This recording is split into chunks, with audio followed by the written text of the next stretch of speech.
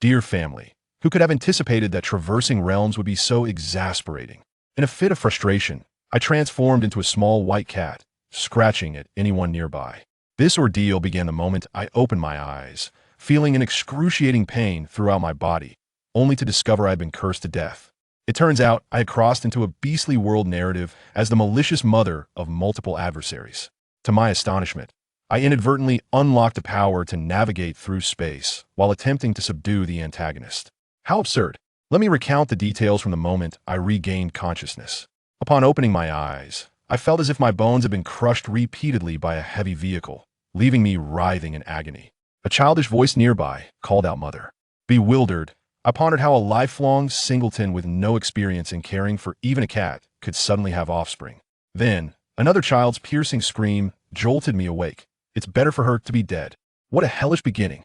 Struggling to rise, I felt a sticky warmth at the back of my head blood. It dawned on me that just moments before, I had been at my uncle's farm collecting eggs, until a sharp pain rendered me unconscious. So, I had my skull cracked open and was sent to the underworld. As I wobbled to my feet, I caught sight of the wretched child who had cursed me, his face a mask of terror as he shielded a smaller girl beside him. What do you want? Do you intend to break my other leg as well? At that moment, my mind buzzed violently, as if I were forcibly inundated with a torrent of alien memories. I must confess, I promptly plopped back down onto the ground. This was no underworld. I had entered the realm of beasts. I had become a hapless character named Jiang Xinghua. The former owner of this body was a feeble female cat who had been sullied, unable to find a mate, and had given birth to 5 offspring. Overwhelmed by postpartum depression and unable to find her way back to her tribe, she descended into madness, unleashing her fury upon her children. Ultimately, she met her demise at the hands of a wild boar, and thus I arrived here. To make matters worse, the information flooding my mind revealed that I was not merely traversing realms, but had entered a narrative. I had become the malevolent mother of several catastrophic villains in this beastly tale. The girl under protection, named Qing Yuan, was the most ruthless female antagonist in the story. At that moment, I could only think, it would be better to be dead, starting with 5 offspring who viewed me as their enemy. How could I possibly navigate this predicament? I'm telling you, are you listening? The boy's voice snapped me back to reality. I gazed at him and tentatively asked, "Are you Qinglan?" His injured leg was in a dreadful state, festering and oozing. It was a painful sight. Yet, he held his head high, exuding an expression of "stay away from me." Humph, the little brat. As I gazed upon his injured leg, a deep sense of discomfort washed over me. His stomach grumbled audibly. Braving the musty and unpleasant odor of the cave, I scoured a corner and discovered a few red berries, which I promptly washed in a stone basin outside and presented before him. "You're hungry, please eat." He was momentarily taken aback, his expression akin to that of someone who had seen a ghost. Ah, it dawned on Meth, original owner of this body, had always indulged himself first, leaving these little ones, barely 4 or 5 years old, to fend for themselves and face reprimand if they returned empty-handed. No wonder his expression was so incredulous. "Suit yourself if you don't want to eat." I took one for myself and bit into it with a satisfying crunch. Goodness, how sweet. Pure and organic, far superior to the technologically laden fruits of my time. I devoured 2 in quick succession, just as I had managed to quell my hunger when I spotted the little girl, Qing Yuan, returning with an elderly woman in tow. This woman was the healer of this world, a shaman.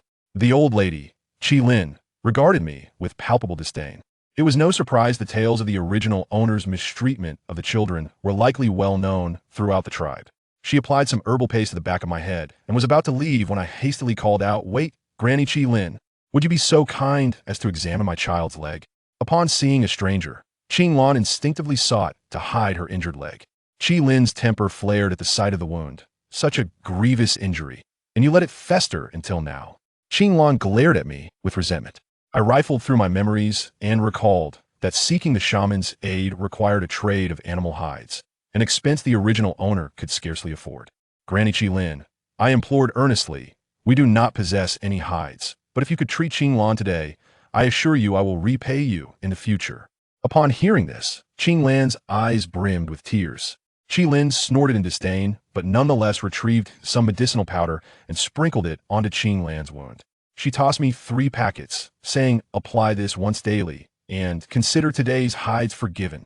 I expressed my heartfelt gratitude as she departed, only to find the 2 little ones inside the cave, staring at each other with wide eyes, their expressions filled with bewilderment at my uncharacteristic behavior.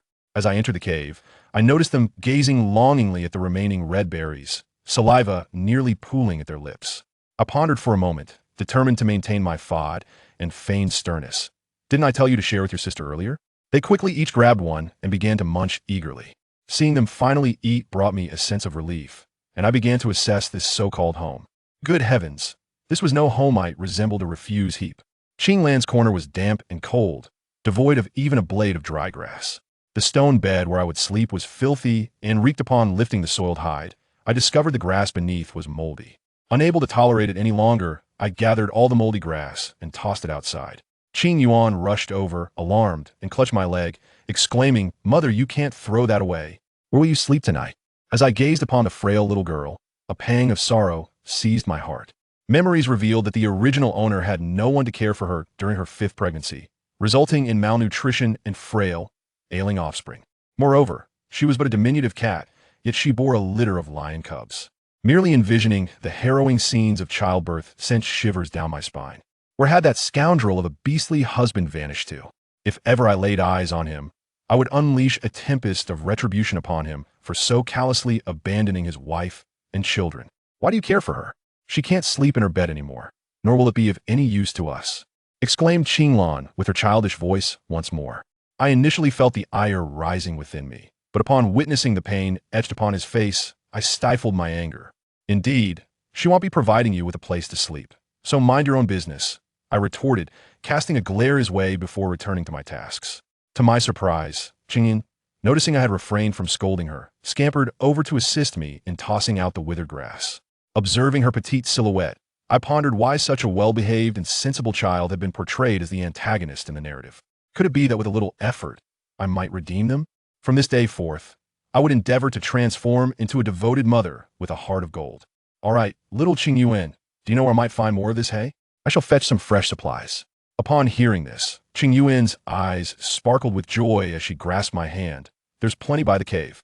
Mother, I will help you. I gently ruffled her tousled golden locks. These little ones possessed a commendable foundation of beauty, albeit hindered by the original owner's neglect. Scoundrel Xinglua, how could you make such a small child work for you? Once I'm well, I will take over. Qinglan shouted from behind, beads of cold sweat adorning his forehead. Unable to bear it any longer, I approached and lifted him into my arms. At first, he struggled fiercely, but I placed him in a clean spot where he could bask in the sunlight. Stay here obediently. The sunlight was blinding, yet his expression softened considerably. At that moment, a small red heart appeared above his head with a cheerful ding, accompanied by a progress bar. 5. Immediately thereafter, a mechanical voice resonated in my mind. Congratulations, host.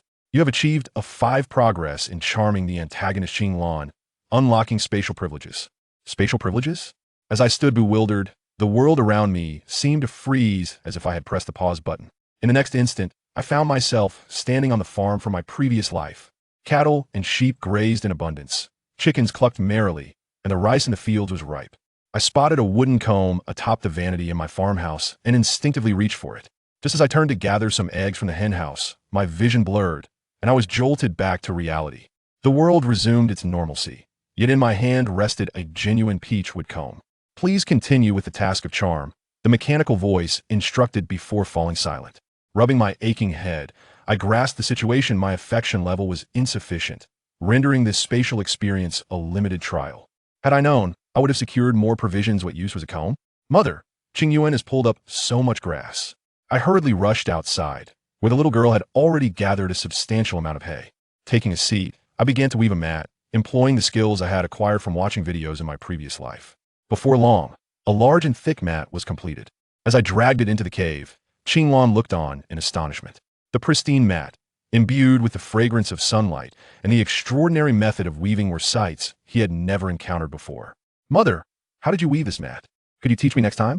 Qing Yuan approached, her voice tinged with innocence. I gently stroked her fluffy hair and, glancing at the comb in my hand, an idea sparked within me. Little Qing, how about I give you a bath? The little girl's mouth hung agape, as if she could fit an egg inside, her face a canvas of disbelief. Really?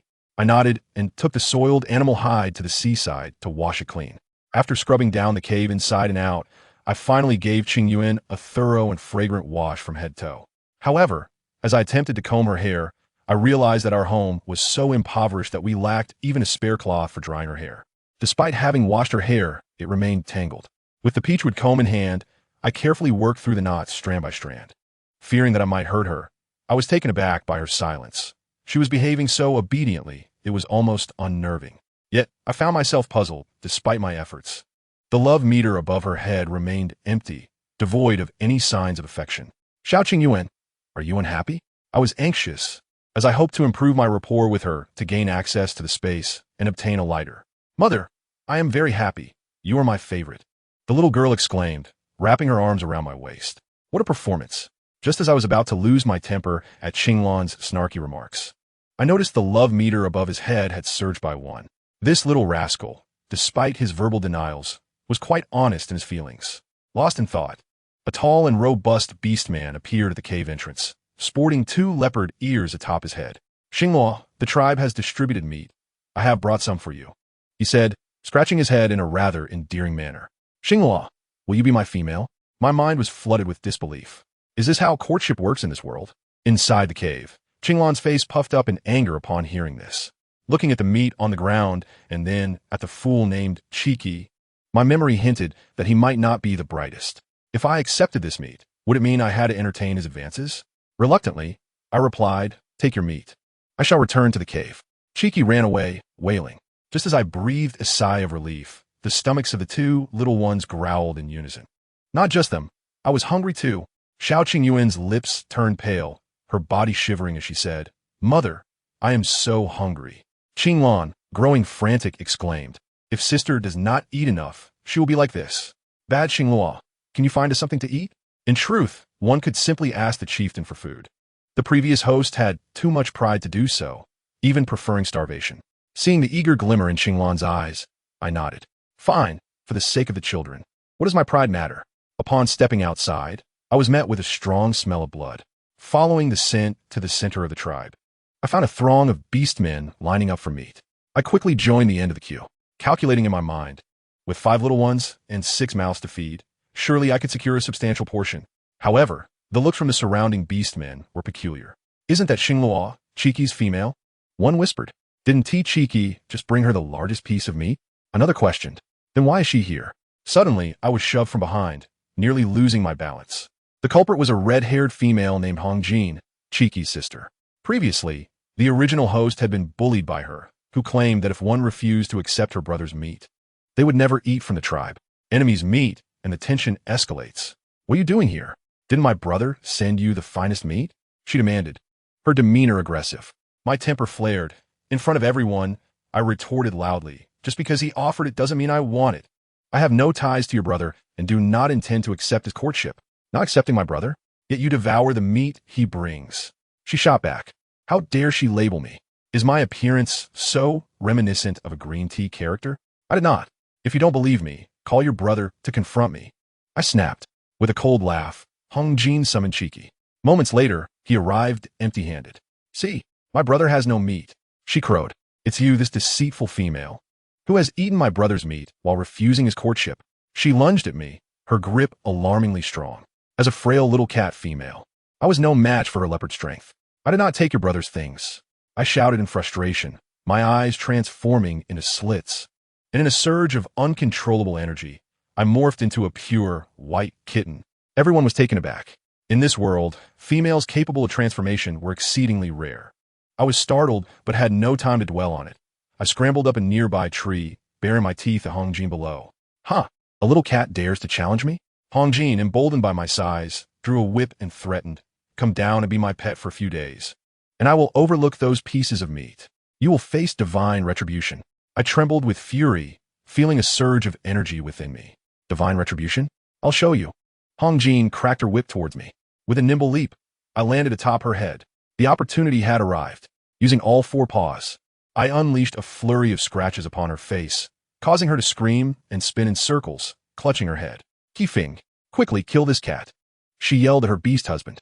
Seeing him rush over, I took the chance to inflict a few more scratches before jumping down, ready to flee. However, a large hand caught me midair. Fur bristling, I extended my claws to scratch. Calm down, little one, a gentle male voice soothed. Looking up, I met the gaze of a golden-haired male with amber eyes. He spoke calmly. Cheeky just ate the meat himself. I saw it in the forest. Relief washed over me. It seemed there were still good souls in the tribe. I relaxed instantly. Hong Jin's demeanor shifted entirely upon seeing this man, her fierce expression melting into infatuation. I turned to observe the male named Chi Yin, his well-defined abs pressing against my fur, causing me to bristle once more. Put me down, I demanded. Chi Yin chuckled and set me on the ground. As I regained my composure, a radiant light enveloped me, slowly returning me to my human form, leaving a pure white crystal in my palm. Impossible. How could you possess special abilities? Hong Jin shrieked. The surrounding beastmen gazed at me with astonishment. It dawned on me that females capable of producing special ability crystals were exceedingly few in the beast world. Chi Yin looked at me with newfound admiration. I was disinterested in their reactions and firmly asserted, "Now, can I have my meat returned to me?" Chi Yin nodded, "Of course. Would you like me to deliver it to you?" "No need." I shook my head, shouldering the hefty piece of meat and departing. Oddly, ever since acquiring that white crystal, I felt a surge of strength. Carrying the meat was effortless. As I dashed back to the cave, I heard Qinglan's voice wailing within. She must have run off like she did with the others. She doesn't want us anymore. This little one had an abysmally low sense of security. Entering the cave with the meat, Qinglan's cries ceased abruptly, only to be replaced by more intense sobs. "Why did you return so late?" "I was so scared. I was at a loss. I truly lacked the skills to comfort child. All I could do was mimic the gesture of petting a cat, gently stroking her little head while earnestly assuring, 'Fear not, mother will never leave you. You are a male. You must not cry, understand?' Feeling the warmth of Qing Yuan's body plummeting, Qinglan immediately ceased her tears. "Bad Xinghua, can you cook some meat? Xiao Qing Yuan is so cold." I hurriedly cradled Qing Yuan, whose temperature was alarmingly low. My heart ached. I piled wood beneath the stone pot. Qinglan's affection had recently risen to 8, and seizing the moment, I slipped into the space to retrieve a lighter. As the flames flickered to life, Qinglan's eyes widened in astonishment. Bad Xinghua possesses fire abilities. With deft movements, I simmered the meat while surreptitiously adding some spices and noodles I had purchased earlier. The aroma was divine. Even my own stomach growled in response. Once the meat noodle soup was ready, I served myself a bowl, cradling Qing Yuan in my arms. I spoon-fed her the soup, and she instinctively opened her mouth to drink. Qinglan dove into her meal, her cheeks flushed with color, gazing at me, feeding her sister with envy. "Mother, what is this fine, white, and thin thing?" "It's delicious." Qing Yuan, recovering, pointed at the noodles. I found this on my way back." "I ascend it tasty?" I replied, fabricating an explanation. "Mother's cooking is the best." Just as I felt a sense of relief, preparing to serve myself a bowl, I noticed a figure standing at the cave's entrance. It was Chi Yin. He stared intently at me and then asked Xinghua, "Will you be my mate?" I nearly dropped my bowl, my temper flaring as I snapped. "I refuse. Leave me alone. Who are you to propose marriage? In the realm of cyberpunk, none can rival your cybernetic essence. Xing Luo, your offspring require male protection. I shall assist you in caring for them, and together we shall nurture our own progeny." The mere mention of nurturing evokes a flood of painful memories from the original host childbirth experiences, causing me to nearly shout. "I have declared, I shall not become your partner." Upon witnessing my genuine anger, Chi Yin reluctantly withdrew, visibly hurt. As I observed him retreat, I ravenously devoured my meal, consuming 2 bowls before the restlessness within my body began to subside. Within the cave, Qing Yuan and Qinglan had overheard our earlier conversation. "Brother, if Uncle Chi Yin truly wishes to become a partner with Mother, would you approve?" Qing Yuan inquired softly. Qinglan scoffed in response. "What are you scoffing about? Let me tell you, this little brat has given me the cold shoulder, with a pout that exudes such grievance. Do you think that if you become involved with that beast and bear new offspring, we will be cast aside?" Her words left me momentarily speechless. The girl named Qing Yuan began to weep, clinging to my waist and lamenting whether she could wait until they found their biological father before I sought out another wild man. My heart sank. Who in our family comprehends the precociousness of this beastly world? Such young children, fully aware of what it means to form partnerships. Yet I reminded myself that I had come here to survive in the wilderness, not to participate in a matchmaking show. Moreover, having fortuitously acquired these lovely children, what need had I for a man? Merely as a decorative object? I hastily comforted Qing Yuan, swearing that I had rejected the one named Chi Yin and that I would dedicate my life to them. This only intensified the little girl's sobs. leaving me with no choice but to hold her tight.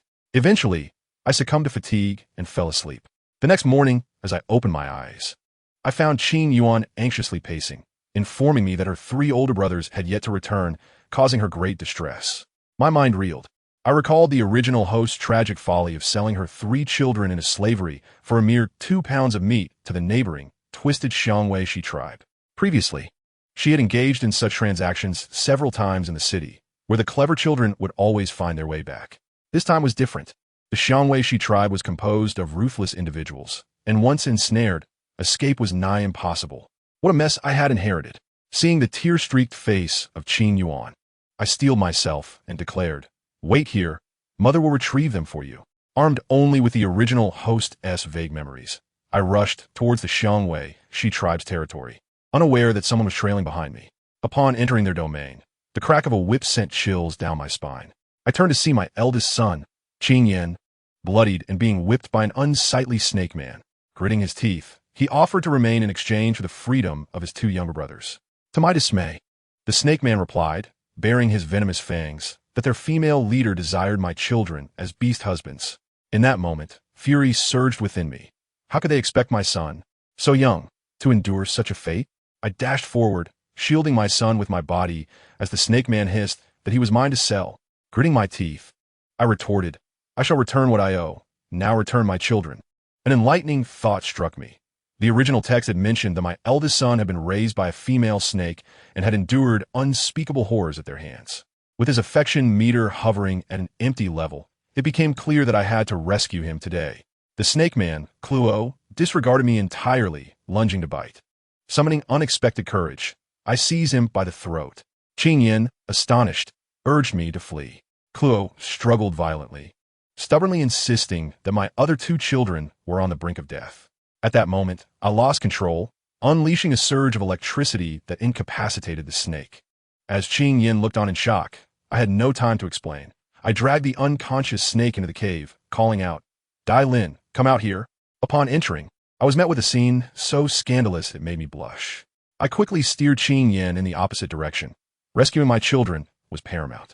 The lair of the female snake leader was spacious, resembling a 2-room apartment. My other 2 sons, Qing Zhuo and Qing Yao, were imprisoned in a smaller cave, under the watch of a snake man. Resolute, I instructed Qing Yin to flee, as he was injured and would only be a burden. Yet he stubbornly insisted, declaring, "I will not leave. You are my mother, and I must protect you." The final 3 words were barely audible. Glancing down, I noted the wounds covering his legs and his pallid complexion.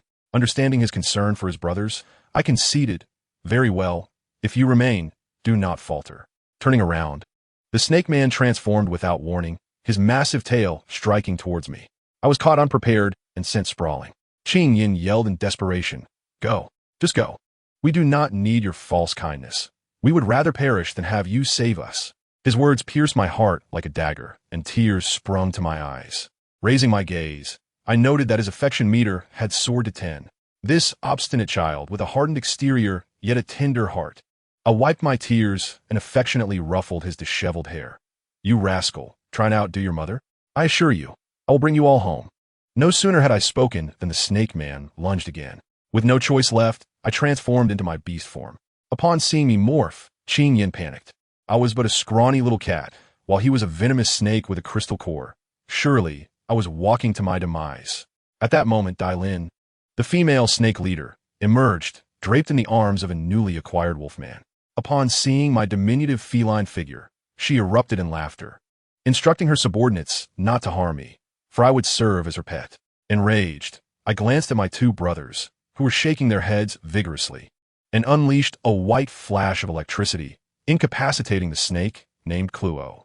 Before I could catch my breath, Qi Yin burst into the cave, instantly recognizing my electric aura. With urgency, I called out to him, "Qi Yin, lend me a hand. I will treat you to a meal in return." He promptly replied with a single word, "All right." Dai Lin protested, claiming she had traded 2 skins and 2 pounds of meat for my 3 children. I retorted angrily, "Is that all you seek? I shall provide it tomorrow." However, she insisted I deliver immediately. I was on the brink of exhaustion, drawing on my last reserves. In that crucial moment, Qi Yin stepped in decisively. "Dai Lin, I will provide the skins and meat." Upon hearing the tribe's foremost warrior speak, she immediately relented. Thus, the crisis was averted. Qian transformed into a mighty leopard, carrying my 3 injured children on his back, racing home like the wind. I followed closely behind, nearly breathless. Upon our return, Qing Yuan and Qing Lan were overjoyed. Panting, I turned to Qian, suggesting he take me hunting next time to repay his kindness. To my surprise, he gazed at me with profound sincerity, saying, "Xing Luo, would you not accept my goodwill? I can protect you and your children." The moment I entered the cave, several pairs of small eyes instantly fixated on me. I felt a wave of embarrassment wash over me and quickly distanced myself from any associations. "No need," I declared. "I possess extraordinary abilities. I will raise my offspring on my own, without the need for a male." Qian appeared quite aggrieved, his eyes reddening, resembling a forsaken golden retriever. Nevertheless, he agreed to take me hunting 3 days later. As soon as he departed, I turned around and observed that Qin Yan's affection level had plummeted from 10 to 8 in an instant. I was taken aback. Can this phenomenon be adjusted? It felt like a roller coaster of emotions. A quick glance at the others revealed that Qing Zhu and Qing Yao had seen their levels rise to 3 and 5. But Qing Yuan remained at 0. I scrutinized Qing Zhu a bit longer, noticing a scar on his brow, which prompted him to immediately lower his head and cover it with his hair, resulting in his affection level dropping to 0 as well. I was astounded. Was a mere glance so consequential? Suddenly, a memory flashed in my mind. The original host had once smashed Qing Zhu's head with a rock simply because he had eaten an extra fruit. I understood then that the path to redemption would be long and arduous. Seeing the children with rumbling bellies, I decided to prepare a hearty meal. I started a fire, stewed some meat, and discreetly retrieved instant noodles and 10 eggs from my own space, tossing them all into the pot. The aroma was simply divine. Qing Yin was the first to be lured by the scent, staring longingly at the pot. I offered him a piece of meat, and his eyes sparkled with delight, struggling to articulate how delicious it was. The enticing aroma even coaxed Qi Yin back, who I felt indebted to, so I served him a bowl as well. Qing Yin, watching from the side, wore an expression of jealousy and concern, fearing Qi Yin might consume his share. His affection level oscillated between 8 and 10 like a pendulum. It became clear to me that this child had been starved by the original host. I hastily filled large bowls for each of the children, finally managing to soothe them. After they were well fed, the children eagerly assisted in tidying up.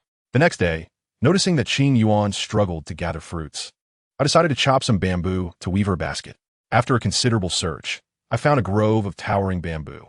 Qing Yin, demonstrating his prowess, transformed and effortlessly snapped the bamboo in a single bite. I also gathered a pile of succulent bamboo shoots. Upon my return, I began showcasing my craftsmanship, quickly weaving a small bamboo basket and then a larger one. The children were entranced, with Qing Yuan and Qing Lan coming over to learn. By evening, I boiled some hot water and took out my cherished shampoo, preparing to give these golden-haired little lions a thorough grooming.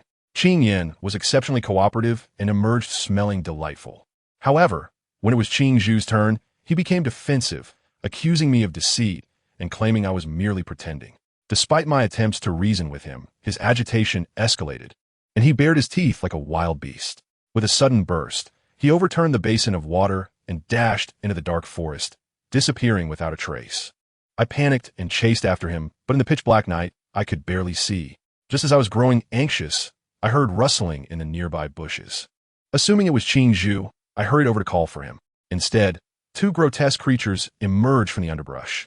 Their appearance was reminiscent of something straight out of the Cthulhu mythos. One of them exclaimed, "Brother, I didn't expect to find a little female in the middle of the night.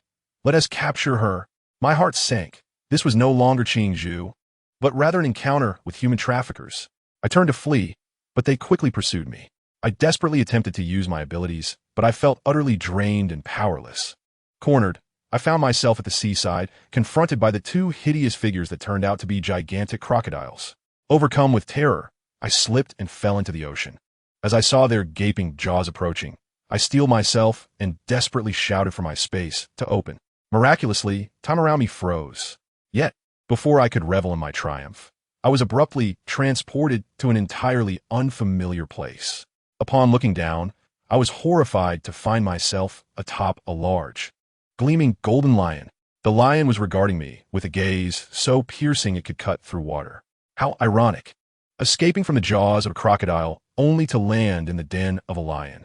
I was petrified, scrambling off him in a hurry, trembling as I stammered, "Please, don't be angry. I'll leave at once." The lion bore a striking resemblance to a live-action Simba, extraordinarily handsome, just as I admired him. A flash of golden light transformed him into a towering man, 2 meters tall, adorned in a leather skirt, with chiseled abs and a trim waist. He was the epitome of a fitness instructor, except for a scar on his chest. My heart fluttered, but before I could process my admiration, he reached out and gripped my neck. The sensation of suffocation enveloped me. This lion truly meant business, just as I thought I was about to meet my end. He seemed to recognize something in my eyes, and suddenly his grip loosened. I fell to the ground with a thud, choking and shedding tears, glaring at him in indignation at his barbarity. He coldly inquired who had sent me. Before I could respond, darkness enveloped me. When I opened my eyes again, I plummeted back into the icy waters. The lion and that place had vanished. Was this a moment of cybernetic time travel? I quickly scrambled out of the sea, relieved to find that the 2 crocodiles had disappeared. Terrified, I raced back to my cave. Upon entering, the children gazed at me with concern, and Qing Zhu had returned. Looking at him, I felt a surge of resentment. Why must I bear the consequences of the original host's misdeeds? I glared at him, dismissing them to bed, uninterested in the brooding Qing Zhu in the corner. Just as I drifted off to sleep, I found myself dreaming of that golden lion, clutching my neck and demanding to know who I was. Startled awake, drenched in cold sweat, my eldest daughter, Qing Yuan, shook me awake, inquiring about my distress. I reassured her, "It's nothing, just a nightmare." Deep down, I knew it was far from just a dream. The following day, my stomach grumbling, I decided to showcase my culinary skills to the children. With the bamboo shoots and meat still available, I retrieved oil, scallions, ginger, garlic, and chili from my space and tossed them into the stone pot. As the sizzling sounds erupted, the aroma wafted through the air, compelling even the neighboring children to tear up from hunger. This was a decisive culinary strike. As I busied myself, a soft, tender voice called from behind me. It was the still-recovering Qing Lan. He quietly advocated for his older brother, Qing Zhu, saying he didn't mean to my leg will heal, but his scar cannot be fixed. We are only 5 years old. My heart shattered upon hearing this. I had believed the original host sold her children out of cunning, only to discover she was utterly despicable. Just as I felt a surge of compassion and reached to pat Qing Lan's head, Qing Yuan rushed back, crying, "Mother, brother has been attacked." Without hesitation, I scooped up Qing Yuan and urged her to lead the way, my mind racing with panic. My children, whom I had not even dared to lift a finger against, who dared to harm them. Upon arriving, I saw my children with swollen faces, and Qing Zhu had blood at the corner of his mouth. This was clearly the work of adults. A woman named Hong Ying approached, pointing a finger at me, accusing my children of stealing fruit from her family. Without giving a second thought, I retaliated with an emphatic slap. "Who do you think you are?" Her husband, known as Qi Rong, attempted to assault me, but with a mere gesture of my hand, I blocked and pushed him aside, leaving him questioning his existence. I approached Qing Zhu and inquired about the situation. He explained that a group of individuals had lost their fruit and, seeing the abundance in our basket, accused us of thievery, which prompted Hong Ying to resort to violence. The case was solved. To my astonishment, this shrew refused to admit her wrongdoing. I rummaged through the nearby bushes and discovered the discarded fruit cores they had just eaten, presenting undeniable evidence. Yet, she tried to argue that my little ones had stolen before. My children shook their heads in protest, clarifying that those had been gifts from kind-hearted individuals. My heart ached for them, and I reassured them, "Mother believes in you." I noticed the small leopard cubs casting glances at a frail little mouse. And it dawned on me. I swiftly delivered 2 sharp slaps to the mouse's face. Hong Ying attempted to intervene, but I pushed her away and delivered 2 slaps to each of her leopard cubs as well. Pointing at them, I shouted, "Apologize. Apologize to my children." The frightened cubs burst into tears and complied. Enraged, Hong Ying lunged at me like a bull, and I kicked her back 2 meters. I flexed my wrist and coldly warned, "Come any closer, and I shall broadcast your cubs' thievery to the entire village." Finally, she cursed and retreated with her husband and offspring. Unbeknownst to me, my children's fondness for me was skyrocketing. On the way home, I cradled little Qing Yuan, yet my heart felt heavy. Gazing at the empty heart-shaped frame above her head was unbearable. During dinner, I sketched the appearance of wheat and rice, asking my children if they had ever seen them. Qing Yin mentioned he had seen wheat, but dismissed it as mere weeds. Qingzhu added that these items were favored by both birds and beasts, perhaps found in Nufeng City. Suddenly, I recalled a crucial detail. In the original story, the protagonist saved the future lord of Nufeng City, Song Lan, yet my dear Qing Yuan had assumed his identity. To prevent my beloved daughter from treading the treacherous path of a villainess, I resolved that we must never go to Nufeng City.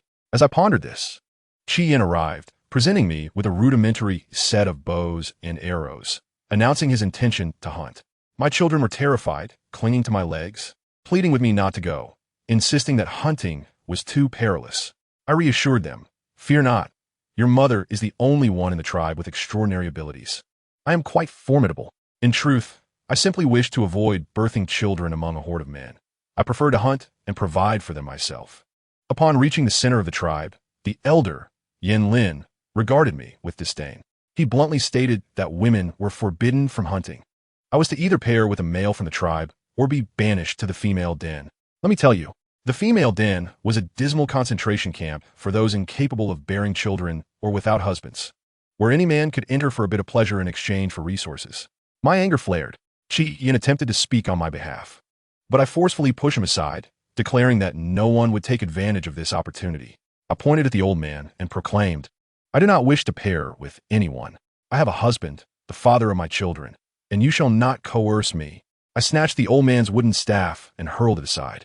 His face turned green with fury as he bellowed, "This is an act of rebellion. Bind her and send her to the female den." Seeing the situation escalate, I realized that discretion was the better part of valor. Swiftly transforming into my beast form and fleeing. The elder, upon witnessing my transformation, became envious and shouted, "Whoever captures her shall possess her." I unleashed a surge of electricity. Incapacitating the advancing men, I dashed back to the cave, yelling at my children, "Hurry! We cannot remain here. We must leave." I opened a portal, freezing time, and began hastily packing all of our belongings as if I were a moving company. Just as we escaped the tribe, the group of leopards caught up with us. Shielding my children behind me, I braced myself, prepared to face death once more. Suddenly, a shadow darted beside me. It was Qi Yin. He urged me to trust him and follow him to safety. I gritted my teeth and agreed. Now was not the time for hesitation. I leaped onto his back, and with lightning speed, he whisked us away from our pursuers. After running for quite a distance, Qi Yin asked, "Xing Luo, where do you wish to go?" Where did I wish to go? At that moment, my mind was blank. Having traversed into this realm, I was utterly disoriented, unable to discern directions. Qi Yin, however, proved reliable, suggesting we head south to a place called Jiu Yin Tribe, inhabited by gentle deer-like beastmen who were unlikely to provoke conflict. Very well, I agreed to go. His leopard form was akin to a high-speed train. While others would take half a month to traverse the distance, he covered it in just 7 days. Along the way, I also gathered a fair amount of wild wheat, a strategic resource that must be stored in my space as a treasure. As we neared our destination, I sat down to nibble on some berries, when suddenly I heard rustling in the bushes. My curiosity piqued, I approached and discovered a rabbit, adorned with a shiny object on its forehead. In that instant, a voice in my mind screamed, "Capture it! Consume it! Your body craves energy. Who understands this primal instinct?" Without a second thought, I swiftly caught the rabbit, plucked the glimmering crystal from its forehead, and held it in my palm, only for it to vanish. To my astonishment, my pale face, previously drained from childbirth, instantly flushed with vigor. I tossed the rabbit to Qing Yin and the others for processing. They skillfully skinned it in no time. The pelt just right for a little skirt for Qing Yuan. It was then I realized I had awakened my extraordinary abilities. The energy was white and crackling with electricity. I attempted to concentrate the energy in my palm. Its brilliance could serve as a small night light. Little Qing Yuan curiously approached and touched it, and my sparks danced around her, sending delightful tingles through her, eliciting exclamations of comfort. Even more astonishing, as the electric light flickered, I noticed that Qing Yuan's hollow heart, representing her fondness for me, was ensnared by a faint, dark mist. With a flash of my electricity, the mist dissipated slightly. This was not in the script. The original tale did not mention this. A sense of dread washed over me, realizing that my children's backgrounds were far more complex than they appeared. However, I refrained from voicing my concerns and merely patted her head, promising to teach her how to cultivate her abilities in the future. When Qi Yin returned from hunting, his eyes widened at the sight of our prepared rabbit. likely astonished that I, a female, could capture a beast adorned with a crystal. I offered him a piece of roasted rabbit meat, its aroma enticing. I had secretly sprinkled some cumin and chili powder for my space, making it so delectable that he could scarcely speak, finishing it in a few bites before quietly tending to the 2 chickens he had brought back. Observing my prowess with fire, his expression grew complex, likely lamenting the lack of appreciation for the talents of the Jiangning tribe. I paid him no mind. My focus was solely on reaching our destination and finding a shaman to examine young Qinglan's injured leg. By noon the following day, we finally arrived at the Jiuyin tribe. I was utterly taken aback. This was no primitive tribe. It resembled a pastoral resort. The inhabitants did not dwell in caves, but in thatched cottages, complete with tables and chairs. Their level of civilization was astonishingly advanced. It turned out that Qi Yin had come to visit his half-sister, Zhou. She too had faced adversity, nearly confined due to a low fertility assessment. But her husband's father had found a way to send her here. And guess what? After 3 years here, she was now expecting. Upon seeing his sister, Qi Yin was overwhelmed with emotion, nearly brought to tears. The tribe's leader, Jiu Tai, was exceptionally kind. Upon hearing my situation, he immediately offered me a place to stay, stating that they had no such oppressive rules as the female den. Remarkably, he even provided me with an empty wooden house, ready for me to move in. As I followed the crowd, I discovered a breathtaking sight behind the house. The hills were carpeted with wild wheat. A wave of laughter erupted from me as I realized that this immense fortune had finally graced me. The little ones were also curiously exploring their new home, thoroughly delighted with their surroundings. Just as we settled in, chaos ensued outside. Zhou was about to give birth. Upon hearing that a shaman was present, a great weight lifted from my heart. I hastily retrieved items from my spatial storage, setting up a stone pot at the entrance for the children to snack on some fruits while I dashed off to witness the commotion. Although the orcs here were feeble, they possessed remarkable kindness. On my way, a female named Shui Li insisted on escorting me, cradling a clutch of bird eggs that she claimed would help Zhou regain her strength. Upon reaching Zhou's doorstep, Qi Yin was in a flurry, akin to an ant on a hot pan. As evening approached, the unmistakable sound of the healthy baby cheetah's cries filled the air. To my astonishment, I found Shui Li preparing to feed her raw eggs. I was taken aback and soon learned that they had no means of fire. In this era of 2025, who still consumed their food raw? I exclaimed for them to stop and let me take over. I discreetly pulled out a lighter, igniting a flame to fry an egg on the stone slab. This simple act left the innocent orc villagers utterly astounded. As they caught the enticing aroma and witnessed the flickering flames, they knelt before me, hailing me as a goddess. I was left in utter disbelief. Dear family, I merely wished to avoid raw eggs. The chieftain, Jiu Tai, was particularly ecstatic, proclaiming me a messenger sent by the beast god. Well, it seemed I was destined to embody this goddess role, whether I wished to or not. I decided to go along with the flow, offering to teach them how to create fire, but first, we needed to find a stone called flint. In the days that followed, Qi Yin chose to stay, eager to learn the art of fire-making from me. Chieftain Jiu Tai generously bestowed upon me a large piece of meat and an abundance of fruits, including tomatoes, eggplants, and bell peppers. My goodness, it was nothing short of paradise. I returned home, overjoyed, to prepare a hearty stew for the little ones, who devoured it with glee. The following day, I ventured to the riverbank with a few strong males from the tribe, and Qi Yin in search of flint. While we searched, a sudden splash echoed from the river, and a large carp leaped onto the shore, transforming into a handsome young man with an 8-pack. Before he could utter a threatening word, my feline instincts kicked in. With a fierce yowl, I reverted to my cat form and pounced. The sight was comical, akin to a cat chasing fish. Qi Yin quickly intervened, gently reminding me that he was an orc and not meant to be prey. I was grateful for his intervention. The fishman, blushing upon seeing my human form again, stammered a few words before diving back into the river. We swiftly gathered a considerable amount of flint, and I demonstrated how to create sparks by rubbing the stones together, also teaching them the method of fire by friction. The orcs watched in awe, as if they had discovered a new continent, cherishing the flint like precious treasures. I thought the day had concluded, but to my surprise, Qi Yin returned at midnight, drenched in blood, dropping 2 red beast crystals and 2 large wild boars at my feet. He then knelt before me, declaring his desire to become my guardian beast. I was left utterly bewildered, my expression akin to that of an elderly subway passenger engrossed in their phone. What was this? A guardian beast? He explained that it was a one-sided protection and not a mating bond, revealing a faint lightning mark on his wrist before scurrying off to inform his female at the Jianing tribe, promising to remain by my side forever. I gazed at the two boars and the glimmering stones, momentarily lost in thought. I decided to keep the meat, but resolved to procure the beast crystals myself in the future. The next morning, I pondered how to prepare these massive wild boars for the little ones. Qing Yin and the others had already taken the initiative to fetch water and craft animal skin skirts, fully embracing their new life.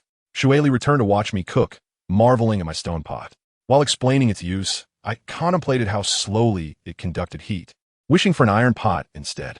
I remembered having a book on smelting iron or my spatial storage, but there was no rush for that now. I mused that while the stone pot was functional, it was a slow and cumbersome method of cooking. Shueli, the curious child, surrounded me with questions about the pot, mistakenly believing I had named it. Very well, I acquiesced, and henceforth, this large stone bowl would indeed have its own name. The enticing aroma of meat wafted through the air, enticing Shueli to stay for a meal. To my surprise, she proved to be a treasure. My clumsy hands nearly turned my daughter Qing Yuan's hair into a frizzy mess while attempting to braid it, but Shueli deftly styled a beautiful braid in no time. Seeing her talents, I decided to teach her basket weaving. I learned of a nearby market where we could trade items for beast crystals. My dear family, my abilities had hit a bottleneck, and I desperately needed those crystals to rejuvenate my powers. Upon hearing about the potential for profit, Shueli's eyes sparkled with excitement, and she eagerly proposed a partnership. Without hesitation, we set off to gather materials together. In our realm, we might lack many resources, but we were rich in trees, making it easy to find a bamboo grove. The bamboo here grew tall and sturdy, resembling the mighty Optimus Prime. Shueli fretted over how to transport it back, but my young companions, Qing Yin and Qing Zhu, effortlessly felled two towering bamboo stalks with a few swift strikes. Shueli's jaw dropped in astonishment, likely overwhelmed by the destructive prowess of the young orc children. I urged them not to focus solely on cutting bamboo, pointing out the bamboo shoots nearby and suggesting we dig some up for an evening feast. Shueli was baffled, insisting that they were too tough, only edible by the panda orcs residing atop Ming Yuan Mountain. Panda orcs? What a revelation. It seemed even the iron-eating beasts had made an appearance, further expanding this world's fantastical scope. Shueli mentioned that the panda tribe's chieftain, Ming Bao, was exceptionally kind and never bullied weaker orcs. Truly a national treasure, spreading peace wherever they went. Upon returning home, my little ones, eager to prove themselves, threw themselves into work with great zeal.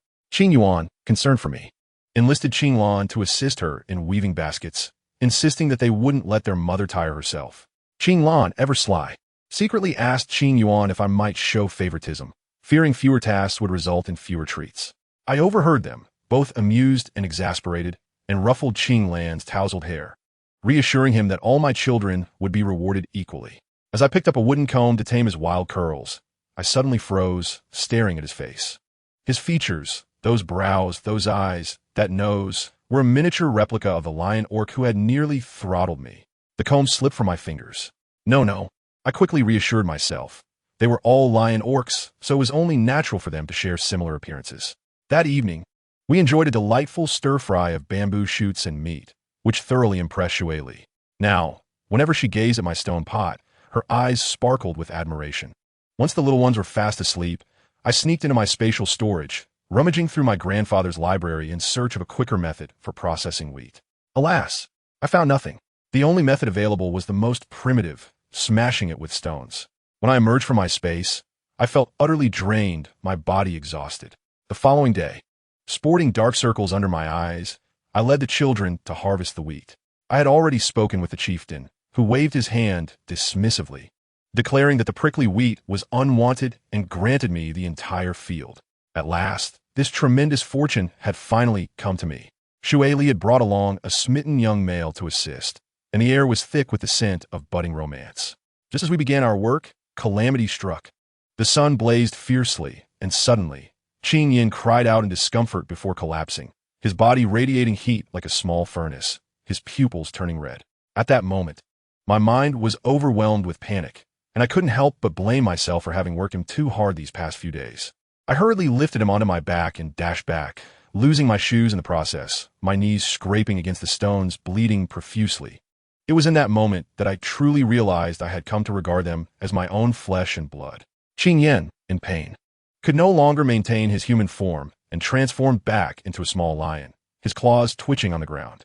Shui Li quickly fetched the shaman, Hua Yin. Upon seeing the situation, Hua Yin wasted no time and placed 2 white beast crystals into his palm. To my astonishment, the crystals were absorbed instantly, and a shimmering azure ability crystal formed in his hand. My eldest son had awakened his powers, wind, elemental abilities. Moreover, when he reverted to his human form, his features became more defined, resembling that scoundrel lion by 7 parts. Well, look at that, you rascal, playing around and then running off, leaving me with 4 surprise blind boxes. Next time we meet, I must pretend not to recognize you. Whoever acknowledges you is a fool. Hua Yin was ecstatic, proclaiming that the offspring of the divine lady had awakened abilities and confidently stated that my daughter, Qing Yuan, would surely do the same in the future. She mentioned that in the entire beast realm, only the Zhu Ke and the Python clans have naturally occurring abilities, beings of divine messenger caliber. I stood there, momentarily stunned. Meanwhile, on the other side, Qi Yin was not as fortunate.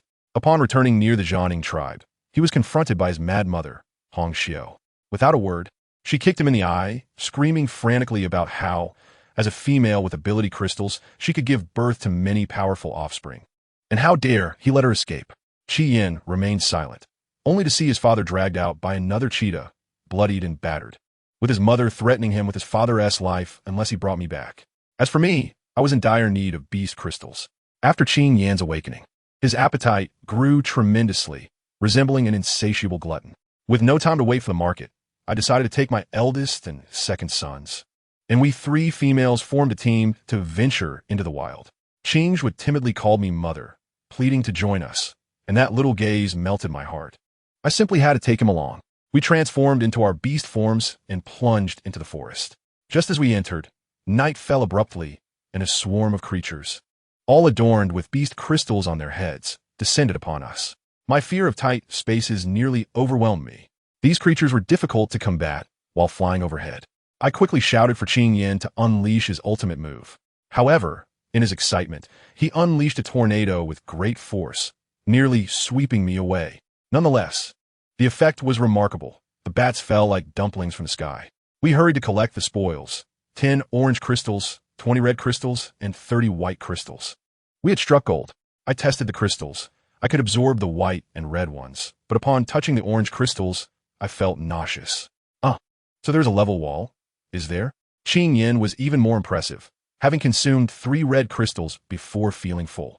I sensed a force within me suppressing my abilities. Otherwise, I would surely absorb more than he did. Frustrated, I punched a tree, only for a green lump to fall and hit my head. Picking it up, I found it cracked open to reveal a brown hard shell. Guess what?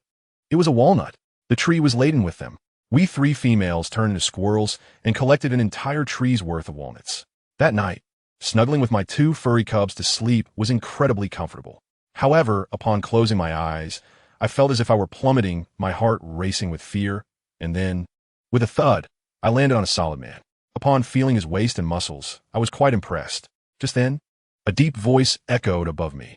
"Have you had enough of touching?" Hearing that voice, I panicked. It was that lion man again. He had become my nightmare. I still remembered how he nearly choked me to death last time. Terrified, I curled up like a small kitten, baring my teeth at him. He, however, found me amusing and lifted me by the scruff of my neck, causing me immense pain. He tossed me onto the stone bed in his cave and even dared to rub my belly. I exploded in anger, transforming back to my human form, and his paw landed right on my chest. What do you know, family? I hastily jumped off the bed to escape, but he held on to me tightly, asking for my name. Why does it concern you? I gathered all my electrical energy and delivered a powerful shock, sending a tremor through him. Yet he refused to let go. Just then, I vaguely heard my cub calling for me. "Mother, where are you?" With a whoosh, I vanished from the dream, leaving the lion man bewildered. Meanwhile, my situation was even more chaotic. As soon as I landed, I heard my son's frantic cries. "Mother, save me." Goodness, it was Qing Zhua. Following the sound, I found Qing Yin frantically pacing, stating that his brother had apparently fallen into a pit. As a mother, how could I tolerate this? I rushed towards my son's scent, And indeed, there was Qingjue, the unfortunate little one, stuck at the bottom of a dark pit, crying for help. In no time, I tossed down a vine, and just as Qingjue was about to climb up, suddenly a great force struck from behind, causing both me and Qing Yin to tumble into the pit, becoming the second and third unfortunate souls. This pit was remarkably well-crafted, deep and wide, a genuine trap. Looking up, I saw two children standing at the edge of the pit, a boy and a girl. The girl had silver hair, shimmering in the moonlight like a special effect, laughing gleefully. Songling, look, we've caught ourselves some prey. Songling? My mind buzzed. Was this not the character from the original story who played the sycophant to the female protagonist? And the one beside him was the so-called pure-hearted and kind-hearted female lead. Ling Shuang? Dear friends, you can imagine my despair. The saintly Maria described in the book had turned into a mischievous child in reality? So, all her kindness was merely a facade, hiding a heart full of malice? I had seen through it, from Dai Lin to this Ling Shuang. The entire Snake clan had been nothing but a source of discomfort for me. As I contemplated this, Ling Shuang continued her act. Let me see what kind of prey we have here. What a nuisance. It dawned on me that these were my children's fated adversaries. In the original story, did she not coerce Qing Yuan into giving her Qing Zhua as a mate? Qing Zhua had true love already, but for the sake of his sister, he was torn apart from it. This plot had frustrated me so much that I felt like sending the author a letter with a blade. Now, seeing her in person, my fist clenched in rage. We are not prey, I scoffed, signaling to my son. Qing Yin, showcase your talents. Understanding my cue, my son waved his hand, and a gust of wind lifted us three females out of the pit. Ling Shuang's face turned pale, clearly not expecting us to possess such power. I grabbed my two sons, eager to leave. I would not let this pest near us. However, Ling Shuang, ever observant, spotted Qing Yin's abilities and instantly switched to a sweet demeanor. Sister, don't go. We're lost. Please take us out with you. Her ability to change faces was astounding. She could easily win an award for face-changing performances. The foolish boy named Song Ling attempted to pull her back, warning that we were suspicious, but Ling Shuang quickly charmed him with sweet words, calling him brother and sister with such affection. No wonder my naive daughter, Qing Yuan, could not match her. This green tea was far too cunning. You're right, Song Ling. I cut off her words. We have no intention of leaving the forest. You may find your own way out. I refused to believe that I could not avoid her. Yet, Ling Shuang clung to me like a stubborn gum, her eyes darting between my two sons. Alarm bells rang in my mind. She couldn't be more than 8 or 9 years old and was already scouting for potential partners. She had her sights set on my sons? Not a chance. My son could hardly contain himself, bursting out, "Can't you see that my mother doesn't want this? How shameless can you be? Oh dear, my son is just 5 years old and already knows how to curse. Yet, he delivered it well. Truly, he is my future villainous progeny." Ling Shuang, unfazed by the retort, continued to feign innocence, while that Song Ling was infuriated, pointing at my son and demanding an apology. My son rolled his eyes and dragged me away. Ling Shuang attempted to pursue us, but was hindered by her tearful demeanor, as Song Ling focused on comforting her, leaving no chance to catch up with us. We dashed away, transforming back into our beast forms, sprinting towards home. I had initially intended to gather more beast crystals, but upon seeing Ling Shuang, I wanted to leave without a moment's delay. By the time we returned to our cave, panting like dogs, the day had turned dark. Our 3 stomachs growled with hunger. I swiftly retrieved several packets of instant noodles from my space, added a few eggs, and tossed in generous chunks of meat to boil in the stone pot. Who understands the joy of a family after laboring outside, enjoying a steaming bowl of meat and egg noodles?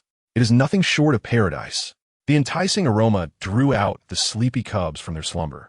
My daughter, Qing Yuan, blinked sleepily at me. After a few days apart, her little face had grown thin, and my heart ached for her. I quickly beckoned them to join in the feast. They had long grown weary of the pancakes prepared by Sister Shui Li, and my daughter complained about the cold sensation returning to her body.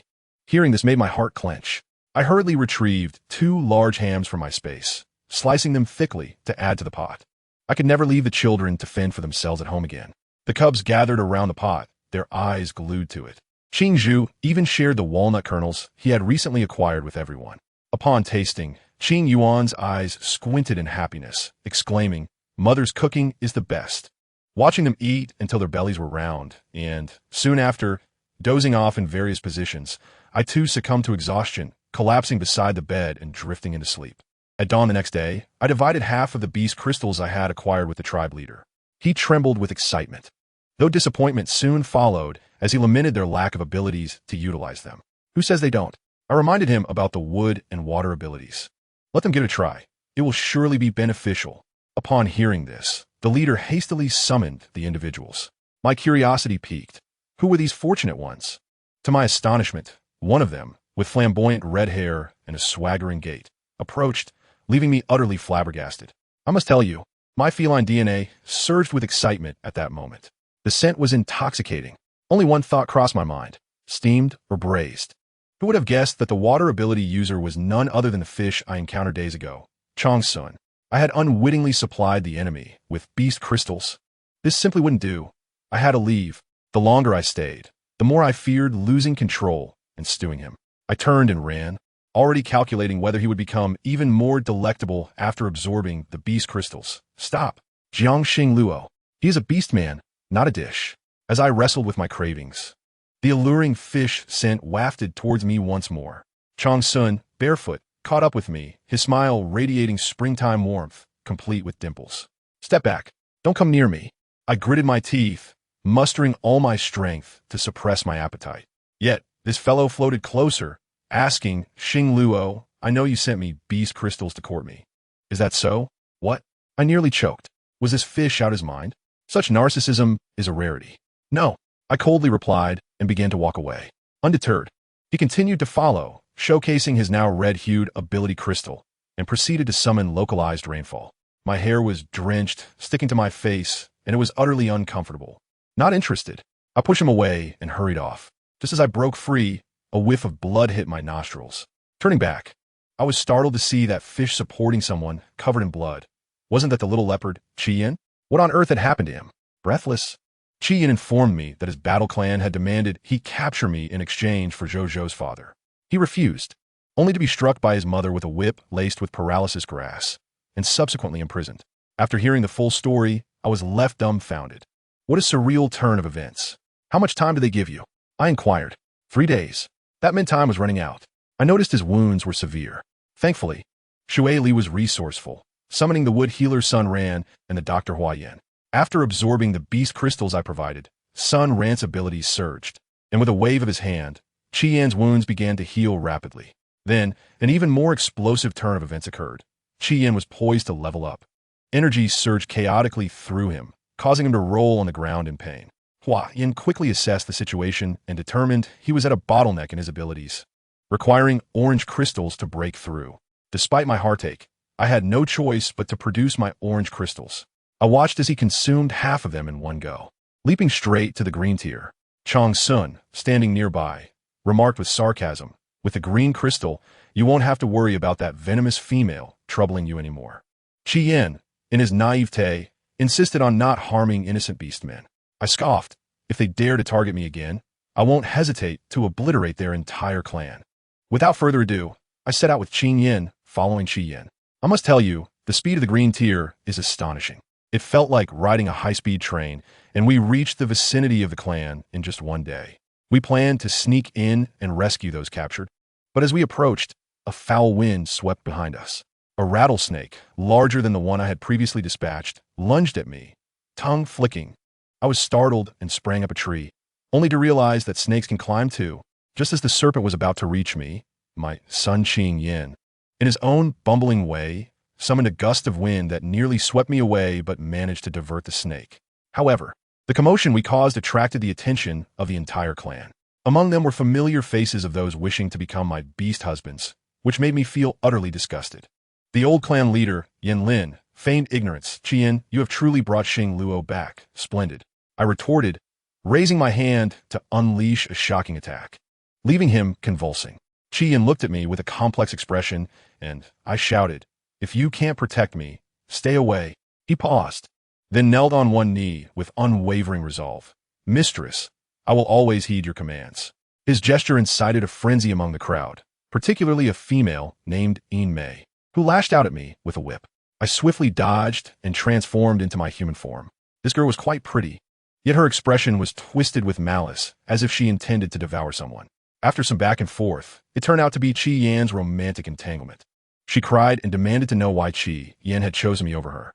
For goodness sake, what time is it to be playing out a melodrama?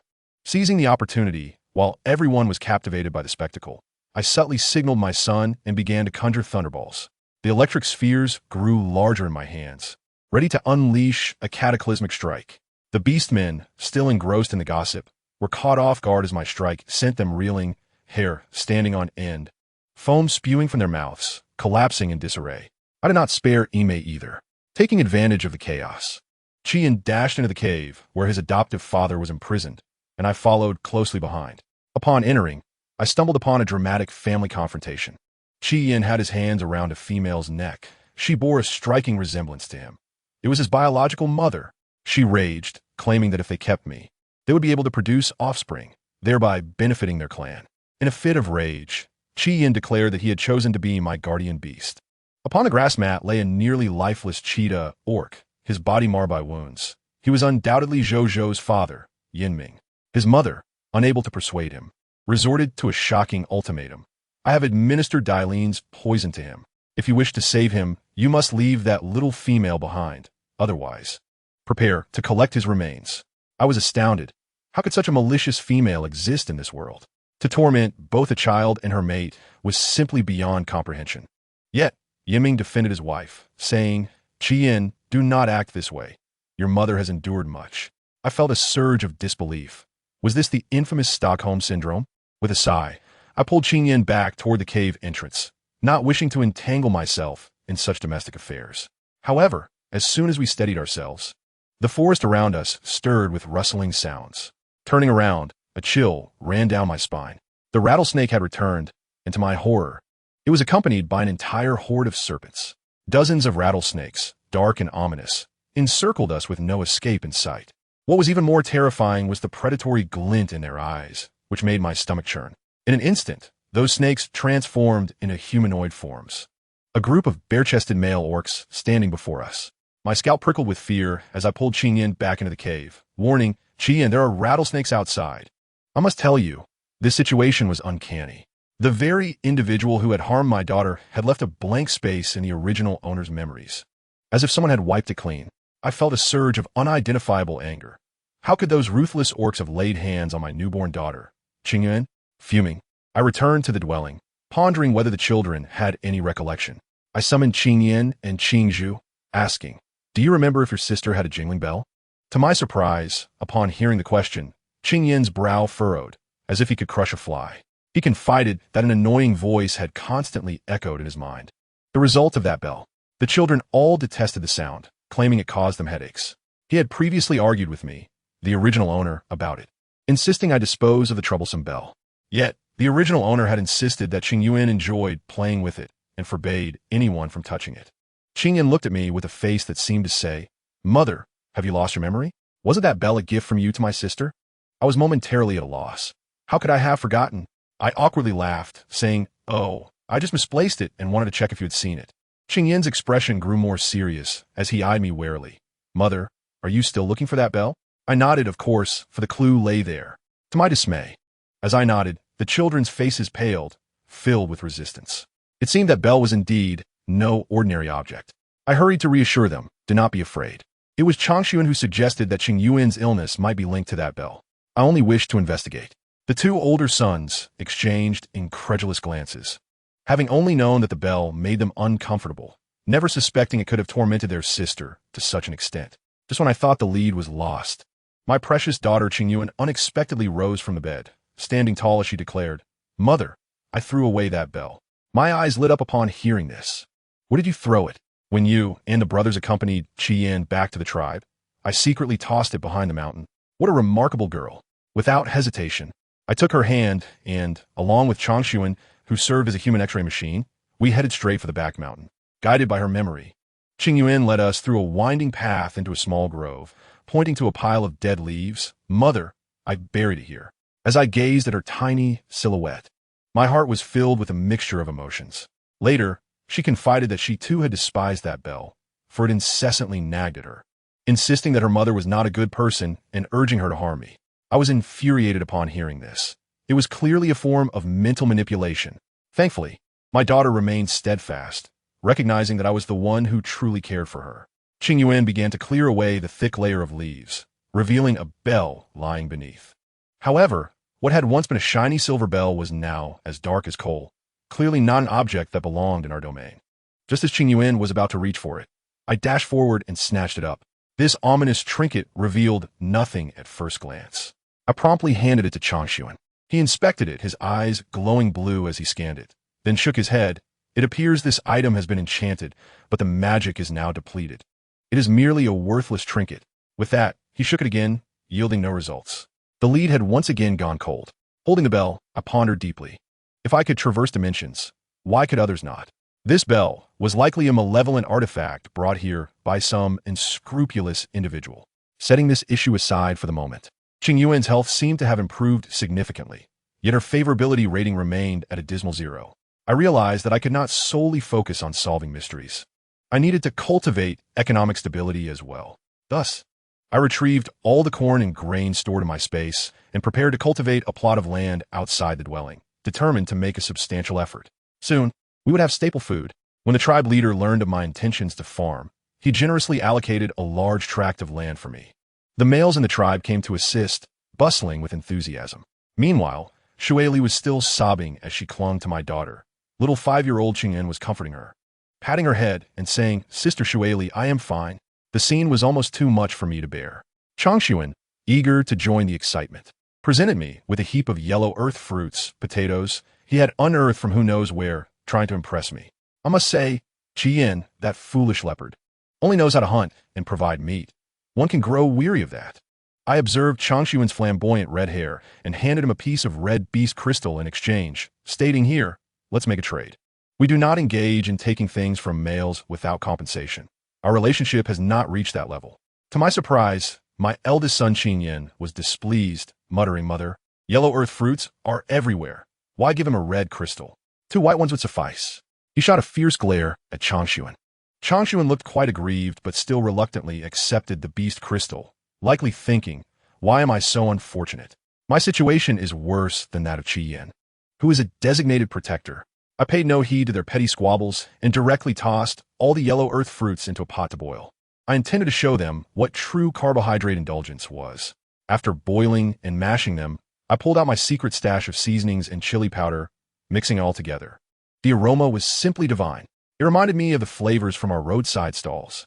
Alas, if only I had oil, otherwise, the entire wolf-tooth potato dish would have been utterly delectable.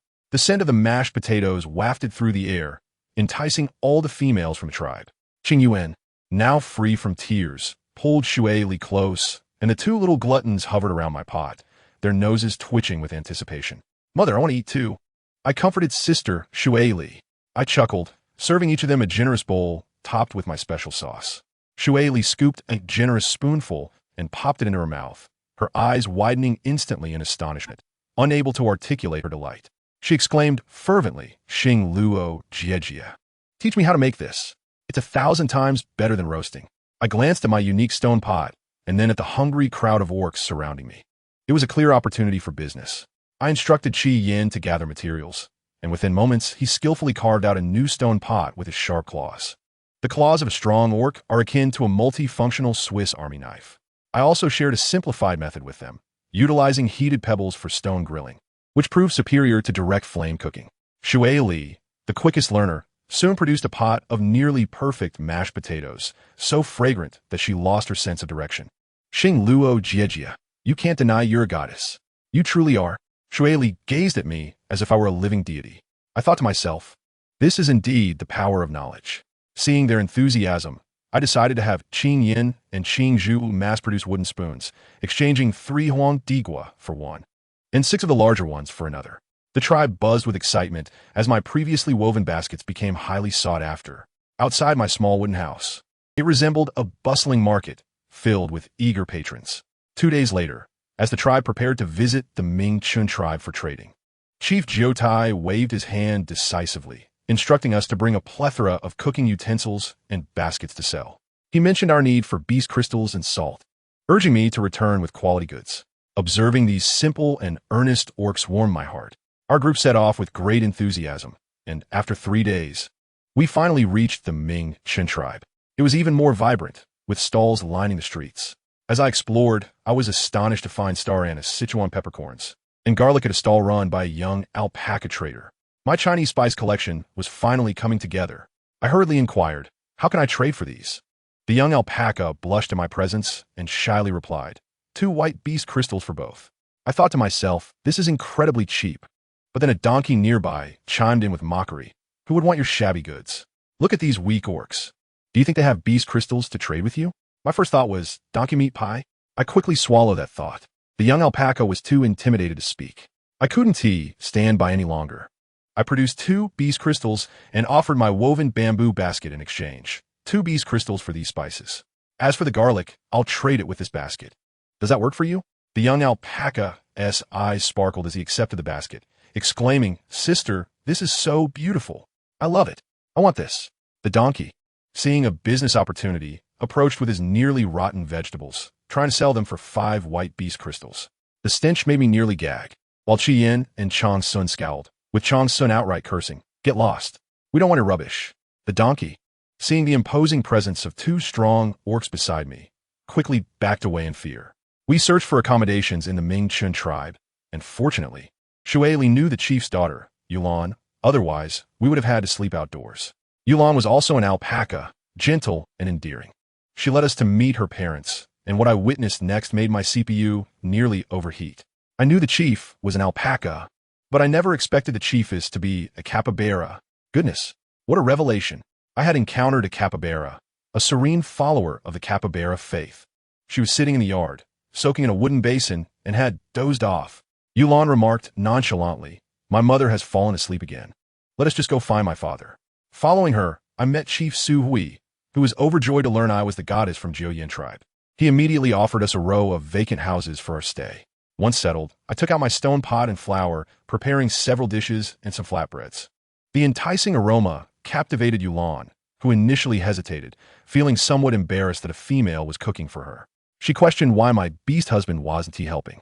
I calmly fabricated a story, saying, "My beast husband was killed while hunting. I must care for the young ones myself. Besides, the food they make is hardly fit for dogs." Upon hearing this, Yulan's sympathy overflowed, and she repeatedly apologized. As I managed her emotions, I kept an eye on my young ones. Qing Zhu's favorability was rising, which was promising. However, Qing Yao remained a mystery. His favorability stuck at a mere 15. Remaining immobile, I decided not to pressure him. He was growing up and had his own thoughts. Just as I was tidying up, a commotion erupted outside. Yulan rushed out to discover a crowd of alpacas gathered at the entrance, all seeking to trade bamboo baskets. The young alpaca trader, Xiao Bai, stood right at the front. Yulan helped maintain order, and as I observed the scene, I couldn't help but smile. Initially, I intended to trade these baskets for beast crystals from the strong orcs, but with business coming to me, it would be foolish not to seize the opportunity. I cleared my throat and announced, 2 bamboo baskets for 1 white beast crystal, or if you have any rare items, I'm open to trades. Yi Ulang, being quite affluent, promptly placed a large order, spending 15 white beast crystals. Xiao Bai also traded a bunch of dried baiji and cinnamon leaves for 2 baskets. My heart swelled with joy. These were treasures. Another orc approached with a heap of chili peppers, eager to trade as well. Yes. I must trade. My mouth was watering. At that moment, a silver wolf orc cut in line, brandishing 2 bright red beast crystals. I asked him to return to the end of the line, and he complied without issue. Yet, an alpaca orc, attempting to trade ordinary Huang Digua, was turned away. He exploded in anger, accusing me of being a fraud, saying I had promised to trade for items. In the next instant, he dashed forward and attempted to snatch a basket. How audacious!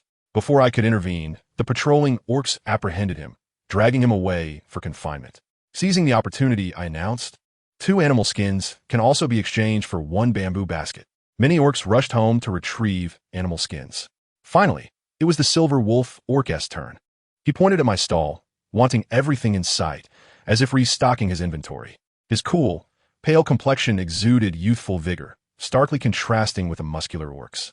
I noticed the 2 red beast crystals in his hand and quickly said, "You don't need so many. 10 white beast crystals will suffice for these." To my surprise, he replied, "Then I'll take half of your goods." Just as I pondered how to package his order, he waved his hand, and my entire stock vanished in an instant. My eyes widened in disbelief. He possessed spatial abilities.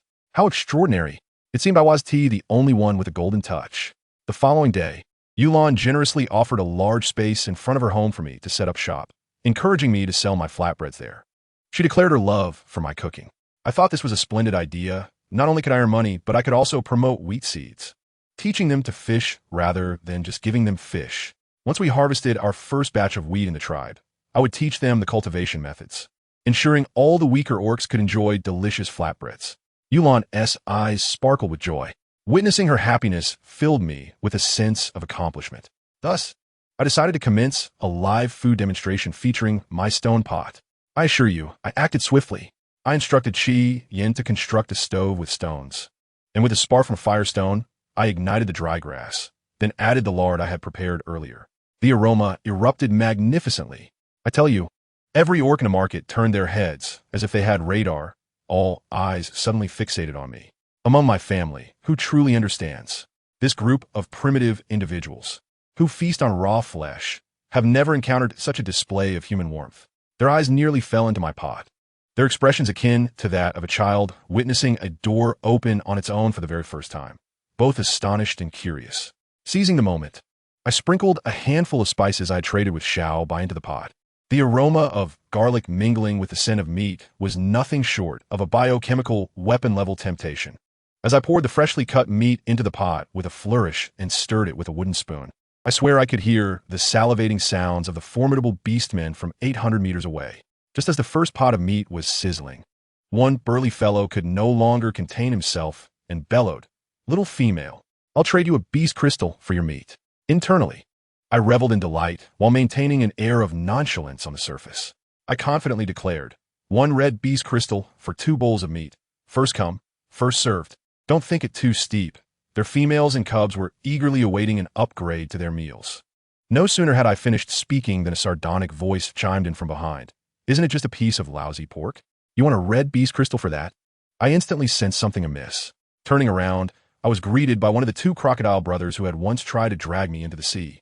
His appearance was rather abstract, yet he shamelessly approached, asking if I would consider becoming his mate. I spat in disdain, nearly rolling my eyes to the heavens, and retorted, "I refuse. Now kindly leave." At that moment, Chi Yin and Chong Sun, the 2 gatekeepers, stepped in front of me. Upon recognizing Chi Yin as the foremost warrior of the Jianing tribe, the crocodile brother promptly wilted, scampering away without uttering another word. After this brief interlude, the initial bidder produced 2 red beast crystals and exchanged them for 4 bowls of meat, leaving with a satisfied grin. With one leading the charge, the others could hardly restrain themselves. Within moments, the half pot of meat was sold out, exchanged for 7 or 8 red beast crystals. The cubs' eyes sparkled with excitement. They were rich, and their mothers could finally level up. By the end of the first day, not only was the meat gone, but also all my stone pots and bamboo baskets had been snatched away. In the evening, Yulon returned, bringing her mother along. The moment I laid eyes on her mother, I was utterly enchanted. To my astonishment, she was a capybara beast woman, remarkably calm and composed. Just like a capybara, she was the creature of my dreams. Her name was Rong Rong, petite and utterly adorable, gazing at me with wide eyes as she sweetly said, "Xing Luo, I want to eat the food you prepare." Who could possibly refuse such a request? I had to keep her well fed. However, just as I found a place to sit, I promptly fell asleep. True to her nature, a member of the capybara clan, she was entirely at ease. Chi Yin had gone out for a while, and Chong Sun seized the opportunity to sneak a taste of my freshly made tomato scrambled eggs, which were undeniably fragrant. When I served a large pot of mixed vegetables, everyone was left in awe, their expressions akin to those witnessing the remnants of an ancient civilization. Rong Rong took a bite, and the surprise sparkled in her usually placid eyes. After dinner, Yulon presented me with a magnificent treasure, a lemon larger than my face. In that instant, a brilliant business idea was born: honey lemon water. If I could produce this, it would surely sell like hotcakes. I immediately inquired where to find honey, insisting we must procure some. Chong Sun, though apprehensive, insisted on accompanying me. As fate would have it, we discovered a forest teeming with beehives. Truth be told, I was a bit apprehensive. I had been stung as a child, leaving me with a psychological scar. Yet, the tantalizing thought of that sweet and sour honey water quelled my fears. I pointed at a beehive and instructed Chong Sun, "Go, retrieve it for me." He looked bewildered and asked, "Are you serious? Is this really what you want to do? Steal from others?" I disregarded his concerns. I was committed to my cause. "Will you help or not? If you want tea, I'll just do it with Qing Yin." Eventually, Chong Sun relented, using a stick to poke at the hive for a while. Suddenly, a swarm of bees erupted, chasing him in a frenzy, a scene reminiscent of a comedic skit from 2025. Unable to watch any longer, I transformed back into my beast form, climbed a tree, and with a swift swipe of my paw, knocked the beehive down. Shouting to Qing Yin, used the wind to blow them away. With a flick of her wrist, a gust of wind swept through, disorienting the bees. I quickly descended and collected the hive into my space. Looking back at Chong Sun, he was covered in welts, resembling a living pineapple. Yet, serendipity struck. Those bees had beast crystals on their heads, pure energy crystals. We exchanged one to try, and the absorption felt remarkably smooth. Even more astonishing when we returned to the market. All of Chong Sun's swellings had vanished. The recovery ability of beastmen was truly extraordinary. I hurried into my space to extract honey, and I didn't waste the beeswax either. It was perfect for making natural lip balm. On the second day, I set up my stall, selling honey lemon water adorned with my exclusive little star logo. Yulan and Rong both instantly fell in love with it, each taking a generous serving. Just as I began to promote my wares, the silver wolf handsome from before returned, tossing out 10 red beast crystals and declaring with authority, "I'll take them all." What a savvy shopper. His confidence bolstered mine, and I spent the night crafting lipsticks and balms using beeswax and the olive oil I'd saved. On the last day of the market, I enlisted a young female as a model and applied makeup on site. The effect was astounding. With the lipstick on, her aura transformed entirely, igniting the crowd's excitement. All the females went wild, and the males, eager to please, threw beast crystals at me in a frenzy. In mere moments, over 200 lip balms and 20 lipsticks were snatched up. As I gazed at the handful of orange beast crystals, I felt like the reigning queen of commerce in this beast world. After the gathering concluded, I bid a heartfelt farewell to Yulan and the others as we embarked on our journey home. I had hoped for a peaceful return. But in the dead of night, as I was sleeping soundly, I heard Shui Li scream. I jolted awake to find her being dragged away by 2 snake beastmen. Panic surged through me, and Qi Yin gallantly carried me as we pursued them with fervor. Just as we were about to lose sight of them, I raised my hand and unleashed a bolt of lightning, incapacitating one of the snakes. Qi Yin swiftly dispatched them, and just as we rescued a terrified Shui Li, we were met with the overwhelming stench of blood. My heart sank, and we sprinted back. What awaited us was a harrowing sight. Our camp was surrounded by a pack of brown bear beastmen. Chong Sun was bloodied and coughing, while the cubs trembled in fear. These scoundrels were after the beast crystals we had earned. Chong Sun, ever the fierce one, refused to yield. He attempted to fuse all the beast crystals forcibly. Had he lost his mind? That could result in his demise. Without a second thought, Qi Yin and I charged in, snatching the crystals and shoving them into our bodies. In that moment, I felt something explosive within me, and before my eyes appeared a colossal white tiger apparition. The brown bears fled in terror, shouting something about the white tiger young master. Before I could fully comprehend the situation, I noticed Chong Sun gasping for breath. My dear Qing Yuan burst into tears, clutching Chong Sun and pleading, "Don't die, brother Chong Sun." Then, a miracle unfolded. A green light emanated from her palm, and Chong Sun's battered body began to heal at an astonishing rate. My heavens! My little Qing Yuan had awakened. She possessed healing abilities. Yet, there was a pressing issue. She lacked a crystal to recharge her powers. Upon returning to the tribe, she fell into a deep slumber for 2 days before awakening. When I urged her to try again, she grasped my hand, and I felt a warm current flow through me, an exquisite sensation. However, she immediately wilted, declaring her hunger. It dawned on me that without a crystal to serve as a power source, each time she utilized her abilities, she was depleting herself. What truly alarmed me was when Qing Yuan mentioned that she sensed a massive force locked within my body, but she couldn't assist me. In that moment, my frustration surged. The cursed bell was once again at the forefront of my thoughts. Do not let me know who bestowed the original body upon me, for I shall undoubtedly seek to eliminate that person. Gently stroking Qing Yuan's small head, I encouraged her to try once more and grasp her mother's hand. Qing Yuan nodded and placed her tiny hand into mine, a gentle radiance flowing between us, enveloping me in a sense of comfort. My little Qing Yuan possessed the power of the wood element, which was astonishingly strong even in the absence of crystal. Yet, as her strength waned, she appeared fatigued and shyly patted her belly, saying, "Mother, I am hungry again." My heart ached for her. I had previously heard Changshu mention that Qing Yuan's situation required a significant amount of energy for each use. I quickly apologized, saying, "I am sorry, Qing Yuan, it is my fault. I will prepare something delicious for you." Qing Yuan obediently nodded as her siblings gathered around, concerned for their younger sister. Qing Lan pushed his untouched bowl of rice towards her, saying, "Qing Yuan, brother's rice is still uneaten. You may have it." Qing Yuan, aware that her brothers would soon start lecturing her if she did not eat enough and fell ill, wasted no time and took a large mouthful of rice with her spoon, savoring the flavor. However, as she continued, her pace slowed, and her brow furrowed as she realized the situation was not as simple as it seemed. "I must tell you, my second son, Qingzhua, with his keen eyes, immediately sensed something was amiss. He asked Qing Yuan what was wrong, whether the meat was unpalatable. Our little cotton-padded jacket then lamented, 'Second brother, I do nothing all day except eat. Will you all go hungry?' Oh, how my heart ached for this child, who had endured hardship in the past. Upon hearing this, Qingzhua immediately poured chicken soup for his sister, assuring her that their mother had become quite formidable, that their eldest brother possessed special abilities, and that with Qi Yin around, their lives would only improve. As he spoke, his gaze towards Qing Yuan shifted. Family members could hardly comprehend that heartbreaking yet determined look in his eyes. A sudden thought struck his mind. Since his sister lacked a crystal, why not seize one from someone else? Find another with elemental abilities, take their crystal, and bestow it upon his sister. What a splendid solution. My alertness peaked as I sensed trouble brewing. The system's irritating voice blared, warning that Qingzhua's darkening intentions had reached a level of 10.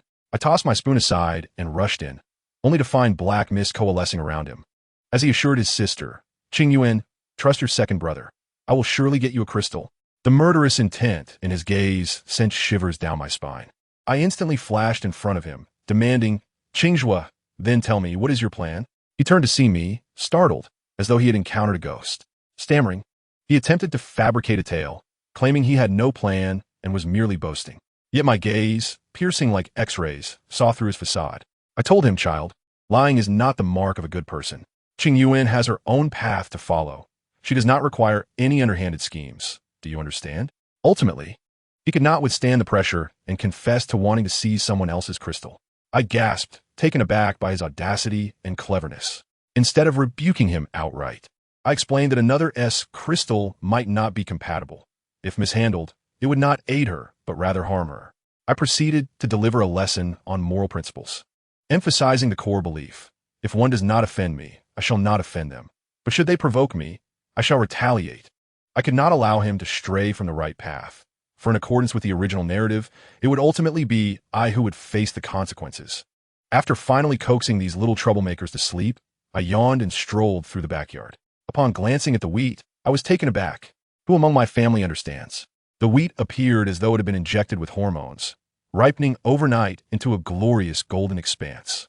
Just as I began to rejoice, I noticed something amiss.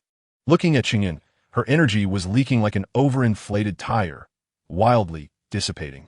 The surrounding flowers and grasses were growing as if under the influence of some stimulant. Panic set in as I reached out to stem the flow of her energy, but to no avail. Was this golden finger also defective? I scooped up the heavily sleeping Qing Yuan and dashed outside, determined to seek the shaman Huayan. On the way, a thought crossed my mind. Perhaps Qingzhua's plan truly could work? Yet the wretched system interrupted again, warning me that harboring malicious thoughts would incur punishment. How outrageous! What was wrong with me seeking to save my daughter? Couldn't it offer a solution instead of merely issuing warnings? It was nothing more than an electronic customer service representative, endlessly advising patients. I rushed to Huayan, clutching Qing Yuan, and after a thorough examination, she too was perplexed. The green light emanating from Qing Yuan was flooding out, illuminating her wooden hut like a disco. Just as I felt my tears nearing their limit, a gentleman named Sun Ran entered.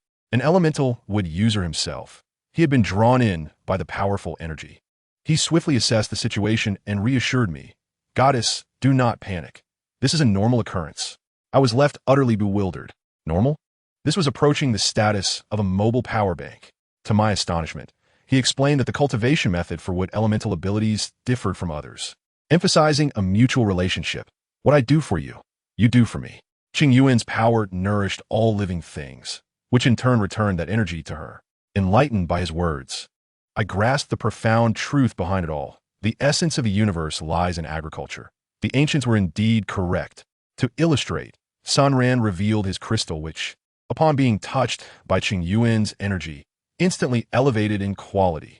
At last, my heart found peace. Sun Ran cautioned me not to share this information widely, as Qing Yuan's abilities were too extraordinary and would attract the attention of ill-intentioned individuals.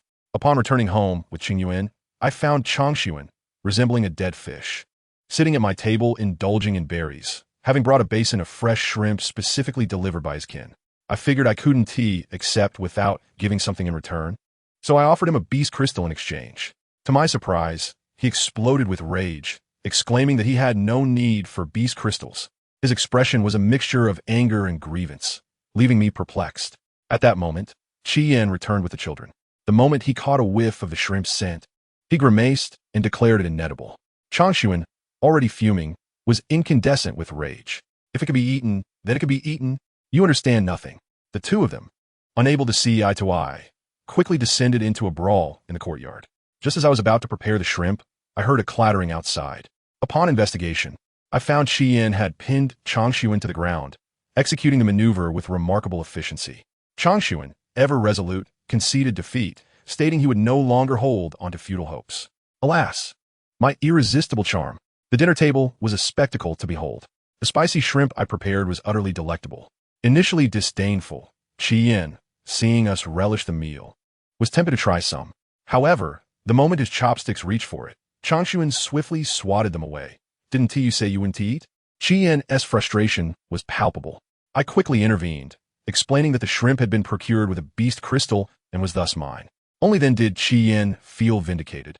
Seizing a piece, and, upon tasting it, his eyes sparkled with delight.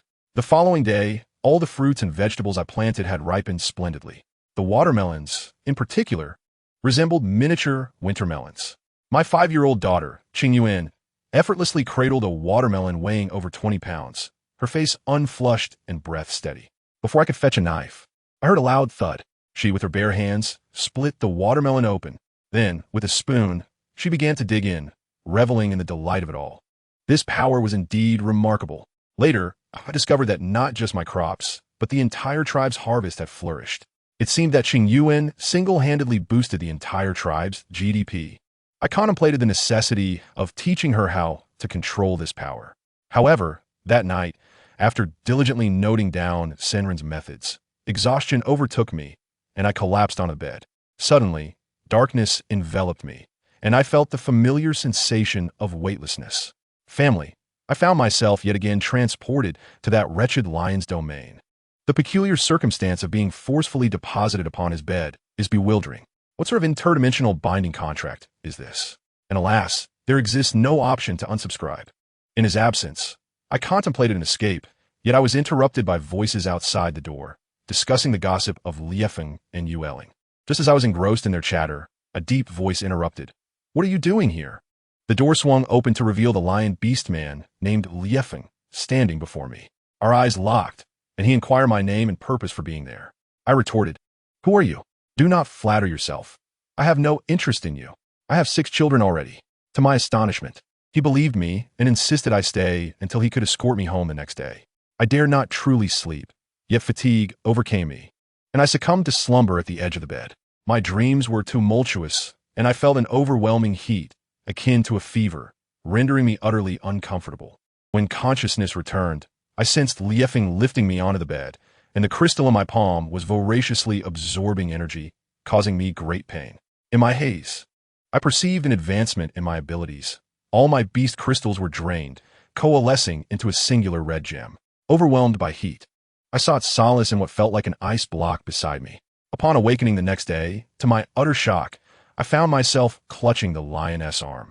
Having slept through the night, panic surged through me as I prepared to flee, but he awoke and seized me. During our struggle, a woman's voice called from outside, requesting to speak with him. He swiftly covered my mouth, urging silence. In a fit of anger, I bit his palm. Once the woman departed, he released me, promising to escort me home after his discussion. But at that moment, I heard the sound of Qing Yuan crying directly in my mind. The mark on my wrist glowed intensely, and in an instant, my surroundings transformed. I reappeared in my family's wooden house, where I found Qingyuan standing on a small stool, wielding a spoon larger than herself, stirring a pot while shedding tears. Her tiny frame tugged at my heartstrings, and I rushed over to embrace her. Qingyuan, why didn't you let your brother help? I inquired. Mother, brother's cooking is dreadful. Sister Shueli went to the mountains to gather mushrooms, so I had to cook myself. Mother, where have you been? We searched everywhere for you. We asked grandfather Zhalao, who sent many from the tribe to find you. Hearing Qingyun's innocent voice, my heart twisted in anguish. How could I have been gone for such a short time? And yet the children were nearly frantic. My own frustration mounted. Who would wish to endure such unpredictable disappearances? When would this erratic ability stabilize? I hastily explained to Qingyuan that my powers were unpredictable and that she should remain at home instead of searching for me.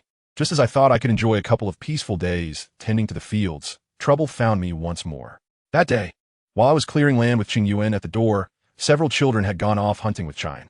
My little darling was contentedly munching on a watermelon while channeling energy to my newly planted seeds, truly my little warm blanket. Just as I scattered a handful of seeds, a loud thud resonated as a large, filthy foot stomped into my field.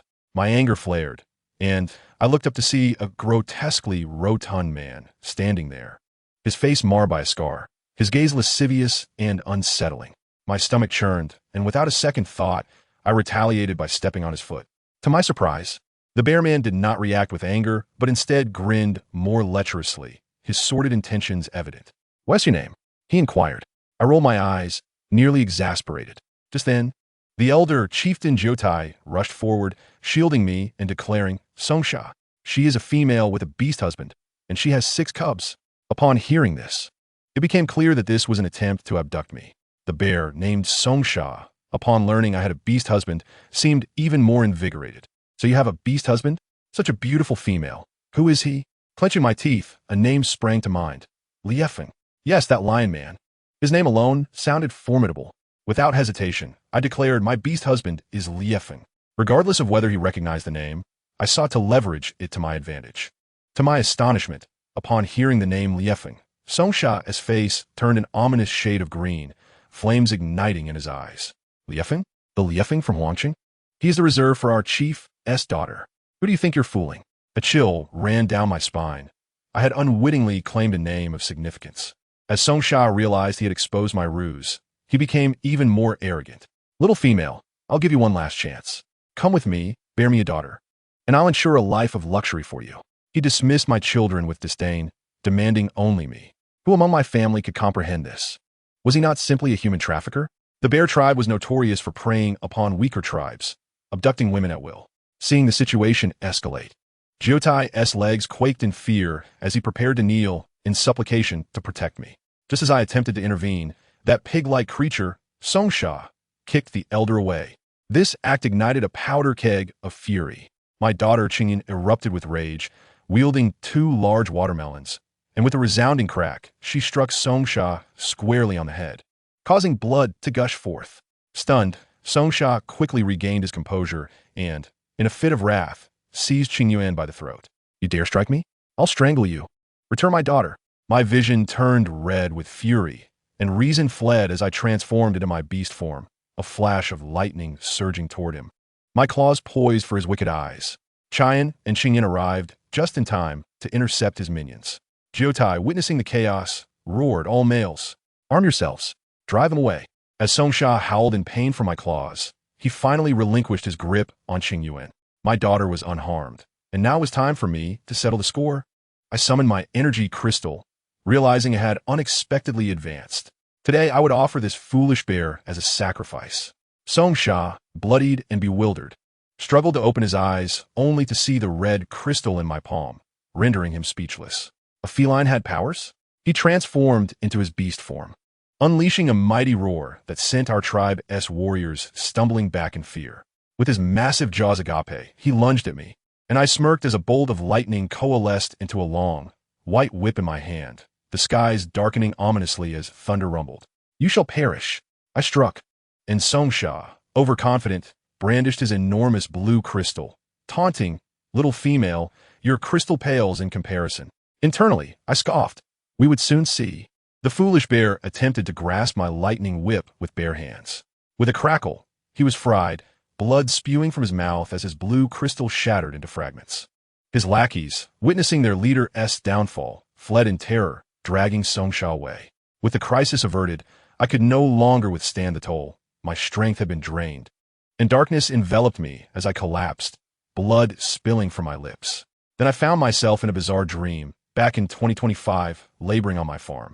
Yet a faceless figure loomed behind me, akin to an NPC, taunting, "You cannot return. Everything you know is now in this world, and there is no turning back." Incensed, I argued with this entity, questioning why it had chosen a mere slacker like me for such torment, but it only laughed, a chilling sound that sent shivers down my spine. When I awoke, the first sight that met my eyes was the tear-streaked visage of Qingyin, her small hands clutching me tightly. In that fleeting moment, I comprehended the truth behind the faceless figure in my dreams. I could not return, nor did I wish to. My little ones were right here. They were my true kin. As Qingyin noticed my awakening, she wept while relaying the chief's concerns. It turned out that Songsha was the mightiest male of the brown bear tribe, and I had rendered him incapacitated, thereby escalating our conflict. Retribution was surely imminent. The old chief was in a state of distress, desperately seeking a powerful tribe for support. Upon inspecting myself, I discovered that Qingyuan's healing abilities were extraordinary. Not only was I restored, but my anomalous crystal had also surged from red to orange. What stroke of luck, an unbelievable exchange, and I had leveled up. I hastily advised Qingyuan to refrain from revealing her abilities carelessly. It was far too perilous. I conferred with the chief regarding our strategy and casually mentioned the Lifeng tribe of the Wasteland, only for the chief to inform me that their relationship with the Wasteland Lions was purely transactional, lacking any potential for reliance. Thus, the old chief could only send Qiyin to seek aid from other tribes under the cover of night. With their departure, I realized I could not remain idle. Life must persist. Coincidentally, I resolved to undertake a significant endeavor to create pottery.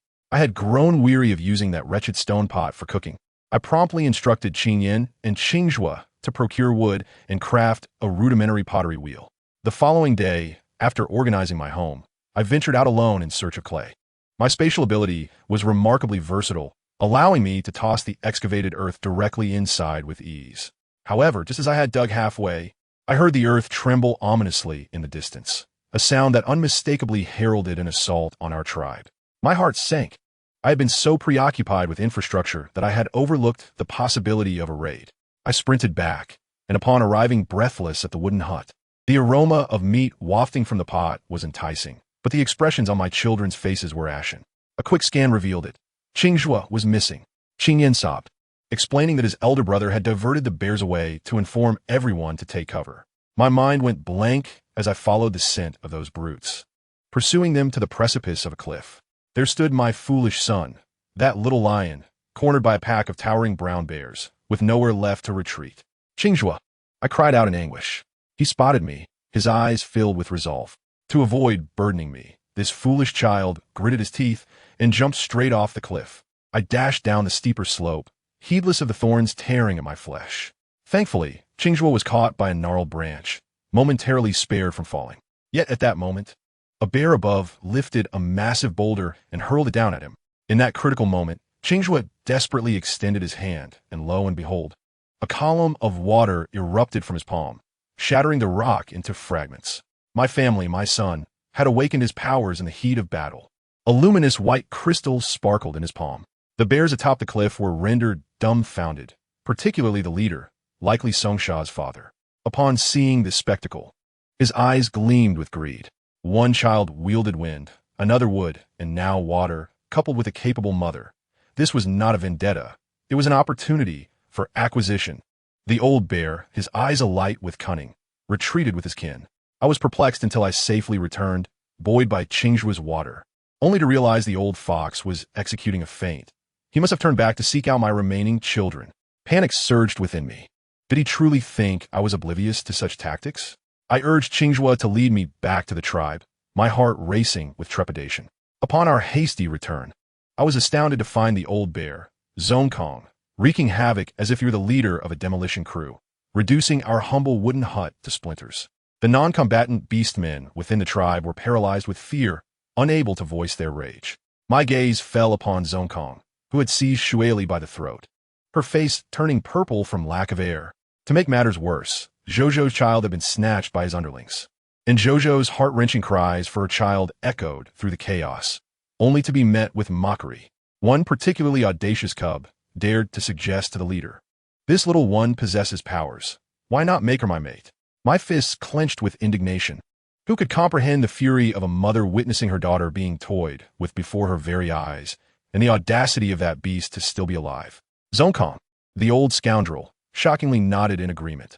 At that moment, the entirety of the brown bear tribe was revealed to be rotten to its core. Zongkong, spotting me, had the audacity to smirk. "Ah, you have returned? It seems this pitiful tribe is of some importance to you." I had no desire to utter another word to him. I could smell his malevolence from a distance. With a cold demeanor, I inquired, "What do you intend to do?" He, lacking any decorum, laid forth his demands. "Quite simply, I desire you. Become a mate for my other son and bear him a brood of gifted offspring." I spat in defiance, retrieving my prized whip without hesitation, striking at his vile mouth.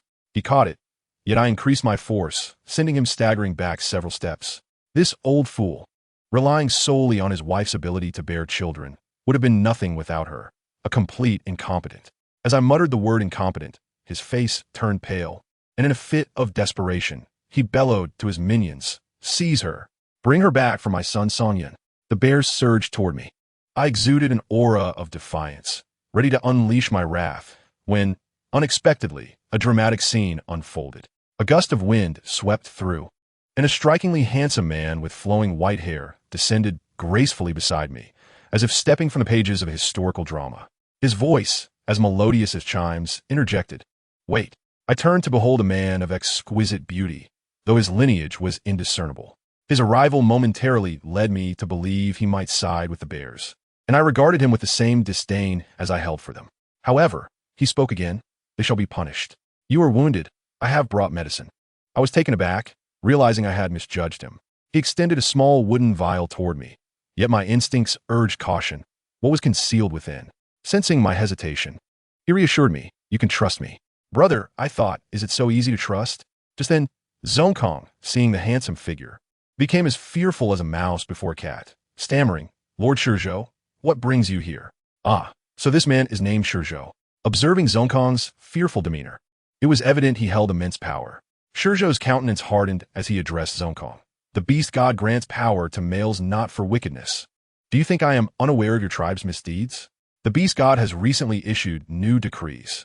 Any further coercion of mates or harm to females will invoke divine retribution.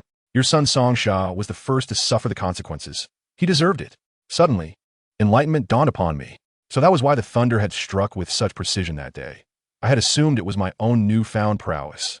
Yet it was the beast god providing me with a protective grace. Zongkong trembled, his legs quivering as Shizhou decreed, "You shall compensate for the losses of the Jiuyan tribe. From this day forth, the brown bear tribe shall cease all attempts to procure females from any tribe." This judgment pleased me. The old bear, visibly shaken, complied, extracting all the beast crystals from his person. I turned to our tribesmen and inquired if they desired anything. They all replied in the affirmative, but not for themselves, rather for me and my little ones, asserting that it was our rightful due. I must say, these seemingly weak beastmen often exhibit a profound understanding of gratitude and reciprocity. Shizhou gazed at me with eyes full of admiration, declaring me a commendable female. I did not engage further and promptly distributed the beast crystals among everyone, suggesting they could exchange them with me for animal hides. At that moment, my other little ones, Qian and Jiotai, returned. Upon seeing my injuries, Qian's eyes turned red with concern, filled with distress. Shizhou handed a vial of medicine to Qian, instructing him to apply it on me. Then, astonishingly, he transformed into a mighty dragon and soared into the sky, leaving me in awe. However, I had no time to dwell on such theatrics. My thoughts were consumed with my other children. Following the scent, I ventured with Qing Zhua to find them, my wounds stinging painfully as sweat trickled down my body. Qing Zhua, feeling my pain, insisted he would seek out his brothers alone. The moment he left, I swiftly retreated into my space, rummaging through my supplies for painkillers. Fortunately, I had stocked up well. I cleaned my wounds, removed the splinters, and applied the medicine in one swift motion. The pain had me drenched in sweat, reminiscent of a fierce battle.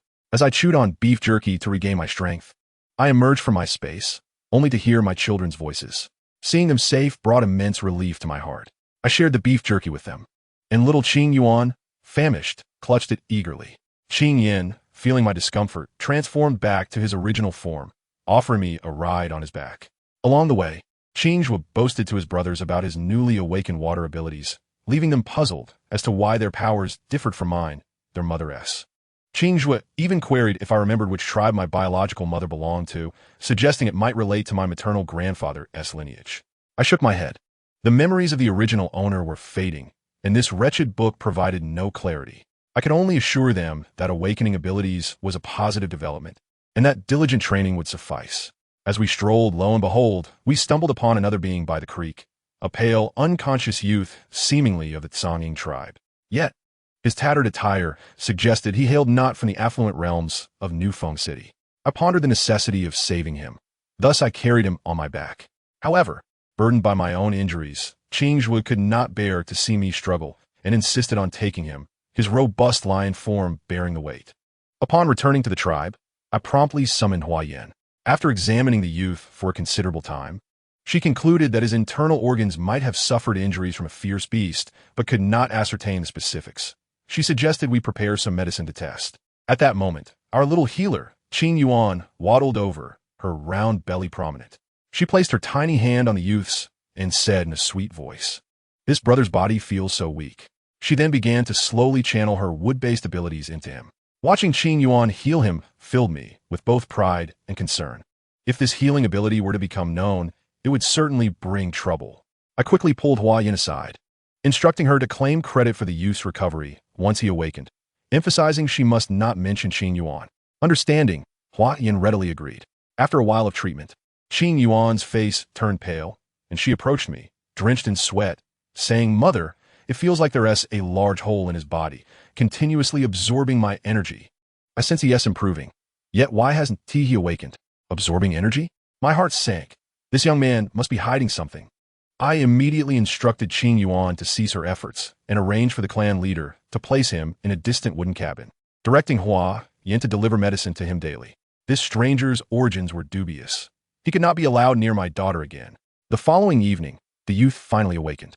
Hua Yin reported that he was quite handsome, yet his expressions of gratitude were lackluster, lacking sincerity. Meanwhile, I busied myself with my new venture of pottery. I taught Qi Yin and the children a method of refining clay, and our efficiency was remarkable. I initially crafted a few jars and had Qi Yin dig a pit for the simplest pit firing method, covering it with dry grass and wood, igniting a fire to commence the burning. Our family gathered around the roaring flames, filled with anticipation. To my surprise, the recently awakened youth Songlan followed the light of the fire to us. The weak Beastmen tribe would have no fire, leading him to mistakenly believe that someone from Newfeng City had come to rescue him. However, upon seeing our lion clan, his handsome face soured, and he spat. "Where did you steal this fire from?" My little ones erupted in outrage. Qing was the first to leap up, retorting, "Which of your eyes saw us steal it?" He regretted bringing back this foul-mouthed character. Songlan, with his chin held high, regarded us with disdain. "Not stolen? How could you weak beastmen possess fire? Don't think I'm oblivious." At that moment, I comprehended the depths of human malice. I had saved his life, yet he looked down upon us. With a cold smirk, I retorted, "Who told you we lack fire? We have our own methods. Yet you, living off our hospitality, dare to question us?" He was rendered speechless, his face flushing crimson, stubbornly insisting, "Our shaman is surely superior to your weak tribe-s." I thought to myself, "So you want to challenge me, do you?" I fabricated a story. "Indeed, our shaman may not match yours, but you are unaware, aren't you? Our tribe is blessed with a male possessing wood abilities. He was the one who saved you." At this, he was taken aback. Wood abilities were as rare as protected species. His attitude shifted dramatically. "What? Who is it? He saved me?" I stifled a laugh. He appeared to be a runaway wealthy heir, oblivious to the harsh realities of life. I nodded. "Indeed, it was he. Now, tell me, shouldn't you express your gratitude for your life?" My family was perplexed. Such unexpected fortune had fallen into my lap. He took the bait, promising to return to Newfeng City to send a reward, even requesting my beast husband to escort him back, offering 10 green beast crystals as compensation. My eyes nearly gleamed with envy. This audacious boy was incredibly wealthy. Still, he remained fixated on our fire, and knowing we had a powerful ally, his demeanor softened considerably. Qing Zhua interjected, "Doesn't Tinu Feng City have the Jin Wu tribe as Grand Shaman? Why not ask them directly?" Song Lan, astonished, murmured, "You mean the fire you birth yourselves?" I could not be bothered with him any longer. I decisively instructed Qi Yin to escort him back, negotiating the reward down to 6 green beast crystals, just enough to aid Qi Yan's training. Although Qi Yin was reluctant to leave my side, he ultimately consented after my repeated assurances. Before he departed, I handed him the vial of medicine given to me by Shi Zhou, instructing him to use it on the way. Qi Yin's eyes sparkled with understanding. He certainly grasped that my interest in the celestial dragon like Shi Zhou was non-existent. Once the boy departed, I felt the air clear around me. I dedicated myself to my pottery endeavors, crafting several large pots and having the little ones construct a few small stoves with stones. A few days later, with new pots and stoves ready, I set one up, placing prepared pig meat inside, seasoning it with salt, spices, garlic, and discreetly adding a touch of my unique seasoning. The children were anxiously gathered around the pot, fearful it might explode. Qing Lan, particularly diligent, observed intently, learning how I controlled the heat, likely disheartened by his elder brother's cooking skills. I must tell you, the pottery pot simmered the meat to perfection, far superior to the stone pot, and the aroma wafted throughout the yard. Just then, Hua Yin returned with Qing Yuan. The little girl, catching a whiff from afar, eagerly tugged to Hua Yin, racing towards home.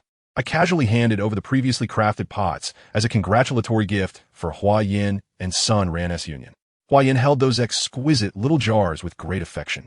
As soon as she left, Qing Yuan dashed to the dining table, her eyes glistening at the sight of the generous pot of meat I had prepared, nearly drooling. That little girl devoured the entire pot by herself, and, still unsatisfied, asked me, "Mother, why aren't you eating?" Although it was somewhat insufficient. I chuckled and informed her that there were 2 more pots, urging her to be patient. After finishing the meat, she expressed a longing for the noodles I had made last time. Well, indulgence it is. I took out the pre-ground flour, kneaded the dough, rolled it out, and cut it into noodles in one fluid motion.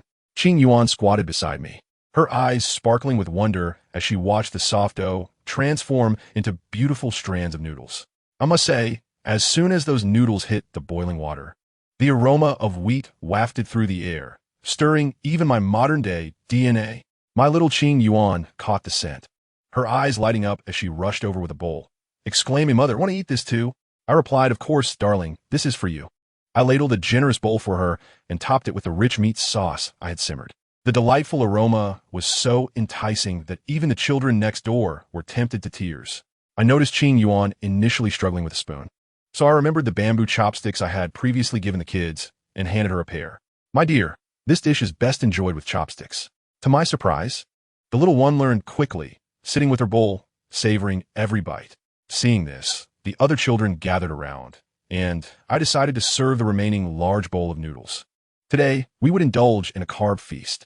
I also served myself a hearty bowl. Quite frankly, if I ate like this in modern times, the scale would surely burst the next day, but with my current metabolism, it felt like I had ignited a rocket. I simply couldn't resist a full meal.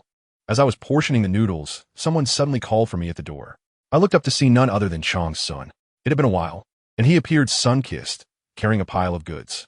I wondered where he had been, thinking he was a recluse by the river. However, when he spoke, I was taken aback. "Xing Luo, I brought these to exchange for some beast crystals." Upon closer inspection, I noticed salt and coconuts. Who knew he had ventured to the seaside? His initiative was truly impressive. Salt is a precious commodity, and with so much in hand, I had to make a trade. I inquired about the beast crystals he desired, and he listed a few. I readily agreed. At this moment, Qing Yuan emerged from her meal and sweetly called out, "Brother Chang's son." Chang's son, ever generous, plucked a scale from his own body and handed it to Qing Yuan, saying it would be useful for her. The scale shrank in her hand, yet remained sharp. Chang's son explained that it could perceive fortune, a means to repay the life-saving favor from before. Upon hearing this, I realized the value of such a gift and contemplated declining, but he earnestly insisted it was something he owed Qing Yuan. With such heartfelt words, I felt it would be inappropriate to refuse. He then declared he needed to return to his training and vanished from sight. Watching his retreating figure, I felt a tinge of nostalgia. Once a clingy child, he had grown to be so independent. Qing Yuan, however, showed little interest in the scale, tossing it aside as her attention fixated on the large coconuts. I opened all the coconuts, poured the coconut water into bamboo tubes, and scraped out the flesh. Upon tasting it, I was astounded by its pure, natural flavor, far surpassing anything available in the market. The other children, tasting it for the first time, drank with squinted eyes, and I suspected that if I offered them raw meat now, they would turn against me on the spot. The following day, Chi Yin returned after 2 days of absence. I had thought he had lost his way. Upon his return, he dropped a bombshell. Xing Luo, I returned that boy. And guess who he is? He is the son of the city lord of New Feng City, named Songlan. My mind momentarily faltered. Ganlang. The very protagonist from the original story who had caused my children such distress was saved by Qing Yuan. The plot twist was almost like a whirlwind. Qi Yin also brought back a multitude of beast crystals as a token of gratitude from the city lord. He placed 30 pieces of green crystals before me, but I pushed them back, insisting, "You have a high level of extraordinary ability now. You need these more. Keep them for yourself." The look in Qian's eyes was so moved, it was as if he might burst into tears right then and there. The remaining beast crystals he took to Hua Yin, who, being a woman of integrity, adamantly refused, leaving only 2 yellow crystals. I had anticipated this and had already told Qi Yin that if she declined, we would split the rest. In life, one should not take undue advantage of others. With everyone gathered, my inner architect was stirred once more. It was insufficient for us to merely craft pottery. We needed to industrialize. I proposed this to the tribe leader, who immediately agreed, saying, "Let us do it." We found a vacant plot. I sketched the plans, and Qi Yin led the others to gather stones and clay. In a matter of days, a proper earthen kiln was constructed. I placed my molded pottery inside and lit the fire. All the tribe members gathered to watch, their eyes shining brighter than stars. Imagine, they would soon possess pottery far superior to stone pots, a luxury that even the strongest tribes lacked. At this moment of collective anticipation, an unwelcome voice interrupted. "Father Beast, it's here. They must have stolen the fire seed from the Jinwu tribe." Upon hearing this commotion, my blood pressure spiked. Turning around, I saw it was that little brat, Songlan again. Not only had he come himself, but he had also brought his father, the city lord Jing Sheng, along. How audacious! This was clearly a coordinated effort to stir trouble. Jing Sheng was drawn to the roaring fire and thick smoke, his expression grave. I scrutinized him. He had a strong and handsome appearance, but alas, he had a son devoid of common sense. Qing Zhu was the first to explode, rushing forward to confront him. "What do you want now? We have already stated that our fire is not stolen." Songlan, rather brazenly, retorted, "As an expelled tribe, where would you have obtained the fire seed? Isn't it normal to be suspicious?" I was so infuriated that I could hardly contain my laughter. This logic was so flawed that even a physical education teacher would resign in despair. To my surprise, Jing Sheng was even angrier than I was. He slapped Songlan on the back of the head and scolded, "Have you lost your mind? Who could steal the fire seed of the Jinwu tribe? After saving your life, you still dare to doubt them?" Jing Sheng, as the city lord, was clearly more astute than his son. He recognized the significance of the fire seed. He compelled Songlan to apologize, and only then did Songlan reluctantly mutter an apology. At that moment, Qing Yuan joyfully bounced back, noticing Songlan and immediately frowning. "Why are you here again?" Songlan's gaze fixated on my adorable Qing Yuan, his eyes wide with interest. Attempting to approach, I swiftly stepped in front of Qing Yuan, thinking not a chance. I took her and Qing Lan away, advising them to keep their distance from Songlan. "He is not a good person. Do you understand?" Jing Sheng, on the other hand, became quite intrigued by our kiln. As I retrieved one beautifully fired pottery after another, his eyes nearly bulged with astonishment. When I began distributing the pots and bowls to the tribe members, he watched eagerly, his gaze akin to someone who had never seen a bowl in their life. Finally, he could no longer contain his curiosity and approached me, asking if I could teach them the method of fire making, offering any conditions I desired. I exchanged glances with the tribe leader. This was an extraordinary opportunity. I directly inquired, "What can you offer in beast crystals and hides?" Jing Sheng readily agreed, emptying a large bag of beast crystals before me, yellow, green, blue, sparkling with brilliance, declaring this was merely a deposit, promising as many hides as I desired. My friends, this was the essence of immense wealth. I promptly taught them the methods of friction fire and flint. For these strong beast men, the technique of friction fire was astonishingly simple. Jing Sheng gazed enviously at the members of our tribe, each possessing a ceramic pot, and suddenly suggested, "Xing Luo, why don't you accompany me to New Fengcheng? These earthenware items will surely fetch a handsome price back in our land. I have an empty house in the city, which you can use for free. I nearly burst into laughter on the spot. Just as I was pondering how to expand production and penetrate the market, the city lord directly offered me a prime location. I instantly nodded vigorously, exclaiming, "Yes, we must go." At that moment, the sales channels were resolved.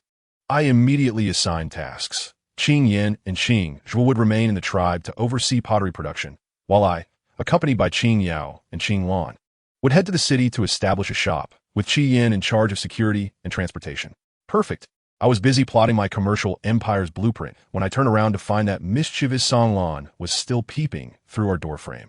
Eager to catch a glimpse of Qing Yuan, my temper flared, and I directly admonished Jing Sheng, "My lord, please keep your son in check. He should not appear here again." The little brat feigned grievance, claiming he had already apologized and wondered why he was still disliked, and before long, he was actually crying.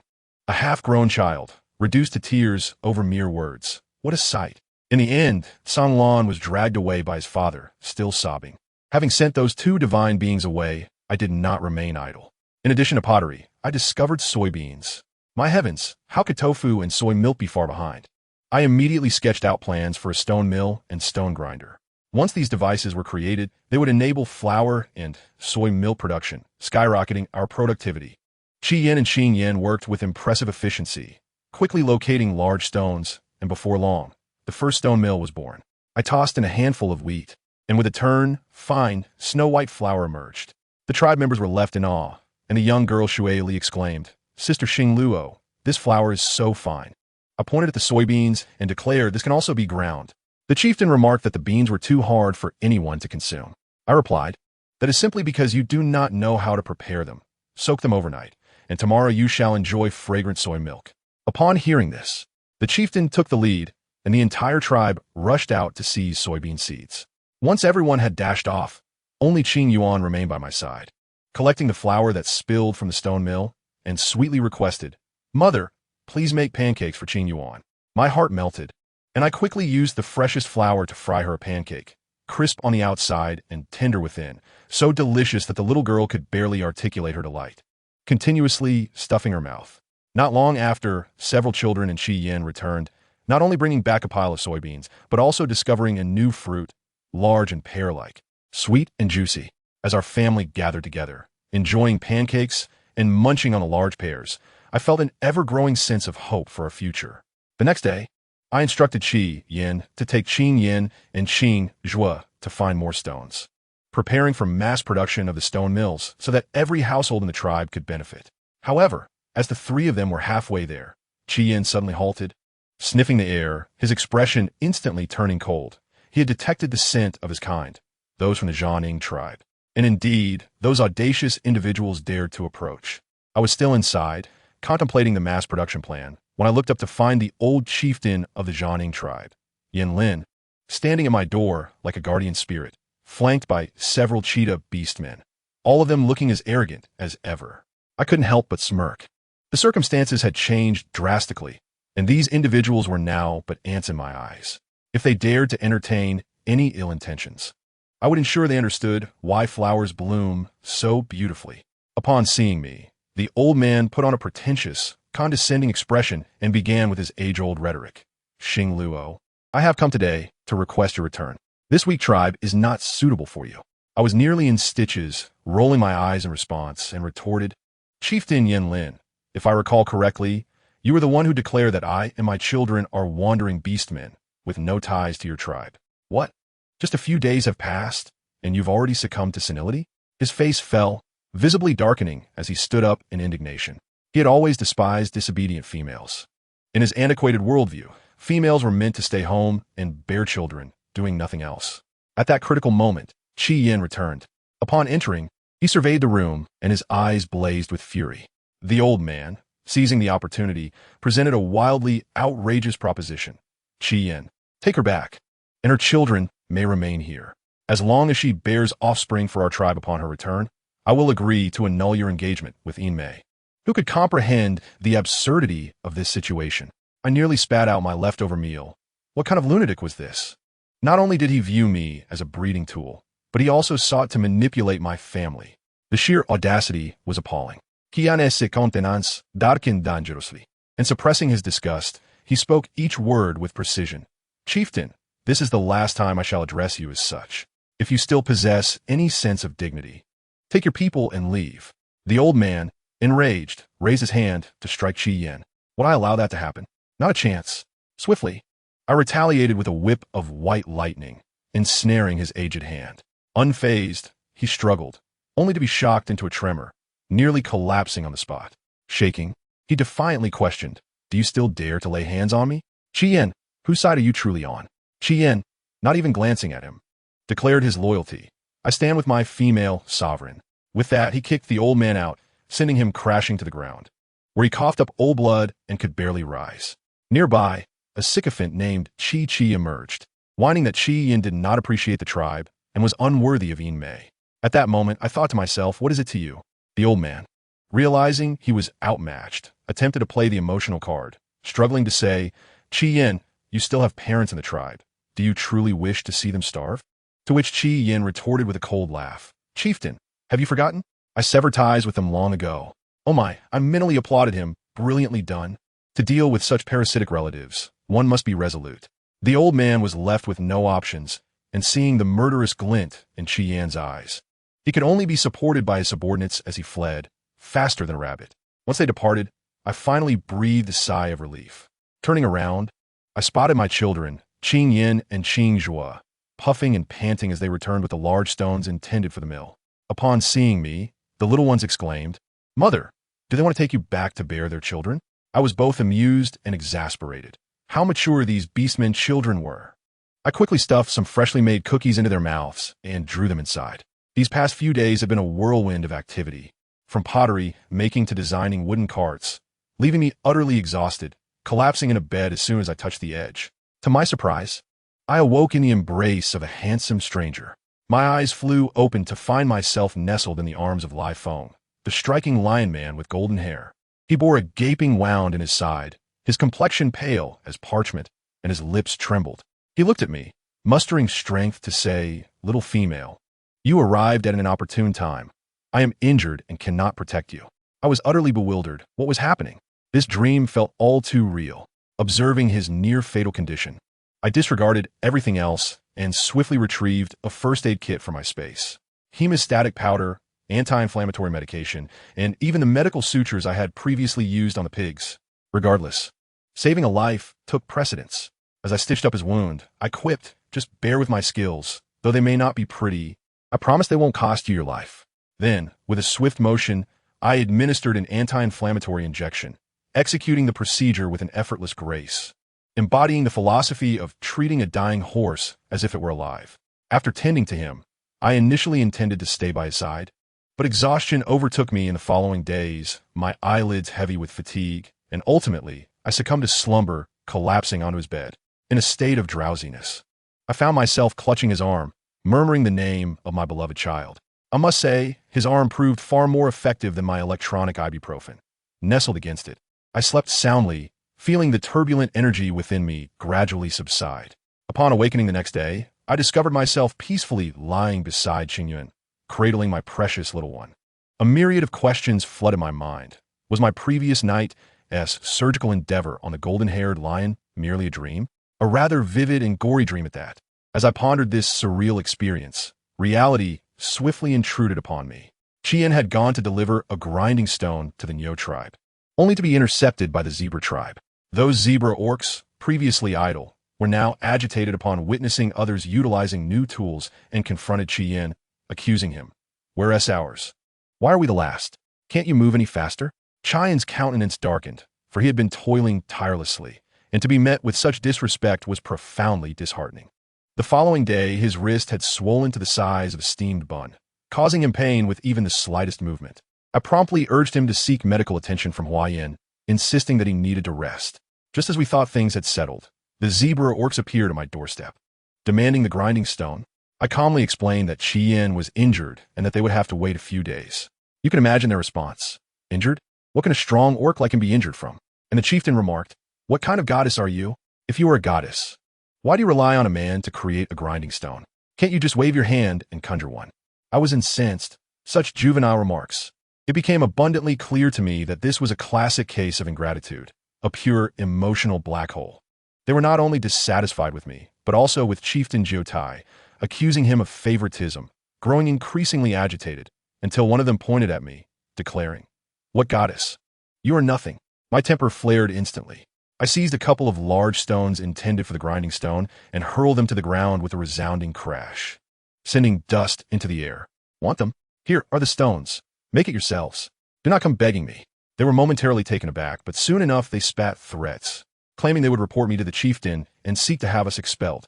Qian, ever the peacemaker, suggested he might just make the stone for them. I swiftly intervened. Casting a cold glance at the zebra orcs' retreating figures, it was imperative not to indulge these ingrates. No sooner had I spoken than the zebra orcs began muttering among themselves, hinting that even without me, they could teach the Lord of Ragefire how to start a fire, and then all the resources would belong to them. I chuckled, thinking, do they not remember who I am? I produced my ability crystal, and with a flick, a long energy whip materialized in my hand. With a sardonic smile, I addressed them. "Oh, is that so? Where did you learn to start a fire? Shall I assist you in recalling?" At this, they were thoroughly intimidated. Just moments ago, they had been so boisterous. Now, they resembled quails, their faces drained of color. It dawned on them that I possessed extraordinary abilities. My husband's beast crystal had even advanced to green, and even my little ones had awakened their powers. If they could not contend with a non-ability beast orc, how could they hope to challenge me? Utterly ludicrous. Immediately, one of the fence-sitters emerged, flipping his stance a full 180 degrees, begging for mercy. "Xinghua, we were wrong. We admit our faults. We will heed your words from now on." Huh, how would he fall for that? Should these individuals go unchecked? Who knows what schemes they might concoct against our chieftain in my absence? It was essential to devise a way to keep them firmly in line. I waved my whip, speaking slowly. Originally, I intended to distribute these animal hides freely. However, it seems you do not require them. The chieftain, who had been attempting to mediate, turned his head away, losing interest when he perceived the zebra orc's demeanor.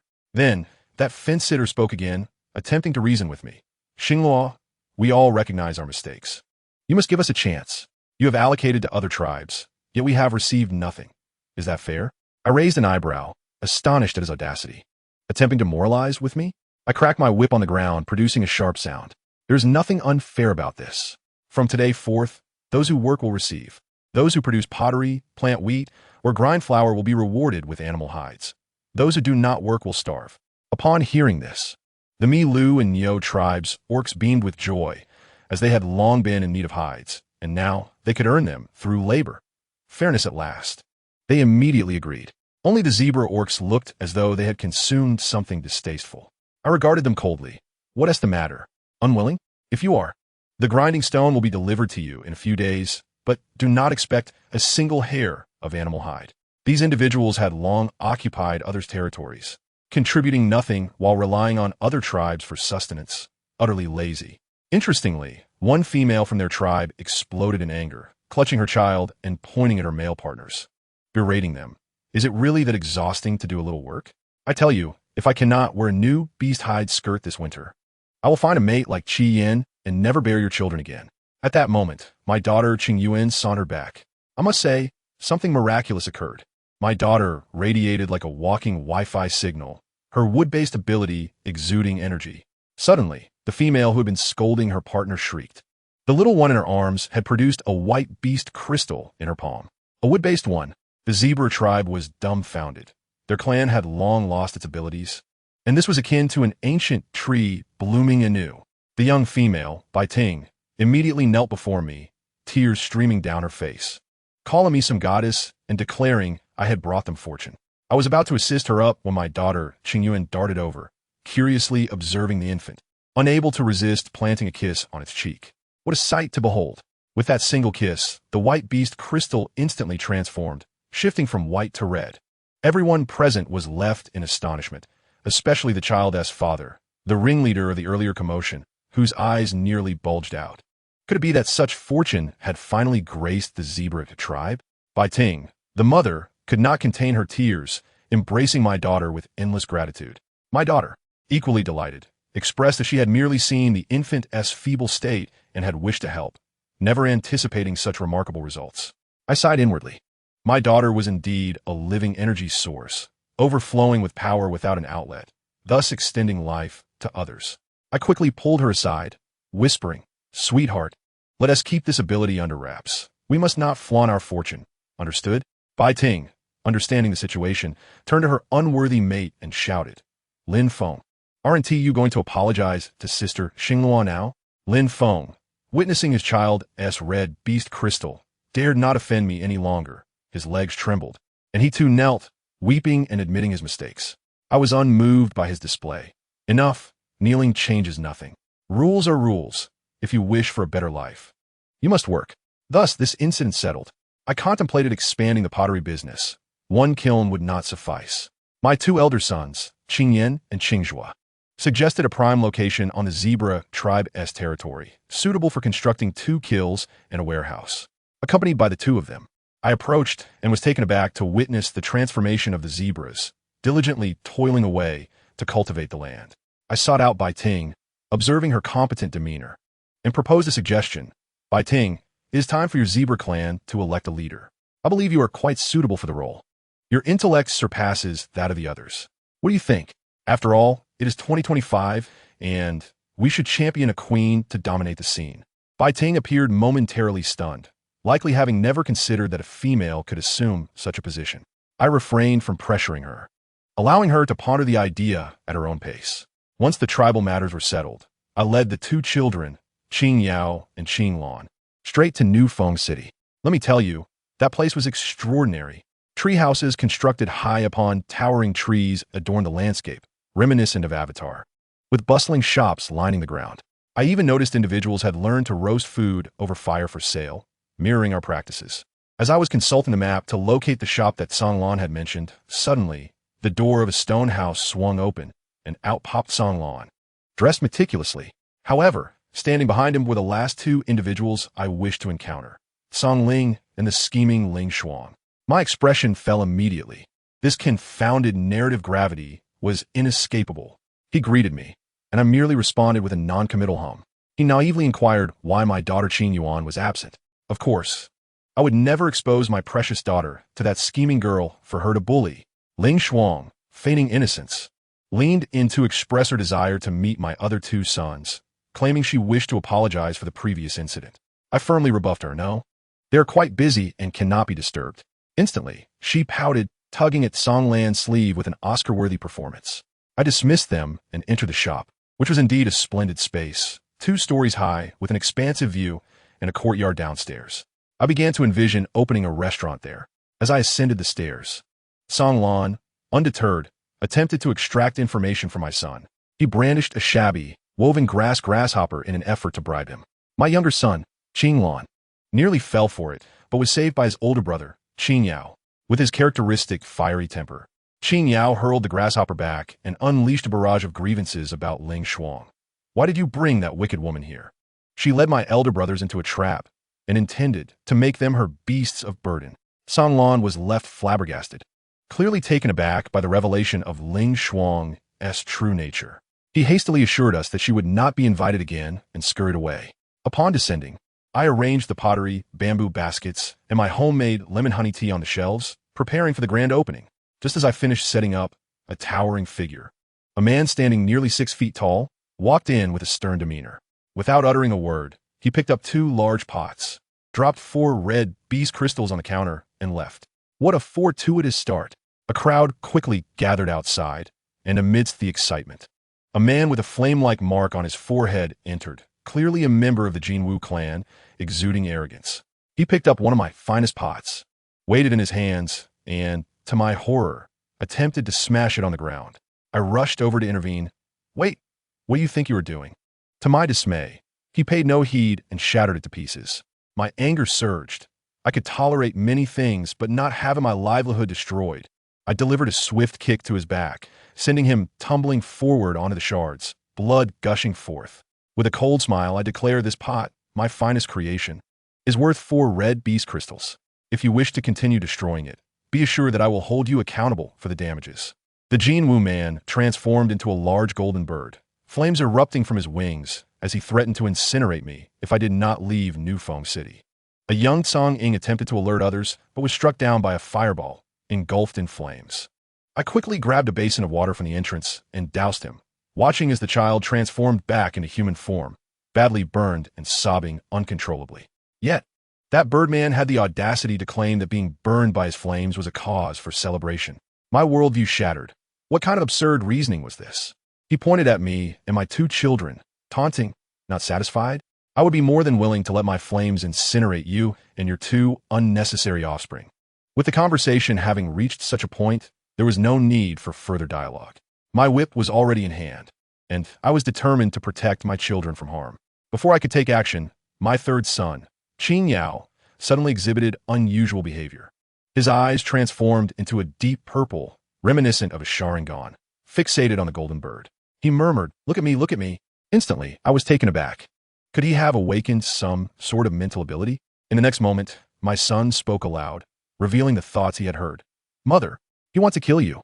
It's because you taught the city lord how to create fire, disrupting their Jin Wu clan's source of income." The revelation sent shockwaves through the crowd, and the Jin Wu clan became the target of ire. The one named Jin Peng was left bewildered, his eyes wide as he contemplated how this child could read minds. My son commanded, "Mother, attack him." The golden bird was momentarily paralyzed, as if struck by a spell. Seizing the opportunity, I unleashed my lightning whip, striking him repeatedly, sending his golden feathers flying, electrifying him thoroughly. Realizing it was my son's doing, the Birdman exploded in rage, launching a fireball at my two children. My son had just expended his energy and was too weak to escape. My heart raced with dread. Just as calamity loomed, a magnificent hawk descended from the heavens, swooping down to rescue my children, placing them safely away from harm. With a resounding thud, it transformed into a tall, strikingly handsome man, radiating righteousness. He looked at me, his eyes sparkling, and said, "You're Xing Luo?" I had no time for pleasantries. I rushed to check on my children, relieved to find them unscathed. Once assured of their safety, I turned to express my gratitude to the handsome man. I overheard the crowd murmuring. It turned out he was Lord Yujian, the city's legal authority, who had just returned from a business trip and stumbled upon this chaos. As expected, he wasted no time in delivering judgment. In Newfeng City, intentionally harming minors under the age of 10 warrants a life sentence. His voice was cold, devoid of emotion, as he pronounced Jin Peng guilty. Jin Peng protested, transforming back into his human form, asserting that Lord Yujian's laws did not apply to the Jinwu clan. Yet, with a single remark, Yu Jian silenced him. "Very well, then you may relocate. The rainy season is fast approaching. Good luck with that." How deftly he handled the situation. It turned out these Jinwu birds were merely tenants squatting here, brazenly defying authority. I had no interest in their disputes and interjected, "My lord, while punishing him is acceptable, he damaged my shop and harmed others. He must compensate me." Lord Yujian regarded me with a glance that conveyed surprise, then nodded in agreement. I promptly demanded 200 red beast crystals, 100 beast skins, and a bag of salt. Upon hearing this, Jin Peng became enraged, attempting to charge at me, only to be intercepted by Yu Jian's swift movement, his speed akin to teleportation. Unable to afford the compensation, Jin Peng resorted to deceit, claiming my belongings were worthless and that he could replicate them by tomorrow. I recognized this as an opportunity. I boldly challenged him. "Very well. If you can produce a usable pot by tomorrow, I will forego my losses, and this business will be yours. I shall pack up and leave." Jin Peng, seeing me as a fool, readily accepted the wager. Yu Jian stood nearby, his gaze unmistakably conveying the message, "You've been deceived, my friend." He even added, "If you lose, you must compensate double." Once the matter was settled, I discovered that this young man, Yu Jian, possessed a certain charm. He fixated on the one small ceramic pot of mine that remained unscathed and insisted on purchasing it. His offer was 2 purple beast crystals. For those who understand purple, this could purchase my entire kiln. Seeing my hesitation, he presumed the amount was insufficient and suggested he could return once he had saved enough. I felt it would be inappropriate to take advantage of such an innocent young master, so I offered it to him as a gift instead. To my surprise, he lingered, eyes wide with anticipation. Reluctantly, I shared a cup of my homemade honey lemon water with him.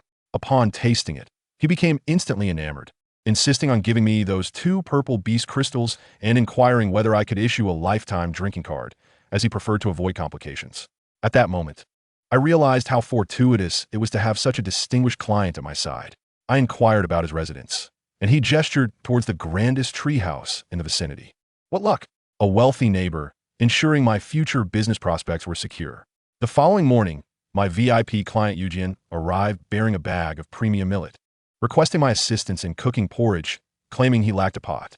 He generously stated that the millet was for me and my children, as the rainy season was approaching, and it would spoil easily.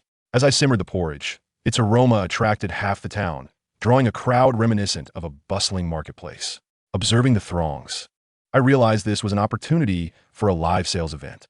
While I could not sell pots, I could certainly offer other items. I called out, and to my amazement, my bamboo baskets, honey lemon water, and even my prized lipsticks were snatched up in a frenzy. The lipsticks, in particular, captivated the female onlookers, and when I allowed one to test a shade, the line behind her nearly broke down my door. The business boomed to such an extent that I had to limit purchases. Let me tell you, just that morning, I amassed a fortune in beast crystals and hides, feeling as though I had reached the pinnacle of success. While I was counting my earnings to the point of cramping my hands, Jinping arrived, conspicuously clutching a dark, misshapen object. Upon closer inspection, it indeed resembled a pot, albeit an abstractly unattractive one. He smugly declared, "Look, I made it. Now fulfill your bet." I chuckled, thinking, let's see what you've got. I instructed him to place the pot over the fire and fill it with water to test it. My son, Qinglan, cleverly ran to fetch Eugene as a witness. Jinping, brimming with arrogance, insisted on using his so-called pure flame to ignite the fire, forbidding Eugene from assisting him. Fine, let him have his way. The fire blazed alive, and soon a foul odor of burnt earth wafted from his pot. I watched in disbelief as the pot dramatically lost all its water, shattering into a heap of clay fragments. Jinping's expression turned green with shock. He stood there, babbling, "This isn't right. Jiang Xingluo, your pot is made of clay too. Why doesn't mine work?" I could hardly contain my laughter. "My friend, if your skills are lacking, don't force the issue." He then resorted to throwing a tantrum, accusing us of secretly sabotaging his pot. "I don't care. I made it. She never said it had to be functional." For those who understand, witnessing such a shameless display was quite enlightening. Before I could respond, he caught sight of me, likely recalling my electrified whip, and let out a yelp before transforming into a large golden crow and fleeing.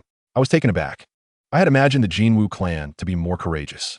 Eugene, observing my amusement, remarked, "Do not concern yourself. He cannot escape from this city of fury." The Jinwu clan is notoriously directionally challenged, often getting lost right at their doorstep. I couldn't suppress my laughter. A flying race that is directionally challenged? In our time, they would undoubtedly crash into each other midair. Eugene declared he would pursue him, and before he finished speaking, he transformed into a majestic eagle and soared away with astonishing speed. As I turned around, I was met with the sight of Kanglin approaching once more. He handed each of the other children a wooden bird, but when it came to my daughter, Qingyin, he presented her with a small lion. How transparent his intentions were. My maternal instincts flared with concern. My daughter was so young, and he already harbored such thoughts. Just as I was about to rebuff him, saying, "Keep your gifts. My daughter is not interested," I regretted my words, feeling like a villainous mother breaking up a pair of lovebirds. But I was merely trying to protect my daughter.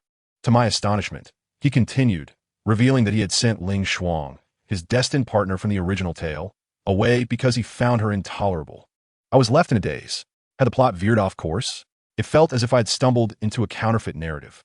Just as I pondered my existence, Eugene returned, having not only captured Jinping, but also leading a whole entourage of golden-haired Jinwu warriors, resembling a band of golden saints. The leader, an elderly man with a stern countenance, bellowed, "What has been broken? How much? I will compensate." His demeanor suggested he was not merely here to settle a debt, but rather to demand retribution. Amidst our exchange, a female rushed forward, tears streaming down her face as she clutched Eugene's leg, wailing, "Lord Eugene, my dear cub has been burned by Jinping and can no longer fly. His life is ruined." My heart sank. This was the mother of the little eagle that had come to deliver news that day. She pointed accusingly at Jinping, lamenting, "It's all your fault. My child only intended to inform the city lord of your wrongdoing. Why did you set him on fire?" In the midst of the chaos, a handsome golden-haired youth stepped forward, his striking green eyes catching my attention. Suddenly, it struck me. This was Jintang, another beast husband of Ling Shuang from the original tale. The father of her first child. Were they wholesale distributing husbands now? First Kanglin, and now Jintang. What a small world. Jintang, displaying remarkable composure, addressed his grandfather. Let's not rush to discuss punishment. We must first take care of the injured young one. He turned to me and inquired if I could assist in treating the wounded cub, assuring me that all expenses would be covered. Given the circumstances, I could hardly refuse. Eugene transformed, allowing a few children to ride on his back while Jintang cradled the injured cub and Kanglin insisted on accompanying us. Thus, our group set off in grand fashion back to our tribe. Upon arrival, Huayan and Sanran were tending to the injured Qiyan. Senran's wood-based abilities had advanced significantly, yielding impressive healing results. Jintang's eyes widened in amazement as he witnessed Senran's green healing light, likely encountering wood abilities for the first time. Little Zhong had sustained severe injuries, his body oozing pus, evoking pity. As Sanran began treatment, midway through, his energy was depleted. In a critical moment, my daughter Qingyuan stepped forward, placing her small hand on Senran's shoulder. The scene was reminiscent of a game where a healer bestows a top-tier buff upon the main tank. Sanran was instantly revitalized, and with newfound strength, he swiftly healed Zhong's wounds. The pus disappeared, new flesh forming, leaving Jintang and Kanglin in awe. Noticing my daughter's exhaustion, I resolved to demand fair compensation for her efforts. I would ensure my little treasure received ample delicious meat as a reward for her extraordinary contributions. Huayan, understanding my intentions, promptly declared 100 orange beast crystals, plus a substantial amount of meat. Nothing less will suffice. Jintang is indeed an open-hearted individual, readily agreeing to anything. Kanglin, that young lad, upon noticing Qingyuan's fatigue, felt an overwhelming sense of compassion and hurriedly retrieved a golden fruit from his pocket, insisting on feeding it to my daughter. Jintang, witnessing this, was astonished, for that exquisite item was known as Jinghua, a rare treasure. My daughter, enticed by the delightful aroma of the fruit, could hardly contain her desire. Her eyes glued to it. Yet, she remembered my words forbidding her from accepting anything from Kanglin. Torn between her longing and principles, she pouted and ultimately shook her head, gesturing towards the little Zhong beside her, saying, "Let him have it.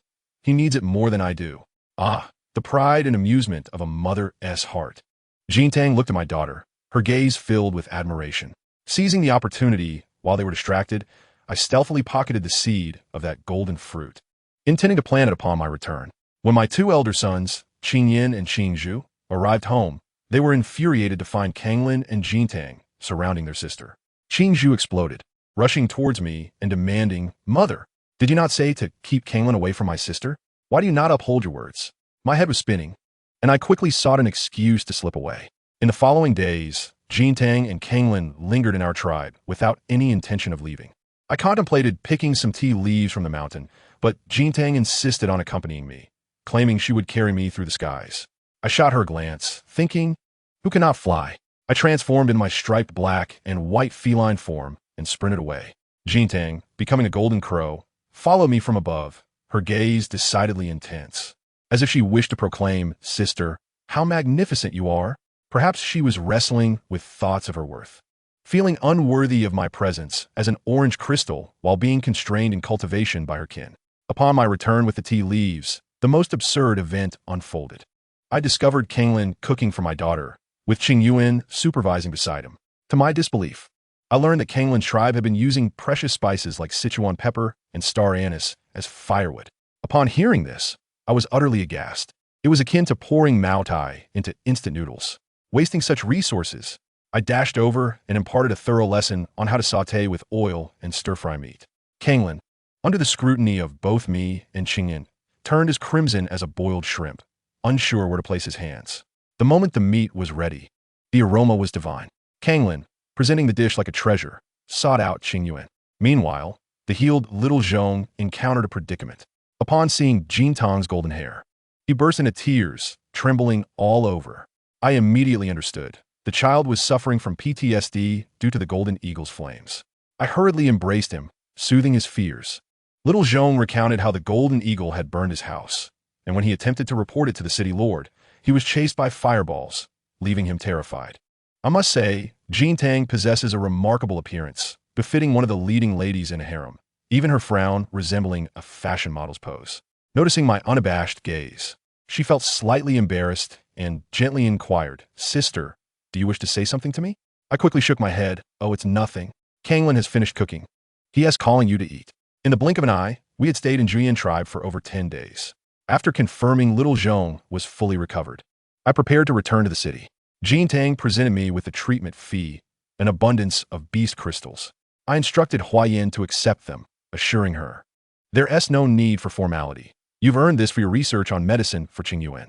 Before returning to Nufeng City, Kanglin and Jean Tang insisted on me taking the surplus fruits and mushrooms from the tribe, claiming they would surely sell well in the city. I was at a loss for words. These items might exchange for some beast skin, but for beast crystals? What a dream. To my surprise, they each purchased 2 large boxes and even cleared out a dozen pottery pots, insisting on gifting me 2 green beast crystals. Fine, let them indulge in their wealth. Upon reopening my shop, I was utterly flabbergasted. The line outside my humble establishment nearly encircled Nufeng City. Upon inquiry, I learned that the city lord, Jing Sheng, had been boasting about my miraculous cookware and cosmetics that enhanced beauty, leading to widespread awareness of my esteemed wares across the continent. Business boomed to the extent that I felt I might faint from sheer astonishment. Just as I was on the brink of being overwhelmed, a group of unfamiliar faces entered the city. They were all golden-haired lion kings, and the man leading them had a gaze as frigid as ice. The moment he cast his eyes upon me, it was as if he had locked onto a target. This man was Laiwen. They had come seeking a permit from the city lord to shelter from the rainy season in Nufeng City. Upon entering, he spotted me, a familiar little female. As he observed me bustling about, he likely recalled the last time I had rescued him. He instructed his subordinates to wait and approached me directly, navigating through the crowd. He stood before me, his expression cold as he addressed me as little female. Suddenly, his demeanor softened. I was about to head inside to retrieve a pot, completely oblivious to him. As I turned, he stepped forward and grasped my wrist. Before I could comprehend the situation, Yu Jian, the handsome law enforcer from our city, materialized beside me, swiftly attempting to pry Liuwen's hand away. A chaotic scene erupted. Laiwen reacted quickly, retreating while his gaze turned icy, locking onto Yu Jian. Their silent exchange was electric, conveying, "You fancy her too? Back off, she is mine." Caught in the middle, I was bewildered. Turning to face Laiwen, I finally recognized him. "What brings you here?" Laiwen ignored Yu Jian and directly addressed me. "Long time no see, little female. Thank you for saving me last time." I was even more perplexed. "So, you were truly injured last time? I thought I was dreaming." His expression turned wounded, as if I had committed an unforgivable sin by forgetting him. Yu Jian interjected, "Laiwen, do not overstep your boundaries." He glared at Laiwen as if he were a nemesis while enlightening me that Laiwen hailed from the wasteland, where his parents and brothers had been killed. Yet he had the audacity to become the beast husband of his enemy's daughter. What a scandalous revelation. Laiwen, equally incensed, retorted, "The matters between me and the little female are none of your business." Before they could exchange further words, they transformed into their beast forms and clashed. A swift-moving eagle and a wind-swept lion battled fiercely in the skies, creating a tumultuous scene. The customers below abandoned their purchases, popcorn and soda in hand, ready to cheer them on. I was exasperated. These 2 lunatics were disrupting my business. The more I thought about it, the angrier I became. I transformed into my feline form, darting into the fray, and unleashed a bolt of lightning from the ground. The 2 colossal beasts recoiled, staring down at me. A mere cat, smaller than their claws. "Stop fighting. What about my business? You've scared away all my customers." To my astonishment, Laiwen, the lion, upon seeing my small form, softened instantly, likely believing I was concerned for his well-being. He reverted to human form, crouched down, and with a smile, enfolded me in his arms. "Oh, dear family, who understands?" He snatched me into his embrace and began to pet me, from head to tail. My illustrious reputation was reduced to that of a pampered cat. Yu Jian, witnessing this, was furious, likely cursing Laiwen for taking advantage of the situation. I struggled futilely, his strength overwhelming. In a fit of anger, I leaped from his arms to the ground, reverting to my human form, and pointed my finger at him, scolding, "Do not embrace me without permission." He regarded me, his previously aloof countenance now imbued with warmth, and replied softly, "I shall heed your words." In a rather awkward moment, my daughter Qinglan rushed out, exclaiming, "Mother, there's an elder sister asking if there are any lipsticks left." When Lai Feng turned around and beheld my daughter's head of golden hair, his brow furrowed instantly, his gaze sharp as a blade. "Little female, where is your beast husband?" "Who is he?" Yu Jian also rushed over. "What business is it of yours to know her beast husband?" The 2 began a silent battle of glances. I had reached my limit and shouted, "Silence." My beast husband is dead. I have only a few cubs and do not intend to seek another. Do you understand? Two lunatics. I couldn't be bothered with them and turned to return to my room to continue selling goods. I was busy until every last item was sold, finally allowing myself a sigh of relief. My two little ones were utterly exhausted. Just then, calamity struck with Qing Yao. He suddenly clutched his head, rolling on the ground, crying out that his head hurt, and to my horror, blood tears streamed from his eyes, his pupils shifting to an ominous shade of purple. He sobbed, "Mother, I don't want to hear this. I can't see you anymore." My heart shattered. Qinglong cried, saying, "Third brother," said his eyes hurt after using his powers last time. Panic engulfed me as I scooped up Qing Yao and dashed outside, only to collide with Lai Feng, who was still guarding the doorway. Without a word, he transformed into his beast form, commanding, "Get on, I'll take you." In this urgent moment, I disregarded everything else, leaping onto his back with Qing Yao in my arms and Qinglong beside me. Lai Feng moved with the speed of lightning, sprinting towards Jiuyin tribe.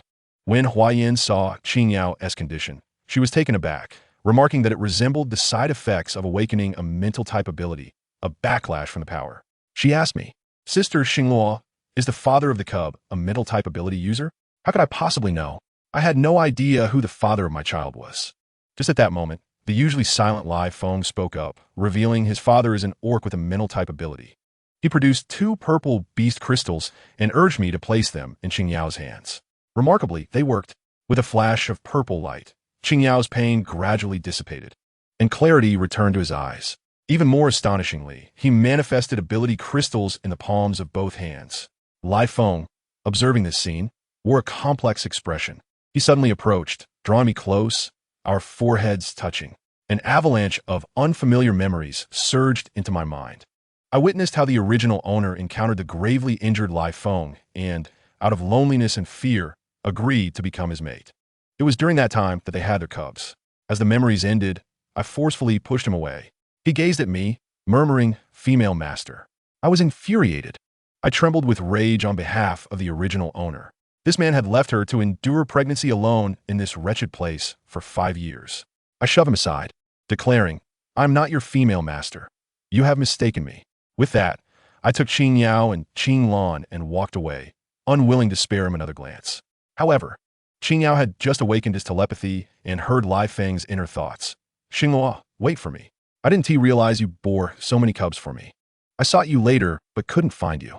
Upon returning home, Qian sensed the unfamiliar male scent and immediately became vigilant. I instructed him, "Qian, block him. Do not let him approach." Upon noticing another male beside me, Lai Feng's possessiveness surged. He regarded Qian with disdain, as if he were refused, and transformed to attack. Expressing his discontent, "Too weak." Qian, infuriated, bellowed, "Who are you? If you were Xingluo's beast husband, why didn't you seek her for 5 years?" I was utterly exasperated by the commotion outside. Stepping out, I caught sight of Lai Feng pinning Qian to the ground. Enraged, I shouted, "Lai Feng, what do you think you're doing?" He brazenly retorted, "Xingluo, the male beside you is too weak. He cannot be weaker than me." I was dumbfounded by his arrogance. Shielding Qian, I replied, "He has always protected us. It is not your place to concern yourself. You want to believe what happened next." I was still fuming, yet he appeared to feel aggrieved. This towering and formidable lion, after receiving a few retorts from me, had tears welling up in his eyes, resembling a wronged little wife. Completely breaking down, with a sigh, he muttered, "Fine, forget it." He then transformed back into a lion and lay down at my doorstep, remaining still. The next day, upon opening the door, I was greeted by the sight of a massive mound of lion fur at the entrance. At the sound of movement, he immediately reverted to his human form. At that moment, my daughter Qingyuan emerged, sweetly calling "Mother." Lai Feng, upon seeing this exquisite little female cub, froze, and a multitude of words condensed into 3 simple ones. "I am sorry." I maintained a cold demeanor, pondering what good his apologies would do. The original owner could no longer hear him. Curious, Qingyuan gazed at this tall man, hiding behind me, inquiring, "Who are you?" Lai Feng attempted to extend his arms to embrace her, but hesitated. Inside, Qing Yao had already disclosed the secret to his brothers. The large lion at the door was their long-lost father. The cubs fell into a profound silence, their expressions laden with complexity. Just as the tension escalated, Lai Feng returned from hunting, carrying 2 wild boars and a pile of beast crystals, eagerly looking at me as if waiting for a master to feed him. The cubs, initially resolute in their shared animosity, found themselves distracted as Qingyun eyed the shining morsels of meat, tugging at my sleeve, whispering, "Mother, we shouldn't turn down these gifts. He provided them. And I am hungry." Well then, my little glutton, once she spoke, what could I as a mother say? I could only nod helplessly, agreeing to accept them. Looking down, I was astonished to find 2 green and 1 blue beast crystals, dazzling to the point of discomfort for my eyes. This fellow must have emptied the entire cache of those 3 wild beasts.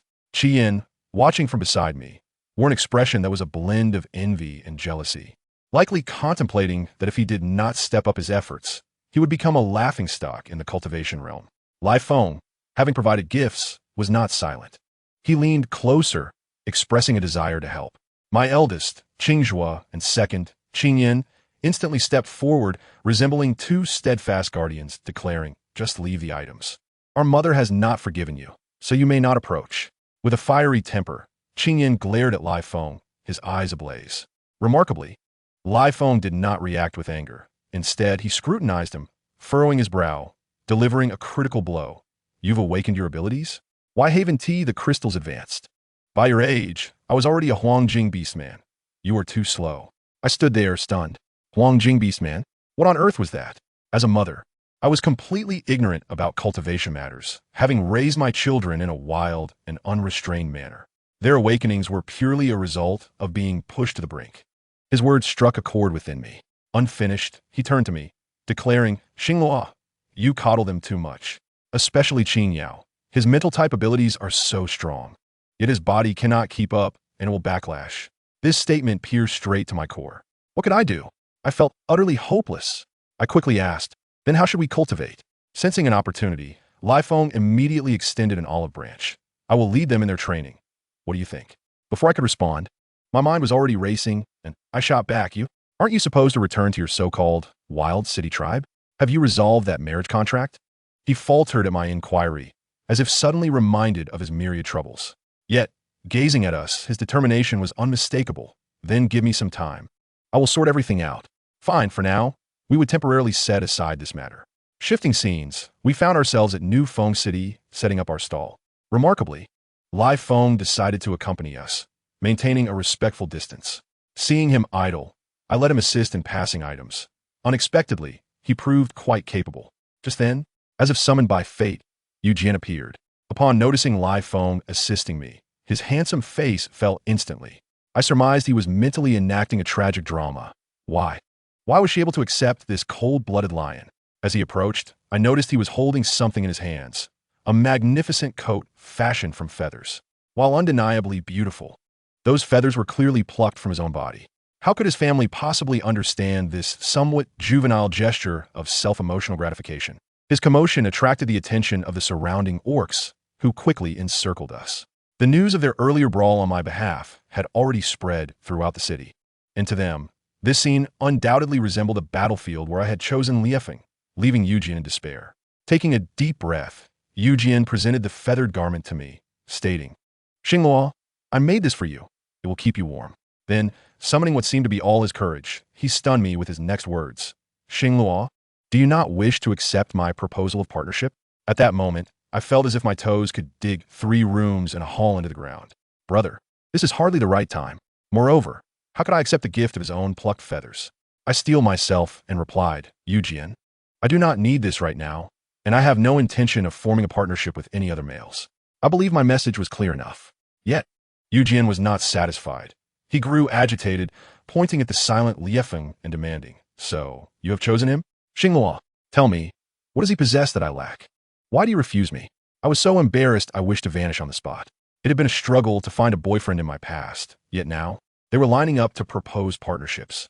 However, my soul, educated in the principles of monogamy, simply could not accept this. In a moment of desperation, I blurted out, "He is the father of my child." The crowd erupted in shock, particularly a few lion orcs in the corner whose eyes nearly popped out of their heads. I overheard them murmuring that the leader's plans had been thwarted and that they needed to report back. Liefeng, with his keen ears, shot a cold glance at them, and they instantly froze as if paralyzed. He turned to me and said, "Xinglua, I must handle some matters. Wait for me." He then strode away with purpose. Watching him depart, I glanced back at the still-hurt Eugene, feeling a whirlwind of emotions. Once my business was concluded, I decided to return home and prepare something delicious to calm my nerves. I set up my stall right at the door, kneaded the dough, sliced the ingredients, and boiled a large pot of fragrant egg and vegetable noodles. The aroma wafted through the air, enticing the neighboring children. One of the little ones I had saved, named Xiao Zhong, happened to stop by to express his gratitude, and I generously served him a hearty bowl. Xiao Zhong savored every bite, and, after finishing, he shyly offered me 2 pieces of animal skin as thanks. I accepted his gift and packed a small bag of salt for him to take home to his mother. Just as the child left, he collided with someone at the door. It was Eugen. He had not yet departed. This fellow, despite my rejection, could not resist inching closer. Xiao Zhong, perceptive as ever, scampered off. Eugen stood there, torn between wanting to approach and the embarrassment of being rebuffed. What could I do? He had already prepaid for his meal with those 2 purple beast crystals. I could not go back on my word. I took the initiative to serve him a bowl of noodles, proclaiming, "Eugen, I promise to provide your meal, and I shall keep my word." He silently accepted it and sat beside me to eat. The bowl of noodles was filled with a mix of emotions. As night fell, Liefeng finally returned. I must tell you, his state was dire. His complexion was ashen, resembling someone pulled from a freezer, and he carried a freshly killed wild chicken in his hands. He thrust the cleaned chicken into my hands, his lips trembling as he said, "I still do not know how to cook. I am grateful to you, Xinghua." Seeing him in such distress, I reached out to touch him, only to be met with a bone-chilling cold. In that instant, my mind exploded with images, as if I were watching a shared screen, revealing everything that transpired after his departure today. I saw him confront a one-eyed lion orc, whose aura radiated authority as the leader of the Huangqing tribe. Without hesitation, the leader commanded others to restrain Liefeng and struck his palm against the spot where the ability crystal resided, intent on disabling him. The vision faded, and I was seized with fear, hastily supporting him. "Liefeng, Liefeng, I will take you back to heal you." He shook his head, revealing his palm, which was marred by numerous cracks on the purple crystal. "It is futile," he murmured weakly. "The ability crystal is shattered. No one can repair it." Seeing his resigned expression ignited a fire of anger within me. "Are you asking me to protect you for the rest of your life?" At that moment, Eugen noticed something was amiss and rushed over, seizing Liefeng by the collar, shouting, "He is frozen all over. Liefeng, do you wish to die?" Suddenly, Liefeng forcefully pushed Eugen away, and his entire being began to convulse violently. He let out a heart-wrenching scream as his palms exploded, blood gushing forth. I watched helplessly as his muscles tightened, sweat and blood mingling, pushing him to the brink of agony. Just as I feared he would perish, from his mangled palms emerged 2 new crystals. One was the original purple wind-patterned beast crystal, while the other was a pure, flawless white crystal. Eugen was utterly stunned, exclaiming, "Dual abilities?" Even as blood streamed from Liefeng's eyes, he smiled, turning to me with a gaze that seemed to pierce through all. With his last ounce of strength, he declared, "Xinghua, I will protect you for a lifetime. You need not protect me." With that, he coughed up a mouthful of blood and collapsed. When Liefeng regained consciousness, he opened his eyes to find my daughter, Qingyan, perched at his bedside. The little girl hesitated for a moment, but ultimately reached out to hold his hand, a gentle, healing energy flowing between them. Liefeng soon realized his daughter possessed wood-type healing abilities. However, he quickly noticed that Qingyuan's frail body could only sustain the healing for a short while before she broke into a sweat. He immediately withdrew his hand, feeling a pang of sorrow. Qing, exhausted, yawned and curled up into a ball, falling asleep on his bed. As I entered with a pot of stew, I saw him cradling her as a protective hen would her chick, his eyes glistening with unshed tears. He hoarsely asked me, "Xinghua, is there something wrong with Qingyuan's health? Why does her ability not have a crystal?" At this point, I could no longer conceal the truth. With a sigh, I explained, "It is because I could not eat well during my pregnancy, and I was carrying 5." Those words struck him like a dagger to the heart, and guilt flooded his expression. "I am sorry. They gave me a month to find you, and I failed." Through the shared vision, I had already learned of his past. He had not abandoned his family. Rather, he was coerced into marriage by a leader named Qilong, who sought to force him into a union with his daughter using aphrodisiacs. To retain his clarity, he resorted to self-harm and fled, only to encounter the original host. Alas, we were both victims of fate. I chose not to leave. He gazed at me, his eyes filled with a silent plea. Could I stay? I nodded in agreement, for the sake of the children's training and out of pity for his plight. Thank you, Xingluo. He exhaled in relief, yet his gaze turned anxiously back to Qingyuan. I had to explain her frail condition and her awakening abilities without a crystal. As he listened, his alarm grew, and he pressed me for details on how I had survived. I briefly recounted the time in the Jiangning tribe when I was forced to bear children from males. Upon hearing this, an intense aura of fury emanated from him, and he pulled me into his embrace, his voice a low growl. With me here, no one shall ever force you to do what you do not wish to do. I quickly extricated myself from his grasp, giving him a warning. It is only because the children are yours that I permit you to stay. Do not expect anything beyond that. He paused for a moment, then solemnly nodded. Understood. Finally, I breathed a sigh of relief and offered him a piece of meat, saying, let us eat. As the days passed, Qi Yin, accompanied by Qing Yin and Qing Zhua, engaged in fervent training, their appetites nearly rivaling my own. However, tranquility was short-lived, as the cheetah beastmen from the Jiangning tribe soon came knocking at our door.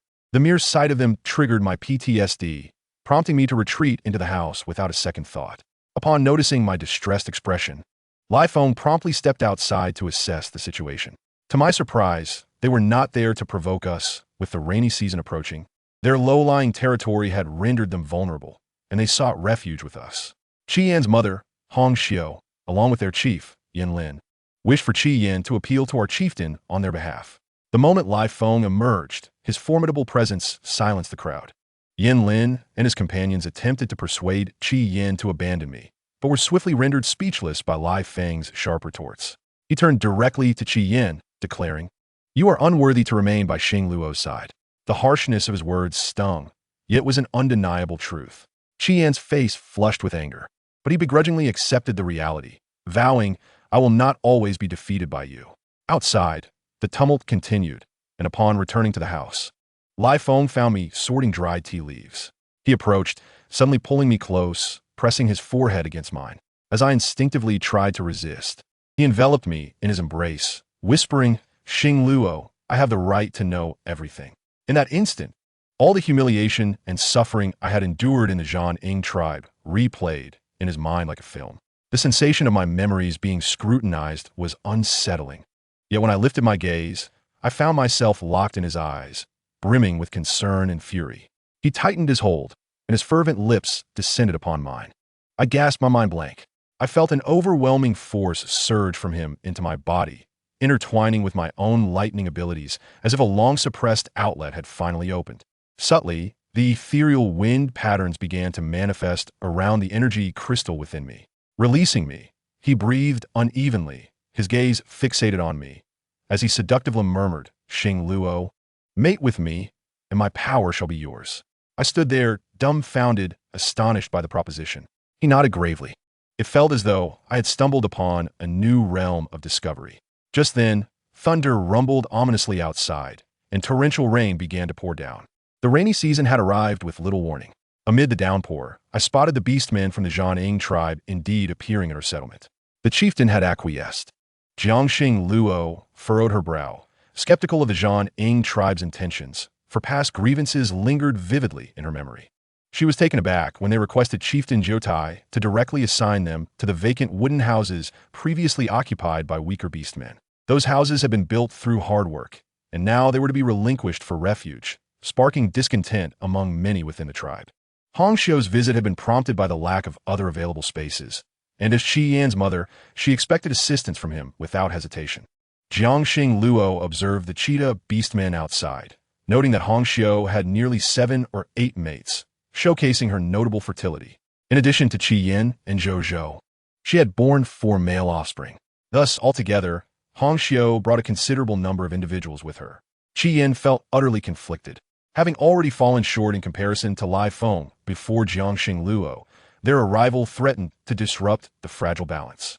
Although frustrated, he felt powerless to oppose his mother and younger siblings, who had done no wrong. "I will take you to find another place. There is no room for you here," Qi Yin stated, unwilling to let Hong Xiu disrupt Jiangxing Luo. Similarly, Jiangxing Luo had no desire to engage with the cheetah beastmen outside. Initially, the Jiuyin tribe had only intended to assist them through the rainy season, but should they step out of line during their stay, Jiangxing Luo would not hesitate to hold them accountable. With no place to stay, why not simply let us occupy this large wooden house? Hong Xiu suggested, aware of Jiangxing Luo's presence and Qi Yan's assistance. She believed it was only natural for her to seek help from her son. Hong Xiu presumptuously pushed open the door, prompting Jiangxing Luo to step forward to expel them. But Lai Feng restrained her, saying, "I will handle this." Jiangxing Luo nodded in acquiescence, relieved to let Lai Feng address the cheetah beastmen. He approached Hong Xiu, who had previously glimpsed this young lion male, mistakenly thinking he had left. Leave? Lai Feng's tone was harsh, and Hong Ying, initially intrigued by him, was startled into tears by his commanding shout. "Qi Yan, escort them away. I have stated that your protective beast bond has been severed. If you cannot manage your own affairs, you do not deserve to remain by your female side." Lai Feng's gaze was inscrutable, while the cheetah beastmen sensed an overwhelming pressure emanating from his powers. The strength of this lion beastman was truly formidable. "I know, no need to say it," Qi Yan replied, his heart brimming with defiance as he led Hong Xiu away. However, he could not be entirely unfeeling. His dwelling was spacious enough, but accommodating so many was a challenge. Moreover, his mother was no pushover. He allowed only his younger siblings to stay, while sending the others away. "Qi Yan, Zhou has found us a place to stay. Let's go there directly," Yan Ming declared. Hong Xiu swiftly slapped him, for she had come with the intent of uniting Qi Yan and Jiangxing Luo as mates. Believing that persistence would yield results, regardless of Jiangxing Luo's feelings. Despite possessing beast crystals, she could not compare to Qi Yan. And now Yan Ming had inadvertently revealed their search for lodging. Qi Yan shot Hong Xiu a scornful glance, filled with resentment. "My affairs are none of your concern. Mind your own business." Hong Xiu, caught off guard by Qi Yan's piercing gaze, fell silent, especially after witnessing the imposing lion beastman in Jiangxing Luo's abode. Though she had a mate, she resented how she was leveraging Qi Yan's feelings. Jiangxing Luo observed Lai Feng, who had just escorted Hong Xiu away, feeling a momentary relief. "Xing Luo, with me here, you do not require a protective beast." Jiangxing Luo nodded, tacitly accepting Lai Feng's words, which warmed his heart. He had anticipated her anger, believing she would resent his interference, knowing how challenging survival was for females in the beast world, especially during pregnancy. He acknowledged Qi Yan's significance to her, yet he perceived the protective bond as an unwarranted imposition of his will. Upon his return, he would confront Qi Yan once more. Jiangxing Luo was reluctant to bind herself to a male without purpose. That was not her nature. Meanwhile, the younglings had little to do due to the heavy rain. Save for Qing Yuan, who continued to gnaw on a chicken leg. "The chicken legs you made were overcooked. They don't taste as good as what my mother makes. Please pay more attention next time." Qing Yuan relished her food, yet the family's culinary skills had improved. Lai Feng, being new, still needed refinement in his cooking skills. Qing Yuan felt her father beast was lacking compared to Qi Yan and resolved to teach him better next time. Chapter 91.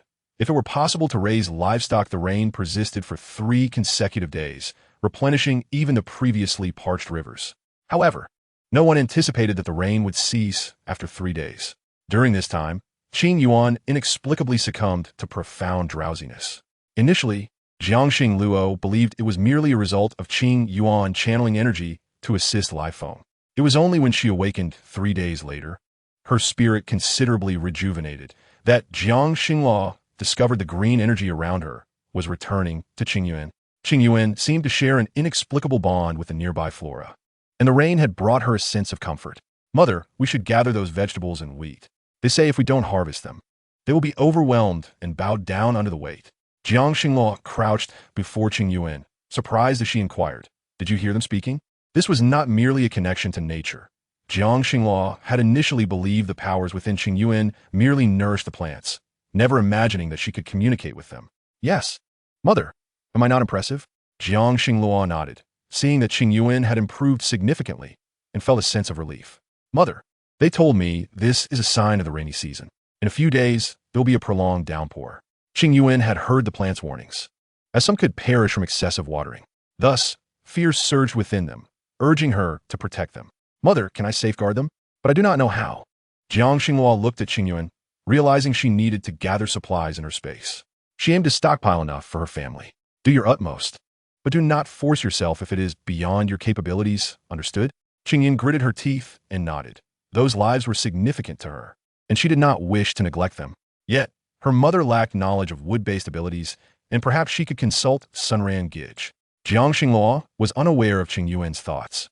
She needed to focus on amassing supplies. Previously in Nufeng City, Jiang Xinghua had heard that the rainy season could last at least a month.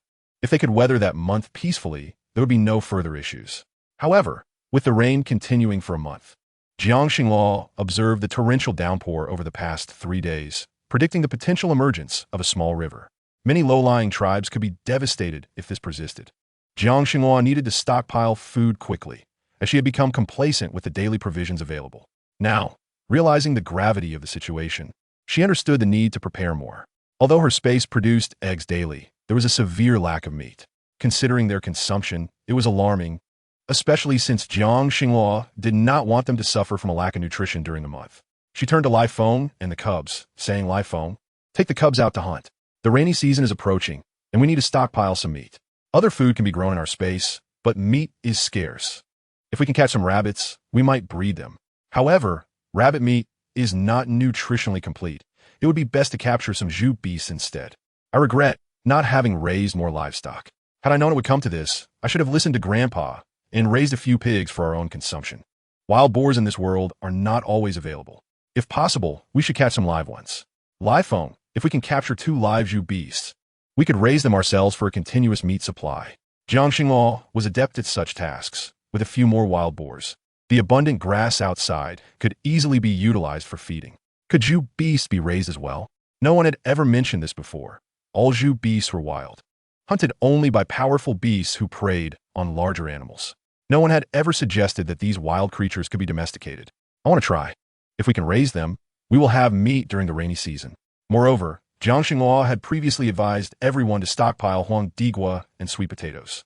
Recently, many weaker beastmen in Jiuyin tribe had begun to utilize sweet potatoes for various culinary creations. These, along with wheat flour, could provide sustenance. All right, I will heed your advice and catch a few live ones.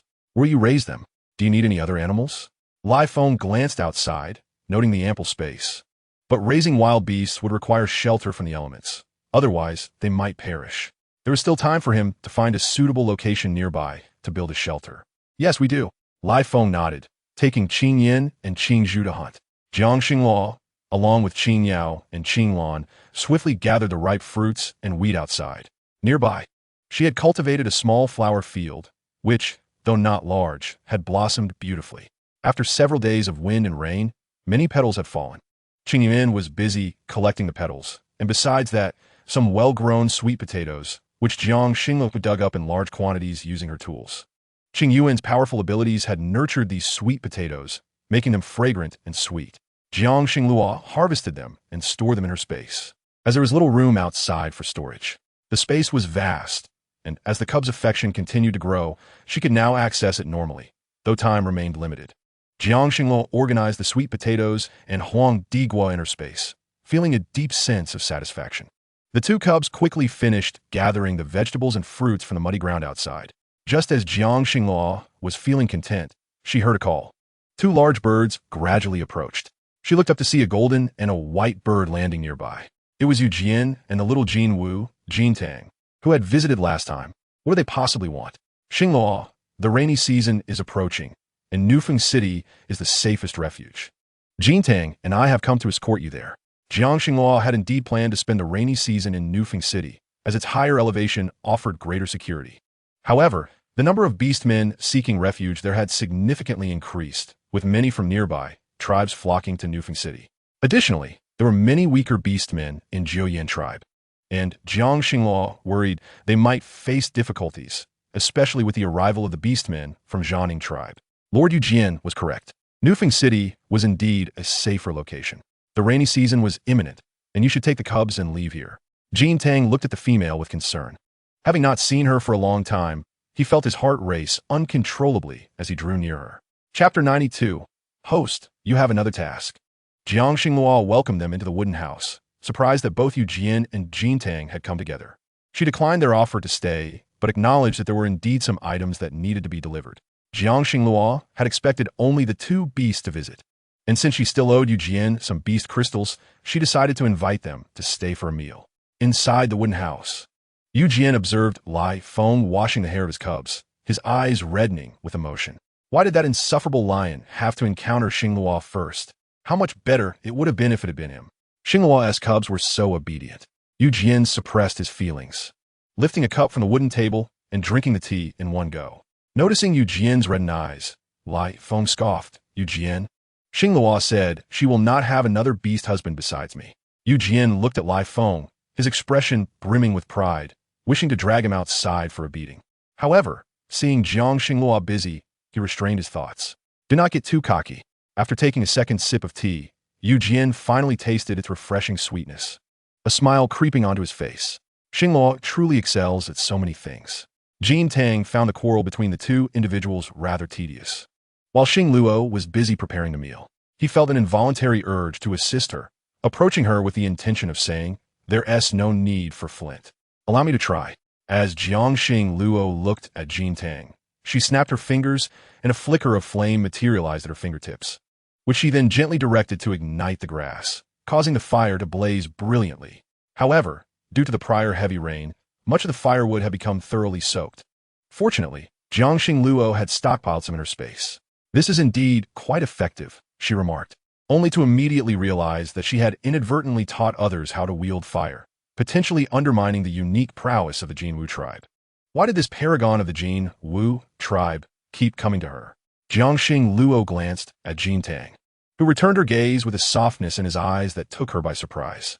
He was strikingly handsome, and his gentle demeanor seemed capable of drowning one in its depths. No wonder he was so favored by Ling Shuang in the original text. Jin Tang spoke, "Sister, I too wish to cultivate my abilities, but it seems my powers are only capable of destruction." He looked at his ability crystal. His power was pure, and if he could master it, he could indeed wreak havoc upon the world. Yet, he was utterly at a loss regarding how to proceed. Not necessarily. Every ability exists for a reason. Fire abilities can provide warmth and facilitate living conditions. If you wish to cultivate, you must learn to control your power. Jiang Xingluo explained as she melted the oil she had prepared earlier in the pot, adding spices, aiming to cook some meat today. She was fortunate that the tribe had crafted a large pot, as her family had many offspring, prompting the chieftain to send it directly to her. Thus, she was using this very pot today. As Jiang Xingluo retrieved the pre-cut meat and placed it in the pot to simmer with spices, Jin Tang presented her with a bag of items that Song Lan had instructed him to deliver. "Sister, this is what Song Lan asked me to give you."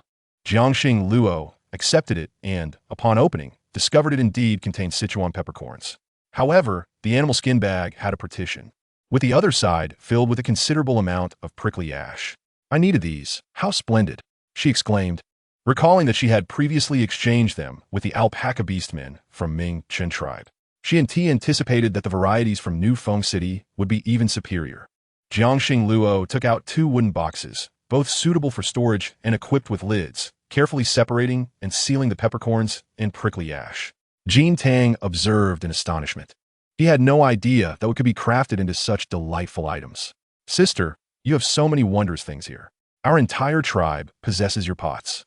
Yet we can only boil some items and cannot create such enticing flavors," Jin Tang expressed, feeling somewhat troubled by the scarcity of resources. Even salt was a luxury they dared not indulge in. When they ventured out to hunt, they feared igniting the mountains, leading the entire Jin Wu tribe to suppress their desires. The nurturing of the Jin Wu tribe was no simple task. Their affinity for fire abilities was a gift from the beast god, which naturally left them lacking in other areas. The challenge of nurturing offspring was thus compounded. Jin Tang yearned to change the status quo alongside the chieftain, but felt uncertain about how to begin. "Sister, may I contribute some beast crystals to earn more together with you? Or perhaps animal skins and salt? What do you require?" Jiang Xingluo regarded Jin Tang's earnest expression, taken aback by his intelligence and insight. However, she candidly replied, "Yet I find myself lacking nothing at present. Jin Tang, I must decline your offer. But our fire can aid you in firing pottery, and we can easily produce flames of higher temperatures. Sister, do you truly not need it?"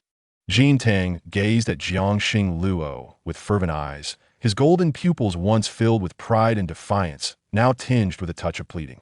Jiang Xingluo reflected on her arrival in this world and recognized that the original narrative had distorted certain aspects. Neither Song Lan nor Jin Tang were mere tools catering to the protagonist's whims, as the text suggested, yet that was how it had been portrayed. With a sigh, she decided it was inconsequential. Host, you have finally grasped the situation. The long silent system suddenly interjected, startling Jiangxing Luo. I thought you had been silenced, she retorted. Actually, aside from winning the affection of the cubs, you have another task. Another task? Jiangxing Luo thought to herself, feeling exasperated. This troublesome system always brought ill tidings. She had yet to complete her initial phase of the task, and currently, Qing Yuan's favorability was still at 0. As she looked back at Qing Yuan, who was contentedly munching on a watermelon, her eyes welled with emotion. Had she arrived earlier, she might have understood everything. Yet now, witnessing the rising affection of the other cubs toward her, she couldn't fathom why Qing Yuan seemed indifferent. Jiangxing Luo lowered her gaze, feeling perplexed. Host, the blank state of Qing Yuan's affection is closely tied to the original text. If you wish to rekindle her favor, you must alter everything depicted in the narrative. Upon hearing this, Jiangxing Luo felt utterly dumbfounded.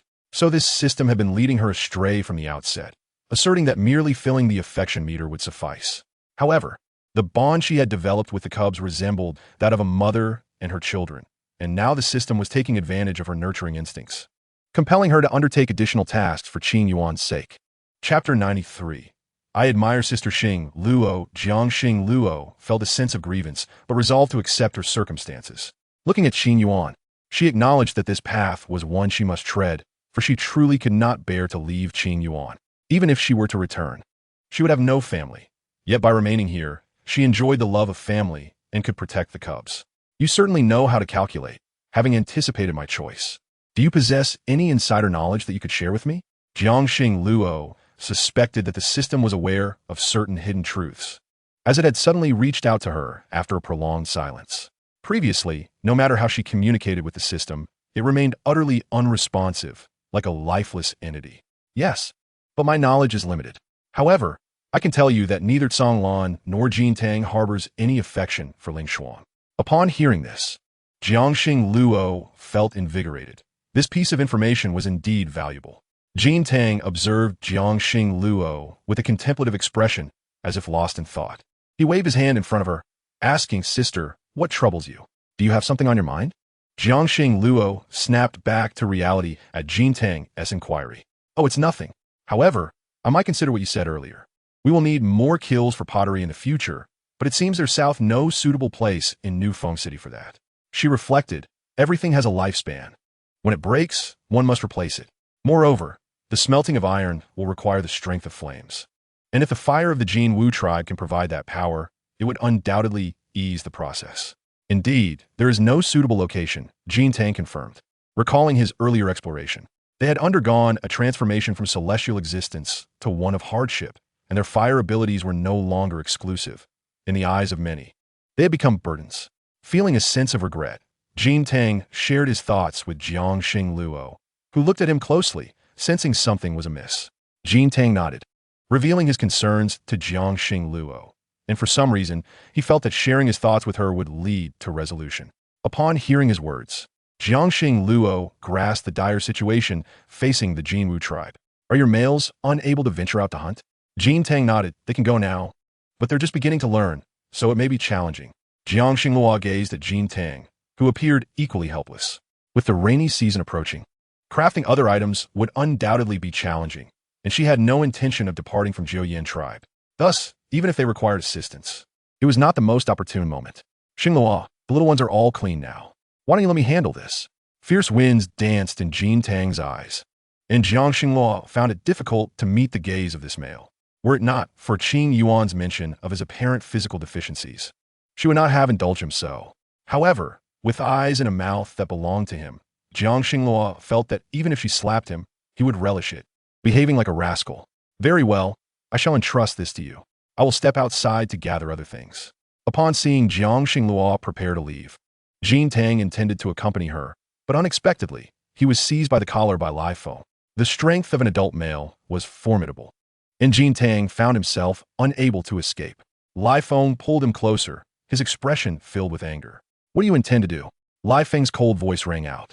Yet Jin Tang remained composed, his brow unruffled, seemingly indifferent to Lai Feng's words compared to Yujian. Do not think I am oblivious. As a male, I understand well what another male desires. Xingluo is no ordinary female. She is beautiful, possesses special abilities, is intelligent and capable, and industrious. She is a unique female in this beastly world, so it is no surprise that she attracts various males. I can tolerate Qi Yin and Yu Jian, but does this inexperienced brat think he can win Xingluo's heart with mere looks? And what if I can see through it? I like Sister Xingluo, and you cannot thwart my pursuit of her. Lai Feng was nearly amused to the point of exasperation by this audacious boy. What can you offer her? He scrutinized the slightly shorter male before him, whose features were sharp, and whose golden hair paired with a charming smile was enough to captivate many females. Even when he smiled, his eyes sparkled with two delightful dimples. Yu Jian was a cold-faced oddity, and Qi Yin was not a rival before he gained strength. But this boy's audacity was remarkable. If Xingluo is truly enchanted by his visage, what then? I can protect Sister Xingluo. I would lay down my life for her. Lai Feng regarded the earnest youth before him, momentarily speechless. He observed the bubbling pot, caught in a standoff, unsure how to conclude this confrontation. The boy's sincerity seemed insurmountable. Then give it a try. Lai Feng placed the chopped vegetables into the pot, waiting for them to cook. With Lai Feng no longer obstructing him, Jin Tang turned to seek out Jiang Xingluo. Jiang Xingluo carried the gathered wheat into the wooden house. The current wooden structures were directly on the ground, and she planned to quickly store the wheat and soybeans, hoping to process them into flour and soy milk for preservation. Jin Tang followed closely behind, assisting her, and their pace quickened significantly. However, Jiang Xingluo was engrossed in her tasks, failing to notice Jin Tang's presence. When Qin Yuan emerged to help tidy up, she spotted the handsome young man from the Jinwu tribe. "Mother, have you finished harvesting? What is this brother's name?" "I can't recall." Qin Yuan looked at Jiang Xingluo with curiosity, having only met Jin Tang once and remembered little else. Upon hearing her question, Jiang Xingluo looked up to see Jin Tang, who was now sweating from his exertions, cheerfully holding a handful of wheat. "Sister, is this what turns into flour? Can you tell me how it's done?" Jiang Xingluo regarded Jin Tang. If this knowledge were spread, they could sell seeds, which would be beneficial for the Jinwu tribe. "Would you like to learn? If you wish to know, I can teach you." Jin Tang nodded, glancing at the wheat, then spoke. "Actually, we have something even tastier called rice. Newfoam City has paddy fields yielding plenty of white rice." Jiang Xingluo's heart raced at the mention of rice, the kind that could be made into delicious meals. She had enjoyed fine noodles, but nothing compared to the taste of rice. Her gaze fixed fervently on Jin Tang. "Could I trade you some beast crystals for white rice? Steamed white rice is simply delightful." In Chapter 94, Jiang Xingluo expressed her intent to trade for rice, and Lai Feng insisted on accompanying her. Thus, before the rainy season set in, Jiang Xingluo ventured to Newfoam City, marveling at the rice field surrounding it. A gentle breeze swayed the grain, creating a picturesque sight. Observing the orcs in Newfoam City already beginning to harvest the rice, Jiang Xingluo pondered whether she could still barter for some, aware that now was not the ideal time for trading.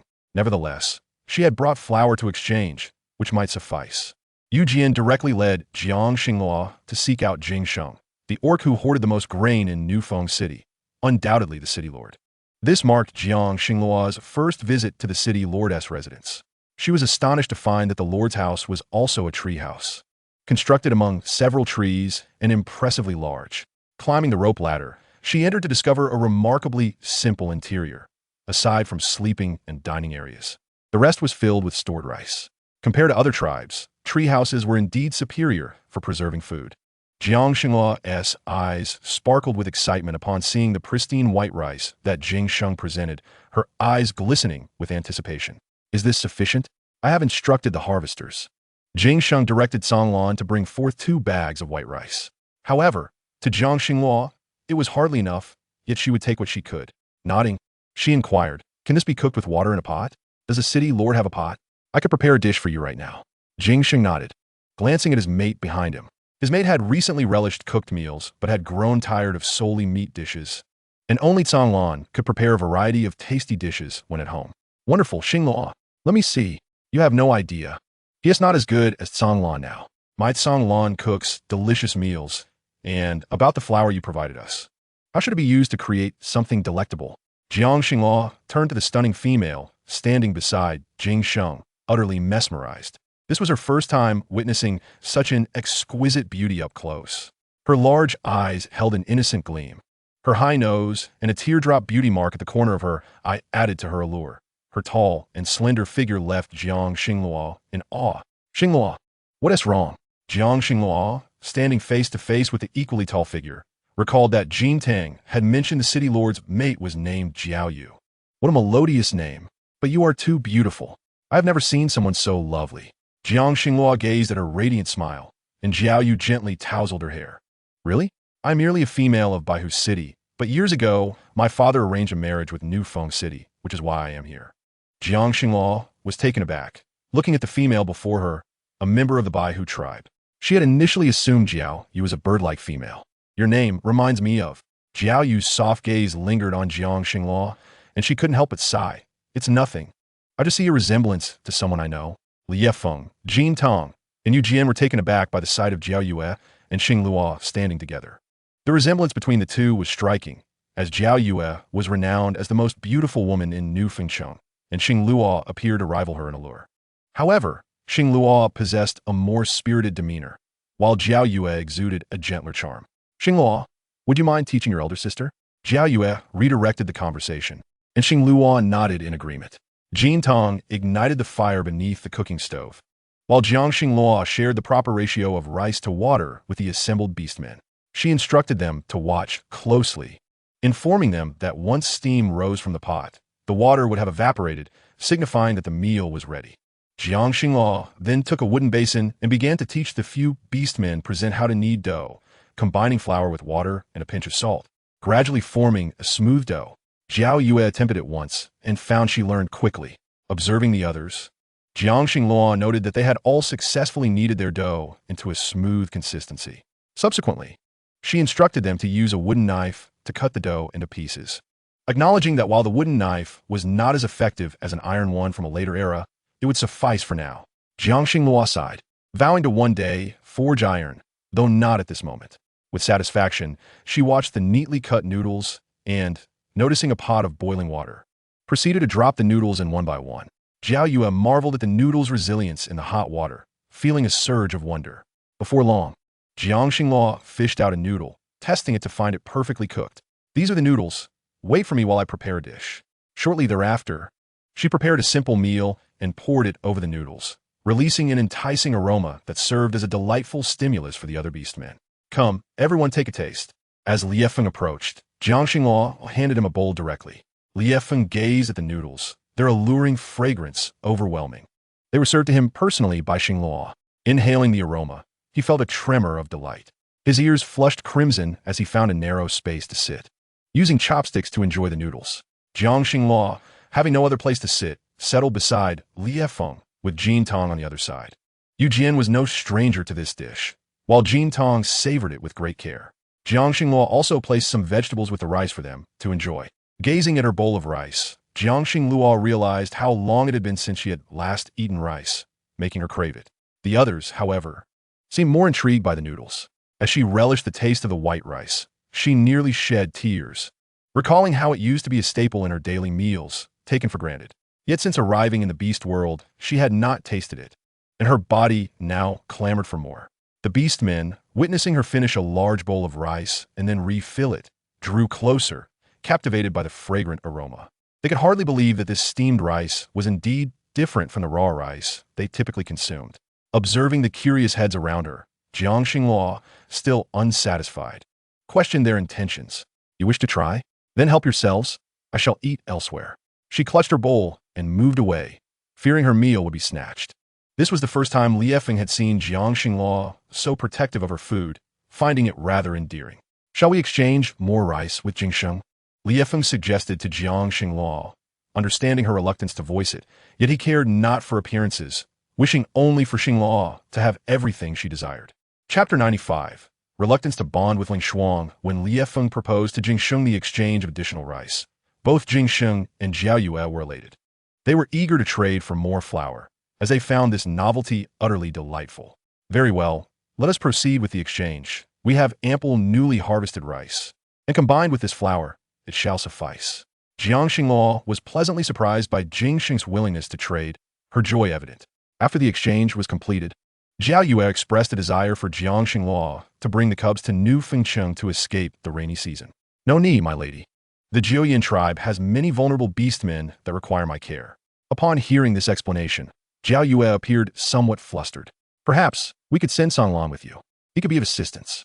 Jiangxing Luo instinctively considered declining, but Song Lan looked at her with eager anticipation. While Zhao Yue and Jingxing seemed intent on giving him a chance to grow. Song Lan, I wish to see Qing Yuan. Moreover, Qing Yuan needs protection. Can I accompany you? Song Lan's earnest gaze prompted Jiangxing Luo to recall the system's words about him being the son of the Lord of New Fengcheng, destined to bear responsibility. Allowing him to assist at the Jiuyan tribe might not be a bad idea, preventing him from developing misguided views in the future. Very well. If you come with me, you must be prepared to help those vulnerable beastmen and not repeat past prejudices. Jiangxing Luo regarded Song Lan, who dared not disclose his previous misdeeds to Zhao Yue, his mother, for fear of reprimand. However, Jiangxing Luo's frankness in front of his mother caused Song Lan to glance at Zhao Yue, only to find her expression filled with anger. Song Lan, is this how you were taught? Who instructed you to look down upon the vulnerable beastmen? Zhao Yue recalled her child's inherent goodness, perplexed at when he had developed such discriminatory views.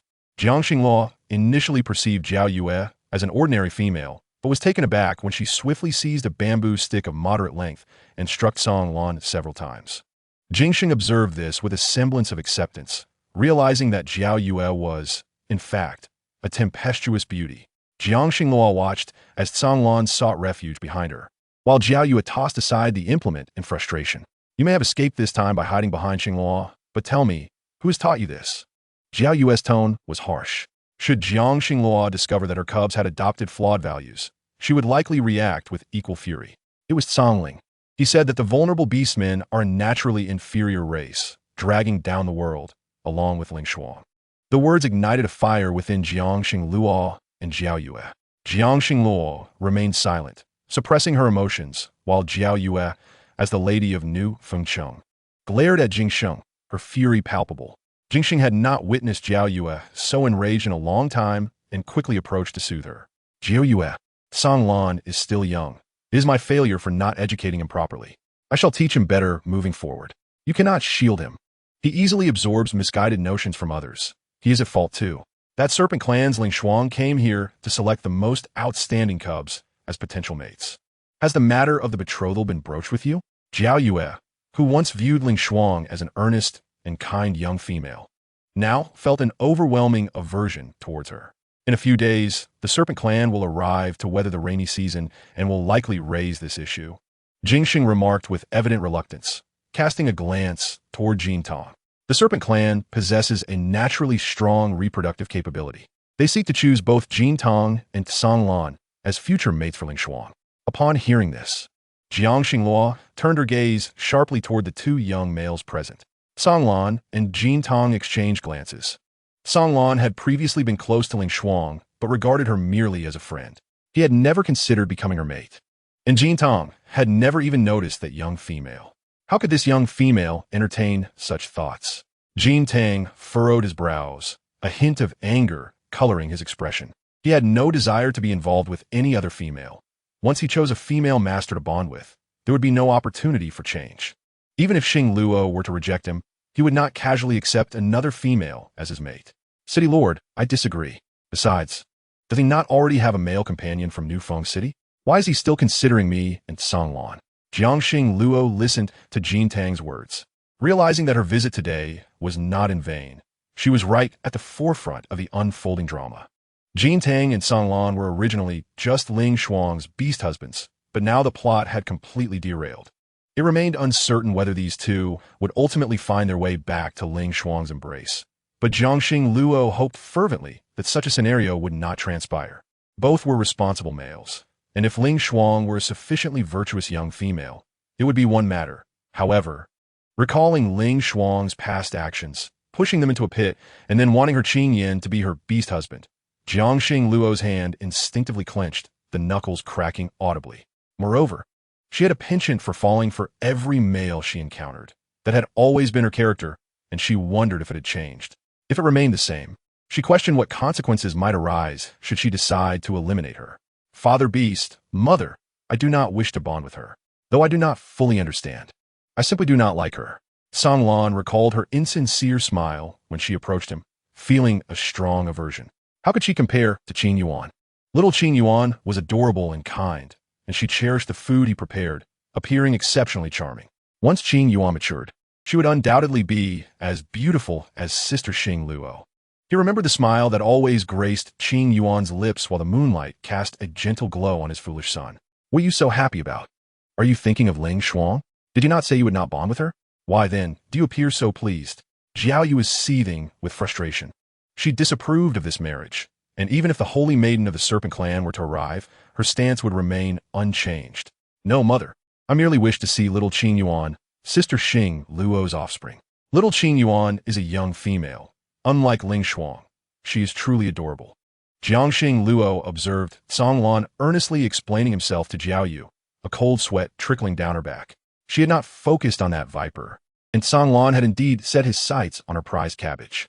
What Jiangxing Luo failed to notice was that Liu Feng's expression had darkened considerably. Chapter 96. The Serpent Clan's holy maiden, Qing Yuan, is the offspring of Xing Luo and Liu Feng. Why did you not bring her along? Jiao Yu's gaze fell upon Jiangxing Luo and Liu Feng, though Liu Feng's countenance was already grim.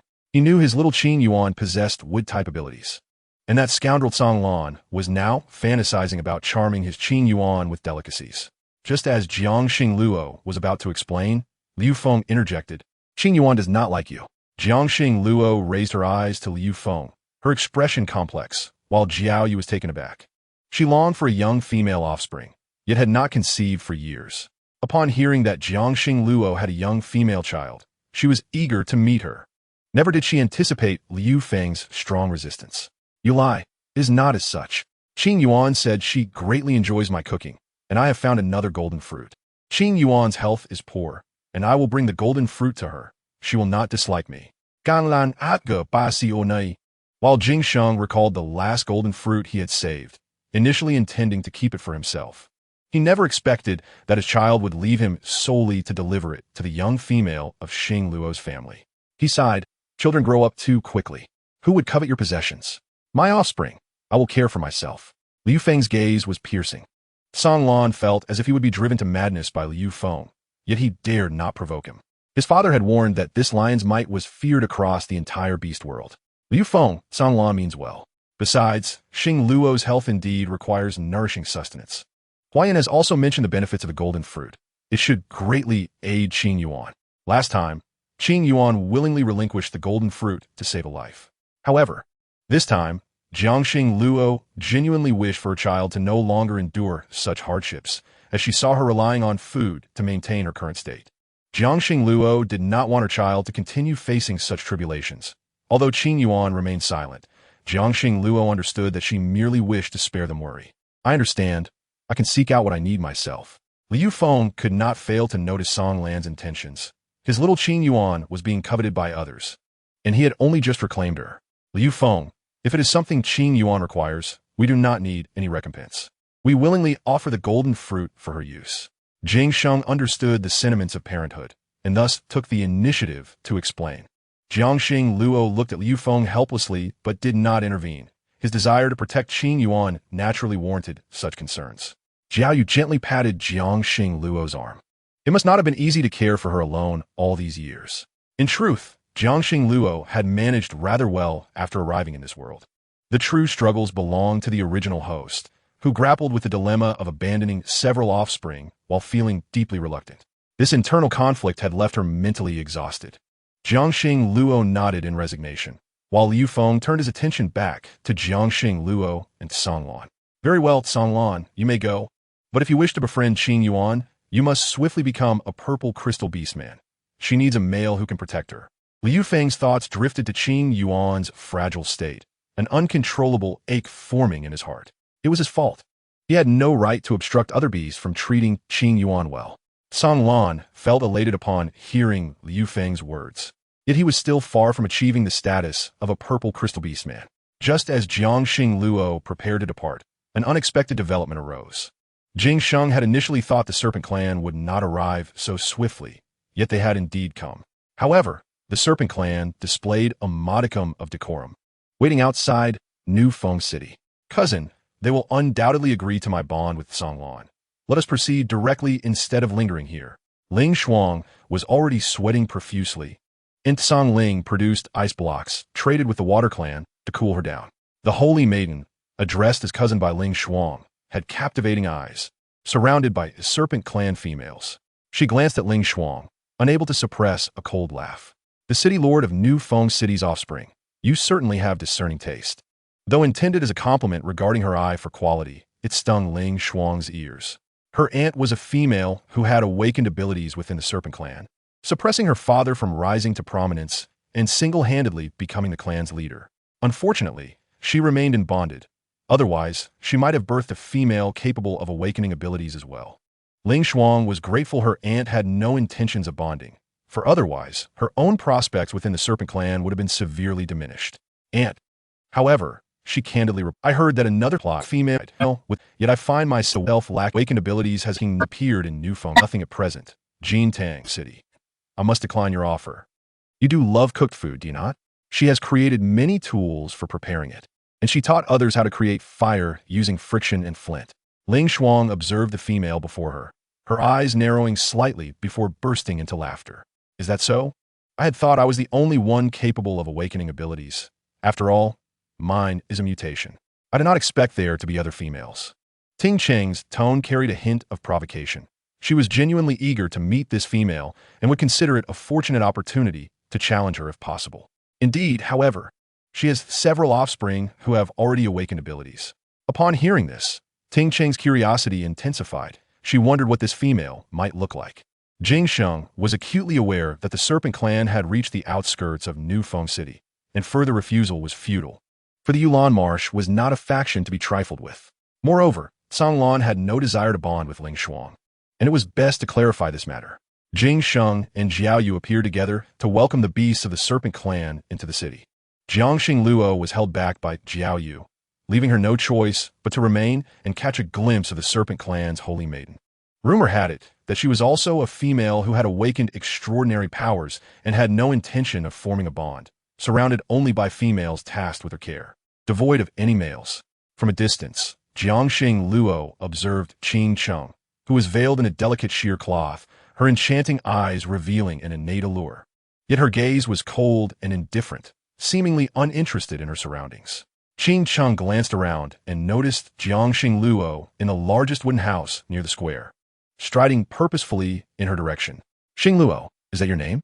Jiangxing Luo, entranced by the indifferent gaze before her, felt momentarily disoriented until Qing Cheng transformed, her pupils elongating into slits, revealing a great purple python. Jiangxing Luo furrowed her brow, perplexed by her intentions. Xing Luo, I wish to challenge you, to test our powers. Lu Feng, protective of his female master, intervened, exclaiming, No, I shall fight you. Although Lu Feng bore injuries, defending his master was his duty. The Serpent Clan as Holy Maiden was already a Zi Jing Beastman, while Xing Luo, having just advanced to Huang Jing Beastman, stood no chance. The outcome was already determined. Chapter 97. The Power of Clones. Qing Cheng regarded Lu Feng and burst into laughter, her eyes glinting with malice. With such meager skills, you possess powers yet still rely on a male? Jiangxing Luo found herself at a loss, uncertain of Qing Cheng's true intentions. Was this merely a fair challenge, or did she harbor murderous intent? Jiangxing Luo was not ready to perish. She had tasks to fulfill, and while returning was not an option. She preferred to live out her days rather than face death. There is no need. My powers have only awakened a few months ago. I may not compare to you. Understanding the importance of retreat, Jiangxing Luo was not reckless. She recognized that Qing Cheng was not to be underestimated. Upon hearing this, Qing Cheng instantly reverted to her human form, her beauty starkly contrasting with that of the great purple python. Show me your power crystal, Qing Cheng demanded with her usual authoritative tone. Jiangxing Luo raised an eyebrow. Why should I show it to you? Qing Cheng was taken aback by the retort, continuing, And as for your challenge, I am not obliged to accept it. Jiangxing Luo found her reasoning sound. She had little interest in such trivial provocations. However, she understood the necessity of honing her abilities, and perhaps confronting a rival was not entirely disadvantageous. Qing Cheng regarded Jiangxing Luo with curious amusement, conjuring her own power crystal into view. How about I show you mine first? Jiangxing Luo was taken aback as she observed the purple power crystal in Qing Cheng's palm, noticing it appeared to be devoid of any markings. To her astonishment, Qing Cheng activated her powers, causing the crystal to multiply into two. Cloning? Jiangxing Luo murmured, utterly surprised that such abilities existed in this realm. You are indeed clever. You're the first female to witness my power crystal.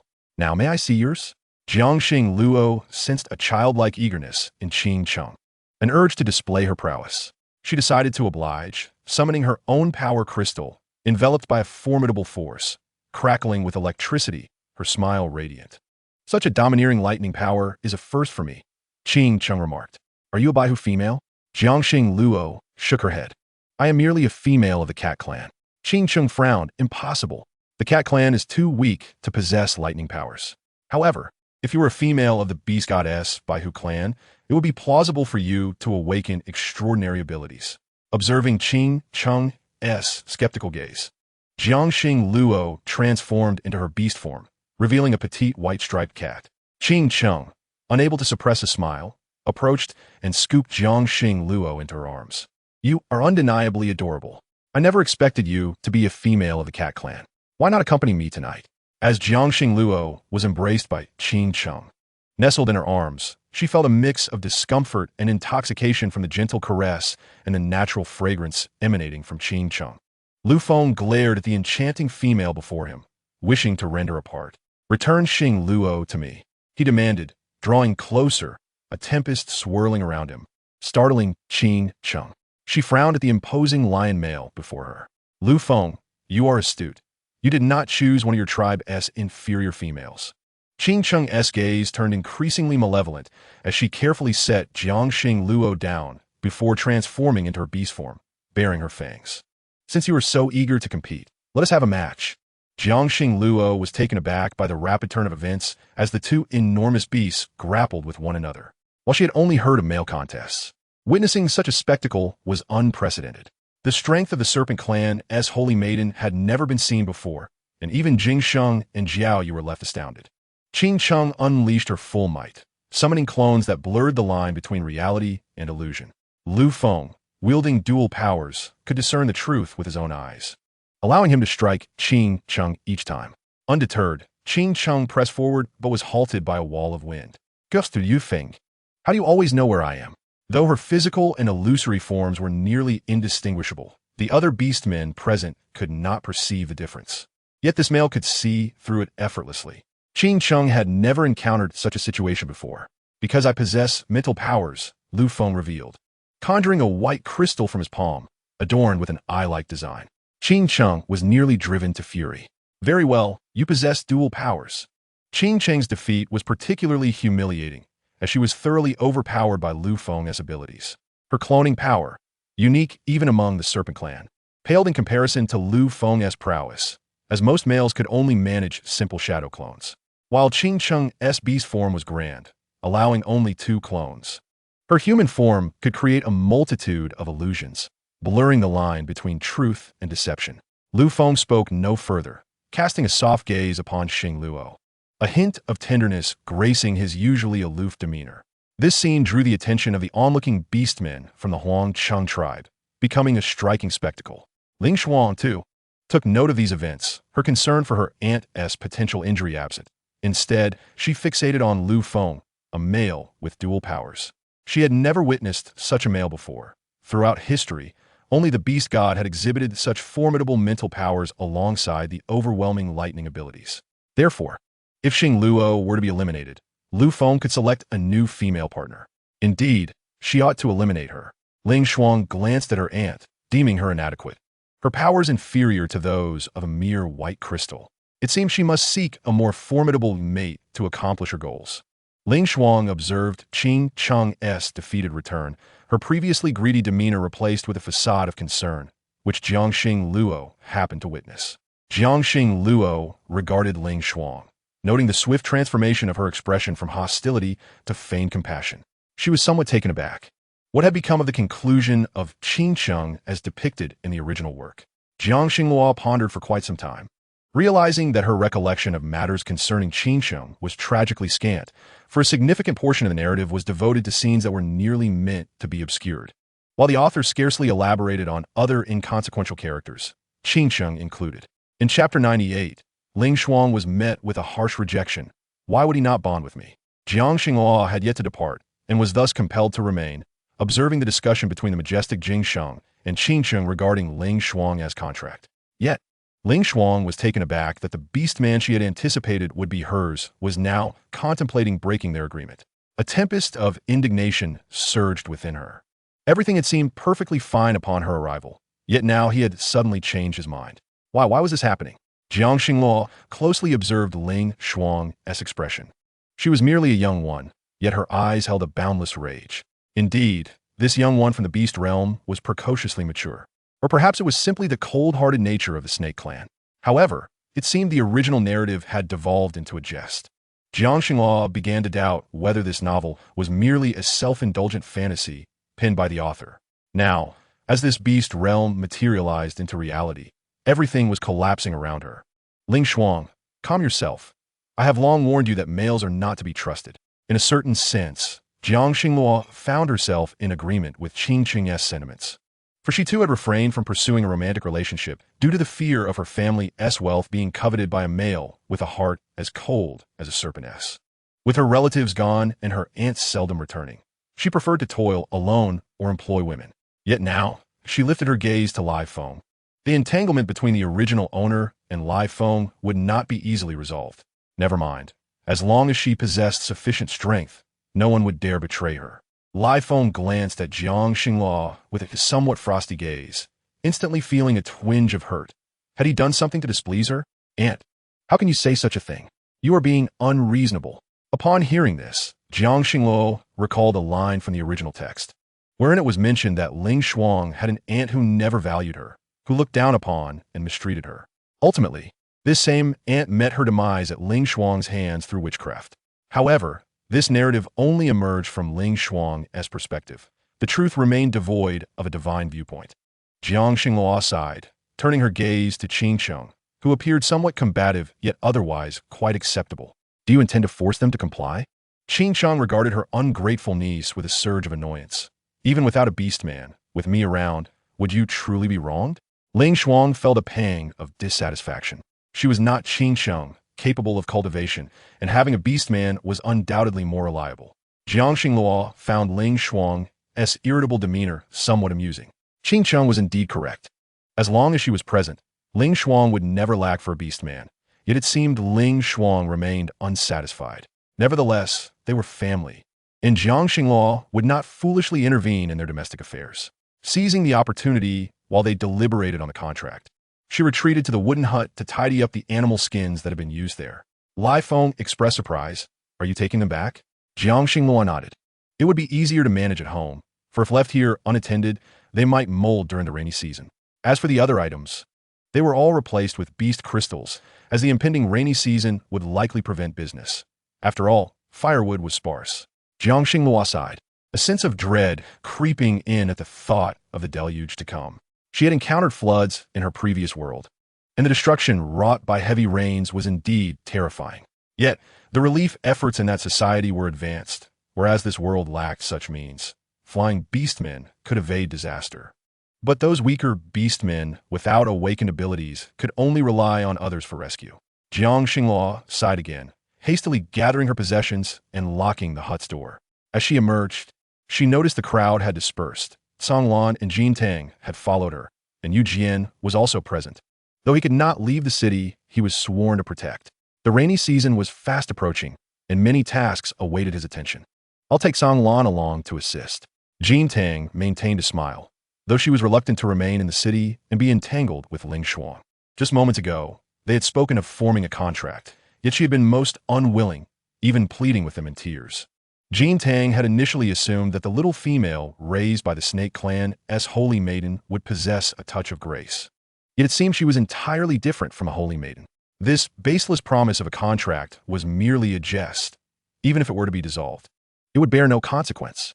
Yet she wept and wailed, nearly kneeling before them in supplication. Had it not been for Qin Sheng's timely slap, which jolted her back to reality, she might have still been obstructing Jin Tang and Song Lan from departing. What did you say? You wish to join us? Jiang Xinghua was somewhat astonished, primarily because she was uncertain if there was even space for them to stay within the tribe.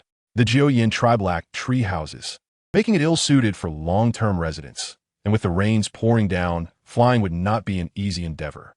One young one was manageable, but with Jin Tang added to the mix, Jiang Xinghua had no extra room to accommodate them.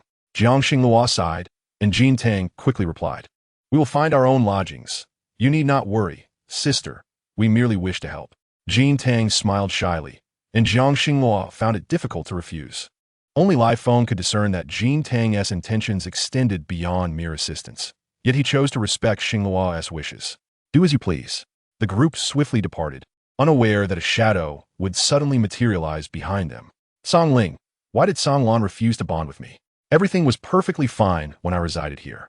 Was it that Xinghua? Was it she who told Song Lan that I am unworthy?" Ling Shuang gazed at the beast man before her with a pitiful expression, her eyes glistening with tears. Song Ling felt a pang of sympathy as he wiped away the tears from the young female's face. "It must be her, Ling Shuang. I know that I, as a beast man, cannot become your true mate in the future, but I will find a way to persuade Song Lan and Jin Tang to agree to become your beast men." In Chapter 99, as Song Lan spotted Qing Yuan from afar, he promptly descended before her. Startled by the sudden appearance of the eagle, Qing Yuan took a step back, prompting Song Lan to transform into human form to steady her. "Qing Yuan, did I frighten you? I apologize. It was unintentional." Song Lan regarded Qing Yuan, who promptly pushed him away, asserting, "I am fine. Yet I did not expect you to appear before me so suddenly." Jiang Xinghua had just returned to find Song Lan already engaged in conversation with Qing Yuan. Qing Yuan was still holding a pear and enjoying it, having come out this time because she had discovered that the seeds of the golden fruit they had planted days prior seemed to have sprouted. Qing Yuan aspires to see if she can harness her own strength to expedite the growth of several small sprouts. Previously, she had inquired with Sun Ran and learned of the rarity of the Jingua. If she could nurture a few saplings, even if each tree bore but a single Jingua, it would be tantamount to a lifeline. Huayan had witnessed Xiaozhong consume a Jingua. Thus she is well aware that Sinran's words are not mere fabrications. Hence, Qing Yuan is determined to try. She has memorized numerous medicinal herbs and their remarkable uses. If it can save lives, the cultivation of this Jingua must be undertaken, and promptly. Her mother mentioned that the rainy season could bring unforeseen events, and Qing Yuan fears that illness may ensue. "Qing Yuan, where's your brother? Did they leave you alone at home?" Jiang Xinghua gently caressed Qing Yuan's small face. "Yes, they all went to gather firewood. The sun is bright today, so my brothers thought there might still be some dry twigs available." Jiang Xinghua frowned, and Qing Yuan smiled at her, saying, "I'm fine, mother. Please don't frown. If you do, it won't look good. I was just returned by Sister Huayan." Jiang Xinghua nodded, her heart aching as she stroked Qing Yuan's little head. Kanglin also looked at Qing Yuan and asked, "Qing Yuan, may I stay here to accompany you?" Qing Yuan gazed at Kanglin with some confusion, shaking her head. "What do you want to accompany me for? Don't you have your own tasks?" Jiang Xinghua could not help but chuckle inwardly at her 5-year-old daughter's words. Kanglin frowned, "But I came here specifically to keep you company." Qing Yuan turned to Kanglin. "Don't you need to cultivate? My brother said you're already quite formidable. Did you relax as a result?"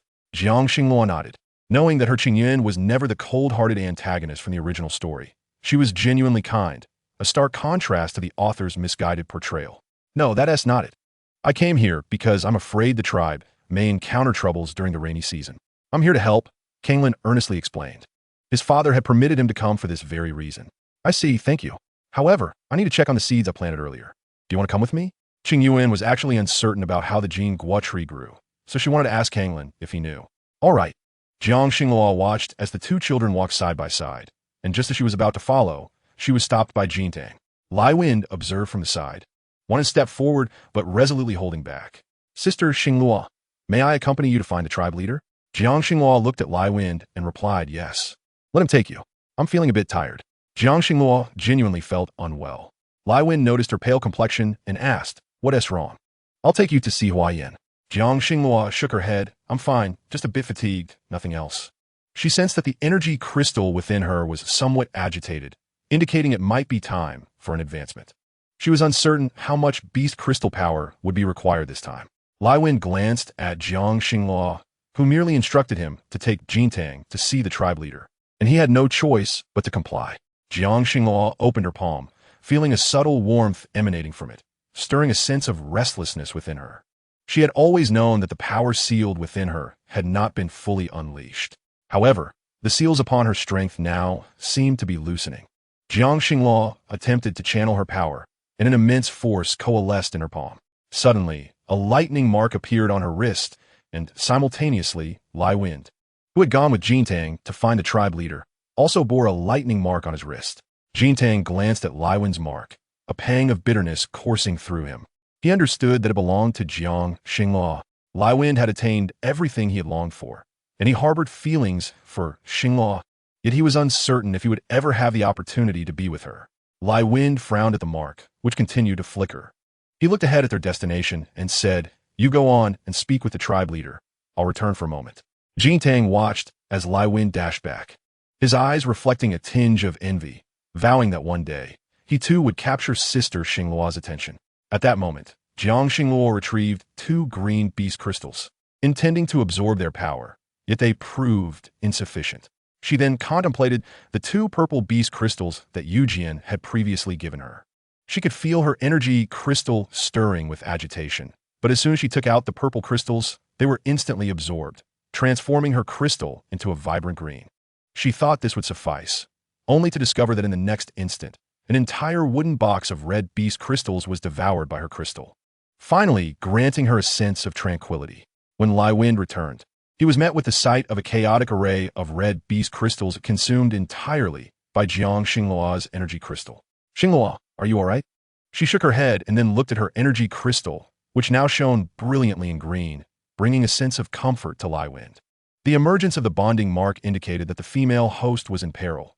Lai Wind embraced Xingluo, stating, "In such times, I wish to remain by your side.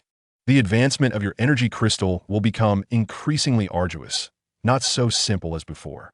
Jiang Xingluo did not push Lai Wind away.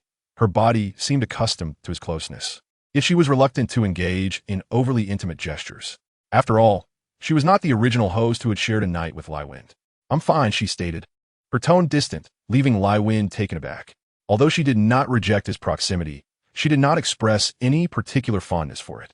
Lai Wind assumed Jiang Xingluo still cared about their past interactions and took a step back, releasing her. Jiang Xingluo lifted her gaze to her crystal, her smile broadening, as she felt the sealed power within her swell with newfound vigor. This sensation was indeed pleasurable. Uncertain of the outcome, she was preparing to venture outside for a test, when suddenly, cries echoed from outside. "Let me go. Mother, mother, I want to find my mother." It was Qing Yuan. Both Jiang Xingluo and Lai Wind rushed outside, shocked to find Qing Yuan bound by ropes and hanging from a tree. Chapter 100. The Retribution of Thunder, though delayed. Arrives Jiang Xingluo, transformed into her beast form, swiftly ascending the tree to untie the ropes, while Lai Wind caught Qing Yuan as she fell. Qing Yuan clung to Lai Wind's neck, refusing to let go, her cries incessant. "Father, they bullied me, saying I ruined her bond." "What is a bond? I have no idea." Having never received paternal affection, Qing Yuan gradually calmed down as Lai Wind gently patted her back. Jiang Xingluo observed the flustered Songling and Ling Shuang on the ground, who appeared somewhat stunned. "I'm so sorry. I didn't know this child was yours." Had I known, Ling Shuang's words were cut short as Jiang Xingluo, now back in human form after landing, was struck by a bolt of lightning. Consequently, a deafening roar echoed from the sky. Because the last incident involving the brown bear tribe had harmed a female, the beast god shielded the females in this world. Should they be attacked with energy, protection would ensue. Jiang Xingluo narrowly avoided being struck by the descending lightning. Ling Shuang smirked. "You cannot harm me. I am female. Hitting me will come with a cost." Jiang Xingluo seethed with rage toward the beast god. Why had there been no reaction when Ling Shuang and Songling bound her child? Anger boiling within her, she seized Ling Shuang by the collar and delivered a resounding slap to half of her face. "If I cannot use energy to attack, then I shall resort to other means. Wouldn't you agree?" Indeed, as her slap landed, no lightning struck from above, and Jiang Xingluo found this quite amusing. She directly bound Ling Shuang with a rope.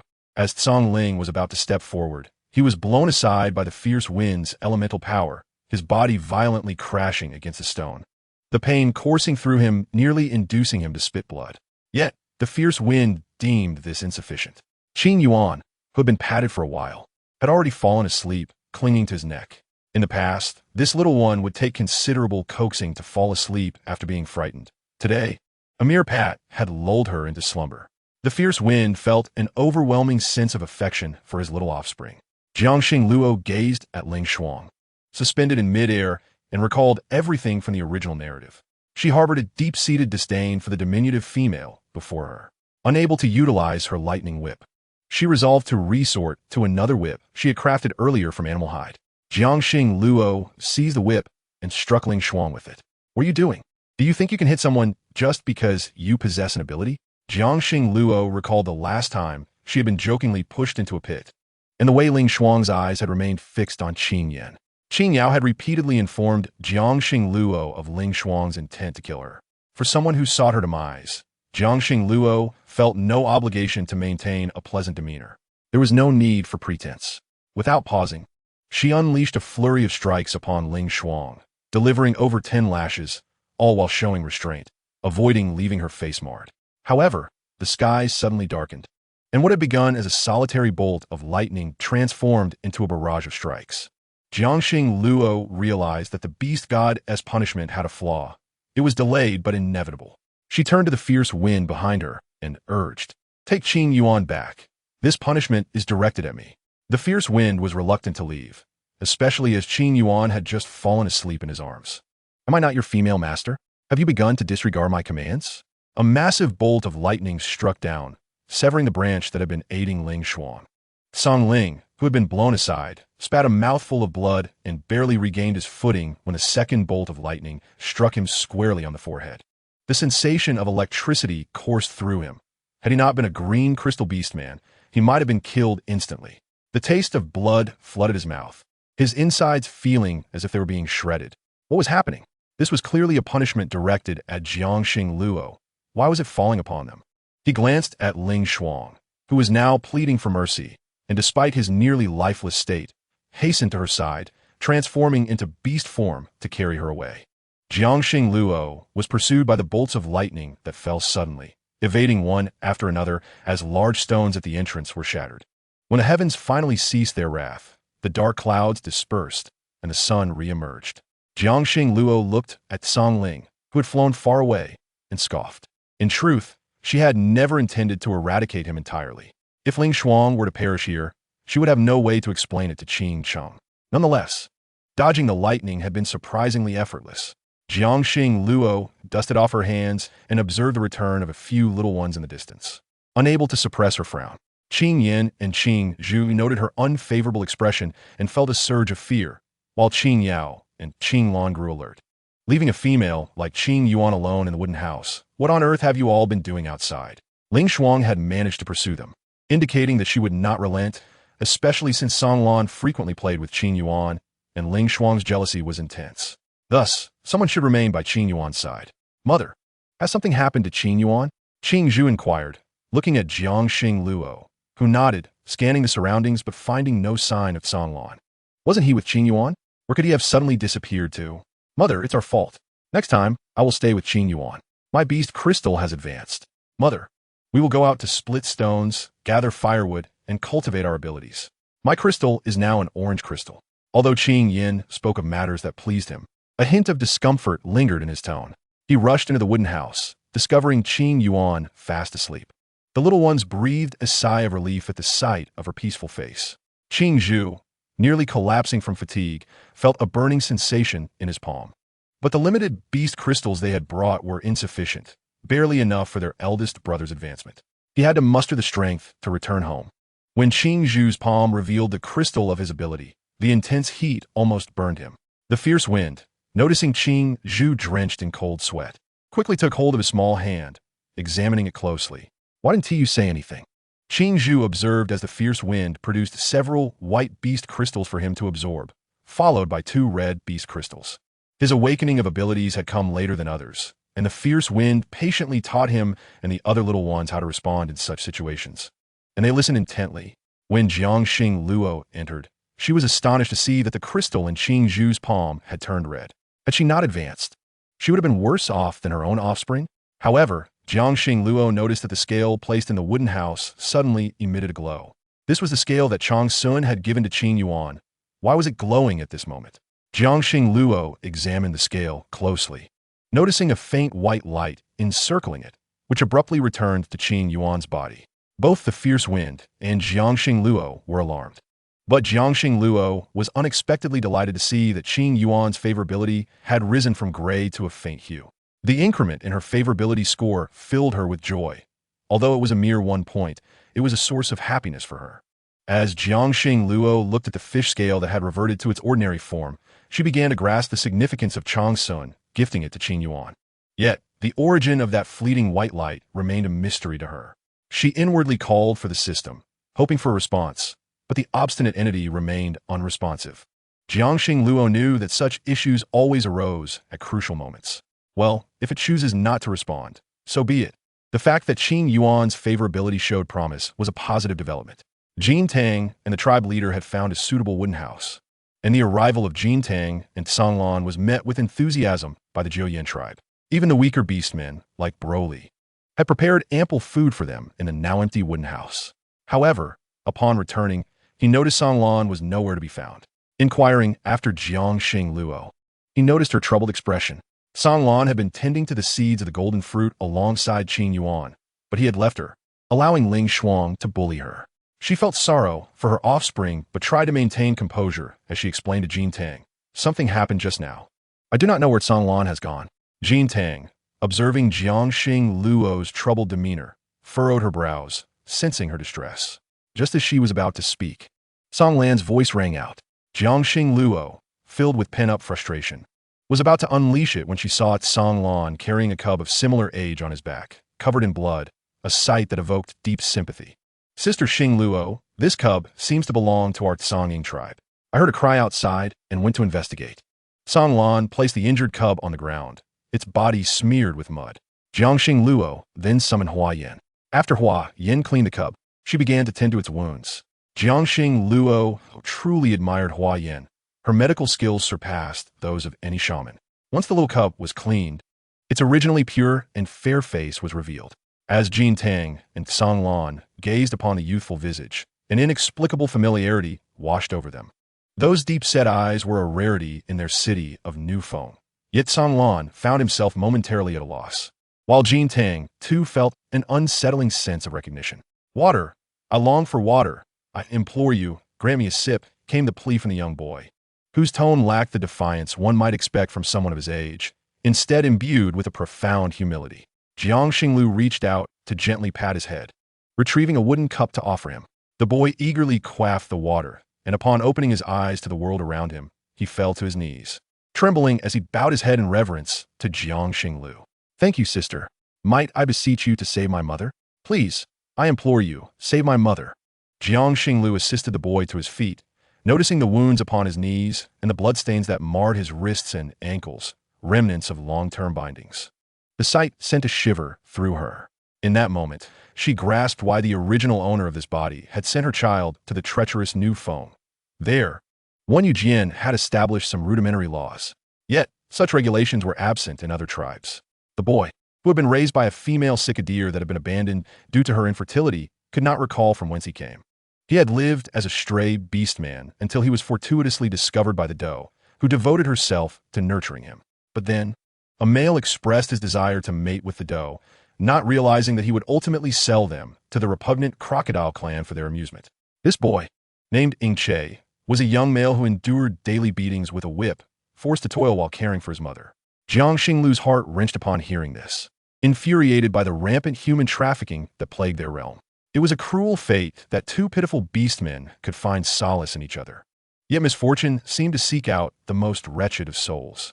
Jiangxing Lu felt a surge of gratitude for the beast crystal she had acquired upon entering this world. Otherwise, she might have faced a similar fate as Ing Che's mother had she been sent to the female cave by the warriors of the Jianing tribe. "Brother, sister, I bow to you, I beg you. Had it not been for the sudden lightning that struck those two crocodile beastmen, I would have had no hope of escape. But my mother has been recaptured." Ing Che repeatedly knocked his head against the ground as Jiangxing Lu reached out to halt his actions. Songlan's face flushed with anger, as did Jin Tang's. Meanwhile, Lai Feng turned to Jiangxing Lu, stating that such occurrences were not uncommon. "Xing Lu, should you wish to lend your aid, I shall act."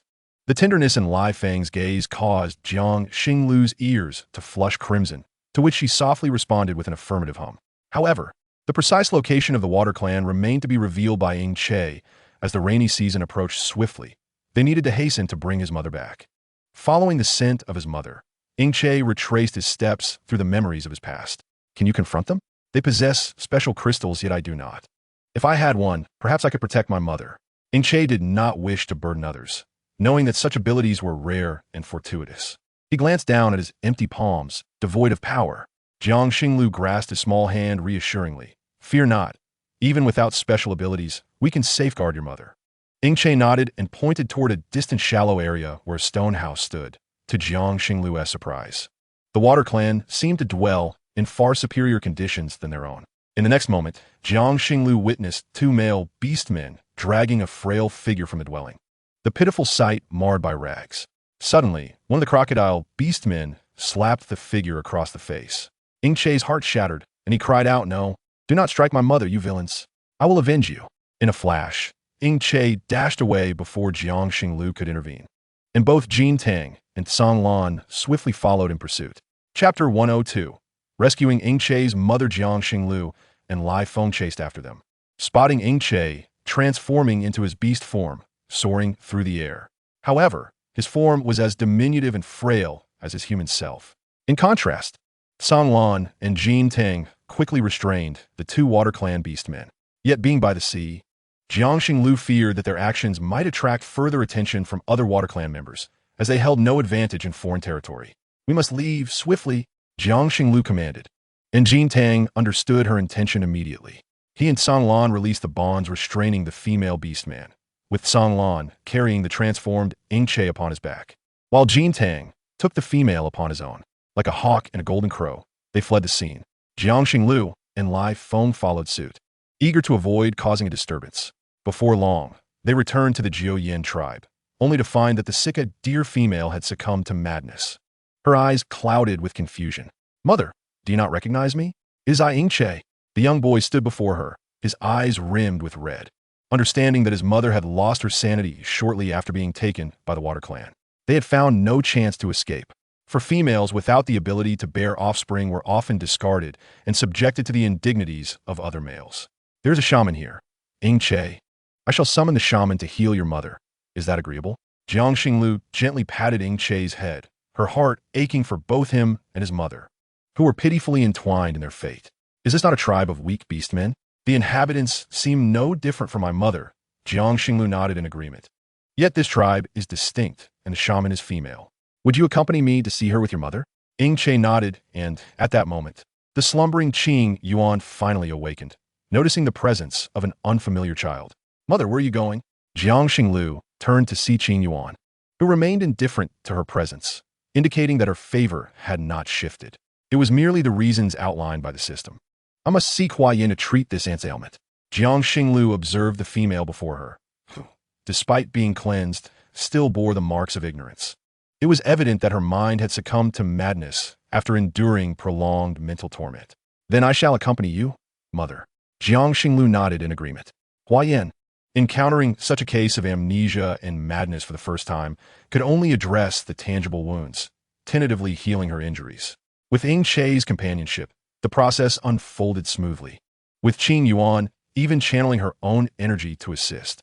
However, the wounds of the spirit were not so easily mended, and Jiang Xinglu understood that healing such traumas required time.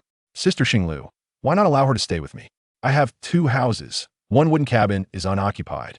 Perfect for them," Huayan suggested, knowing that she and Sun Ran had already formed a pair bond, thus they would not crowd the space. Jiang Xinglu inquired of Ingche, who readily nodded in gratitude, even attempting to kneel in thanks to Jiang Xinglu. Had it not been for Jiang Xinghua and those formidable beastmen, he knew he would have been utterly incapable of rescuing his mother. Now, having finally escaped, they had found a place to shelter. Ingche knelt on the ground, immediately bowing his head to Jiang Xinghua, a gesture he had almost unconsciously adopted. Anyone who provided him with a meal would receive multiple bows in return. As a beastman with nothing to his name, this was his only means of obtaining anything. Witnessing Ingche's actions pierced Jiang Xinghua's heart, and she firmly instructed him not to kneel, emphasizing that he must learn skills to protect his mother. "I know," he replied. "I will stay here to help Sister Huayan. I can do anything as long as there is food." Qingyan, observing the tears in Ingche's eyes, grasped his hand reassuringly, saying, Rest assured, Sister Huayan is very kind. I will bring you food from my home. Ingche looked at Qing Yuan, unsure of how to respond. It felt a warm strength emanating from her grasp. He nodded, a smile gracing his face for the first time. Thank you, Qing Yuan. She smiled back, then handed him a bun she had brought from home. This is for you. I am older than you, and I'm also learning medicine from Sister Huayan. Eat this bun, and from now on, I will be your sister. Jiang Xinghua observed her little one with amusement, resembling a big sister in spirit. Qing Yuan, you must take good care of Ingche from now on. Qing Yuan nodded, and Ingche earnestly looked at the chubby young lady before him, declaring, I will definitely cultivate my abilities and protect Sister Qing Yuan, ensuring she remains unharmed. Jiang Xinghua chuckled at the bond formed over a mere bun. However, she had not anticipated the fury that would arise from the Water Tribe upon their return with Nanyu. The two males who had harmed Nanyu had survived and informed their Crocodile Clan leader of her abduction. The males of the Crocodile Clan were exceedingly unattractive, and their females were seldom allowed to roam freely, as birthing females was a challenging endeavor. In this generation, besides the leader, there was only one female mate, who had over 20 male partners but had given birth to only a handful of males, with not a single female among them. They feared for the survival of their tribe. The one who had taken the infertile female was a golden crow and a hawk. Speaking of this incident, the two males were still seething with anger, lamenting, it was that little male, raised by that female. I knew we should not have let him live. We should have killed him back then. On the way back with Qing Yuan, Jiang Xinghua noticed her constantly turning over a scale from Chang Sun. What are you looking at? She inquired. Qing Yuan shook her head, replying, Mother, I feel like there is something special about this scale. I want to keep holding it. Jiang Xinghua recalled everything that had transpired and realized that unknowingly, this scale might have become a medium. It must be preserved, for it could help recover everything that Qing Yuan had lost. Chapter 103. Rescuing people. The rainy season arrived swiftly. Jiang Xinghua had already stockpiled considerable amounts of rice and flour in her space, along with some water. Fortunately, there was a mountain spring near her farm, so obtaining water was not an issue, although she still stored some externally. Aside from these, she had gathered a substantial amount of firewood, and Jiang Xinghua had instructed Lai Feng to construct some racks to store the wood off the ground, additionally accumulating a fair amount in her space. Seizing the opportunity, she cultivated a portion of land in her space and planted various vegetables, as the climate within was quite suitable, allowing the plants to flourish rapidly. Jiang Xinghua had amassed a diverse collection of supplies, even secretly placing a grinding stone made by Lai Feng in her space for her to grind bean flour. When the rainy season finally descended, it was indeed thunderous, with torrential rain that surpassed the previous days. Shortly thereafter, nearby scattered tribes began to make their way to Nufeng City, comprising mostly weak tribes with hardly any beastmen among them. They were covered in mud, and some began to plead for help upon reaching the Juyan tribe. In her previous world, Jiang Xinghua had only heard tales of those suffering from floods, but witnessing it firsthand was an entirely different experience. Golden Tang and Song Lan prepared numerous beast skin skirts and cooked food, while Jiang Xinghua, accompanied by Lai Feng and Qi Yin, ventured out to assist the stranded beastmen, guiding them back to the temporary straw huts erected in the tribe. Even Huayan worked tirelessly for days, organizing all the medicinal herbs she had prepared earlier. Jiang Xinghua washed the mud-covered little ones, dressing them anew in beast skin skirts. These were the beastmen of the Antelope tribe, which was already on the brink of extinction, housing no more than 100 individuals in total. However, Jiang Xinghua noted that the number of beastmen in the straw huts was scarcely 50. I want to go back. I must find my children. Jiang Xinghua watched as a female wept profusely, attempting to run outside, but the rain was too heavy. She gazed at the torrent outside, and despair engulfed her in an instant. Return my children to me. Return them. Jiang Xinghua inhaled sharply, realizing that natural disasters were the most insurmountable adversities in this world. In her previous life, earthquakes, floods, and droughts were calamities that could claim lives. Heartbroken, Jiang Xinghua reassured the grieving female, intending to accompany Lai Feng to nearby tribes to ascertain if other races required rescue. Mother, if you're going, then Qing Zhu and I'll go too. We possess abilities and can certainly help others. Jiang Xinghua looked at her two little ones with a pang of sorrow. They were only 5 years old, and she did not wish to take them on such an adventure.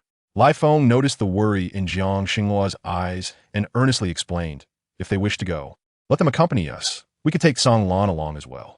Jiang Xinghua was momentarily taken aback, and Song Lan, who had brought new beast skin skirts, immediately agreed upon hearing Lai Feng's words. You should not coddle them so much. They are males and will need to protect their females in the future. They must learn to face everything with courage. Lai Feng desired for them to mature swiftly. Jiang Xingluo raised her gaze to Lai Feng, understanding that the cubs of the beast world were different from those in her previous life, and thus, his approach was indeed correct. However, she still struggled to accept it. Moreover, you must let go of them, allowing them to become capable males. Jiang Xingluo nodded. Qing Yin and Qing Zhu had previously helped in hunting the pig beasts, so the meat stored at home was largely the result of their teamwork. They split up to check, while Tsang Lan and Qi Yin took Qing Yin and Qing Zhu eastward, and Jiang Xingluo followed Lai Feng westward. Originally, Jiu Tai opposed their departure, especially since the river outside Jiyan tribe was nearly overflowing. Yet, Jiang Xingluo ultimately persuaded him. As she stepped outside the tribe, she witnessed the river raging violently. Had it not been for the dense trees surrounding the area, which retained some water upstream, the surroundings would have been inundated. Following the river downstream, Jiang Xingluo noted that since Chang Sun's departure, the small fish had dwindled significantly. Chang Sun had taken the koi with him. She wondered where he might be now. As Jiang Xingluo and Lai Feng reached the downstream area, they indeed saw the nearby floodwaters spreading, particularly in areas devoid of vegetation, where the soil had been washed away, and several antelope beastmen were struggling within the tumult. Jiang Xingluo stepped forward, eager to assist, only to discover that her extraordinary abilities were incapable of saving lives, serving solely for offensive purposes. Lai Wind grasped Jiang Xingluo's hand and assured her, "You may harness my strength, Xingluo." Nodding in understanding, Jiang Xingluo felt a surge of power within her being. Together, they conjured a gust of wind to form a protective barrier, while Lai Wind valiantly swam through the waters, rescuing the Orcish beings one by one. Jiang Xingluo diligently maintained the wind's force, preventing the wall from dissipating, and the operation proceeded smoothly. However, she sensed her strength depleting rapidly. Was this the might of the Zijing beasts? Jiang Xingluo's yearning for immense power intensified. If the Zijing beasts wielded such formidable strength, what would her own potential be if it reached that pinnacle? Her anticipation grew. Yet, observing Lai Wen's anxious demeanor, it seemed that one of the orcs had inhaled water. Jiang Xingluo hurried over to the adult male and immediately administered first aid. Before long, he expelled a significant amount of water from his mouth and regained consciousness. Jiang Xingluo felt utterly drained, her arms devoid of strength as she collapsed to the side, feeling as if all her energy had been siphoned away. The nearby Orcish beings gazed at Jiang Xingluo, expressing their gratitude. "You may accompany us. We are from the Julian tribe, and perhaps your kin are there." The Orcish beings nodded eagerly and followed Jiang Xingluo towards the Julian tribe's direction. Meanwhile, Qihua and Kanglin were leading their two young ones eastward, where no weak or endangered beasts were in sight. Conversely, a group of aggressive water tribe orcs suddenly charged towards them. Kanglin recognized one of them as the male orc who had harmed Nanyu by the sea that day. They had identified Kanglin and rushed directly at him. "Qihua, let us retreat quickly. They are water tribe orcs, the very ones who harmed Ing Che and his mother. They must have recognized me." Chapter 104. Battle with the Crocodile Clan. Qihua surveyed the approaching horde and was astonished by the number of male water tribe orcs. Had they lost their sanity? No. They were merely intent on reclaiming the already weakened female. The Crocodile Clan was truly despicable. However, returning now would invite disaster upon their tribe. Qihua understood that he must confront the water tribe orcs before him. He had been preoccupied with settling the orcs who had arrived from the Jining tribe, and even his extraordinary beast crystal had only reached the level of Qingjing. He could keenly sense that among the water tribe orcs, there were none with particularly high cultivation levels. Nevertheless, Qihua did not dare to be complacent. It was a rainy day, which put them at a disadvantage. Yet it favored the water tribe orcs. He glanced back at the young ones, instructing, "Be cautious. If you can eliminate these orcs swiftly, do so." Kanglin, seeing that Qihua was not planning to retreat, resolved to stay and fight alongside him. Qing Yin and Qing Zhu observed the oncoming orcs, with Qing Zhu attempting to control the water currents to prevent them from becoming overwhelming.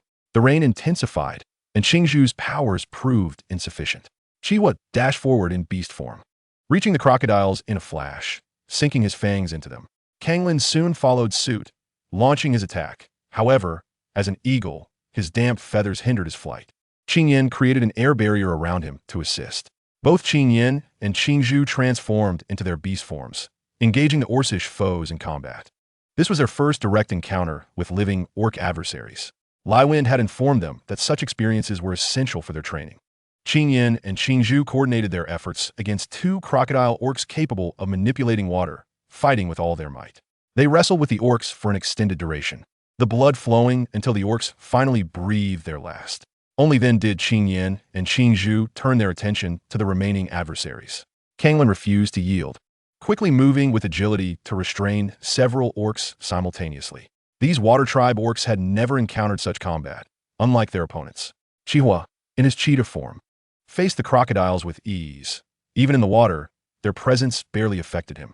Chihua's fangs sunk into one crocodile after another, their anguished cries drowned out by the torrential rain. Only Jiang Xingluo and Lai Wind remained occupied with the rescued orcish beings. After a considerable time, Jiang Xingluo still had not seen Chihua and the others return. Lai Wind began to worry. If it were merely a rescue, it should not have taken this long. Had they ventured too far? Observing the intensifying rain, Jiang Xingluo could no longer ignore the safety of the young ones and insisted on going out to check. The rainy season showed no signs of abating, and Jiang Xingluo and Lai Wind sheltered themselves beneath two large leaves to stave off the downpour. After traversing over 1,000 meters to the east, Jiang Xingluo finally heard a series of anguished cries. Despite the heavy rain, both she and Lai Wind discerned the sounds, accompanied by a strong metallic scent of blood. "This is bad, Xingluo. You should return. I will go find them."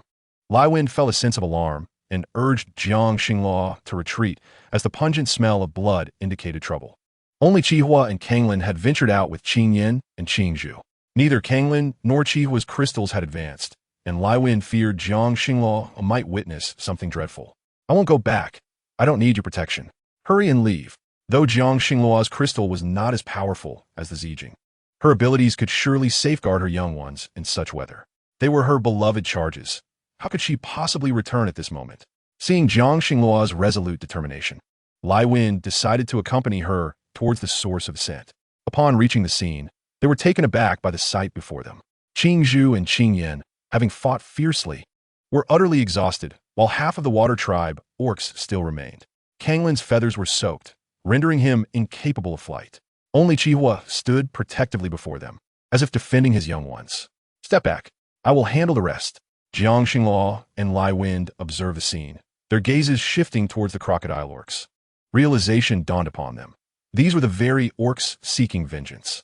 The crocodile orcs were notorious for their lack of females, intentionally abducting vulnerable females from other tribes, even stealing newborn female offspring. Yet, those young ones could not adapt to the water tribe's lifestyle and ultimately perished in the depths of the sea. "Xingluo, go assist Chihua. I will confront them and ensure they do not return alive." Jiang Xingluo nodded in agreement. Lai Wind circled around to flank the crocodile orcs, while Jiang Xingluo positioned herself beside Chihua. In this inclement weather, Jiang Xingluo's powers could potentially obliterate the orcs before her. "Mother, what brings you here?" Qing Yin and Qing Zhu, initially disheartened, felt their spirits lift upon seeing Jiang Xingluo, though their mouths were stained with blood and their bodies splattered with the orcish ichor. "How filthy! Mother is worried about you, so I came to check on you." "Chihua, Lai Wind has gone behind to block their escape. Do you still have strength left?" Upon approaching, Jiang Xingluo noticed that the orc bodies had been washed aside by the rain, with numerous corpses scattered about. Dealing with them was well within her capabilities. "With strength, Xingluo, you may utilize your extraordinary abilities. I shall manage as well." Jiang Xingluo nodded, and the moment her ability crystal emerged, thunder and lightning encircled her. The individuals surrounded by the crocodile beastmen were the leaders of their tribe. This leader was a female, endowed with extraordinary powers. Famala wit abilities. Acquiring her will be effortless. Hasten to seize her. If we bring this female back to our tribe, she shall bear offspring, and those offspring are certain to possess extraordinary abilities. The avaricious expressions of the crocodile beastmen filled Jiang Xingluo with revulsion. Although she was merely a Huangjing beastman at the moment, she would not relent in confronting them. "If you wish to perish, allow me to assist you." Jiang Xingluo wielded her whip, which crackled with lightning, striking the rain-soaked ground, sending sparks flying. The crocodile beastmen were instantly invigorated. She was but one individual, and her companions were exhausted. How much strength could a single female possess? There is no need for fear. Jiang Xingluo's pupils narrowed. She too wished to ascertain the extent of her extraordinary powers. Chapter 105. This is the price you must pay. The crocodile beastmen charged forward, their excitement palpable upon seeing a female. Jiang Xingluo's whip struck one of the beastmen before her, and the crocodiles cried out in despair as the lightning coursed through their bodies, making them feel as though their bones were being electrified. Jiang Xingluo's lightning ability was far from limited. As the fierce winds swept in from behind, her wind-based powers sent the crocodiles tumbling to the ground. It was the first time Qing Yin sensed the might of a Zijing beastman.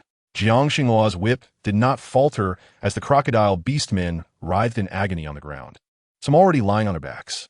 The crocodile leader who had just taunted Jiang Xingluo was swiftly approached and bitten through the neck by the fierce winds, blood gushing forth from the gaping wound. The ferocity in the wind's gaze was unyielding, and in mere moments, the crocodile's neck was torn asunder. Jiang Xingluo observed the remaining crocodile beastmen, her intention to spare them non-existent. In truth, her lightning powers were more than sufficient to eliminate them. Intensifying her abilities, she directed her energy through the water, and the powerful lightning surged through the bodies of the crocodiles. Before long, they were lifeless. Jiang Xingluo regarded their still forms and coldly remarked, "This is the price you must pay." Qi Yin looked at Jiang Xingluo, astonished. Despite being merely a Huangjing beastman, her lightning power was terrifyingly formidable. Jiang Xingluo continued to gaze at the crocodiles, her resolve to spare them unyielding. The skins of the crocodiles were valuable, capable of yielding numerous useful items. Jiang Xingluo was acutely aware of the high value of crocodile skin in later generations. Her cold eyes revealed no trace of empathy. "Lai Feng, can you skin them?" Qi Yin and Tsang Lan stood frozen, taken aback by Jiang Xingluo's ruthlessness toward the crocodiles. However, the crocodile skins appeared remarkably sturdy and would serve well as leather. "Certainly," Lai Feng replied without hesitation, immediately setting to work. It was essential for males to possess the skill of skinning. Qi Yin also began to assist. The two young ones soon joined in to help, while Jiang Xingluo observed the torrential rain, perplexed as to why it lacked thunder and lightning. After the skins were removed, the flesh of the crocodiles was exposed, the stench of blood pervading the air, causing Jiang Xingluo to feel a sense of revulsion. She carelessly kicked aside the remains, and they returned to the tribe with the crocodile skins. Jiang Xingluo was thoroughly drenched, feeling exceedingly uncomfortable in her animal hide skirt.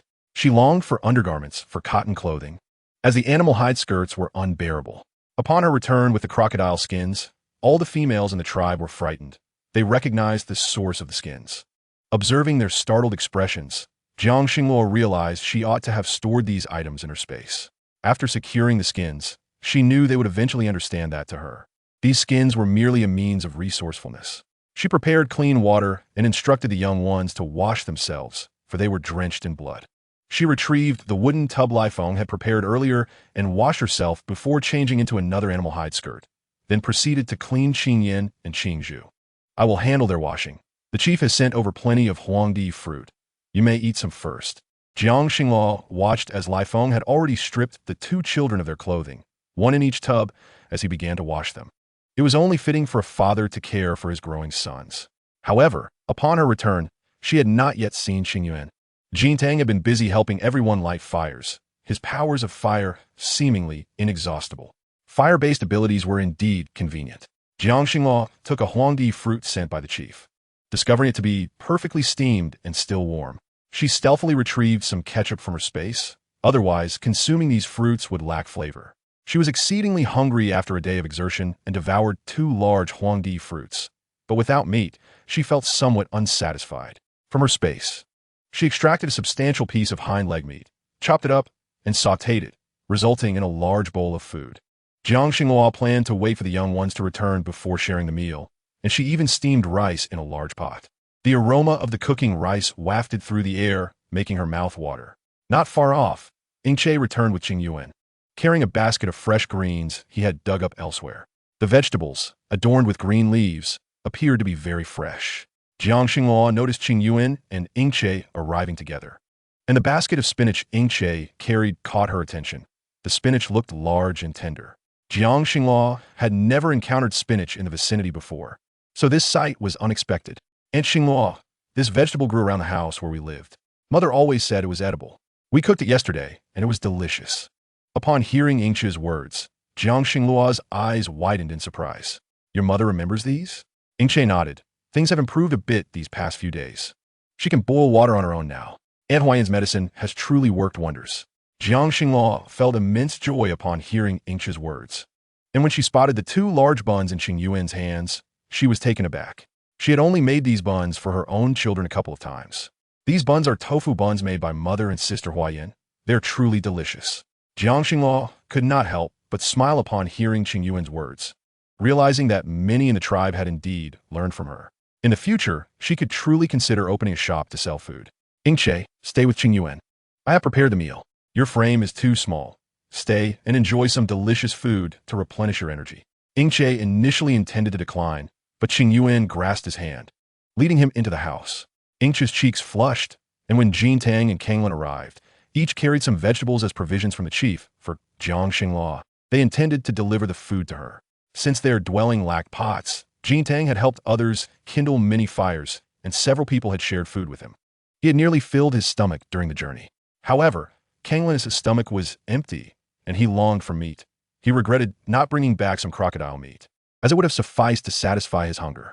Upon reaching Jiang Xinglua's wooden cabin, Kanglin was taken aback to see Qing Yuan holding Ingche's hand. His demeanor instantly transformed, and he hurriedly interposed himself between the two, forcibly separating them. Chapter 106. The Malevolent Beastmen of the Brown Bear Tribe. Jiang Xinghua dished out a pot of perfectly steamed rice, its delightful aroma wafting through the air, while Qing Yin and Qing Zhu had already changed into fresh attire. Only Lai Feng remained occupied with cleaning. Jiang Xinghua instructed a few little ones to begin their meal, then set aside a wooden basin containing the rice along with half a basin of meat. Mother, is this for Father Beast? You are biased. Why does Father Beast get so much while we only have this little? Upon hearing Qing Yuan's words, the little ones turned their gazes towards Jiang Xinghua, who had just set down her chopsticks, only to be met by the sight of Lai Feng, his long hair damp and cascading around him. Lai Feng regarded the dinner behind Jiang Xinghua with a gentle expression, a stark contrast to his usual calm demeanor. Xinghua, thank you. Jiang Xinghua's face flushed as she served herself rice, feeling her tongue tie in confusion and uncertainty about how to respond. As she turned to fill her bowl, Lai Feng approached her side and picked up a bowl from the side. The little ones watched their parents standing together, sensing an unusual tension. Lai Feng took a seat beside Qing, his expression serious as he observed Kanglin and Ingche, while the other little ones settled across from him. Only when Jiang Xinghua sat down did they begin to eat. Qing Yin and Qing Zhu, having slain numerous crocodiles, were experiencing the formidable power of their abilities for the first time. Their eyes remained fixated on Lai Feng, while Jiang Xinghua busily consumed her meal, feeling the weight of their stares. With the onset of the rainy season, Jiang Xinghua had taken to scouting with Lai Feng daily to check for weak beastmen unable to withstand the deluge. However, the gates of Nufeng City remained firmly shut, seemingly barring any entry. This rainy season persisted for half a month, and suddenly, thunder and lightning erupted in the sky, accompanied by fierce winds and rain that intensified. Lai Feng forbade Jiang Xinghua from venturing outside, as the surging river began to overflow, and the winds roared, reminiscent of the typhoon she had previously encountered. Jiang Xinghua's greatest fear was that a typhoon would sweep through Jian tribe. Their wooden cabins were utterly simplistic. If possible, she wished to fortify all the structures into stone houses to withstand such storms. Kanglin would venture out daily to survey the situation, relieved that the food supplies they had stockpiled were sufficient as the rainy season drew to a close. Suddenly, a chilling scream pierced the air from outside. Let go of me. Let's go. Jiang Xinghua, while concocting new oil inside the cabin, rushed to the door to find enormous brown bears swirling in the wind and clouds. How could it be them? Hadn't their previous punishment sufficed? How dare they return? Jiang Xinghua watched as a brown bear beastman ruthlessly pierced the abdomen of a weak beastman before her, her blood boiling with rage. She immediately stepped forward, striking the brown bear with a whip. Such a malevolent race. Their prior punishment had clearly been too lenient.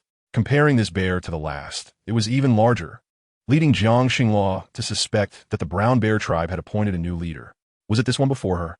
Her heart raced as she gazed at the bloodied male elk. The brown bear beastman showed no intention of retreating upon seeing Jiang Xinghua. A triumphant grin plastered across his face. Jiang Xinghua gritted her teeth and unleashed her abilities, a torrent of domineering lightning enveloping the brown bear's entire form. Yet he remained unmoved, as if her attack bore no significance. How could this be? The brown bear cackled at her. Our brown bear clan's hide can withstand injuries. And those two worthless beings you encountered before are nothing compared to me. You must be that little female with powers? His booming voice echoed in Jiang Xinglua's ears. Yet she remained composed, harboring little fear towards the brown bear before her. She had witnessed the phenomenon of abilities counteracting one another before. It was merely her turn this time, nothing unexpected. Zhong Yuan dared to step forward and try. Lai Feng appeared suddenly, positioning himself in front of Jiang Xinglua. Zhong Yuan laughed heartily. Lai Feng, I never expected to see you here. Lai Feng's face turned serious as he regarded the bloodied Zhong Yuan. And Jiang Xinglua recognized that the beastman capable of instilling such vigilance in Lai Feng was no ordinary creature. What are you plotting? You dare to harm the beastmen of the tribe? Is this revenge for your own tribe? Lai Feng was aware of Jiang Xinglua's prior encounters with the brown bear tribe, which had nearly cost Qing Yuan her life, as they had sought to lay hands on Xinglua. Yet, the beast god had intervened, punishing those wicked individuals. Now, with Zhong Yuan's appearance, it became evident he was a madman.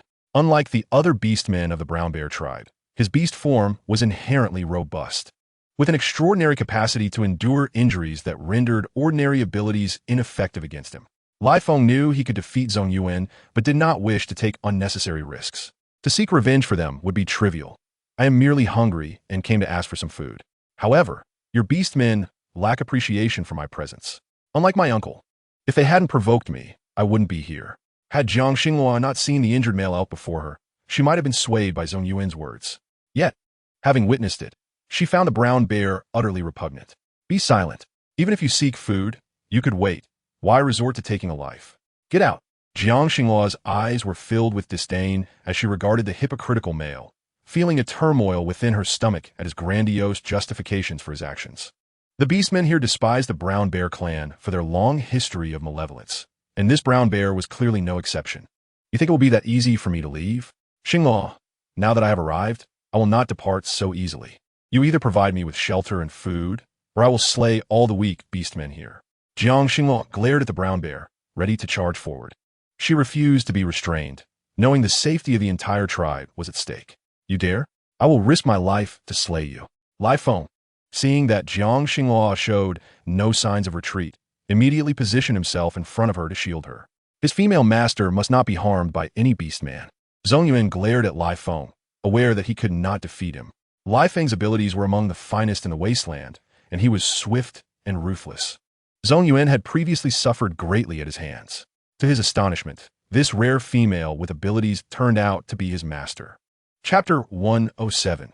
What do you think this place is? Zhong Yuan scoffed, realizing there was no other option. Lai Feng, since you are here, let today's events be forgotten. Forget it? Jiang Xinglua fixed Zhong Yuan with a resolute gaze. You think it can be brushed aside just like that? You took a life. Do you think you can simply walk away? Jiang Xinglua's tone was unwavering, as if she were judging him. This world of beasts lacked rules. Yet Jiang Xinglua was not one to disregard them. You think you can stop me?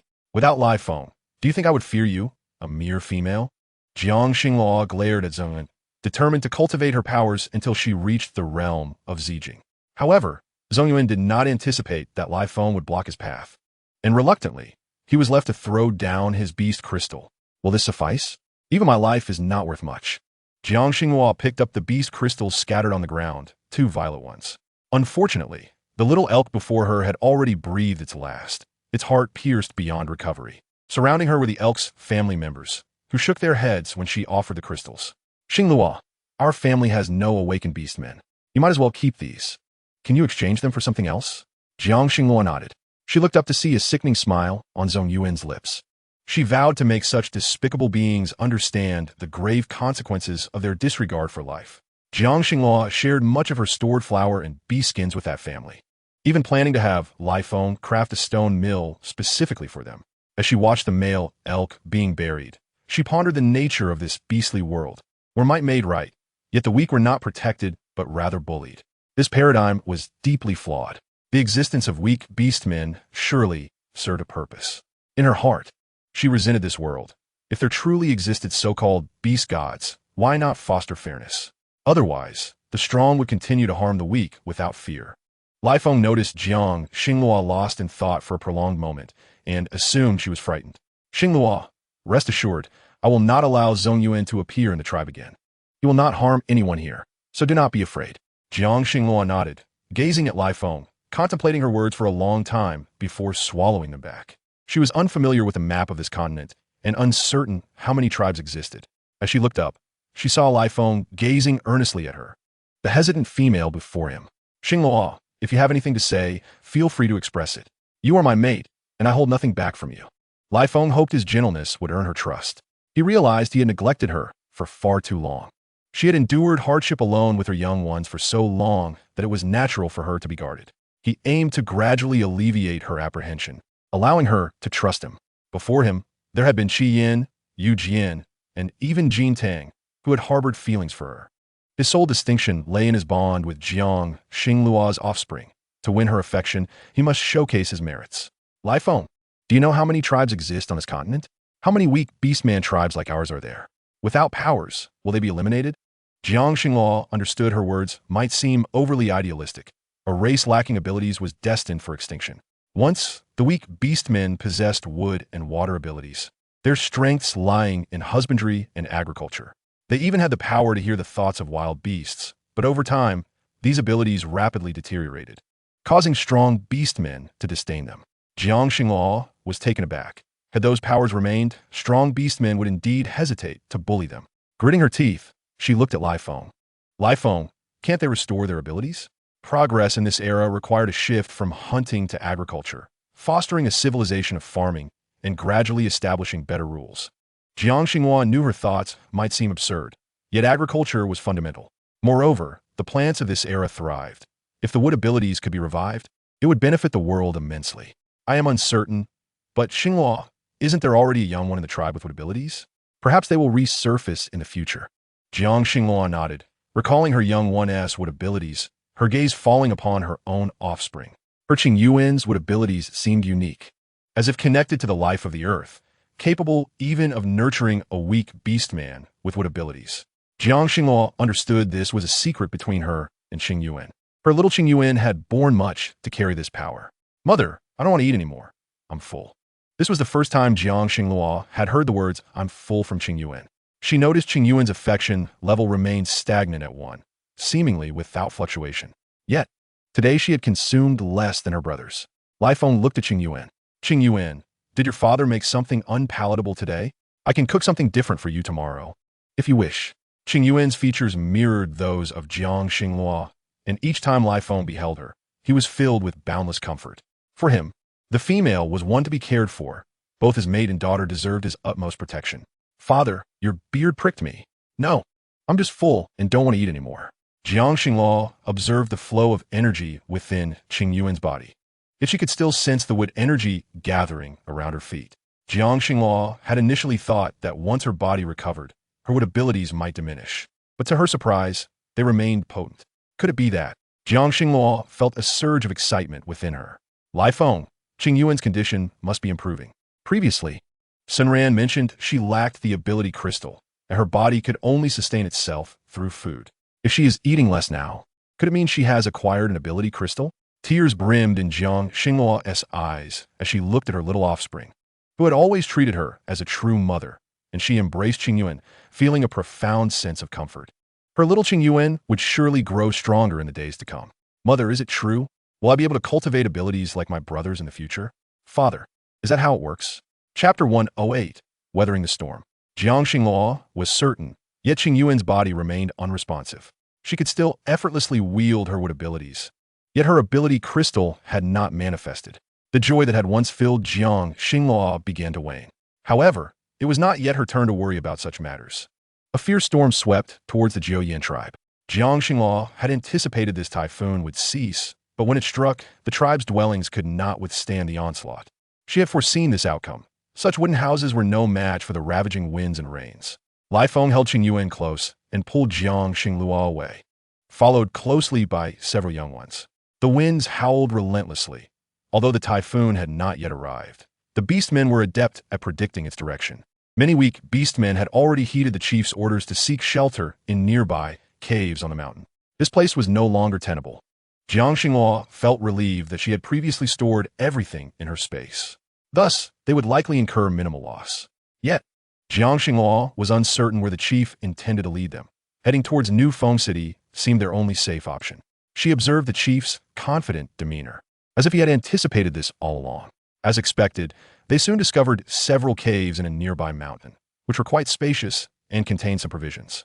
This place was once a temporary refuge for our elk tribe, driven away by stronger beastmen, but it should suffice for everyone. Jiang Xinghua surveyed the cave's surroundings, faintly hearing the sound of water. The cave was deep, with several offshoots they could divide and squeeze in. Jiotai organized everything methodically, hoping to help everyone through this ordeal. Thus, when they left, the only food they carried was for their immediate sustenance. They abandoned all other bee skins they could afford to part with. Yet, the thought of a fierce storm potentially taking away all they had worked so hard to obtain filled their hearts with sorrow. Are we not able to return to our dwelling? However, the stone mill and those kills that Xinghua taught us to construct, Jiang Xinglu furrowed her brow. This is an unavoidable circumstance, as this region is not too distant from the coast, making it susceptible to typhoons. Had we chosen another location, we might have avoided such storms. Yet, that would require venturing inland, and Jiang Xinglu was uncertain if there were areas with sufficient food supplies further in. In previous rainy seasons, the weather had not been like this. Why is it that this time we are beset by such fierce winds? Shui Li clutched her mother in despair, lamenting that her mother's legs always ached during incessant rain, and this occasion was no different. Shui Li had just returned from seeking medicine to alleviate the pain, planning to brew a remedy, but discovered that this habitable place lacked dry wood. Tears welled in her eyes as she gazed at the herbs. She felt like crying. In previous years, the winds had not been so severe. Sister Xinghua, my mother's legs have been in constant pain, yet there is no dry wood to brew the medicine. Jiang Xinglu observed Shui Li's reddened eyes, the tears shimmering within. She noticed what Shui Li held. It was the medicine she sought to brew. With a sigh, Jiang Xinglu said, "Give me the herbs, and I will find a way to prepare them for you." Shui Li looked at Jiang Xinglu with a hint of confusion, but had no other options. Reluctantly, she handed over the medicine, asking, "Sister Xinghua, do you truly have a solution?" Jiang Xinglu nodded, utilizing her own clay pot from her space to brew the medicine for Shui Li, then serving it in a wooden bowl. "First, let your mother drink this." Shui Li inhaled the familiar scent of the concoction. It resembled the one she had previously prepared. Gratefully, she glanced at Jiang Xinglu before hastily administering the medicine to her pale-faced mother. A few little ones were led by the fierce wind into the depths of the cave. As their provisions were limited and they lacked a water source, they needed to locate a suitable source of water first.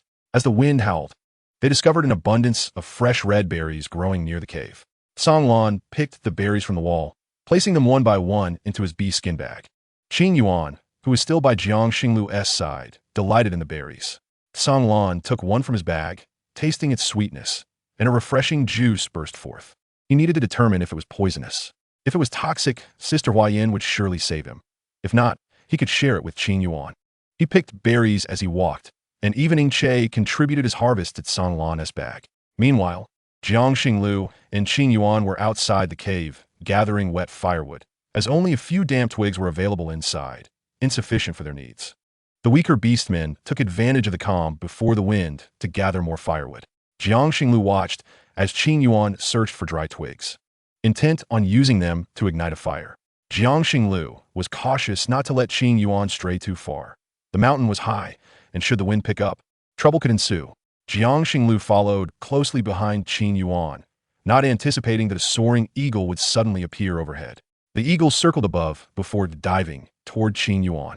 She stood still, observing the only green sprout emerging from the ground, channeling her energy into it. Jiang Xinglu secretly watched from behind, sensing that Qin Yuan had her own agenda and did not intend to intervene.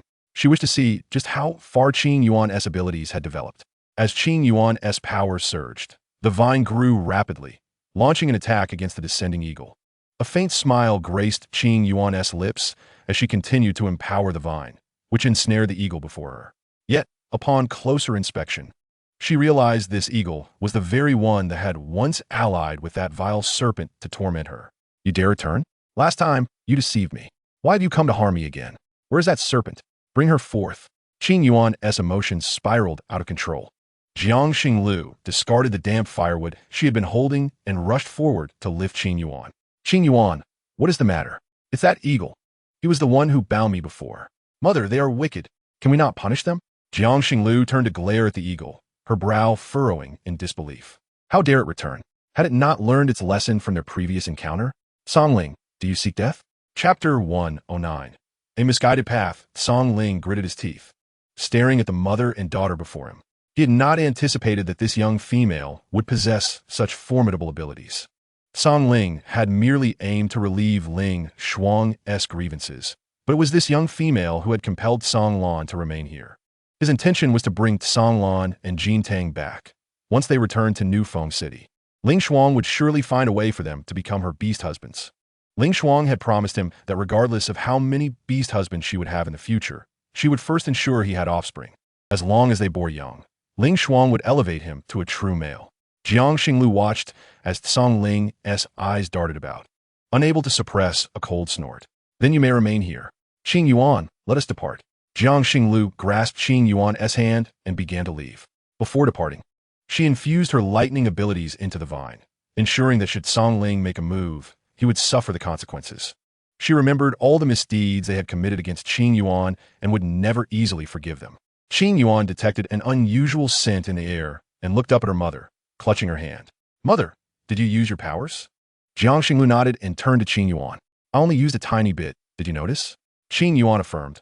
I can smell it, the scent of your powers. Jiang Xinglu was taken aback. She had not realized her abilities possessed a scent. Do the powers of my brothers also have a scent? After pondering briefly, Jiang Xinglu shook her head. She could only perceive the scent of lightning, which felt intimately familiar. A tinge of concern shadowed Jiang Xinglu's features. Her little female offspring was shrouded in too many unresolved mysteries. Perhaps one day, all would be unveiled. As she regarded Qing Yuan, who clutched a bundle of damp firewood, her heart swelled with solace. Upon returning to the cave, they found Jin Tang attempting to dry the wet firewood using his powers. It was not an easy task, and Jiang Xinglu sighed, grateful for Jin Tang, whose flames could still help prepare some cooked food. Yet the process was painfully slow. Mother, Jin Tang looks quite exhausted. Qing Yuan remarked, noticing the beads of sweat forming on Jin Tang's brow. It was evident that he was nearing his limits. Should he push further, he might collapse. Jiang Xinglu approached, retrieving a tube of porridge she had prepared in her space. Jin Tang, you cannot continue. Listen to me, eat this first. The porridge was a delightful 8-treasure concoction made from assorted grains stored in her space, initially intended for her own consumption. But now it was imperative to share it rather than watch him falter. Jin Tang gazed at the contents of the bamboo tube, unfamiliar with such fare. Yet its enticing aroma was undeniably sweet. You all saved the Huangdi fruit for me. This is for you to eat. Jin Tang understood that Jiang Xinglu possessed a multitude of culinary skills, yet he hesitated to consume something so special that she had painstakingly prepared. Are you refusing to heed my words? Eat it quickly. Once you finish, I can make more. Jiang Xinglu gazed at the youth before her, a tinge of sympathy swelling within her heart. Jin Tang discerned that Jiang Xinglu's demeanor was distinctly different only towards Lai Feng, while with others, she remained perpetually unchanged. With a sigh, Jin Tang accepted the handcrafted item from her, though discomfort lingered in his heart. Jiang Xinglu felt reassured as she observed him consuming her offering. However, the absence of Lai Feng and the others, who had been gone for quite some time, cast a shadow of worry upon her. They had been waiting for an extended period, and as the sun sank beyond the horizon, the return of Lai Feng and his companions remained elusive. Jiang Xinglu furrowed her brow and gazed towards the direction they had departed, the cave's depths echoing with silence, devoid of any footfalls. Would Lai Feng and the others struggle to find their way back in the dark? A sense of unease gripped her as she paced upon the dried leaves within the cave. Turning to Qing Yuan, she instructed, Qing Yuan, stay here with Brother Jin Tang while I venture deeper to search for your father beast. Qing Yuan looked at Jiang Xinglu, sensing the urgency in her mother's eyes. Mother, go ahead. I promise to wait patiently for your return. Qi Yin had followed the warriors of the Zhan tribe to another cavern, as the formidable beastmen of that tribe often disregarded any form of arrangement. Jiang Xinglu observed the surrounding beastmen, reassured by Shuili and Huayan, who assured her they would take good care of Qing Yuan and Jin Tang. As she ventured deeper into the cave, she initially intended to retrieve a flashlight from her spatial pocket, only to realize that her own eyes required no such artificial light. Everything around her appeared vividly clear, and the sound of dripping water reached her ears. Following the sound, she could faintly detect a damp scent in the air. Thus, there surely existed a water source nearby. Had Lai Feng and the little ones already discovered it? Jiang Xinghua pressed on, the dripping sound growing louder, indicating her proximity to the water source. Although she could see the path clearly, she lost track of how long she had been walking. The cave seemed to stretch deep into the earth, and, as she continued, the sound of flowing water gradually emerged, igniting a spark of joy within her. The closer she approached the water source, the more curious she became. If the water source was indeed here, then surely Lai Feng and the others had returned by now. While lost in thought, she hurried towards the direction of the sound, until a glimpse of green caught her eye, stirring a sense of intrigue. This verdant hue resembled the unique powers possessed by Qingyuan. Instinctively sensing something amiss, she altered her course to follow the glowing green light, and before long, she beheld the water source. Yet, were Lai Feng and the others. Jiang Xinghua searched around, following the green light, which led her toward another exit. Suddenly, a bright expanse appeared before her. Had dawn broken? This opening revealed a serene landscape devoid of strong winds or rainy seasons, bathed in tranquility.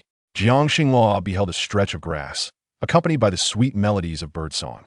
Nearby stood a colossal tree, pulsating with immense energy. Drawn to the magnificent tree, she approached, only to find Lai Feng, Kanglin, and the four little ones slumbering beside it. Lai Feng awakened. What is amiss? Jiang Xinghua struck Lai Feng gently, yet he showed no signs of waking. What could be the cause of this strange occurrence? Chapter 110. You truly are my mother. Jiang Xinghua stared at the tree, pondering whether plants in this world could transform into beastmen. Mother, mother.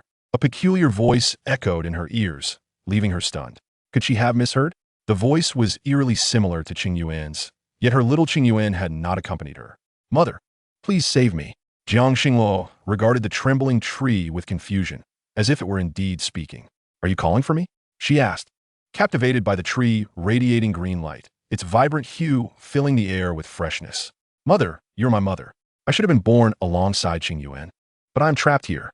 At this revelation, Jiang Xinghua felt as though she had been struck upon the head with a heavy object. The sensation was astonishing. Mother, I sense Qingyuan's power within you. She must not possess a crystal, right? I know you can take me back. I should share my fate with her. Jiang Xinghua observed the tree still quaking, noticing leaves beginning to fall from its branches. Why did the roots exhibit signs of decay? Mother, I acknowledge that it was wrong of me to secretly lead my father beast and brother here, but they need healing. Once they awaken, they will be restored. I require your strength to assist me. The voice of the tree resonated with the same tone as Qingyuan's, instilling a sense of trust within Jiang Xinghua. What must I do? She inquired, reaching out to caress the tree, which ceased its trembling at her touch. Yet, certain aspects remained unclear. Why had this tree never been discovered before? It was indeed perplexing. Mother, your blood can surely help me unravel the seal placed upon me. Jiang Xinghua found this assertion increasingly absurd. The notion of using blood to break a seal sounded utterly mystical. Nevertheless, she decided to heed its words. After all, in a world where extraordinary abilities existed, what was truly impossible? Jiang Xinghua bit her finger, allowing a drop of blood to fall upon the tree's surface. Watching the crimson droplet contrast sharply against the bark, she furrowed her brow. How could her blood possess such power to unravel any so-called seal?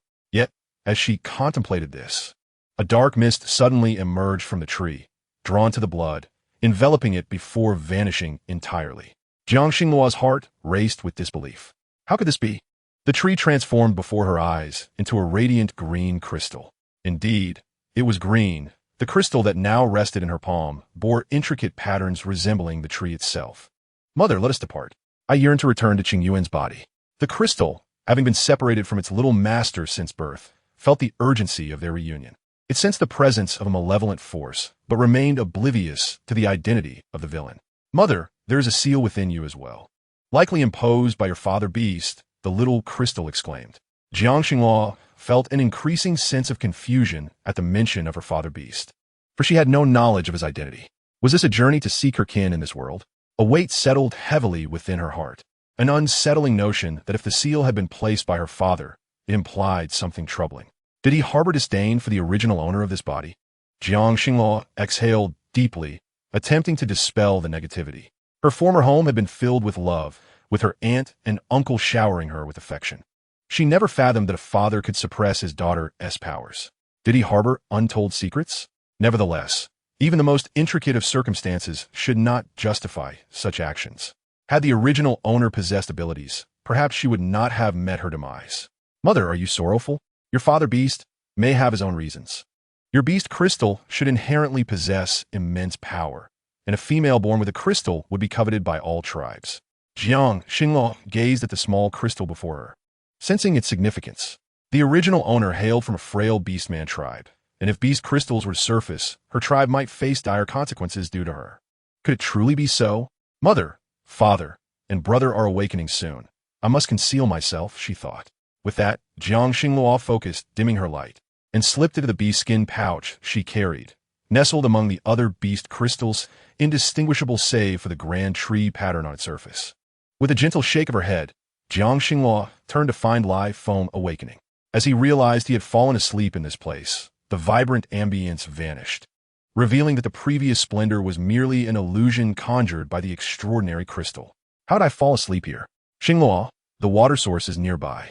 Let me lead you there, he said. Jiang Xingluo nodded, rousing her siblings one by one, each feeling a newfound vigor. Lai Feng sensed a change within himself, discovering that his mental energy crystal had transformed from white to orange. Song Lan observed Lai Feng's crystal, confusion crossing his face as he examined his own. To his astonishment, he had become a blue crystal beast man. He had been on the brink of this transformation, but had always lacked something to break through. Waking from slumber, he had achieved it. The unawakened sibling, Qing Lan, stared in shock at her elder brothers. The eldest had already ascended to orange, now a yellow crystal beast man, while even the second brother had reached orange, and Qing Yao's mental energy had attained red. Qing Lan glanced at her empty palm, feeling a pang of disillusionment. Would she require her sister's protection in the future? Though troubled, Qing Lan concealed her feelings. The fourth brother had yet to awaken his powers. Had he suffered some past injury? Jiang Xingluo recalled the small crystal's whispered words, prompting memories of her own arrival in this world, where she had been broken and consumed by hatred for the original owner. Looking at the child, slightly older than Xingyan, her heart swelled with tenderness. Qing Lan, do not fret. Whatever your brothers possess, you too shall have, Jiang Xingluo reassured her, realizing she had been neglectful of her younger siblings, especially Qing Lan. As her siblings awakened their powers, they grew increasingly formidable, while Qing Lan, the youngest, bore the weight of her suffering. There were words she hesitated to voice, and Jiang Xingluo lacked the time to tend to her emotions.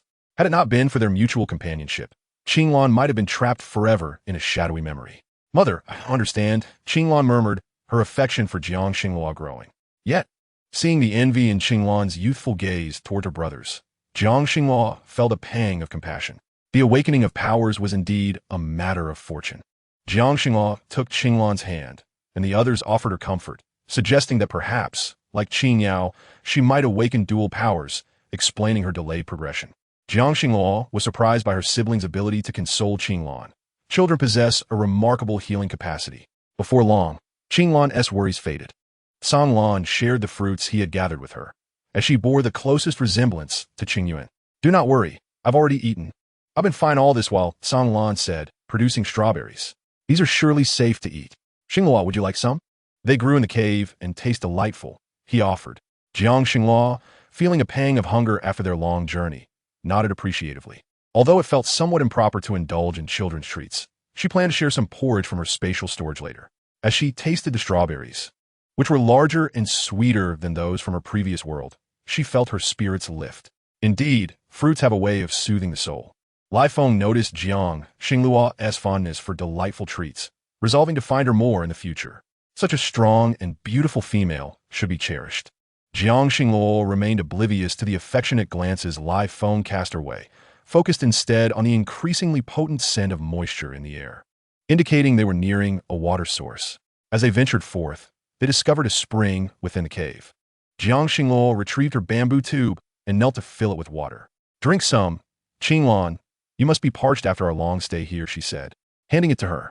Qing Lan nodded, taking a sip and savoring the sweetness. The others followed suit, feeling revitalized, though they knew that prolonged deprivation of water could lead to dire consequences. After quenching their thirst, Jiang Xingluo memorized the path, noting the area was relatively safe, although the storm's duration remained uncertain. She planned to bring her companions back to utilize the water for cooking. After organizing their plans, they departed, taking little time to exit the cave. Meanwhile, Qingyuan, who had been restless, sighed in relief upon Jiang Xinglua's return, realizing how long she had been away. "Mother, you have finally returned. I feared something had happened to you," Qingyuan exclaimed, clinging tightly to Jiang Xinglua. She gently caressed her head, her heart aching at the sight of her tear-filled eyes. "Fear not. We merely took a longer route, but we found our way. Songlan even brought back delicious strawberries. Would you like to try some?" Jiang Xinglua suggested, glancing at Songlan, who promptly opened his bee-skin pouch to reveal the vibrant red fruits. Unlike anything they had ever seen, Qingyuan reached out eagerly, and as she tasted one, her previously restless heart calmed. "Delicious. I want to plant some when we return. These are called strawberries, right, Mother?" Jiang Xinglua nodded, savoring one herself, though she sensed a restlessness from the small crystal in her pouch. Looking down at Qingyuan, she realized her hunger must have compelled her to devour so many strawberries. Gently stroking the crystal, she hoped to soothe it, and indeed, it settled more peacefully. Relieved, she noted the absence of fire, prompting everyone to prepare for a continued diet of raw food. Fortunately, the mountains nearby bore ample vegetation, and they had gathered plenty, making sustenance manageable for the coming days. Yet, uncertainty loomed over how long the tempest would last, and Jiang Xinglua felt the rainwater was tainted, leading her to guide her companions deeper into the cave. Having remembered the path, it did not take long for them to arrive. The cavern was quite spacious, and everyone carried 1 or 2 wooden bowls to scoop water from a small pond within. Shueli could not resist gulping down the refreshing water. It was indeed far more palatable than rainwater. She hurriedly filled a bowl for her mother, but the thought of preparing medicine made her frown. As everyone gathered around the pond to drink, they suddenly heard a strange sound emanating from the water. Jiang Xinglua, intrigued by the noise, leaned closer to the edge and was startled to discover something beneath the surface that had not been there earlier. A wave of crimson began to suffuse the water, causing the orcs who were previously gathering water to retreat in alarm. Jiang Xinglua watched as a ghostly figure with a pale visage gradually emerged from the depths. A feeble voice echoed, pleading for help. "Save me." Before her appeared a striking male with flowing aquamarine hair, but to her astonishment, his lower half was a fishtail. A merman.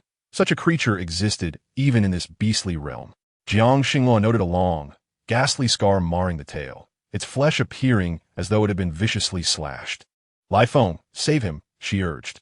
Lai Feng nodded and plunged into the pond, pulling the merman to safety. His lips were ashen, and blood continued to flow, startling Huayan. "I will find some hemostatic herbs." "Sunran, please assist him," she instructed. Chapter 112. The Merman Due. Sunran channeled his energy into the merman, whose pallid complexion gradually regained some color. The wound began to heal slowly, and his appearance improved considerably. Jiang Xinglua approached the merman, relieved to see him gaining strength. Huayan and Qingyuan prepared medicinal herbs nearby, while Jintang kindled a fire using dried leaves and wood they had painstakingly gathered. As Sunran continued to channel his power, the merman's fishtail transformed into 2 long legs, adorned with a beautiful gauzy garment unlike any terrestrial species.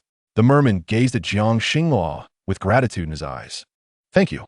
Jiang Xinglua nodded slightly, noting that if not for the merman's undeveloped chest, his androgynous features could easily lead one to confusion. The surrounding orcs watched intently. They had never heard of mermen existing among the sea tribes. They believed the existence of mermen was merely a legend, a tale from the time of the beast god, a female figure among the sea tribes, of which only 2 were known to possess significant powers, one being the long-lost merman clan, the other an unidentified water tribe. Initially, they thought the mermen were mere myth, yet here was one before them. Jiang Xinglua observed as the merman drank from a bowl, appearing no different from any ordinary orc, save for his striking aquamarine hair, a color unlike anything they had encountered, reminiscent of the sea, soothing to behold. However, Jiang Xinglua's curiosity piqued. Could a merman survive in a typical environment? Or the reasons that mermen could not thrive in the beast realm? Once considered a messenger of the beast god, the merman clan had gradually declined. Jiang Xinglua found it hard to believe that an entire race could vanish in this world. "I can survive quite well, as long as there is salt water. I have no kin left. Would you be willing to help me?" The merman's voice was uniquely captivating, reminiscent of the songs of mermen she had heard in fairy tales, leaving Jiang Xinglua astonished. Faced with such a plea, it would seem inhumane to refuse assistance. I only seek a place to reside. I will do my utmost to conceal my scent. I was cast out by the others of my kind, for my existence signifies the dominance of the sea tribe, and they wish for my demise. Jiang Xinghua, uncertain of the truth in the merman's words, recognized her status as an outsider. Only those with the wisdom of an elder beast like Jiutai would possess the knowledge of such matters. Are you Duyue? Jiutai inquired, his expression revealing a hint of recognition. Their tribe had resided here for many years, and Jiutai recalled Duyue distinctly, particularly due to his striking aquamarine hair. He remembered when Duyue was brought to them by his mother, Huarong, who had fled with him after he was gravely injured, treated by Senrin's father during his lifetime. At that time, the merman clan was already a target, and Huarong sought to protect her son from further harm. Jiutai had thought they would never return to the sea tribe, yet here was Duyue, pursued and in peril. Do you recognize me? Duyue asked, his deep-set eyes blinking at Jiutai with a hint of innocence, resembling a child rather than an adult orc. I recognize your mother, who currently leads the sea tribe. Duyue shook his head. Xuanwu is indifferent to worldly affairs, resulting in an ongoing struggle for leadership. Recently, the crocodile tribe faced sudden extinction. I only sought a safe haven, but I was discovered and chased here. Mermen are born as amethyst orcs, yet they are innocent and pure-hearted, easily deceived. Otherwise, they would not have faced such utter annihilation. Furthermore, a merman's tears are pearls, a rare treasure in this beast realm, capable of being exchanged for substantial orc crystals. Many mermen are captured and subjected to cruelty to extract pearls from their tears, which can be traded by other sea tribes for more pearls. This inhumane torment leaves behind merman pearls even after death, which can merge with any orc, allowing even those without orc crystals to gain extraordinary abilities. However, Duyue dared not speak of this secret, known only to the sea tribes, which had yet to be revealed. Before his mother passed, she had implored him to find a way to silence those aware of this truth, and he had succeeded. Unfortunately, the bloodshed included females, resulting in divine retribution, leaving him powerless to escape during the pursuit. Duyue glanced at the surrounding weak orcs. He could only seek refuge here. Had it not been for the harshness of the world, he would not understand such grim realities, nor would he have taken the lives of those sea orcs. He would not burden these unfortunate orcs, knowing they differed from the strong. They cherished cultivation and a peaceful existence, which is why he found himself here. Then for now, you shall accompany us, Jiang Xinghua decided, her gaze unwavering on the merman's face. Curiously, Duyue's visage was undoubtedly unique in this beast realm. Yet the original tale made no mention of a merman among the orcs. Jiang Xinghua furrowed her brow at him, while Lai Feng, noticing her contemplation, gently pulled her up, his tone laced with affection. Xinghua, let the tribe leader handle this. You must be hungry. What would you like to eat?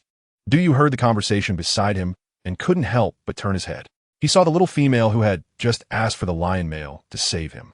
Her brow relaxed and her expression contemplative. A smile crept onto his lips, drawing the attention of those around him.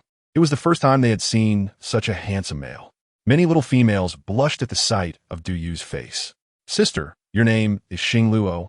How beautiful, he remarked. Xing Luo nodded, turning to Duyue and replying, Thank you for the compliment. Duyue chuckled. Sister, is that male your beast husband? In chapter 113, your marriage blossoms must be abundant. Jiang Xing Luo nodded. Suddenly, Duyue stood up, his height nearly matching that of Lai Feng, leaving everyone astonished. However, while Duyue's skin was a cool white, Lai Feng's was the typical color of a beast man. They appeared to be two males of contrasting styles, creating a striking sense of comparison. Duyue's deep-set eyes and Lai Feng's cold gaze evoked a sense of rivalry between them. God, Sister Xing Luo, could your romantic prospects be blooming again? The marriage trees planted by the beast god for each beast man are all unique. Sister Xing Luo, the blossoms on your marriage tree must be the most vibrant and abundant. Jiang Xing Luo furrowed her brow at Shui Li's teasing remark, thinking it unlikely. She didn't quite understand the thought processes of these males. She was already a female with 5 cubs, yet they seemed unfazed. Lai Feng was one thing, and Yu Jian was similar. The Duyue before her was merely someone she had saved out of convenience. He and Lai Feng likely just wished to observe each other's abilities. No, Shui Li, you must be overthinking it.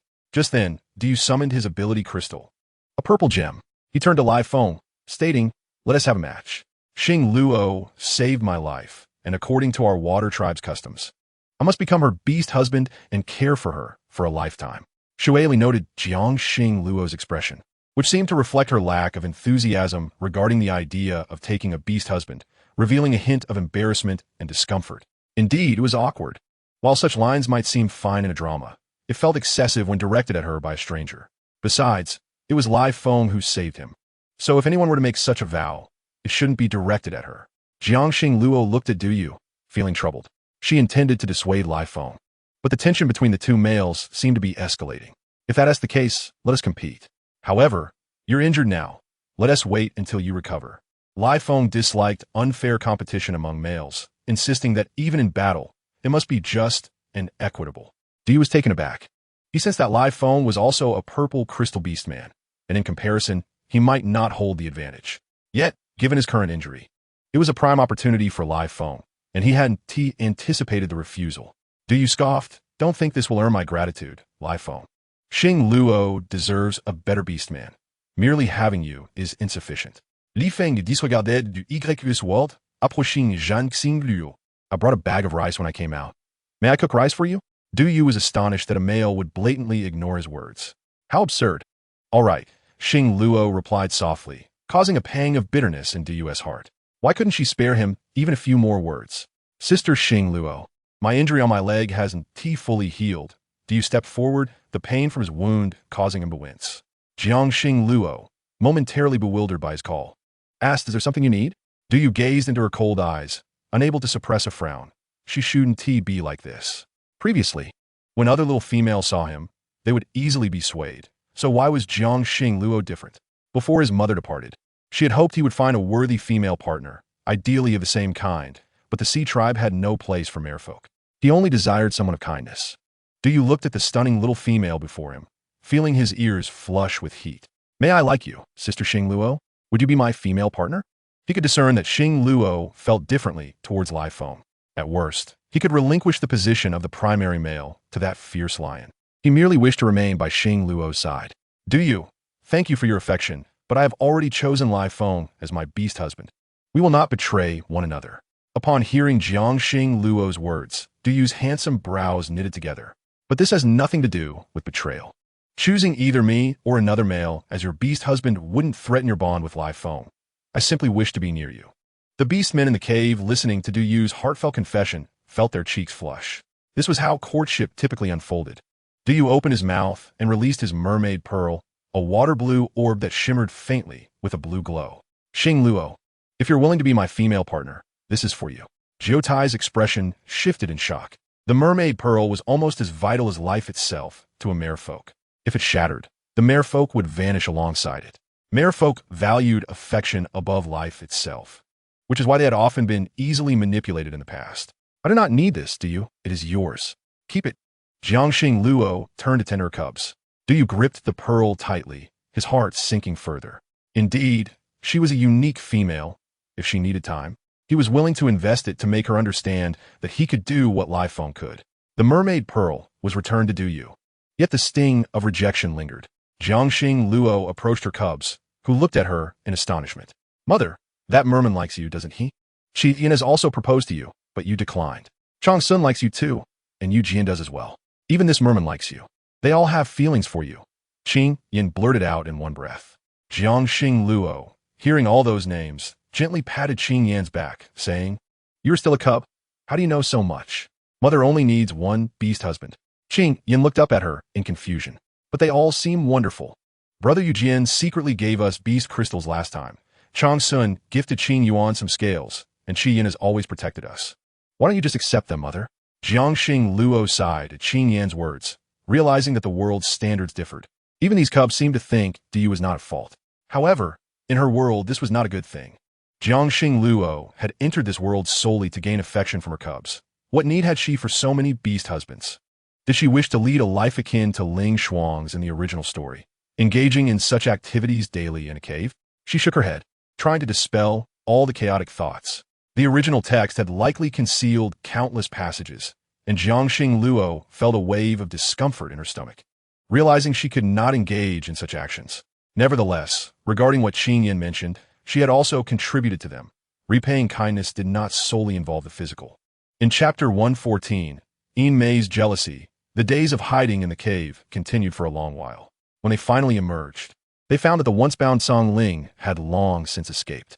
If he remained trapped, his powers would merely be ornamental. Yet, he did not seek out Song Lan, but chose to depart instead. The thought of him and Ling Shuang harboring ill intentions toward Qing Yuan ignited a flame of unnamed anger within Jiang Xingluo. Qing Yuan was unfamiliar with them, and even though Kanglin enjoyed playing with Qing Yuan, she harbored a desire to kill her. This was due to the entanglement of fate depicted in the original narrative, suggesting that Qing Yuan should rightfully be the heroine, rather than a venomous female like Ling Shuang. A wave of dread surged within Jiang Xingluo as she grasped the absurdity of the original text. However, there was no time for further contemplation. As they made their way back, they discovered that the saplings had all been ruthlessly broken. After a lengthy journey, they finally arrived at the original Jiuyin tribe. The once thriving wooden houses were now reduced to a few dilapidated planks, and even the grains they had saved had been swept away, leaving the entire tribe in disarray. This was precisely why the strong beastmen preferred to inhabit caves, as they provided shelter from the elements and were not so easily dismantled. With everything lost, the weak beastmen were indeed foolish. Rather than utilizing the ample caves, they insisted on constructing wooden houses, which were easily destroyed by the wind. Now, were they satisfied? Yin Mei supported her father, Yin Lin, without uttering a word of comfort or assistance, and upon witnessing their desolation, could not help but revel in their misfortune. Jiang Xingluo cast a cold glance at the young female, her mind still replaying memories of Yin Mei's earlier bullying. This female truly possessed a wicked heart. You are not wrong. In light of this, Qi Yin, please tally the amount of furs consumed by the Jianing tribe during their stay here and demand restitution from them. Strike at the root. The Jianing tribe likely lacks beast crystals, but since they so disdain the weak beastmen, let us settle this matter clearly. You, despite our dire circumstances, how can you still take advantage of us? Jiang Xingluo found Yin Mei's sudden change of tone amusing. Just moments ago, she had mocked the futile efforts of the Jiuyin tribe, and now, when asked to contribute, it was deemed opportunistic. No matter, as long as you acknowledge your debts. You may return the furs and beast crystals to us later. How about granting you a year? Yin Mei's face flushed with rage, her lips trembling, while the males of the Jianing tribe looked on, moved to comfort her as she appeared on the verge of tears. Xingluo, you have been part of the Jianing tribe and have benefited from our kindness. How can you be so calculating? Kindness. The very word struck Jiang Xingluo as deeply ironic. The cave they had occupied was already remote, and if the beastmen from their tribe had shared the meat, the original owner would have received nothing. Jiang Xingluo recalled how they even attempted to arrange for a foolish male to pursue her, a wave of nausea washing over her. Yin Lin, do you consider forcing me to accept a fool as a mate to be an act of kindness? Liu Feng recalled Jiang Xingluo's words, and a flood of memories surged into his mind. Indeed, he had seen her being coerced by the Jianing tribe. Had his Xingluo not awakened her abilities, she would have been confined to their female den, and their offspring would have starved. Liu Feng's cold gaze swept over the Jianing tribe's beastmen, and a fierce wind erupted, sending them sprawling several miles away. As their bodies crashed to the ground, Yin Lin felt as if his old bones were about to crumble. Yin Mei had gone days without a proper meal. Her frail body hit the ground hard, her palms lacerated and her knees aching. Do you think that just because Xingluo is a female, she is easy to bully? Just because I'm not present, you believe you can mistreat my mate? A glimmer of murderous intent flickered in Liu Feng's eyes, and the Jianing tribe's members shrank back in fear at the sight of the lion male. Yin Mei gazed at Liu Feng. It was her first time witnessing such a handsome male, his muscles well-defined, and his face strikingly perfect. She sensed that Qi Yin could not possibly compare to him. He was Jiang Xingluo's mate, and those cubs belonged to this lion? A surge of resentment welled up within Yin Mei. Why did Jiang Xingluo receive everything good, while she could not even win the affection of Qi Yin? Qi Yin would rather be Jiang Xingluo's protector than mate with her, despite her offer to let him take the lead. Since she is your mate, why do you still reside in our territory? Yin Mei challenged the male before her, voicing her discontent. After residing there for so long, we merely requested her to bear cubs for the tribe. What is so wrong with that? A female who does not bear offspring has no value. Yin Mei's words sparked memories in Zhou of her near confinement in the female den. Even her mother had abandoned her. Jiang Xingluo felt disgusted by Yin Mei's earth-shattering remarks. She was a female accustomed to being served and believed she could not survive without a male. If that is your outlook, then why do you not bond with a mate? Yin Mei, I believe there are many males in the tribe who would be quite fond of you. You should be continuously bearing cubs for your tribe. or else the absence of cubs is your fault. Jiang Xinghua observed Zhou Zhou, who was becoming increasingly agitated. Before she could intervene, Zhou Zhou stepped forward.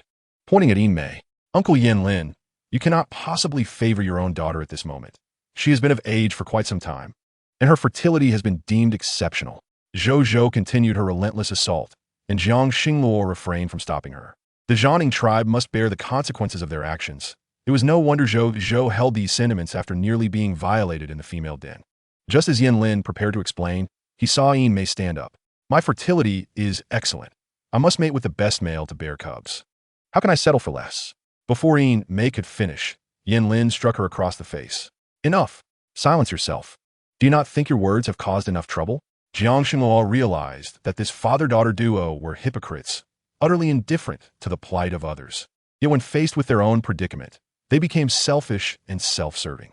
It appeared Yin Mei was aware that their males were lacking, unwilling to produce offspring without abilities. It was ridiculous that they would exert themselves to ingratiate themselves with a female who had no desire to selflessly contribute. Jiang Xinghua raised her gaze mockingly at the males of the Jianing tribe, her words igniting their fury. Chapter 115. Yin Lin loses his position as chief. Both Yin Lin and Yin Mei must pay the price. After such a commotion, it was no surprise that the other males of the Jianing tribe felt somewhat dissatisfied. Qi Yin frowned at them. Qi Rong had long been displeased, believing that the position of chief should rightfully belong to him, while Qi Yin focused on being a protector. Qi Rong was the strongest, and he looked at Yin Mei, declaring, I believe it is time for you to hand over the position of chief to me, uncle. My brother Qi Qing has always been fond of Yin Mei, and he is quite capable, making him a suitable mate for her. Yin Lin opened his mouth to respond, but was forced to retreat under Qi Rong's pressure. I do not want Qi Qing as my mate. It seems you are disobedient and want to see Uncle Yin Lin perish before your eyes. Fear flashed in Yin Mei's eyes as she glanced at her father, ultimately gritting her teeth in agreement. Jiang Xinghua let out a cold laugh. None of them were virtuous beings.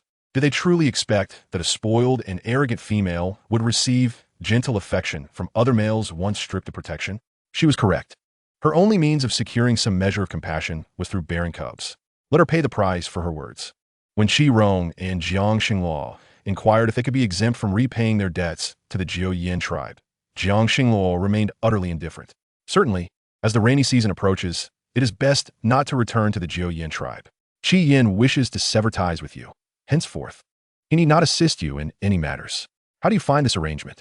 Jiang Xinghua is acutely aware of the profitability of this transaction.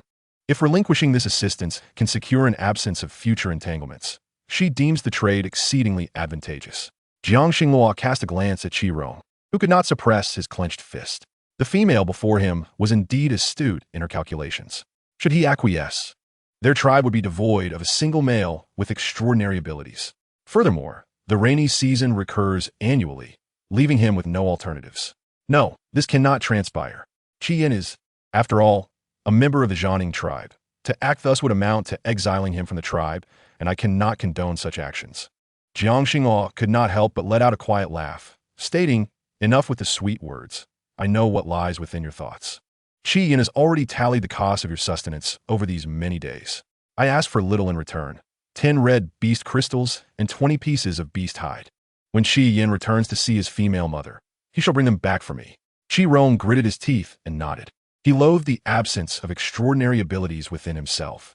Had he possessed such powers, perhaps matters would not have reached this point. Jiang Xinghua observed the reluctant male lead his kin away, and the world around them fell into a quieter state. Meanwhile, the green ability crystal within Jiang Xinghua's possession stirred restlessly. Mother, it has been quite some time. If I remain outside any longer, my power will wane. Almost forgetting the existence of the small crystal, she realized it yearned to return to Qing Yuan's body.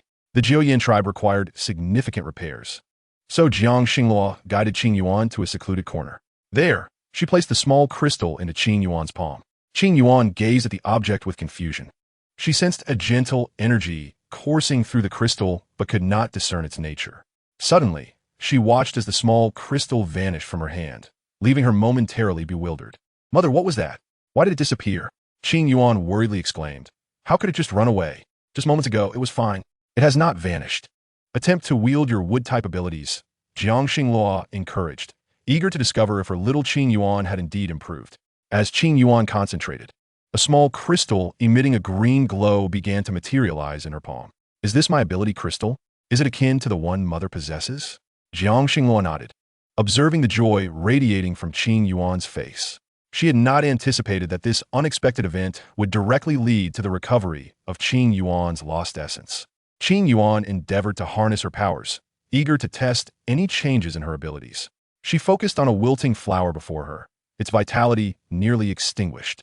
With her newfound strength, she sought to nurture the blossom, and, as expected, it began to exhibit signs of rejuvenation. Jiang Xinghua noticed that this power differed from what Qing Yuan had previously released. It was more delicate, yet seemingly sufficient for the flower's needs. Realization dawned upon Jiang Xinghua as Qing Yuan exclaimed, "Mother, I believe I can now control my powers." Previously, it felt as if my abilities would surge uncontrollably, overwhelming some plants. But now it feels different. Jiang Xinghua, listening intently, finally grasped the distinction between possessing an ability crystal and being without one. Elated, she thought that her little Qing Yuan would not suffer from hunger as before, which was indeed a welcome change. Qing Yuan, your body still harbors some differences. You possess my lightning abilities within you. Once the small crystal returned to its rightful owner, it sensed the changes in her body. It felt as if a significant portion of her lightning powers had been siphoned away, and another ability crystal had been taken from her. Who is speaking to me? Qing Yuan queried, scanning her surroundings but finding no beastmen. It is your small crystal communicating with you, Qing Yuan. Jiang Xinghua explained with a gentle smile as she stroked Qing Yuan's head. Qing Yuan scrutinized the small crystal for some time, her bright eyes filled with curiosity. Are you the one speaking to me? You mentioned that my body still holds Mother's lightning abilities. Is that true? The small crystal affirmed. However, the crystal has vanished. Your body's depletion is due to my absence, yet some remnants of the lightning abilities remain, albeit unable to be released. Jiang Xinghua pondered the small crystal's words. A sense of unease brewing within her regarding the implications of her little female offspring possessing dual abilities. She furrowed her brow, contemplating the need to consult live phone about this matter, for her knowledge of abilities was quite limited. Fear not, Qing Yuan, Mother will surely help you recover your crystal. See, has one not already returned? Qing Yuan nodded, gazing at her small crystal with delight. Mother, I am so happy. My small crystal can still speak, unlike the crystals of my brothers. Jiang Xinghua nodded, taking Qing Yuan's hand as they headed back.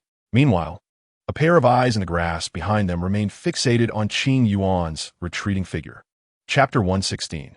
The small car Jiang Xinghua observed as all the males began collaborating to toss aside the discarded wooden planks strewn across the ground.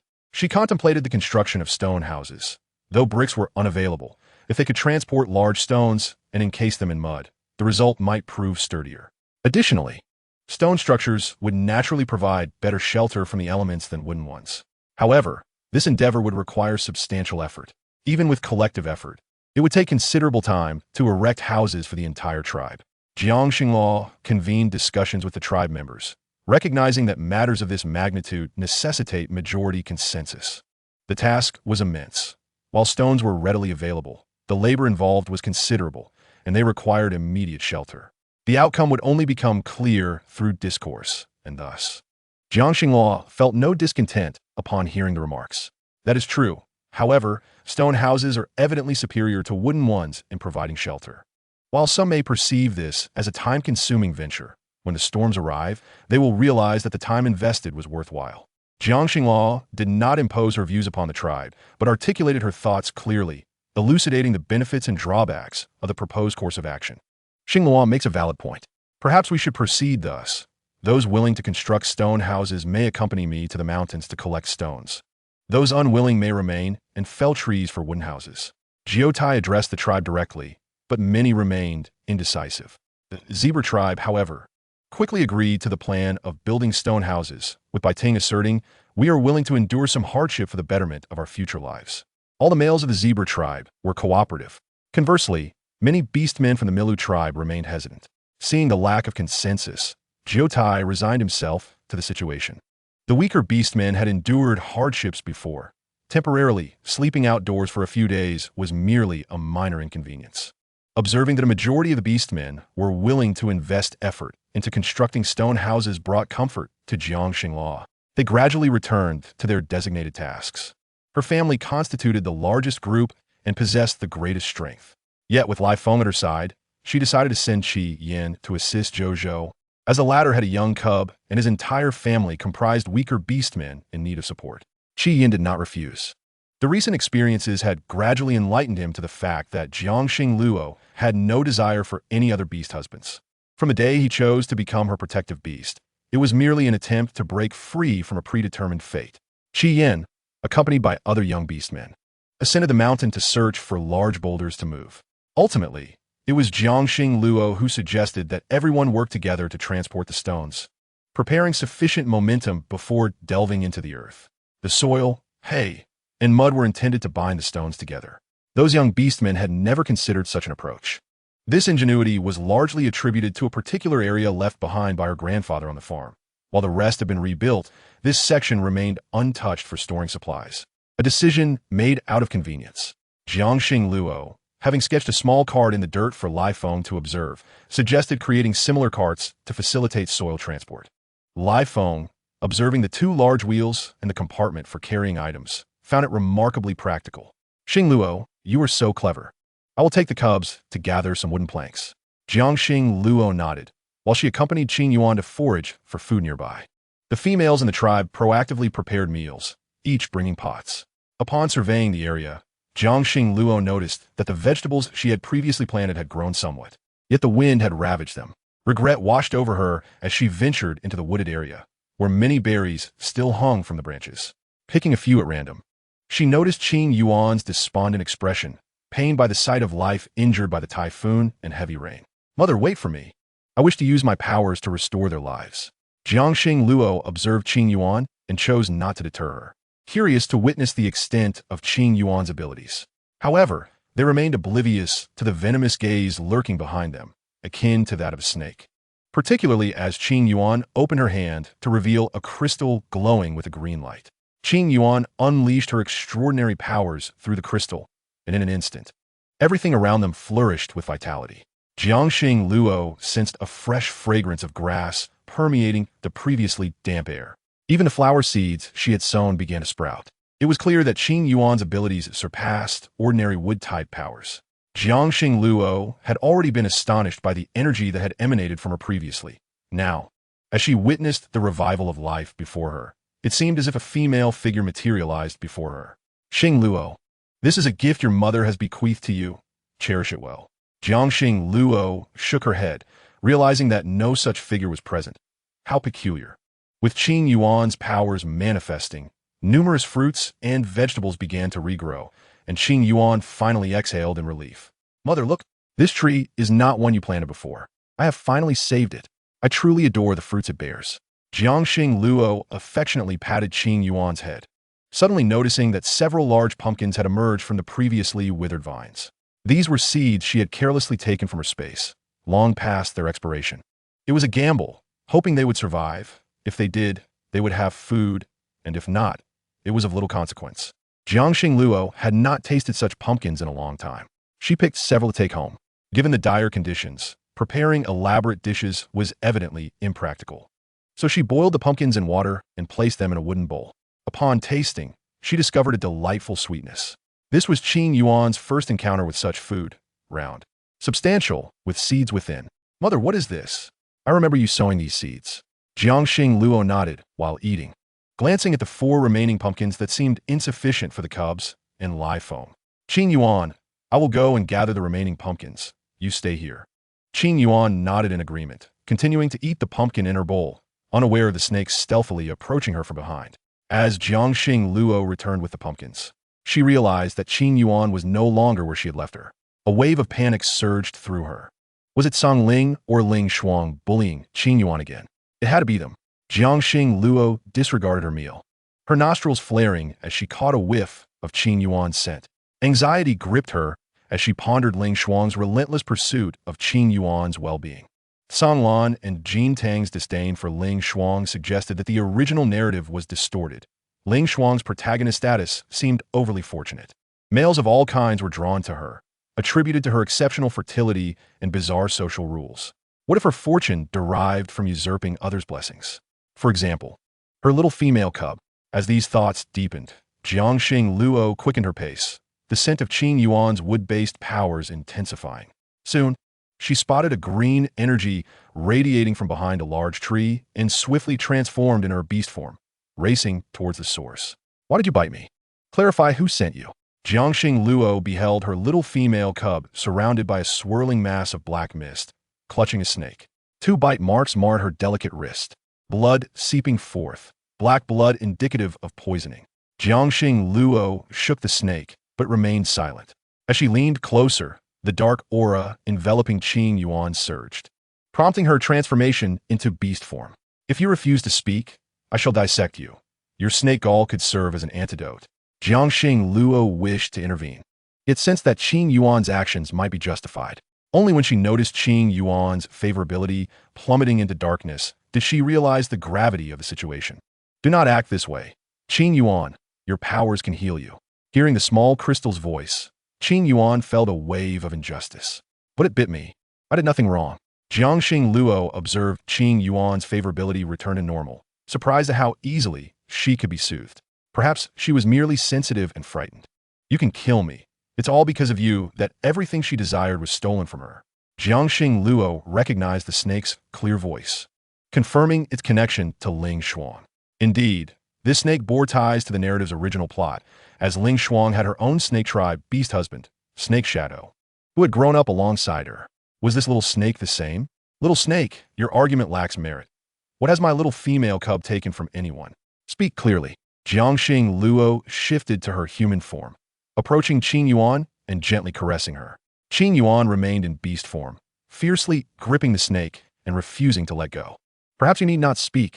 I shall speak on your behalf. Ling Shuang sent you, didn't she? She told you that Qing Yuan stole something of hers. And because of that, Song Lan and Jin Tang's bond was ruined, right? Xiying was taken aback to discover that everything had been guessed by the female before him. Surely, she was the one who had outshone others in the Song Ying clan, comparable to the Saintess, a feline female of the Cat clan. He had not anticipated that her daughter possessed extraordinary abilities and could transform into a beast, surpassing even him. Have I hit the mark? Xiying remained silent, clenching his teeth, while the 2 small wounds on Qing Yuan had already vanished, rendering all poisons ineffective against her. Little snake, let me inform you that I am utterly unafraid of your toxins. Next time, try biting those feeble beasts instead.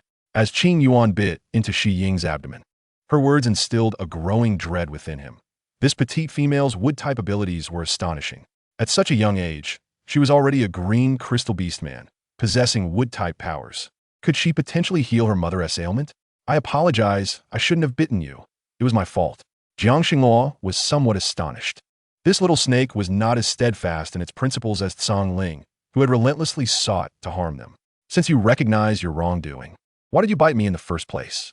As Qing Yuan intensified her grip, her teeth sank deeper, prompting Xiying to howl in agony, the piercing pain awakening him to the magnitude of his error. Hearing his pain cries, Qing Yuan tossed him aside, and Xiying transformed back into human form, blood oozing from her abdomen. Jiangxing Luo ignored him, reaching out to touch Qing Yuan. Do not be sad over those unworthy of your tears, understand? Jiangxing Luo knew that little Qing Yuan had even doubted whether she had erred, but she had done nothing wrong. The fault lay with the malevolent Ling Shuang and the snake before her. Observing the wounds on Qing Yuan, she grew concerned. Qing Yuan, please inform your mother. Are you truly unharmed? Qing Yuan raised her arm to show Jiangxing Luo. Mother, look, I'm fine. The little crystal told me that my body is immune to all poisons. I will be all right. Jiangxing Luo gazed at her fearless daughter, sighing, embodying the age-old truth that a mother worries for her children. This cannot be taken lightly. Not all harm can be evaded. Do be cautious, all right? Perhaps Jiangxing Luo had grown accustomed to her offspring handling matters independently, overlooking the fact that they were still merely 5 years old. At 5, they were already remarkably capable. As Jiangxing Luo returned with Qing Yuan, Lai Feng and the others had already fashioned wooden planks, assembling them with care. Lai Feng tested the carts, feeling satisfied. These can be utilized for transporting stones and soil. Let us construct a few more small carts before we begin the transport. Jiangxing Luo nodded in agreement with Lai Feng's suggestion. After providing supplies to the clan leader's family, Lai Feng intended to continue working on another cart after their meal. Jiangxing Luo was aware of Lai Feng's experiences, having expected him to maintain his aloof demeanor. She was surprised to see him actively assisting the weak. Qing Yuan noticed that Lai Feng had crafted a tiny cart for her, appearing quite delicate, just right for her to play with dirt. Song Lan arrived to help move stones and immediately noticed Qing Yuan's small cart. Is this a little cart? Is it yours, Qing Yuan? Qing Yuan nodded, glancing at Lai Feng with joy, then hugged his leg. Yes, it's made especially for me by my father Beast. I truly love it. I'm sure I'm the only cub in the tribe who has one. Song Lan Gij, you don't have one, do you? Chapter 118. The offspring of the Snake Clan shaman Song Lan shook his head, admitting he did not. You all. Didn't you claim to have taken nothing from Ling Shuang? Then why is Song Lan here? You deceived me. Upon hearing the voice, Song Lan turned to the speaker, astonished to find the injured little snake had followed them. Shouldn't it have sought a place to recuperate? Jiang Xingluo felt a wave of disdain for the snake. If the Snake Clan ever adhered to reason, only Ting Cheng, the saintess, could be deemed reasonable. Alas, the descendants of the Snake Clan truly left much to be desired. Jiang Xingluo cast a dark glare at the delicate-looking little snake before her, doubting its inherent nature. Yet, having already faced punishment, it should have departed, understanding the wisdom of leaving while ahead. I am who I am. The bond with Ling Shuang was entirely her own wish, as she spoke to my father. I had the option to decline. Song Lan stepped forward to clarify to the little snake, causing Xing's face to flush with embarrassment. The last remnants of his admiration for Ling Shuang seemed to shatter in that moment. So you did refuse. I apologize. Xing looked at Qing Yuan, his apology sincere. However, Qing Yuan wore a face of disdain, loathing being entangled with these cubs. I do not accept your apology. Leave here at once. Qing Yuan's stubbornness mirrored that of Lai Feng. Jiang Xingluo observed this discerning little female cub, then shifted her gaze to the little snake, clutching its abdomen tightly. The snake cub was sweating profusely, turning to flee, but stumbled over a stone, rolling away. He is the offspring of the Snake Clan shaman. Song Lan's exclamation left Jiang Xingluo momentarily taken aback. And what of it? But he bit me. His bite carries poison. Song Lan, he is not a good cub. Jiang Xingluo listened as Qing Yuan explained it Song Lan, glancing toward the snake cub. She took a few tentative steps forward, only to notice a faint, dark aura emanating from its head. With its fall, that dark energy suddenly detached from its body. Jiang Xingluo, shocked, scooped up the little snake. Little cub, wake up. Ultimately, she could not bear to see this little snake perish, so she carried it to Huayan. Huayan was taken aback by the depth of the bite marks on its abdomen. How could these wounds be so deep? Jiang Xingluo found herself in a dilemma. Unable to explain, this cub had provoked Qing Yuan and now bore the consequences. Yet, Qing Yuan boldly spoke, I apologize for the trouble, Sister Huayan. It was I who bit him. Once you heal him, I will give you a few beast crystals. Or perhaps, when my golden fruit tree bears fruit, I shall share half with you. What do you say? Huayan looked at Qing Yuan, astonished, then enveloped her in a tight embrace, unable to resist stroking her soft hair. Oh, my little treasure, has your golden fruit tree truly thrived? Qing Yuan nodded proudly, explaining, yes, Sister Huayan, if you don't believe me, ask Mother. The seedling has already sprouted and will surely bear fruit in the future. That is wonderful. Just show me one golden fruit, so I can ascertain its medicinal value. Qing Yuan nodded, feeling a pang of annoyance at the thought of the substantial price she would have to pay for such a fierce bite. Yet, gazing at the little snake's woeful state, she hoped it would learn a lesson next time. Jiang Xingluo remained oblivious to her cub's thoughts. Qing Yuan was reluctant to leave, but she had matters to attend to. She searched for ingredients, then retrieved a basket of eggs from her space. These past few days, they could not survive solely on vegetables. Their nutrition was insufficient. Regrettably, there was no meat left in the space.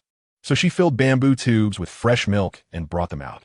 Jiang Xingluo cooked vegetables and steamed rice. Each person received a bamboo tube of milk, and she fried 2 eggs for everyone. After all this effort, Lai Feng and several cubs had already returned with a significant amount of wood. Jiang Xingluo found a relatively intact table and set the food she had prepared upon it, the golden fried eggs enticing enough to make anyone salivate. Qing Yuan, with a basket hanging from her arm, returned with delicious berries she had picked along the way from Huayan. She sampled a few fruits, and indeed, under the nurturing influence of her extraordinary abilities, these delicacies tasted even more exquisite. For the first time, Qing Yuan truly appreciated the utility of her powers, especially as her little crystal would converse with her, alleviating her previous solitude. Jiang Xingluo beheld her little one returning with a basket brimming with plump, succulent fruits, which promised to yield delightful juice if pressed. Pondering over the berries, she lamented the lack of gauze for juicing. Extracting juice by hand would be quite a challenge. Jiang Xinglua forcefully suppressed her burgeoning thoughts. Mother, these fruits were picked by Qingyuan. I secretly inform you that they are incredibly delicious. Cultivated with my extraordinary abilities, do give them a taste. Qingyuan's thoughtfulness brought a smile to Jiang Xinglua's face as she gazed at the little female cub. If the original owner were still present, she would undoubtedly feel even greater joy. Unfortunately, she had no time to savor such moments. Lai Wind returned with a wild duck he had hunted. Xinglua, the recent game has been scarce. I could only catch this. His tone bore a hint of appeasement that astonished Jiang Xinglua. Indeed, following the recent downpour, prey was hard to come by. Moreover, with their cultivation efforts, they would soon be able to establish livestock once their house was built. Lai Wen nodded, resolved to catch a few live pig beasts for Xinglua in the future. If they could sustain livestock, hunting would become unnecessary, although Lai Wind understood that wild animals were not easily tamed. The road ahead for Xinglua's aspirations was undoubtedly arduous. However, Lai Wind had neither the time nor the luxury to dwell on such matters, as the gnawing hunger within him propelled him to devour the delectable meal before him. Who else enjoyed such privileges, having a female prepare meals for a male? Lai Wind felt fortunate that his female master required only him as her beast husband, and she willingly cared for him. He vowed to protect Xinglua and their cub for a lifetime, ensuring not a shred of harm befell them. Jiang Xinglua set aside the duck, as she too had been busy and was famished. In the following days, many beastmen from the tribe observed the small cart that Jiang Xinglua and Lai Wind constructed together. Those who initially intended to build wooden houses quickly delivered their planks to Jiang Xinglua upon seeing this innovation. Xinglua, could you ask your beast husband to teach us how to make that small cart? We also wish to build stone houses and are willing to use these planks for everyone's carts. Jiang Xinglua was somewhat surprised by their willingness to assist. Indeed, the weaker beastmen had their own methods for creating such intricate items. Some had even fashion wheels resembling those of the small carts Lai Wind had previously gifted. However, there were certain fixed components they did not fully comprehend, prompting them to swallow their pride and seek Jiang Xinglua's help. Everyone recognized the advantages of stone houses. After all, the structures and walls of Nuofeng City were built from stone. The beastmen of Jiuyin tribe could not help but envy this. Though transporting stone was no easy feat for them, with the transportation issue resolved, they could construct wooden carts, unperturbed by the labor involved.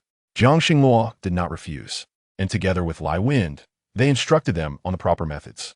With their assistance, the tribe soon boasted over a dozen small carts, and Jiu Tai, the chieftain, selected several robust males to use these carts to fetch stones from the mountains. Jiang Xinglua observed the small carts being utilized by everyone, yet felt it insufficient.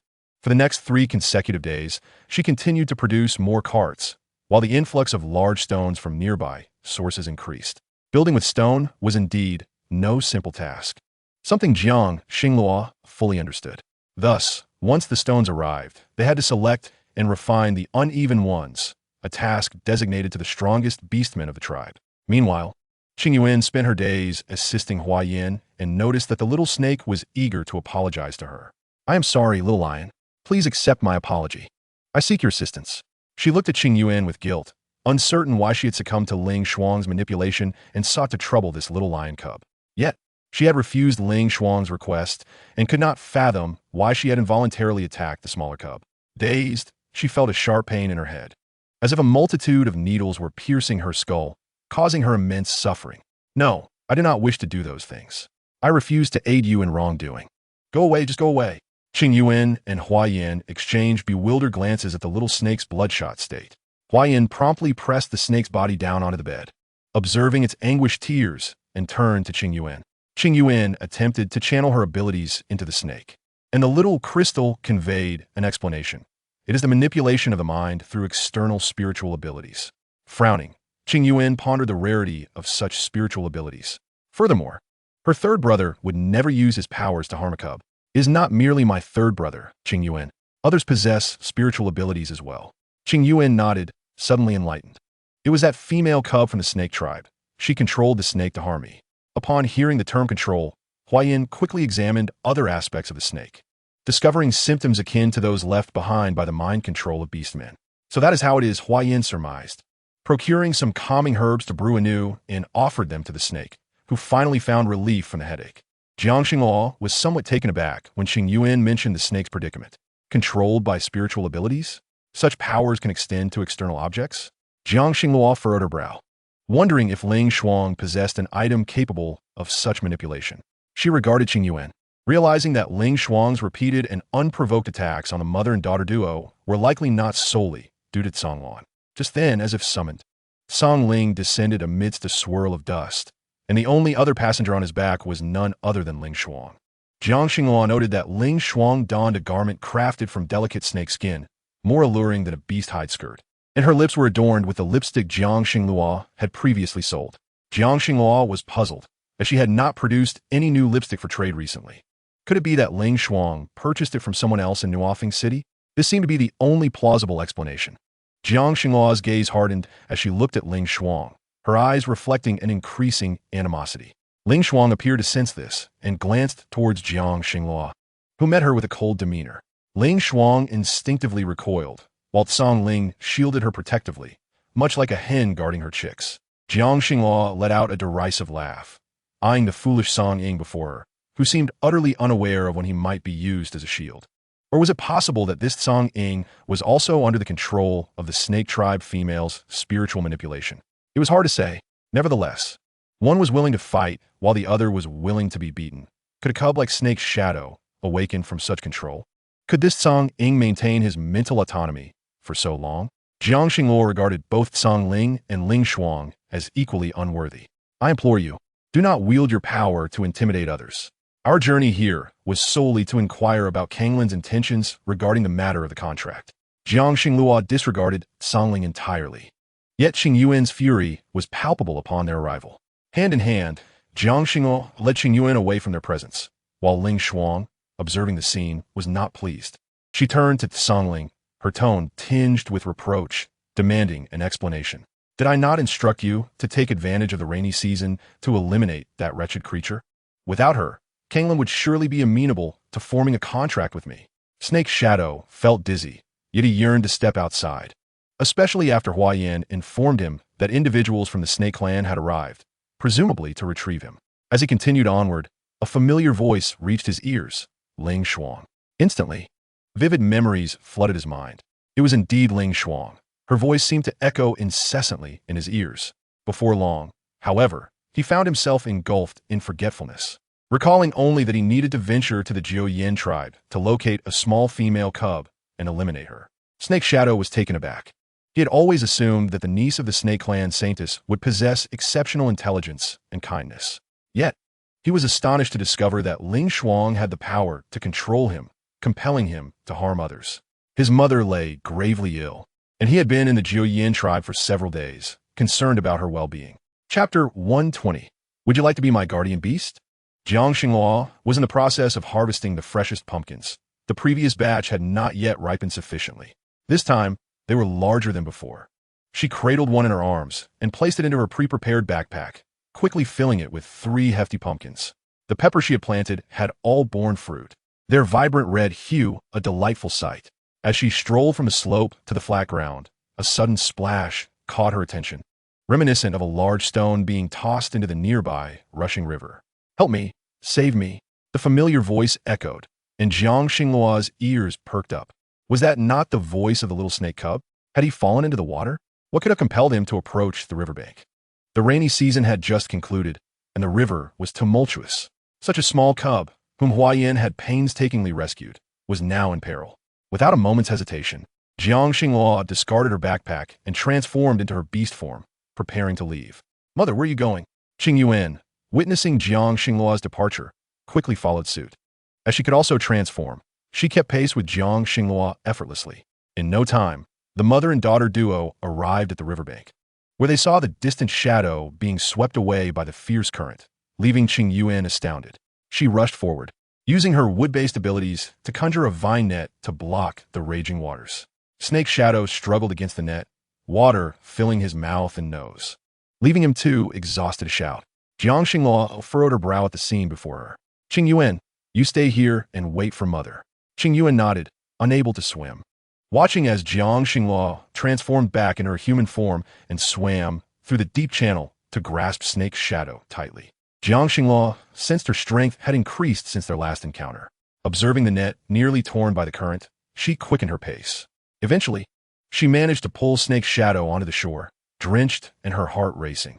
Meanwhile, Snake's shadow coughed violently, his damp green hair clinging to his scalp, droplets cascading down. Are you out of your mind? The river's current is fierce. What were you thinking coming out here alone? Jiang Xinghua chided, her gaze filled with reproach as she heard Qing Yuan's admonishment. I didn't mean to. It was Ling Shuang. She called me incompetent and had that eagle throw me into the river. I was merely asking her if my mother had improved. As Snake's shadow recounted his sorrowful tale, Qing Yuan gazed at him in shock, her small mind struggling to comprehend. Jiang Xinghua realized that certain matters were beyond the understanding of her kind-hearted daughter. All right, I will take you back. Do you feel unwell? She noticed Snake's shadow shake his head, uncertain if he could even return. Jiang Xinghua understood that Ling Shuang was not a benevolent cub, yet her cruelty towards her kin was disheartening. As Snake's shadow stood, he looked at Jiang Xinghua, feeling somewhat embarrassed. I'm fine. I can walk on my own. Jiang Xinghua nodded, choosing not to press further. Qing Yuan supported Jiang Xinghua while Snake's shadow followed, coughing as he walked. His body, already weakened, had been further compromised by being thrown into the river. Little Snake, why don't you become my guardian beast? Qing Yuan suggested, her innocent proposal causing Jiang Xinghua to nearly cover her mouth to silence her. Did she not realize the implications of her words? If you return, that wicked female, Snake, will surely seek to harm you again. You have already suffered enough at her hands. Do you truly wish to go back? Jiang Xinghua recognized that Xingyin, a native of the beast realm, could accept the existence of a guardian beast, whereas she found it challenging to do so herself. Ultimately, the decision rested upon the choice of the little snake cub. Snake Shadow's expression was one of disbelief. His battered body could hardly provide protection to the brave and kind-hearted Qing Yuan. Despite her youth, her innate goodness and courage inspired admiration in him, making him feel unworthy even to gaze upon her. Jiang Xinghua observed Snake Shadow, uncertain of how to respond if he indeed agreed to Qing Yuan's proposal. Surely, he would not acquiesce. Yet, perhaps she should explain to him what being a guardian beast entailed. Snake Shadow, a guardian beast, is bound to accompany Qing Yuan for life. What, your mother? Will you forsake her? As Jiang Xinghua looked at Snake Shadow, she saw a hint of sorrow in his azure eyes, making it difficult for her to maintain her gaze. Yet, she understood that he must empathize with her feelings as a mother. Nevertheless, he was merely a cub and could not grasp her sentiments. I am willing, Snake Shadow finally spoke, but I beseech you to allow me to visit my mother. It would be wonderful if Sister Huayan could accompany us. Jiang Xinghua was taken aback by his earnest agreement. In that moment, a mark of wood-based abilities appeared upon his chest, resembling a grand tree. There was no time to halt the unfolding events. Perhaps, should conflict arise between them in the future, their relationship could be dissolved, as he would merely be a guardian beast. Let us postpone our visit for now. I will tend to your injuries. Were it not for your decision to become my guardian beast, I would not utilize my abilities to heal you. Jiang Xinghua found humor in Qing Yuan's words, realizing that her daughter seemed to comprehend matters more clearly than she did. The verdant energy of her abilities flowed gently from Qing Yuan, enveloping Snake Shadow, whose astonishment at the potent wood-based power was evident. However, such strength was not to be freely bestowed upon just anyone. In the past, before the advent of ability crystals, her power could have aided many, but now it was reserved for those with whom she shared a profound bond. This insight had been imparted to Qing Yuan by the little crystal, though she had yet to relay it to her mother. As Jiang Xinghua observed Qing Yuan heal Snake Shadow's wounds, his complexion noticeably improved. Qing Yuan, thank you. You possess extraordinary abilities, yet find yourself in such dire straits. Truly, what a fool you are. I regret having chosen you as my guardian beast. Xing extended his hand, gazing at the small crystal in his palm, a testament to his profound weakness, which necessitated diligent cultivation. I will not falter. I shall devote myself to training henceforth and assure you that I will never be a burden. You must trust in me. Chapter 121. The malicious Ling Shuang. As Jiang Xinghua made her way back, she was taken aback to find Song Ling accompanied by Ling Shuang before them, still lingering. Ling Shuang's expression was one of surprise upon seeing the cub that had appeared behind Jiang Xinghua, clearly indicating that she believed Xing to be dead. Yet, the unexpected truth was that Xing was very much alive and in good health. How did you emerge from the river? Song Ling inquired, his tone laced with hostility, as if he longed to cast Xing back into the water. Their brazen intent to eliminate Xing once more revealed their fear that he might disclose the truth. What? Do you wish to throw him back into the river?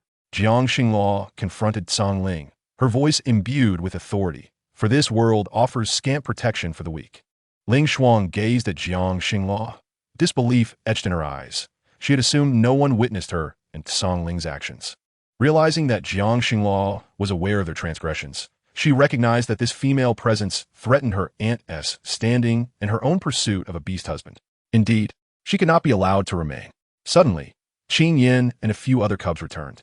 And Qing Yao cautiously tuned into the thoughts of the malicious female cub before them. She harbored intentions to harm their mother and Qin Yuan, despite the fact that neither had done anything to merit such cruelty. This female cub seemed intent on self-destruction. She must inform the father beast to eliminate this young female who, despite her tender age, could engage in such villainy. Why would I cast my kin into the river? It is he who has come here. We have been searching for him. His mother is gravely ill and wishes to see him. Ling Shuang's explanation sent a shiver through Xing. He had to return, for his mother awaited him. Qin Yuan, could you assist me in saving my mother? I promise to reward you with beast crystals. Jiang Xingluo observed the numerous large stones already transported down the mountain and the mounds of earth on the other side, nearly ready to construct stone houses within days. At that moment, Qin Yuan expressed her desire to leave, feeling uneasy. Mother, I wish to go. Sister Huayin said that to become a shaman, one must heal the sick. Jiang Xingluo crouched before Qin Yuan, admiring her rosy cheeks. Very well, I shall accompany you. If that is agreeable. Xingluo, I cannot entrust you to go alone. I shall accompany you. Jiang Xingluo was somewhat astonished by Lai Feng's insistence, as he had seemingly never felt at ease allowing her to venture out alone since he joined her side. Furthermore, the number of males in Nufeng City who coveted her was considerable. Shall we take the cubs along? Lai Feng's eyes reflected a hint of pleading, and Qin Yuan immediately leapt into his embrace. Let Father Beast take us. He is the strongest, even if some beasts mean to harm us. Father Beast will surely subdue them. Qin Yuan waved her small fists, and Lai Feng lifted her effortlessly, gazing at the obedient little female cub in his arms. Jiang Xingluo felt as though she were being orchestrated, yet she did not resent such arrangements. However, Song Lan and Jin Tang also expressed their desire to depart with Xingluo. Lai Feng regarded the youth and cubs before him, a surge of frustration swelling within him as the radiant youth met his gaze, laced with a hint of provocation. Yet, aside from them, he had not anticipated the appearance of Du Yu. Du Yu, with his striking blue hair, was undeniably captivating. As he approached the group, Ling Shuang's eyes widened in astonishment, for she had never before encountered such a breathtaking beast man. Was he male or female? If male, he was indeed stunning. Du Yu's cerulean eyes fixated on Jiang Xingluo, a glimmer of amusement dancing within. Xingluo, how long will you be gone? Jiang Xingluo's mind drifted back to the day she rescued him in the cave, when he insisted on forming a bond with her. She furrowed her brow at the beast man before her, remaining silent. Then I shall accompany you. My presence will not be an inconvenience.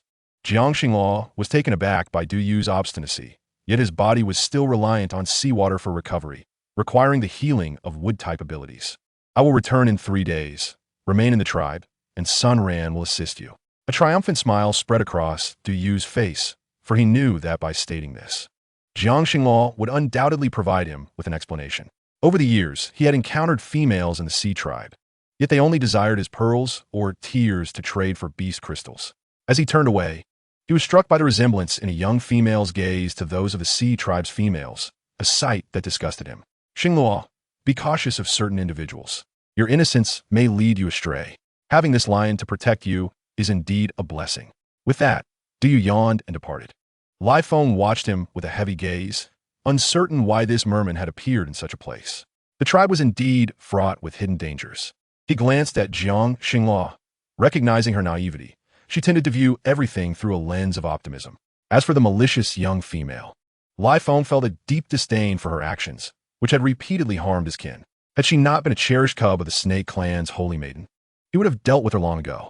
He had endured countless indignities along the way. Fortunately, the journey was not too lengthy, and they soon arrived at Nufeng City.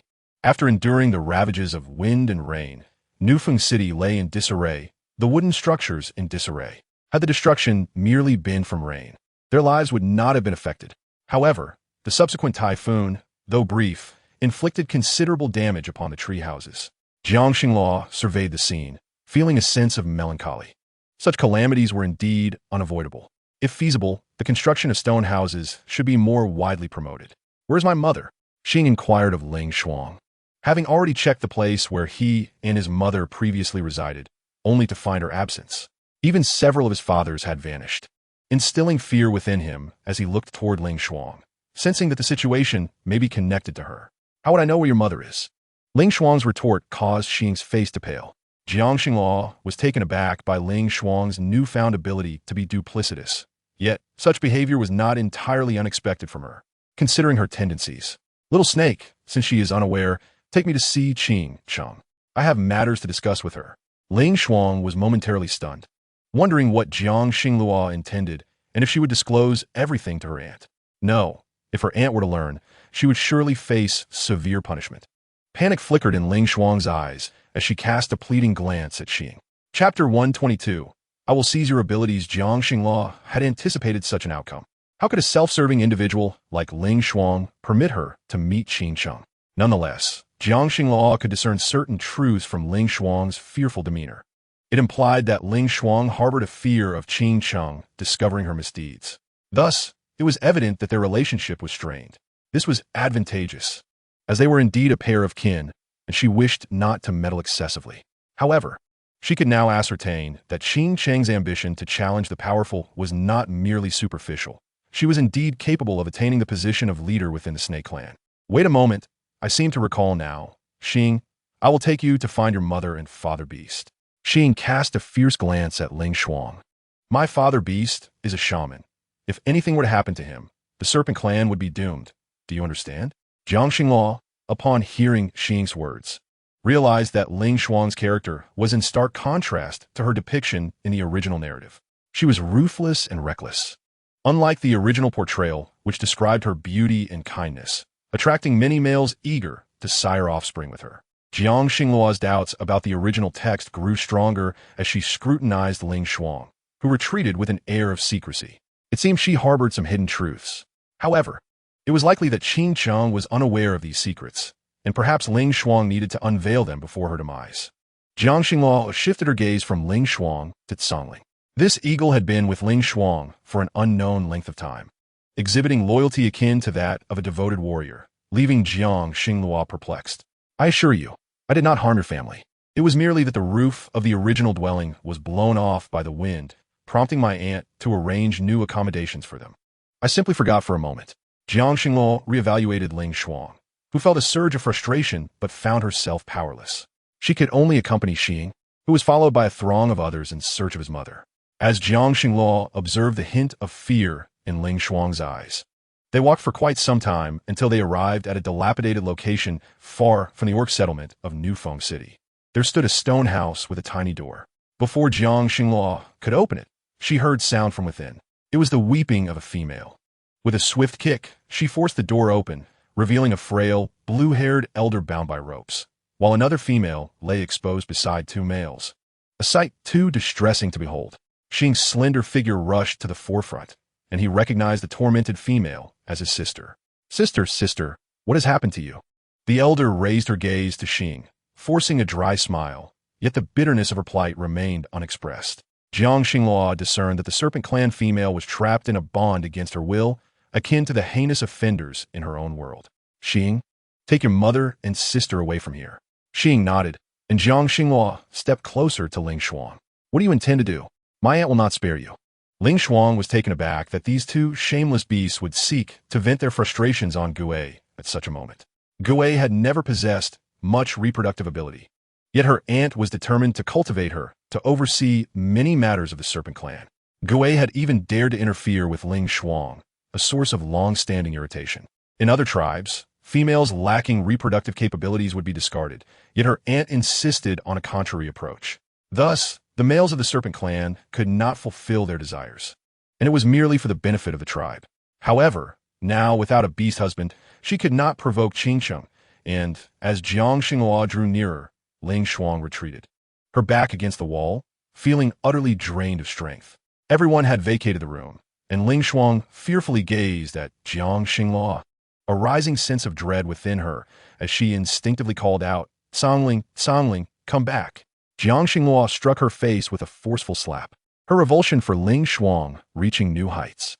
Ling Shuang cupped her stinging face, watching Jiang Xinghua summon her ability crystal with a raised eyebrow. Your aunt will learn of all your actions. Ling Shuang's heart sank as she glared at Jiang Xinghua. It is because you all are inherently gifted with abilities that you think I would act this way. You are the ones who have hindered me. Jiang Xinghua noted the twisted expression on Ling Shuang's face, anticipating her emotional unraveling and wondering what she might do next. Suddenly, black mist erupted from Ling Shuang, startling Jiang Xinghua, who grasped her whip and struck at the dark cloud. A shriek emanated from the mist, which seemed to recede slightly. I will kill you. I will kill you. Jiang Xinghua heard a defiant voice, and as the mist dissipated, a massive black serpent coiled atop the grass stacked before her. The serpent's gigantic form surprised Jiang Xinghua, as the small stone house seemed inadequate to contain such a creature. The black serpent bared its fangs and lunged at Jiang Xinghua, who swiftly dodged, bringing the whip down on Ling Shuang. Ling Shuang cried out in pain, her flesh rippling under the force, leaving Jiang Xinghua astonished at the damage her whip had inflicted. This was illogical. Previously, Zhou Yuan had shown no fear of her whip, even if their abilities differed. Jiang Xinghua sensed that Ling Shuang was merely a facade. The immense serpent before her was likely the result of some power she had absorbed. Yet the original narrative had not mentioned her ability to transform into a beast. Jiang Xinghua had hoped that she would possess some humanity as depicted in the original text. Yet it appeared that was a mere illusion. It is all your fault. You have ruined everything. Damned weak female. Give me your crystal. Jiang Xinghua was startled by a voice distinct from Ling Shuang's demanding her ability crystal. She unleashed her power upon Ling Shuang, who writhed in agony. Wretched creature! How dare you strike me? Jiang Xinghua observed as the black serpent exhaled another cloud of darkness, enveloping her. She suddenly felt as though her inner strength was being siphoned away. Ling Shuang could truly usurp another's abilities. Was this her power? However, just as Ling Shuang believed she would succeed, she found herself unable to seize Jiang Xingluo's ability crystal. Why was this happening? It had always gone smoothly before. Jiang Xingluo smiled, intrigued that her strength had returned unscathed. Ling Shuang's plans had clearly backfired, and Jiang Xingluo lashed out with her whip, inflicting more damage upon Ling Shuang, who could not withstand such pain. Yet, Jiang Xingluo did not intend to relent, but was taken aback when the dark mist abruptly vanished, leaving Ling Shuang collapsed on the grass, utterly exhausted. Jiang Xingluo observed her with surprise, noting that Ling Shuang bore no visible injuries. She had examined her thoroughly and found no remnants of the dark mist. The recent confrontation felt like a mere dream, and when Qin Chang arrived, she rushed directly to Ling Shuang's side. It was Jiang Xingluo's first time witnessing Qin Chang in such a furious state as she seized Ling Shuang's slender neck with her hands. Your reach is quite extensive, encroaching upon my space. Jiang Xingluo had assumed Qin Chang would defend her niece, yet she witnessed Qin Chang violently slam Ling Shuang against the wall. Ling Shuang crashed against the stone surface, her head throbbing painfully as she touched the back of her skull, realizing she had sustained an injury. Jiang Xingluo observed impassively as Qin Chang produced her whip, striking Ling Shuang repeatedly. Ling Shuang wept and pleaded for mercy. Qin Chang, your niece has long harbored something unknown within her. I just expelled it moments ago. Did you not see? Upon hearing Jiang Xingluo's words, Qin Chang halted and turned to her. I did not understand. Tell me, what on earth has transpired? Jiang Xingluo recounted the events to Qin Chang, who narrowed her eyes at Ling Shuang before commanding, bind her and deliver her to the Sea Clan. They desire a union with our tribe, do they not? Let's send Ling Shuang to them. Jiang Xingluo glanced at Ling Shuang, her gaze devoid of any sympathy. The suffering of others stemmed from Ling Shuang's own reckless actions, and it was only fitting that she now faced the consequences.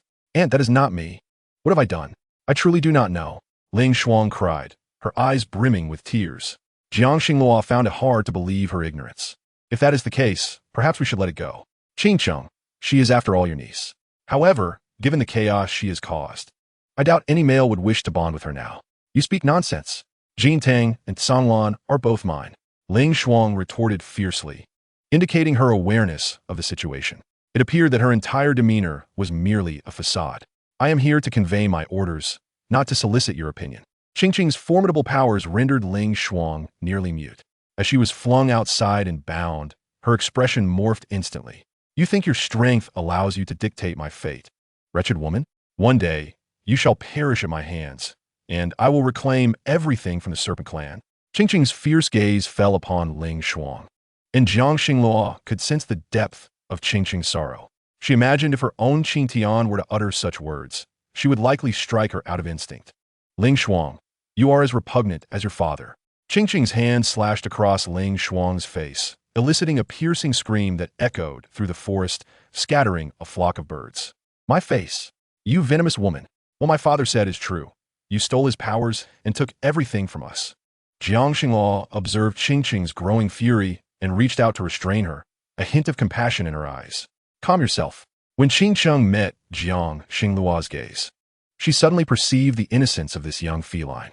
Seizing the opportunity, while Jiang Xingluo was distracted, she ensnared her with her serpent form.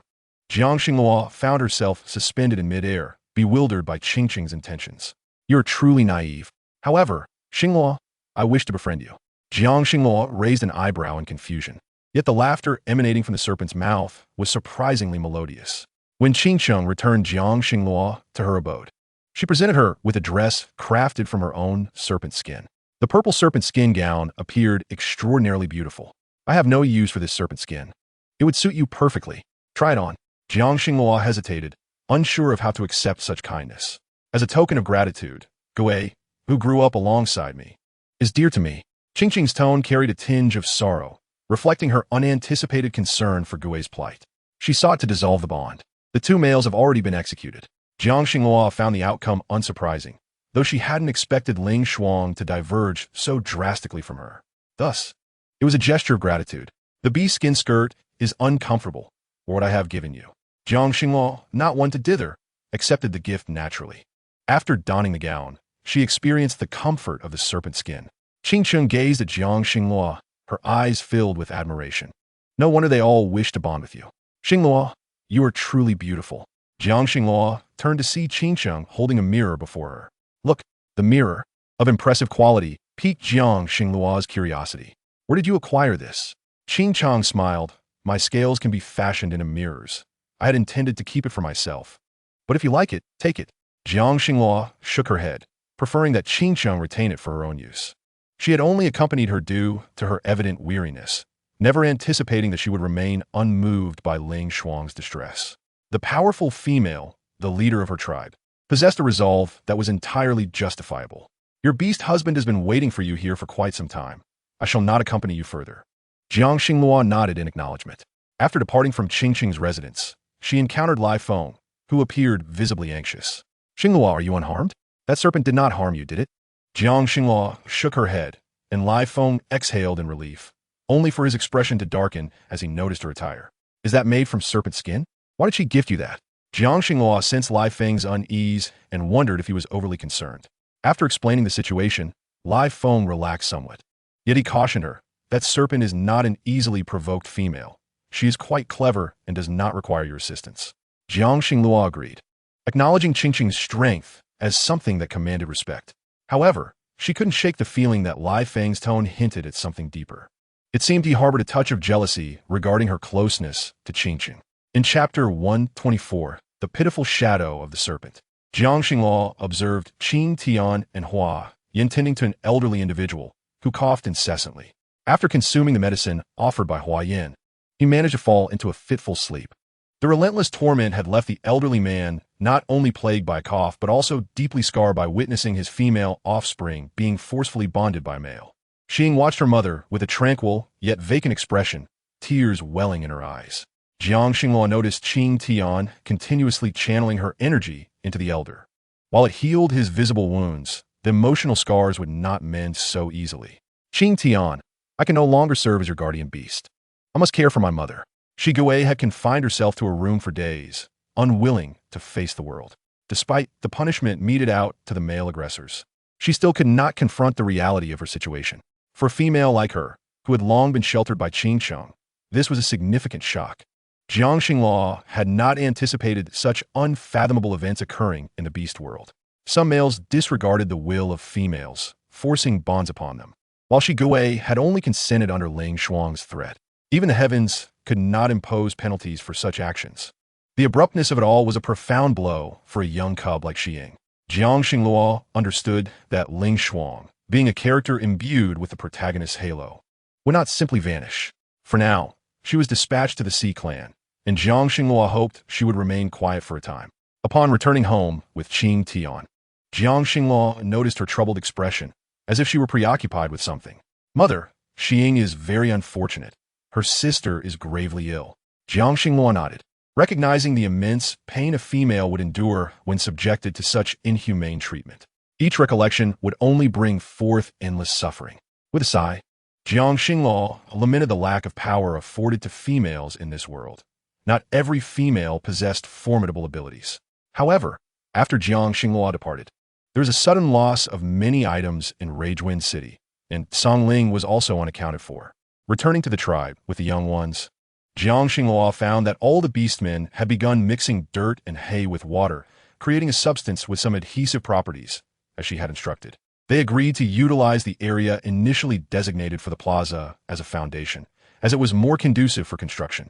Jiang Xingluo beheld the stone circle already laid out, which, while not perfect, was certainly an improvement over the original ground.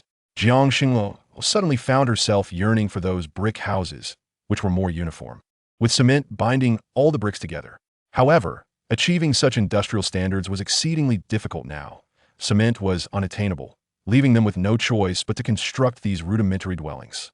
For the next 2 months, Jiang Xingluo worked alongside her little ones to build their home. Erecting a stone house was no trivial endeavor. The entire tribe endured the relentless sun and wind, taking nearly 3 months to complete their abode. Compared to the original wooden huts, their new home was far more aesthetically pleasing, and Jiang Xingluo could scarcely believe they had truly accomplished this feat. Unfortunately, they had not made provisions for windows, rendering it little different from cave. As Jiang Xingluo wove a grass curtain for the door, she anticipated its superiority over animal hides. Qing Yuan had accompanied Huayan to forage for herbs on a nearby mountain. Jiang Xingluo observed the strawberries she had planted outside, which had already borne fruit. Indeed, having wood-based abilities proved advantageous. The fruits she had sown had thrived. A patch of open land remained, specifically reserved for raising livestock. Jiang Xingluo intended to venture out with Lai Feng in the afternoon to see if there was anything they could capture alive. Wild chickens and ducks were plentiful, and Jiang Xingluo's expectations were modest. Wildfowl could lay eggs, and raising wild boars would provide meat.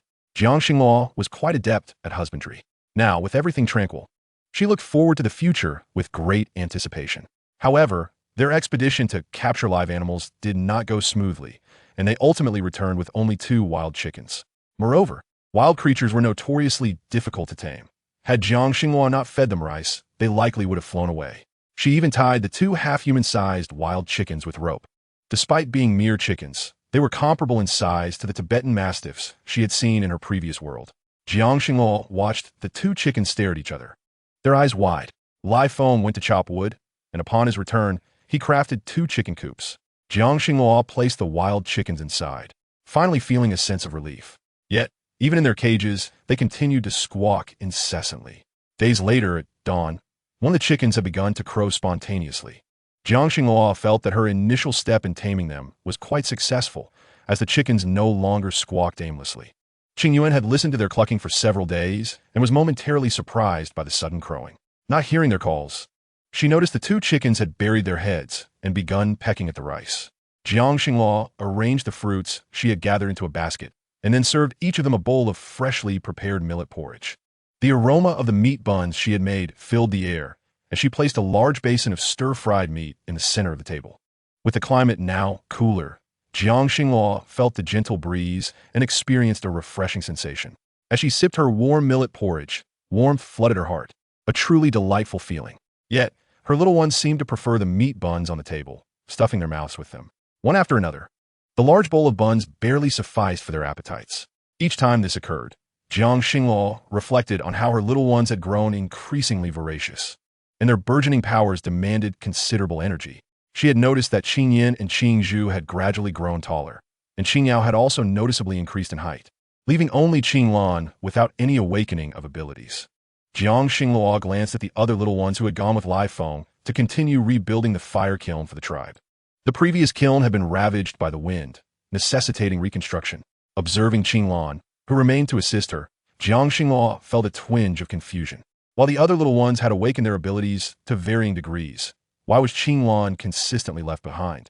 As she watched Qinglan's despondent figure, she wished to offer comfort, but found herself at a loss for words. Qinglan pondered how he could protect his mother if he never awakened his abilities. He longed to assist his father beast, yet he was the slowest to develop. Chapter 125. Someone is actually selling sugarcane. As Jiang Xinghua prepared to take her freshly crafted pottery to Nufeng City, she discovered that a gathering was being held there. Many tribes had congregated in Nufeng City, seemingly to celebrate their survival through the rainy season and their rebirth. Jiang Xinghua retrieved all the pottery she had stored in her space and tidied up her dwelling. She displayed the pottery along with the newly woven bamboo baskets and did not overlook the small carts.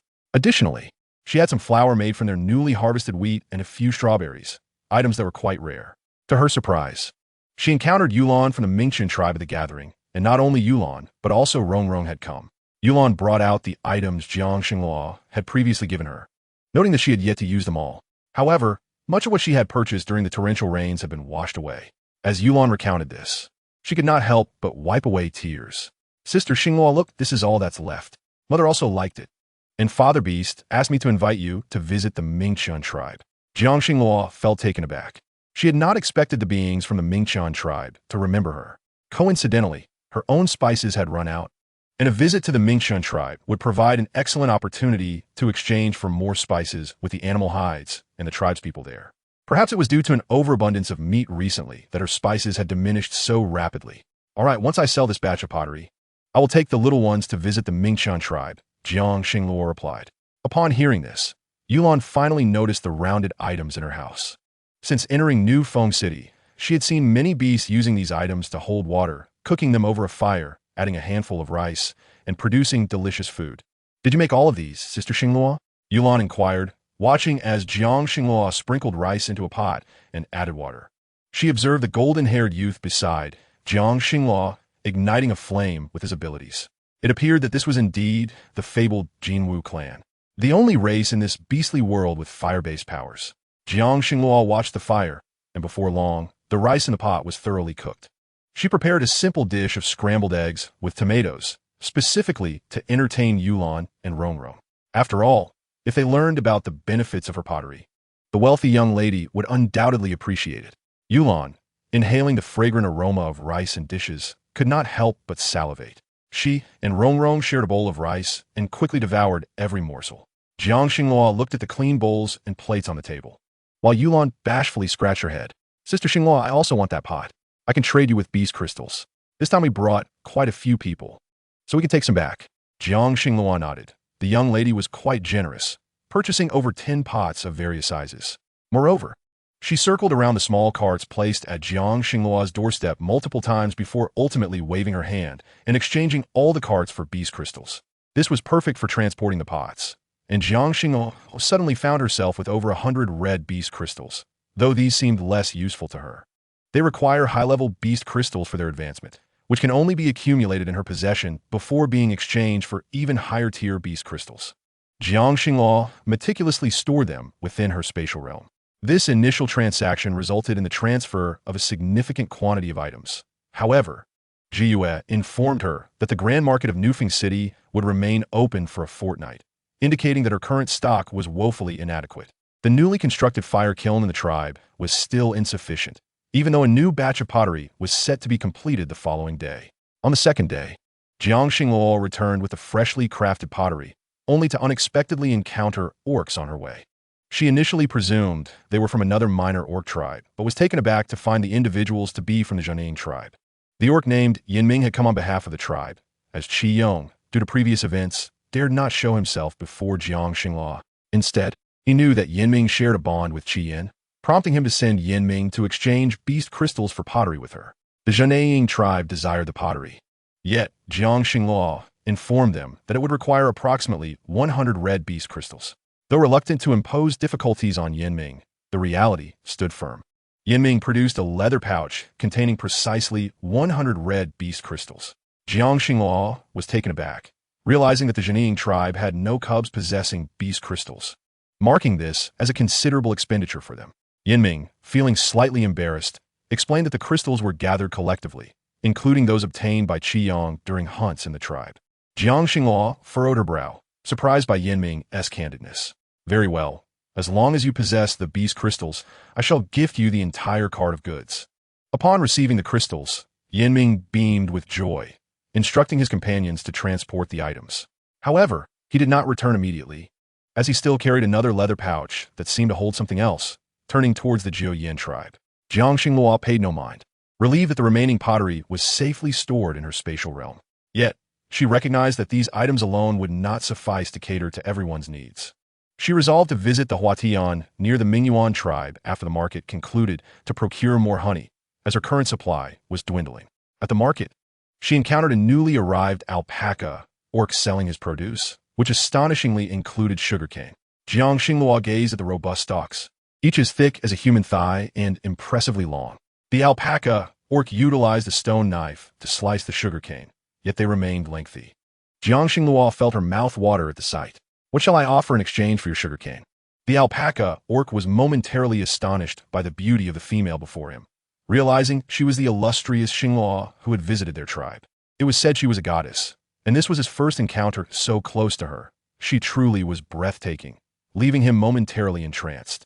10 stocks for a piece of beast skin. Upon hearing this price, Jiang Xinghua's eyes widened in disbelief at how affordable it was. I shall take them all. How many pieces of beast skin will that be? The young alpaca was moved to the point of tears by her generosity. No wonder Miss Yulan regarded Xinghua as a goddess. Her kindness was unparalleled, even willing to take all his humble stocks. Jiang Xinghua, fixated on the thick sugarcane, was oblivious to the young alpaca's thoughts, feeling that even this bounty would not satisfy her cravings, as she had long been deprived of sweet flavors.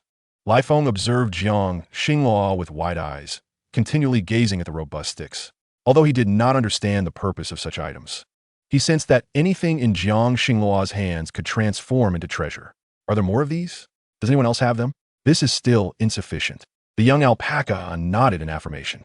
Yes, we have more growing abundantly on the back mountain of our Mingyuan tribe. We also raise them, though they aren't very palatable. So we've scaled back on their cultivation. Jiang Xinghua was astonished. Why not cultivate them? These naturally grown sugar canes must be delightful. She pondered whether she could grow some in her spatial realm. The thought of producing pure, natural sugar to enhance her drinks or create juice, giving it a sweet and tangy flavor, was enticing. Very well, once this market concludes, we shall visit the Mingyuan tribe, Jiang Xinghua said with a smile, while Lai Feng felt a pang of concern, recognizing her tireless efforts. As a female, she deserved to relish in his care. She had already declined numerous proposals from males for his sake, and he realized his efforts still fell short. Thus, Lai Feng directly handed the alpaca male 3 pieces of beast skin and hoisted the sugar cane effortlessly, while Jiang Xinghua admired his strong arms. Even with such a load, he remained unfazed, carrying what must have been over 200 pounds with ease. Following behind Jiang Xinghua, Lai Feng drew the attention of surrounding orcs, who never diverted their gaze from her. She was exceptionally beautiful, rumored to possess abilities akin to those of the Serpent Clan's Holy Maiden. Indeed, it seemed that only the most exquisite females bore such powers. Compliments echoed from the crowd, comprised of the antelope orcs and the Tibetan fox orcs from the northern continent, races Jiang Xinghua had never encountered before. The eyes of the weaker orcs shimmered with clarity, while the stronger ones bore a hint of defiance. Jiang Xinghua could discern this with ease. It is said she brought the pot made by the Jiuyin tribe. Also the flour, did you know? Yesterday, my father exchanged bee skin for a substantial amount of flour. When mixed with water, it was incredibly fragrant. Just a bit of salt made it even better. The Jiuyin tribe was indeed fortunate to have the goddess choose them. Other orc tribes expressed envy towards the Jiuyin tribe, while Jiu Tai felt an itch in his nostrils and could not suppress a sneeze. He glanced at the yellow beast crystal Yinming had given him, somewhat surprised. Though not particularly valuable, it represented a heartfelt gift for his cub. A single inexpensive yellow beast crystal was something Yinming found difficult to present, as he had yet to awaken any powers. This yellow beast crystal was the best he could offer, obtained at great peril from trapping and hunting a piglet adorned with a yellow beast crystal. It was more than sufficient. His little female cub would be overjoyed. Tears welled in Yinming's eyes, grateful that his little female cub could now live comfortably. He understood that this was all thanks to Qi Yin and Xinglua's assistance. In that moment, Jiang Xinghua could not resist stowing the sugarcane into her spatial realm, surprised to discover that her space had expanded. After walking a considerable distance, she noticed the surrounding fertile soil and the abundance of open land. She had hoped that venturing further would lead her back to her original world. But aside from the vast expanse of land, only scattered flowers and trees remained, with nothing else in sight. Jiang Xinghua gazed helplessly at her surroundings when suddenly, books began to fall from the sky. Had she delayed her escape any longer, the sheer weight of those books could have left her dazed. To her astonishment, the tomes encompassed all historical accounts from ancient myths to the present day.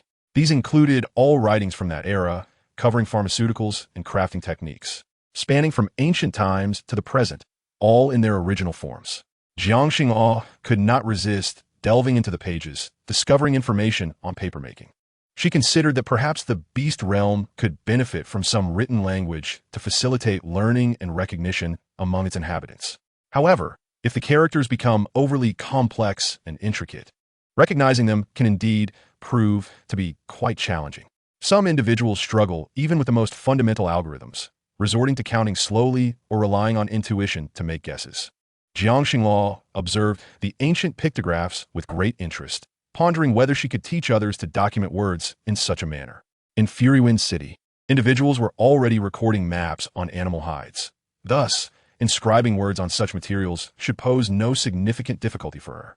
After a prolonged period of sorting through the books, Jiang Xinghua finally gathered them together and placed them in her grandfather's room. The room was already filled with numerous other books, and Jiang Xinghua was eager to discover how to extract sugar from sugarcane.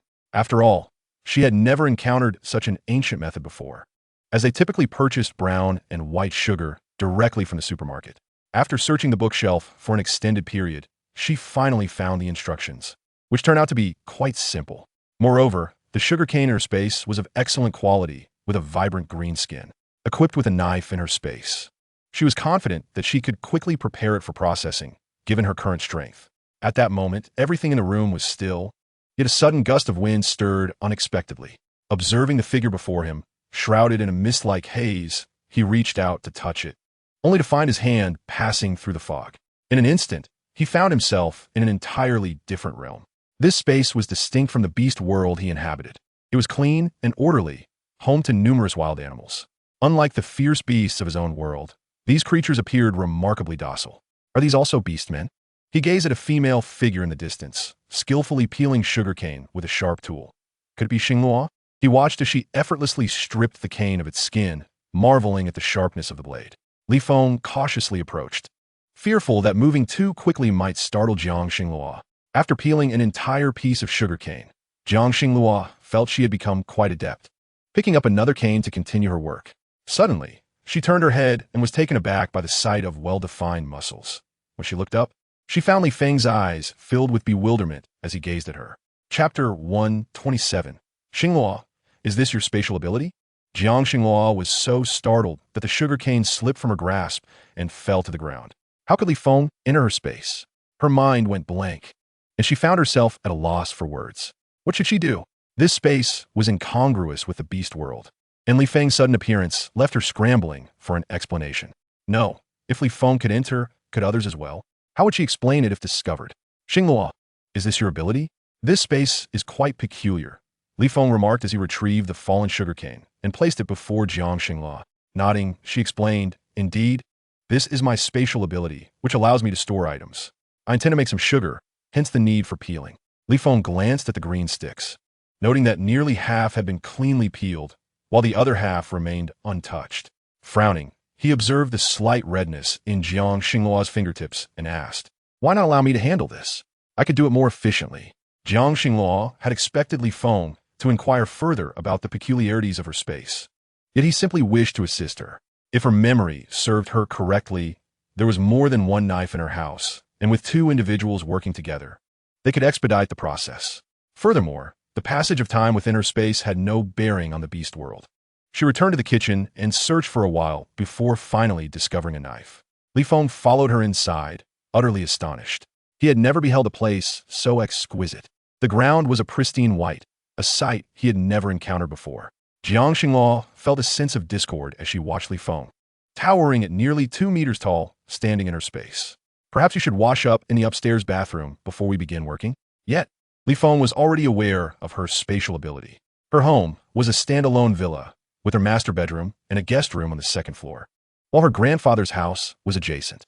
Since her childhood, she had lived alone in this house, with her grandfather coming over occasionally to cook for her. Wash up. Is there a place to do so here? Jiang Xinghua nodded and led him upstairs. He marveled at the pristine white basin and the peculiar object that allowed him to see his own reflection. This was the first time he had seen himself so clearly. Previously, he could only catch glimpses of himself in the water while washing his face. But now, seeing his reflection in the mirror was a surprising experience. He even considered dismantling the mirror to see if it contained water, allowing him to view his image. As Li Feng reached out to touch it, Jiang Xinghua quickly stopped him. Don't touch it. Your strength is too great, and it could break easily. Li Feng nodded, still finding it all quite fascinating. After preparing the water, Jiang Xinghua instructed him, now, remove your clothing and step inside to wash. After she handed him a fresh towel, she explained how to use the cleaning supplies, and Li Feng diligently took notes. As Jiang Xinghua stepped out of the room, she sharpened the knife she had found earlier with a whetstone. Using that knife to peel the sugarcane, she worked swiftly. Smiling, she continued her task. Meanwhile, Li Feng soaked in the basin, contemplating Jiang Xinghua's instructions as he used the cleaning supplies to wash himself. Before long, he was clean. After washing all the sugarcane skins, Jiang Xinghua saw Li Feng wrapped in the towel she had provided, its ample size fitting him perfectly. Water droplets cascaded down his well-defined chest, and it was the first time Jiang Xinghua had admired him so closely. Li Feng's hair was still dripping, and she reached out to take the towel from his hands, wrapping it around his damp, tousled hair. Let me dry your hair. I'll help you with it. Li Feng furrowed his brow, puzzled. Dry? What does that mean?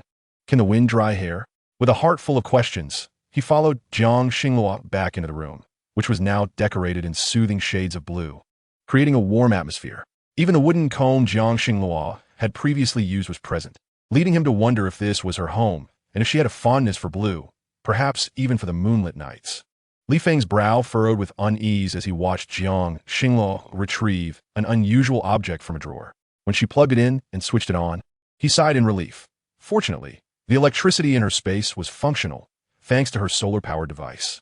Otherwise, many basic items in her house would have been rendered useless.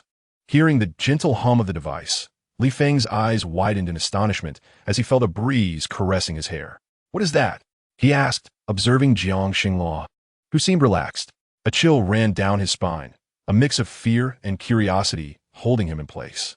Jiang Xinghua gently ran her fingers through Li Feng's hair, noting its lovely yellow hue.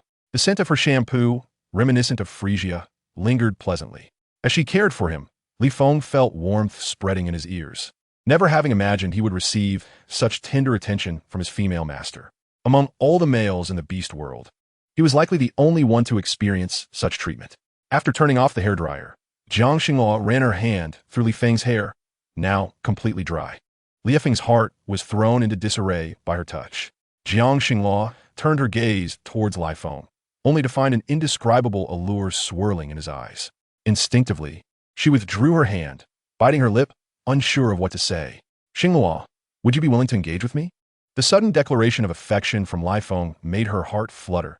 She was not entirely oblivious to his feelings over the course of their acquaintance. Jiang Xinghua was acutely aware of Li Feng's affection for her, with his firm grip on her hand. The rapid beating of her heart spoke volumes. She felt no resistance towards this formidable male. I am willing. Jiang Xinghua did not refuse again. Li Feng took her delicate hand into his, scarcely able to believe that she had uttered those words. As she looked into his eyes, he drew her closer, and she settled into his embrace, feeling a strange flutter in her heart, her head slightly dizzy. She had anticipated that Li Feng would eventually make such a request, and she did not wish to perpetually deny him. They spent their days together. Despite Li Feng being a male from a primitive world, many of his views aligned with hers, making it difficult not to develop feelings for him. Jiang Xinghua felt his strong hand encircle her waist and, lowering her gaze to meet Li Feng's eyes, she wrapped her arms around his neck and smiled, her lips brushing against his. Chapter 128. This is called Hongtong. When Jiang Xinghua awoke, Li Feng had already completed the process of extracting cane sugar as depicted in her book. Descending the stairs, she beheld the dried sugar blocks that Li Feng had prepared, vivid red, and weighing over 10 pounds. Unable to resist, she sampled a piece, the sweetness flooding her senses. A flavor she had not tasted in ages. With approximately 20 pounds of cane sugar, it would last a considerable time. Jiang Xinghua fetched the wooden jar she had prepared earlier and carefully placed the cut red sugar into them, filling 2 large jars. This was sufficient. The production of white sugar was quite complicated, and she felt that creating such red sugar was already an impressive feat. Lifeng gazed at the vibrant substance before him, surprised that what had once been disregarded could transform into something so sweet and delightful. "What is this?" Lifeng inquired, unaware of the name Jiang Xinghua assigned to it. Nor did he know the names of the thick stalks, which had gone unnamed due to their unpopularity. With her eyes sparkling and a smile gracing her lips, Jiang Xinghua found amusement in the confusion of the typically fierce man. "This is called Hongtang. Tang signifies sweetness, akin to this fragrant treat. Those are called Gansao, sugarcane." "Lifeng, does your tribe have a written language?" Jiang Xinghua asked curiously, pondering the cultural development of the cave-dwelling beastmen, who seemed to exist in a pre-civilization state, yet surely possessed some form of culture. Lifeng looked at her with a puzzled expression, realizing that Jiang Xinghua did not resemble the female beastmen of their world at all. Her words were peculiar. "What is a character?" "I have never seen one." Jiang Xinghua had anticipated this outcome. The beast world lacked any cultural heritage, though some wise individuals did engrave certain objects. If it were possible to continue developing this, it could evolve into a written language, symbols akin to drawings that could be inscribed onto animal hides. After explaining, Lifeng seemed to grasp the concept. What purpose does recording serve? He pondered, yet soon his gaze fell upon the items he had just seen, and he began to understand. If everything could be inscribed onto animal hides, then even his method of building a cart could be recorded for others to use. Turning to Jiang Xinghua, he remarked, "Xinghua, you are remarkably clever. If it can be drawn on animal hides, many things could be passed down and remembered." Jiang Xinghua nodded, contemplating the ample animal hides remaining in her space, her mind gradually formulating a plan. She intended to reference pictographs and gradually create some simple characters, but she would need assistance to disseminate them. Jiang Xinghua recalled Yujian and the reclusive monkey tribe of the beast world. The monkeys resided on Fenghuang Mountain, which was not far from Minyuan Mountain. Retrieving the map of the beast world that Juyue had gifted her, she noted the locations marked on it. Realizing that both Minyuan Mountain and Fenghuang Mountain lay to the southwest, while they were positioned to the north, with the Mingchuan tribe situated conveniently between them. It seemed a journey to Fenghuang Mountain was in order, though the distance was considerable. Jiang Xinghua and Lifeng emerged from her space with a jar of cane sugar, the world outside returning to its usual rhythm. Observing the sugar, she planned to concoct a sweet syrup to place in bamboo tubes, perfect for any beastmen who might visit and feel thirsty. However, as these items were relatively simple to produce, Jiang Xinghua contemplated selling the sweet syrup along with some braised meat noodles. Yet, these dishes were not particularly novel in the beast world, so a total of 5 servings of braised meat noodles and syrup would amount to just 1 animal hide. Many beastmen, who had traveled and camped out to attend the gathering, congregated together, and some were short of 5 individuals, leading Jiang Xinghua to suggest they could pool their resources. Consequently, a steady stream of beastmen arrived.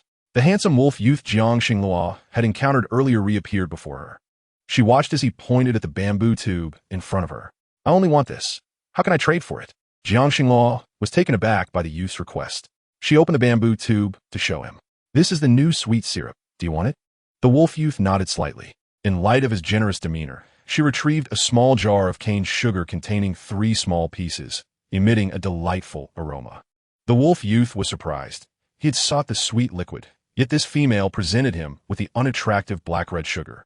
"Just a small piece in water will make it sweet. Try it," Jiang Xinghua suggested, placing a small chunk of sugar in a cup of hot water beside her and stirring it with a wooden spoon. Before long, the cup of water radiated a sweet fragrance. Jiang Xinghua noticed the wolf youth's eyes widen in astonishment as he gazed at the sugar cubes. He then produced 2 pieces of red beast crystal.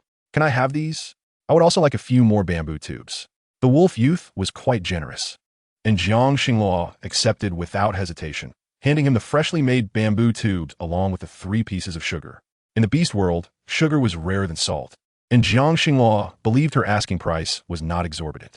However, she was entirely unprepared for the attention her recently sold sugar would attract. Juyue appeared before Jiang Xinghua. adorned in a brand new animal hide skirt, drawing nearly all the beastmen within a radius of several miles to her. Jiue was the object of many males' desires, yet she had chosen only one mate, Kanglin's father, throughout this time. Consequently, many males speculated whether surpassing the Lord of Nufeng City would catch the attention of the illustrious Baihu, tribe's beauty. Jiang Xinghua was astounded by the throngs of males gathering outside her door. In contrast, Zhu Yue remained unfazed. She had grown accustomed to such attention. Each time she appeared, males flocked to her, yet bearing offspring in the beast world was no simple task. Having Jing Sheng as her mate was sufficient. She had already given birth to one cub, and taking on multiple mates would entail the burden of raising them, a prospect Zhu Yue wished to avoid. Xinghua, I also want what you gave that young man earlier. How many beast crystals do you require? I have plenty. Jiao Yu extended her hand and produced a piece of blue beast crystal, placing it before Jiang Xinghua. As Jiang Xinghua gazed at the translucent crystal, she couldn't help but think she had struck gold. However, was it a bit excessive to exchange such a valuable gem merely for sugar? In Chapter 129, leave, and do not let me see you again. Jiang Xinghua ultimately traded for an orange crystal, subsequently providing Jiao Yu with a full pound of red sugar. Once Jiao Yu received it and caught a whiff of the sweet aroma, she departed without hesitation. The surrounding male beastmen, who had initially cast their glances at Jiao Yu, found themselves utterly disheartened. With the scarcity of females, many beastmen struggled to find mates and were enamored by the enchanting females. Though Jiao Yu had left, numerous males redirected their attention to Jiang Xinghua. Unperturbed, Jiang Xinghua busied herself while Lai Feng continued to attend to the cubs, with even Song Lan remaining to assist. When Jiang Xinghua brought out the dishes they had prepared, she noticed that both inside and outside the door, the wooden tables were filled with patrons. There were hardly any females present. The diners were all males, and not a single cub could be seen. Initially oblivious to this, Jiang Xinghua became aware of the change in the male's gazes as she set the bowls and chopsticks down. A male flower leopard approached her, tossing a handful of beast crystals onto the table, among which the highest grade were 2 blue crystals. Jiang Xinghua was taken aback. What kind of costly item could this guest possibly wish to acquire, to offer her such a bounty? What do you desire? She inquired, looking up at the beast man before her. He possessed alluring peach blossom eyes, a prominent nose, and tightly pressed lips. He was rather handsome, though perhaps slightly inferior to Lai Feng. After a cursory glance, she turned her attention back to the crystals on the table. Though she did not possess many blue crystals, every beast man in her home required them, particularly the high-grade ones, which Jiang Xinghua needed even more. May I be your beast husband? Upon hearing this question, Jiang Xinghua was momentarily frozen in disbelief. She had planned to offer all her belongings, but who could have anticipated that this beast man intended to barter crystals for her? Frowning, she replied no. She refrained from touching the crystals, but the flower leopard's expression darkened with irritation. As a female with cubs, why would this blue crystal beast man seek her as a mate when she was not interested? Why? Why won't you accept me? Jiang Xinghua retreated a step as the male pursued her, feeling an overwhelming sense of aversion. I'm already a blue crystal beast man. I do not mind that you have cubs with others. As long as you bear me a litter, I can help care for them. The surrounding male beastmen were astounded by the flower leopard's audacious declaration, dropping their chopsticks in disbelief. How could one be so confident? Did he not realize that the female he sought, Jiang Xinghua, had even turned down Lord Yujian? The murmurs escalated, and Jiang Xinghua watched as the flower leopard approached her, intent on grasping her wrist. Disgusted, she evaded him, while he grew increasingly agitated. Such a beast husband of his caliber was not something any female could claim. Having been so forward, why did Jiang Xinghua still reject him? I already have a beast husband. I do not need another. In front of so many witnesses, Jiang Xinghua could not brandish her whip, fearing it would frighten away the other guests. Who is your beast husband? I wish to compete with him. If I win, you must give me a chance. Jiang Xinghua frowned. This unreasonable male was unlike any she had encountered before, as if her refusal to mate would perpetually leave him unsatisfied. Lai Feng emerged from the room, and upon seeing Jiang Xinghua retreating, a pang of bitterness surged within him. He had overheard everything. This flower leopard sought to coerce Xinghua into a union. I am Xinghua's beast husband. If you wish to compete, then let it be now. Lai Feng transformed into his beast form and charged outside. The enormous lion instilled an overwhelming sense of rivalry within the flower leopard. He was eager to test the prowess of this female's beast husband. Should he prove inadequate, He could eliminate the lion and leave no reason for her to reject him. Unable to restrain herself, Jiang Xinglua followed, witnessing the two beasts entwined in combat. Lai Feng relentlessly pursued the flower leopard, and before long, he had the leopard firmly by the neck. His powerful aura rendering the leopard acutely aware of the lion's formidable strength. The flower leopard, now terrified, hesitated to concede defeat, unwilling to lose face before female. Get out of here, and never let me see you in Rage Wine City again. Lai Feng transformed back into human form, delivering a kick to the flower leopard. The latter retreated in disgrace, casting a chilling glance back at Jiang Xinglua. Unfazed, Jiang Xinglua noted the concern in Lai Feng's gaze as he turned to her. Xinglua, were you frightened? Allow me to handle the matters here. You should rest upstairs. Jiang Xinglua, feeling quite exhausted from the day's events, agreed and ascended to the second floor. The room there contained a wooden bed covered in beast hides. Lying down, she soon drifted off to sleep. To her surprise, just as she fell asleep, a figure emerged from the darkness before her, a beast that quickly transformed into a stunningly beautiful female. Jiang Xinglua felt a sense of déjà vu, as if she had encountered this female before.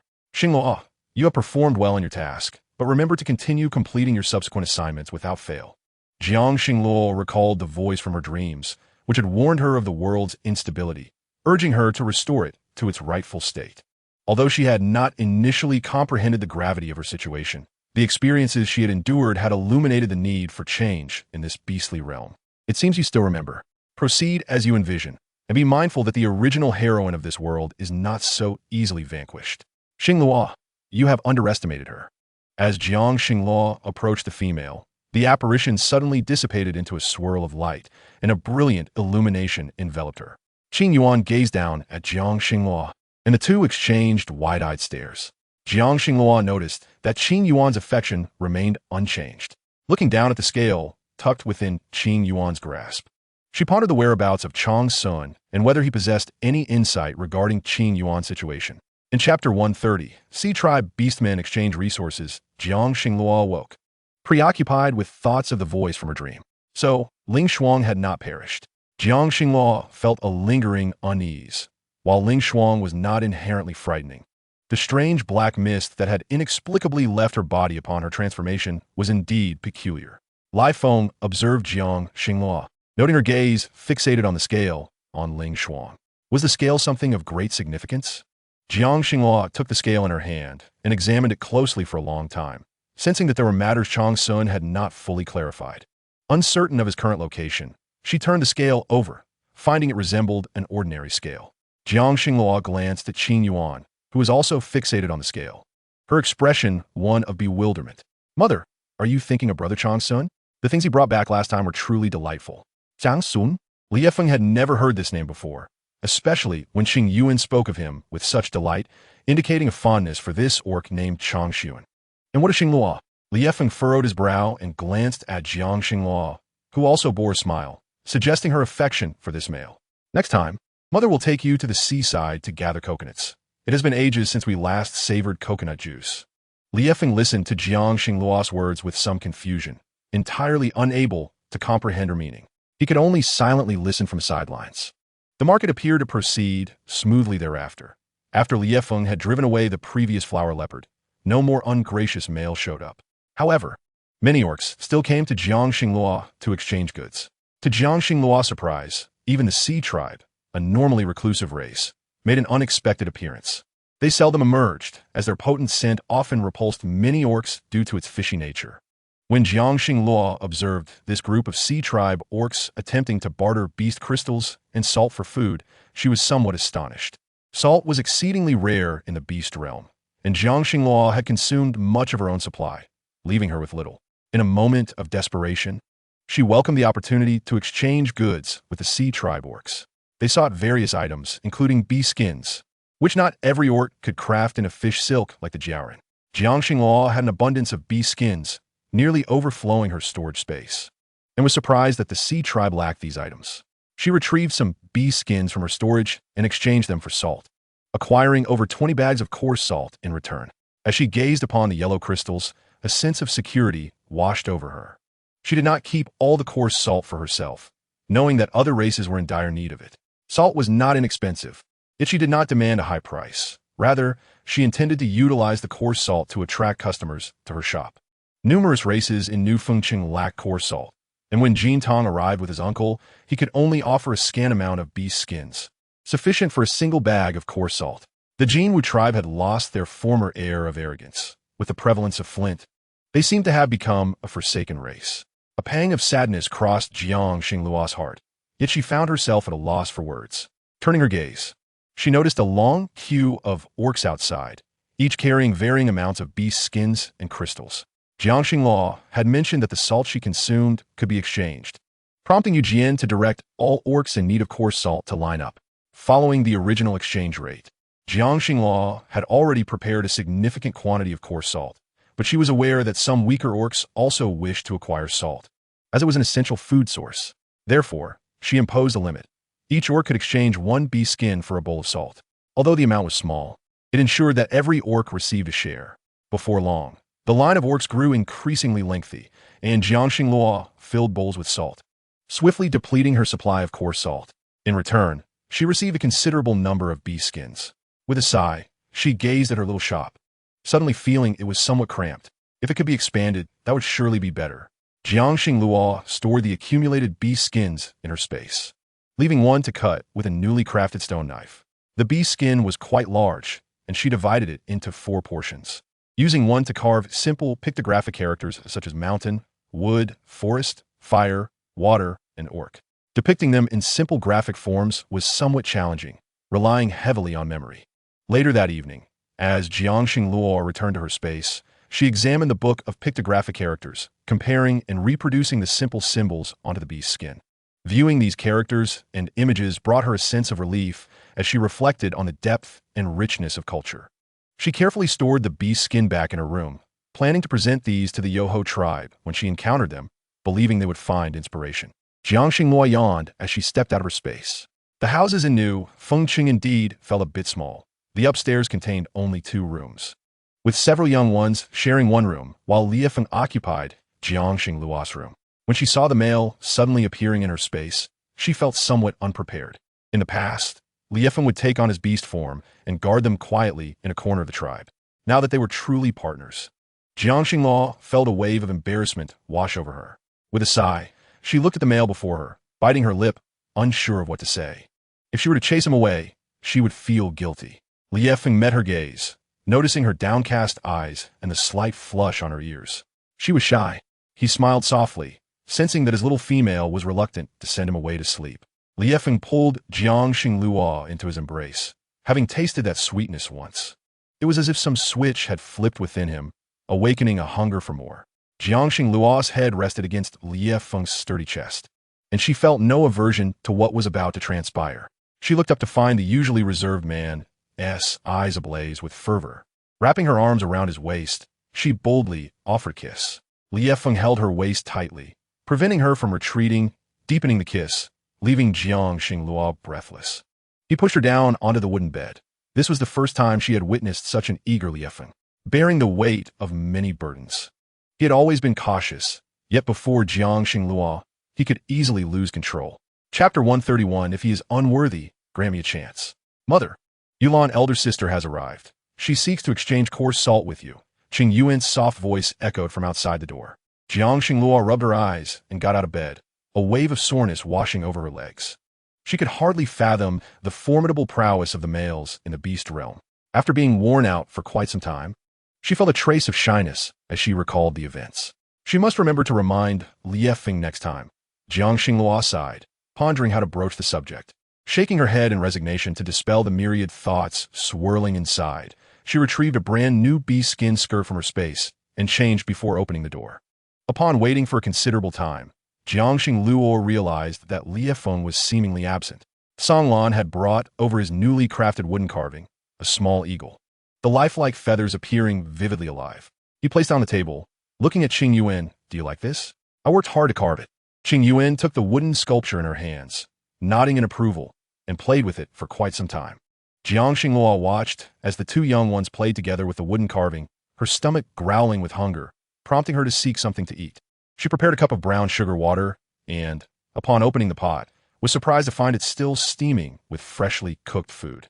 Jiang Xinghua leaned out to inquire, Qing Yuan, where are your brothers and father? Qing Yuan smiled brightly at Jiang Xinghua.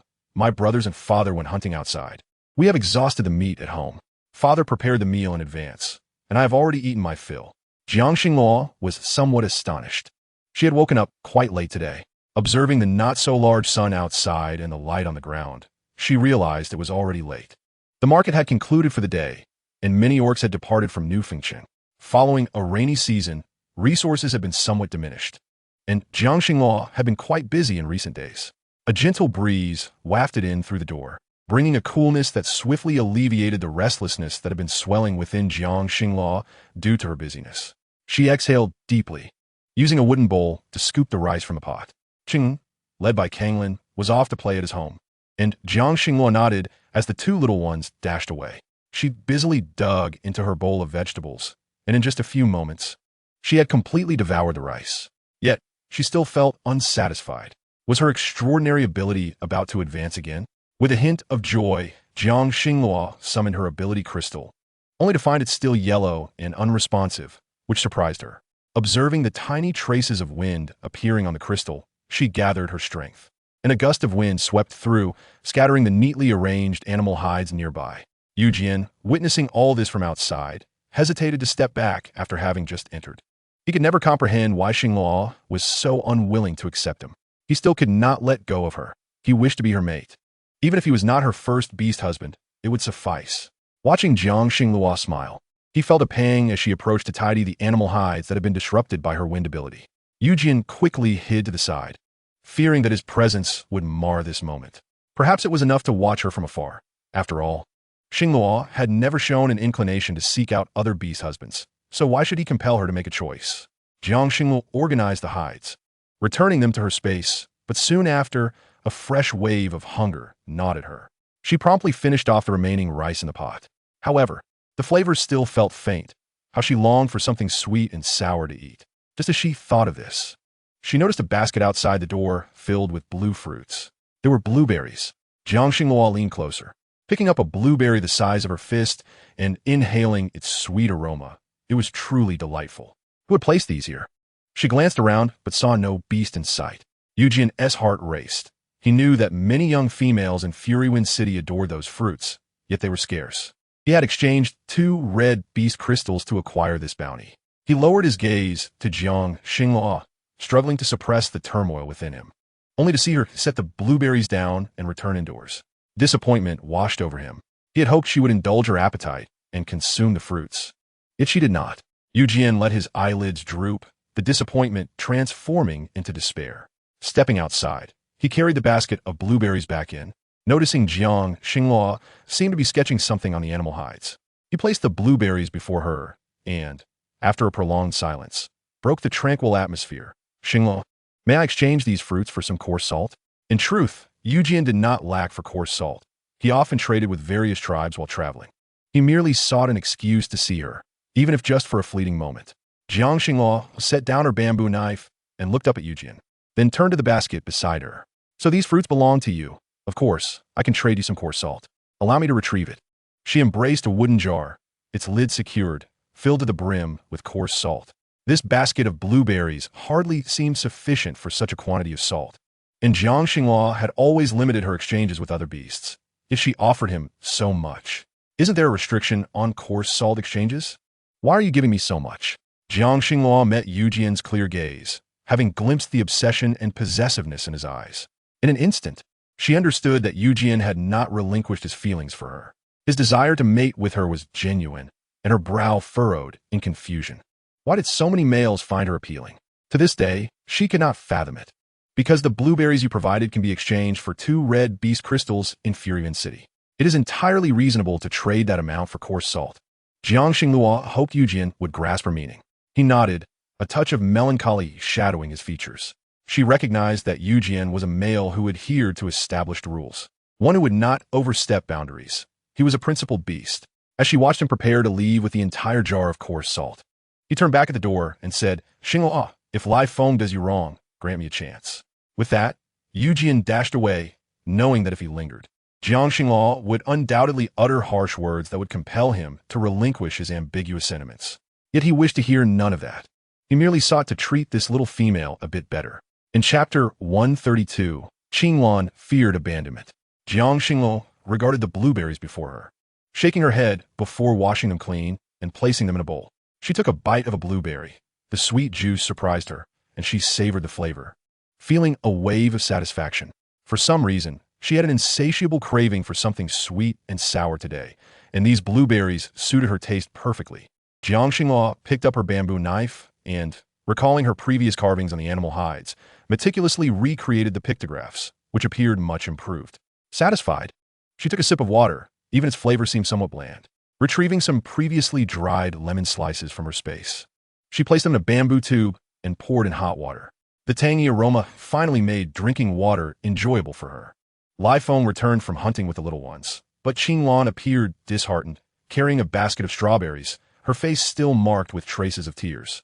Jiang Xingluo observed as Qingluan placed the strawberries before her, then, with an upset expression, retreated upstairs to lock herself in her room. With a hint of anger, Jiang Xingluo turned to Lai Feng. What happened? Did something occur with Qingluan while you were out? The memory of Qingluan's previously injured legs still stung her heart. After recovering, Qingluan had never mentioned the incident again, but Jiang Xingluo could never forget those days when he could only converse with Qingyuan, who was not in good health, and he had to bear the burden of caring for her. Mother, it is not Father Beast's fault. It is my own. I should not have said he had not yet awakened his powers. Jiang Xingluo glanced at Qingyuan, a flicker of anger sparking in her eyes. But she was not one to act irrationally like the original owner of this body. Yet, Qingyuan should not have made such a statement. Awakening one's abilities was not something one could simply will into existence. Jiang Xingluo could not spare a thought for Qingyuan, as Qingluan had sacrificed much. She gently knocked on the door upstairs, listening to the faint sounds of sobbing from within. In her mind, she rehearsed how she would approach Qingluan. Taking a deep breath, she continued knocking softly. Qingluan, it's mother. I didn't let them come over. May I come in? Hearing the gentle voice coaxing him from outside, Qingluan pouted in grievance, unable to stem the flow of tears. Yet, Father Beast had said they were no longer the naive little cubs who could be upset over trivial matters. How could he not protect Mother and little Qingyuan? Would they have to protect him in the future? In the beast world, weak cubs were often abandoned, and Qingluan's thoughts drifted back to the past. He did not wish to be abandoned. With a sorrowful expression, he opened the door and threw himself into Jiang Xingluo's embrace. As she held him while he cried, she reminded herself that he was merely a 5-year-old cub. The emotional disparity was immense. Qingluan, let your tears flow. Mother is here with you. Qingluan wept in Jiang Xingluo's arms for a long while, and through his tear-blurred vision, he spotted several brothers standing outside, and he felt a wave of trepidation at facing them. At this moment, he truly became the weakling referred to by the Father Beast. Jiang Xingluo gently patted Qingluan's back, saying, Qingluan, your brother has come to apologize to you. Observing the anxious expressions on the faces of the 3 cubs, Jiang Xingluo understood that they were undoubtedly worried about Qingluan. Mother, I do not blame my brother. It is I who am too weak. In the beast world, frail cubs are often abandoned. Ever since Qingluan's legs were broken, he had constantly feared that his mother would discard him to lighten the burden. However, he discovered that this was not the case. In the end, his mother sought out a shaman to heal him. Moreover, without the assistance of his brothers, he might have perished long ago. Hearing Qingluan's words, a pang of pain surged within Jiang Xingluo, realizing how Qingluan truly felt. Unable to resist, she planted a kiss on Qingluan's chubby cheek. Qingluan turned to face Jiang Xingluo, and apart from Qingyuan, he was the first cub to receive a kiss from his mother. Suddenly, he felt no longer upset and leaped down from Jiang Xingluo. Eldest brother, second brother, third brother, mother hasn't kissed you, has she? Upon hearing Qingluan's playful words, Qingyan, Qingzhua, and Qingyao exchanged glances, a flicker of envy passing through their eyes. No way, mother, we want kisses too. The cubs chimed in unison. Lai Wind, watching from a distance, immediately grew cold. Even without rivals, Xingluo does not accept other males. Yet these cubs were still a handful. At their age, they should not require such maternal affection. Lai Wind felt a twinge of jealousy, but upon realizing they were his cubs, he found himself at a loss for words. Jiang Xingluo led the cubs downstairs for a meal. Lai Wind had prepared a pot of stew, and noticing the blueberries Jiang Xingluo had set aside, it seemed she particularly enjoyed them. Lai Wind planned to bring some back next time. A gentle breeze flowed, and Jiang Xinghua noticed that the recent weather had turned considerably cooler. Yulan came over after they finished their meal. Jiang Xinghua looked at Yulan with a hint of surprise as a beast approached her. Sister Xinghua, don't just stare. My mother has been feeling a bit tired staying here, so I had the other beasts take her back, leaving me behind to accompany you. As Jiang Xinghua observed Yulan's excited demeanor, she soon noticed that a tall, handsome male had followed Yulan. Puzzled, Jiang Xinghua inquired, "You are a beast, so who is this?" She pointed at the male standing behind Yulan, recalling that she had seen him among the beasts of the Mingxin tribe, making quite an impression. Yulan's face flushed as she shyly explained, "He is Kuei, a beast from the Huabao tribe, seeking to form a union with our tribe." Jiang Xinghua glanced at Yulan, then back at the beast before her. Huabao tribe? She wondered if the leopard she had encountered earlier belonged to their tribe as well. Observing the gentle aura of the beast, Jiang Xinghua mused that Yulan had quite discerning taste. He is worried about you, so he chose to accompany you? As a mere spectator, Jiang Xinghua found it amusing to watch the young couple in their romantic exchange. Sister Xinghua, please don't tease me. What do you plan to go to the Mingxin tribe with me? Jiang Xinghua looked at the cubs and replied, "We will leave tomorrow, for now. Stay here and enjoy a meal. I have plenty of delicious food." Yulan could not help but lick her lips. The cuisine at Jiang Xinghua's home was truly delightful. After trying the wheat flour she had exchanged, which Kuei had prepared, she found the taste utterly exquisite, especially with the abundance of fresh vegetables, making every bite a pleasure. Chapter 133. The hunt for the Ji beast. Jiang Xinghua stored the important items in her space. She also placed the scales given to her by Changshuan into the space, fearing she might lose them inadvertently. Upon witnessing Kuei transform into his beast form with Yulan seated upon him, she felt a flicker of surprise. It seemed similar to her earlier encounter with Hongxiu, who had also sat atop her beast husband. Laiwind shifted into his beast form, gazing at the dazed Jiang Xinghua. Her cheeks flushed as she looked at the beast before her, understanding his intentions. Ultimately, she settled herself directly onto Laiwind's back, with Qingyun present. As females, they should be tended to. The other cubs, having transformed into their beast forms, walked independently, as Laiwind insisted on training them rigorously. The cubs kept pace, moving swiftly. Even Qinglan, lacking special abilities, had undergone strict training from Laiwind, making his physical prowess exceptional compared to ordinary cubs. However, after a day and night of travel, Jiang Xinghua and Yulan finally reached the vicinity of the Mingxin tribe. Yulan dismounted from Kuei, gazing at her long-lost homeland with overwhelming joy. "Kuei, are you truly willing to remain in the Mingxin tribe as my first beast husband? You and T regret it?" Jiang Xinghua earnestly inquired, feeling as though she were missing a sunflower seed to savor the moment. Laiwind regarded Kuei with a hint of skepticism. He was not skilled in pleasing females and needed to learn, as his little female had never made any demands of him. Laiwind wished to protect his little female, ensuring she understood his value. "I have no regrets. I came for you," Kuei professed, surprising Jiang Xinghua with his devotion, indicating a mutual affection that was quite heartening. Laiwind turned to Jiang Xinghua, feeling somewhat remiss as a beast husband, having failed to express any sweet words to her. Jiang Xinghua glanced at Laiwind, noting the faint guilt that had crept into his typically calm eyes. Puzzled, she watched as Yulan rushed to her side, wrapping her arms around her. "I saved the room you stayed in last time for you. Sister Xinghua, please let your family rest first. I will have my father arrange for someone to cut sugarcane for you." Jiang Xinghua nodded in agreement, and Laiwind, watching from behind, was surprised to learn that she had previously visited the Mingxin tribe. The cubs followed Jiang Xinghua's lead, and she intended to search for honey near the flower fields this time. "Mother, this place is just as it was before.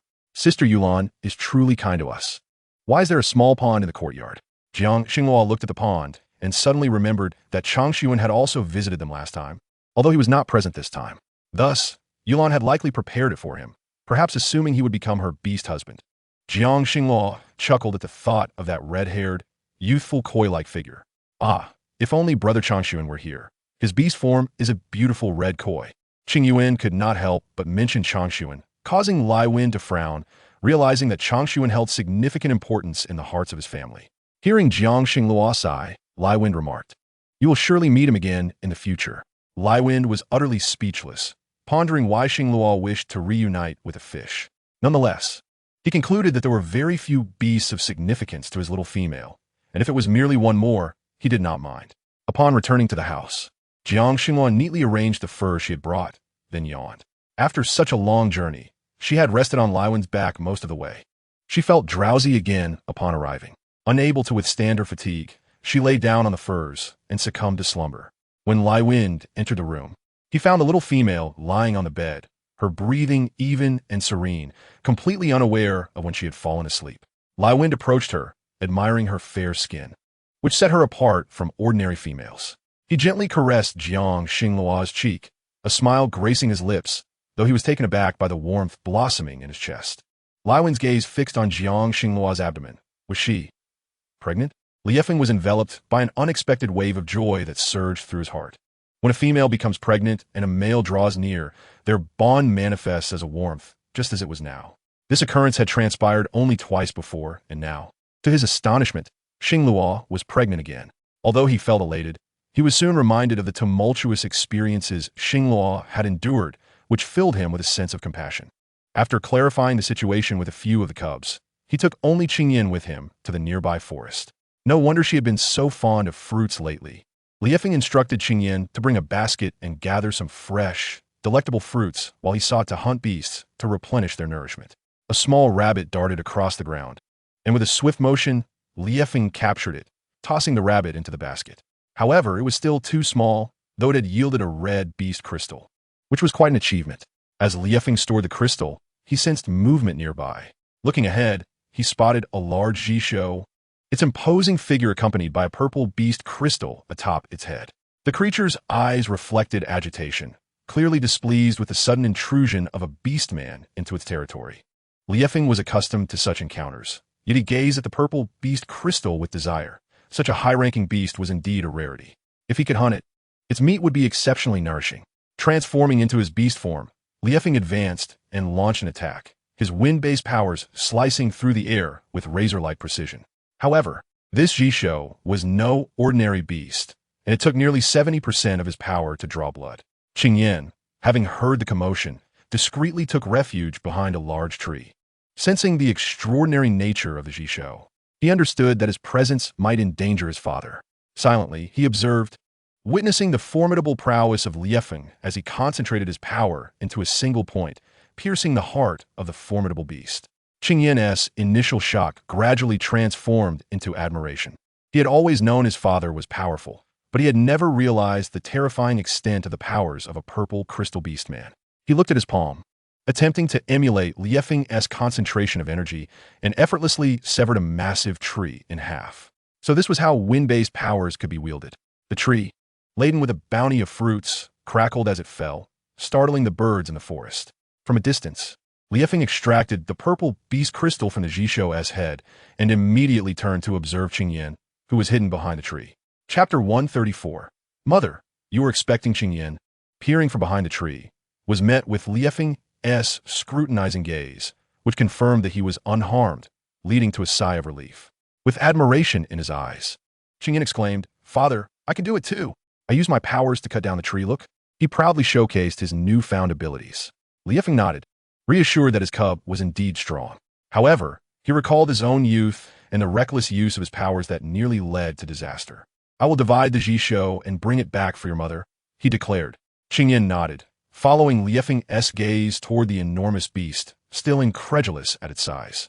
His father was truly remarkable to have hunted such a purple crystal beast. Together, they utilized their powers to dismantle the entire creature, with Liefeng carefully preserving the hide and other parts. When Jiang Xingluo awoke, she felt an emptiness in her belly. Kanglin, following Qingyan's instructions, prepared the dough and rolled it out with a thick bamboo stick. The aroma of the cooking dough made her stomach rumble.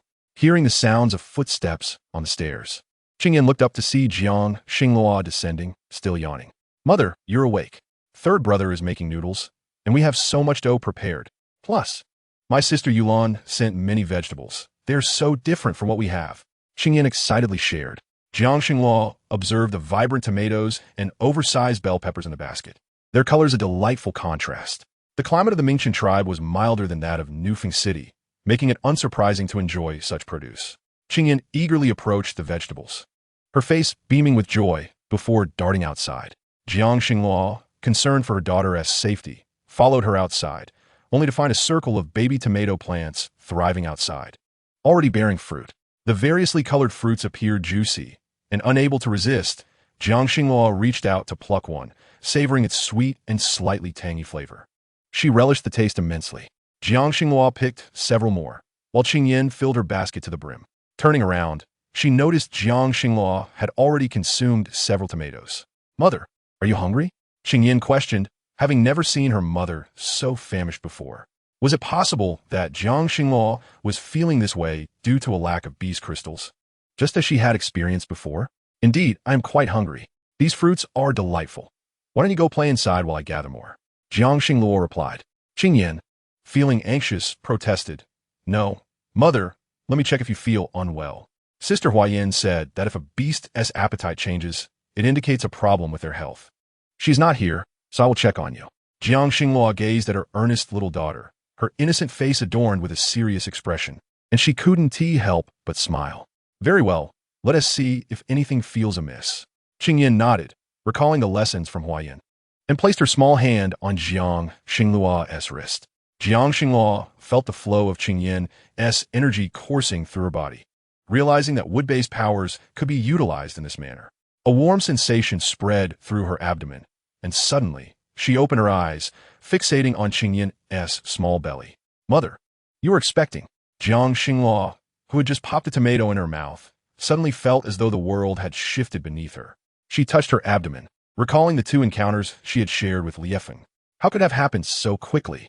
Furrowing her brow, she looked at Qingyan, who sensed the vitality of the cubs within. "Mother, the little ones are powerful. Rest assured, they merely require nourishment." Jiang Xinghua had been feeling quite pleased and had thought her appetite was simply a result of her positive mood. Who could have anticipated that she was indeed pregnant? The sensation was unsettling. Jiang Xinghua had never imagined that becoming pregnant in the beast world could be so straightforward. Could it be a mistake? How could she possibly be expecting? Qingyan looked up at Jiang Xinghua and summoned her energy crystal. "Little green, tell mother whether I am lying." Qingyan's tone carried an air of feigned indignation, while little green, unable to contain itself, responded, "Mother, you are truly pregnant. There are 3 little ones within you." Jiang Xinglu furrowed her brow, pondering the unexpected number of 3 little ones. Upon reflection, it seemed reasonable. After all, she was now a cat, and it was natural for a pregnant creature to bear offspring in litters. However, the last time she gave birth to lion cubs, she wondered what this time would bring. Jiang Xinglu gently caressed her flat abdomen, but felt nothing amiss, aside from the familiar sensations of hunger and fatigue. Qing Yuan glanced at Jiang Xinglu and promptly moved closer to her belly, gently admonishing the little ones within, "You must behave and not cause a ruckus in there. Do you understand?" As a female of the cat clan, she recalled the arduous toll of her previous pregnancy, which had nearly cost her life with the 5 cubs she bore then. Thankfully, this time it was only 3. Yet, Qing Yuan sensed an odd disconnect, as if they were not of the same kind. Nevertheless, the priority was to ensure their mother had plenty to eat. "Mother, you're hungry. Let us go eat first." Jiang Xinglu nodded, taking Qing Yuan's hand as they entered the courtyard. Qing Yao had prepared noodles. Each person served a generous bowl with 2 eggs nestled within. Jiang Xinglu inhaled the fragrant aroma, scanning the surroundings but noticing that live foam was absent, as was Qing Yan. "Mother, please eat your noodles. You must nourish yourself. For the little ones will also feel hunger," Qing Yuan urged. She recalled her sister Hua Yin advising her that if the mother lacked nutrition, the cubs would suffer from poor development and complications could arise during childbirth. The thought filled her with concern, and she resolutely shook her head, vowing to safeguard her mother and ensure that her brothers would not experience malnutrition as she had. Chapter 135. Chong Sun. Long time no see, where's your father, beast? Given her pregnancy, it was crucial to inform Lai Feng. The circumstances surrounding her pregnancy had already caused quite a stir, and Jiang Xinglu knew she must exercise caution. Her gestation period would likely last 4 months, after which she would need to deliver her offspring. A sense of trepidation filled her. She was uncertain whether childbirth would be painful. The father beast took the eldest brother hunting. He will return shortly. Qing Zhua, Qing Yao, and Qing Lan appeared somewhat taken aback, slowly processing Qing Yuan's revelation. Their faces reflected a mix of shock and joy. Qing Lan placed a generous platter of stir-fried meat before Jiang Xinglu, saying, "Mother, raising cubs is arduous. You must eat more." Jiang Xinglu gazed at the steaming platter of fragrant stir-fried meat, surprised by how her pregnancy seemed to weigh on their minds. Unable to resist the allure of the food, She took a piece and savored it, feeling utterly content. Qinglan, you have cooked splendidly. Mother enjoys it very much. She could not resist a second helping. While the cubs refrained from eating meat, as their family supply was limited. This meat had been procured by Yulan in exchange for resources, specifically to entertain them until their father beast returned from hunting. However, after they had eaten their fill, Jiang Xinglu still awaited Lai Feng's return. Instead, a different male figure abruptly entered her line of sight, weary from travel.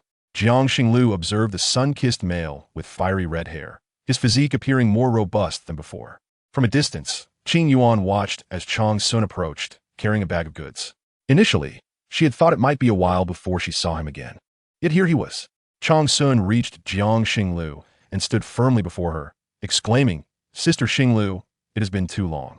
Jiang Xinglu noted the lingering youthful charm in his smile and nodded politely in acknowledgement. Indeed, it has been a while.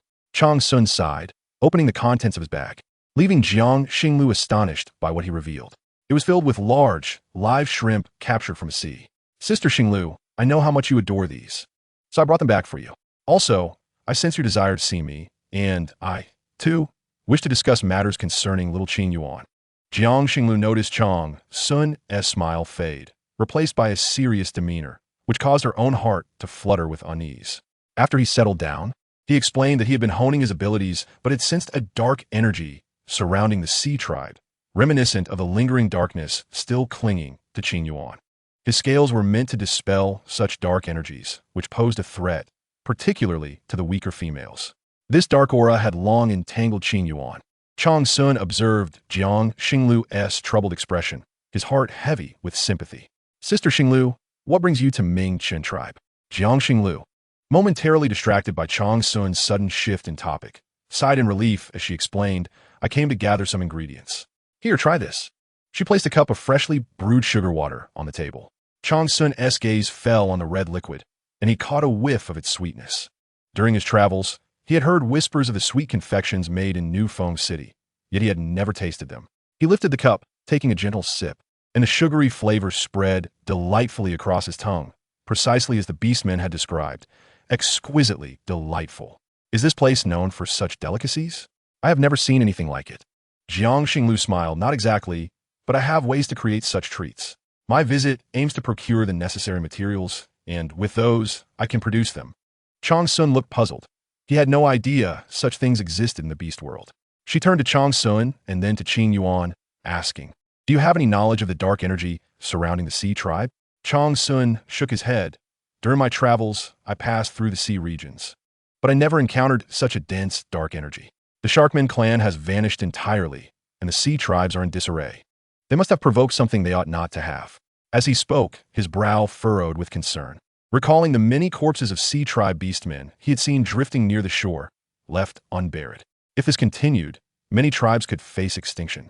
Jiang Xinglu was struck by his words, a sudden recollection surfacing. During her dreams, a shadowy figure had imparted a message to her. Could it be that the voice hinted at the original protagonist's resilience and survival? She recalled the dark energy that had been forcibly extracted from Ling Shuang's body. Could it be that the darkness had reattached itself to her? Otherwise, how could such phenomena occur within the Sea tribe? Chang Sun's gaze rested on Jiang Xinglu, noting her expression of grave concern, as though something terrifying had transpired. "What troubles you?" he asked, his tone laced with concern. Jiang Xinglu shook her head, aware that even Chang Sun's formidable powers could not contend with the might of the Sea tribe's strong beastmen. His willingness to assist with Qing Yuan was more than sufficient. She did not wish to expose him to danger. "It is nothing," she replied softly. Chang Sun frowned, his attention drawn to the sound of footsteps approaching from outside. He turned to the door, realizing a robust male was striding toward them, carrying a large wild beast on his shoulders. Even from a distance, Chang Sun could feel the overwhelming presence emanating from him. This is a Zijing Shorin, and astonishingly, he is a fully evolved Zijing Shorin. Chang Xuan glanced at Jiang Xinglu and noticed a hint of tenderness in her gaze directed at the imposing male who had just entered. He had never witnessed Jiang Xinglu look at another male in such a manner, not even at Cheyenne. Only this beast man elicited such a response. "Father Beast, where have you taken my elder brother? He has been gone for so long." A cry from Qing Yuan left Chang Xuan's heart bereft of its rhythm. She referred to him as her father beast. Thus, this must be the male who had departed from Jiang Xinglu all those years ago. Chapter 136. Are you Changshuan? The fierce wind threw the Jishou to the ground, raising a cloud of dust. Xingluo gazed at the enormous beast in astonishment. So, he had been hunting for so long solely for this meat? Jiang Xingluo could still sense the aroma of the crystalline stones clinging to the flesh. It was the scent of the purple beast crystal. Jiang Xingluo had encountered this fragrance before, and there was no mistaking it. Thus, Li Yifeng had slain a Jishou bearing a purple beast crystal. Furthermore, this wild Jishou was quite substantial and of the same tier, making its capture no simple feat. Li Yifeng's dual abilities included a secondary mental power that, if misused due to its low level, could backfire on him. Jiang Xingluo gasped, a hint of reproach lacing her tone.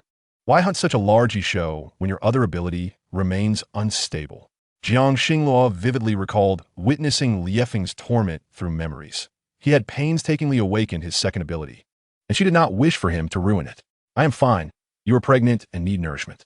A smile broke through the typically indifferent expression of Li Yifeng, leaving Changshuan momentarily stunned as she realized Jiang Xingluo was once again expecting. It was with the very beast man who had once abandoned her. Changshuan clenched her fists, feeling as though her presence before Jiang Xingluo was a self-inflicted humiliation.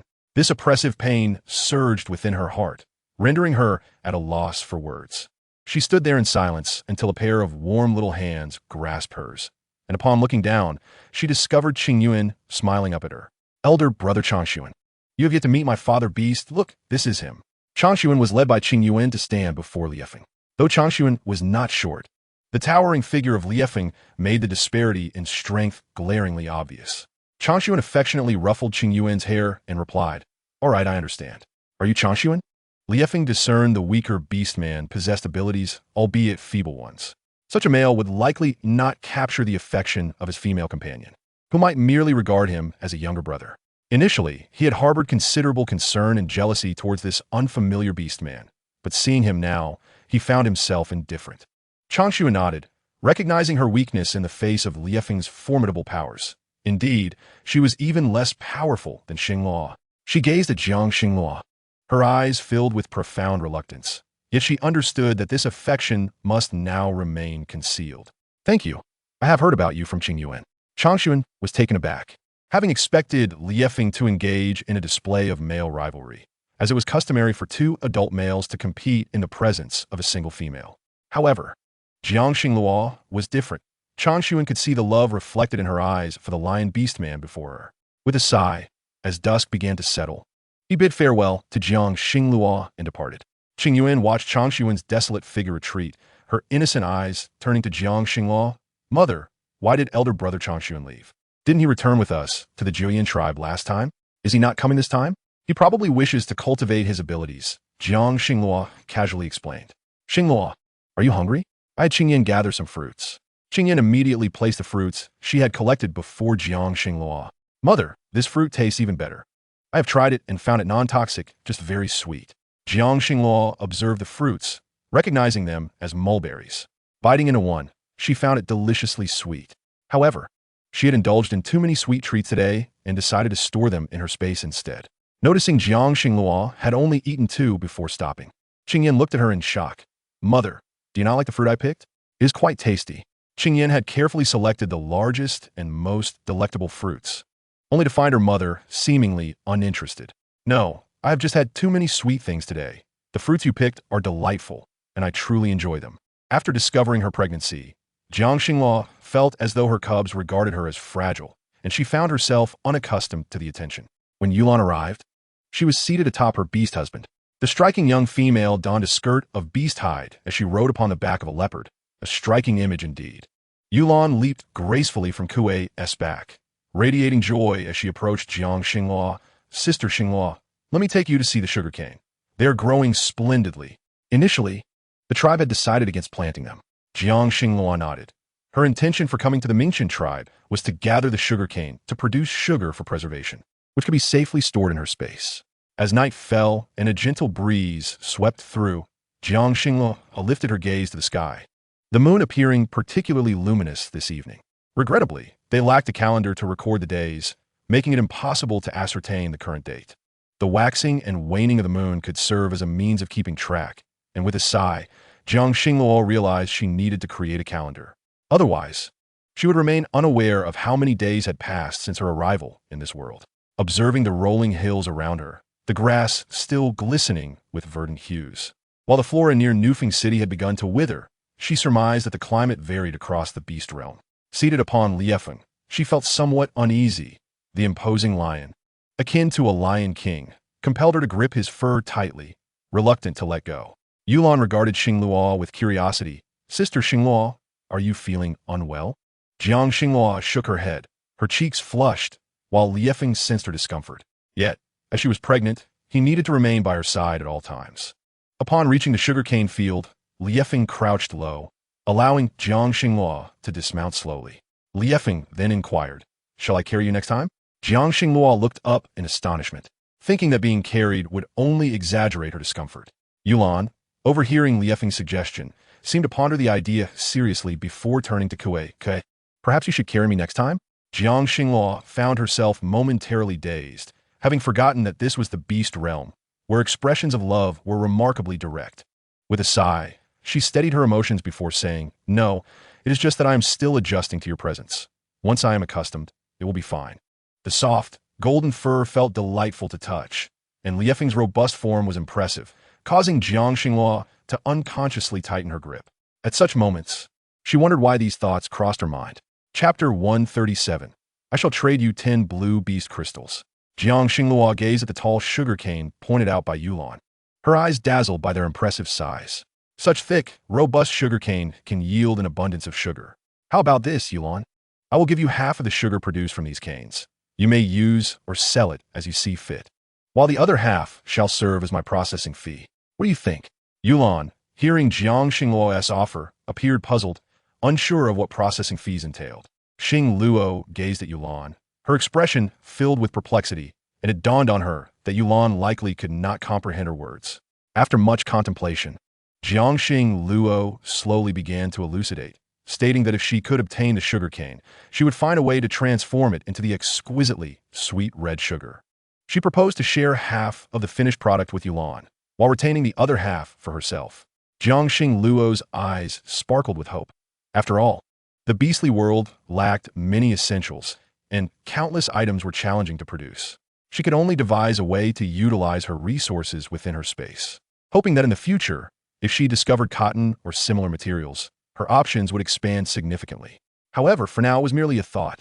Upon hearing Jiangxing Luo's words, Yulan's eyes gleamed with excitement. "Are you serious? You would share the sugar with me? That sounds wonderful.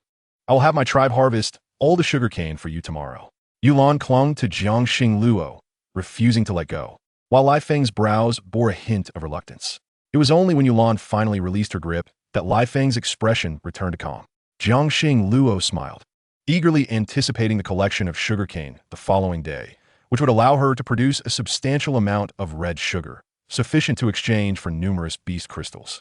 Yet, amidst all this, the most pressing concern for their entire tribe remained the tasks entrusted to them by the patriarch.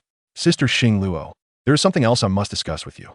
The patriarch has asked me to inquire whether you could share the methods for cultivating wheat and producing wheat flour with us." Jiangxing Luo considered the matter. Cultivating wheat should not pose a challenge, though the climate here was slightly warmer than that of the Zhouyan tribe. As long as they endured the cold season, wheat would flourish. However, she had no qualms about imparting the technique for producing wheat flour, given the distance between the Mingchun tribe and the Zhouyan tribe was not insurmountable.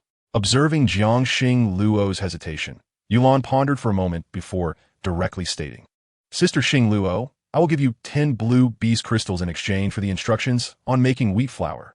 Jiangxing Luo regarded the somewhat aggrieved young female before her. 10 blue beast crystals represented a considerable gain for her, especially since blue and purple beast crystals were scarce in her space. "Of course, Yulan. Tomorrow, I will have Liefeng teach you how to produce graphite, and I will provide you with ample wheat seeds." Yulan did not expect Jiangxing Luo to be so thorough in her considerations, and she sighed in relief, feeling that she had finally fulfilled the first task entrusted to her by the patriarch. She departed while seated on Kuei, leaving Jiangxing Luo with an empty stomach. Feeling a pang of hunger, she wondered how the original owner of this body had managed to bear 5 cubs, when merely carrying 3 made her feel this way, especially considering that Liefeng had not been present at that time. As these thoughts crossed her mind, Vivid images surged before her, as if she had experienced them firsthand. She vividly recalled the excruciating pain of childbirth, the absence of any beast man to assist her, her desperate struggles, and the cold sweat that drenched her body. Fear gripped her heart. The sudden influx of these strange memories startled Jiangxing Luo. Why was this happening? Her head felt heavy, and after shaking it to dispel the confusion, she felt Lai Feng's supportive presence. A rumbling sound emanated from her stomach, and upon hearing it, Jiangxing Luo's face flushed crimson. Lai Feng gently placed his hand on her abdomen, sensing the warmth within, and finally breathed a sigh of relief. It appeared that Xing Luo was merely hungry. He lifted her effortlessly, and she leaned against his chest, feeling somewhat weak. She wished to walk on her own, but the disorienting sensation in her head momentarily obscured her sense of identity. Why were the original owner's feelings manifesting in her? It was utterly absurd. Was it possible that remnants of her consciousness lingered within this body? Did the original inhabitant still reside here? Jiangxing Luo was engulfed by a sudden wave of fear. Could two souls coexist in a single body? Lai Feng sensed Jiangxing Luo's heightened anxiety. Perhaps it was the impending motherhood that instilled such fear within her. He remained silent, but felt her gradually relax against him, succumbing to sleep. The rhythmic sound of her breathing reassured him, and he resolved to protect his little female at all costs, ensuring she would never again experience unease. As he carried Jiangxing Luo back to the wooden hut, he noticed several cubs gathered around the fire, eagerly anticipating the shrimp they had prepared earlier. Under the guidance of Qing Yuan, Qing Lan had made the stir-fried shrimp, which they all knew to be exceptionally delicious, especially since their mother had always enjoyed it. They were excitedly waiting for her return to share the meal. This was Qing Lan's first attempt at cooking shrimp, but upon seeing Jiangxing Luo peacefully asleep in Lai Feng's embrace, he was suddenly filled with concern. Father, what is wrong with Mother? Is she too tired? Qing Lan remembered how fragile Jiangxing Luo had once been, constantly engulfed in fear, often returning from foraging only to have her hard-earned fruits snatched away by other females. She had frequently fallen into deep slumber upon returning. Indeed, your mother is carrying cubs. She will naturally be more fatigued. Just ensure that you look after her while I take care of her. Now, you all should wash up and rest. The cubs dispersed, and Lai Feng gazed tenderly at the little female in his arms. Typically, Jiangxing Luo was strong-willed, handling most tasks herself. He had not anticipated that something would frighten her to this extent. He gently tucked a strand of her hair behind her ear, admiring her flawless complexion, and couldn't resist leaning in to plant a soft kiss on her cheek. Jiangxing Luo's lashes fluttered, as if she sensed his presence. She reached out and placed her hand on his waist. Lai Feng looked up to meet her gaze, and she nestled closer, wrapping her arms around him. The mature male felt her softness against him and struggled to maintain his composure. The little female was pregnant, and he knew he could no longer act as he had in the past. Jiangxing Luo felt something leave her embrace, and she turned to shift positions, seeking to continue her slumber. Chapter 138. Who brought her here? Jiangxing Luo awoke from her hunger. She recalled the memories of the original owner that had surged forth yesterday, leaving her in a state of fear. The agony of childbirth was truly unbearable. She glanced down at her abdomen, feeling a pang of regret. How had she been so entranced by that lion, Lai Feng, and so recklessly engaged with him? One misstep could lead to eternal regret, yet now she was pregnant. Feeling the vibrant energy of the cubs within her, a sense of compassion arose. In the beast world, there were no abortion pills. After all, carrying cubs was already a formidable challenge, and a careless attempt to terminate a pregnancy could endanger her life. Jiangxing Luo shook her head. She was not so heartless as to consider ending the lives of her cubs. Her gaze darkened with worry as she bit her lip. Unsure of what to do, Lai Feng approached, bringing a steaming pot of meat soup to her side. The savory aroma wafted toward her, igniting a fierce hunger that compelled her to turn her attention to it. Xing Luo, it's time to eat. Jiangxing Luo gazed at the meat soup, unable to suppress a swallow. She decided to cast aside her worries. Overthinking would not change her circumstances.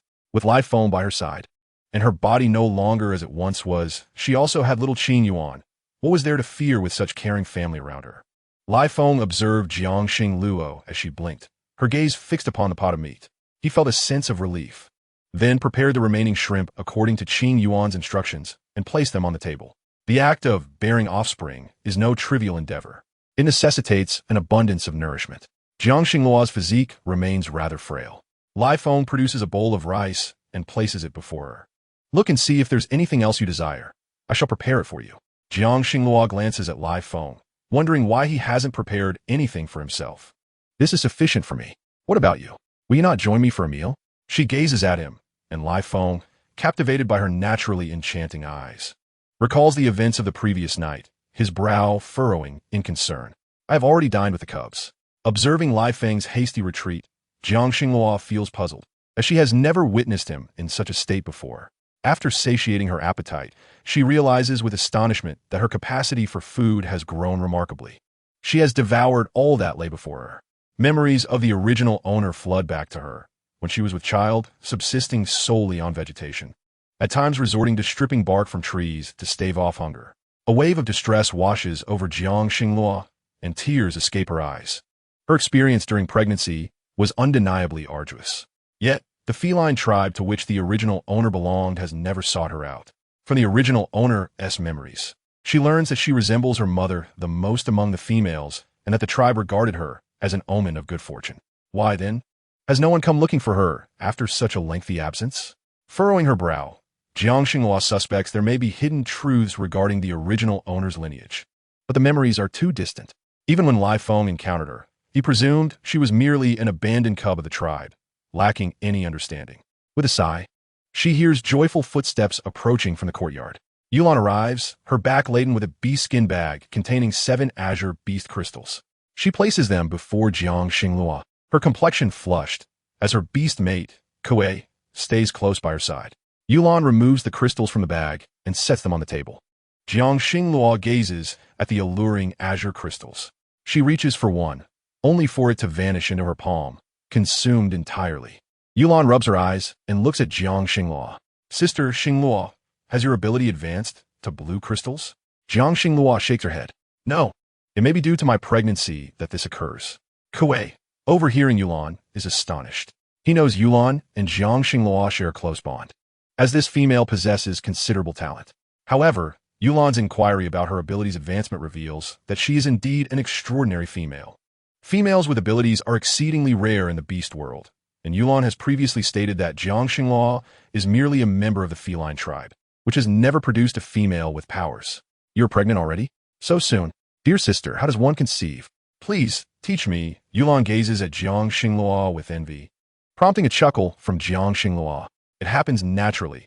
You will experience it too, so do not fret. Although Jiang Xinghua has grown accustomed to the openness of the beast world, she still finds it somewhat overwhelming to hear such remarks directly. Lai Feng has ventured with the beastmen of the Mingchen tribe to seek usable stones nearby. Jiang Xinghua sits in the courtyard, overwhelmed by a wave of discomfort as the cubs have gone out in search of food. Alone, she collapses onto the ground. At that moment, a male stands outside the door. Had Jiang Xinghua not fainted, she would have noticed that his features bore some resemblance to her own. Xinghua, it truly is you. Jiang Xinghua remains unresponsive as the male lifts her from the ground and departs with her. When she regains consciousness, she finds herself in an unfamiliar place, groggy and disoriented. She glances around, realizing she is deep within a cave. Lying on a stone bed, she notices the absence of any beasts. Lai Feng, Jiang Xinghua calls out, her voice echoing in the dim cave. The walls are embedded with crystals, all emanating a blue glow, while other, lesser crystals appear to have been discarded elsewhere. As she surveys her surroundings, she spots several green crystals glimmering softly, reminiscent of fireflies. What is this place, and who has brought her here?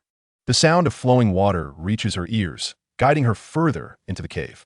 Suddenly, she is greeted by a flicker of light. Has she reached the cave's entrance?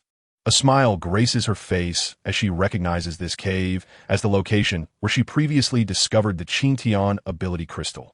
But why she found herself in this spot?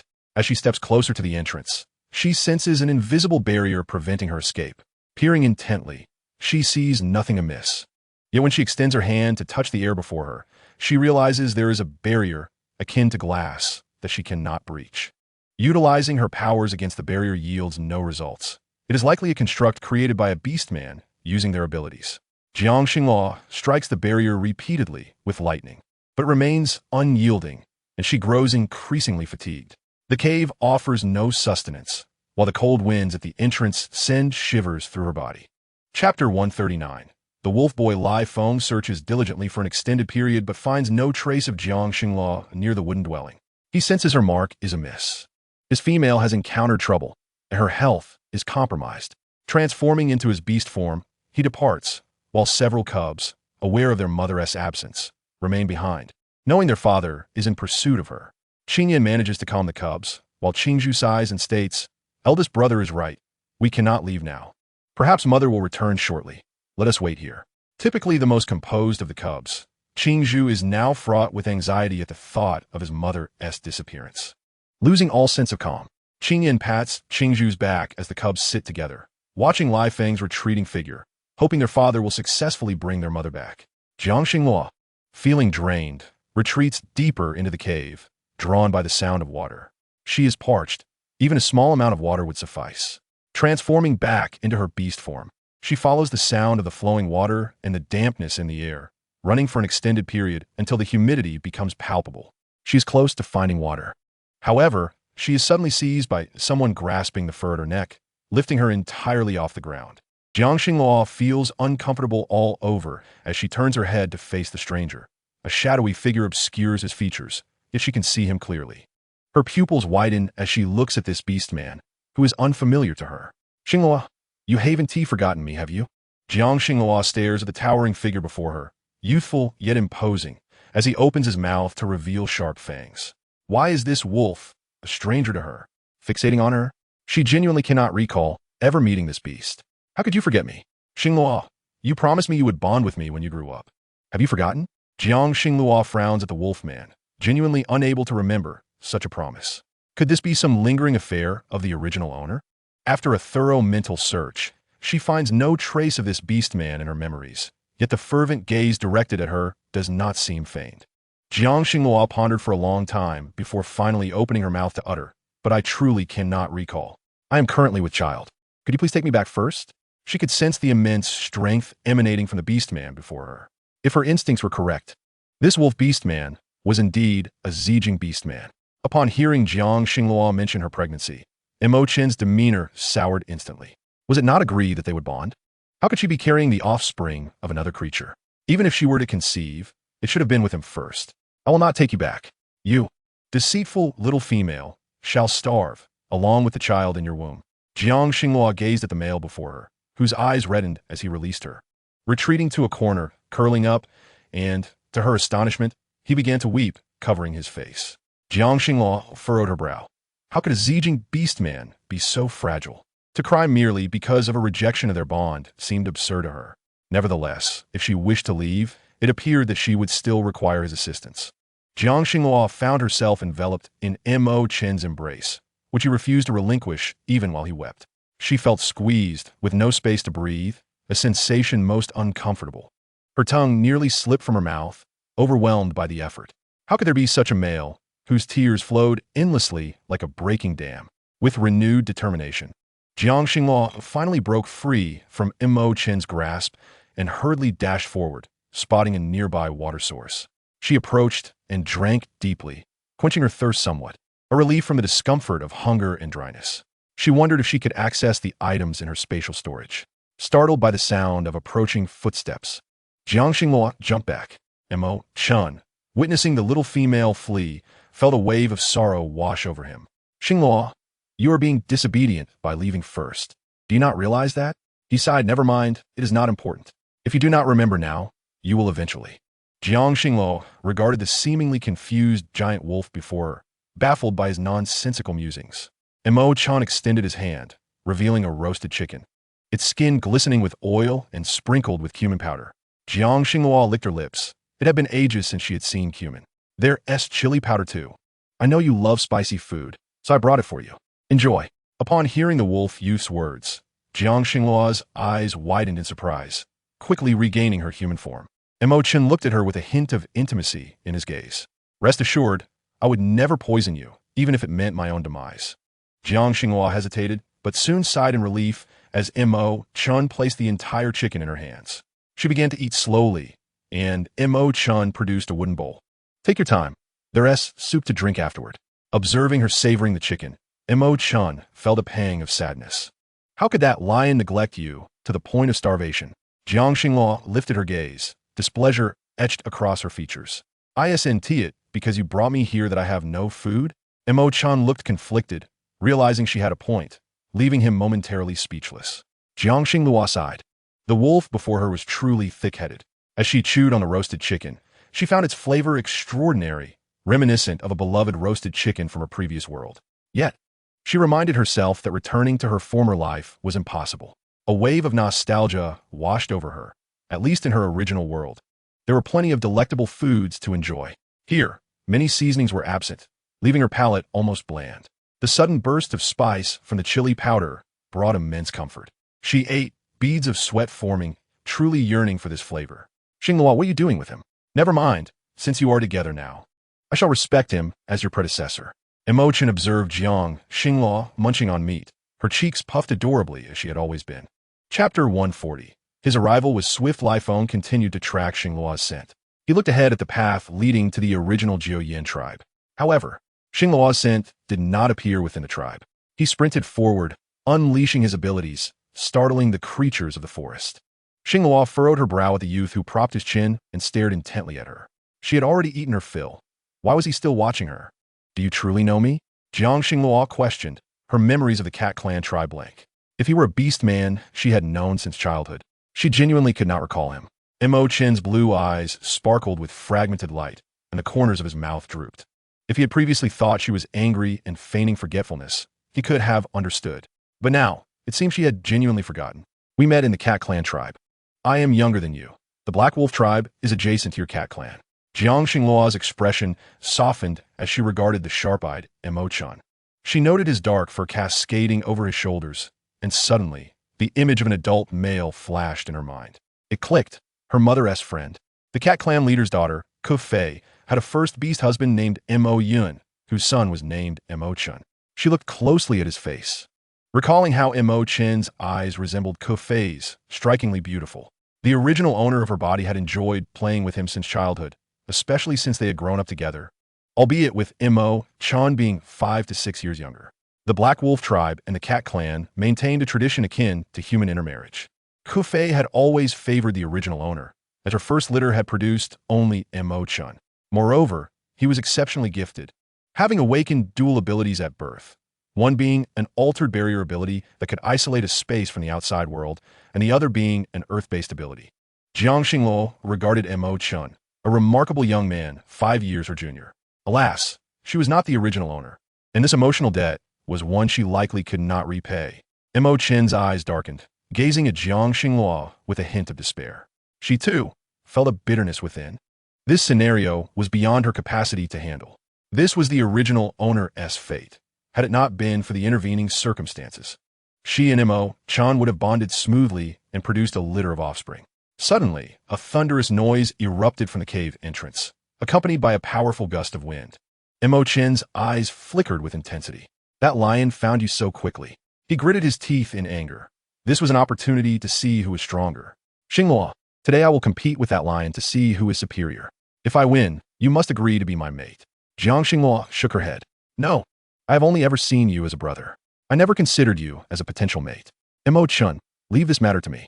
With a sigh, she regained her strength and transformed back into her beast form, dashing toward the cave entrance. Emo-chan, frustrated, retracted his abilities, tears streaming down his face as he cursed himself for being so weak, lamenting why he could not find her sooner. As Jiang Xinghua reached the cave entrance, she initially believed the barrier would be difficult to cross. However, to her amazement, Liphone had already breached the barrier, his crimson eyes glaring. Fangs bared as he unleashed a mighty roar. Observing the situation spiraling out of control, Jiang Xinghua transformed into her human form and embraced Liphone. Her delicate hand gently caressed the golden fur adorning his body. An unexpected wave of fear washed over her. Liphone was a Zijing beastman, and his dual psychic abilities posed a significant risk of self-harm. If he became agitated, disaster could easily ensue. "Liefing, I'm Fina. It's just some family from my past seeking me. Please calm down." Her soothing words gradually quelled his previously turbulent heart. The moment he reverted to human form, he tenderly cradled Jiang Xinghua back into his arms. Feeling warm tears fall upon her shoulder, her heart tightened. Releasing Liphone, She noticed his typically stoic demeanor marred by reddened eyes. Xingluo, sore. What? Jiang Xingluo was taken aback. Truth be told, this situation was not his fault, as it was Mo Chun who had taken her without consent.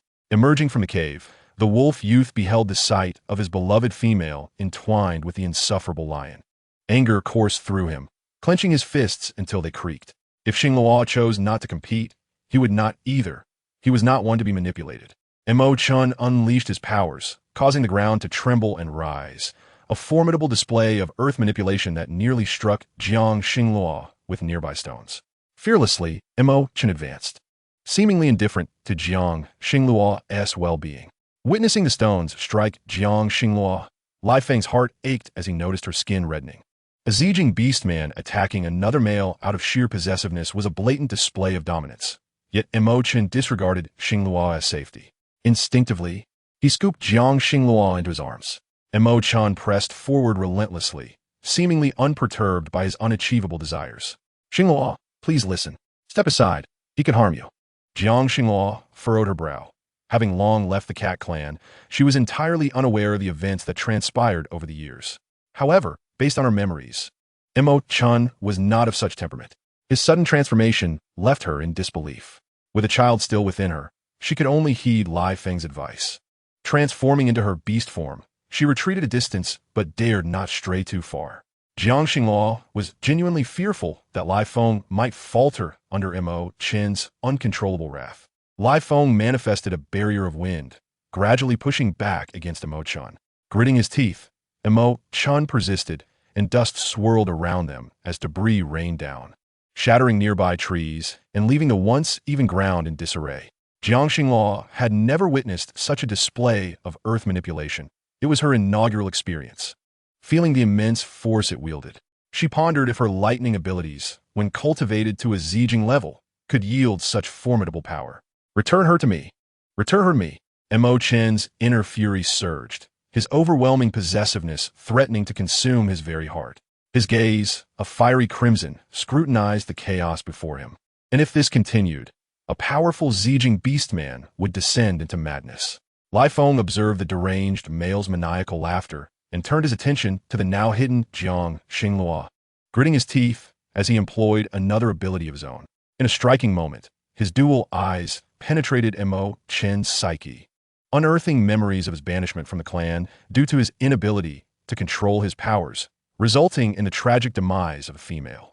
Montak Chen, Zenzing Lai Feng's Polbing, transformed into his beast form and lunged toward him, targeting his eyes. The strength of psychic abilities was formidable, yet mere Bai Jing dared to challenge him. Even more infuriating, this lion had indeed breached his memories, leaving him vulnerable to Mo Chun's impending assault. Jiang Xingluo deftly wielded her whip, ensnaring Mo Chun just in time, preventing him from inflicting harm. Enraged, he turned to confront the individual who had restrained him, only to find it was Jiang Xingluo, bound by her whip. Mo Chun was instantaneously struck by a surge of her domineering lightning abilities, causing him to grit his teeth and endure as Lai Feng secured him further. Xingluo, do you wish to assist him? Lai Feng inquired softly, standing protectively in front of Jiang Xingluo. Mo Chun howled in protest, unable to reconcile his situation of being captured, particularly by the one he loved. How could she so easily turn her affections toward another male? He was not a fool unaware of emotions. He recognized the same gaze she had for her father beast. He could not fathom the thought of the female, who ought to belong to him, being claimed by another. It was all the lioness' fault. All of it was his fault.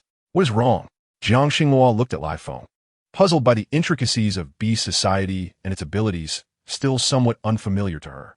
Understanding her confusion, Lai Feng gently stroked her head, patiently explaining that Mo Chun had likely been exiled from the clan for having once harmed a female, resulting in her tragic fate. Jiang Xingluo furrowed her brow as she regarded the defiant Mo Chun before her. The Wolf clan was known for their fierce loyalty to their chosen females, and the laws were clear. Any male who harmed a female would be cast out, never to return. Yet, upon leaving the clan, Mo Chun became a wandering beastman, lost in memories of Jiang Xingluo, spiraling into uncontrollable rage. If this continued, he would become a mad beastman, a threat to vulnerable females and their offspring. Jiang Xingluo turned to Lai Feng. Is there no other way to heal him besides forming a bond? Lai Feng shook his head. I do not know. Ultimately, This was merely the jest of the elders. Yet it seemed Mo Chun genuinely harbored feelings for the original Xinghua. His current state appeared excessively extreme. Jiang Xinghua frowned. Let us take him to see if Qing Yuan has a solution. This seemed the only recourse, and the nature of such love was indeed terrifying, leaving Jiang Xinghua feeling overwhelmed. Unbeknownst to her, Lai Feng regarded her with a contemplative gaze. Disturbed by Mo Chen's howls, he resolved to render him unconscious. Jiang Xinghua found it amusing to see Mo Chun slung over Lai Feng's shoulder. Their journey spanned 2 full days, finally returning to the Mingchen clan, a distance that felt exceedingly vast. Upon their arrival, Mo Chun was bound to a great tree, drawing the attention of several young ones, including Qingyuan, who approached curiously. The moment Mo Chun laid eyes on Qingyuan, his demeanor shifted entirely, his previously restless heart calming into submission. Qingyuan's cherubic face bore an uncanny resemblance to the young Jiang Xinghua, momentarily blurring the lines between reality and memory for Mo Chun.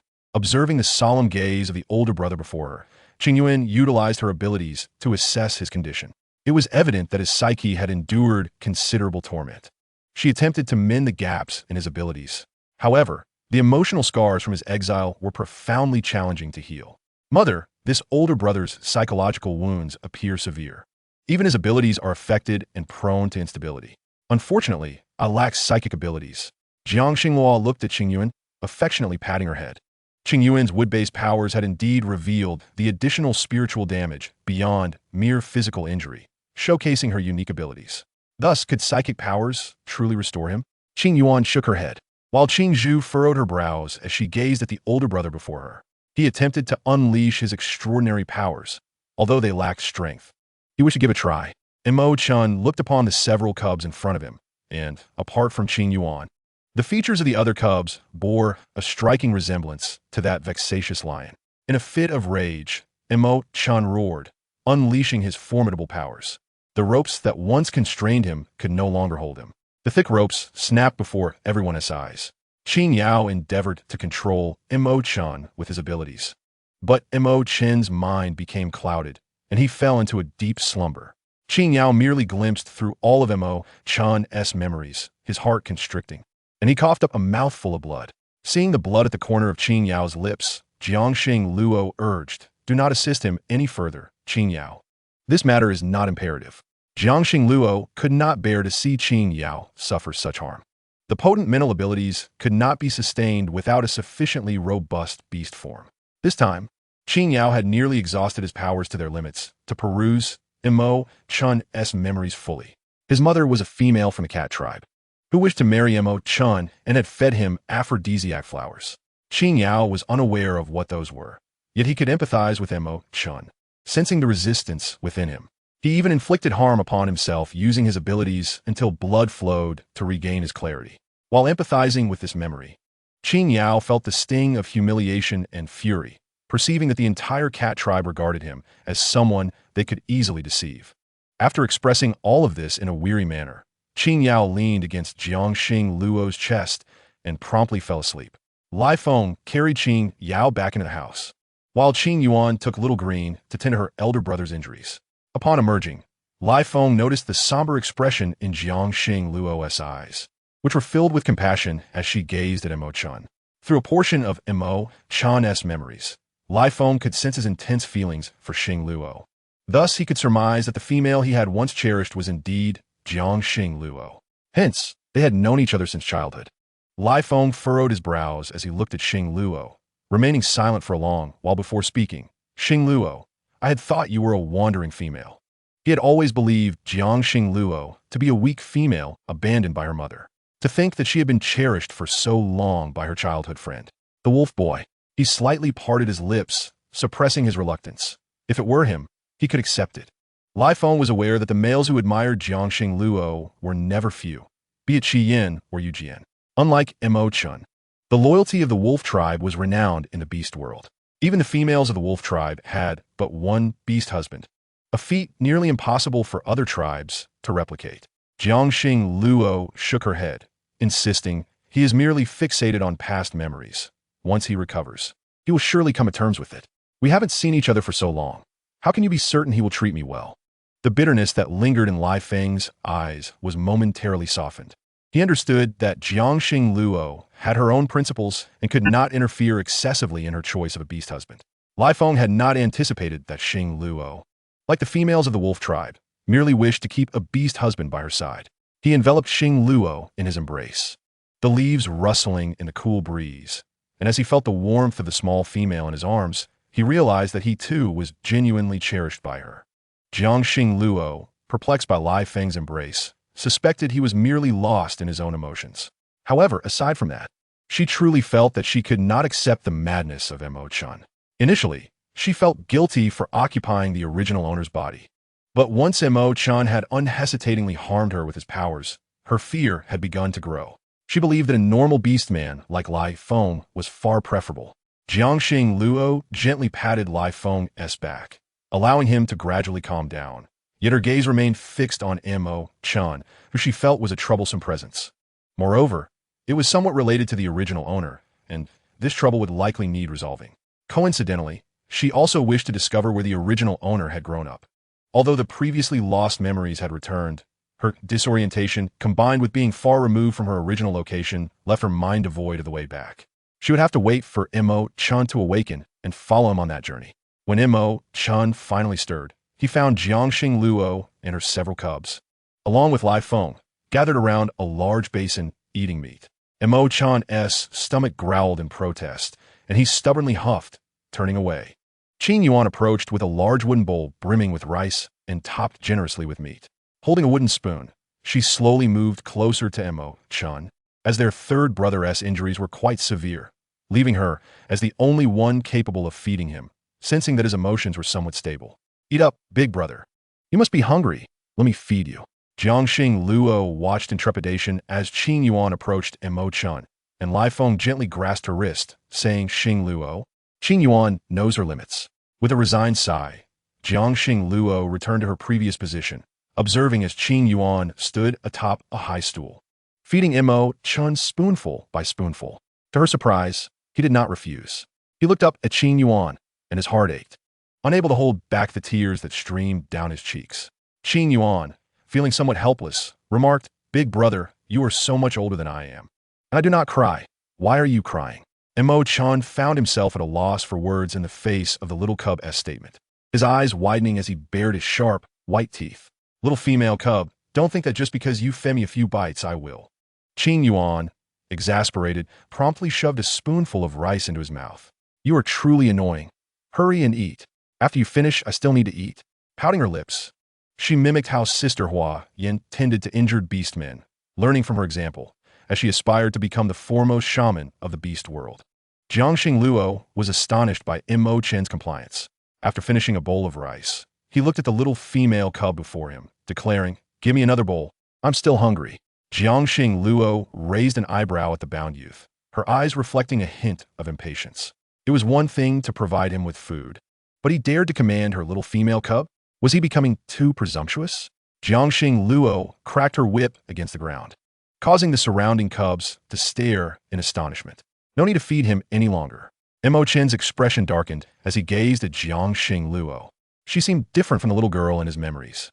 Mo Chen pondered for a long time, realizing that the Jiangxing Luo he remembered had appeared more fragile. Hearing Jiangxing Luo's words, Qin Yuan felt at ease and happily resumed her meal. In truth, she had only fed him to prevent the big black wolf from demanding their mother to do it herself. And to her surprise, this big black wolf was quite obedient. Mo Chun, somewhat disappointed, looked at Jiangxing Luo, resigned to remain where he was, still hungry, unsure of what she intended to do. As the sun dipped below the horizon and night fell, the full moon rose high in the sky. Mo Chun, who had originally been tied up in the yard, gazed at the enormous moon and suddenly felt a surge of restless energy within him that he could not quell. Jiangxing Luo was startled by a roar emanating from the yard, her sleepiness dissipating as she looked out at the moon, which resembled a jade plate, and soon heard the sounds of a struggle coming from the courtyard.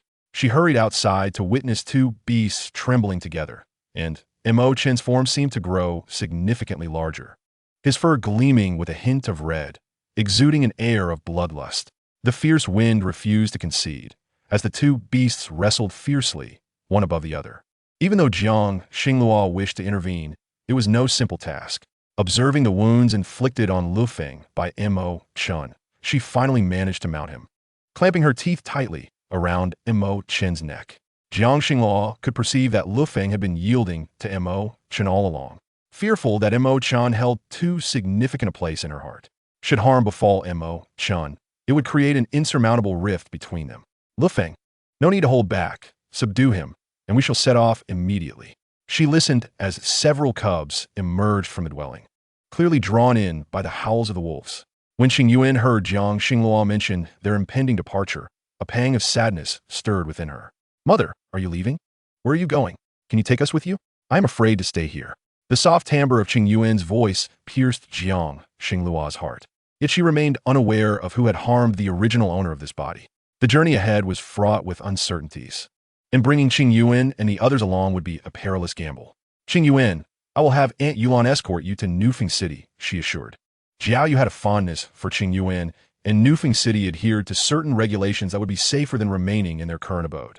Jiang Xinglua's tears shimmered in the moonlight, revealing her concern for them. However, this formidable wolf must be dealt with, lest he continue to inflict harm upon her and her mate. With a sigh, Xing Yuan extended her tiny hand to wipe away the tears that had just begun to fall from Jiang Xinglua's eyes. Mother, do not worry. I will take good care of my brothers. Tomorrow, Aunt Yulan will take us home.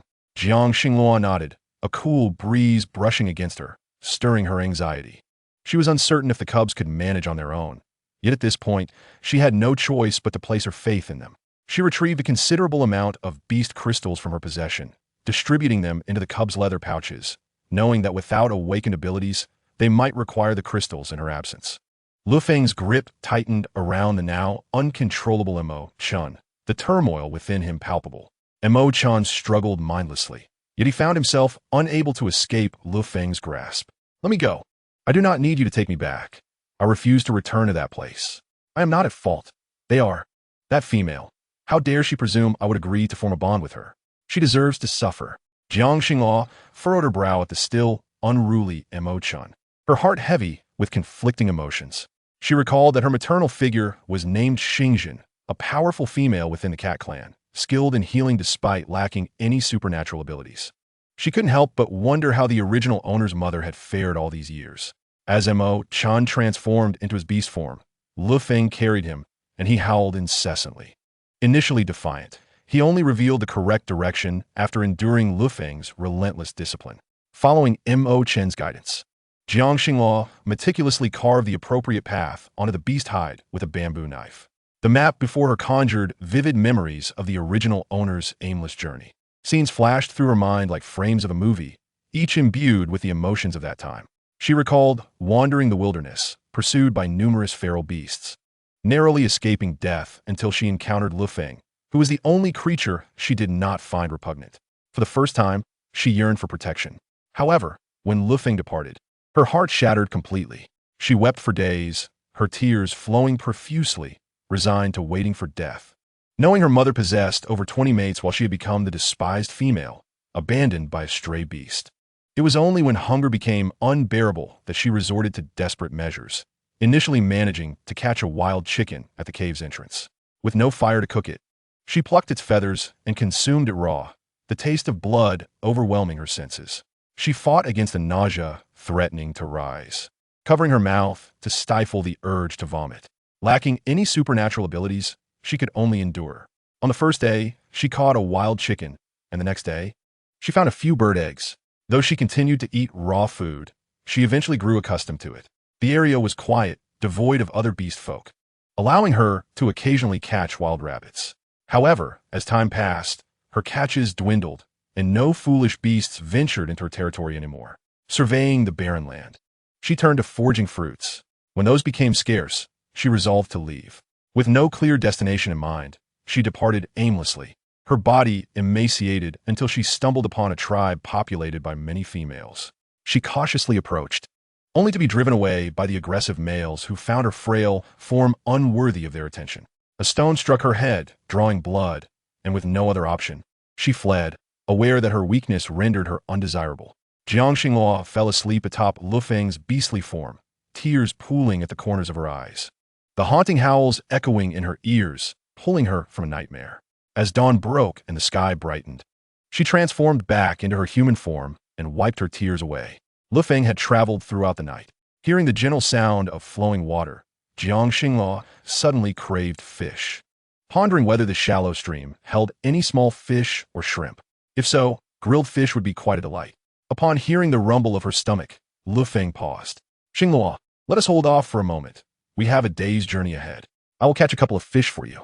Jiang Xinghua nodded. Yet the memories swirling in her mind were inescapable. Fate had played a cruel hand. She could only hope that the original owner, in another life, would find a loving family to nurture her, free from want. And Mo Chun, watching the harmonious exchange between the two, felt a rising tide of frustration. Enough. I want fish too. Lu Feng, set me free. I shall catch fish alongside you, and we shall see who is the better hunter. Mo Chun declared confidently to Lu Feng, who frowned in response.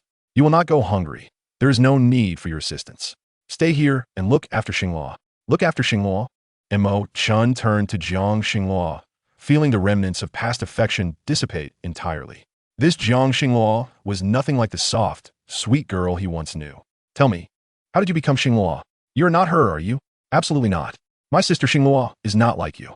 Jiang Xinghua met Mo Chen's heavy gaze, his tone accusatory, as if she were a stranger to him. For a fleeting moment, she felt disoriented, but she quickly regained her composure, a hint of disdain in her eyes. How could I not be Xinghua? It is you who have changed. My dear Mo Chun could never be cast out by the tribe. You are kind and brave, and would never betray your kin. In her memories, Mo Chun had always been obedient and loyal, indeed.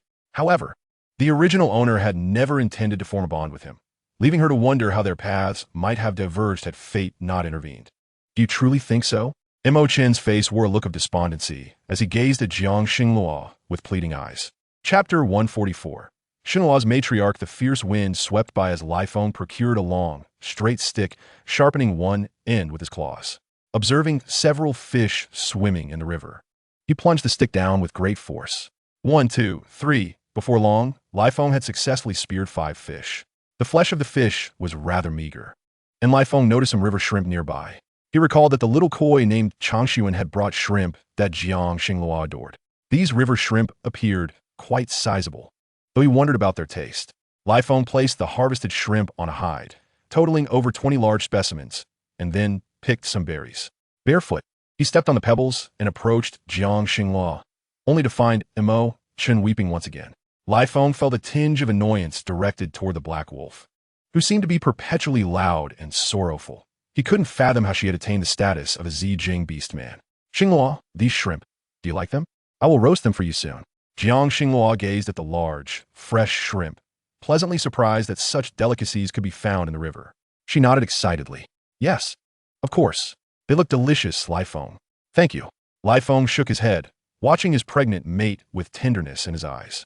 Mo Chun, observing the pair, felt an urge to scold. He couldn't comprehend how his sister Xinghua had become someone else's. As he looked at the roasted fish, now seasoned with salt, he was taken aback to see Jiang Xinghua lift her gaze, only to find Mo Chun turning away obstinately, seemingly unwilling to eat. Jiang Xinghua paid him no mind. Her heart ached for Lai Feng. She could see that he cared for Mo Chun as if he were a younger brother. Their childhood friendship made Mo Chen's ingratitude all the more perplexing. If you want to eat, then let Lai Feng give it to me. There is not enough for me to be satisfied. Jiang Xinghua picked up a roasted fish, savoring the flavors. Li Yifeng's culinary skills had indeed improved, and the fish was perfectly cooked, carrying a hint of freshness that she relished. Once Lai Feng had prepared the shrimp, they too were placed over the fire to roast.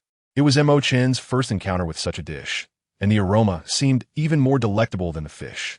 As a grown male, he could hardly withstand hunger, especially when witnessing the intimacy between Jiang Xinghua and Lai Feng, which filled him with a sense of irritation. Unlike his previous jealousy, he now seemed to understand why Jiang Xinghua held Lai Feng in such high regard. He had come to accept it, yet he knew that upon returning to the tribe, the incident with the female he had slain would not be overlooked. Jiang Xinghua observed the pensive Mo Chun, realizing that he was not entirely averse to returning. Perhaps he too missed home. Their journey ahead was smooth, with no difficult paths. Lai Feng moved swiftly, but as they neared the Cat Clan's tribe, memories flooded Jiang Xinghua's mind. All were linked to the original host, and she felt an uncanny familiarity with every blade of grass and tree swaying in the wind, as if she had grown up in this very place. Upon entering the tribe, she was greeted by the scent of dried fish. Raising her gaze, she noticed that the entrance of the cat clan was adorned with an abundance of sun-dried fish, alongside some dried meats that emitted an enticing aroma. However, the female members of the tribe seemed less than pleased upon seeing Emo-chan. Yet, their expressions softened considerably when they laid eyes on Jiang Xinghua. It had been ages since such a beautiful cat clan female had graced the tribe, her graceful form and starry eyes captivating even the feline females. As Jiang Xinghua scanned the area, she felt a dissonance. She did not recognize any of the young female cats around her. The childhood companions she remembered were conspicuously absent. Frowning, she glanced at Emo-chan, who was unable to lift his head as he could hear the surrounding females scolding him. It was a time when the male cats were out hunting, leaving the tribe predominantly filled with females. Lifeng continued to guide Jiang Xinghua toward the shaman's cave, which according to Emo-chan's description, should belong to her matriarch. The closer she approached the place she once dwelled, the more chaotic her thoughts became. She could distinctly sense her ties to this location. She wondered how her matriarch was faring now. Following Emo-chan's directions, Lifeng led Jiang Xinghua to the largest cave entrance in the cat clan. The cave was vast, and inside, a silver-haired female lay asleep on a stone bed. Her skin flawless, appearing to be of similar age to Jiang Xinghua. Jiang Xinghua could scarcely believe that this female was Xingjin. It seemed impossible. Perhaps she was the offspring of a matriarch and another beastman? Upon entering the cave, the female turned at the sound, her golden eyes seeming to pierce through everything. Lifeng was equally astonished. The resemblance between this female and Jiang Xinghua was striking, the only difference being a tear mole at the corner of her eye, which Jiang Xinghua did not possess. Xinghua? Jiang Xinghua was momentarily taken aback as the beautiful figure naturally called her name, and she nodded slowly in acknowledgement. I thought you had perished at the hands of your foolish sister and would never return. Xinghua lifted her gaze to the stunning female, realizing why the original host's mother had over 20 beastmen. Such beauty warranted multiple suitors. So you were aware, she replied. Survival of the fittest is a natural principle. You have returned and brought your beastman with you. Does this lion possess the green crystal? Jiang Xinghua frowned, explaining, Lifeng is a Jing beastman. Upon hearing her words, Xingjin sprang from a resting place, looking at Jiang Xinghua with a glimmer of hope. Mother always said you resemble me most. However, Mother only had one beastman who was a Jing, your father. Unfortunately, he perished during a hunt, and his remains are nowhere to be found. Hearing this, Jiang Xinghua felt a pang in her heart, likely a reaction from empathizing with the original host over the past few days. Do not grieve. Sacrificing oneself for one's mate is an honor. Jiang Xinghua listened helplessly. It was only when she stood beside this so-called matriarch that she truly felt the stark contrast between this world and her own beliefs. Her matriarch embodied the essence of a typical beast world female, bearing many offspring for her mates and relishing in their support, exuding an extraordinary beauty. Chapter 145. Was it your sister who did this? Jiang Xinghua was retained by Xingjin. Yet upon seeing Emo-chan, Xingjin's countenance darkened. Emo-chan, with drooping brows and ears, appeared somewhat remorseful. Since Xingming is at fault, why did she not come to me to resolve the matter? Why resort to violence? Do you know her abilities are second only to Xinglua's? She is a valuable female in this tribe. Jiang Xinghua felt a chill at Xingjin's words. Unlike her, Xingjin was deeply loyal, yet her actions seemed to always consider the greater good. Though their goals diverged, Jiang Xinghua found herself able to accept this matriarch. Xingjin reached out to feel Jiang Xinglua's pulse, sensing her condition with her power. Looking down at Jiang Xinglua's abdomen, her eyes gleamed with satisfaction. Xinglua, your fertility is among the finest in the tribe. I wonder how many offspring you will have for your first birth? First birth? How many? Jiang Xinghua was relieved to learn that the shaman could diagnose such matters. 5. 1 female cub and 4 male cubs. Xing Luo faced the female before her. Even her typically vibrant demeanor subdued significantly in an instant. Xing Zhan observed how obedient Xing Luo remained towards her, reminiscent of their childhood. It was indeed astonishing that this little Xing Luo managed to acquire a purple crystal beastman as a mate, and moreover, had given birth to 5 offspring, one of which drew a few approving glances from Xing Zhan. Truly, she was her daughter. Do not forget, you are my child, do you understand? Jiangxing Luo's pupils widened. She comprehended the full weight of Xing Zhen's words, which meant she should never forget the place from which her maternal lineage sprang.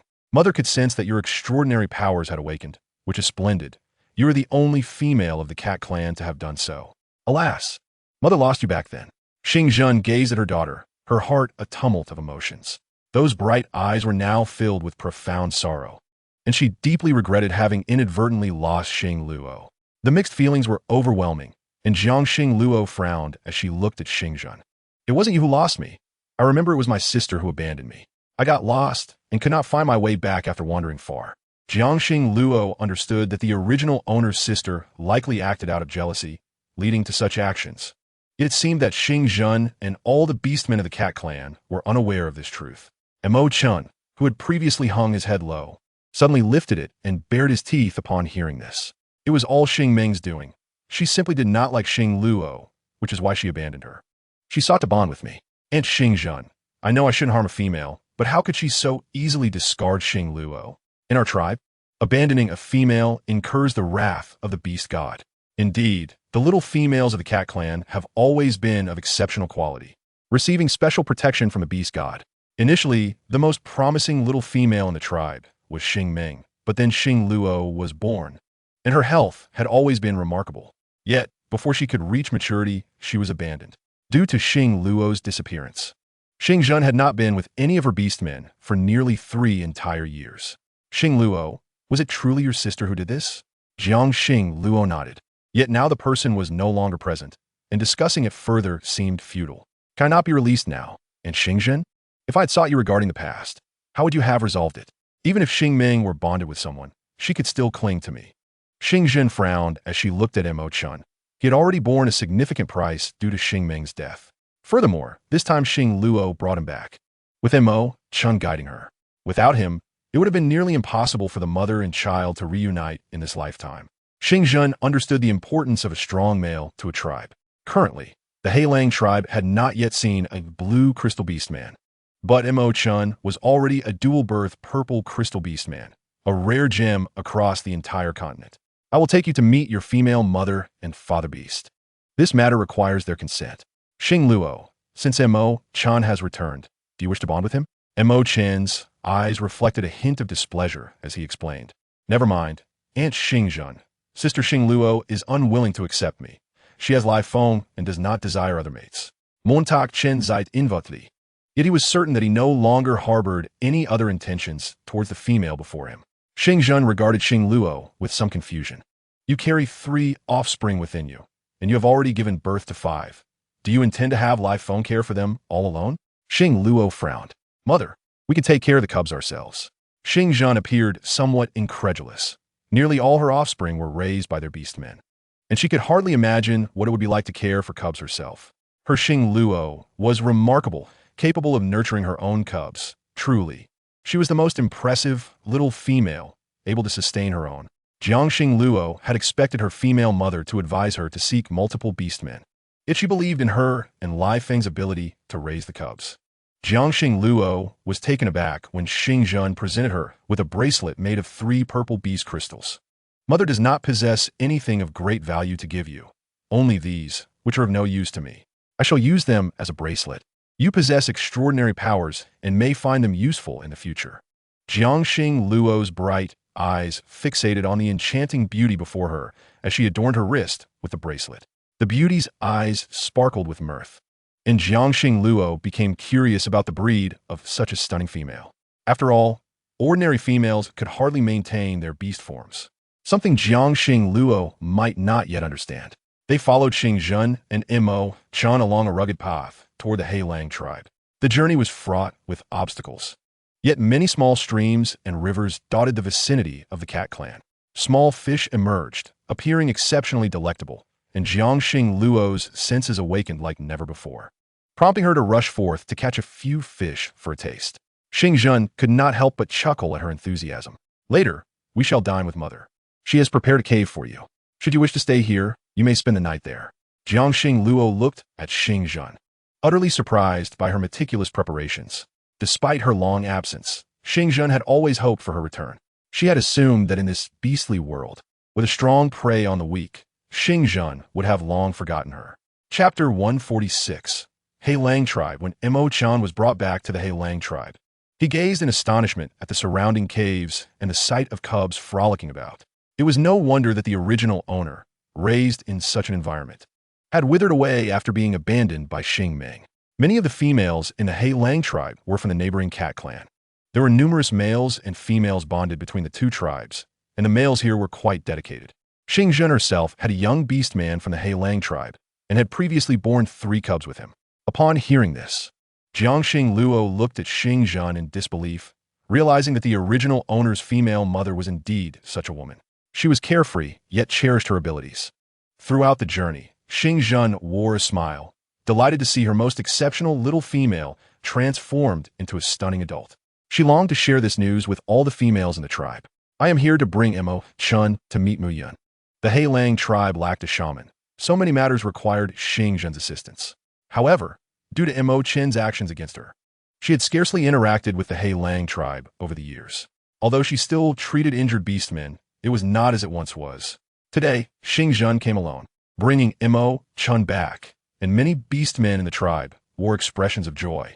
They hoped that the rift between the two tribes could be mended, for they despised that Mo Chun had lost control and harmed such an outstanding female. Please summon the chief at once. Xingzhen took Xing Luo's hand and sat on a nearby stone, gazing at her daughter, unable to take her eyes off her. Many males in the Heilang tribe secretly watched the pampered female, shocked to discover that she was even more beautiful than Xingzhen. A gentle breeze stirred, and her soft smile melted the hearts of all the males present. Jiangxing Luo, however, remained oblivious to her surroundings. It was her first experience with maternal love. How about we bring the cubs to mother and stay with her for a while? You mentioned that Qing Yuan awakened her wood-based powers. Mother wishes to teach her skills. Jiangxing Luo lifted her gaze to Xingzhen, feeling a bit hesitant as Mo Chen murmured beside her.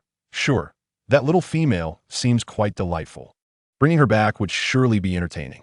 Jiangxing Luo cast a cold glance at Mo Chen, her heart simmering with irritation. Xingzhen struck Mo Chen's head with her wooden staff, causing him to yelp in pain. Unable to suppress a smile, Jiangxing Luo chuckled softly. If you dare to harbor any thoughts towards the females of our cat clan, I shall not spare you, Xingzhen warned, her voice laced with an undertone of intimidation. Mo Chan immediately lowered his head, silenced by the realization that he feared her mother. With a sigh of relief, Jiangxing Luo heard a rustling sound and looked up to see a couple adorned in animal skin skirts. The male's features were sharp, his eyes carrying an air of aggression, while the female's gaze was gentle, her round belly suggesting she was with child. As the female approached with reddened eyes, Jiangxing Luo surmised correctly that she was Mo Chen's mother, Ku Fei, and the other was likely Mo Yun. She recalled that Mo Chen's mother was named Ku Fei and was surprised to see her approach, as she would have expected her to seek out Mo Chun after their long separation. Mo Chun gazed longingly at his mother, about to call out to her when he realized she was stepping directly onto his paw, walking toward Xingzhen. Xingluo, you have finally returned. You cannot imagine how many beastmen from the wolf clan I sent to find you, yet they could not locate you, Ku Fei exclaimed, her eyes filled with warmth. Jiangxing Luo felt perplexed, and Mo Chun appeared increasingly speechless.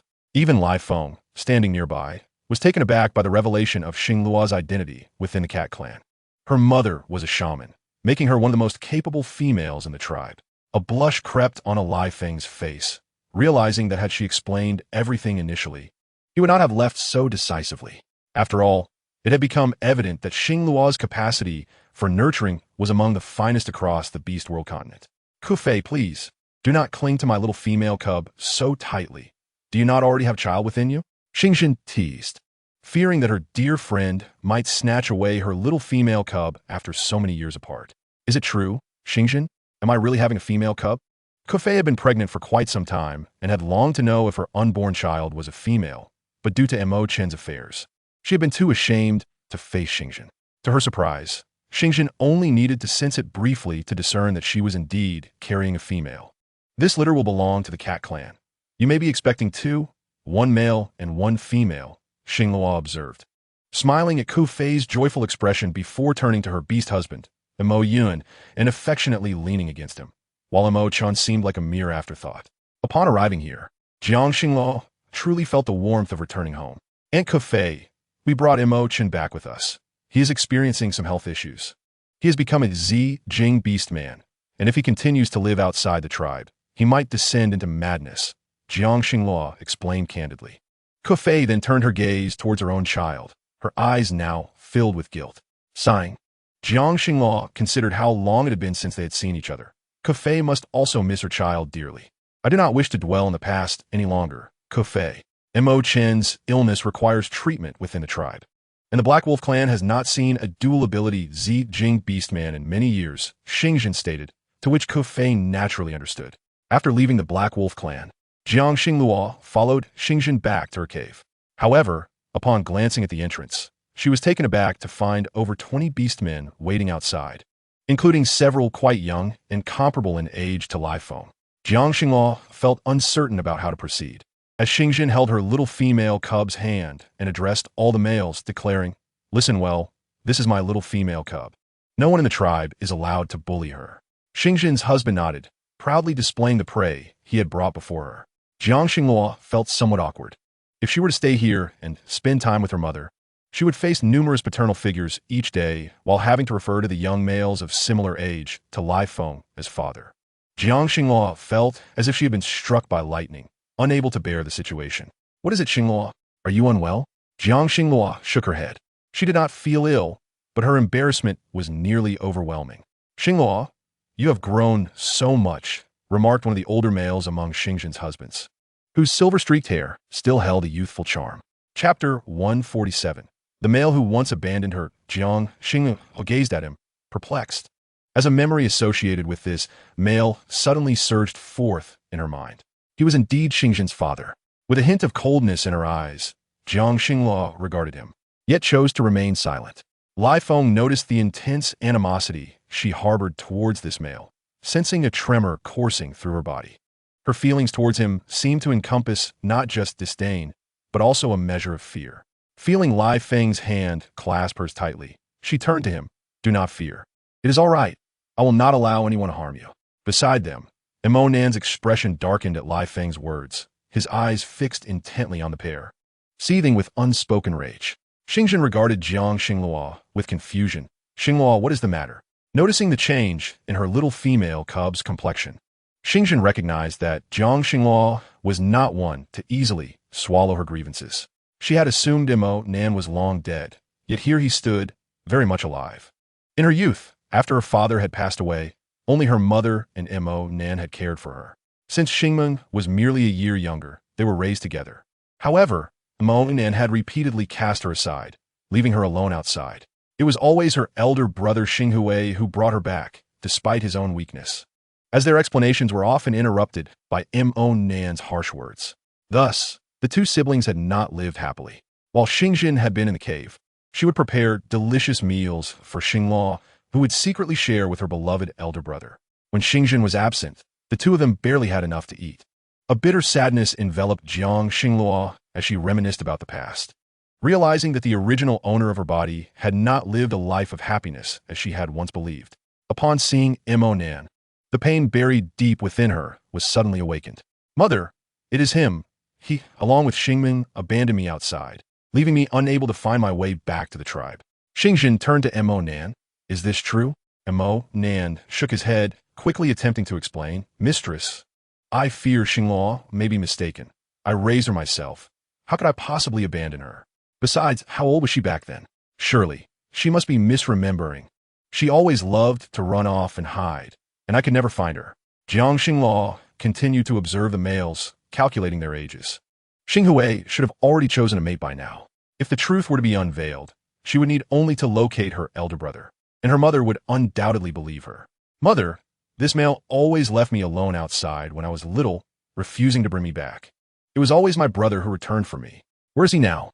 Jiang Xinghua felt the deep dependency the original owner had on her elder brother, yet he was too timid to voice his concerns. "Your brother has already taken a mate and is not here," Nan replied. "Yumming, go bring Xinghui back." He was taken aback that his mistress would openly disregard him, instructing her newly bonded beast husband to undertake this task. Jiang Xinghua gazed upon the imposing figure of a robust male before her, a surge of fierce energy washing over her. My goodness, there are indeed numerous beastly husbands among the females, and this one must be the youngest. His face bore a distinctly masculine countenance, muscles well-defined. Even the contours of his legs were strikingly visible. Upon transforming into his beast form, Jiang Xingluo realized he was a leopard cat. He dashed forward at great speed, leading her to a cave designated for her. While Jiang Xingluo had previously believed herself quite affluent, second only to the beast folk of Nufeng City, she was soon enlightened to the true meaning of wealth. Upon seeing the entrance to her cave adorned with over 300 azure beast crystals, she comprehended the extent of their prosperity. No wonder Mo Chun had ensnared her within that cave, employing such a vast quantity of beast crystals for illumination.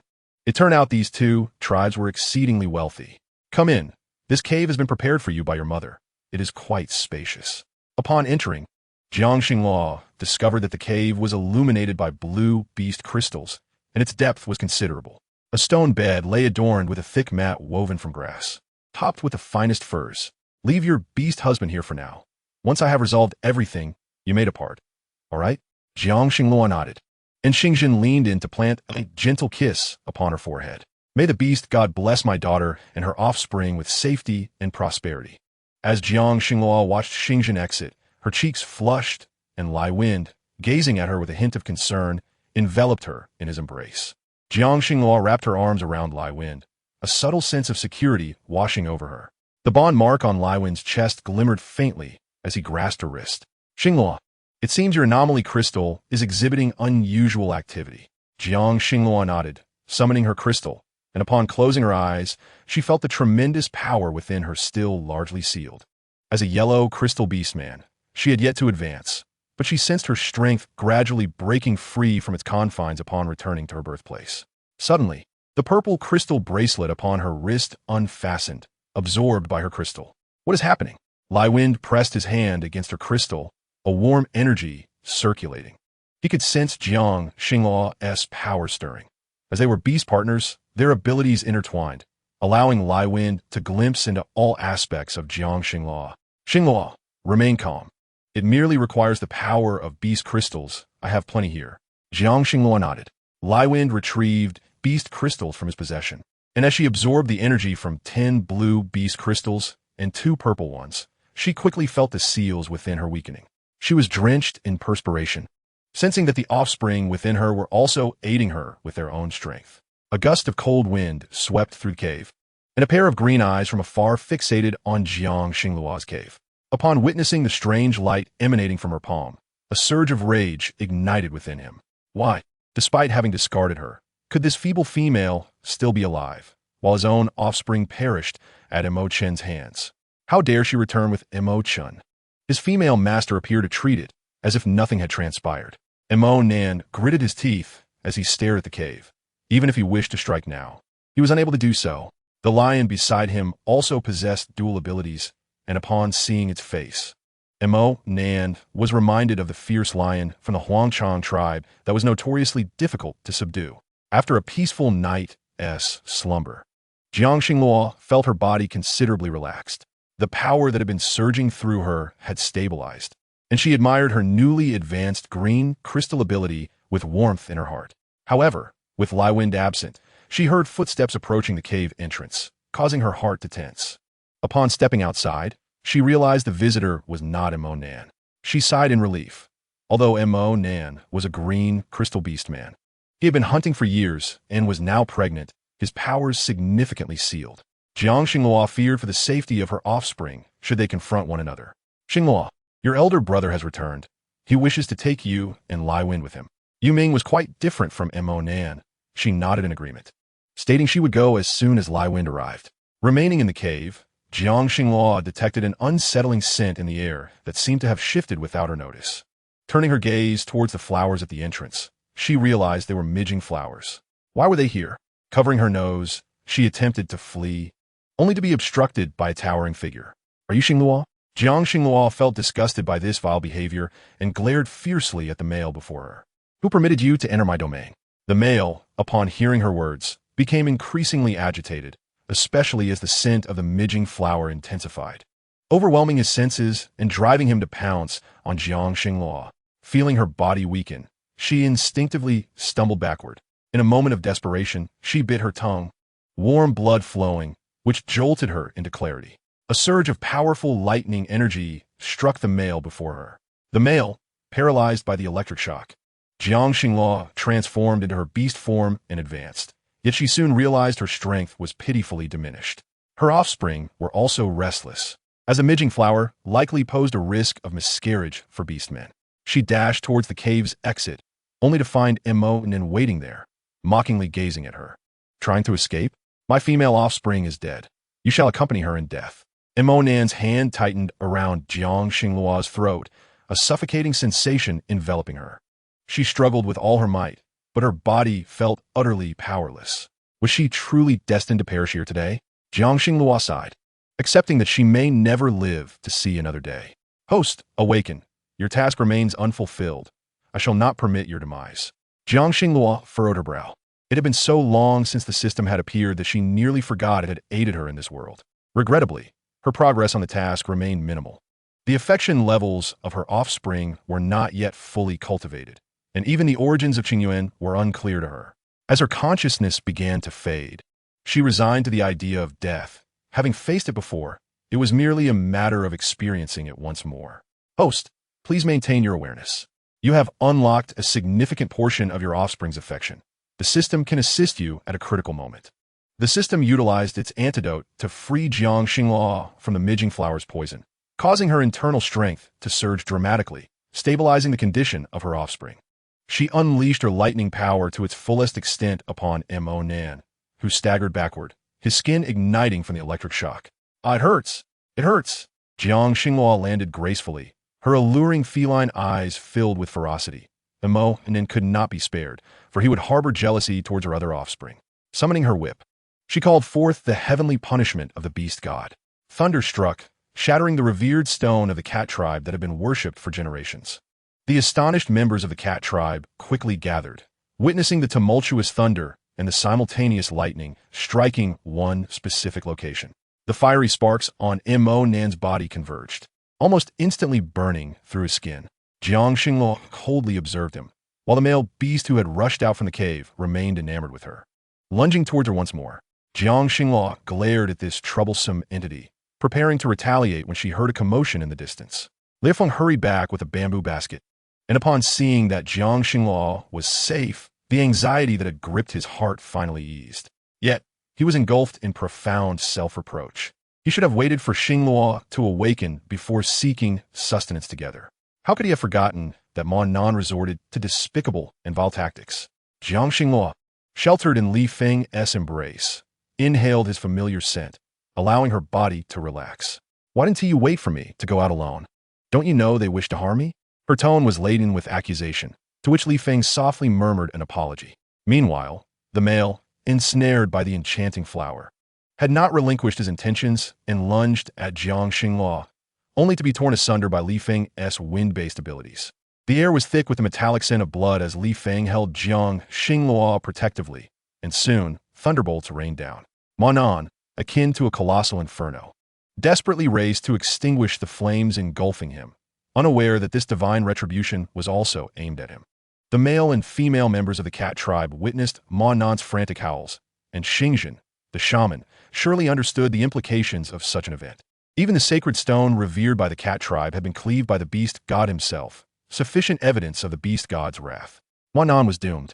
She had wronged her female offspring, and how could she continue to distrust Xinglua?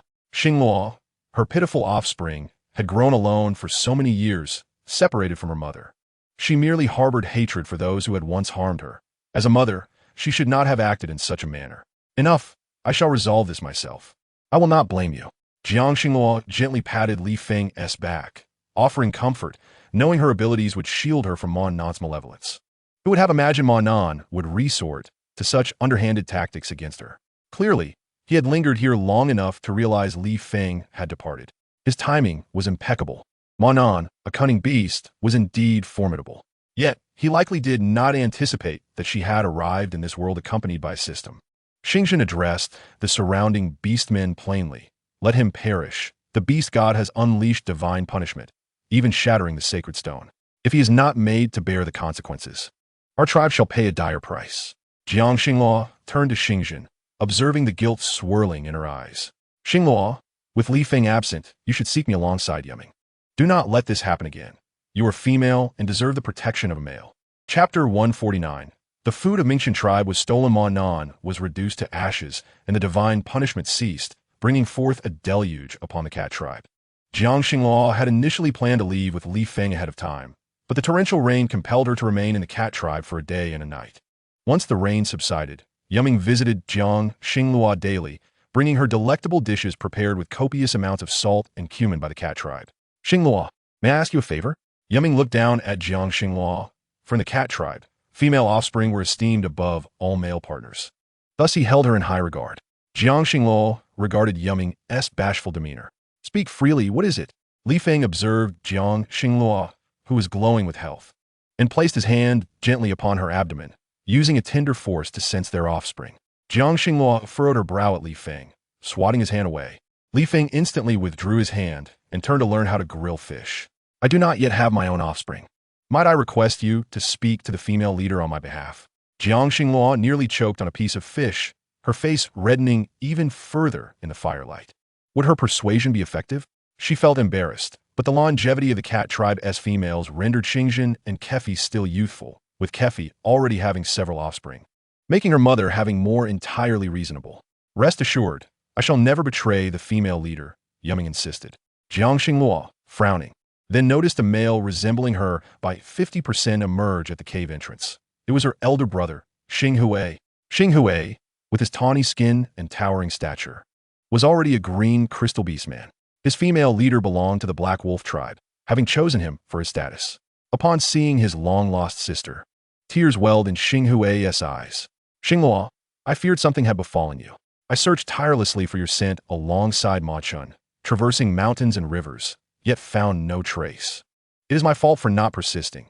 You were never good with directions as a child. How could you remember the way home now? His gaze was filled with concern and endless remorse. Jiang Xingluo smiled and inquired about his life over the years, discovering that his female leader was a kind-hearted woman who had chosen him as her mate precisely because she could not bear to see him bullied. Hearing this, Jiang Xingluo felt a weight lift from her heart. It seemed her elder brother had fared well in recent years. Yuming had remained by Xinghui's side, sharing the grilled fish with him, their camaraderie evident. Yuming and I were once close friends. I never imagined he would become my mother's mate. Jiang Xingluo regarded the two males before her with incredulity. The cat tribe was not concerned with such matters, thus their friendship remained unaffected. Thankfully, with him around, my life improved significantly, and my mother holds him in high regard. Jiang Xingluo silently consumed her fish, unsure of what to say regarding this situation. She could only express her respect for their choices, not wishing to intrude upon their matters of offspring. Meanwhile, the tribe's sacred stone had been shattered, leaving the tribal leader worried that without it, they would lose the protection of the beast god.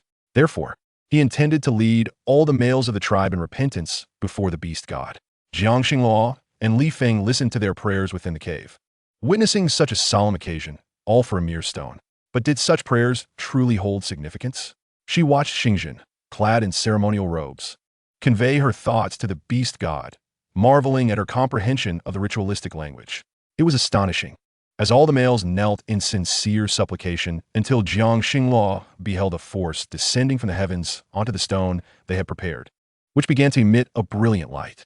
She turned to Li Feng, astonished. Is there truly a beast god in this world? Li Feng nodded. The beast god protects all living things.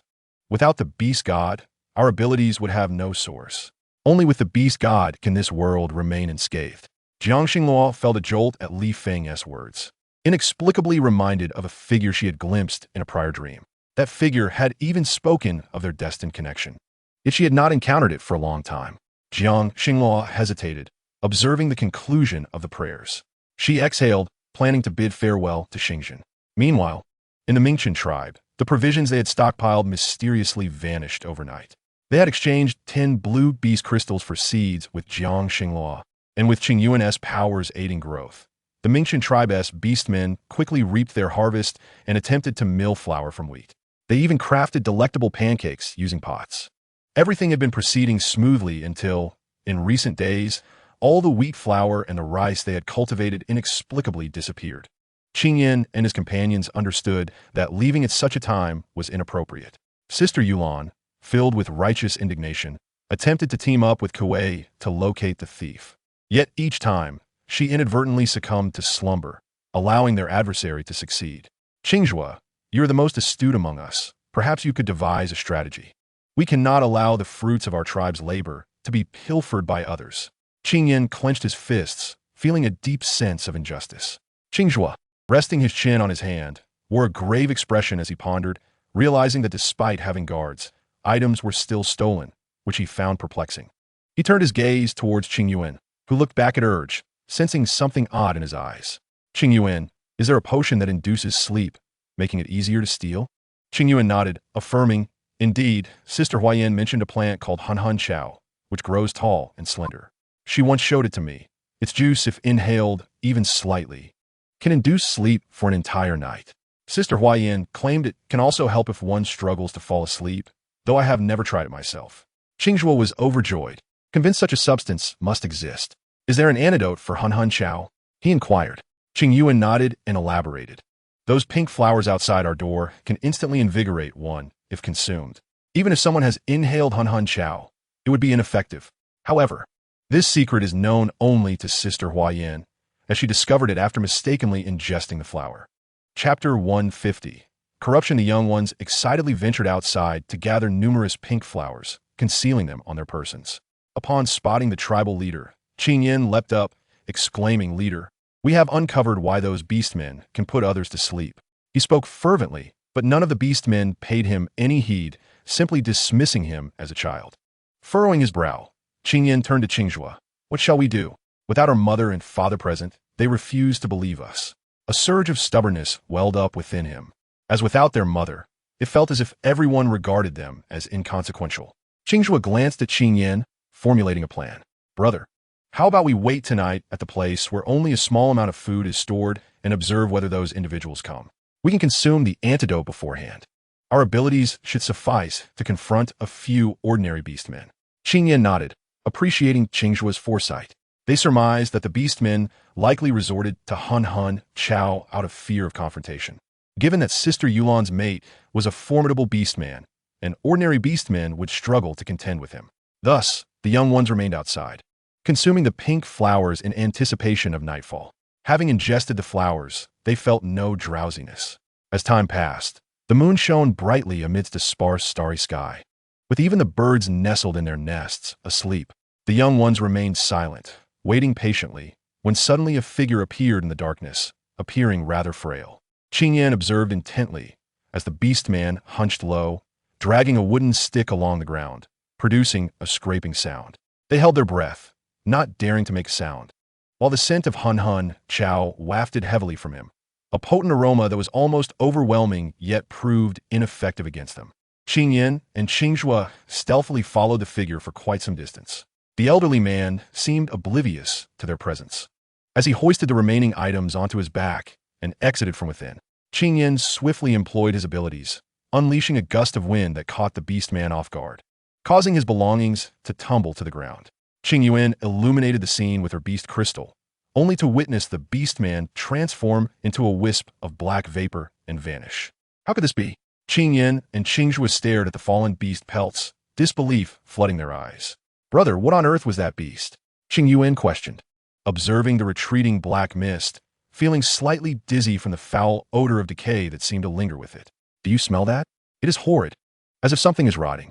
Xiao Lu, sensing her master's discomfort, spoke up. It is the scent of corruption, Qingyan. That beast was an illusion created by corrupt energy. Qingyan and the other young ones stared at the talking crystal with astonishment, quickly gathering around. They summoned their own power crystals, with only Qinglan lacking such abilities. So she stayed close to Qingyuan, observing Xiao Lu intently. Xiao Qinglan, you possess powers as well, but they require you to concentrate your strength for activation. Your abilities are of the psychic type, specifically for manipulating objects and controlling their movement directly. Xiao Lu could sense the latent power within each of the young ones, having shared a womb with Qingyuan and growing alongside them. Psychic abilities? Let me give it a try, Qinglan responded eagerly. Xiao Lu encouraged her, and upon hearing Qinglan's resolve, the others watched with anticipation as she focused her energy. Qinglan directed her gaze towards a bag of food, attempting to lift it. To her delight, the bag indeed began to move on its own. Excited, she strove to maintain control and return it to its original place, which it did swiftly. A white power crystal materialized in Xinglan's palm, and her eyes sparkled with joy, marveling at her newfound abilities. Qing Yuan smiled at the crystal in Xinglan's hand, casting an admiring glance at Xiao Lu. Xiao Lu, how did you know all this? I had no inkling. Xinglan expressed her gratitude towards the little green crystal, which replied, Oh, I spent so much time in your mother's womb. How could I not know?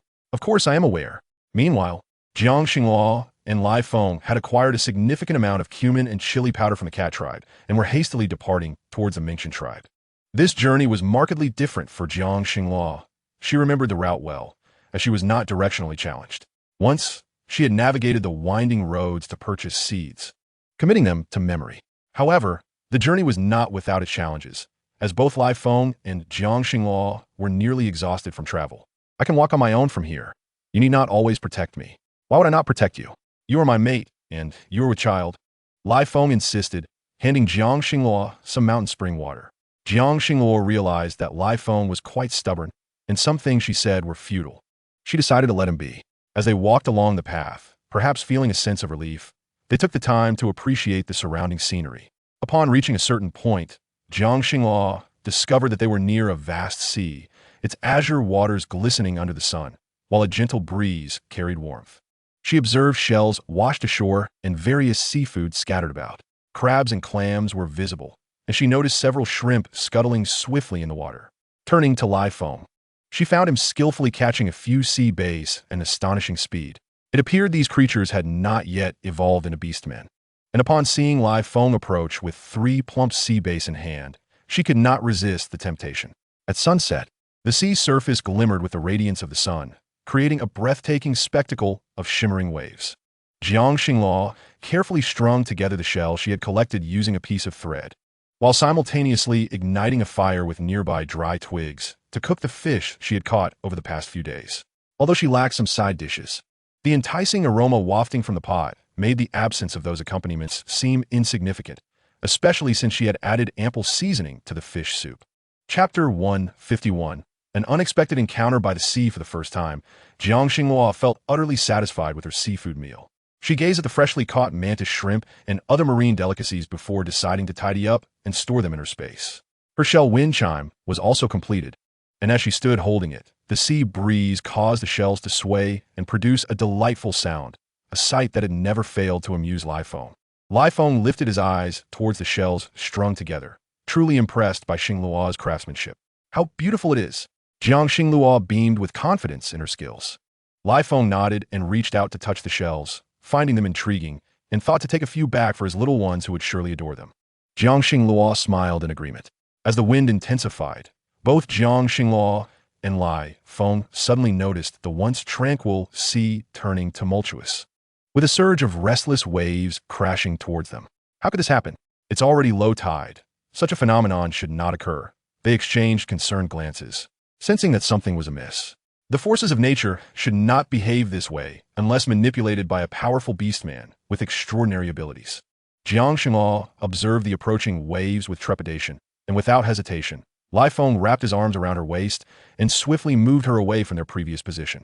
The waves churned, seemingly possessing a will of their own, suddenly altering their direction of attack.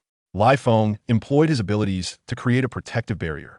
Realizing they could no longer linger by the sea and must depart swiftly, Lai Feng, let us head inland, Jiang Xinghua urged. Lai Feng complied, sprinting with her in his arms, but despite his barrier holding firm, the waves continued to surge from other directions. Within moments, powerful waves converged upon them from all sides. Even with their efforts to escape, it was a daunting task. Lai Feng carried Jiang Xinghua on his back, running at full speed, yet his beastly powers were not speed-oriented. As the waves approached, Jiang Xinghua was overwhelmed by a nauseating stench, completely different from the scent of the sea. Being pregnant heightened her sensitivity, and the repulsive odor sent her stomach churning. You shall not escape. A deep voice emerged from the waves.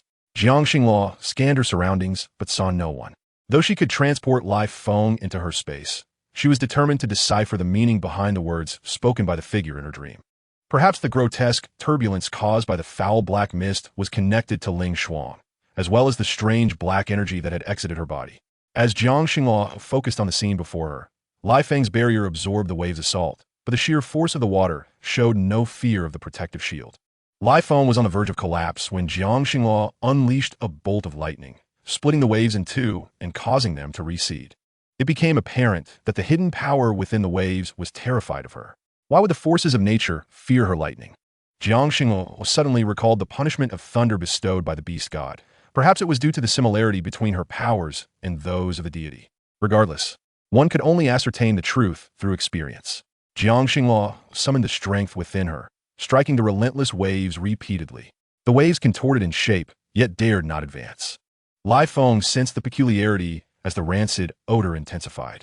The once azure waves transformed into a crimson sea, red liquids swirling around them, an image Lai Feng had never encountered. Jiang Xinghua, too, felt that everything before her had suddenly spiraled into chaos. Was this truly the seaside, or a fabricated illusion? Uncertain, Jiang Xinghua concentrated all her energy, drenched in cold sweat, while Lai Feng sensed that her crystal was malfunctioning again. The waves seemed to sense her vulnerability, and the gusts whipped up the red waves once more.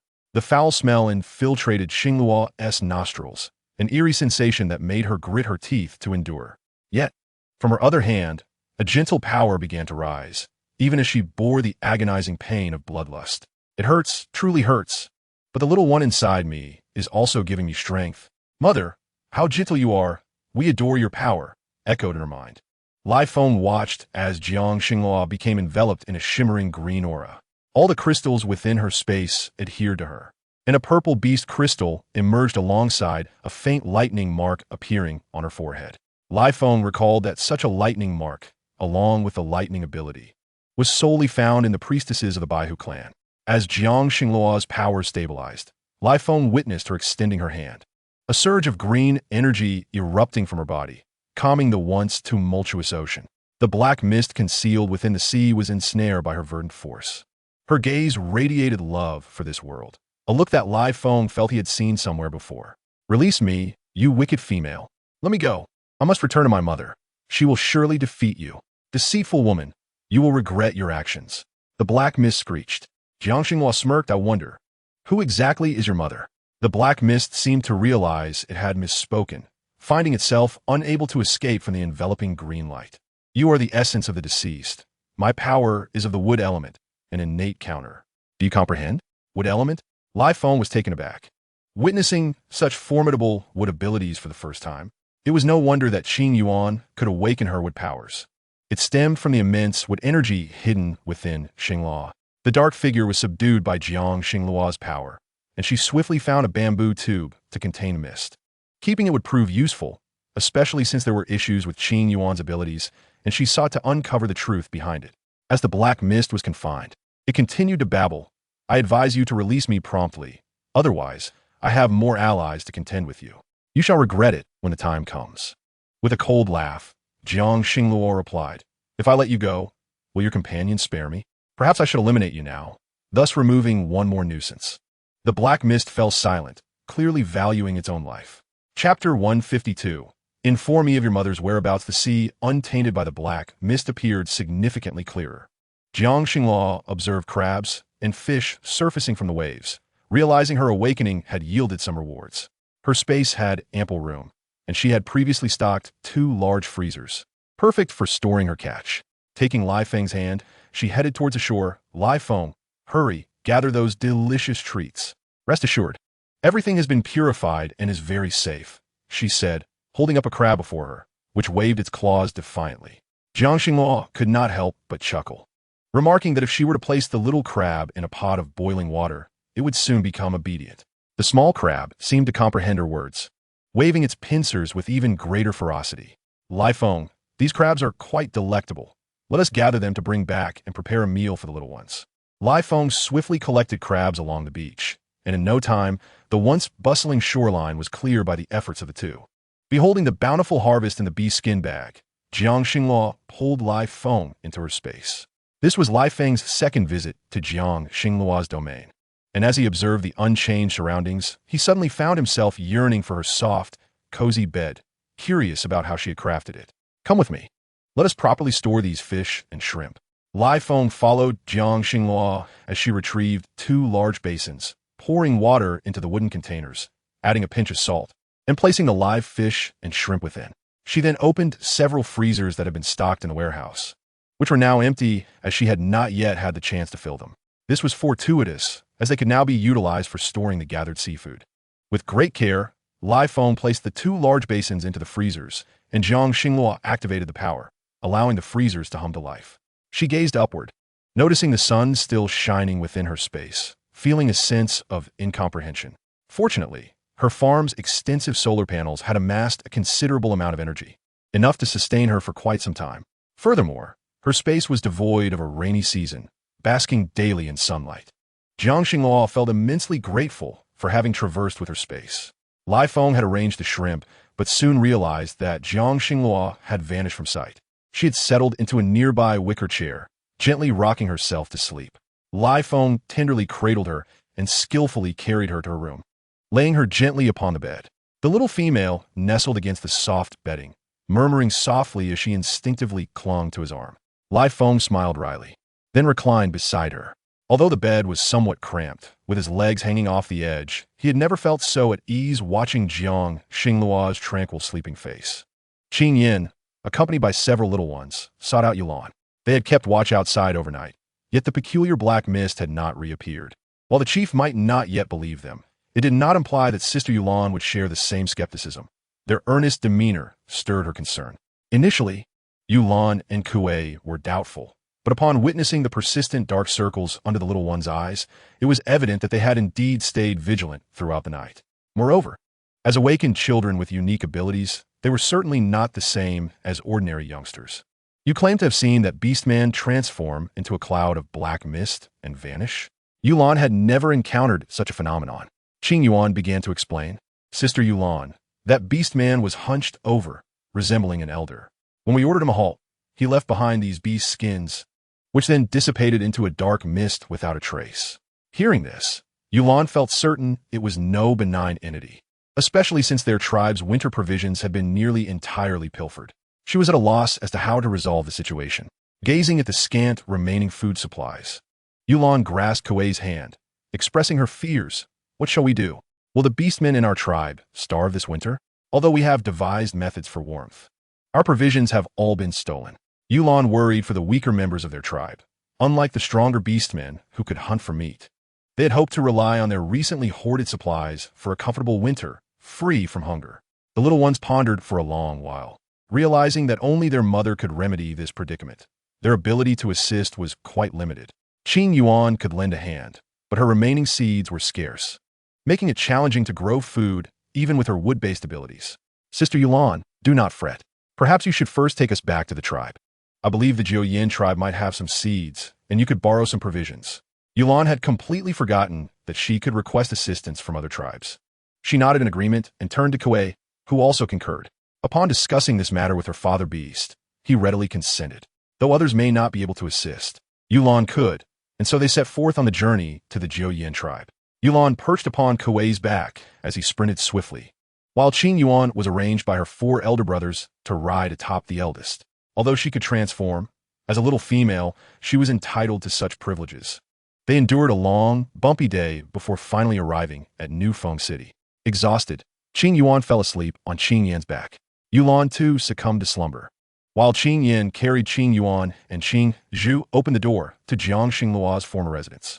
A waft of wooden fragrance rushed out, and fortunately, they had not been gone long enough for it to become overly dirty.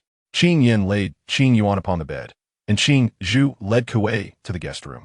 The group returned quietly, but the following day, when Qing Yan opened the door, he was met with the furious countenance of Yu Jian standing before them.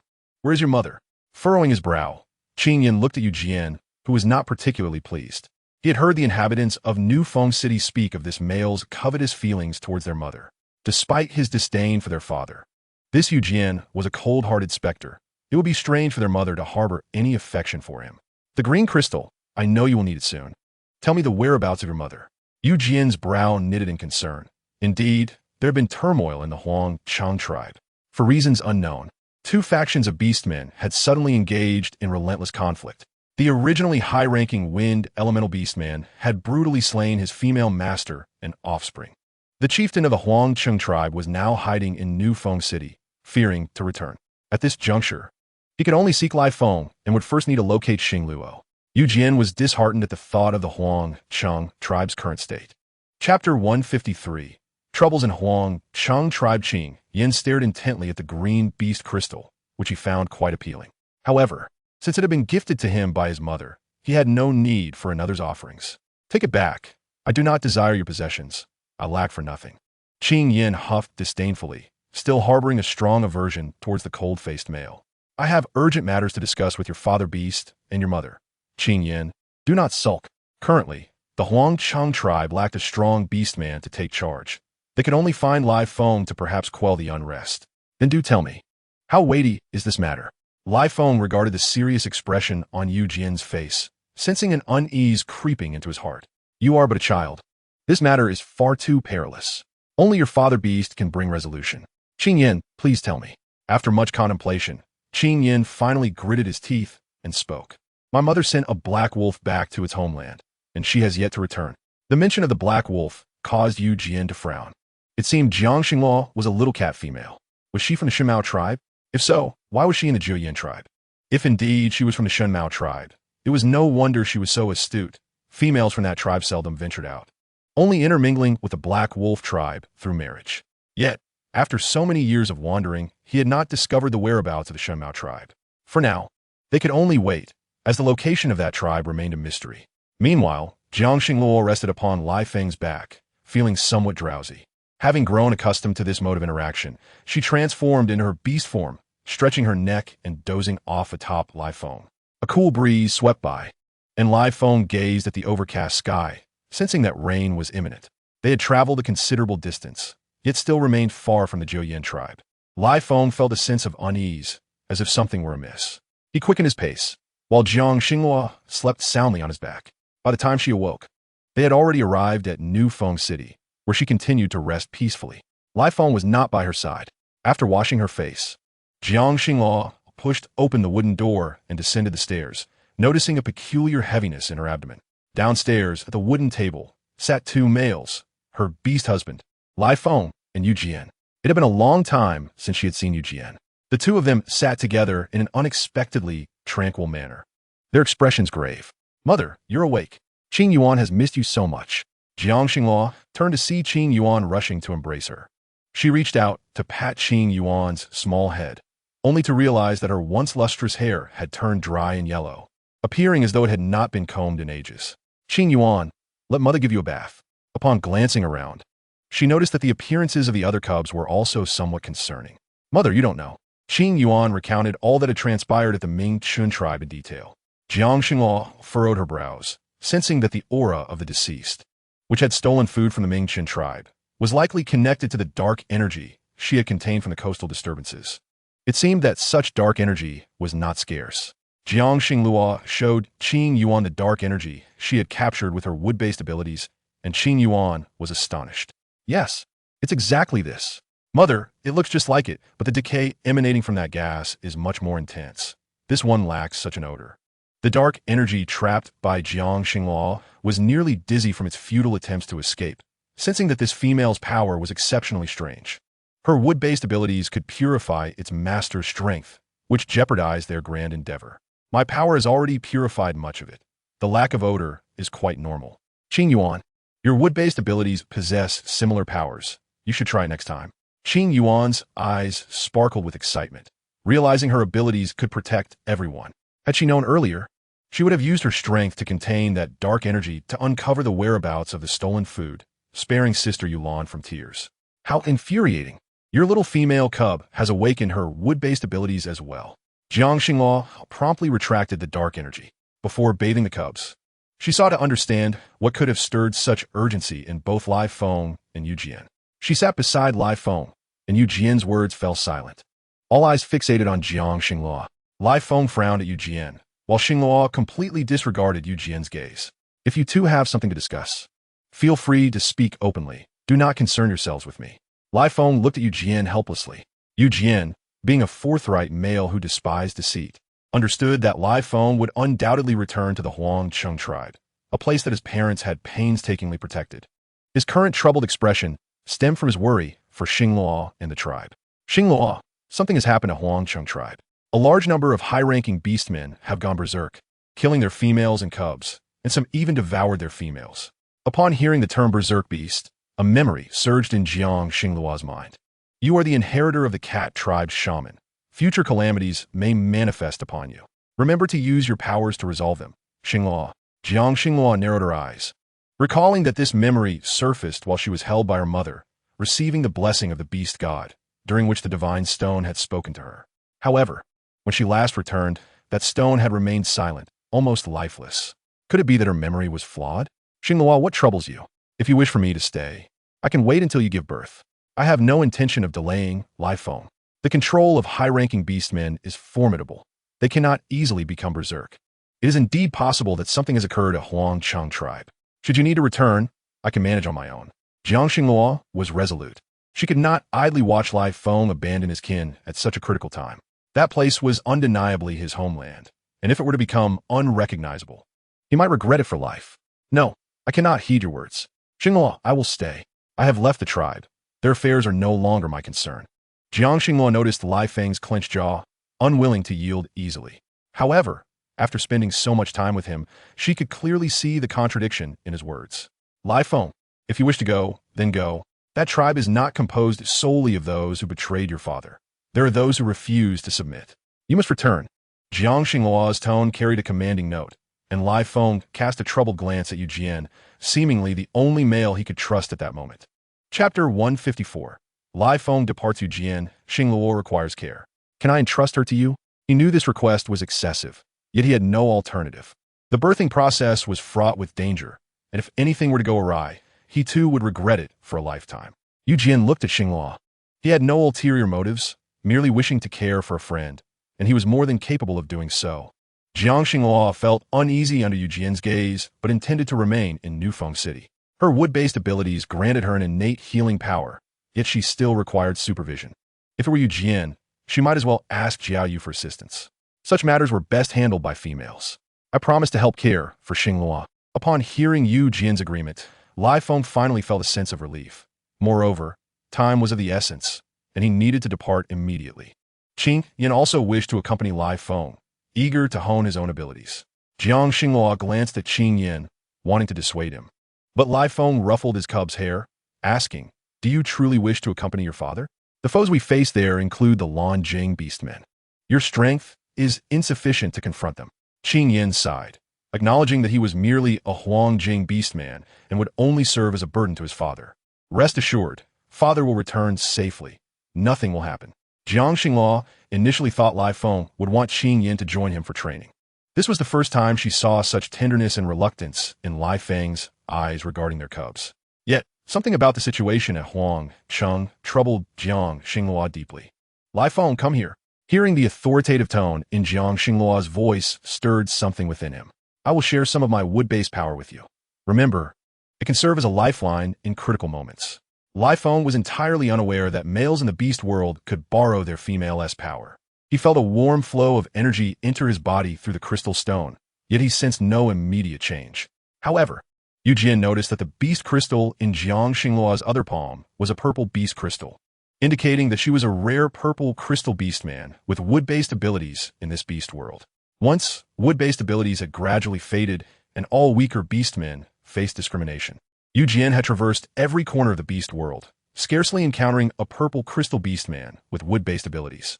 Even when he occasionally met a few, they were typically shamans capable of using simple herbs to treat wounds. Yet, wood-based beastmen possessed not only the knowledge of herbs, but also innate healing abilities that could save the lives of an entire city's worth of beastmen. What's more, a purple crystal beastman with wood-based abilities was an extraordinary rarity.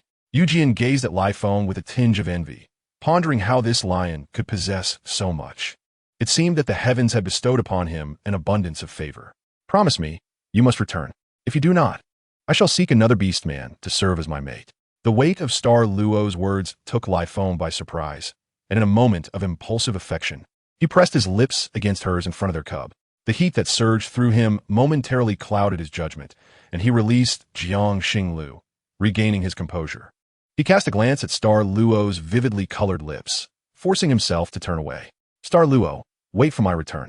Eugen suddenly found himself wishing for his absence. However, he understood that even if Lai Feng did not return, Star Luo would not easily accept another male as her mate. Eugen quietly observed Jiang Xinglu, yearning to comprehend the nature of Star Luo's powers rather than dwell on the complexities of unformed feelings. Star Luo, is your wood-based ability known only to Lai Feng and the cubs? Jiang Xinglu nodded, surprised that her wood-based power had awakened into a form of a purple crystal beastman. Remaining in Nufeng City, it will protect you. Your powers, along with Qingyuan's, are so rare in this beast world. Do not let others discover your strength. The very same sentiments have been echoed by Sun Ran during her time in the Jian tribe, where Lin Feng's cub was also born with wood-based abilities. Senran's power stemmed from his awakened wood-based abilities, which possessed gentle healing qualities, while that cub's strength was a gift from Qingyuan. I know what you are about to say. The cub from Jian tribe has already awakened to a red crystal, and Senran's crystal is green. A smile graced Jiang Xinglu's face. Is that truly the case? Are there other beastmen in the tribe who have awakened their powers? She cherished the kindness she received from the Jian tribe and would forever remember it, for that tribe asked for nothing in return and shared in both hardships and joys, akin to a family in her heart. She only wished for her family to thrive. Huayan had given birth to cubs, and several of them had awakened water-based abilities. Jiang Xinglu felt a stirring in her heart, recognizing the former fragility of the Jian tribe. Now, everything had changed, bringing her a measure of solace. However, Star Luo, wood-based abilities reaching the level of purple crystal are exceedingly rare in this world. Even the weaker beastmen who awakened wood abilities only achieved blue crystal status. So this is indeed different. Jiang Xinglu regarded Eugen earnestly. Wood-based abilities are the essence of life. Only the legendary beast deity, revered by all beasts, possesses such purple crystal powers. Jiang Xinglu's eyes widened with disbelief. How can this be? I am no beast deity. I merely awakened this power by chance. Your maternal lineage is not an ordinary cat tribe, but the divine cat tribe. The black wolf tribe and the divine cat tribe are intertwined. Yet outsiders cannot trace the whereabouts of these two tribes, as they are messengers imbued with divinity. Jiang Xinglu stared blankly at Eugen, gradually understanding why the original host could not find her way home. It was not merely her lack of direction, but an inability to return at all. Xingjin and Monin are indeed cunning. Star Luo, during Liefeng's absence, I will safeguard you. I do not aspire to be your mate, but your power has the potential to stabilize the entire world. You must not encounter any misfortune. Jiang Xinglu gazed at the power within her palm, furrowing her brow as she withdrew the beast crystal. A lightning-based ability was already sufficient to draw attention, and Eugen was right. While wood-based abilities were essential for survival, such pure and natural power could also attract calamities. I understand. Sister Star Luo, you're back. I am utterly exhausted. But Nufeng City can only spare a limited amount of food for us, and our tribe is so large. How shall we endure this cold season? Chapter 155. Star Luo, you have returned. Yulan stepped into the room and poured herself a generous amount of water.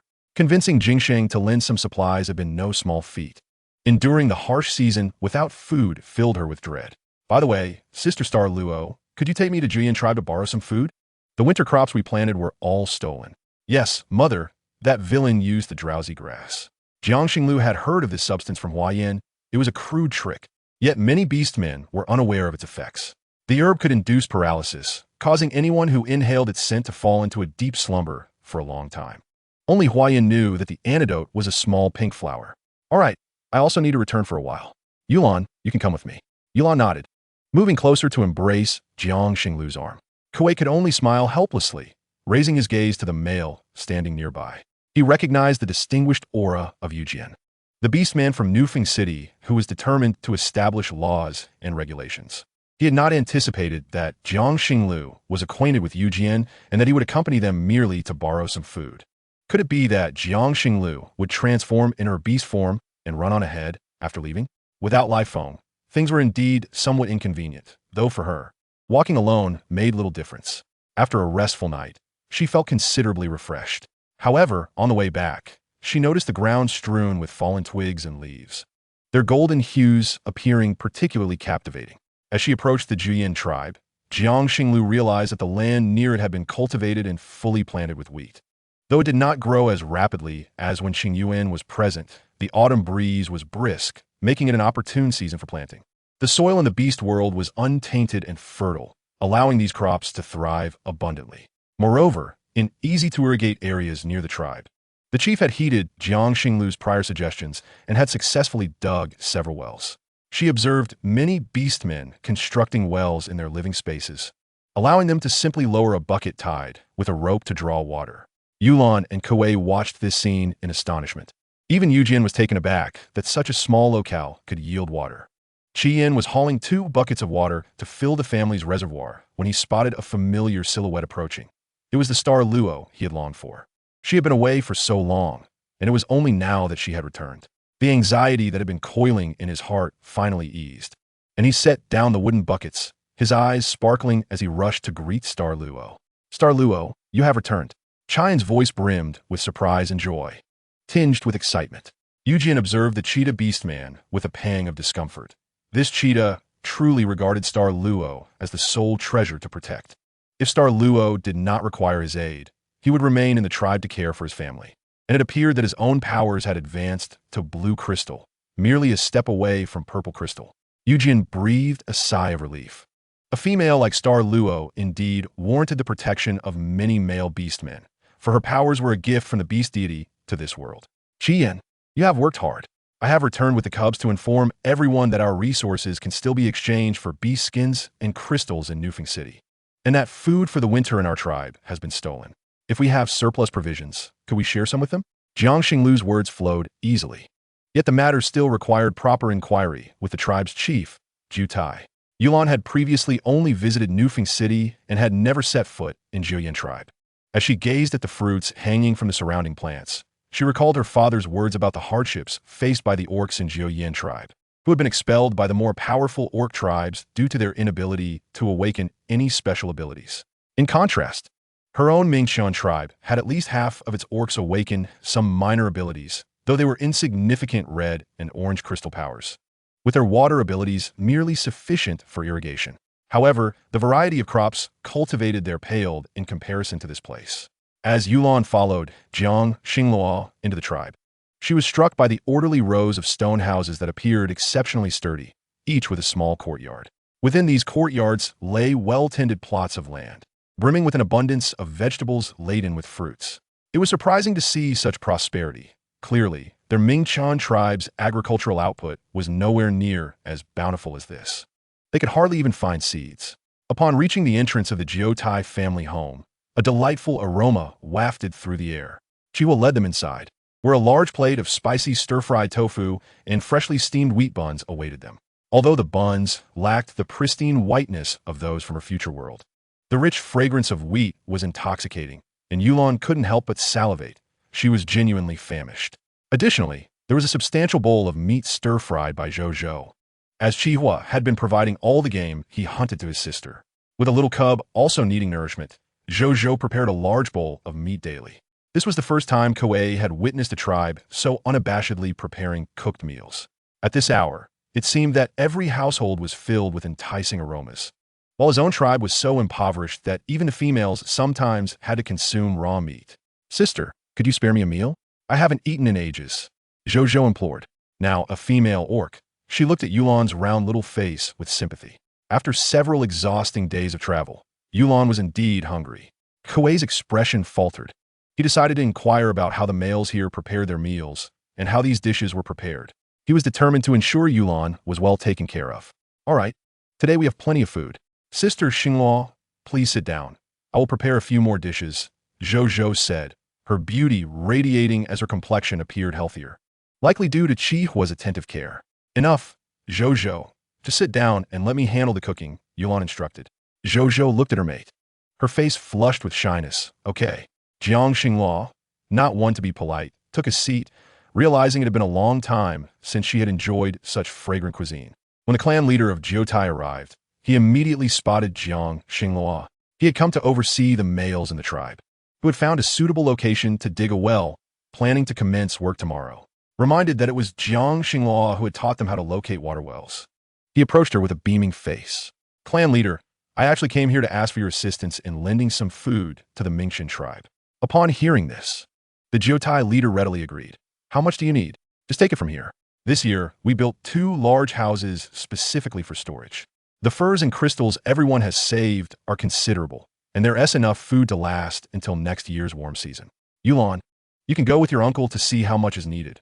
I will arrange for the strongest males in the tribe to accompany you to deliver the food. The Jiotai leader was unconcerned about the minor food supply. This tribe was blessed with abundant resources. Yulon did not expect that, even as winter approached. There were tribes that did not care about the quantity of food. Was this reasonable? Their tribe was indeed fortunate, but both Yulon and Kuei were not naive. They could see that Jiuyin tribe was faring better than Nufeng City.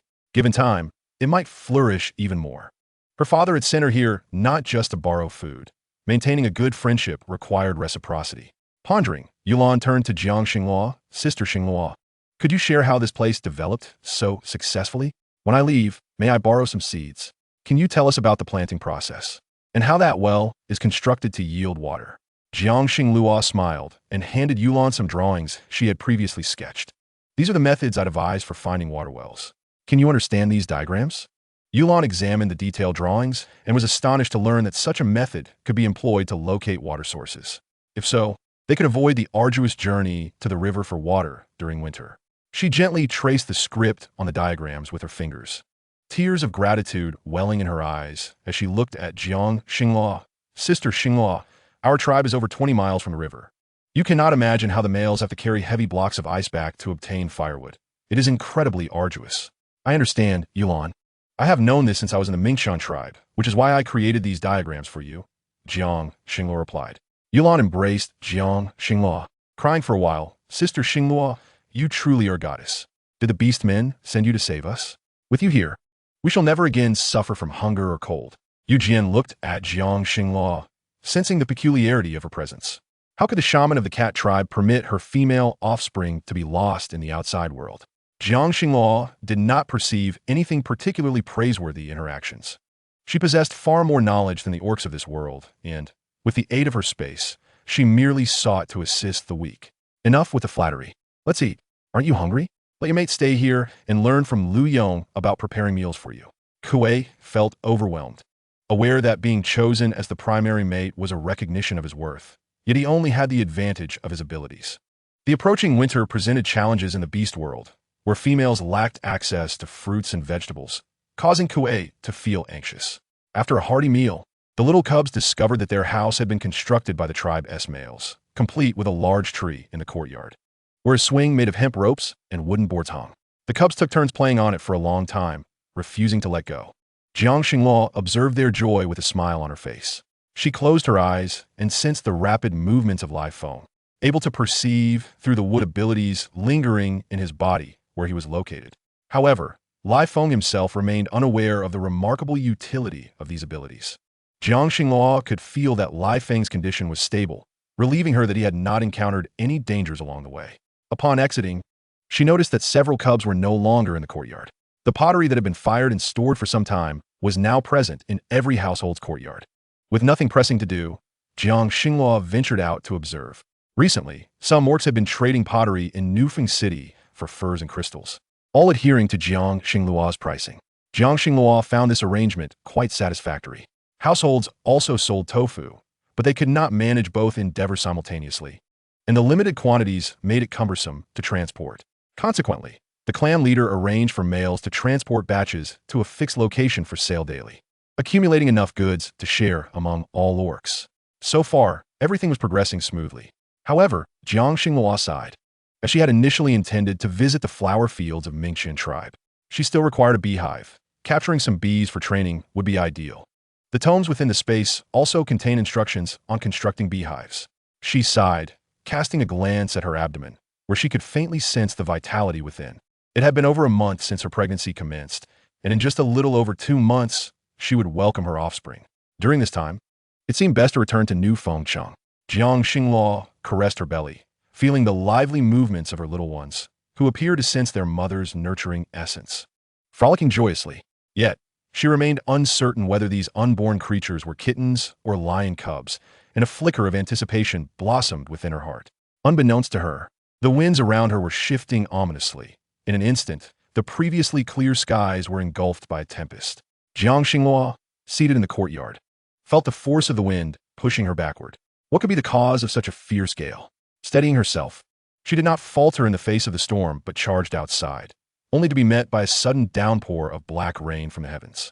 The rain bore a putrid scent, falling to the ground and ensuring that the Jiu-Yin tribe would be rendered barren, all their hard-won achievements doomed to ruin. She raised her gaze to the sky. Such ominous rain could only be countered by her wood-based abilities. She conjured a formidable green barrier, sturdy enough to withstand the relentless assault of the black raindrops, which fell silently. However, she could sense the corrosive power of the rain was alarmingly potent, rendering her barrier insufficient for long-term protection. Determined to uncover the truth behind this phenomenon, she ventured forth, with Yu Jian and Qi Yin following closely. As the drops of black rain struck them, the leather of their garments was swiftly eroded. Chapter 157. The Father Beast of Duyu. What could possibly explain such overwhelming corrosiveness?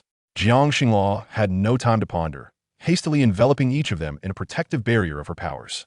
She summoned her ability crystal, releasing a gentle flow of wood energy towards the heavens. Meanwhile, a male beast man behind her continued to wield his powers with a vacant expression. A closer inspection would reveal he possessed no pupils, only hollow whites, while his lower half was that of a fish's tail, his gray hair flowing beautifully in the wind, exuding an aura of despair. Jiang Xinghua's wood energy had been extensively utilized, merely dispersing a singular dark cloud, only for another to coalesce above. She landed, feeling the depletion of her strength to purify further. She sensed this was not merely a corrupt gas. It stemmed from a beast man wielding formidable abilities. Water-based powers could easily conjure dark clouds in the sky. Who possessed such formidable water abilities? Jiang Xinghua could not fathom why someone would wish to destroy the Jiu-Yin tribe. The beastmen of the tribe had always been amicable and unlikely to commit any nefarious acts. Why was there someone who could not leave them be? Xinghua, are you alright? Why is this rain so corrosive? The trees in this area. Jiang Xinghua gritted her teeth, searching for the source of the water-based powers when Diyu suddenly emerged from the tribe, draped in sheer garments, his face etched with deep sorrow. Jiang Xinghua quickly enveloped him in a layer of wood energy for protection. Diyu clearly observed the ominous black clouds above. No, how could this be? Father Beast, why would you wield such powers? Upon hearing Duyu's anguished cry, Jiang Xinghua glanced up at the increasingly menacing clouds, which seemed to threaten to descend upon them, instilling fear in all who beheld it. Was he intent on annihilating everything here? Xinghua, we cannot remain here. Come with me. I know where he is hiding. Duyu could feel that this was indeed the power of his father beast, yet his father had been slain by their kin. How could he possibly be here? Confusion enveloped him as he sensed the strangeness of the entire situation. He could not allow his father beast's remains to be so desecrated. His father was the guardian of the sea clan's king, not a mere pawn to be manipulated. Garing Jean Xangluo du YU ascendait d'Arige. Gradually approaching the summit, where they beheld the silhouette of a merman. His fish tail lay rigid on the mountainside, devoid of any movement, yet continuously exuding energy. Father Beast. Duyu reached out, touching his cold arm, but Qinji instantly recoiled, his tail striking Duyu's face. It dawned upon him that this body was no longer his father beast. The absence of pupils indicated that he had become a puppet, awakened and manipulated for his powers. Reluctant to confront his father, Diyu hesitated, but Qinji showed no signs of recognition, attacking ruthlessly without mercy. Diyu retreated step by step, while Jiang Xinghua positioned herself behind him. Remember, he is not your father beast. You need not hold back. The king of the merfolk would not wish for his body to be used in such a manner. Jiang Xinghua drew forth her whip, a surge of electric power coursing through it, but the lifeless body merely scoffed and turned to flee, leaving Jiang Xinghua no time to pursue. The surrounding black clouds dissipated in an instant.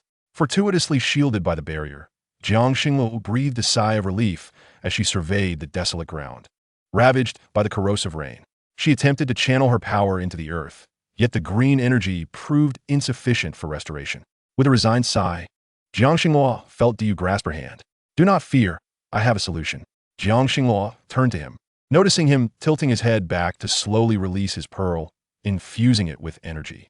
A warm current of water began to spread, and the once lifeless land seemed to revive in an instant, as Jiang Xinghua's wood abilities urged the plants back to life. Yet being late autumn, this revival could not endure for long. Duyu gradually swallowed the pearl again, unbeknownst to him that this moment was being observed by hidden eyes. Duyu, is it? It is no wonder you are Qin Ji's son. Such power is indeed remarkable.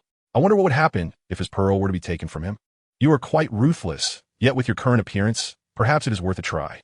A swirling mass of dark energy spoke to a strikingly beautiful female, adorned with a bell hanging from a black string around her neck. Her fiery red hair set her apart from Jiang Xingluo's beauty, yet they were both captivating in their own right. A small black mole beneath her eye added to her allure. That wretched woman, carrying offspring within her. She seethed, casting a venomous glare at the blissful Jiang Xingluo. It was this very female's appearance that had led to her downfall, and she could not bear to witness Jiang Xingluo's happiness persist. However, dealing with her was no simple task. The timing was not yet right. If only all the males surrounding her were eliminated, would she not become easier to handle? The female's laughter echoed. You are correct. If we can obliterate her existence, waiting a bit longer would be of no consequence. Jiang Xingluo sensed an ominous presence surrounding her, accompanied by a nauseating stench of decay that made her stomach churn. Observing her pallid complexion, Du Yu's eyes filled with concern. Are you unwell? Should I carry you? Without allowing her to refuse, he squatted before Jiang Xingluo and lifted her onto his back. It felt as though all her strength had been sapped away, leaving her unable to resist. Even if she wished to, Qi Yin and Yu Jian stood at a distance, watching as Jiang Xingluo succumbed to slumber on Du Yu's back, their gazes filled with envy and jealousy towards him. He indeed knows how to curry favor in front of Xingluo. Du Yu harbored no ulterior motives. This predicament arose solely due to his paternal beast. Fortunately, he was present, for had he not been, Xingluo, who was with child, would have faced dire consequences, and he would bear the blame. Qi Yin and Yu Jian were completely oblivious to the unfolding events, merely watching silently from the sidelines. Xingluo was escorted to her abode, where she nestled by her bed and fell into a deep slumber. As Yu Jian observed Du Yue about to depart after laying Xingluo down, he directly intercepted him, demanding to know the truth behind that ominous black rain. Chapter 158. Du Yue and Yu Jian's past acquaintance Du Yue was taken aback by the appearance of a white eagle beastman. It seemed that this beastman had witnessed the recent occurrences. With tears glistening in his eyes, he declared, I'm the male offspring of the Haizu Jiao Wan. You must know about Qin Ji. The immense combat prowess of Qin Ji was well known throughout the beastman tribes on land. However, despite his formidable strength, Qin Ji never caused turmoil. The Haizu were benevolent, and in times past, there were females who willingly chose a Jiao as their mate. It could be said that all the beauty of that era flourished under Qin Ji's reign over the seas. He was also the ruler Yu Jian admired the most.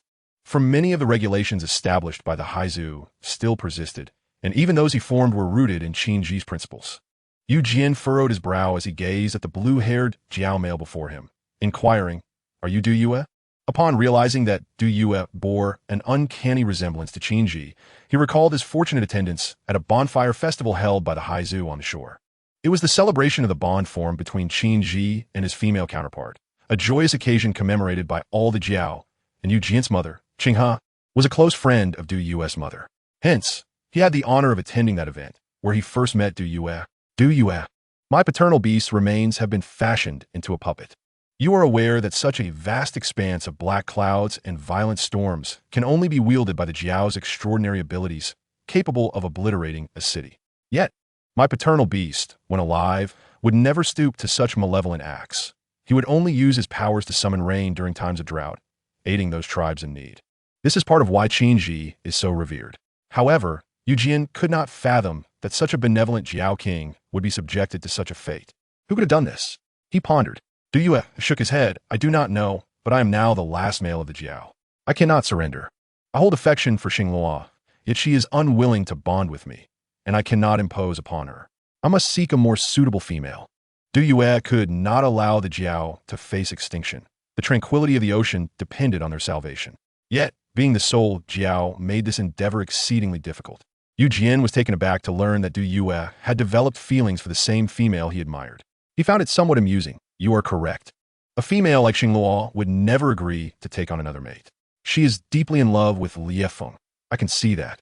Du Yue recalled that detestable lion, merely a beast from the Huangqing tribe, yet he was an awakened beast man with a rare purple crystal ability, alongside an even rarer psychic ability. It was entirely reasonable for Xingluo to be enamored with him. Du Yue cast his gaze downward. resenting why Xingluo was so intent on having a single mate. He felt unwilling to accept this reality. He could endure Liefeng, provided Xingluo was willing to bear him a litter of offspring. He would protect her with all he had. Yet he thought, what was the use of dwelling on such futile matters? Since Xingluo preferred not to have multiple mates, she had her reasons, just as Du Yue had his aspirations. Yu Jian noticed the dejection in Du Yue's eyes and sighed. Do not appear too often. You're already being pursued by the Haizu. And now your paternal beast has been transformed into a puppet. I fear they may be after you. You know that all things Jiao are highly coveted. Having endured much, Yu Jian might not know the identity of the assailant, but he could sense their intentions. Within the Jiuyin tribe, only Jiang Xingluo remained. Yet she had few enemies, leaving Yu Jian puzzled over who could be responsible. Meanwhile, Xingluo, lost in slumber, once again beheld the shadow of someone she had not seen in ages. You see, I've already told you, she truly possesses a heroine's aura. Have you underestimated her? This world has been purposefully altered. You must rectify it, Xingluo. Moreover, you must understand that you have merely returned. You have always been a beast man of this world. From the very beginning, whether as Jiang Xingluo or Xingluo, you are one and the same. There is no other. Images cascaded through Jiang Xingluo's mind, portraying her life from birth until she encountered Liefeng. However, during that time, her soul was incomplete. A part of it had been extracted and raised in another realm, quietly growing on a farm. How could this be? I have never experienced any of this, she protested. Jiang Xingluo observed the image of a young female cub nestled in the embrace of Xingjin, laughing joyously. While her parents had perished in an accident during her early years, Jiang Xingluo frowned, still unwilling to accept this reality. Your disbelief is inconsequential. One day you will comprehend everything, Xingluo. Take care of your offspring and be wary of the beast man orchestrating all this behind the scenes. Currently, confronting them is no simple task. Jiang Xingluo was perplexed. Why? If this person knew the identity of the adversary, would they not divulge it? What purpose did it serve to keep her in suspense? Upon awakening, Jiang Xingluo heard a commotion outside her door. Stretching her limbs, she felt significantly more at ease. Though the memories of her dream from the previous night had nearly faded, she frowned, wondering why she had forgotten everything. This had never happened before. Mother, you are awake. Today, the patriarch sent over an abundance of food, including several dishes, for you to take along when you visit Nufeng City, Qinglan gently explained. Currently, you are the only cub at home, as Qing Yin and Qing Zhua have taken Qing Yao to gather herbs nearby. With the cold season approaching, Hua Yin needed to prepare numerous remedies to prevent illness, as every year, a chilling wave would claim the lives of many beastmen. She wished to prevent any casualties within the tribe, for as the tribe's shaman, she bore the responsibility of providing medicinal supplies. Jiang Xingluo listened as Qinglan clarified matters, and then added, Mother, Qing Yuan has accompanied Sister Hua Yin to prepare medicine. You have no idea how remarkable Qing Yuan is. She concocts medicines with astonishing speed and can identify many just by scent. Her memory is truly impressive. Jiang Xingluo felt a fragment of memory resurface. It seemed she had also discerned numerous herbs alongside Xingjin in her childhood, but she could not recall their uses. She only remembered that her mother had a penchant for cultivating flowers and plants, claiming they were medicinal herbs with significant healing effects for the tribe's beastmen. Mother, Qinglan observed Jiang Xingluo lost in thought as she scrutinized a medicinal herb for an extended period. It seemed she was contemplating something. After smelling the herb, Qinglan finally spoke. This herb can clear heat and detoxify. It seems to be called Matitsao. Jiang Xingluo regarded the Matitsao before her, recalling that the Shenmao tribe possessed a considerable amount of it, and it could also be used to treat sprains. Chapter 159. You may seek Shizhou. The images in Jiang Xingluo's mind grew increasingly vivid, as if those memories were indeed her own experiences. She recalled the strange voice she had heard in her dreams, repeatedly questioning whether a person could truly be split in two. However, if she could traverse from another dimension into the beast world, perhaps this was not as impossible as it seemed. Mati Tsao is invaluable. It can treat sprains, and the tribe is in need of it. Jiang Xingluo gazed at the silhouette of Qing Yuan, as her childhood memories began to overlap little by little. She once experienced everything in a similar manner. By the way, Mother, if you return to New Fengcheng, please take the brothers with you. I wish to remain in the tribe to continue learning about herb identification. Jiang Xingluo nodded, watching her little female cub eagerly pulling weeds in the courtyard, and felt a deep sense of contentment. However, As she rubbed her eyes to ensure she was not mistaken, she noticed with surprise that Qing Yuan's favorability had indeed increased, from a mere 1 to now 3. When had this change occurred without her noticing? Nevertheless, it was ultimately a good thing. Yet, she still recalled the matter concerning Qin Ji. Jiang Xinghua lifted her gaze to the sky, her heart tinged with uncertainty. She pondered the existence of beast gods in this world. If they existed, why would they permit the presence of creatures capable of corpse refining in this primitive realm? Conversely, if there were no beast gods, then there had been Shizhou, who could even convey messages from the beast gods. The name Shizhou echoed in Jiang Xinglua's mind, accompanied by a persistent buzzing sound. Upon noticing Jiang Xinghua swaying unsteadily as she stood, Qin Yuan hurried over to support her, fearing that her mother might fall. Jiang Xinghua was assisted to the bed by Qin Yuan, who used her unique abilities to help her mother drift into slumber. Mother has simply been too exhausted these days. Do not worry, Qin Yuan. Xiao Lu observed the worry in Qin Yuan's eyes and sensed her unstable emotions. Xiao Lu, with the father beast absent, I truly fear that the impending black rain is directed at mother. Xiao Lu gazed at Qin Yuan and realized that this smallest cub was no less capable than Qin Zhua. Do not fret. With Yu Jian and do you hear? Along with Qi Yin, nothing will happen. Qin Yuan sat by the bed, utilizing her wood-based abilities to sense her sibling's strength. They were all safe, and mother was merely fatigued. She sighed in relief, recalling how she had assisted Sister Hua Yin with medicine preparations in recent days. The black rain had only just fallen, causing harm to many beastmen. Some even suffered from skin rot, with large portions of flesh torn away. Qin Yuan had witnessed much in recent days, and her mood had grown heavy. Feeling the warmth of her mother's power, she nestled close to Jiang Xinghua and peacefully fell asleep. Yu Jian and Du were nearby, having hunted a wild bull. Yu Jian extended his beast claw and skillfully skinned the entire animal, revealing the tender meat within. While Du watched with interest as he carefully prepared the beef from the bones. Where's her beast husband? She is with child. Why has that lion left her? Du's tone bore hints of disdain and jealousy. If that lion could not protect the little female, let him come to safeguard her. That insufferable little female always hesitated to accept other males, which put him in a difficult position. Trouble had arisen in the Huang Cheng tribe, as a large number of high-level beastmen had descended into madness, slaughtering precious females and cubs. Lai Feng, the son of the former leader of the Huang Cheng tribe, and a Zi Jing beastman, must return. Du glanced at Yu Jian, a surge of anger erupting from his chest, as a restless water ability transformed into a water blade aimed directly at Yu Jian's forehead. Fool, have you lost your mind? Why would you tell him? Do you not realize how dangerous it is for the little female to be left here alone? Can you not see her uniqueness? Moreover, she is only willing to acknowledge that foolish lion. Even if she were to choose another, it would be 1,000 times better than the current situation. However, he is a male of the Huang Cheng tribe and bears the responsibility to protect it, just as you wish to protect the water tribe. Du prided himself on his composure, yet upon hearing Yu Jian's words, his anger remained unquenched. I myself, while he is he, aside from those 5 cubs, he also has the 3 cubs in Xinglua's womb. Do you not understand? Do you expect to take care of Xinglua and those unborn cubs for him? He certainly does not believe Yu Jian would be so benevolent. I will. I have already promised Lai Feng, and I will follow through. Du found it laughable. If you wish to resolve your father's matters, go seek Shizhou. Jiang Xinglua's belly was growing, and upon waking, she overheard the 2 outside discussing matters concerning her. She frowned at Du. He is the messenger of the beast gods and possesses much knowledge. Perhaps he could communicate with the beast gods for justice. Jiang Xinghua slowly sat up, looking at Du. She was acutely aware that Du was troubled by the matter of Qin Ji, yet he still worried for her, unwilling to leave. The black rain would come once and could return again. Du regarded Jean Xanglu. Little female, do not be overly confident. Your abilities remain limited, and your adversaries are formidable. I shall not depart at this time. After saying this, Du pushed open Jiang Xinglua's door and slowly made his way back to the designated area in the tribe, where a large wooden tub awaited him, filled with the salt water he required, for he could not be away from water for too long, lest he feel discomfort.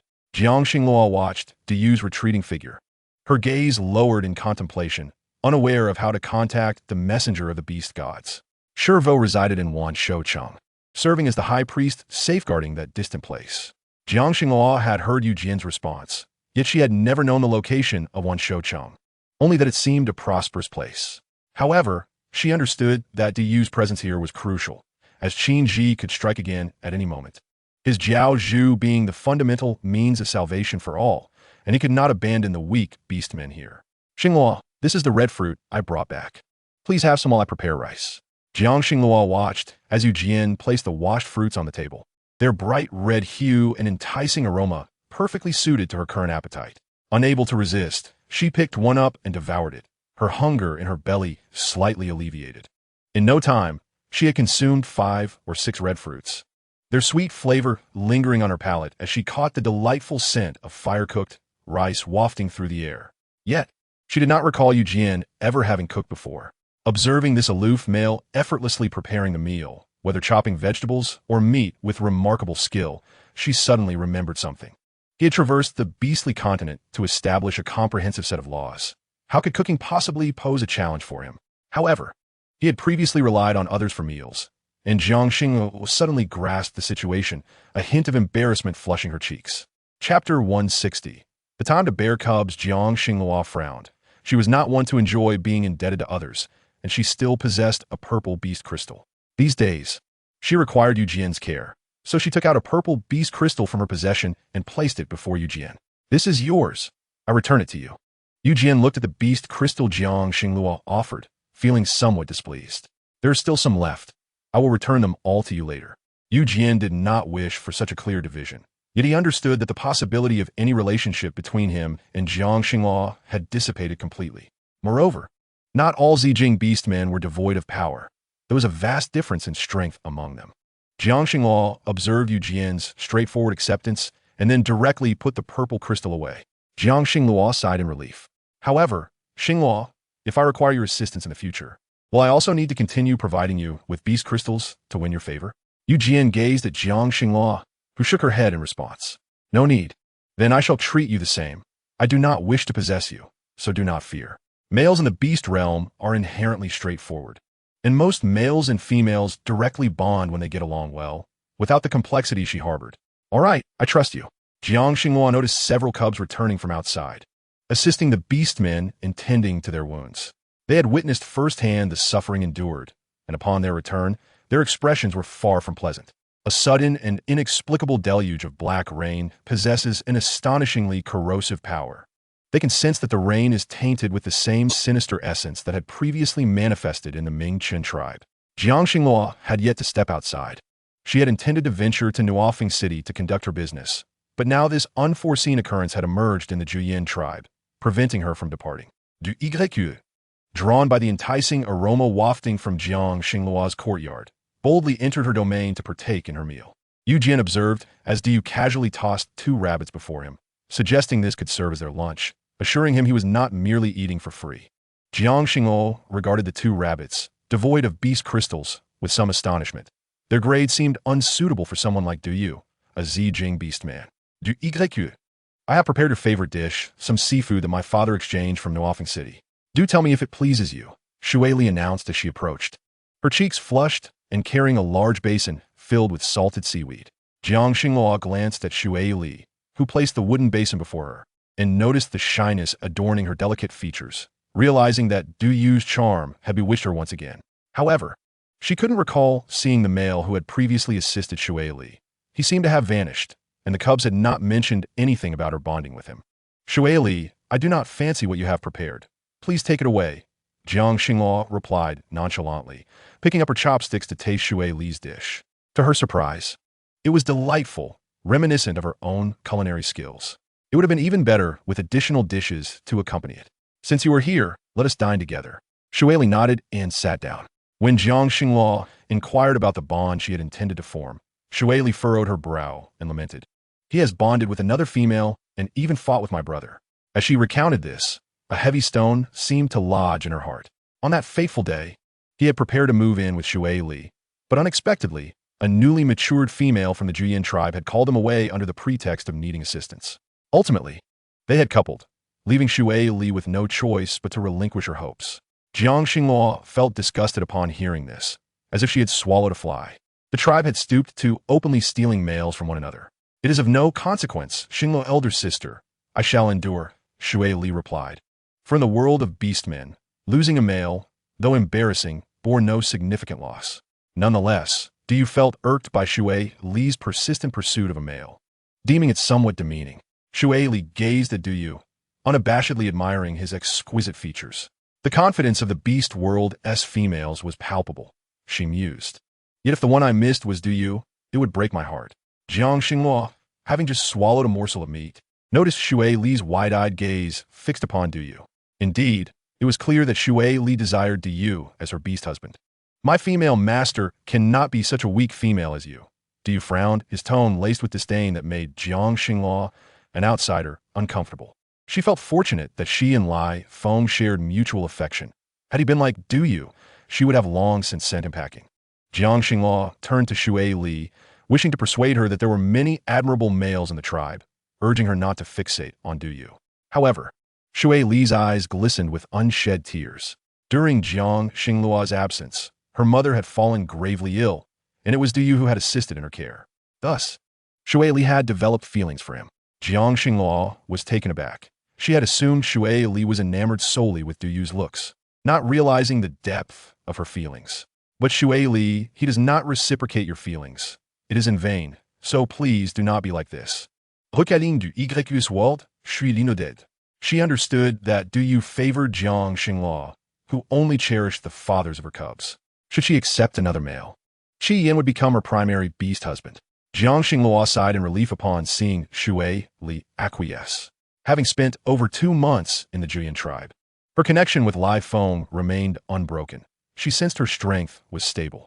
Could it be that the Huang Cheng tribe had returned to peace? Jiang Xinghua took a sip of water, eager to uncover the events that transpired in Huangcheng. A sudden contraction gripped her abdomen, causing her brow to furrow in distress. Gritting her teeth, she utilized her powers to stabilize her body. The pain gradually subsided, yet a lingering heaviness reminded her that today she would likely give birth. Qin Yuan and Qin Lan had remained by her side day and night, concerned that the arrival of her younger siblings would leave them unattended. The act of giving birth was fraught with peril. Qin Yuan, send your brother to fetch Hua Yin. I feel the time has come, Jiang Xinghua said, drenched in sweat as contractions intensified. Qin Lan transformed in her beast form and dashed outside, leaving Qin Yuan anxiously watching Jiang Xinghua. She placed a straw mat behind Jiang Xinghua, focusing on her breathing as she sensed a cub making its arduous journey into the world. Chapter 161. Time and Space Abilities of Shizhou. Hua Yin arrived swiftly, and upon hearing the cries within, she understood that Jiang Xinghua was in labor, immediately bringing in the prepared items. Yu Jian returned with the game he had caught, readying hot water.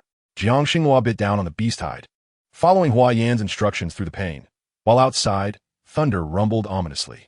The female controlling Qin Ji summoned him once more, declaring, Jiang Xinghua, females are most vulnerable during childbirth. I want you to witness your protector's decay before your very eyes. Qin Ji unleashed his powers into the sky, forming a mass of black clouds. The previously calm female transformed, unleashing a plume of black mist into the air. A noxious aura spread, heralding the arrival of the rain. Jiang Xinghua, hearing the thunderous roars, grew anxious and urged, Qin Lan, have Yu Jian check if it is the same black rain as before. Gritting her teeth, she persevered, bringing the first cub into the world with all her might. Yet this was not the end.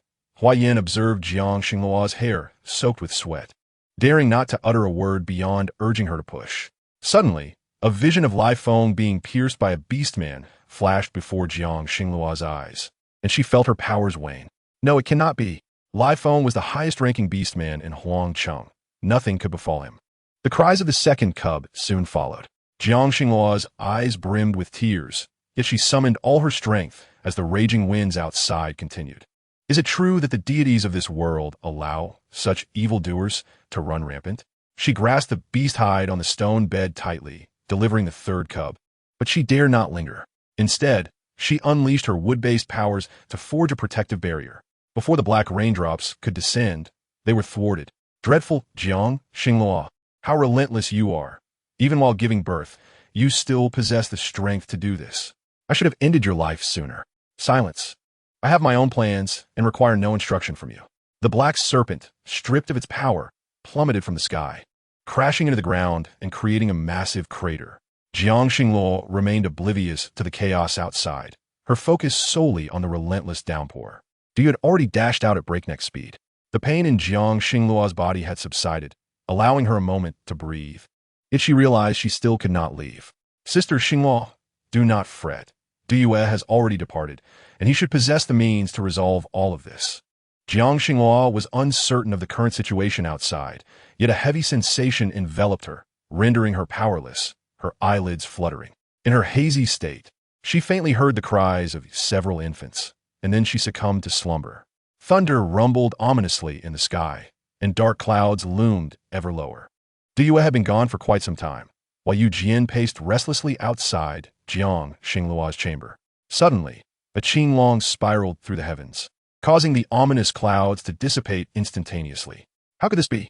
Haish gazed at the sky, gritting his teeth in disbelief as he witnessed the qinglong soaring away in the direction of Jiang Xingluo. Yu Jian beheld the descended qinglong, its long azure hair billowing, the beast god's messenger mark on its forehead serving as irrefutable proof. He was Shizhou, and his piercing gaze fell sharply upon Yu Jian, who felt a shiver run down his spine. Shizhou furrowed his brow at the male before him, his gaze sweeping the surroundings, the fury in his eyes intensifying. Where was Xingluo's beast husband? Had she not retrieved that lion? Why was he absent? Yu Jian was perplexed. Shizhou appeared to harbor significant concern for Xingluo, and he found this puzzling, as it seemed they shared a past acquaintance.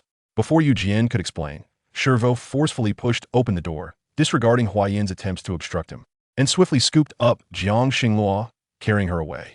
Meanwhile, the remaining infants continued to wail on the bed. Qing Yuan watched her mother being taken away, crying out, "Mother, don't go, don't leave." Her tear-streaked face could only watch as Jiang Xingluo was whisked away by Shizhou. Shizhou gazed down at the small female in his arms, peacefully asleep, his brow furrowing in distress. He should not have heeded his uncle's advice, allowing her to grow freely.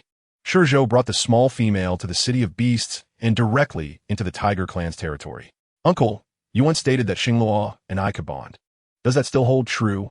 Shizhou had not visited the city of beasts in a long while, as his uncle had claimed that Jiang Xingluo's fate with that lion was not yet fulfilled, a directive from the beast god.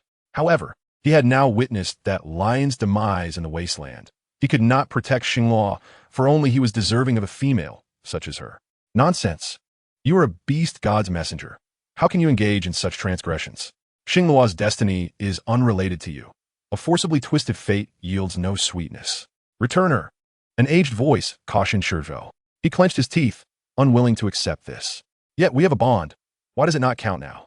Shizhou looked at the still sleeping Xingluo, his longing for her unwavering throughout the years. Yet now, his uncle sought to alter everything, to make him relinquish Xingluo. Will their bond? Did it not matter anymore? I have told you everything. If you do not wish for Xingluo to resent you upon awakening, do not proceed. Shizhou coldly regarded the person before him, gritting his teeth as he declared, "No, I refuse to believe it.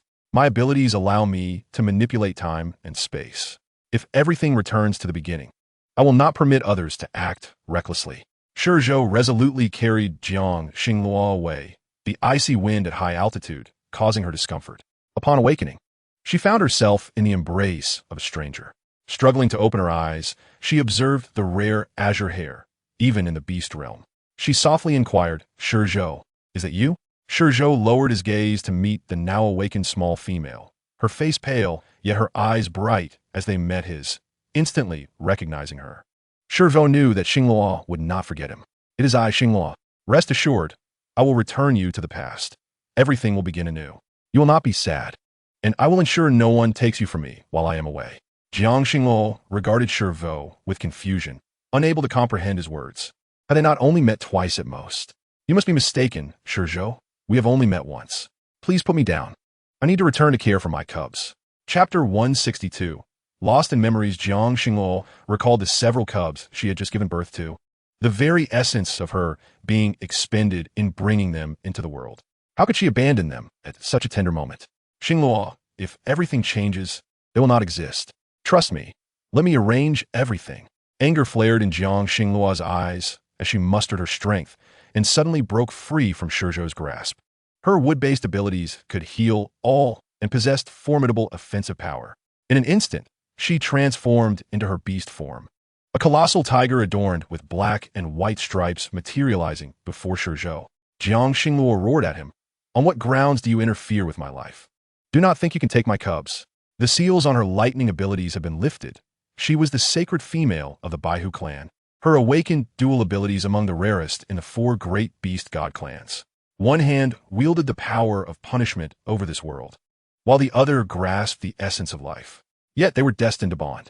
The cruel twists of fate were unbearable for him. Xingluo, we are the fated lovers. Not that lion. He wrongfully took you from me through despicable means. Jiang Xingluo shouted at Shizhou, but he could not bring himself to harm the female he cherished. Xingluo, grant me one chance. I will reveal everything to you. Trust me, please. The fury in Jiang Xingluo's gaze was palpable. She felt the connection to her fierce wind sever, realizing that she was the sole mother to her cubs. If she left now, they would be in peril. And what of her Qingyuan? They had only just reached this point. Without her care and comfort, what would become of her cubs? They were merely 5 years old, and the newborns would suffer. Rage and sorrow filled Jiang Xingluo's mind as tears streamed down her cheeks. You know nothing. On what grounds do you interfere with me? If you truly knew me, why did you never appear when I was in trouble? Lightning suddenly erupted from Jiang Xingluo, striking Shizhou, yet her power was inconsequential to him. It seems I cannot wait to take you back. If that is the case, I will exhaust my abilities to start anew. Shizhou summoned his ability Crystal Stone, a formidable force manifesting between heaven and earth. He forcibly tore open a rift in the air, only to be met with backlash, spewing forth blood as he thrust Xingluo into the time-space gate. He followed her closely into the past. Jiang Xingluo was engulfed in terror as she retreated through fragments of memory, sensing her recollections gradually dissipating. Yet she did not wish to lose these memories. Unable to resist the external forces, she merely hoped that she might return. Jiang Xingluo tightly closed her eyes, awakening once more to the sound of a childish voice calling her name. Xingluo, Xingluo, wake up. We have returned. If we do not hurry back, mother will sleep, and we won't get to eat meat. Little Xingluo rubbed her eyes, awakening from the grass, staring blankly at the young male before her. Brother, did sister leave me behind again? Why does she always do this? Little Xingluo did not comprehend why every time Xingming would leave her alone outside, claiming it was a game of hide-and-seek, but the one who always returned to find her was her elder brother, Xinghui. Next time, do not play with her. Stay with me, all right? You want to have to work. I'll take care of you. Little Xingluo beamed at her brother, who confidently patted his chest in assurance. I knew it. Aside from mother and father, only brother treats me the best.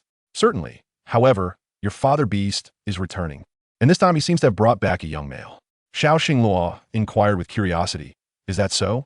A male? What race is he? Is he a cat like us, or perhaps like my father beast, a great tiger? Xinghui gently pulled Xiao Xingluo closer and comforted her, explaining, I don't know. Why don't you come back with me, and we can ask him ourselves. Xiao Xingluo beamed with joy. Upon arriving at her mother's den, she discovered her father beast already present, accompanied by a tall young male, taller than her elder brother, although not yet an adult male. This individual appeared to be a youth. She looked at the youth, who turned to face her, her eyes sparkling with delight. Brother, you are truly handsome. Which tribe do you belong to? Shizhou observed Xiao Xingluo's innocent and adorable demeanor, reminiscent of their first meeting in his memories. He had never anticipated that despite experiencing a backlash when he first traversed the time-space gate, he had indeed returned to that moment, their inaugural encounter. I hail from Wanshou Cheng, and I inadvertently lost my way, only to be brought back by your father beast. Xiao Xingluo lifted her gaze to meet his eyes, then tugged at her father beast's hand. Father beast, I got lost again and couldn't find my way home. It was elder brother who brought me back. We're hungry. Could you provide us with something to eat? Upon hearing her words, Shizhou felt a surge of emotion. It struck him that he had never noticed how frail Xiao Xingluo had been since childhood, which likely contributed to her late awakening of abilities. After all, her mother was the shaman of the divine cat tribe, and her potential could not be deemed lacking. Shizhou extended his hand, revealing dried meat wrapped in leaves that he had prepared. The little ones always enjoyed this treat. Xiao Xingluo gazed curiously at the offering, intrigued as it was her first time witnessing food wrapped in lotus leaves. However, the aroma of the meat wafted through the air, tantalizing her senses, especially since she had not eaten her fill in quite some time. This lotus leaf opens to reveal meat. It's delicious. Let me show you. Observing Xiao Xingluo's eager expression, Shizhou tore open the lotus leaf before her, revealing the dried meat that captivated her attention. She shyly glanced at her father beast, Bai Yan. Bai Yin smiled and affectionately ruffled Xiao Xingluo's hair, saying, "Since it is from elder brother, you may take it and eat." With his approval, Xiao Xingluo eagerly accepted the offering, then turned to her elder brother Xinghui, who had been quietly observing. "Elder brother, look, the big brother gave me meat. You must be hungry too. Shall we share?" Tears glistened in Xiao Xingluo's eyes as she gazed at Xinghui. Yet, Shi Zhou had never noticed these subtleties before. He had assumed Xiao Xingluo was always content. Little did he know, even within her mother's tribe, she had never truly eaten her fill. Feeling a pang of sympathy, he approached the two young ones and said, "All right, if you ever feel hungry again, just come find me. I am no longer a mere cub. I can hunt. And caring for both of you will be no trouble at all." Chapter 163, Journey to Wan Shoucheng. Regarding the fondness that Xiao Xingluo felt for this unfamiliar elder brother, she harbored no ulterior motives. After all, she believed that kindness is often reciprocated in kind. With her father Beast's return, her mother's affection for her was no longer overshadowed by Xingming. She accompanied her mother in learning about herbs, filled with joy. Observing Xiao Xingluo's delightful demeanor, Shi Zhou felt a renewed sense of hope. This time, he was certain he would have an opportunity. This time, Xingluo would not encounter the fierce wind, allowing them to start anew, and Xiao Xingluo would surely be willing to bond with him. Xingluo and Xinghui ventured outside to gather medicinal herbs, as the tribe's beastmen often sustained injuries while hunting, contending with others for food. Their mother served as the tribe's shaman, responsible for the safety and healing of all. Thus, Xingluo and Xinghui assisted her in preparing the necessary herbs. Spotting a striking flower blooming on a steep hillside in the distance, she recalled that her mother had previously illustrated this particular herb. It was called Chuanchangua, and her mother had warned her to wear bee skin gloves or use a harvesting tool when picking it, for it was highly toxic and could prove lethal. Nevertheless, it could also serve as an antidote for those afflicted by other poisons, making it immensely valuable. After contemplating for some time, Xingluo retrieved a piece of bee skin she had brought along and carefully plucked the flower, placing it into her small basket. "Elder brother, let's head back first and deliver this." Xinghui nodded in agreement, while Shi Zhou hovered protectively around Xiao Xingluo, concerned that someone might disrupt her. He had only seen her once before, leaving in haste due to the turmoil in Wan Shoucheng. He had witnessed her cleverness and vivacity, but now, nothing would impede him. Everything would unfold as he desired.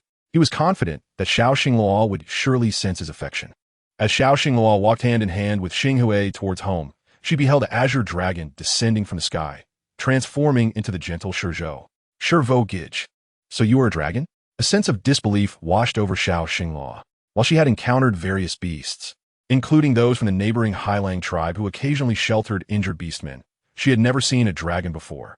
"Indeed, Xiao Xingluo. Would you like to take a flight in the sky? I can take you with me." Xiao Xingluo gazed at Shi Zhou with wide eyes, hesitating. "No, I must first deliver the Duanchang flower to my mother." Shi Zhou affectionately tousled her silvery hair and gently replied, "All right." After delivering the flower and receiving praise from her mother, Xiao Xingluo was whisked away by Shi Zhou into the sky, reaching out to nearly touch the clouds.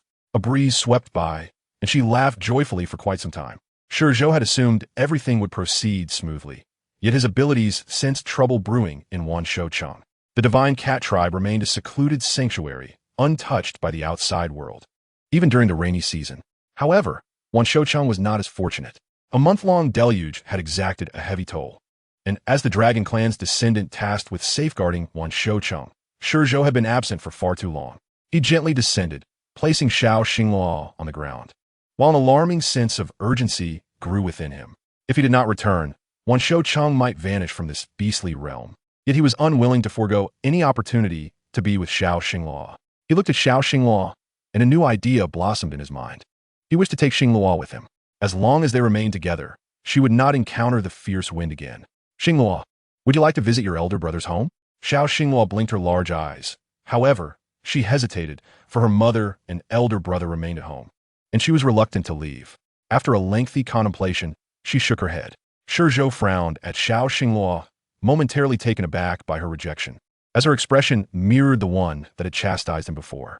His gaze darkened, but he insisted, "It seems something has happened in my homeland. Xiao Xingluo, you possess medical skills. Will you accompany me to investigate?" Confident in her abilities, Xiao Xingluo felt a surge of assurance at Shi Zhou's request. Moreover, the elders of the tribe had mentioned that cubs could venture out for training upon reaching the age of 5. Xiao Xingluo paced thoughtfully, weighing her options. All right, but you must promise that once everything is resolved, you will bring me back. Shizhou's tone carried a hint of pleading, and Xiao Xingluo, hands on her hips, replied. Very well, let's speak with Mother and Father Beast first.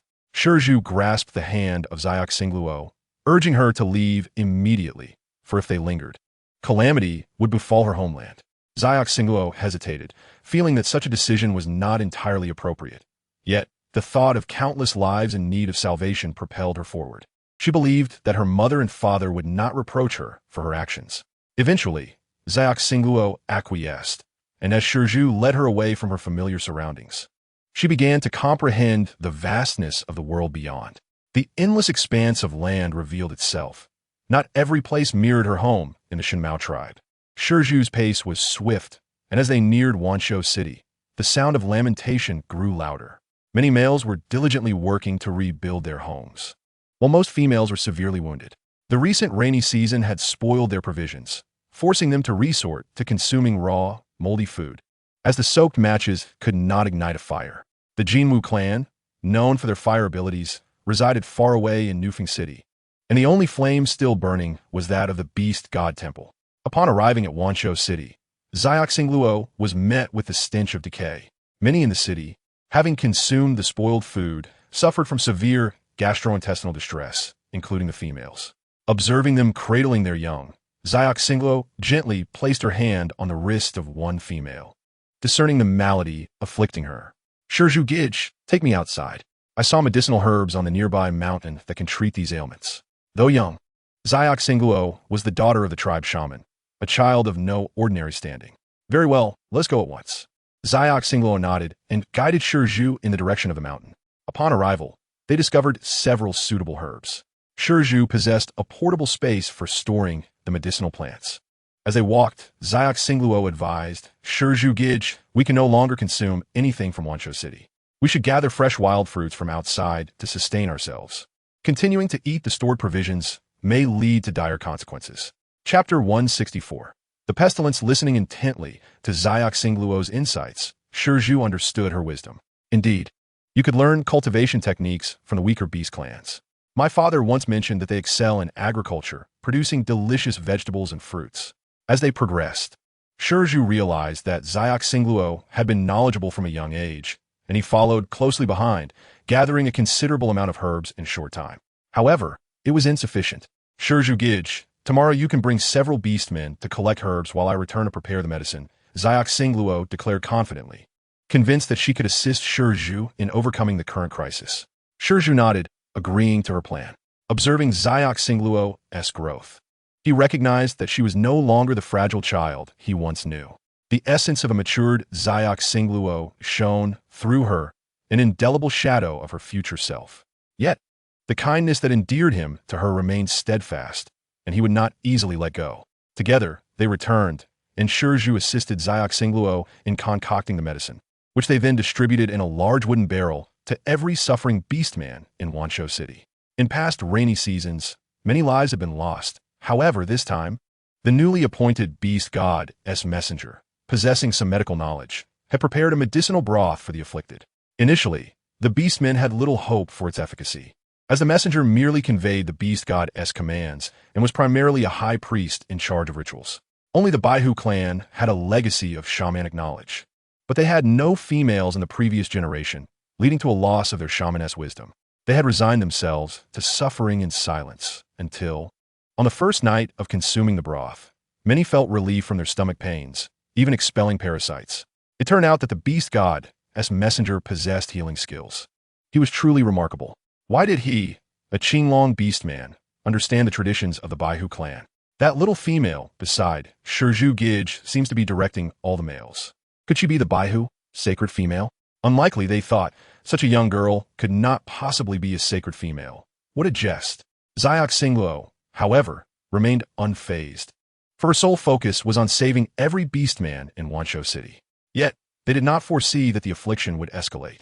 Soon, some began to experience fever, body aches, and strange spots appearing on their skin. Initially, only one person exhibited these symptoms, but soon, more and more beastmen succumbed to the illness, culminating in a widespread pestilence. This was Xiao Xingluo's first encounter with such a scenario, but her mother had taught her that regardless of the torment caused by illness, a healer must strive to alleviate the suffering of the afflicted. Though still young and lacking extensive experience, she could not retreat. She insisted that Shizhu bring the first infected beastman to her for questioning and proposed isolating all the afflicted individuals in one location. This was the best course of action. Her mother had advised her that contagious diseases must be handled in this manner. If treatment were impossible, the only solution would be to eliminate those already infected to ensure the survival of the uninfected. Xiao Xingluo was unwilling to abandon hope, compelling her to take action. Shizhu, however, could not permit her to proceed in such a manner. No, I will enlist the help of other beastmen. You are merely assisting in ridding them of parasites. That is sufficient. Xiao Xingluo looked at the serious expression on her older brother's face, perplexed by a sudden shift from warmth to sternness. Yet, she was resolute. Her mother had taught her that a healer must never forsake life unless there were no alternatives. Shizhu Gij, I am a healer. I cannot abandon them. They may still be saved. If there were truly shamans in Wanshou City, you would not need my assistance. Listening to Xiao Xingluo's fervent declaration, Shizhu felt deep regret for having brought her to Wanshou City. It was his impulsive decision that had entangled her in this turmoil, and he must find a way to send her away, for she would never relent. Very well, Xingluo, I permit you to assist them, but first you must rest. I will arrange for you to meet that beastman. Xiao Xingluo's heart warmed at Shizhu's consent, her countenance brightening. As long as she could ascertain the cause of the illness, she was confident she could resolve the crisis at hand. With hope in her heart, she fell into a deep slumber. Shizhu clenched his teeth, holding her close, and swiftly transported her to Nufeng City, a place that had no prior connection to Wanshou City. Shizhu and Jing Sheng were good friends, and he entrusted Xiao Xingluo to Jing Sheng's care. As Jing Sheng beheld the sleeping girl, he was struck by how much she resembled someone he knew. What brings this little female to me? How am I to care for her? She is easy to manage. I will take her back in a few days. An incident has occurred in Wanshou City, and I cannot leave her there. Jing Sheng gazed at the sleeping child, though he had no intention of refusing, his concern growing for the troubles plaguing Wanshou City. Pestilence, you say? How is that possible? Such a disease has not appeared in years. Are you certain it is not a mistake? Jing Sheng's voice was tinged with concern, for such a plague had only emerged once in the past 20 years. During the time when Shi Yin, Shizhu's father, was in Wanshoucheng. It was only through the acquisition of a medicinal formula that they were able to save everyone. However, that formula had been lost to time, and it had yet to resurface. Shizhu was still quite young, and Jing Sheng felt a deep worry for him. If only he could locate that medicinal formula, the situation might be resolved with relative ease. Although Jing Sheng's Fengfeng City had been somewhat affected, the impact was minimal. His greater fear was that if the plague began to spread, he, as the beast god envoy, would be subjected to the blame of all the beastmen. This was Jing Sheng's most profound concern. Shizhu was equally anxious about the beastmen of Wanshoucheng, yet he had to ensure the safety of the little Xing Luo before him. Having returned to this place with great difficulty, he merely wished to rekindle their past connection. As for everything else, he was confident he could handle it. Chapter 165. An encounter once more having arranged accommodation for little Xing Luo. She awoke to find herself surrounded by strangers, which was utterly terrifying. As she surveyed her room, she realized it was not a cave, but rather a wooden house suspended in the air. She was momentarily taken aback, having never seen such a dwelling. It was simply astounding, a tree house made of wood. Upon waking, she noticed a beastman bringing her food, all of which consisted of grains and rice favored by their avian kin. Albeit raw, unable to resist, she bit into a grain for a taste, but found it lacking in flavor.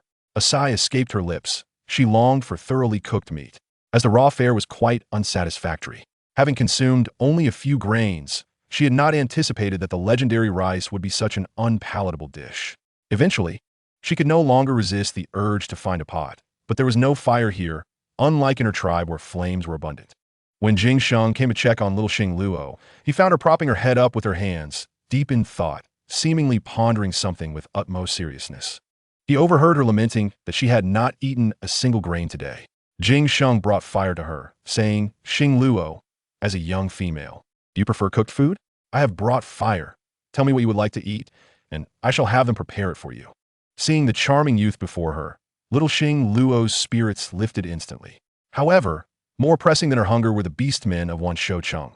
She could not abandon them. She feared that her presence in this unfamiliar place was due to Shizhua's concern that she might contract the plague, prompting him to send her away. Yet she was unafraid of the disease. If only she could return to see her mother, perhaps she could inquire about how to resolve this ailment. However, leaving without a word would likely mean her mother would not easily divulge her thoughts. Could you tell me where Shizhua has gone? I still wish to return. Perhaps I can find a way to address this matter, she implored. Jing Sheng found her words amusing as he gazed upon the delicate little beast man before him. Stay here. I will describe their symptoms to you. If you require any herbs, let the two females beside you take you to find them. Once you have prepared them, I will personally deliver them to Wan Shoucheng, thereby ensuring your safety from danger. Jing Sheng had no doubts about her capabilities. He merely wished to assist. For the issues in Wan Shoucheng needed resolution, and contributing in any way would be ideal. Little Xing Luo was filled with joy, and she set out with the two females. However, after walking a short distance, she realized her companions had vanished. She called out their names, but her voice failed to reach them. Fear gripped her heart. There was no older brother here, and the surroundings felt utterly foreign, devoid of familiar sense. Would she be trapped here forever? A wave of dread surged within her, and she began to run, unable to recall the path she had taken. Yet she knew she needed to ascend the mountain to gather herbs. As she walked and walked, hunger gnawed at her, as she could find no way. She resorted to nibbling on some medicinal herbs to stave off her hunger. Eventually, she arrived at the edge of a river, where small fish were leaping about. She approached with delight, remembering her mother's advice about being cautious while fishing. If one was not careful, the little fish would evade capture. Just as she reached to catch one, a young man suddenly plunged into the water with a loud splash, startling the fish and scattering them. Ready to scold him, she noticed the river had inexplicably turned red. It was blood. The beast man appeared to be injured, yet he seemed to be of a similar age to Shizhua.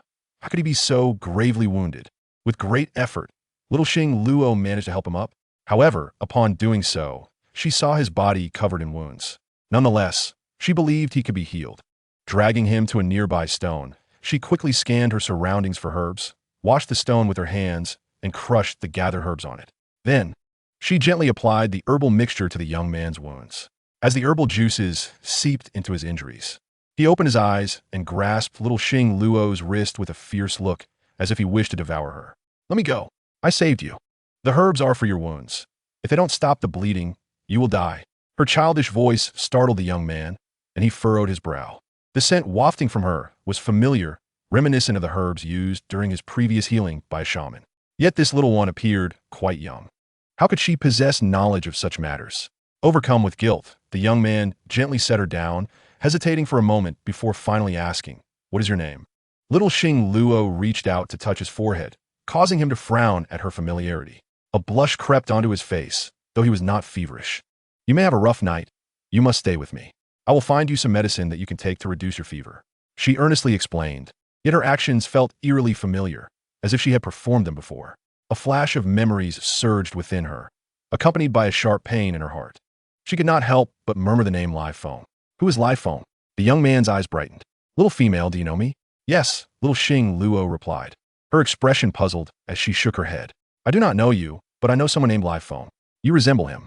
There cannot be another Live Phone in this world. I am Live Phone from the Huang Cheng tribe. Do you know the Huang Cheng tribe?" Little Xing Luo shook her head, yet fragments of memories began to resurface. "Xing Luo, I promise I will return. You and the little ones wait for me." Little Xing Luo furrowed her brow. "What little ones? I'm still a little one myself. Why is this male, named Lai Feng, speaking such words to me?" She looked up at the young man before her, who bore an air of aloofness, yet she felt an inexplicable fondness for him, a sensation both strange and familiar. Chapter 166. Perhaps useful against the plague, Lai Feng gazed at the diminutive female before him, marveling at her size. Yet the medicine she had prepared exhibited remarkable healing properties. They had stayed here for a few days, but the young female cub was incessantly searching for medicine. She sought various remedies and combined them together. "What are you doing?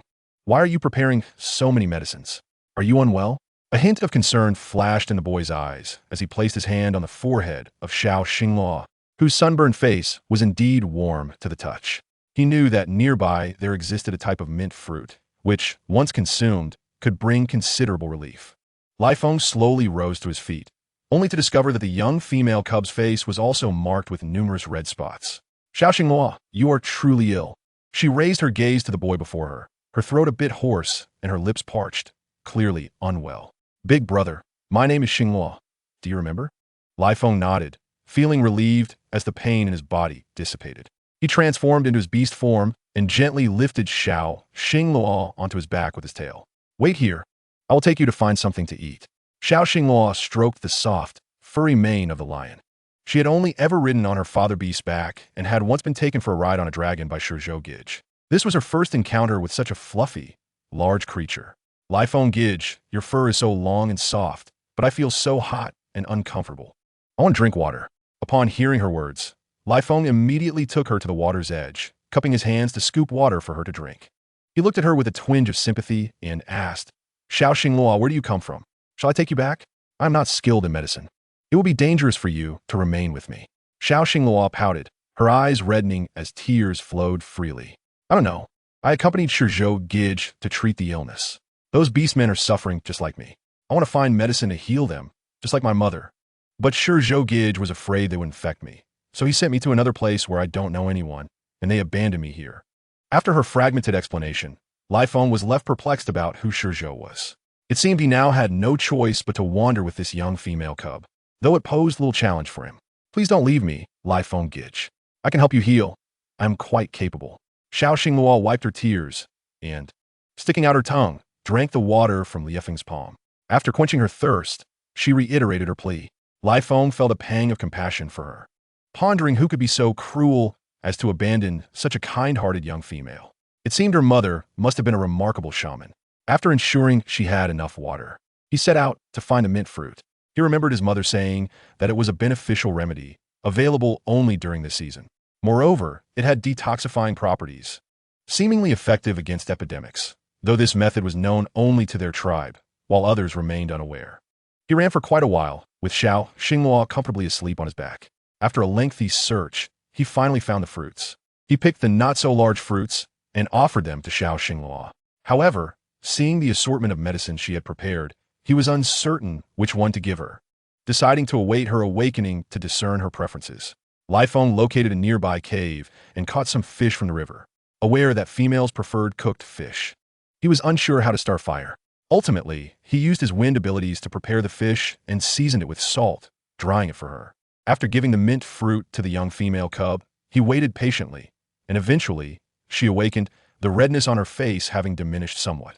Xiao Xinghua looked at Lai Feng, the enticing aroma of the dried fish wafting towards her nostrils, her hunger growing desperate. Lai Feng Gij, may I eat? She gazed at him eagerly, having felt famished for far too long, as if she might perish without food. Lai Feng produced 3 strips of dried fish. Eat quickly. You must take your medicine afterward. Seeing Xiao Xinghua's condition improving considerably, Lai Feng breathed a sigh of relief, affirming that the mint fruit had indeed been effective. Yet, Xiao Xinghua might not recognize such fruit. Lai Feng Gij, what fruit did you give me? I feel so much better after eating it. As she munched on the fish, she inquired, relishing the delightful salty flavor. Surprised that Lai Feng Gij was willing to season her food with salt, she was certain this older brother was not a bad person and resolved to repay him well upon her return to the tribe. This is it. My mother said this is quite effective against the illness you mentioned. Have some more. Xiao Xinghua looked at the small fruit and popped it into her mouth, experiencing a peculiar taste.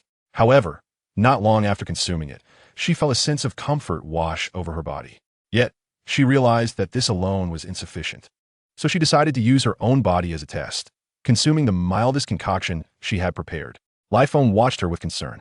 Is it safe to consume like this? Xiao Xinghua nodded. I'll give it a try. It might work. However, shortly after ingesting it, she began to feel discomfort in her stomach.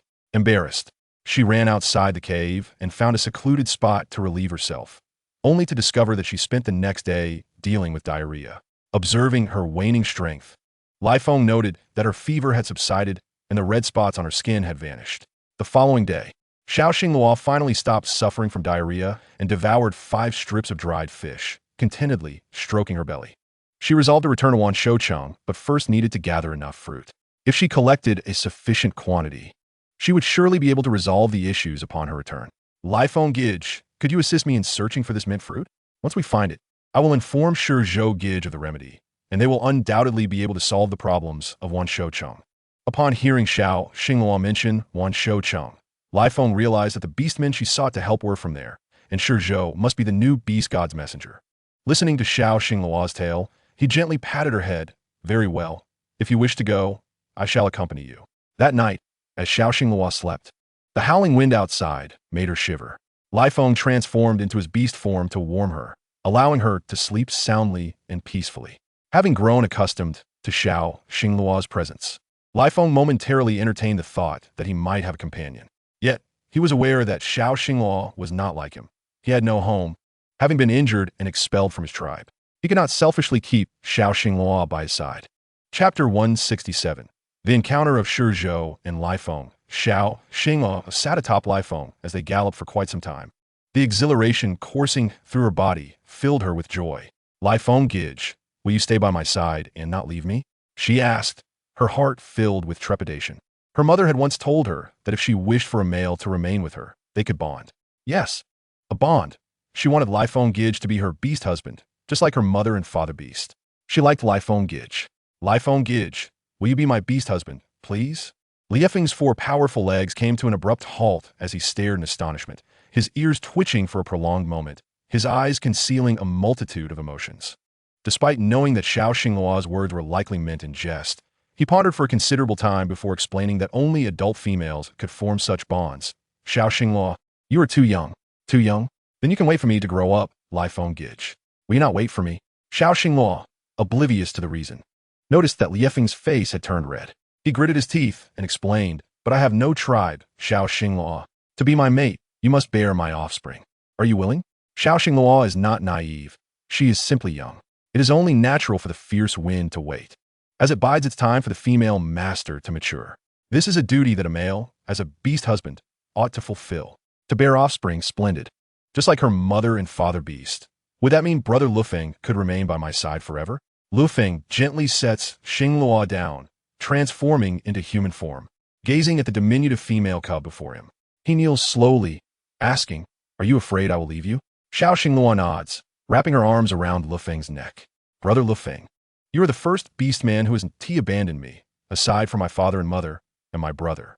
Lufeng tenderly pats her back, softly reassuring her. We cannot form a bond just yet. For now, let me be your guardian beast, all right? This way, I can stay by your side. He understands that by becoming her guardian beast, any future bond or mating would require her consent, yet he is willing to trust her. All right, brother Lufeng, please be my guardian beast. Unbeknownst to them, a mark appears on Lufeng's chest, signifying his status as Xiao Xinghua's guardian beast. However, this mark differs from the ordinary. Even Xiao Xinghua feels a surge of warmth in her heart. She places her hand on her chest, curiously inquiring, Brother Lufeng, what is this? Why has this appeared on me? Lufeng recalls what the shaman from the Huangshan tribe once said. A guardian beast promised by the female master is different from a one-sided guardian beast. Such a bond leaves marks on both parties and allows them to sense each other's abilities.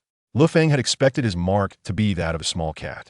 It turns out to be a lightning mark accompanied by a leaf. How can it be two? Lufeng ponders, yet finds solace in the thought. He is grateful for Xiao Xinghua's presence, for it means he is no longer a beast without a home. Xiao Xinghua senses brother Lufeng's joy and feels happiness herself. He knows the direction to Wanshou City and brings her back directly. Brother Lufeng is truly different from them. He believes in her abilities to accomplish what she desires. However, before she could enter the city, she notices that many beastmen outside have been severely infected. Having brought medicine, Lufeng hoists her onto his shoulder so that everyone can see her. I have medicine.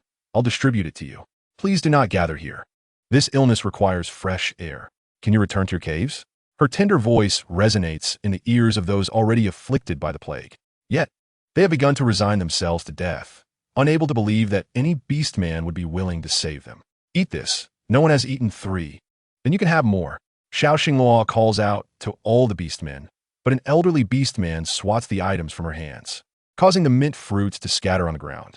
Xiao Xinghua quickly bends down to retrieve them, tears shimmering in her eyes, bewildered by their actions. Will you eat or not? If you don't, I'll make you. A youthful voice rings out in the elder's ears, as he grips the elder's animal skin skirt tightly. The elder feels suffocated and nods vigorously, gasping for air. Lu Feng tosses the nearly lifeless man onto a pile of grass. Xiao Xingluo, allow me to handle this. She nods, observing as Lu Feng forcefully feeds the elder the mint fruit and the medicine she had prepared. The other beastmen, seeing the azure beast crystal in Lu Feng's palm, are compelled to consume the medicine he offers. They tremble all over, soon feeling a tumultuous discomfort in their stomachs. Poison. You've given us poison. Lord Shizhu, please come out. Someone is forcing us to take poison. You cannot stand idly by while others harm us. The beastman's cries reach Shizhu, who emerges from Wanshou City only to find the kneeling, pale-faced beastmen pointing accusatorily at the young Lu Feng. Fury ignites in Shizhu's brow as he turns to the beastman indicated by the white tiger beast. It dawns on him that the youthful figure before him, with such an innocent demeanor, is indeed Lu Feng. Why is it him again? Why is he here, this persistent wretch? This world should only contain him and Xingluo. Lu Feng should not exist. What have you fed them? You know nothing of medicine. What is your intention in poisoning them? Shizhu advances, his eyes filled with murderous intent and jealousy directed at Lu Feng. Lu Feng, feeling the pressure, steps back, gazing at the male before him. He senses the hostility behind Shizhu's gaze. This lion, even in youth, is already formidable. Shizhu had assumed Xiao Xingluo had merely chosen a fool, yet he is taken aback by Lu Feng's prowess. However, if he could start anew, with Xiao Xingluo not recognizing Lu Feng, everything would return to the beginning. Xiao Xingluo, having gone to fetch water, has not yet returned. Yet Lu Feng understands that this boy before him is truly significant to Xiao Xingluo. Therefore, he cannot act. If she were to learn of her brother's injury, she would surely hold him accountable. Shizhu, however, strikes mercilessly, each move aimed at lethal intent. Lu Feng frowns, perplexed as to how such a kind-hearted female cub could associate with such a ruthless boy. Chapter 168. Shizhu's hostility. Lu Feng realizes he cannot continue in this manner. He uses his abilities to push Shizhu back, catching him off guard. Why does a stray beast like you appear in Wanshou City? Shizhu has researched Lu Feng's past thoroughly and knows what he is doing at this moment. When Lu Feng hears the term stray beast, it feels as though a knife has plunged into his heart. He has no home. He cannot believe that a future beast god-s messenger would use his vulnerabilities as a point of ridicule. He does not understand how such a beast man could also become a beast god-s messenger. Xiao Xingluo returns with a bowl of water. As she approaches Lu Feng, she sees him being forced to retreat by Shizhu. Brother Shizhu is bullying people. He even called brother Lu Feng a stray beast. She recalls her mother saying that only those without a home are labeled as such. Brother Shizhu is so mean. How can he say brother Lu Feng has no home? He must be so sad. Brother Shizhu, you cannot bully him. He is my guardian beast. You must not harm him. Shizhu, witnessing Xiao Xingluo standing before Lu Feng in his defense, is taken aback. How do they meet? Why, despite his efforts to reverse time, do they still encounter one another? This should not be happening. He watches as Xiao Xingluo hands the wooden bowl to Lu Feng, astonished by her ability to express concern at such a tender age. Brother Lu Feng, please drink. You must be tired for bringing me back. If Brother Shizhu tries to drive you away, I will take you back to my tribe. I will tell my mother that you will be my beast husband. Shizhu, hearing Xiao Xingluo's words, stands frozen in place. This is not how it should be. He has exhausted everything to bring Xingluo back to this moment, not hoping for her to encounter Lu Feng again. Lord Shizhu, save us. We are on the verge of collapse. This little female cub and this male are forcing us to take medicine, and we have been suffering from diarrhea. The already famished tiger beast men of Wanshou City now feel as though they have lost half their lives. Shizhu embraces Xiao Xingluo, his anger towards Lu Feng intensifying. Xiao Xingluo, having been expelled from his tribe, now reveals a harsh truth. There are no good beings among the wandering beasts. He questions whether the medicine he possesses was truly given to him, suspecting it may be tainted. How could he carelessly administer it to the beastmen of Wanshou City? Shizhu's eyes glimmer with skepticism. Xiao Xingluo breaks free from Shizhu's grasp, tears brimming in his eyes. Utterly unaware of the lengths he has gone to procure these remedies. Instead, he directs his anger at her, berating her ignorance. Bursting into tears, he collapses into Lai Feng's embrace, who gently comforts him, assuring him that he need not fear while he is present. Xiao Xingluo, unable to articulate his sorrow, is suddenly approached by a small female cub, who presents a flower, saying, Xingluo, the red spots on my body have faded. Thank you for your medicine. I no longer suffer. Yet my mother is gone. Had you arrived sooner, perhaps she would have survived. Shizhu gazes at the young cub, recalling the severity of her previous ailment, now seemingly alleviated. She touches the cub's forehead, noting the absence of fever. The red spots that once afflicted all the beastmen have diminished. They had previously been too preoccupied with their ailments to notice. Despite still experiencing digestive distress, their symptoms are now markedly less severe. An understanding dawns upon Shizhou. Xiao Xinghua has indeed discovered the antidote. Yet, he has misjudged Xiao Xinghua, believing he had poisoned the beastmen of Wanshou City. To him, the lives within Wanshou City hold more significance than Xiao Xinghua's. As he observes Live Feng tenderly holding Xiao Xinghua, clarity strikes him. He realizes that, even if he could rewind time, the established course of events remains immutable. Regardless of the future, Xiao Xinghua will inevitably encounter sorrow. With Live Feng vanished, Shizhou ponders her fate, gazing at Xinghua with compassion. He knows that despite her struggles, Xiao Xinghua possesses the strength to confront adversity alone. However, the anguish of losing a mate, be they male or female, is a torment that can drain the very essence of life, especially since Live Feng is her first and soulmate. In that moment, Shizhou comprehends everything, no matter how he attempts to return Xiao Xinghua to the past. The predetermined path cannot be easily altered. He watches as Live Feng assists Xiao Xinghua in distributing medicine to all the beastmen of Wanshou City. His abilities, however, begin to wane under the strain, each heartbeat threatening to suffocate him. The concealed temporal portal reopens, and Shizhou vanishes alongside Xiao Xinghua from this realm. As Shizhou plummets from the sky, he sees Jiang Xinghua still in slumber and rushes to embrace her, transforming into his beast form to carry her back to the original Jiuyan tribe. Should Xiao Xinghua truly lose Live Feng, separating her from her cub may provoke a desperate response. Shizhou understands she would never choose another mate. Thus, he resolves to return her to the safety of her cub's side. Yu Jian observes the soaring Qing Long with fury in his eyes, recalling Qing Yuan's words that Shizhou had taken Xinghua away. How could he commit such an act while still bearing the title of Beast God Messenger? Yu Jian is perplexed by his motives. He witnesses Shizhou descending with Xinghua, a formidable force enveloping him, causing Yu Jian to involuntarily take 2 steps back. Meanwhile, Xinghua remains unconscious, showing no signs of awakening. Why did you take Xinghua, who has just given birth, Shizhou? Have you lost your mind? Yu Jian confronts Shizhou, discerning the tenderness in his gaze towards Xinghua. Shizhou's affection for her surpasses his own. However, the bond of the Beast God Messenger is not a trivial matter. It requires compatibility, and his chosen mate must be a sacred female of a particular tribe. Suddenly, Yu Jian recalls Jiang Xingluo's dual abilities, including her lightning prowess. He recognizes her as a female of the divine cat tribe, naturally endowed with divine qualities, unlike ordinary females. Yet, the divine cat tribe has never produced a dual sacred female with her formidable lightning and wood abilities. Indeed, only a female like her could be deemed a sacred female. The sacred female of the divine cat tribe? No wonder Shizhou is so protective. My affairs with Xinghua are of no concern to you. Step aside, Shizhou retorts, noting the multitude of males surrounding Xinghua, all inferior to that lion, foolishly gazing upon her with unclean thoughts. If any other male had been present that day instead of him, none of those fools could have safeguarded Xinghua, and they do not deserve to look at her. Chapter 169. Qin Ji reappears. Shizhou carries Xinghua into a room, where he encounters a small female cub resembling Xinghua, changing a diaper for another cub. He had confined Xinghua within his space for nearly a month. During this time, the cubs had been caring for the newborns, along with a leopard. They had returned with 2 freshly birthed goats, feeding the milk to the 3 cubs with a small wooden spoon. The cubs, bereft of their mother, cried incessantly. But after several days of comfort from Qing Yuan and Xiao Lu, they finally ceased their weeping. Shizhou observes as the cubs tenderly soothe their younger siblings, his thoughts swirling. He is the Beast God Messenger, yet he has perpetrated actions that harm Xinghua. He cannot forgive himself, yet he cannot abandon this place. With the lion absent, he is the only one able to protect Xinghua.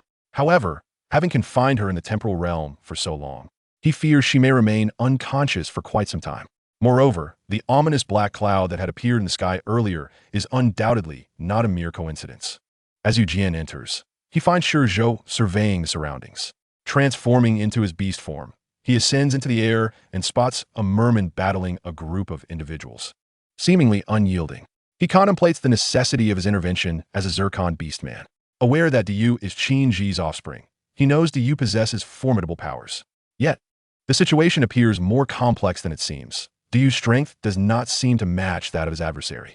As Qinglong descends and reverts to human form, he witnesses a long-haired merman grasping Diyu by the throat. Recognizing the merman as Qin Ji, Yu Jian is taken aback. Had he not been slain by the power-hungry beastmen of the Sea clan? How could he have resurfaced?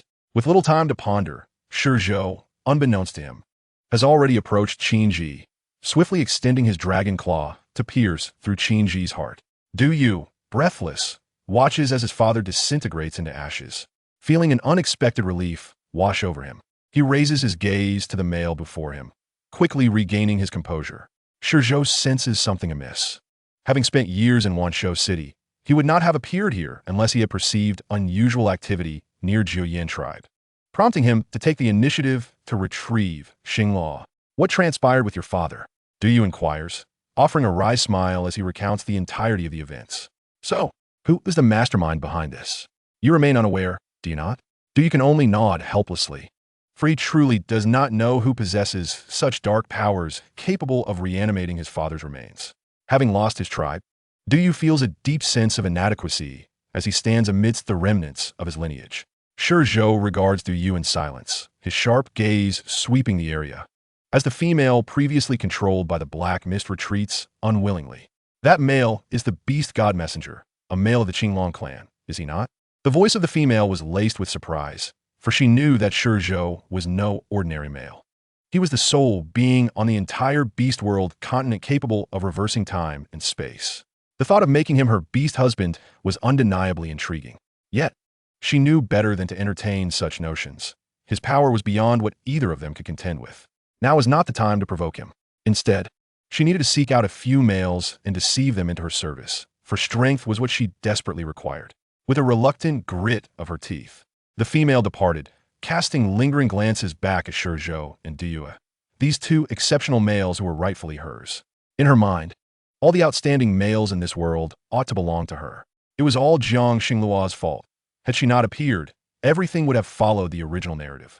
The dark entity had claimed that if Jiang Xingluo, this unexpected variable, were eliminated, all would revert to its intended course. A smile curled upon her lips. What she desired was not merely the restoration of the past, but far more. She wanted the entirety of the beast world to be hers.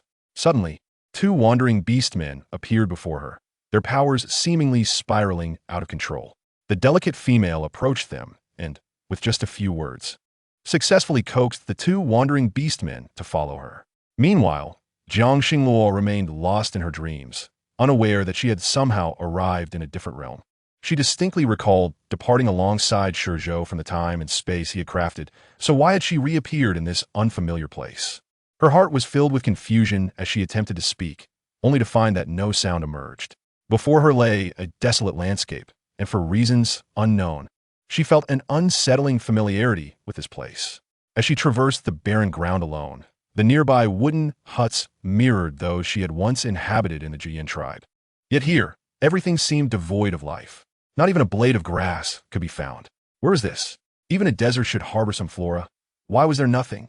She reached out, wishing to bestow some vitality upon this arid land, only to discover that her beast crystal could not summon forth any power. Her abilities seemed utterly useless in this place, which appeared to suppress the beastmen's powers. She shouted, her voice lost in the silence, and continued forward until a gust of wind swept across the ground, revealing a scattering of white bones. An alarming sight. So many had perished here, yet everything felt new. She pressed on, seeking to understand why all had transformed in such a manner. No corner of the beast world ought to resemble this. As time twisted around her, she remained oblivious to the fact that time itself had returned her to a former location. Shielding herself from the encroaching sandstorm, she braved the shifting sands. Suddenly, a figure emerged before her. It was Lai Feng, his expression grave. In that instant, Jiang Xingluo comprehended the true nature of her surroundings. This was the ruined city tribe, the very place where Lai Feng had once visited. It was here that she had first encountered him. However, he had returned to the ruined city tribe over a month ago, and the life-saving wood-based power she had bestowed upon him was nearly depleted. This indicated that something had indeed gone awry. As she watched Lai Feng struggle to subdue the rampaging beastmen, Jiang Xingluo reached out, only to realize her powers were inaccessible. Thus, even as she observed, she could offer no assistance to Lai Feng, but could only wait in helplessness. What, then, was the purpose of her presence here? Chapter 170. Dreamscape. So this was the ruined city, Lai Feng's homeland. She approached him, witnessing his despair as he gazed at his companions, employing his mental powers to delve into their memories. Though she could not wield her abilities, their bond as beast partners remained intact. She could perceive everything Lai Feng discovered, the remnants of dark energy entwined within his companions, rendering them mere tools for others. It became clear to Jiang Xinghua that the essence of the beastmen who had succumbed to madness was tainted by the same dark force. Yet, Lai Feng had already resolved this issue and understood the cause. He was safe now. Why then did subsequent calamities occur? She was puzzled, for Lai Feng had no need for her strength. As she reached out to touch him, Lai Feng furrowed his brow, gathering a semblance of power. And Jiang Xinghua realized it was the very strength she had given him. What was his intention? A wave of anguish surged within her heart. If anyone understood Lai Feng, it was she. After so much time spent together, she knew him well. Please don't do this. If you wish to help them, why can't you wait for me? Regret washed over her. She should have accompanied him. She watched helplessly as he distributed the strength she had imparted to rescue the beastmen of his tribe, only for the winds to rise again, pulling her from this dreamscape. Lai Feng. Jiang Xinghua clutched her chest, her eyes glistening with tears as she awoke, finding herself surrounded by the little ones. Her gaze fell upon Qingyan, whose face increasingly resembled Lai Feng's. She gasped for breath, her heart feeling as though it had been tightly gripped, unable to settle. Qingyan, has your father returned? This was the first time Qingyuan had witnessed Jiang Xinghua in such a state of distress. Hope flickered in her eyes, but everyone had told them that their father was gone. Even the one who claimed to be the beast god's envoy said that their father had long since shown no signs of life. Yet, she refused to believe it. They had a connection with their father, and they had not sensed any misfortune befalling him. Seeing her mother in such pain, they were at a loss, unaware of their father's whereabouts. Perhaps father is simply delayed by some matter. He promised you he would return. Jiang Xinghua wept bitterly, for she had not seen any signs of trouble befalling Lai Feng in her dream. Just then, Shizhou entered, carrying a bowl of burnt fish. The charred fish was placed before Jiang Xinghua as he spoke gently. Xinghua, have something to eat. I remember you loved fish as a child, see? I prepared some for you. The little ones exchanged glances at the offering in Shizhou's hands, their expressions difficult to articulate. Upon hearing that Xinghua had returned, Qian had brought a bowl of meat and 2 dishes from the tribe chief, the fragrant aroma wafting through the courtyard, instantly revealing Qian's presence. The little ones preferred Qian over the unexpectedly familiar Shizhou. Jiang Xinghua frowned at the overly familiar Shizhou. If she had previously been oblivious to his motives in providing her with healing salves, she now understood. He had never harbored pure intentions. I have no desire to bond with you, Lord Shizhou. You should return to Wanshou City. Her eyes reflected a sense of desolation. Shizhou was well aware that she would undoubtedly unravel after losing Lai Feng, which was why he sought to take her back. Yet, she would still encounter Lai Feng, and none of his efforts could alter that fate. Xinghua, my presence here is not solely for you. I have resolved the matter with Qin Ji and must uncover the truth behind all of this. Jiang Xinghua's expression softened. As long as it was not merely for her sake, she could tolerate it. However, Shizhou had whisked her away just after she had given birth, and her heart brimmed with anger, making it impossible for her to forgive him easily. Very well, then stay. Let us maintain our distance moving forward. Jiang Xinghua spoke with resolute righteousness, while several cubs stood to the side. Qingzhou spoke once again. Mother, Brother Qian has brought food. Shall we dine outside?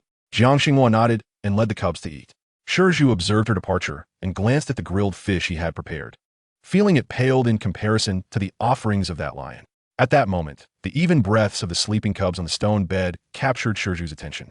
As he approached, he realized among the cubs, there was 1 little female and 2 little males, yet they were not lions. They were all members of the cat clan. Notably, the little female bore an uncanny resemblance to Xinghua, her violet eyes sparkling as Shizhou looked her way, suddenly breaking into a smile. He gently lifted the little cub, feeling the unique energy emanating from her. Unlike her sister, she was born with the power of lightning. After soothing her to sleep, he placed her back on the stone bed. Meanwhile, Jiang Xinghua, dining outside, found herself lacking an appetite, persistently sensing the presence of Lai Feng, yet receiving no response. The cubs, Witnessing their mother's despondent demeanor felt a heavy sorrow within. Mother, please don't dwell on other matters. Eat quickly, for your younger siblings still need our care. Jiang Xinghua thought of her cubs and realized she had the chance to admire them fully.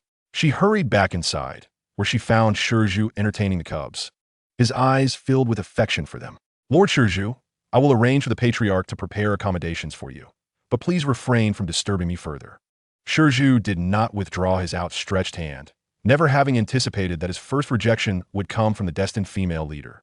The misalignment had occurred, and it was beyond correction. He had failed to regard their bond seriously, allowing other beastmen to take advantage. I understand. I will make it happen, Xinghua. For the first time, Shizhu felt that maintaining a smile in front of the female he adored was an arduous task. Jiang Xinghua remained oblivious to Shizhu's change. He watched her gaze upon her cubs repeatedly, realizing the magnitude of his error. I apologize, Xinghua. I do not expect your forgiveness. Yet I can assure you that I can take you to Huangcheng to find Lai Feng. You previously said Lai Feng was no longer here. What does that mean now? Were you deceiving me? Hope flickered in Jiang Xinghua's eyes. Shizhu furrowed his brow and shook his head. I did not deceive you. In the Beast God Temple, there exists a divine mirror that reveals the past and future of beastmen. Any beastman with life signs can be seen. However, I attempted to view Lai Feng as past to learn everything about him, yet now he eludes my sight. Chapter 171. The desire to seek him. Jiang Xinghua was taken aback. The glimmer in her eyes dimmed in an instant. It was clear that Shizhu had never deceived her. Something had indeed happened to Lai Feng. Could it not be that your mirror is a faulty? Shizhu shook his head. The divine mirror's millennia-long legacy cannot possibly be flawed. Xinghua, if you wish to uncover the truth, go to Huangcheng. I will accompany you. After saying this, Shizhu departed the room. Jiang Xinghua, gazing at the now sleeping cubs, understood that Shizhu, like her brother in her memories, harbored no ill intentions.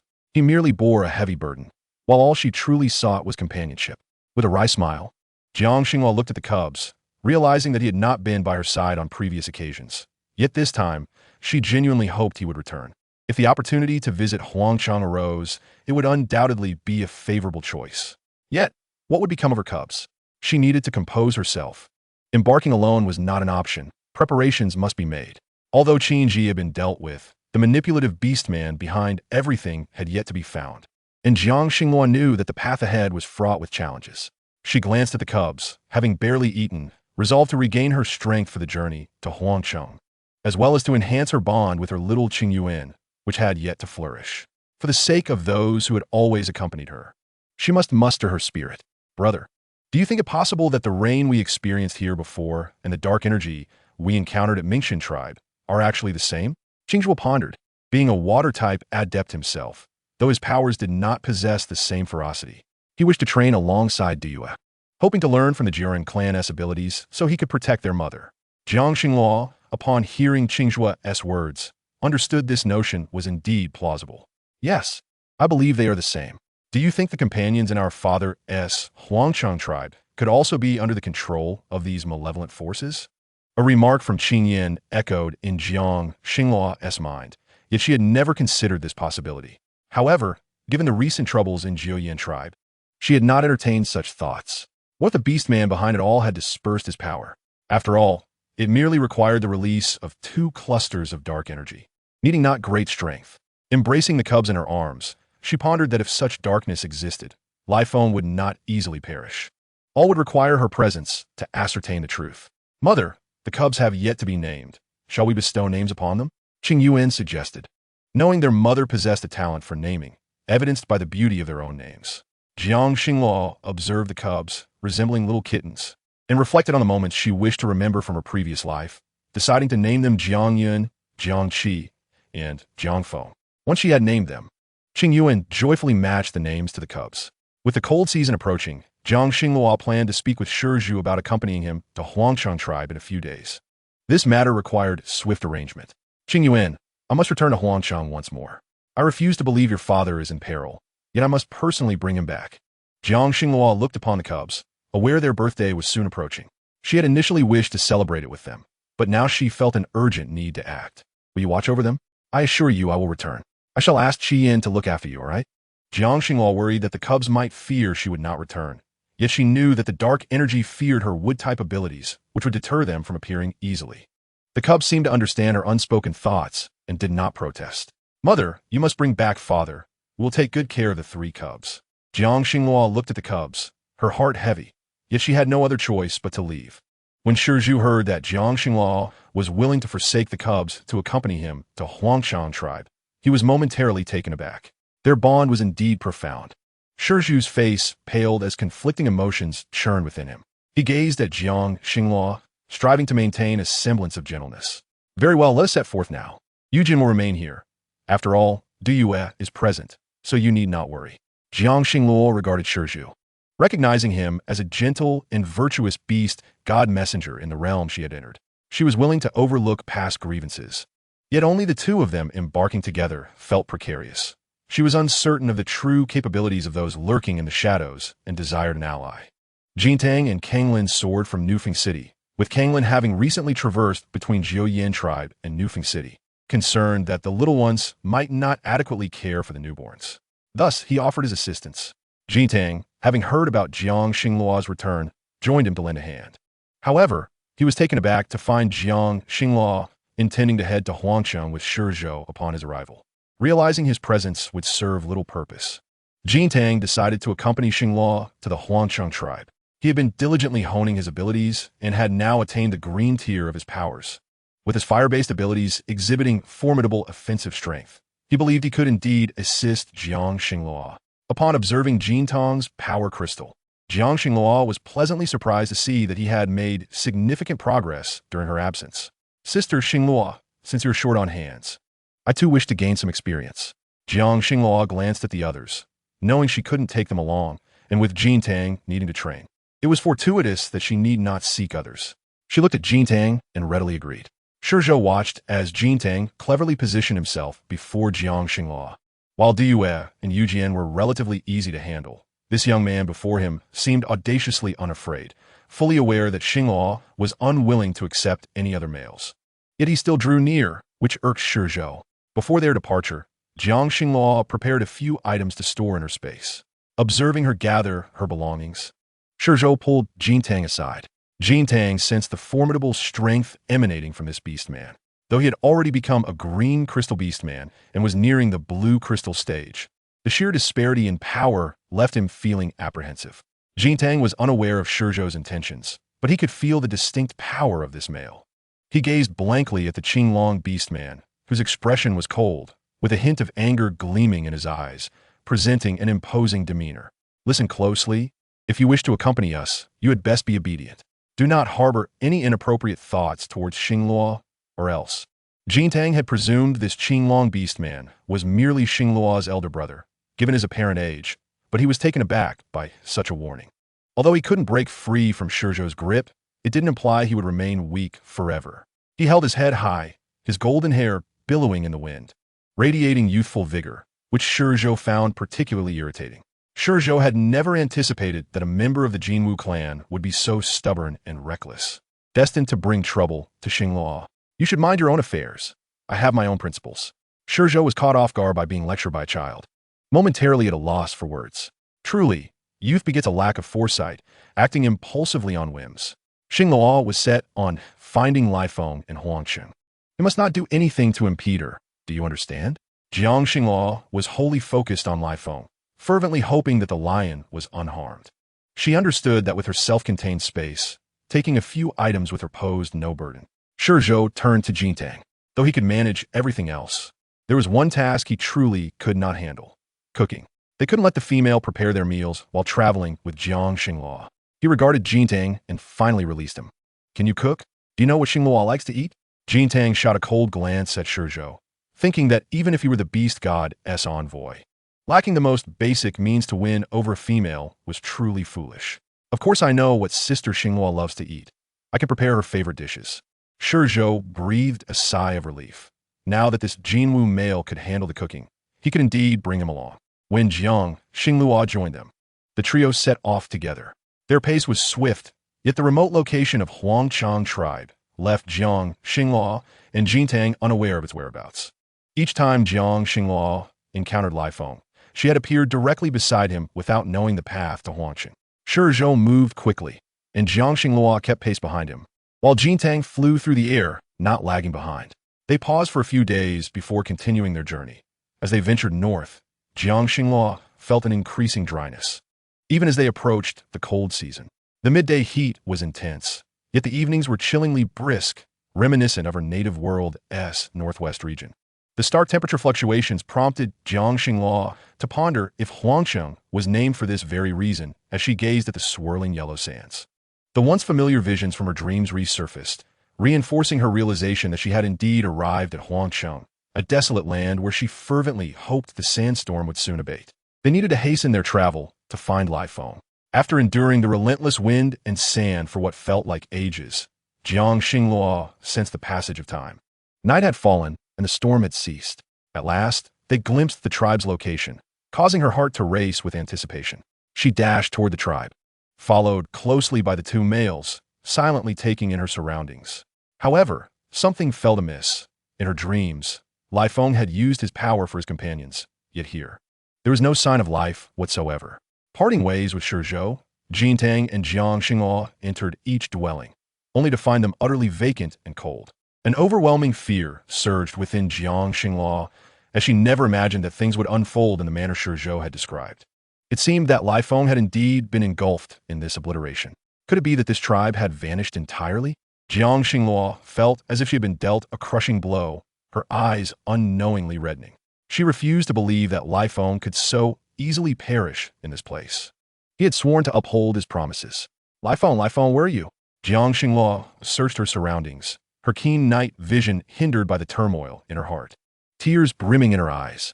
She had initially thought she would find Lifeng soothing his friends in the tribe. Yet she had never anticipated that the reality would reveal this tribe as a true wasteland. Xinghua, you should take a moment to rest. We can continue searching tomorrow. Are you hungry? I brought some jerky. Eat a little now, and we can look for more food together in the morning. Jiang Xinghua nodded. Realizing she could not persist in her current state, she needed to regain her composure to find Lifeng more swiftly. Unexpectedly, she found herself in a strangely familiar abode. Looking around, she recognized that this was where she had first encountered Lifeng. It appeared almost identical. All the residences bore this resemblance, and upon spotting the stored bee skin skirts, she recognized one that was tattered, the very one she had traded for, which Lifeng had used to craft a skirt. This was undoubtedly Lifeng's home, and Jiang Xinghua could not mistake it. Yet, he was nowhere to be found. As she approached the stone bed, exhaustion washed over her, and she gradually succumbed to slumber. Meanwhile, Jintang and Zhou had not abandoned their search. They continued to explore the tribe, with Zhou recognizing the scent of the dark rain, leading them on their quest. However, the yellow sand here is blown into the sky daily, and anything that might exist is likely buried beneath it. Zhou took out the divine mirror, hoping to glimpse the past of this place, but he unexpectedly discovered that he could see nothing at all. Indeed, this location is an emptiness, devoid of any visibility. What is this object? Merely a broken stone. What assistance can it possibly offer? Zhou infused his extraordinary power into the mirror, yet saw nothing. Jintang laughed from the side, remarking on the absurdity of bringing such a worthless stone here. It seems that tonight we are destined not to find any signs of life. I suggest we continue our quest tomorrow. Chapter 173, Departing the Illusion. After Jiang Xinghua had her fill and absorbed the power of a beast crystal, the fatigue from her long journey dissipated. Zhou, I wish to test whether this barrier can be broken, she said. Zhou glanced at Jiang Xinghua, concern evident in his eyes. In that case, let's try together. Jiang Xinghua's lightning abilities had yet to evolve to the level of Zijing, and she fervently desired to advance. Her longing for Lifeng intensified, and a powerful force struck the barrier, creating a fissure, though it swiftly restored itself. Thus, this barrier was not entirely invulnerable. While fire-type abilities had some effect on this illusion, breaching the barrier was not guaranteed. Zhou's power manifested as blades striking another area, widening the fissure. Yet it too eventually healed. Perhaps if we combine our strengths, we can escape, Jiang Xinghua suggested anxiously. Zhou wanted to say something, but restrained himself, burdened by the weight she carried. The trio gathered their powers, a force potent enough to destroy the heavens. Yet their assault on the barrier merely created a small hole, which quickly mended. They were utterly unable to escape. Xinghua gazed helplessly at the barrier, launching her abilities again and again, desiring to break free, but found her efforts increasingly futile. The barrier seemed to grow denser. Xinghua, remain calm. Jin Tang and I will send you out. You must find Lai Feng, Shizhou urged. Xinghua turned to him, his gentle demeanor soothing her previously restless heart. To her, Shizhou and Xinghua were indistinguishable. They were both like brothers. Yet if she left, how would they survive? I will leave you provisions. I do not know how long it will take to find Lai Feng. Jiang Xinghua swallowed hard, reluctant to abandon them. But finding Lai Feng might lead to a way out. Very well, Shizhou acquiesced. Jiang Xinghua left behind most of her food, watching as their powers burned a modest hole in the barrier. Transforming into her beast form, she realized she was not the same as before. A once beautiful white tiger leaped forth from the barrier. And Jin Tang suddenly recalled what their clan leader had mentioned. The previous generation of the White Tiger clan had no holy females, and the clan inherited the divine beast's thunder punishment ability, which would only awaken upon the holy females bonding. Furthermore, the abilities of the White Tiger holy female surpassed those of other clans' holy females. He watched as Xinghua landed, her striking eyes resembling those of a feline.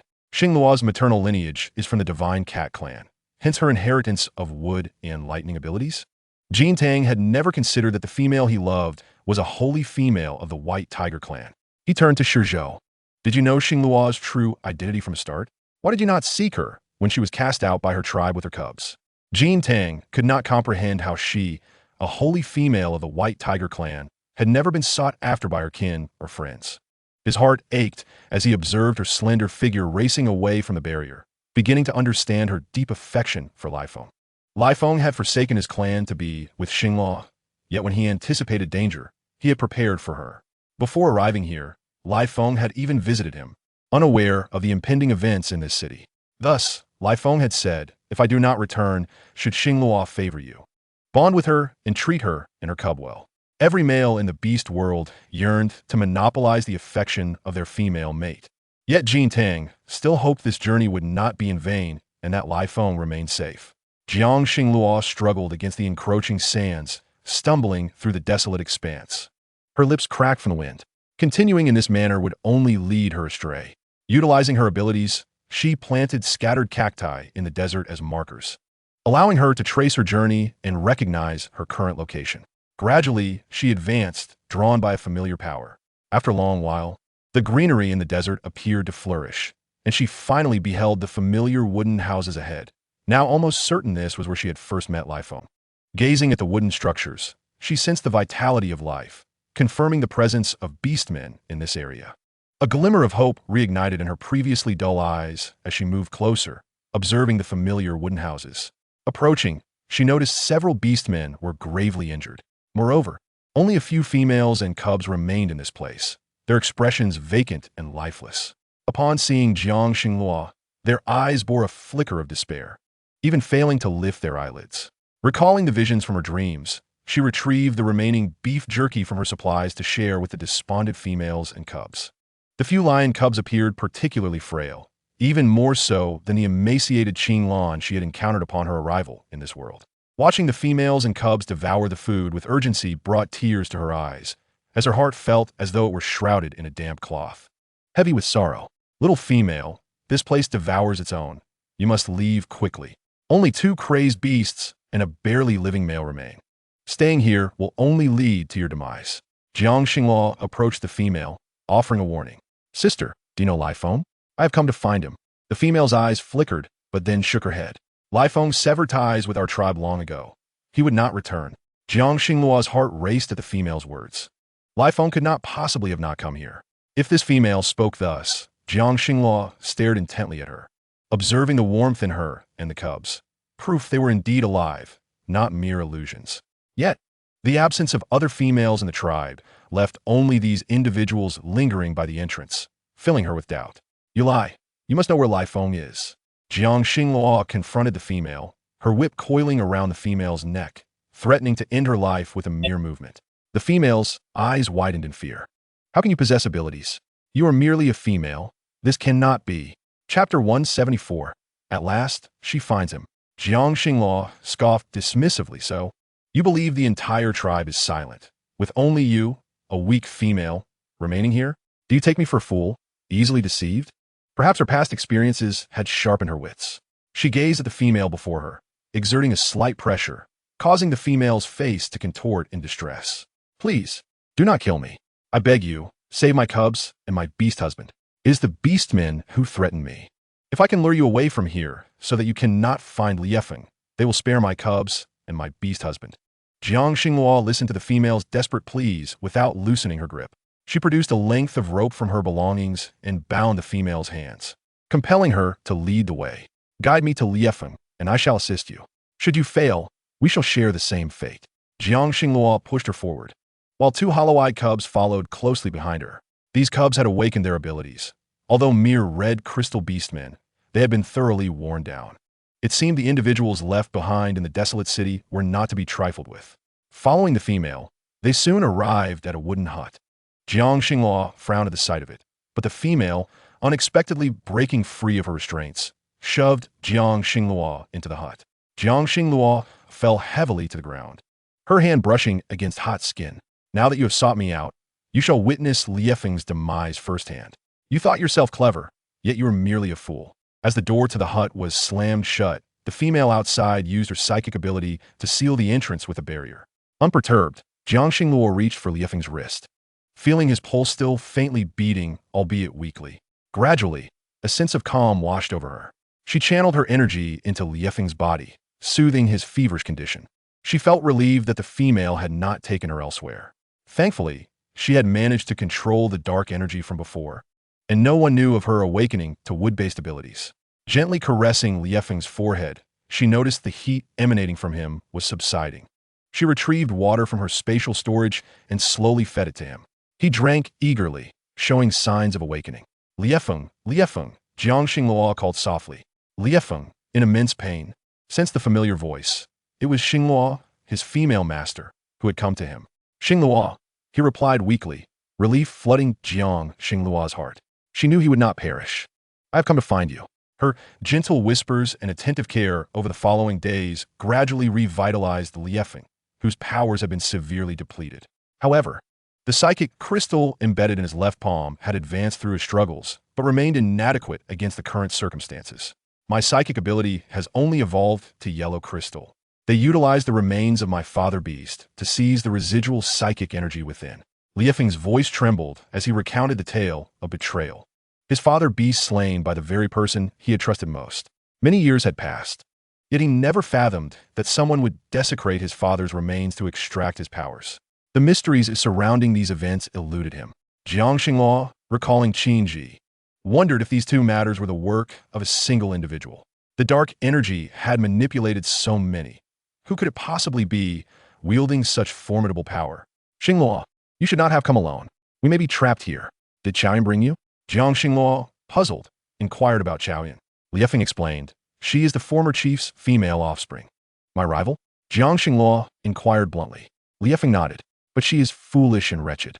With my powers, I could eliminate her. Yet she imprisoned me here to force me to witness your death. Jiang Xinghua deduced, and Liefeng confirmed her thoughts, relieved that few knew of her wood-based abilities. Then why would she use your father's psychic energy? Though Liefeng had not witnessed the events unfold, Jiang Xinghua had observed everything with clarity. No female in the tribe awakened psychic abilities, and Xiaoyan possessed no beast crystal. After a moment of contemplation, Liefeng appeared to grasp the situation. Jiang Xinghua retrieved the dark energy she had previously contained in a bottle. Observing it closely, she noted that it appeared distressed, repeatedly attempting to break free from its confines, but ultimately failing. You understand my strength. Dealing with you is as simple as crushing an insect. Liefeng gazed at Jiang Xinghua with a fierce intensity, regretting his failure to protect her. What do you wish to ask? Speak quickly. The dark energy, visibly agitated, recognized the overwhelming power of the female before it and feared for its existence. Compelled to answer Jiang Xinghua's inquiries. Replication of abilities is trivial for my master. It is merely the simplest form of power duplication, and I can accomplish it as well. The dark energy divulged this without hesitation, confident in its former master's prowess. However, to Jiang Xinghua, such revelations were terrifying. If all fallen beastmen's abilities could be replicated by the so-called master, the devastation inflicted upon the world would be unimaginable. Moreover, it had committed heinous acts. Who is your master? Where are they? Tell me, Jiang Xinghua demanded, her eyes ablaze with fury. The dark energy trembled, aware of its own inferiority. I do not know. I am merely the weakest servant assigned to execute tasks. I have never encountered it. How could I possibly know? Please do not press me further. Perhaps if you capture more companions, you might learn something. Jiang Xinghua's lips twitched in frustration. She had hoped to extract valuable information, only to find that this creature had never even seen its master. It seemed she had ensnared a fool. Chapter 175. Liefeng's past knowing all of this was far better than remaining in ignorance. The replication of abilities may not surpass the originals, and she could sense that such psychic powers instilled fear in both her and Shizhou. Jin Tang's fire abilities were particularly daunting for replicated powers. The Jinwu tribe had originally been nurtured in proximity to the beast god, possessing a fire ability that differed from ordinary flames. Their pure and radiant fire had a significant restraining effect on dark forces. However, their current strength was insufficient. Jiang Xinghua observed Liefeng by her side and retrieved the beast crystals from her spatial storage. You need these now. Liefeng nodded at the sight of the beast crystals. In recent days, his energy had been depleted to the point of exhausting his reserves. Fortunately, his advancement had not continued. Though he had endured 3 days of hunger and thirst, fully aware that Xiaoyun was retaliating against him for refusing to become her beast husband. Even without Xinghua, he could never become a mate to the daughter of his enemy. I will assist you, Jiang Xinghua assured him, channeling her energy into Liefeng.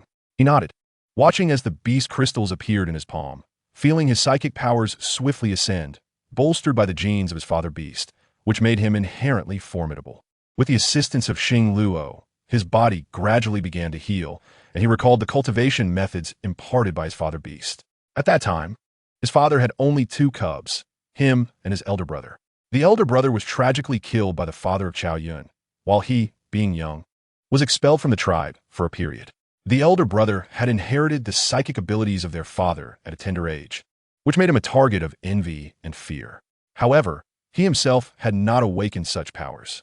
For many years, he concealed his dual abilities, known only to himself. Even his father remained oblivious.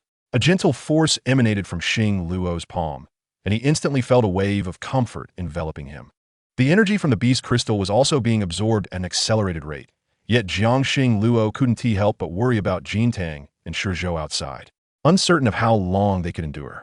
He hoped fervently that Jin Tang's powers would quickly reach a higher level.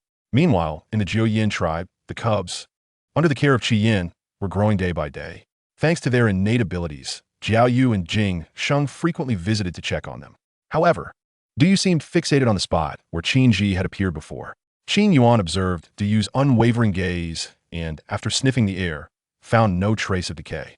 Suddenly, a tiger beast man named Shuo Yu, Jiao Yu's brother, arrived from the City of Beasts.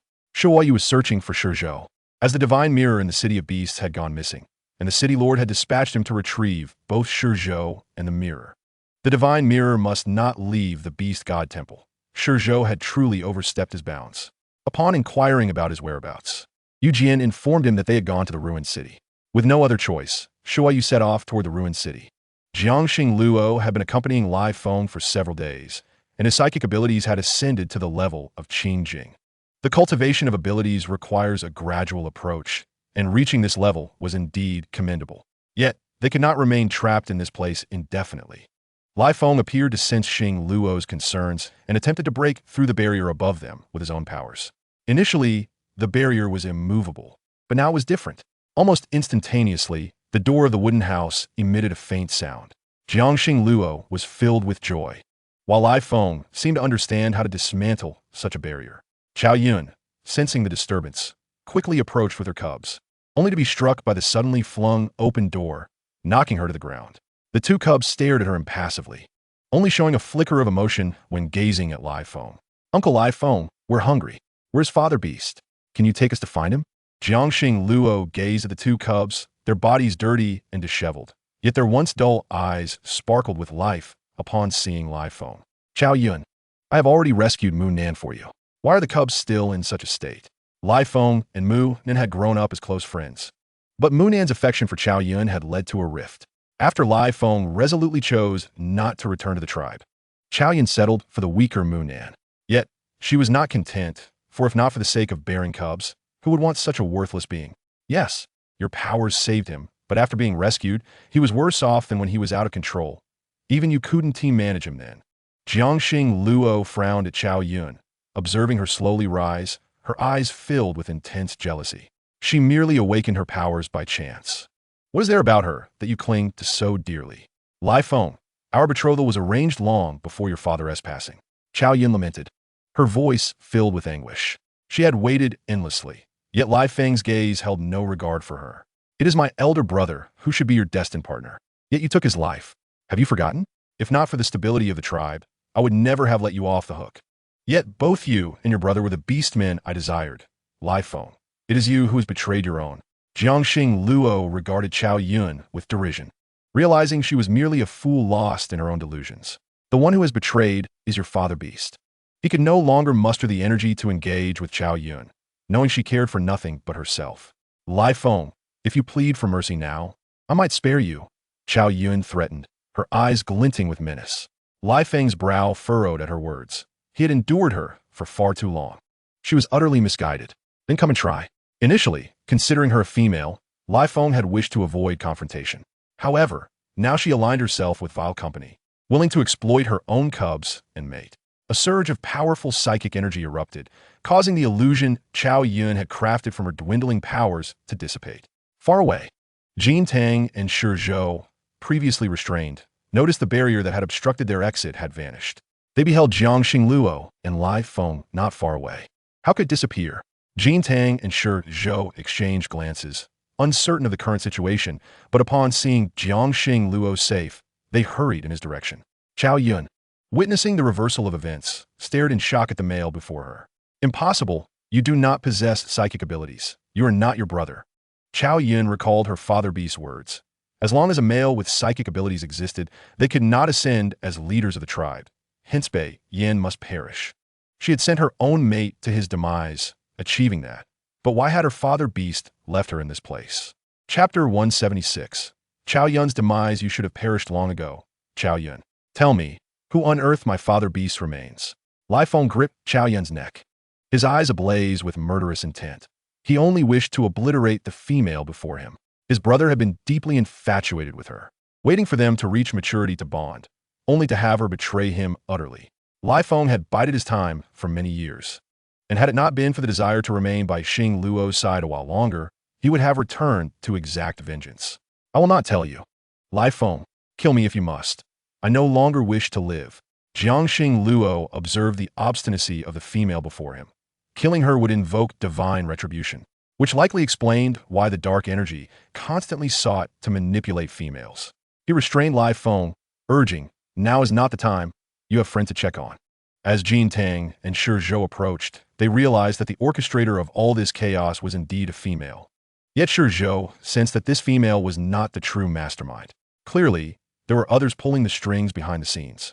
However, apart from Chao Yun, they had detected no other beastmen. Only by capturing her could they hope to uncover the truth. Jiangxing Luo watched as Lai Feng shifted direction, taking Chao Yun's 2 cubs with him, leaving Chao Yun alone, who watched her departing cubs and couldn't help but burst into maniacal laughter. You think you can outlast me? That dark energy merely used a fraction of its power, and you all became ensnared here. As soon as Chao Yun finished speaking, blood trickled from her lips. Jiangxing Luo glanced at the blood pooling on the ground and immediately used his powers to probe her body, discovering she had ingested poison. You actually possess wood-based abilities. Chao Yun gazed at Jiangxing Luo with envy, suddenly regretting her reckless choice to assist her ungrateful father in eliminating Bei Yin. Had Bei Yin still been alive, she would not be suffering so. Life without her mother was unbearable, and now she could finally find release. Jiangxing Luo watched as Chao Yun gradually lost consciousness, collapsing to the ground. Despite her repeated attempts, she found that even her powers were of no avail. Zhao Yun had long been deeply poisoned. She was fully aware of her impending demise. Yet, what compelled her to engage in such futile endeavors? Jiangxing Luo gazed at her as she breathed her last, collapsing right before him, and turned his attention to the departed Lai Feng and Zai Zai. Jin Tang hoisted Zhao Yun's lifeless form onto his back, and together, the 3 sought out Lai Feng. Lai Feng had retreated to the prayer hall within the tribe, where all the male beasts teetering on the brink of madness, were imprisoned. Upon Jiang Xingluo's arrival, he witnessed those males suffering the consequences of their actions, some having lost their sanity and turned on their female mates and offspring. Mu Nan, who had painstakingly rid himself of malevolent thoughts, now felt the weight of Zhao Yun's death. The loss of a female mate would strike a devastating blow to the males. This was Jiang Xingluo's first time witnessing such calamity unfold. He watched as Mu Nan reverted to his beast form, despair written across his features. Zhao Yun, how could she have died? Lai Feng, you swore you would not harm her. Jiang Xingluo furrowed his brow at him, then retrieved herbs from his spatial pouch and thrust them into Mu Nan's mouth. These herbs, crafted from the teachings of his mother, were intended to temporarily restore the sanity of a male who had lost his mate. However, it was merely a stopgap measure, as he would ultimately have to find a way to heal his own heart. Zhao Yun had been poisoned for an extended period. Did he not realize this? As a male, he should have been acutely aware of any issues concerning his female mate. Yet, it appeared he was utterly oblivious. Once Mu Nan calmed, tears streamed from his crimson eyes. Lai Feng, Zhao Yun was a fool. She believed that by resolving everything for her father beast, she would garner his attention. But after her female parent's death, he bonded with another female, and they had offspring together. Jiang Xingluo furrowed his brow, taken aback by the unfolding truth. You are foolish, just as she was. Did you forget how my brother treated you while he was alive? Lai Feng struck Mu Nan's chest with a fist, feeling a sense of release. Lai Feng, I cannot go on. With Zhao Yun gone, what is there left for me? Mu Nan had been Zhao Yun's first beast husband, yet he had never felt truly content. She had never regarded him with any real affection. Now that she was gone, he felt a sense of liberation. Jiang Xingluo conducted an assessment, but even her intervention proved ineffective. It was merely a matter of days, perhaps even hours. Lai Feng observed the two cubs weeping in anguish over their father beast, filled with loathing for their selfishness that had led to such neglect of their young. Shizhou witnessed firsthand how the dark and unnatural powers had turned the desolate city into a barren wasteland. His heart ached. The beast god should have salvaged the situation. Yet even when the divine mirror had emerged from the illusion, it remained futile, as if it had become nothing more than a broken stone. He yearned to communicate with the beast god, but felt no connection. The deity seemed to have vanished, having only appeared once to punish those males. Mu Nan's suffering was profound. Bereft of his powers and mate, he felt utterly drained, leaving no legacy for his two cubs. Only the remnants of two blue beast crystals remained to bequeath to them. Jiang Xingluo watched the two cubs clinging to their father beast, weeping bitterly, as she pondered how much more destruction would be wrought by the unseen adversary lurking in the shadows. She understood that this matter was inextricably linked to Ling Shuang, as well as the inexplicable lack of affection from Qin Yuan. If it were also tied to Ling Shuang, it would make sense. Yet, the exact nature of this relationship eluded her, requiring time to unravel. The system that had appeared previously had ceased to manifest, leaving Jiang Xingluo feeling it was utterly useless. Shuo Yu arrived, traversing the sandy winds, his black and white fur strikingly vivid amidst the storm. He looked towards Shizhou, who still clutched the divine mirror, having indeed stolen it from the beast goddess temple. Shuo Yu surveyed the unfamiliar faces before him, wondering if he had taken the mirror for their sake. Jin Tang observed Shuo Yu's fur and then turned to Jiang Xingluo, noting their striking resemblance in their beast forms. After all, they were both of the Baihu clan. It was no surprise. Xing Luo, you bear a remarkable resemblance to him. You must be a female of the Baihu clan, for you do not appear to be a cat, Jin Tang remarked. Jiang Xingluo looked at Shuo Yu, shedding his beast form, reverted to his human guise. He regarded the young female before him, her expression vacant yet familiar. Chapter 177. Xing Luo's father beast aside from her eyes, reminiscent of the Shun Mao clan. Her silvery hair and facial features were nearly identical to those of Jiao Yu. Could it be? Shuo Yu harbored doubts. Yet the familiarity of her visage tugged at his heartstrings. Who is your father beast? He inquired, for he had never encountered her in Wanshou City. Yet she seemed strikingly familiar. Xing Luo furrowed her brow, contemplating for a long while before recalling her father beast's name. Bai Yin, yes. My father beast's name is Bai Yin. The name felt foreign as it escaped her lips, yet she was certain it was correct. Upon hearing the name, Shuo Yu's eyes glistened with moisture. You're the female cub of my uncle. No wonder you seem so familiar. Uncle? Jiang Xingluo was taken aback by Shuo Yu's words. Her mother had told her that her father beast was a stray rescued from the outside world. with no family to speak of. How could he be someone else's uncle? It was impossible. Perhaps they shared the same name, or he had mistaken her for someone else. Her mother had said that her father beast was a wanderer who had only appeared in their tribe by chance. As Jiang Xinghua looked at Shuayu, she studied his features and hair, confirming a realization. He likely spoke the truth. Her father beast could very well be his uncle. She vividly remembered her father beast's appearance, and he bore an uncanny resemblance to the male before her. My uncle has been missing for a long time and has yet to return. What is your name? Can you tell me? Shuayu's eyes sparkled with excitement, eager to take the female cub back to Wanshou City to inform her father beast that his brother had a female cub. He was nearly certain that Xing Luo was indeed his uncle's daughter. Xing Luo. Her name is Xing Luo. Now that the matters in the desolate city are settled, we should return. Shi Zhou appeared reluctant to continue this line of discussion, yet Shuayu remained glued to Xing Luo throughout the journey. Lai Feng paid no mind, preoccupied with caring for Mu Nan's two cubs. The entire city had been annihilated, leaving only Mu Wan and Mu Feng behind, and Lai Feng intended to take them to Jiuyin tribe, hoping they would thrive. Jiang Xinghua was surprised when Shuayu recounted tales of his childhood and persistently inquired about Bai Yan. However, her knowledge of her father beast was scant, merely a few scattered memories. She knew only that her mother had loved her father beast dearly, yet they had only one female cub. And when her father beast met misfortune, her mother claimed he had perished outside. Perished? My uncle is dead? That cannot be true. Shuayu seemed unwilling to accept such a fate, while Jiang Xinghua felt a pang of sorrow in her heart. She, too, had not seen her father beast during her last visit to the tribe. If he truly loved her mother, how could he not return? Eventually, Shuayu fell silent, producing the remaining beast crystals from his possession to gift to Jiang Xinghua. A meeting gift. We initially believed, Jiao, you would awaken lightning powers. Yet nothing occurred at her birth, and she bore no power crystal. We thought the Baihu clan's sacred female would become extinct, but Xing Luo. It seems there is still you. In the trembling voice of Shiyue, the words of the sacred female of the Baihu tribe resonate, suggesting that only among the beast god's emissaries does she find her rightful place.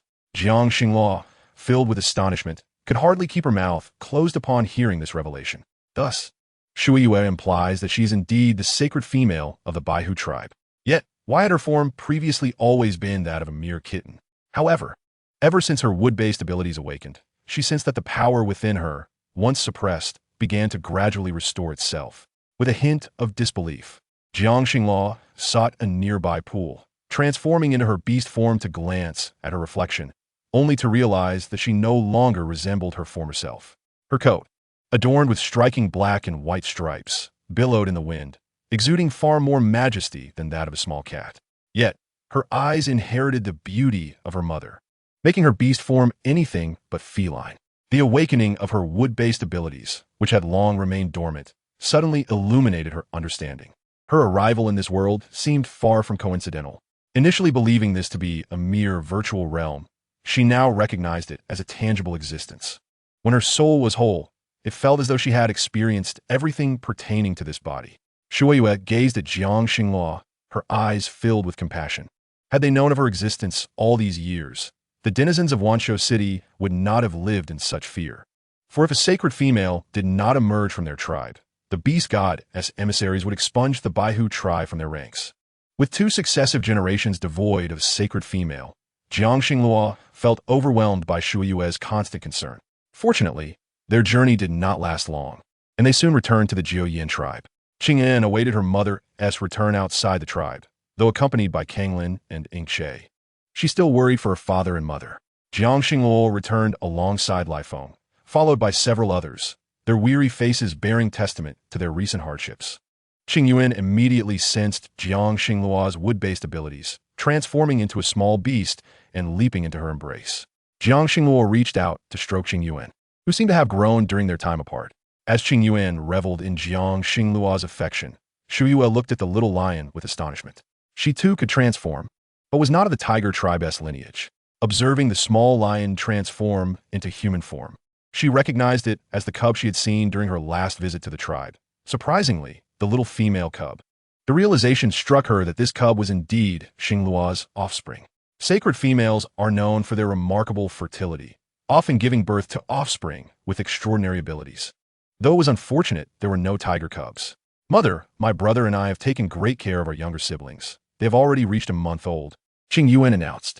Jiang Xinghua had inadvertently been away from the cubs for a month, and time had flown. With the cold season approaching, the males imbued with abilities had no worries about the chill, yet the weaker beastmen of the Jiuyin tribe felt immense fear. The feathers shed by the eagle in Ragewind City were originally meant for their females to ward off the cold, but the surplus had been exchanged for goods with the Jiuyin tribe. The Jiuyin tribe, however, was different from before. Every household now had fire for warmth, and they donned feather garments when venturing outside. During winter, they busied themselves primarily with planting, while the females were more likely to conceive in this season. This was the first time Shuyue and Shizhou had witnessed such a transformation in a tribe of weaker beastmen. Shizhou had once glimpsed the future of the Jiuyin tribe in the Divine Mirror, which revealed a dark fate, being driven away by stronger beastmen, their lives threatened by the impending storm. Yet now, everything had changed. Chapter 178. I wish to take you back to see Shizhou observe the open space outside their door where seeds had been sown, even witnessing wheat being planted in the nearby barren land. This wheat was something he had never seen before.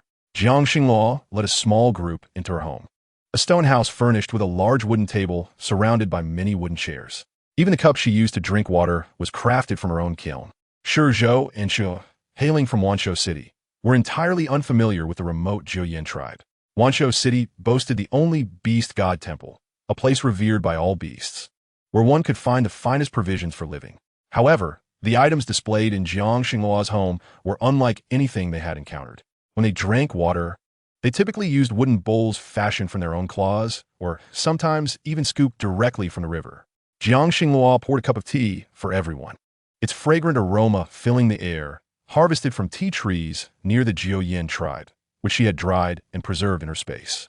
With the matters of the desolate city settled, she felt a sense of relief bringing Lifeng back. "Was this Xinghua?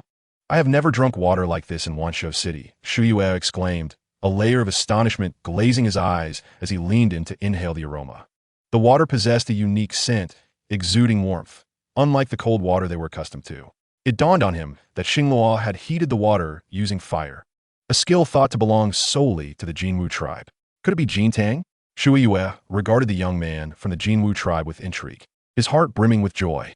His little sister was indeed extraordinary, transforming even ordinary water into something remarkable. Jiang Xinghua noticed Shizhou and Shue savoring their tea leisurely, and she produced a bamboo tube. Raising her gaze to explain, she said, "The water you are drinking is infused with tea leaves, fragrant and warm. If you like it, feel free to take some home, along with some brown sugar." Jiang Xinghua, aware that Shu was her brother, observed their constant expressions of surprise, having assumed that many of her creations were already familiar to numerous beastmen. To her astonishment, they had never tasted tea. "Brown sugar? We only have a tiny piece in Wanshou City, which was traded at a high price. Isn't the water offered to the beast god made with that piece of brown sugar?"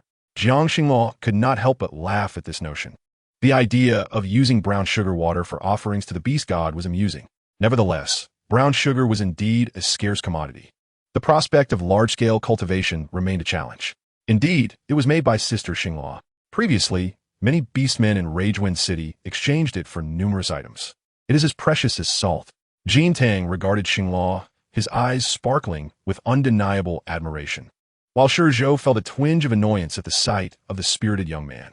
Lifeng, however, had no time to spare for their banter. As a male, his primary responsibility lay in caring for his offspring. He glanced at his 3 cubs, reflecting on how he had missed their birth and subsequent events.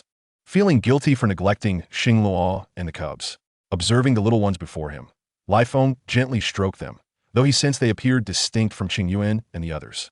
The tiny cubs bore striking resemblance to their mother, while the eldest was a little female. After feeding the little female cub, Qingzhu softly coaxed her, "Yin Yin, it's time to sleep." "Yin Yin? So that's her name?" Lifeng inquired, his voice low, his heart aching with regret for being so preoccupied with tribal matters that he had forgotten to learn the names of his own cubs. "Zhang Yun, Zhang Qi, Zhang Fing," Qingzhu replied. Hearing their names, Lifeng found them delightful. Any name bestowed by Xinghua was lovely. Embracing the little female, his eyes sparkled with affection. And Jiang Yun's laughter drew Jiang Xinghua's attention. Having not seen the cubs for a month, she had longed for them every day. Now that she was finally back, a sense of comfort enveloped her as she gazed upon them. She embraced the two little ones, their tender, pale cheeks adorned with smiles. Mother, I possess your lightning abilities, and these two little ones share the same gift. Moreover, Shao-Chi is blessed with dual abilities, inheriting the wind powers from our father beast. All three cubs of the Tiger Clan wielded the mighty lightning powers, and the once composed Shuayu, who had been peacefully sipping tea on a wooden chair, found it impossible to remain still. Xing Luo, let your brother take a look at the cubs. Lai Feng furrowed his brow as he cast a glance at Shuayu. If it weren't for the knowledge of his blood relationship with Xing Luo, he would have been compelled to compete fiercely with Shuayu. Watching Shuayu eagerly reach out to take the little female cub, a wave of displeasure surged within Lai Feng.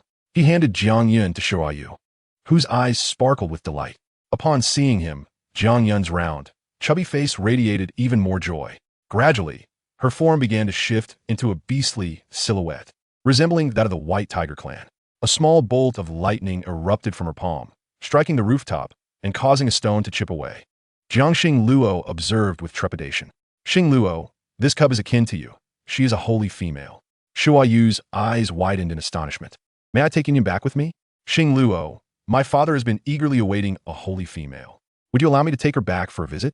Lai Feng's expression darkened, and he swiftly reclaimed Jiang Yun.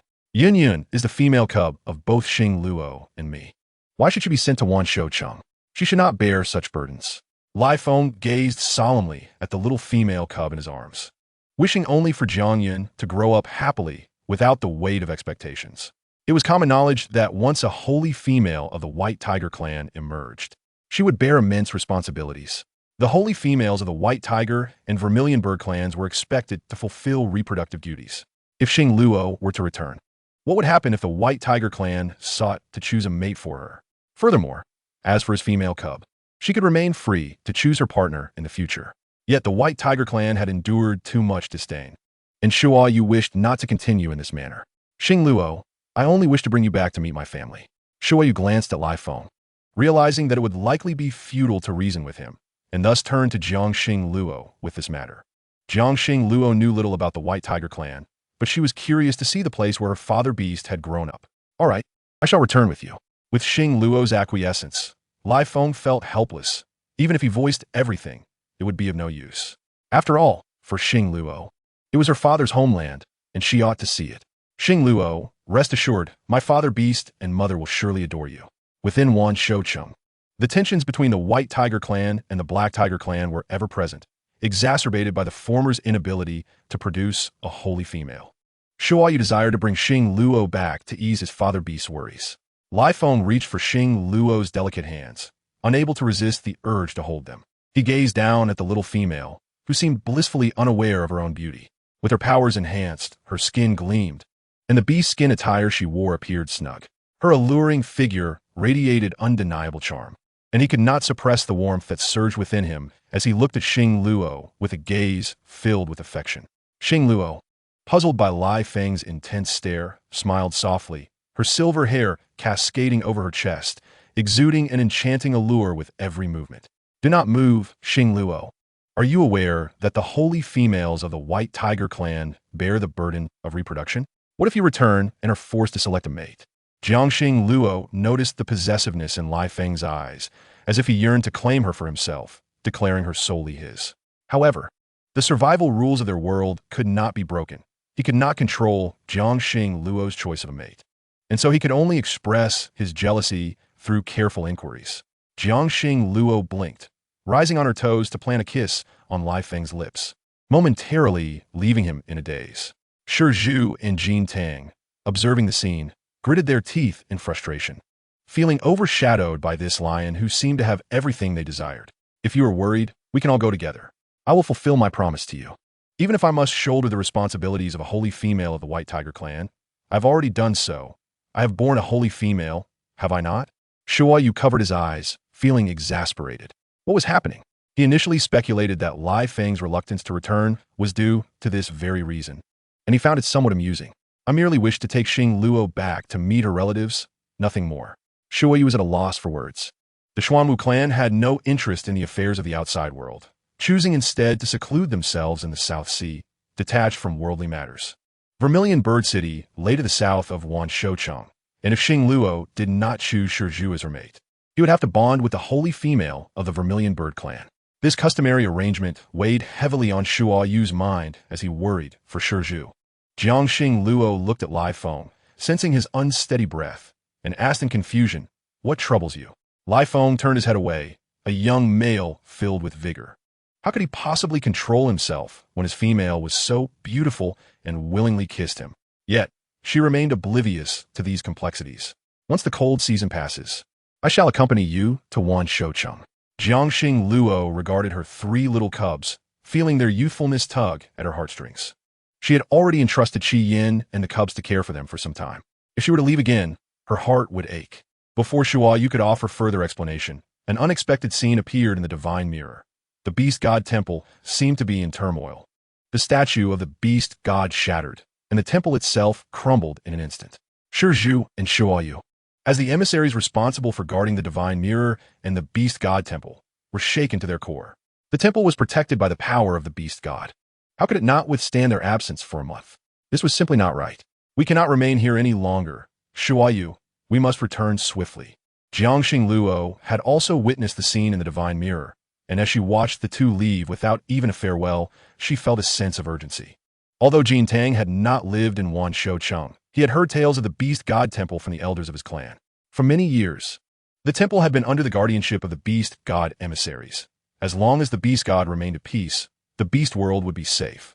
Now, with the temple's collapse, it signified the weakening of the beast god's power, especially after nearly not surviving the recent rainy season. A sense of unease crept into Jin Tang's heart. Could it be that the beast god truly no longer existed?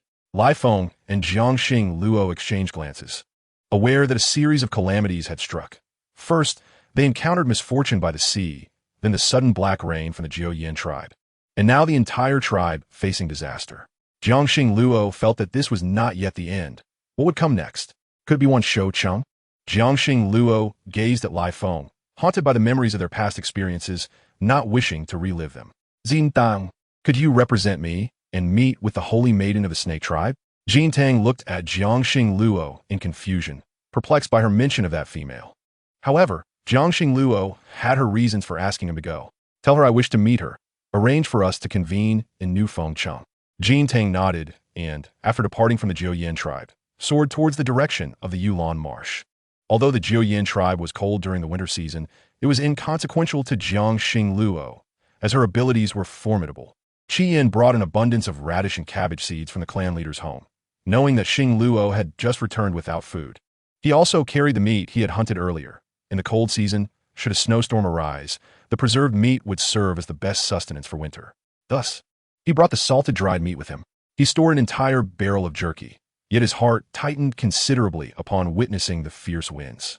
He had thought that the fierce winds were truly absent, only to find that Xing Luo had sought him out once more. Qi Yin placed the items before Xing Luo, who lifted her gaze towards him.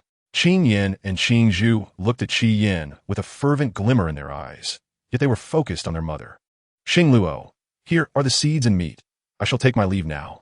Qi Yin then restrained his gaze, turning to the two little ones beside him, feeling a surge of joy within. Brother Qi Yin, you promised to take me and Qing Zhu hunting together, now that the snow hasn't fallen yet. Would you take us once more? After spending considerable time with the little ones, they had already regarded him as family, especially Qing Yin and Qing Zhu. Along with Qing Yao, during their last hunting trip, he had taken the three of them, and due to Qing Yan's rapid mastery of her unique ability, they had managed to hunt a 300-pound Zhu beast, which bore a rare green beast crystal. For them, such a beast crystal was exceedingly rare. Qing Yan's wind blade swiftly struck the Zhu beast's neck, delivering a fatal blow, as her ability had reached the level of green crystal. Meanwhile, Qi Yin had also evolved into a blue crystal beastman, no longer the frail being he once was. Observing them brought solace to Qi Yan's heart. This jerky is what I made after hunting with the little ones. I saved some for you. Qi Yin looked at Jiangxing Luo, who perceived that the once fervent determination in his eyes had now dissipated. She finally felt a sense of relief. Qi Yin, let me help you remove the beast protection mark. It was not her initial desire, but now it was time to return his freedom. Qi Yin did not refuse and simply agreed. As Jiangxing Luo lifted the protection mark, a pang of pain coursed through Qi Yan's heart. The three little ones accompanied Qi Yin for the hunt, leaving only Qing Lan and Qing Yuan. Song Lan and Ing Che glanced at the two newcomers with furrowed brows. Chapter 180. Farewell. Qing Yuan, the two little ones appeared exceedingly frail, covered in dust, their eyelids drooping. However, Song Lan noticed that their abilities were already exceptional for their age. What are your names? The previously vacant expressions of the two little ones suddenly brightened. They had thought that once their father and mother departed, no one would pay attention to them again. Yet, they were only aware of the fierce winds and had never left the wasteland city. Everything before them felt bewildering. We are from the wasteland tribe. Mu Wan and Mu Feng. May I take you to wash up? Jiangxing Luo recognized her neglect towards the two little ones, and a flicker of sympathy crossed her eyes. All right, Mu Feng, feeling lost, obediently agreed. Jiangxing Luo sighed in relief. Compared to the timid Qing Lan who had just traversed into this world, their personalities had softened considerably. Jiangxing Luo prepared warm and cold water in a wooden basin, allowing the fierce winds to clean them up, and she retrieved 2 sets of clean bee-skin skirts that she had prepared for her little ones. Qing Yuan gazed at the two brothers before her, finding them exquisitely beautiful, and like her, they were lions. Qing Yuan reached out, taking their hands to play together, causing a warm current to surge within Mu Wan and Mu Feng, who had thought they would never have friends again. Jiangxing Luo noticed that the personalities of the two little ones differed. The elder was calm while the younger was more vivacious. It seemed that with Qing Yuan's companionship, they gradually relaxed. Jiangxing Luo observed that more and more individuals were gathering around her. The two little ones were always so dependent on others. Perhaps this place could not accommodate them. Jiangxing Luo planned to select a new location and build a stone house for Mu Wan and Mu Feng. When she discussed this with the fierce winds, it appeared that the matters hidden in his heart were swiftly resolved. After all, they were the offspring of Chao Yun, and the fierce winds were concerned that Xing Luo might despise them, which was understandable. How could I possibly despise them? They are merely little ones, and they understand that Chao Yun's demise was not our doing. The ominous force manipulating everything behind the scenes is the crux of the matter. Even Ling Shuang may have merely been a vessel chosen at random. Jiangxing Luo reached for an item resting on a wooden tray beside her, sensing something amiss. Upon closer inspection, she discovered it was her favorite snack from her former world, pumpkin seeds.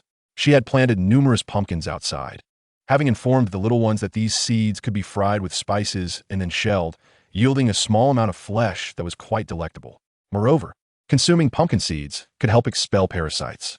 The beastmen often consumed excessive raw meat, making pumpkin seeds beneficial. As Jiangxing Luo gazed at the pumpkin seeds, she suddenly remembered that she had cultivated a plot of sunflowers near the ranch, specifically those that produce seeds. Every year, after maturing, they would yield a substantial quantity of quality seeds. It had been a long time since she had checked on the sunflowers in her space. She wondered how they had fared. The fierce winds observed Jiangxing Luo skillfully shelling the pumpkin seeds and popping them into her mouth, seemingly satisfied by the small morsels of flesh. He mimicked her actions, discovering that they were indeed quite tasty. Xing Luo, what are these? The fierce winds looked at Jiangxing Luo, seemingly pondering something, interrupting her train of thought. Pumpkin seeds. After being fried with the spices we collected earlier, they taste delightful. However, they still lack the flavor of sunflower seeds. A soft, melodious call of mother reached Jiangxing Luo's ears. Following the sound, she saw her little Yun Yun, who was in the fierce wind's embrace, flailing her pale arms. The other two male cubs had yet to awaken, as the fierce winds, their father, always ensured they were well fed and nurtured with his abilities, allowing them to sleep soundly. However, the female cub required more maternal care. So when Jiang Yun sensed the absence of Xing Luo's energy, she would awaken. Jiangxing Luo cradled the little one in her arms, unable to suppress her laughter. Yet, as she laughed, her palm's energy surged uncontrollably. Frowning, Xing Luo sensed something was amiss with the uncontrolled energy.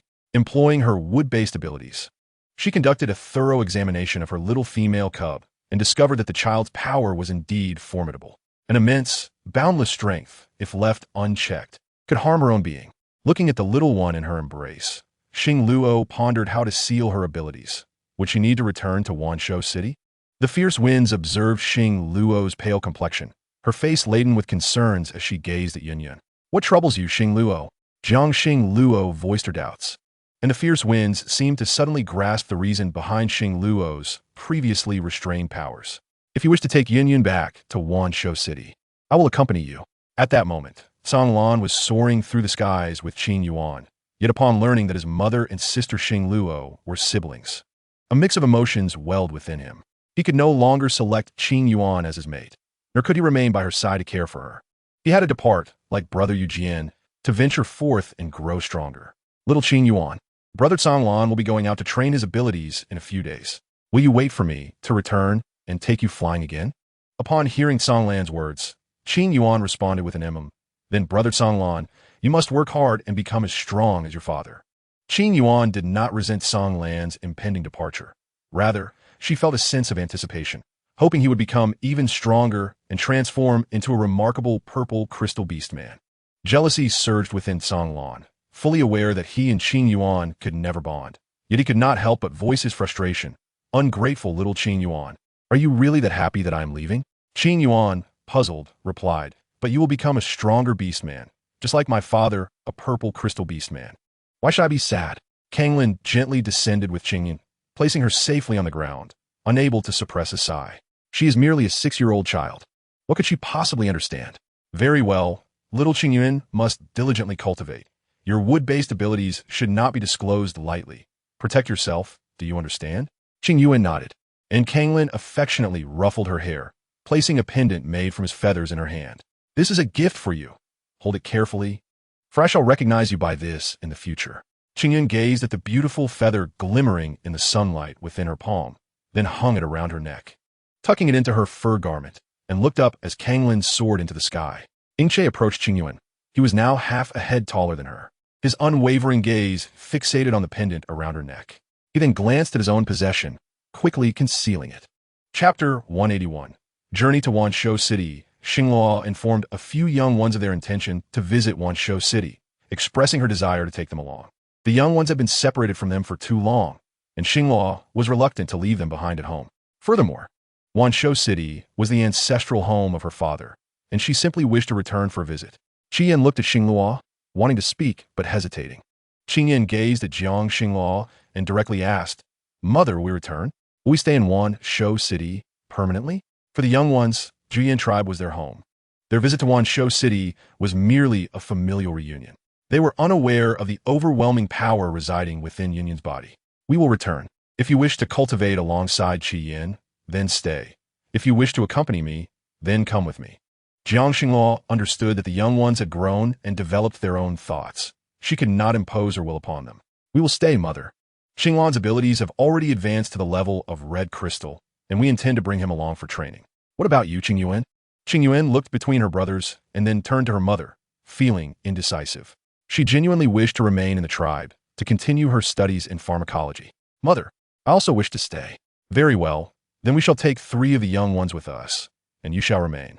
The young ones exchanged glances, observing the 3 little ones cradled in their mother and father's embrace, their expressions tinged with reluctance, nearly on the verge of tears.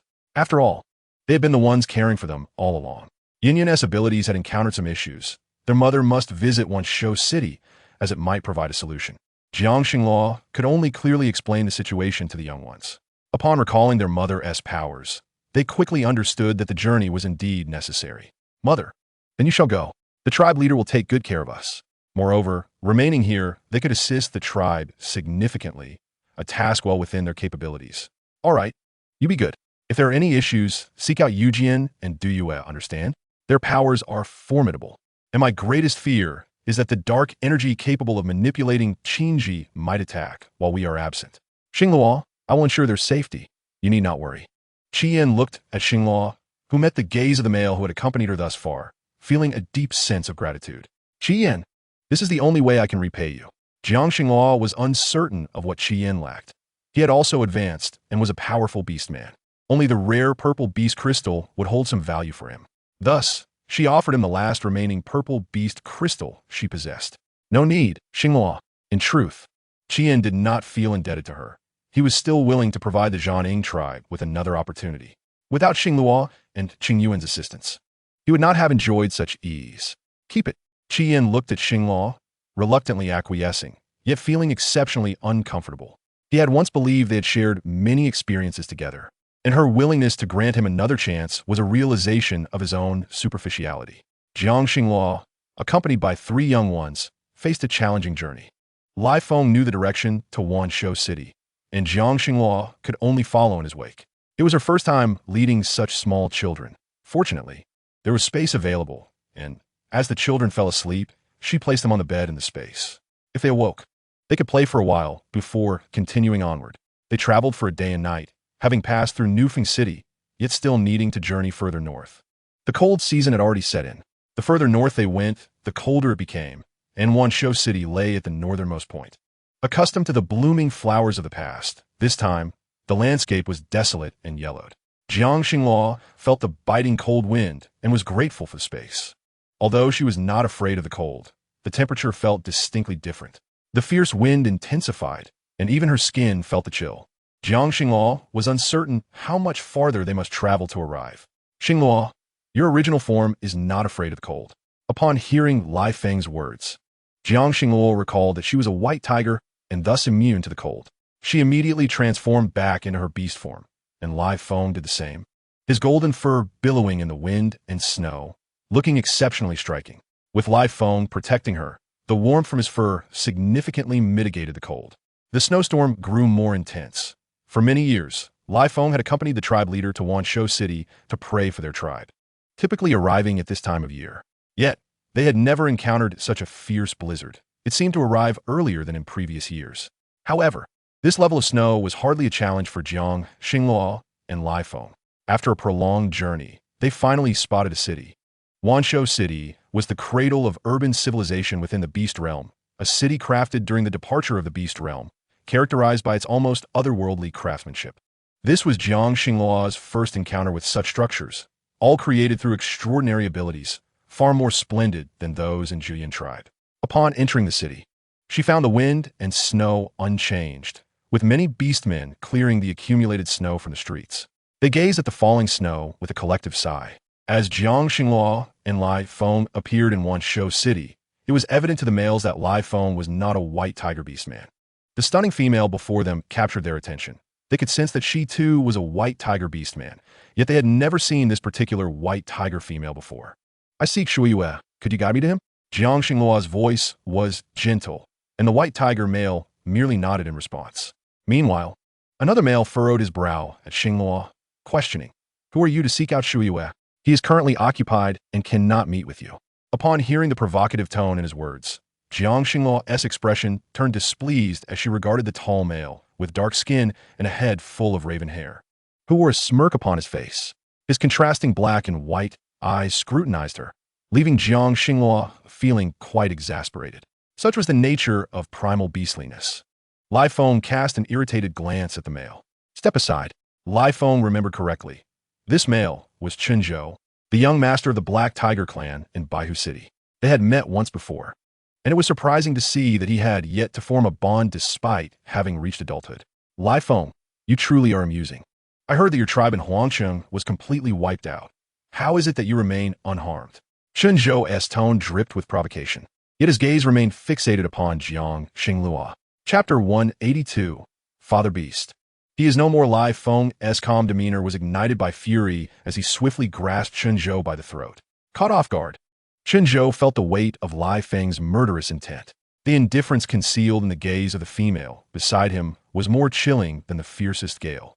How could merely speaking honestly provoke such ire? The strength of Lai Feng's grip intensified, yet Chen Zhou, known for his stubbornness, would never apologize, even if he were to be throttled. The nearby male Baihu expressed concern. After all, Chen Zhou was a member of their clan, a powerful blue crystal beastman.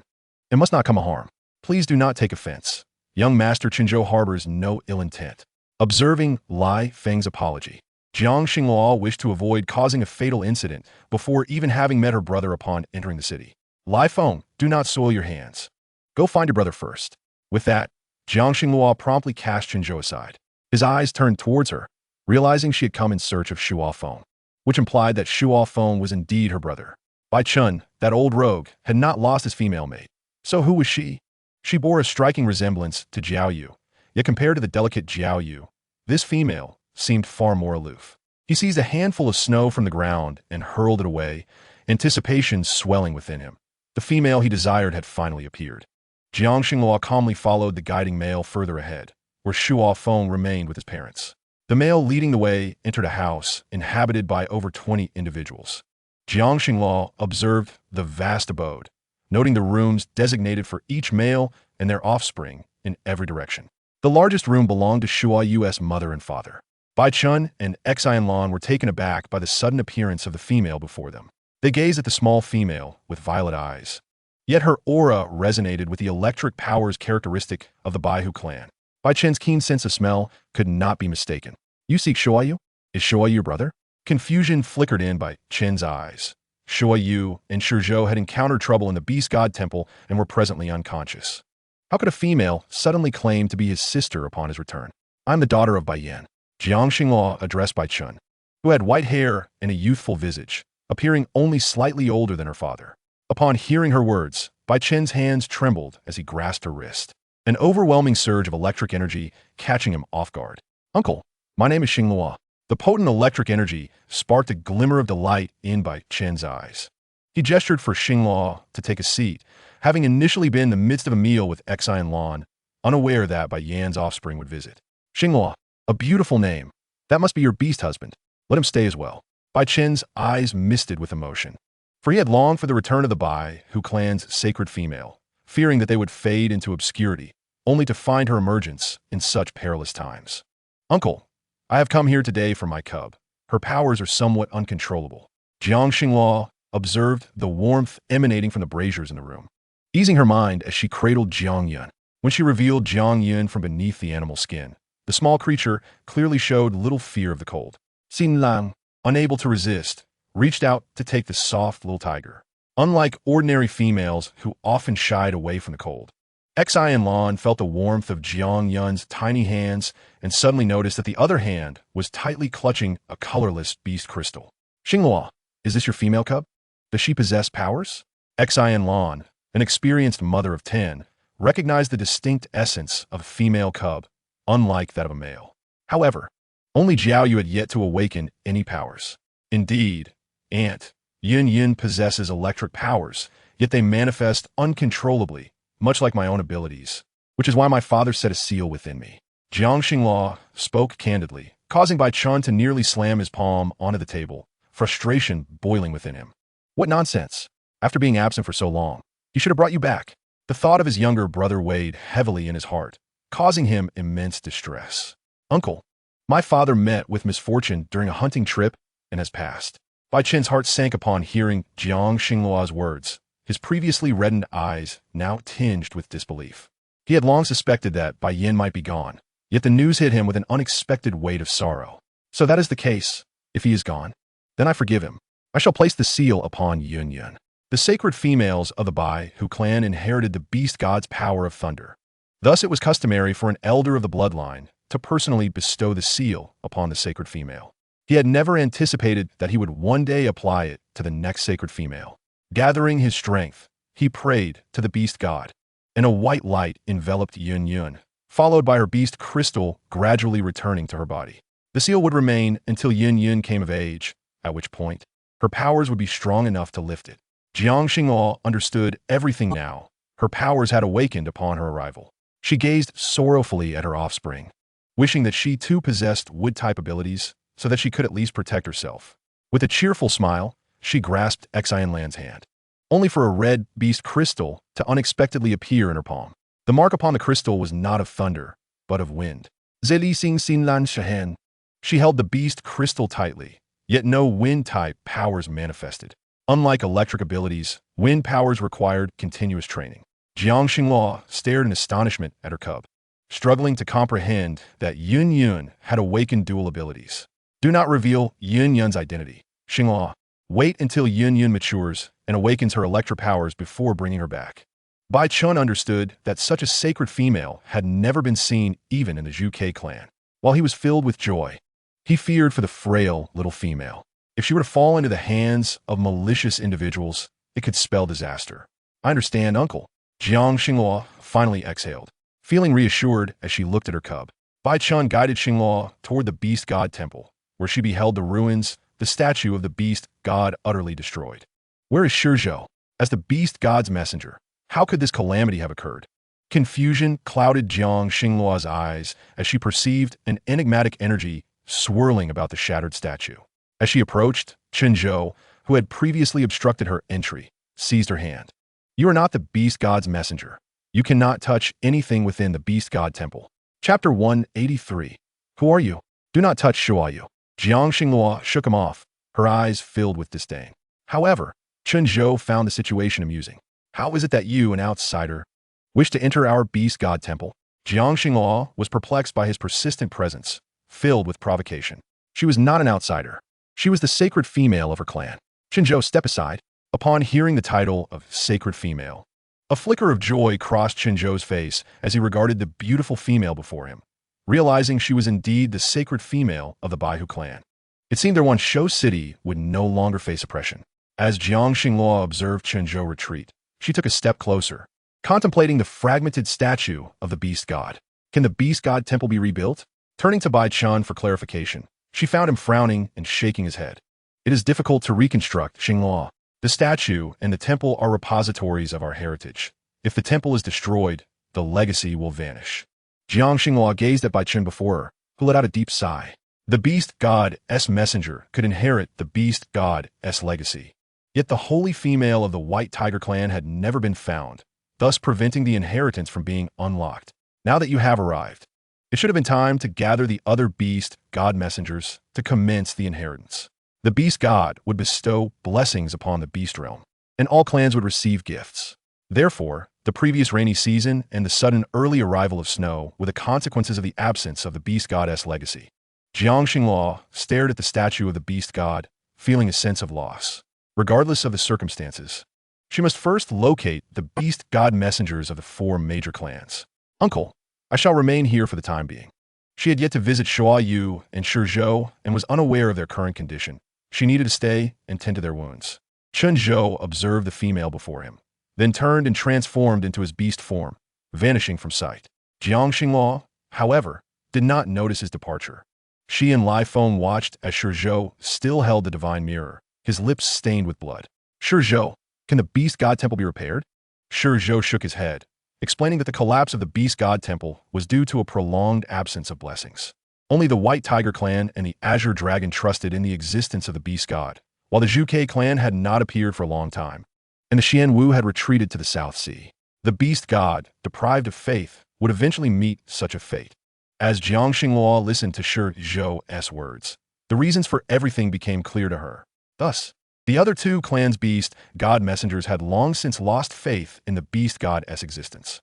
But if we were to select new beast god messengers, why must it be them?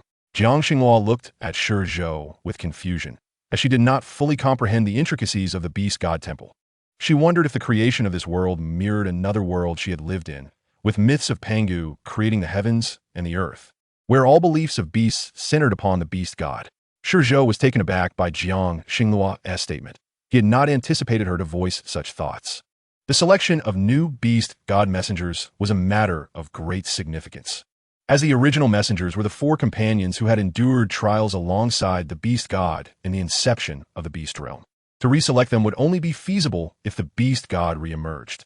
Jiang Xinghua furrowed her brow, questioning whether it was not possible for other clans to come and offer their prayers. Her understanding of divinity was that it should embrace the faith of all, thereby ensuring peace for the beasts of the realm.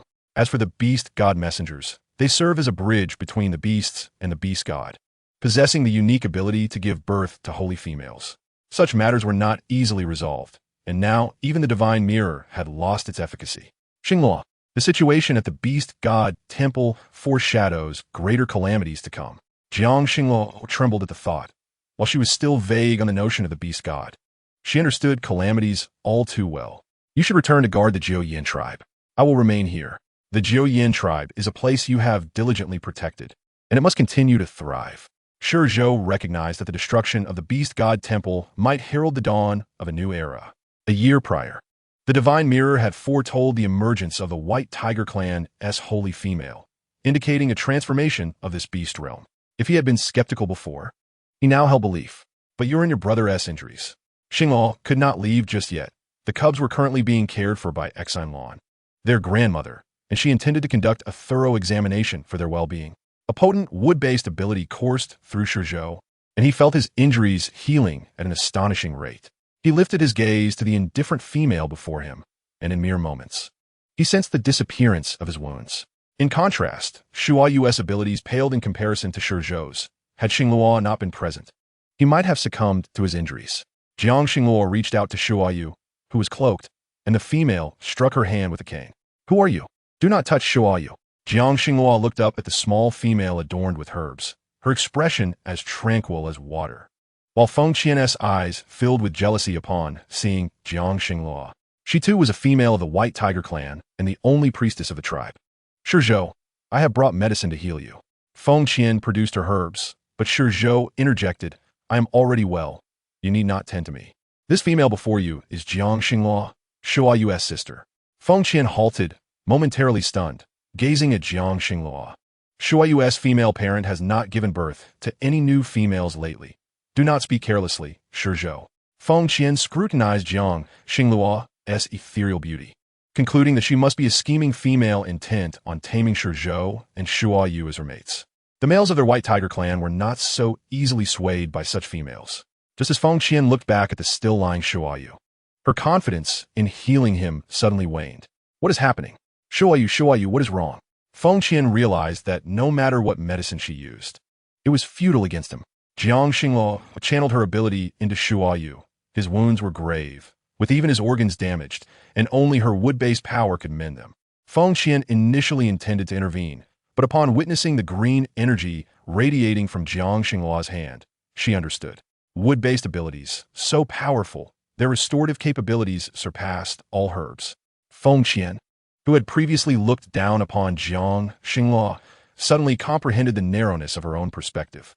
Shuai Yu's injuries were challenging to treat. It took Jiang Xingluo considerable time, during which the snow outside accumulated half a foot deep, before she finally restored his organs. However, the external wounds still required Feng Qian's medicine for healing. "All right, administer your medicine to him." Jiang Xingluo turned to Lai Feng, who was supporting her, concern evident in his eyes. "Are you all right?" Jiang Xingluo shook her head. "I'm merely a bit hungry. Lai Feng, once my brother recovers, I will return with you." Feng Qian observed the male standing beside Jiang Xingluo. He was not the inheritor of the beast god's messenger, yet he treated his female with utmost tenderness. The bond in their eyes evoked a sense of envy even in Feng Qian, who had yet to form a contract. Chapter 184. Is this all you can do? Jiang Xingluo and Lai Feng decided to reside at Bai Chun's home. After Shuai Yu's injuries were treated, the excruciating pain that had nearly pierced his heart and lungs vanished abruptly, allowing him to consume medicine and food once more. Jiang Xingluo noticed the White Tiger female who had been caring for Shuai Yu reappear, and upon Shuai Yu's return home to rest, the small female accompanied him. Jiang Xingluo and Lai Feng sat in the house, warming themselves by the fire with the three cubs, observing the few remaining pieces of wood in the fire pit, which emitted a somewhat acrid scent. Yet in the beast realm, there was no quality coal to utilize, only these materials. Jiang Xingluo lifted the leather curtain and beheld the ongoing heavy snowfall outside, the accumulation now high enough to reach halfway upper calf. Having lived in the southern regions of her original world, she had never witnessed such a substantial snowfall. The cub in Jiang Xingluo's arms reached out, eager to rush outside, as snowflakes danced in the cold wind, appearing irresistibly enchanting. Bai Chun's home was filled with several cubs, offspring of Xian Lan and other beast husbands. Bai Chun was exceptionally kind to these cubs, who frolicked in the yard, catching snowflakes and gathering in groups, ultimately shaping a figure resembling a white tiger beast man. Jiang Yun, cradled in Jiang Xingluo's embrace, yearned to join the other cubs in play.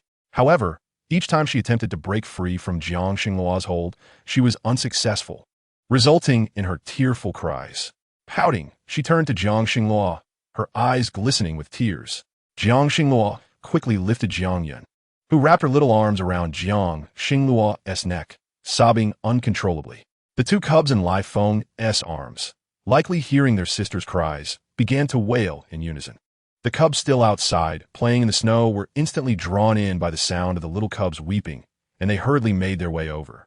The cold air from outside was ushered in by a few young ones, their eyes wide with surprise at the unfamiliar faces in their home, especially when they laid eyes on Jiang Xingluo. "Sister Jiayue, you have returned?" Bai Ku, the offspring of Xinlan's second beast husband, had grown up alongside Jiayue. She had cared for him during his childhood, though he could only vaguely recall her appearance. Jiang Xinghua gazed down at the boy, now reaching her chest and height. As Bai Chun had just informed her of Bai Ku's name. I am not Sister Jiayue. My name is Xinghua. Upon hearing Xinghua's gentle explanation, Bai Ku's face flushed. He looked at the little one in Jiang Xinghua's arms, her round face still adorned with tears. However, upon seeing him, the child ceased her weeping and regarded him earnestly.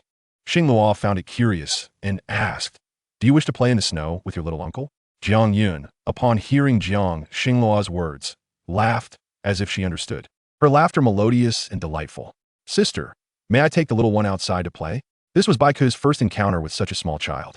Jiang Xinghua watched as Bai Ku extended his arm, effortlessly lifting Jiang Yun from her embrace. She followed the children outside, uncertain of how long the snow in Wanshou City would last. Feng Qian, having prepared the medicinal soup, intended to deliver it to Shiyue. After taking a few steps, she heard the sounds of laughter and joy resonating from the snowy courtyard. Holding the bowl of medicine, she cast a lingering glance at Jiang Xinghua before walking away. Jiang Xinghua observed as Jiang Yun grasped a handful of snow, staring at it for a long time before finally succumbing to temptation and stuffing it into her mouth. A rush of icy flavor filled the little one's mouth, causing her to shiver in discomfort. Jiang Xinghua sighed and brushed the snow from Jiang Yun's palm. While Bai Ku couldn't help but laugh heartily, Jiang Xinghua lifted her gaze to the sky, where snowflakes continued to fall. Although the males of the tribe were not affected, what of females? If a female and her young fell ill in the tribe, it would become quite troublesome. Lai Feng noticed Jiang Xinghua's restless tossing during the night. Seemingly unable to sleep, while outside, the silence was profound, the heavy snow nearly concealing the entire city. "Xinghua, what troubles you?" Lai Feng reached out, placing his hand gently on her waist and pulling her into his embrace. With a furrowed brow, Jiang Xinghua placed her hand over her chest. "Lai Feng, if this heavy snow does not cease, Wanshou City will be buried. Was this the punishment for the shattering of the beast god statue? What do you intend to do? Seek out Zhuke and Xuanwu?" Liefeng's voice held certainty. He knew Jiang Xinghua would not allow her kin to perish in a natural disaster. If the beast god temple could not be restored, then abandoning Wanshou City would be their only option. The migration of the entire tribe was a monumental task. Yet if it was for survival, it seemed a small price to pay. Jiang Xinghua turned to Lai Feng, her eyes meeting his. "I am sorry. If I had accompanied you to the wilderness city, your kin would not have perished." Lai Feng kissed the strands of her hair, his hand caressing her expressive eyes. "It is not your fault. I too was unaware that someone would exploit my father as spirit." Holding Jiang Xinghua tightly, his tones softened further. "Rest assured, whatever course you choose, I shall support you." Listening to Liefeng's soothing words, Jiang Xinghua relaxed completely and unknowingly drifted into slumber. Lai Feng gazed at the small female nestled in his arms, her brow still furrowed, evoking his tender concern. As he rolled out of bed and opened the door, a gust of cold wind accompanied by swirling snowflakes swept into the room. This place was not much better than Wilderness City, which had truly become desolate. Did the source of this unforeseen snowstorm in Wanshou City relate to those corrupt forces? Lai Feng stepped outside, observing the snow piled high in the courtyard. Although it was cleared daily, the snowfall showed no signs of abating. If this continued, they would indeed have to abandon Wanshou City. After falling asleep, Jiang Xinghua's dreams were chaotic, surrounded by encroaching darkness that threatened to entrap her. "You are the holy female of the Baihu tribe, possessing the legacy of the beast god. Is this all you can do? How does it feel to witness your kin punished by the beast god?" Jiang Xinghua listened to the nonsensical taunts, her heart aching. "No, we have never betrayed our god. The divine would not punish us." Rising to confront the darkness before her, she only heard their mocking laughter. "Your beast god's power has long since waned. With no one to believe in your deity, what strength can protect you?" Jiang Xinghua awoke with a start, her hand reaching out to find only cold emptiness beside her. Lai Feng was gone, yet the three little ones remained by her side. Why had she dreamt such a thing? Chapter 185. Leading their migration, Jiang Xinghua rubbed her chest, the pain in her heart causing beads of sweat to form on her forehead. She looked at the young ones, her eyes softening with affection. She had never experienced such dreams before. Previously, they were merely shadows explaining things to her. Yet, that shadow had not appeared for quite some time. Jiang Xinghua understood that her arrival in this realm was somehow connected to him. "I never anticipated our power could harm you, female. Your strength is hardly formidable." The voice resonated from the space around her. She retrieved a small vial from the confines of the space, observing the swirling dark essence trapped within, which had suddenly become animated. Jiang Xingluo's eyes turned cold. Do you know something? The dark essence laughed, looking at Jiang Xingluo. Fearful of the spiritual abilities of the holy female, I have found your Achilles heel. Prepare for your demise. With gritted teeth, Jiang Xingluo unleashed her lightning power, obliterating the darkness before her, shattering the glass vial that contained it. The darkness dissipated into a cloud of white smoke, accompanied by an unpleasant odor. Jiang Xingluo clenched her jaw, realizing that her dream had indeed been a trap set by others. As for the heavy snow, she opened the door to find Lai Feng entering with a bowl of hot soup, brimming with tender meat. The rumbling of her stomach brought a flush to Jiang Xingluo's cheeks. She was indeed hungry after a night filled with nightmares, her strength seemingly drained. Lai Feng placed a basin of meat on the table, observing Jiang Xingluo.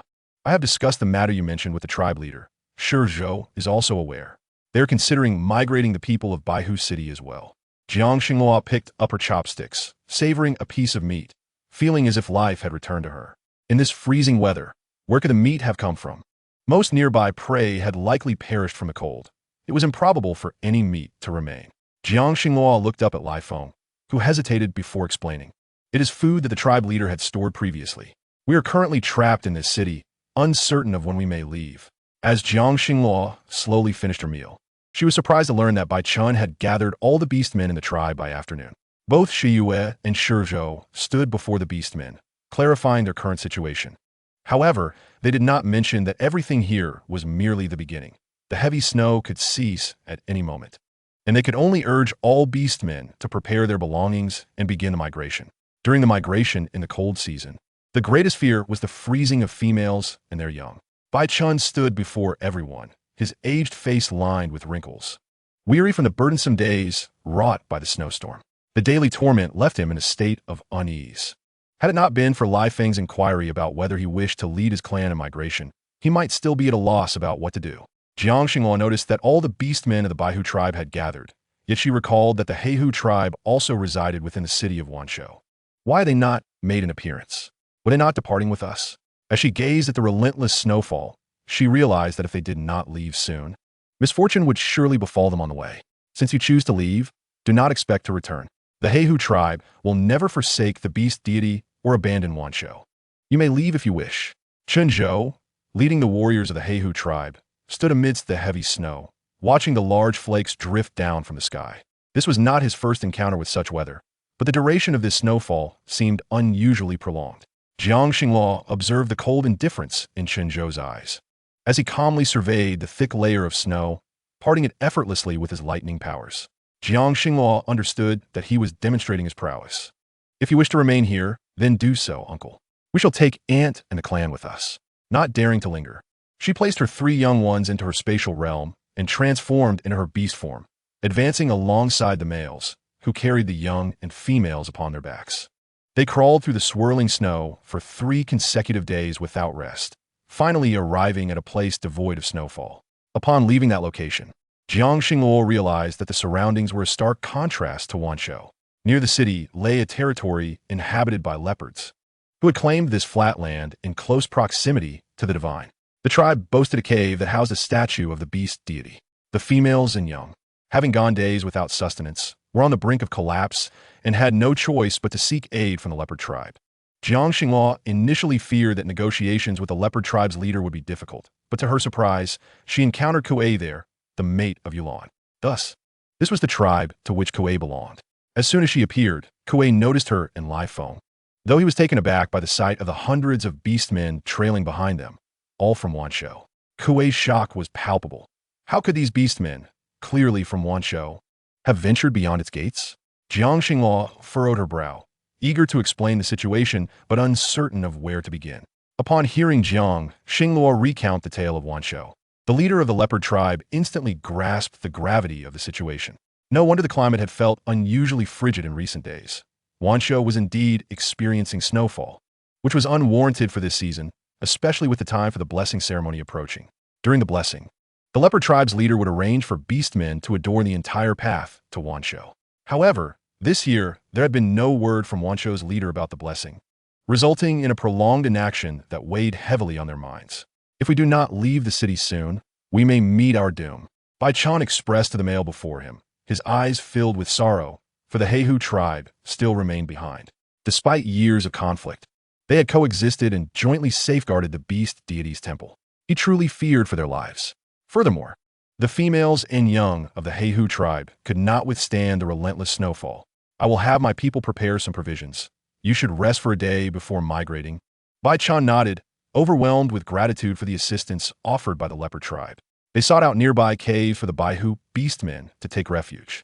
However, upon entering one particularly filthy cave, a nearly adult female suddenly changed her expression. Sister, why must we stay in such a place? Let's return. Chen Zhou remains in Wanshou, does he not? I do not understand why the leader insists on migrating the entire clan and staying in this wretched place. Chapter 186. The priestess of the Baihu tribe Feng, Qian gazed at Feng Ming, unable to suppress a sigh. The snow in Wanshou had fallen to such a degree that returning would spell disaster. Listen to me. I will handle everything. You just stay here for now. After enduring the recent turmoil, Feng Qian felt utterly spent. Jiang Xinghua, holding her young ones, was invited by Kuei to another location. The matriarch is here, but she is currently with child. We had intended to come together to the beast deity's temple for the blessing, but this unforeseen circumstance has arisen, Kuei lamented, leading Jiang Xinghua to the cave where Yulan resided. Jiang Xinghua looked upon Yulan, surprised that they had not seen each other in merely 2 months. Yet so much had transpired. Yulan was now visibly pregnant, her belly beginning to show. As Yulan caressed her abdomen, she nibbled on fresh earth fruits placed on the table. When Jiang Xinghua entered, a cold gust of wind swept in, and Yulan caught sight of her. Sister Xinghua, you've come. What brings you here? Are you here for the blessing? Yulan observed the young ones in Jiang Xinghua's arms, noticing their resemblance to Qin Yuan, and found them utterly adorable. My father Beast is a beast man from Wanshou. I intended to visit my family, but I never anticipated the continuous snowfall in Wanshou, nor that the statue of the beast deity in the temple would have shattered. As Jiang Xinghua recounted her experience, memories of the peculiar dream from the previous night resurfaced. She could scarcely believe in the existence of deities, yet it now seemed undeniable. The beast deity was indeed real. The snow had descended as a natural calamity from the heavens, distinctly different from the nefarious powers wielded by those who operated in the shadows. Feeling a surge of warmth in her hands, she raised her gaze to Yulan. Sister Xinghua, everything will be all right. You have already led the clan to this place, have you not? Jiang Xinghua noted that Yulan's face was now rounder and more beautiful than before. She was right. They had indeed reached this location. Now, they simply needed to find a suitable place for migration, and the Baihu beastmen, with their lightning powers, would surely thrive. It was unfortunate that the blessing could not be conducted at this time. Yulan shook her head. A blessing can be performed anywhere. If you migrate to another location, you can rebuild the beast deity's temple. As long as you pray earnestly, the beast deity will hear you. Her father Beast and mother had told her just that. Moreover, Sister Xinghua, you are a goddess. You must be the divine envoy sent by the beast deity to save the people of Wanshou. Why not become a priestess? Jiang Xinghua was puzzled by Yulan's words, as she was unaware of the priestess's duties. However, in the historical records of her previous world, there were indeed individuals who practiced divination to foresee the outcomes of wars. The beast realm also had its priestesses, with the high priestess representing the beast deity being exclusively from the Baihu tribe. As she listened to Yulan, disbelief flickered in Jiang Xinghua's eyes. These things were conveyed to us by our father Beast. He said the beast deity created the beast realm, and the Baihu tribe inherited the legacy of lightning powers. With the first leader of the Baihu tribe being a female whom the beast deity appointed as the priestess. Jiang Xinghua furrowed her brow, for the events she had encountered were growing increasingly surreal. She had arrived in this world without explanation, and many matters remained unclear. Yet, her unexpectedly awakened abilities seemed to suggest that her identity was not as simple as it appeared. But why?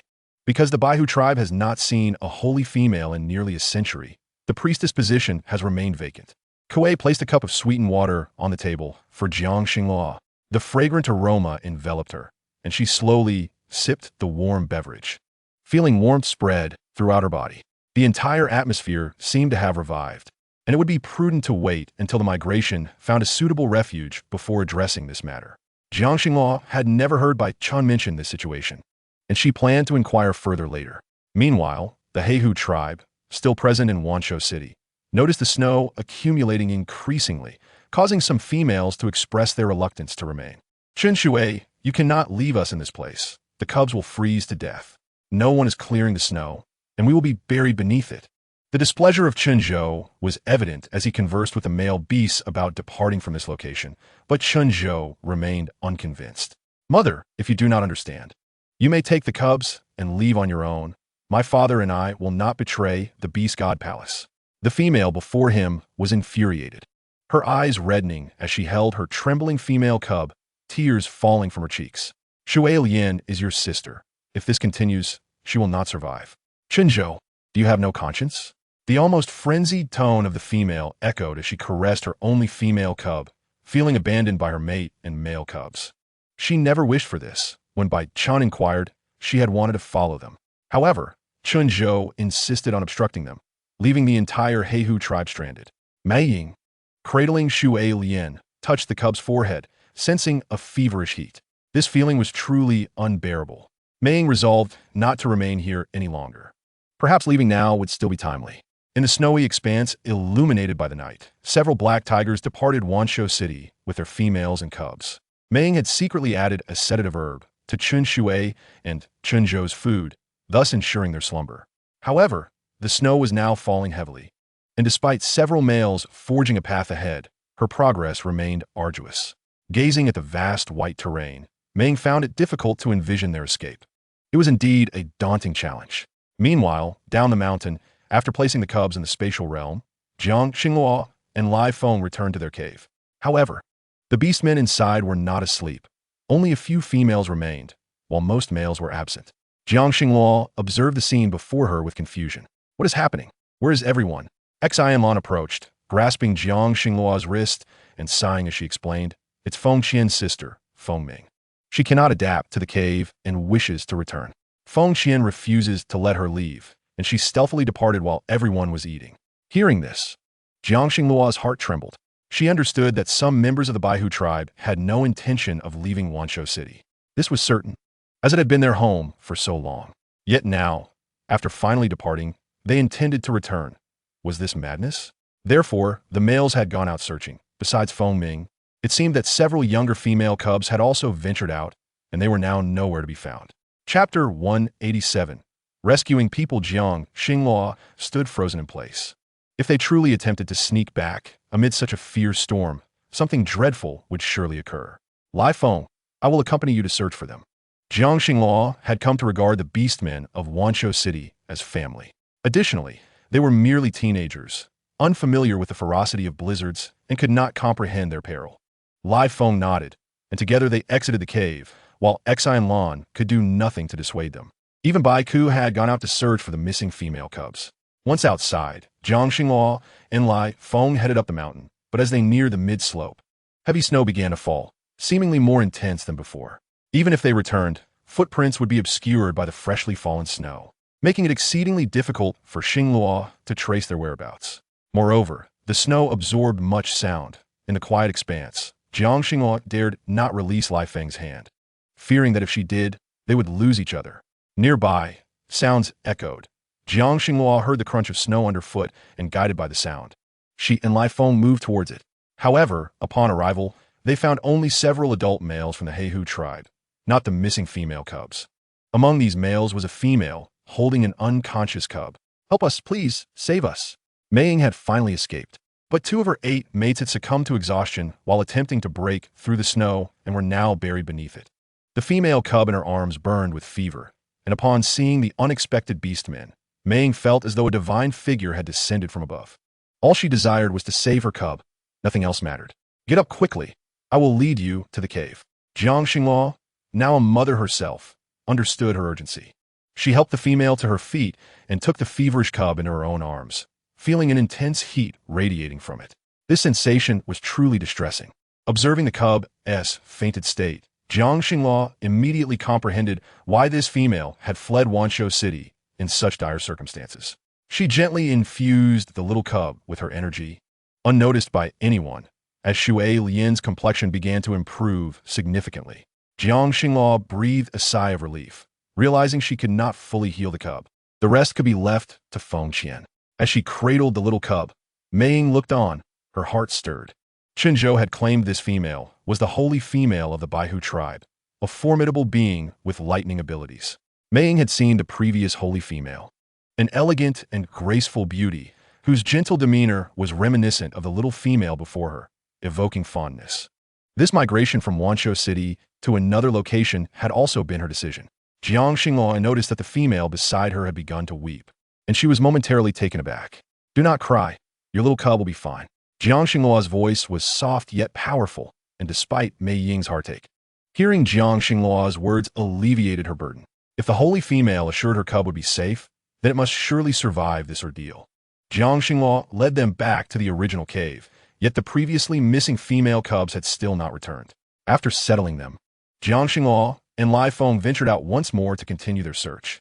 Jiang Xingluo surveyed the snowy terrain, realizing that the other males had seemingly vanished without a trace or marker. What would happen if they were to become separated? "Let go of me. I do not need you to take me back to that wretched place. I want to return to Wanshou City." The outcry of the little female captured Jiang Xingluo's attention. Her loud cries in the snow raised concerns about triggering an avalanche. She rushed forward and, in an attempt to silence the shouting child, struck the little female across the face. "Have you had enough? Baiku, release her. Do not take her back."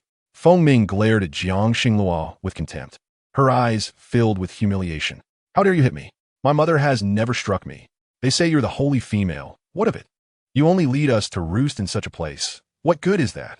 Feng Ming's voice rang out loudly, and suddenly, a snow block fell from above, nearly crashing down upon them. Several males transformed into their beast forms, shielding the females as the snow was shattered by their abilities. Yet this was not the end. A flurry of snowballs continued to tumble down, and they could only use their lightning abilities to gradually disperse them. The younger female cubs had never witnessed such chaos.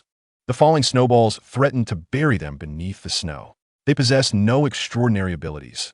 If the turmoil continues, they shall perish here. Is there a way to escape?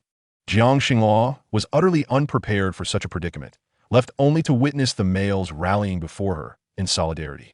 Silently, she summoned her strength, directing it toward the lifeless trees surrounding her. A surge of formidable energy emerged, entwining with the vines that coiled around the trees, transforming them into thick, elongated tendrils.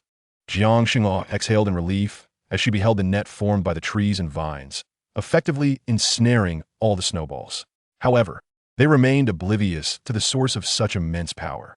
Lai Feng turned to Jiang Xingluo, immediately offering support, as this expenditure of energy was inconsequential for her. Jiang Xingluo offered Lai Feng a reassuring glance.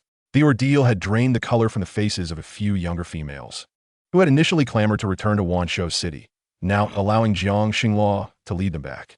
After running through the icy wilderness for quite some time, Feng Ming trembled with cold, her teeth chattering. Upon returning to the cave, Jiang Xingluo discovered that Feng Qian was still in tears.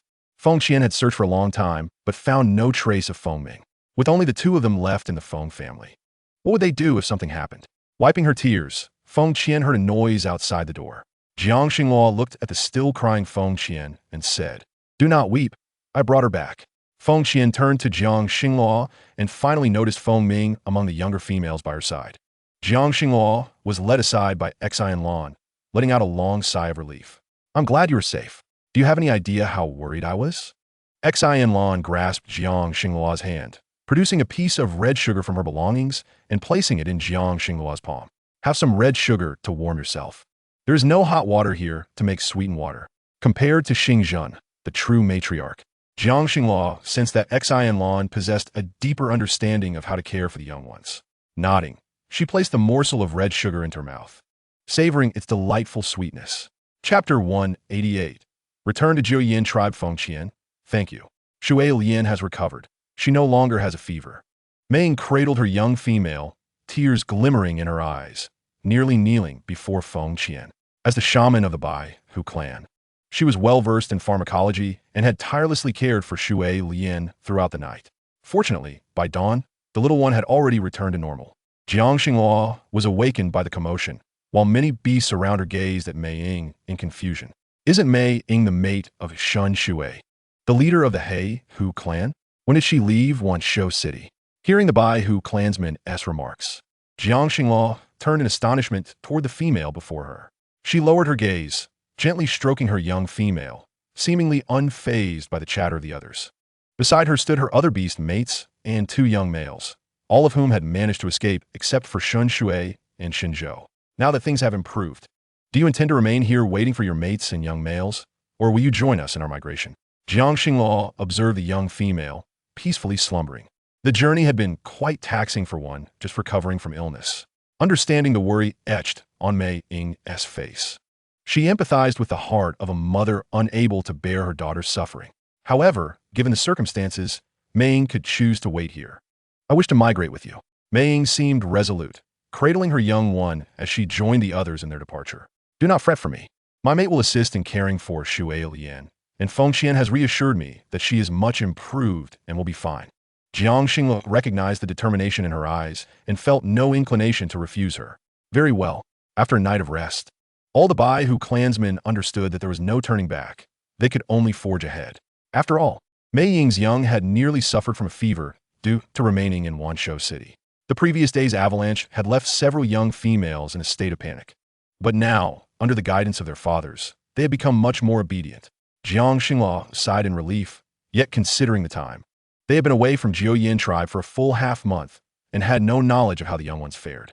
She felt fortunate not to have brought them along this time. Otherwise, witnessing their trials would have pained her deeply. Once Jiang Yun's extraordinary abilities were sufficiently restrained, Jiang Xingluo felt a sense of assurance, as carrying them along was no great challenge. The young ones would sleep soundly once they were well fed. Despite the bumpy journey, they successfully led the entire Baihu clan to Jiuyin tribe over the course of half a month. Upon her return, Jiang Xingluo noticed that much of the surrounding area had been cleared, with wheat now sown in abundance, and the crisp winds blowing through the village, where families had begun using cooking stoves. They arrived near dusk, and the villagers were preparing porridge, the aroma of cooked grains enticing the Baihu clansmen, who had gone several days without food, causing them to swallow in anticipation. This is my home, Jiuyin tribe. The residents are all weak beasts, possessing only wood and water abilities. Do you wish to remain here? Jiang Xingluo offered them a choice, observing the envy in their eyes as they gazed around. After a month of hardship, they were no longer concerned about their circumstances. They simply yearned for a quiet place to enjoy a meal and live peacefully. Sister Xingluo, I am willing to stay. May I have something to eat? Feng Ming's lips were chapped, tears brimming in her eyes. Despite being a strong female beast, she could not withstand natural disasters. Jiang Xingluo did not expect Feng Ming to be the first to agree. She sighed softly as she regarded the young female before her. Rest assured, those who choose to stay will certainly be provided with a place to settle. However, the matters of building houses and survival will be yours to manage from here on out. Jiu Tai, who had been observing silently, could hardly fathom that these beasts had migrated from Wanshou City. The leader of Jiuyin tribe will organize everything for you, and today, the tribe's males will prepare your meals. Bai Qin glanced at Jiang Xingluo, satisfaction gleaming in his eyes. Well done, Xingluo. You truly are your father's cub, arranging everything so thoroughly. Lai Feng moved to assist Bai Chun, who had caught a chill, guiding him to a nearby wooden chair. Jiang Xingluo's home was spacious enough to accommodate over a dozen individuals, with nothing pressing to occupy them. The young ones followed Qi Yin to construct houses in the nearby vacant land. They even emulated the buildings of New Feng City, collaborating with Qi Yin to build stairs, resulting in the sudden appearance of a second floor. Although the stone house lacked windows, it was well furnished with wooden beds and tables. Jiang Xingluo led by Chun and Shuo Feng upstairs to investigate, discovering the young ones assisting Qing Yuan with herbal preparations. Upon hearing footsteps approaching, they immediately became alert. Qing Yin and Qing Zhu shielded the smaller ones behind them, their light footsteps drawing closer. As Jiang Xingluo entered, she saw Qing Yan's anxious expression. Qing Yin, Qing Zhu, Qing Yao, Qing Lan, Qing Yuan, mother has returned. At that moment, seeing her long-missed young ones, a deep longing manifested within Jiang Xingluo, and tears streamed down her cheeks, unbeknownst to her. The young ones, noticing Jiang Xingluo's slightly gaunt face, felt their eyes welling up with tears as they rushed to embrace her. Bai Chun and Xianlan accompanied Bai Ku upstairs, encountering the sight of 5 adorable young ones. Jiang Xingluo actually has 5 young ones, and they have all grown so much. Initially, Bai Chun and Xianlan had intended to persuade Jiang Xingluo to seek another mate. as the power of the holy female was not to be underestimated. However, upon encountering these 5 now-grown cubs, they exhibited no desire to interfere. "You all come here. This is Mother's uncle and aunt, and that is your little uncle. Do you understand?" Jiang Xinghua informed the cubs standing before her, and they nodded in acknowledgement. Bai Ke gazed at the cubs with a smile, feeling as though he had suddenly gained many companions, having previously lacked friends. "Let the second floor be for grandfather and grandmother. Mother, shall we go downstairs together?" The cubs, having spent the night bustling about, were eager to assist Qin Yuan in preparing the cold-resistant medicine for distribution to each household the next day. Once they completed their task and placed all the medicines into baskets, Qin Yin and Qing Zhu each took 2 baskets and headed downstairs. Jiang Xinghua allowed them to descend on their own. Downstairs, Nan Feng was tending to the cubs, who, though not overly fatigued, were finally able to sleep soundly without the need for further exertion. Bai Chun, supported by Jiang Xinghua, sat down slowly, and she poured a cup of hot tea for him from a wooden cup on the table. The fragrant aroma wafting from the cup relaxed his taste buds as he took a sip. In Chapter 189, Life in the Jiuyin Tribe, Bai Chun had never tasted such delightful water before. Jiang Xinghua explained with a smile, "This tea is dried by the tribe shaman. Besides this, there are others that my uncle enjoys. I will have someone prepare more for tomorrow." Bai Chun had initially thought that life would be difficult after leaving Wanshou City. Yet upon seeing this vulnerable beastman tribe, he felt as if he had been trapped in Wanshou City, unable to witness the beauty of the outside world. "Xinghua, the chief has brought food." Lai Feng entered with a large pot, filled with steaming dishes and meat, their aroma filling the previously chilly room with warmth. Qian followed closely behind, bringing a basin of firewood. The house was equipped with a cooking stove, which could also provide warmth. Jiang Xinghua had informed the tribe about the need for a chimney during construction, so that smoke could escape in winter, preventing the house from becoming suffocating with odors. Indeed, all the houses in the tribe now had large chimneys, which proved quite convenient. Qian arranged the firewood, and then went downstairs to bring up more already prepared wood to stack aside. Bai Chun watched in astonishment. "Uncle, if we burn these firewood here, the house will be warm. Let us eat first." The steaming pot of meat and vegetables was placed in the center of the wooden table, and the cubs brought up 2 bowls of rice.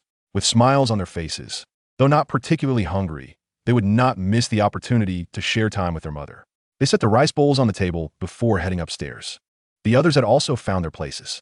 As the cubs brought the rice and bowls to the table, they also included chopsticks and spoons. The beastmen of Wanshou City were aware of these items, yet they had never seen steaming white rice in their bowls before. It appeared to be fully cooked, and fire seemed not to be a rarity here. They also used it to warm themselves and cook. Qin Yuan placed bowls of rice in front of everyone, and then sat between Xian Lan and Bai Chun. Xian Lan gazed at the small female cub before her, feeling a pang of emotion. "Grandmother, Qin Yuan tells you this is rice, which mother taught everyone to grow together. It is very delicious. Do give it a try." Qin Yuan gently explained, adding meat to Xian Lan's bowl. Observing the weathered face of the elder, she felt an increase of sympathy. Surely, Xian Lan did not know what rice was, as it was only found in Nufeng City and their Jiuyin tribe. Although there was rice in the tribe, it certainly did not exist in Wanshou City. Thus, Qin Yuan explained how this rice was made. "I shall taste it." Xian Lan picked up her chopsticks and sampled the rice. It was cooked and fragrant, although this rice was once only favored by the birds of Nufeng City. They primarily consumed meat and could hardly fathom that this cooked version could be so aromatic. Qin Yuan served a piece of rib from the large basin into Xian Lan's bowl, saying, "This meat is fragrant. We stewed it with spices. It is truly delightful, grandmother. Do try it." Qin Yuan watched as the elder smiled while eating the meat, filling her with joy. This was the recipe their mother had taught them, which they personally used to educate the other beastmen in the tribe. Now everyone could skillfully prepare dishes with excellent combinations of flavors, and the aroma of meat filled the air. Bai Chun, who had previously been able to hold back, could no longer resist the temptation to taste. Both elders began to use their chopsticks, and no one felt restrained any longer. Bai Ke took several pieces of meat. He was in a growth spurt and had nearly fainted from not eating for several consecutive days. Now that he could savor a warm meal, he nearly licked his bowl clean. Before long, his bowl was empty, and he hurried to serve himself more rice. Watching the large basin that had initially been full of rice rapidly diminish, he quickly filled his bowl to the brim. Bai Chun observed the mountain of rice piled atop Bai Ke's bowl, unable to suppress a frown. This child was indeed hungry. but he devoured his food like a starving tiger. However, the others present were completely unconcerned. Jiang Xinghua felt relieved to see everyone eating contentedly, and her weariness seemed to surge forth upon returning home. After soaking herself thoroughly in a wooden tub, she had just settled onto the bed when she felt a pair of warm hands. Xinghua, Jiang Xinghua sensed the warmth by her neck, and Lai Feng's voice carried a hint of impatience. How could she be unaware of his intentions? Jiang Xinghua's face flushed as she placed her hand atop his large palm, her heart racing incessantly. Lai Feng seemed to sense her acquiescence, tightening his grip around her slender waist as an unnamed fire ignited within him.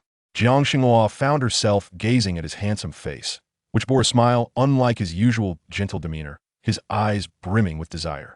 Unable to resist, she averted her gaze elsewhere, but soon she found herself utterly entrapped, surrendering to the moment. The Jiuyin tribe lay in serene silence. Yet hidden in the shadows was a pair of glowing eyes, while a black serpent coiled around a tree. "It is time for you to hibernate." Hearing this voice, the black serpent gritted its teeth and sought a quiet cave, settling down to sleep. Meanwhile, the swirling black mist observed the serpent with disdain. If not for the inability to find a better vessel, it would not have chosen such a poor specimen. It gazed at the distant Jiuyin tribe, surprised that Jiang Xinghua had brought the Baihu tribe to this place. The snowfall in Wanshou City was not lost on her. She understood its implications. That fellow was angry and had taken it out on her beast god's messenger. How amusing it was to witness such a spectacle in her lifetime. It was time to let the treacherous beastmen experience some consequences, as for so long. The blessings had only been granted to the foolish young, one of the Qinglong tribe and the Baihu tribe. The Zhuke had only sought the finest males for breeding, ensuring the tribe could produce more cubs. They had long ceased to believe in their deities. Rumor had it that the current Zhuke holy female was a formidable little female, seemingly planning to bond with Shizhou. The laughter of the black mist echoed within the cave, pondering whether, if betrayed by the very beast god messenger she had once trusted, she would remain as stubborn as before. At dawn, Jiang Xinghua was awakened by the persistent sound from outside her door. She stretched languidly, knowing that Lai Feng had already risen. After getting up, she stepped into another room and gazed contentedly at the three little ones peacefully slumbering on the wooden bed they had crafted together with Qi Yin. The bed appeared remarkably fitting. Chapter 190. The Tranquil Life of the Tribe. Jiang Xinghua had stared at the wooden bed for quite some time, astonished that they had managed to create it themselves. In the future, it could be sold in New Feng City, where many families with little ones would surely find it useful. While she admired the bed, Lai Feng entered, holding a finished wooden horse. Qin Yuan had been playing outside for quite a while and refused to come down, prompting Lai Feng to make a smaller one to bring indoors. Jiang Xinghua lifted her gaze to the man before her, memories of the previous night still vivid in her mind. Her cheeks flushed, and she turned her attention to the little ones in the bed. Lai Feng, with a gentle expression, crouched down and placed the wooden horse beside them, reassuring her. "Rest easy. Today, all the males of the Baihu tribe have gone to the mountains to gather stones. The chieftain has arranged for someone to teach them how to build houses." Lai Feng's well-defined hand enveloped her delicate one, the soft touch sending a flurry of emotions through his heart. Jiang Xinghua met his gaze, her eyes sparkling with a smile as she replied, "All right." Lai Feng watched her as she playfully engaged with the now-awakened little ones, a heat rising within him that was uncharacteristic. Certain experiences, once undertaken, revealed their allure. Despite the bright daylight, all he desired was to entwine himself with the little female. Xinghua noticed the flicker of desire igniting in Lai Feng's usually calm eyes, even feeling the warmth radiating from his palm. "Elie Feng, I'm hungry. Please look after the little ones while I go eat," she said, hastily exiting the room. Yet the blush on her face lingered. Xian Lan, surrounded by the little ones, descended from upstairs. "Grandmother, the scenery here is splendid. Yuan and I have planted many peanuts, and it's time to harvest. Come with us to take a look." Jiang Xinghua was taken aback that Xian Lan had followed the little ones outside. "Mother, we're taking grandmother outside to see. I also need to invite Sister Feng Qian and Sister Hua Yin to come over and check on grandfather's leg injury." Jiang Xinghua watched as the little ones eagerly pulled the elder outside, her mind clouded with concerns, unaware that Xian Lan hadn't laughed like this in a long time. With a sigh, Jiang Xinghua realized she was left alone with Lai Feng for their meal. After they finished eating, Jiang Xinghua planned to inspect the firing of the kills in the tribe over the next few days, ensuring that every household had access to water wells. With the cold weather, They could only grow some radishes and cabbages for sustenance. Upon stepping outside, she spotted Shui Li tending to her vegetable garden. Seeing Shui Li reminded Jiang Xinghua of her earlier desire to bond with Du Yu before leaving. She wondered if Shui Li had achieved that connection yet. Shui Li, could you bring me a cup of water? Upon hearing her voice, Shui Li turned and went back inside the house, still caring for her mother, suggesting she had not formed a bond yet. Jiang Xinghua continued walking, momentarily distracted, and bumped into someone. She looked up to find a man with deep-set eyes and a faint smile gracing his lips. You're finally back. I thought I could only see you at your home, Xinghua. Du Yu's voice was melodious, much like the enchanting songs of the merfolk. However, being so close to him made Jiang Xinghua instinctively uncomfortable. She took a step back, her azure hair tousled by the wind. Don't be afraid. I harbor no ulterior motives towards you. Du Yu's gaze met Jiang Xinghua's as she curled her lips. Realizing she had to navigate around this man who once professed his affection for her. You don't wish to know what has transpired here during your absence? Du Yu pursued her, eager to hear her words, but she remained silent, resolutely heading in another direction. Observing her frantic retreat, Du Yu couldn't suppress a sigh. His expression betrayed his feelings. From a distance, Shui Li felt a mix of emotions witnessing this scene. She knew Du Yu would not regard someone like Jiang Xinghua highly. If that were the case, then so be it. Her mother and father needed care, and she could not remain in this state forever. Why not choose a suitable mate? The one from Nufeng City, Song Qi, has long wished to bond with you, and he has been closely associated with Master Yu Jian, making him a fine partner. Listening to her mother's words, Shui Li recalled Song Qi's frequent assistance at their home. She nodded. Mother, I will explain this to Song Qi, I promise. I will bond with him. Du Yu followed Jiang Xinghua to another direction, observing her closely as she examined the ceramic jars in her hands. Realizing they were all crafted through firing, he had utilized several of them, especially the large pot capable of holding considerable amount. The boar meat he hunted was all prepared, stewed with fruits, and the taste was unexpectedly delightful. Yet he had never comprehended how these items were created until now. Jiang Xinghua surveyed the ceramics produced and felt quite satisfied. Now that such exquisite items could be made, it was time to create other vessels, such as pots for medicinal soups. She sought out Lin Feng, who now managed all the kills in the tribe, ensuring that nearly all the ceramics exchanged for resources in Nufeng City were meticulously examined before being dispatched. Goddess, you have returned, Lin Feng greeted with a smile. Though the title surprised Yu, revealing his ignorance of Jiang Xinghua's many identities. Since her visit to Wanshou City, he had not ventured out, aside from occasional visits from Yu Jian bringing food, and they engaged in some friendly sparring. Now, hearing this title, he perceived Jiang Xinghua as someone of great significance. Please do not call me goddess. I am here to inquire if anyone can produce this. Jiang Xinghua sketched a design for a medicinal stove, and Lin Feng gazed at it in surprise, noting this can be made smaller for boiling water or tea and slightly larger for concocting medicine. Do you observe the design as Jiang Xinghua pointed to a semicircular area, explaining this section serves as a handle for lifting, while the other side is the spout, which should have several holes to prevent the medicinal liquid from being tainted. Listening to her, Do you understood the ingenious purpose behind creating such an item? How fascinating. I had no idea it could serve such a function. Jiang Xinghua looked at Lin Feng, stating, take your time to experiment. There is no rush.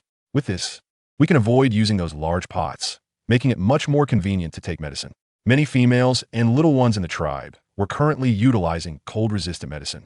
And during the colder months, the frail little ones and females often fell ill. Lin Feng examined the design and replied, all right, Xinghua, rest assured. I will attempt to create it. Jiang Xinghua nodded and prepared to leave, only to notice that Du seemed to be following her still. Chapter 191, The Bustling Nufeng City. What do you wish to do? Jiang Xinghua furrowed her brows at Du, feeling puzzled. It's nothing. I've been here alone for quite some time and felt a bit lonely. Since you're the only person I know, is it wrong to seek your company? Jiang Xinghua raised an eyebrow at Du. That is acceptable. Du followed her as she continued walking, unable to resist trailing her back to her home. Meanwhile, Lai Feng, who was in the yard caring for the three little ones, immediately noticed Du, his expression darkening with palpable disdain. Du was acutely aware that this lion bore a long-standing disdain for him, a sentiment he reciprocated. However, his affection for Jiang Xinghua remained steadfast. As long as she did not drive him away, he could find solace in remaining by her side. Xinghua, my Jiaozhu is still here. May I offer it to you? As he observed the displeasure etched upon Jiang Xingluo's brow, the flicker of hope that had ignited within him was abruptly extinguished. She did not covet his Jiaozhu at all. He had once believed that he could simply let go, yet it was evident that he was incapable of doing so.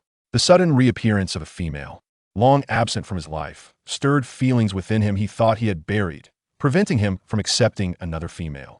I require nothing from you, do you? It was Lai Feng who rescued you, not I. If we were to discuss matters of life and death, then I have repaid you wrongly, and I even wish to harm my benefactor. All right, I merely spoke in passing. I only came to see you. Additionally, after your departure, those individuals reappeared, and Yu Jian observed a black serpent causing mischief. Upon uttering these words, you could almost ascertain that the troublesome black serpent was indeed Ling Shuang. The words that had manifested in that dream were, in fact, true. What Jin Tang? I previously sent him to the Serpent Clan to bring Qing Chang here. By now, they should have returned. Jiang Xingluo gazed at Du Yu, fearing that he had long dismissed any thoughts of who Jin Tang was. Never mind. Asking you would yield no clarity. Jiang Xingluo regarded Du Yu, who gritted his teeth to explain, I know. She has been in Nufeng City for half a month now, but very few are aware of this matter. Hearing his words, Jiang Xingluo resolved to set off for Nufeng City the very next day. After all, the situation with Ling Shuang must be communicated to Qing Cheng. The following morning, Jiang Xingluo prepared herself and, accompanied by several young ones, made her way to Nufeng City. It had been quite some time since the young ones had last visited, and they were unaware of the current state of their tribe's offerings. Upon arriving at Nufeng City, they found that the already bustling city had grown even more vibrant, with a continuous flow of beastmen, both strong and weak, mingling together. Moreover, nearby, some individuals had begun selling food. The abundance of noodles and rice was unparalleled.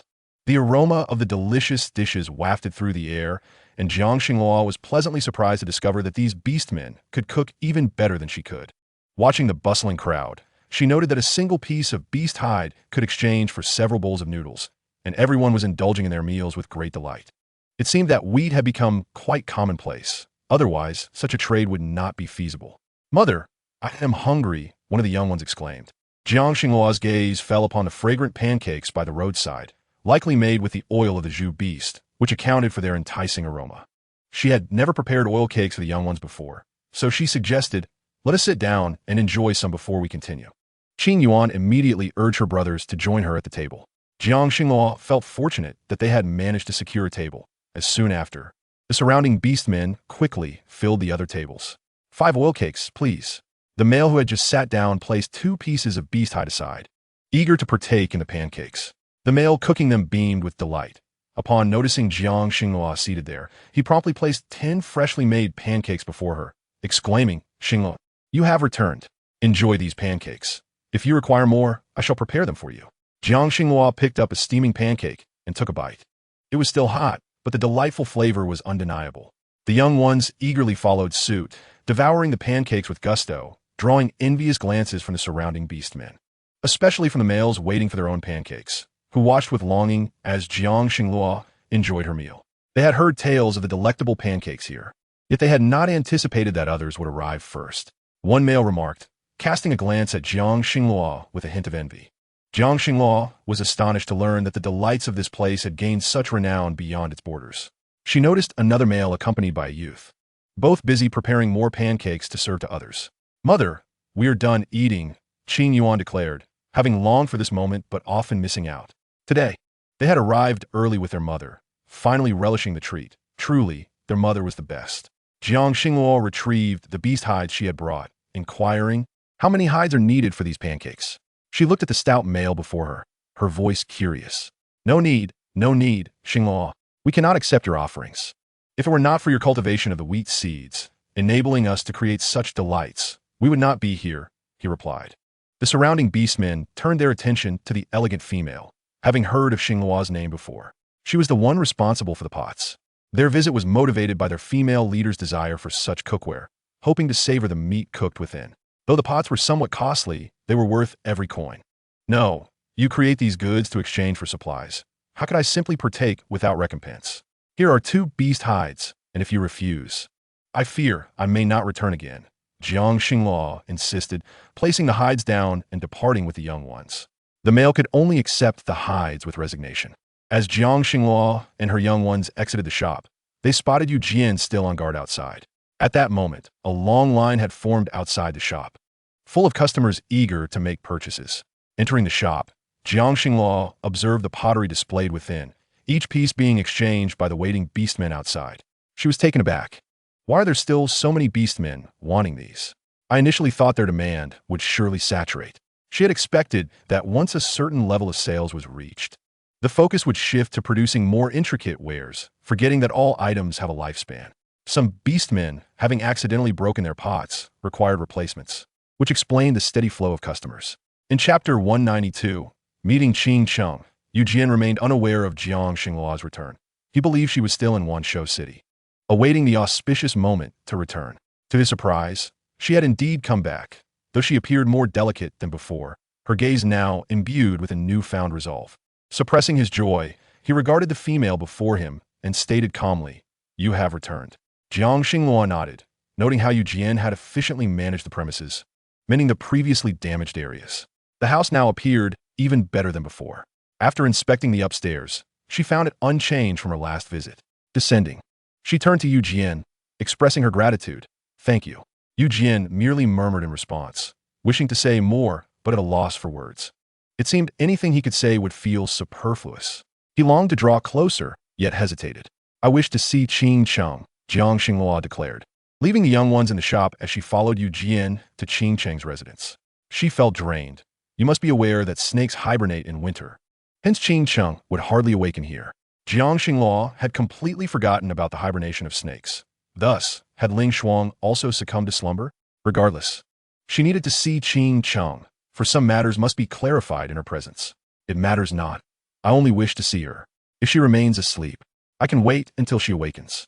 She remained unaware of Ling Shuang's weaknesses, nor of how she had entangled herself with such formidable power. Perhaps only Qing Cheng, who had watched Ling Shuang grow up, truly understood. Yu Jian led Jiangxing Luo to the place where Qing Cheng once resided.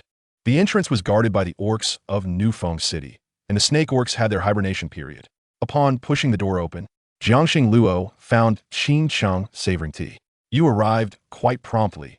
If you had delayed any longer, I would have been unable to withstand hibernation," Qing Cheng remarked.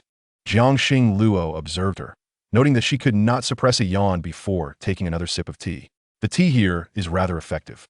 "Xing Luo, what is it that you wish to discuss?" Jiangxing Luo recognized that Qing Cheng was valiantly resisting the desire to hibernate, and she understood that this conversation was essential for her to voice her thoughts. This was only natural. With a sigh, Jiangxing Luo turned to Qing Cheng. "Have you visited Ling Shuang since you cast her into the sea?" Qing Cheng shook her head, but maintained a serious demeanor as she gazed at Jiangxing Luo. Jiangxing Luo knew that after Qing Cheng had discarded Ling Shuang, she had severed all ties and chose to remain aloof, which explained her disinterest in the situation. This was understandable. Jiangxing Luo sighed and informed Qing Cheng, "There have been disturbances among the Sea Clan. Perhaps you are unaware, but someone is manipulating the corpse of the deceased Shark King to create chaos, and I suspect that individual may be Ling Shuang." Qing Cheng, upon hearing Jiangxing Luo's words, almost instantaneously sat up from her bed. "Impossible. Do not jest. Ling Shuang possesses no extraordinary abilities. How could she possibly engage in such actions?" Qing Cheng found it hard to believe that her delicate niece could be involved in such matters. Throughout her life, Ling Shuang had been fragile, cared for by her family, and Qing Cheng had regarded her as the sole candidate for succession. How could such a situation arise? "I understand your disbelief. Time alone will provide proof," Jiangxing Luo reassured her. "Moreover, she may have been exploited by someone. As for the identity of that person, I am uncertain." Qing Cheng fell back on her bed, deep in thought, when suddenly a memory surfaced. When Ling Shuang was a child, she fell into a pond and nearly lost her life. I retrieved her from the water, and she was breathless, yet she fully recovered a few days later. At that moment, Qing Cheng sensed something amiss but dismissed it, believing Ling Shuang to be unchanged. Perhaps at that time, Ling Shuang had indeed been alive. No, that cannot be. Nothing unusual occurred at that moment, and she could not have acted in such a manner. "Xing Luo, it is impossible. You must have misjudged." Jiangxing Luo observed the unease in Qing Cheng's expression, but deep down, Qing Cheng understood that such claims from Jiangxing Luo could not be unfounded. "Forget I ever mentioned this. I will handle it myself. You should hibernate, Jiang Xing Luo advised. Qing Chung, unable to resist her body's fatigue, managed to utter, "If it truly is her, show no mercy, Xing Luo." With that, Qing Chung transformed into her beast form, a massive serpent coiling on the bed, falling into a peaceful slumber. Jiang Xing Luo sighed, not wishing to disturb her further, and chose to depart. Indeed, she had chosen in an opportune moment. However, it mattered little, as the Snake Clan would hibernate, and this winter should not prove too arduous. After all, that dark energy currently had no puppets to manipulate. Jiangxing Luo breathed a sigh of relief as she left, yet she still wished to seize this opportunity to locate Ling Shuang, who must be hiding somewhere. If only she could find her, the truth would inevitably come to light. Is the situation proving difficult? Yu Jian's voice was laden with concern. He was merely worried that Jiangxing Luo's relentless efforts were taking a toll on her. He was unaware of the source of that ominous rain. Yet she seemed to have discerned its origin, which could not merely be a coincidence. Yu Jian turned to Jiangxing Luo and inquired, "How can you be so certain that the culprit is an ordinary female of the Snake Clan?"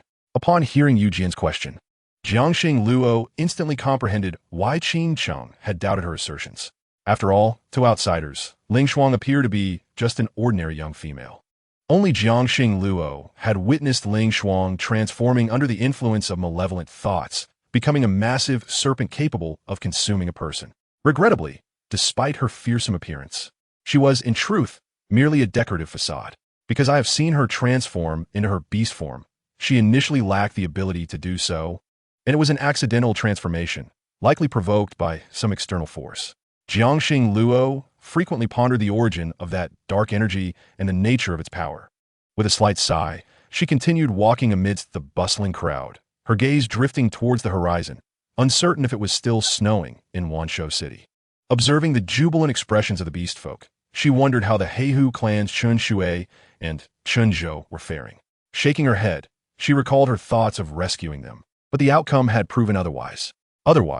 Mei would not have taken her mate and left that place, and now Chun Shui and Chun Zhou, just awakened in Wanshou City, were on the brink of despair. They believed the snow would eventually cease, yet they had waited for a long time. The snow in Wanshou City seemed cursed, falling incessantly. Chapter 193. Father Beast, all the orcs in our clan have perished. Chun Zhou hurriedly sought out his mate. In that moment, he suddenly wished to leave. Perhaps Jiangxing Luo was right. They should depart and not linger any longer. If even the beast god had forsaken them, what significance remained in their continued watch? Father Beast, let us take the female and Shui Lian and leave together. This snow may truly never cease. Chun Shui was obstinate. Even as he saw the snow nearly burying their path out of Wanshou City, he still hesitated to leave. "We cannot abandon this place, Chun Zhou. You must remain here to guard the beast god temple. If the Baihu clan will not act as the beast god's emissaries, it falls to us." Chun Shui had contended with Bai Chun his entire life, having finally gained an opportunity to demonstrate his worth before the beast god. He would not be intimidated by a mere storm. Chun Zhou furrowed his brow at his father, sensing that something was amiss. His father was being unyielding, yet the beast god offered no response.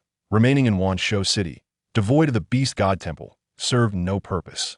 "Father, but without orcs. This is no longer Wanshou City. The majority of our clan members in the Heihu clan have frozen to death. Do you truly wish to persist in this stubbornness?" The orcs of the Heihu clan had always been few in number, and now, having endured such calamity in Wanshou City, their situation was dire. Chun Zhou felt resentment towards Mei Ying. Had she awakened them before leaving, perhaps the Heihu clan would have suffered fewer losses. Yet now, everything had changed. The Heihu clan was reduced to just them and the fleeing females. Chun Shui, upon hearing of their clan's demise, gritted his teeth in frustration. A bunch of useless creatures. What good are they? It is merely a snowstorm. We just need to endure. Chun Zhou looked at Chun Shui, now bereft of their kin. Their original intentions could only be subdued. Meanwhile, far away in the Jiuyin tribe, the Baihu orcs accompanied the weaker orcs up the mountain, gathering stones for construction with relative ease, thanks to their formidable powers and the convenience of wooden carts for transport. Although the weather grew increasingly frigid, it posed little challenge for them. The autumn winds stripped the leaves from the nearby trees, and the Baihu orcs, having worked diligently for 3 days, had gathered sufficient stones for building. Bai Chen also instructed Baiku to assist with a few capable males, ensuring their stay near Jiang Xingluo without causing any hindrance. Liefeng observed Jiang Xingluo as she meticulously sorted through a collection of seemingly ordinary grasses. However, upon closer inspection, he realized that these plants were distinctly different from one another. Jiang Xingluo was separating them into groups of similar species. "Xingluo, how may I assist you?" he inquired, standing attentively before her. Jiang Xingluo regarded the neatly arranged herbs and nodded. "These are medicinal herbs, each possessing unique properties. I would like you to accompany me to gather some bamboo, so we can craft drying baskets." She explained that these herbs had yet to be exploited in this world, as detailed in the books that had previously fallen from the spatial realm. Since recovering her memories of this world, she had also recalled the herbal knowledge imparted by her mother. As the cold season approached, remedies for cold and wind chill became essential, along with certain herbs beneficial for fertility and pregnancy, which were equally important. With the arrival of the Baihu beastmen in Wanshou City, and considering Feng Qian and Hua Yan were knowledgeable in herbal medicine, Jiang Xingluo pondered why they had not established a pharmacy in the Jiuyin tribe. The tribesfolk could obtain medicine without the need for material exchange, while those seeking medical assistance could offer a modest amount of animal hides. Realizing the necessity of her task, she decided to dry and preserve the herbs she had painstakingly gathered. "I shall take you there now," she affirmed. Jiang Xingluo called upon Qing Yuan to organize the herbs before finding a suitable location to store them. Transforming into his beast form, Liefeng wrapped his tail around Jiang Xingluo's slender waist, catching her off guard as she tumbled onto his back. The soft sensation stirred something within Liefeng. While Jiang Xingluo frowned and playfully chastised him, "Please refrain from doing this again." Liefeng blinked and silently dashed away. In the distance, Shizhou, who was assisting in the tribe, watched the pair depart, clenching his fists as he struggled to suppress his jealousy. Though he felt he was on the brink of madness, he maintained an outward calm. It was supposed to be their bond. How could he have lost Jiang Xingluo? Shu Yue observed Li Feng's departure and turned to the busy Shizhou, who was tying his hair back. Although he concealed his feelings, their lifelong friendship made it impossible for Shu not to understand his inner turmoil. However, they were all aware of the kind of person Xingluo was. Meanwhile, Liefeng followed Jiang Xingluo's indicated path and soon discovered a patch of flourishing medicinal herbs on a nearby mountain. Jiang Xingluo leapt from Liefeng's back, and together they harvested the herbs, discovering suitable bamboo nearby. The bamboo grove towered into the sky, vibrant with fresh green hues. Liefeng utilized his wind abilities to swiftly cut the bamboo, binding it with the rope on his body and hoisting it onto his shoulder. Jiang Xingluo marveled at his muscular arms. The bamboo seemed effortlessly light for him. As they returned, Jiang Xingluo also dug up a couple of fresh bamboo shoots to take back with them. Upon their return, they noticed that the Baihu tribe had already selected a location and marked out the foundation for their settlement, collaborating with the Jiuyin tribe. The speed of their progress took Jiang Xingluo by surprise. It seemed they truly intended to settle here, which she perceived as a positive development. She brought the freshly acquired bamboo into the courtyard, where Qi Yin had just prepared a meal and noticed the items Jiang Xingluo brought back. After a moment of hesitation, he approached her, despite the absence of his protective beast mark. "Is there anything I can assist you with? I am available to help." Jiang Xingluo looked at Qi Yin. Now, without the protective mark, their interactions felt less strained. "I wish to weave some bamboo baskets for drying the herbs, approximately this high and round. Allow me to demonstrate."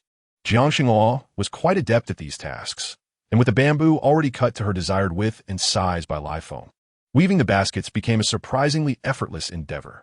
Liefeng and Qi Yin, by her side, quickly grasped the technique after a single demonstration, with Liefeng working at an even faster pace and achieving precise results. As they labored from dawn until dusk, they managed to use up half of the bamboo and create numerous baskets. Jiang Xingluo filled the newly crafted baskets with herbs, each type designated to its own container. However, lacking specific written labels, she could only relay the names and uses of the herbs to a select few. Particularly attentive was Qing Yin, who listened intently, astonished to learn of the remarkable applications of the unfamiliar herbs. Yet, she wondered how Sister Hua Yin remained oblivious to such knowledge. That evening, Qing Yuan tugged at Jiang Xingluo's animal skin skirt. "Mother, there is something I wish to inquire." Jiang Xingluo knelt to meet the now taller Qing Yuan's gaze, gently stroking her hair, which had been styled into two braided pigtails. "What would you like to know?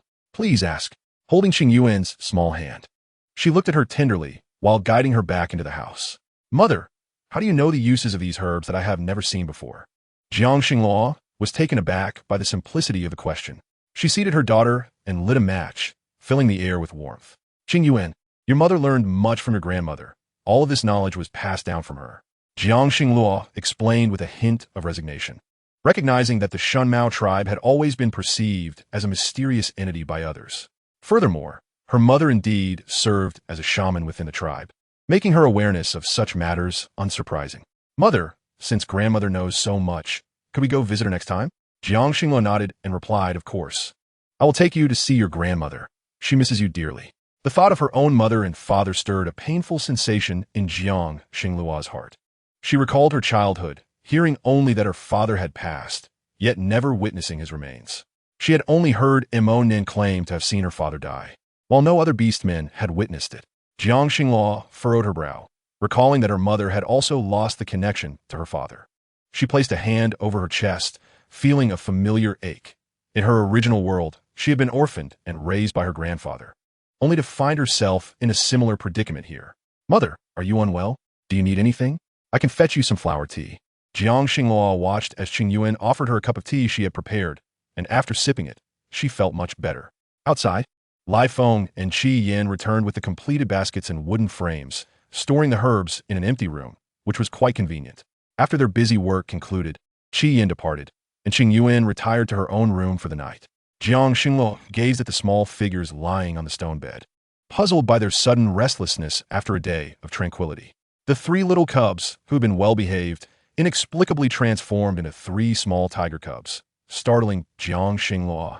Jiang Xingluo extended her hand to embrace one of the small white tigers, placing it gently before her.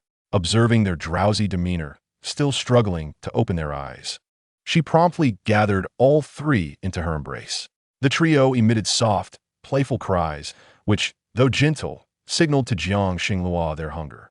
She began to feed them the prepared goat's milk, one sip at a time. The little cubs consumed it with evident delight, warming Jiang Xingluo's heart.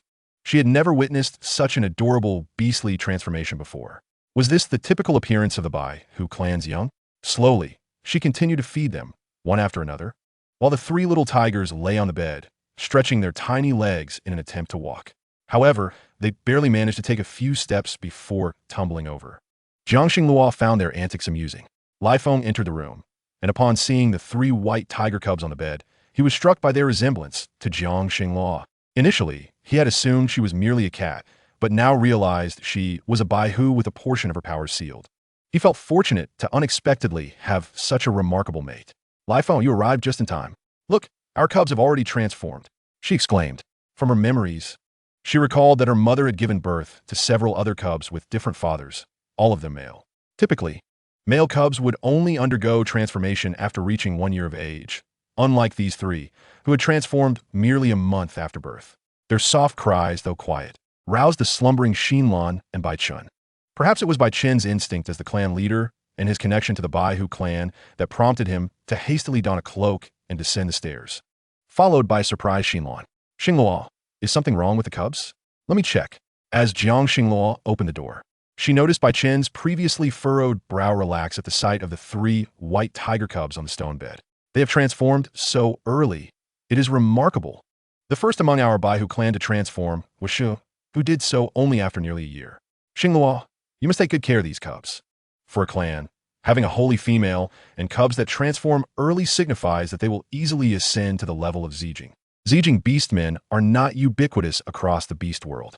Most of the male members of the Bai Hu clan who attain Zijing are born into the clan leader's family. However, there's a vast difference between the initial and advanced stages of Zijing, and dual abilities are not to be confused with single abilities. Jiang Yun, for instance, who was born with dual abilities, is an unprecedented occurrence in the beast world. The existence of the holy female of the Xuanwu clan remains unknown, while the holy female of the Zhuke clan has 3 Zijing beastmen as spouses.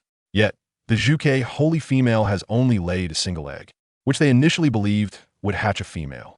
To their astonishment, the egg hatched a peacock instead, the offspring of Zhu Qiue's 3rd beast husband, Kong Ling, inciting great frustration in the holy female, who nonetheless had to care for it. After all, the holy female of the Zhuke clan possesses the ability of transformation. Unlike those with mutated psychic abilities that create illusions, they can genuinely morph into another being, rendering them nearly indistinguishable. This ability is primarily for self-preservation, which is why the Zhuge clan seldom makes appearances. Nevertheless, their presence is notably strong, as the holy females of the Zhuge clan are renowned for their unparalleled beauty in the beast world. As Bai Chun discussed these matters with Jiang Xinghua, she listened in astonishment, intrigued by the revelation that the Zhuge clan's ability was indeed transformation. Chapter 195. The Mission of the Beast God's Messenger, he continued. However, why does the Zhuge holy female's laying of a peacock egg elicit such disdain? Jiang Xinghua inquired, puzzled. Xinghua, if the holy female cannot produce the next generation of holy females for their clan, they will lose their position among the beast god's messengers, Bai Chun explained. Jiang Xinghua frowned, perplexed by this assertion. The Qinglong clan, after all, does not produce holy females. Only the clan leader and a female from their lineage can bear the first cub, who inherits the power of time and space. Following this, the clan leader meets their demise. Jiang Xinghua's eyes widened as she looked at Bai Chun, realizing that this was the Qinglong clan's method of inheritance. Given their mastery over time and space, should anyone possess such abilities, it could lead to major disruptions in the beast world. Moreover, if a Qinglong messenger misuses their power, they would face punishment. Suddenly, Jiang Xinghua recalled the events orchestrated by Shizhou. Could the heavy snowfall in Wanshou City be a punishment directed at him? She furrowed her brow. If it were indeed punishment for him, why would it harm all the beastmen of the city? Jiang Xinghua pondered silently, without providing an answer, while Bai Chun, cradling the three cubs, began to recount tales of another beast god's messenger, the Xuanwu clan, known for their stability and represented by the ancient divine tortoise. The Xuanwu possess water abilities that surpass even those of the Jiao people, providing the life-giving essence of water. Like the Baihu clan, the Xuanwu clan does not have a holy female. Their powerful water abilities are inherited, but upon passing the lineage, the previous clan leader transforms into an ordinary beast and loses their powers. As Jiang Xinghua absorbed this information, the realization dawned upon her that not just anyone could become a beast god's messenger. The beast god grants them power, yet they do not live in luxury. They bear responsibilities. Thunder serves to punish wrongdoers, while water is an essential resource. The Zhuge clan's transformation abilities stem from their initial role in shielding the beast god during a crisis, allowing them to take on the beast god's form to aid in their escape. Thus, the appearance of the Zhuge holy female closely resembles that of the beast god. The Qinglong clan, on the other hand, must utilize their own essence to open the door of time and space to rectify any calamities faced by beastmen. Jiang Xinghua, taken aback by these revelations, felt a deep shock within her. Now that the holy female of our Baihu clan has been born, you need not worry. If possible, we shall rebuild the beast god's temple, Bai Chun said, gazing at Jiang Xinghua, who he believed could sculpt the idol herself. After all, when the original idol of the beast god needed restoration, it had always been the duty of the holy females throughout history. This time, he would merely need to instruct Xinghua on what to do, and she would undoubtedly succeed. By once again honoring the beast god, the Baihu clan could appoint their high priest to lead the beastmen in prayer, and the beast god would surely forgive them. Unbeknownst to Jiang Xinghua, Bai Chen's thoughts were far more profound. She merely watched as her cubs nestled in Bai Chen's embrace, sleeping soundly and peacefully. Bai Chen's eyes glistened with unshed tears as he gazed at the three tiger cubs, remembering the legends that spoke of the Baihu clan's high priest being born of triplets with two brothers. In contrast, most of the holy females that emerged later in the Baihu clan were single births, lacking such triplet companions. History was poised to repeat itself, as foretold by the beast god. However, the re-emergence of history necessitated the emergence of a new beast god. Only when the original beast god relaxed their grip on dark forces would a new deity arise to maintain order. Bai Chun felt a sense of melancholy. After all, the beast god must sacrifice themselves for the entirety of the beast world.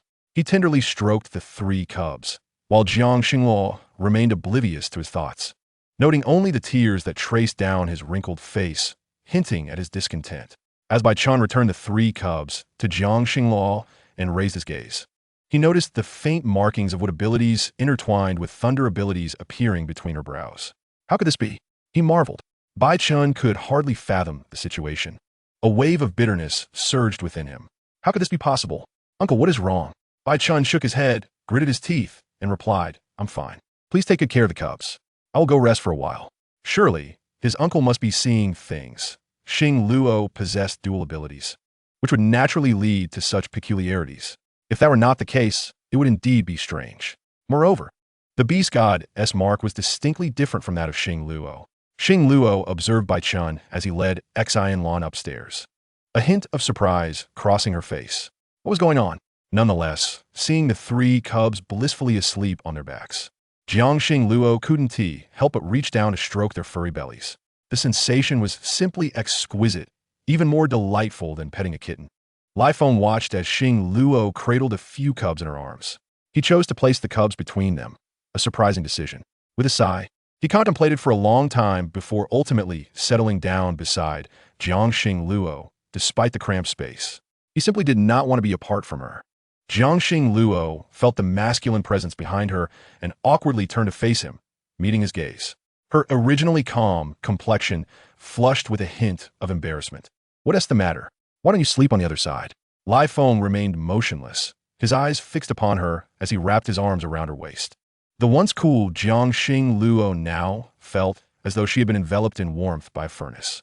Leaning closer to her ear, Lai Feng softly murmured, I do not wish to go over there.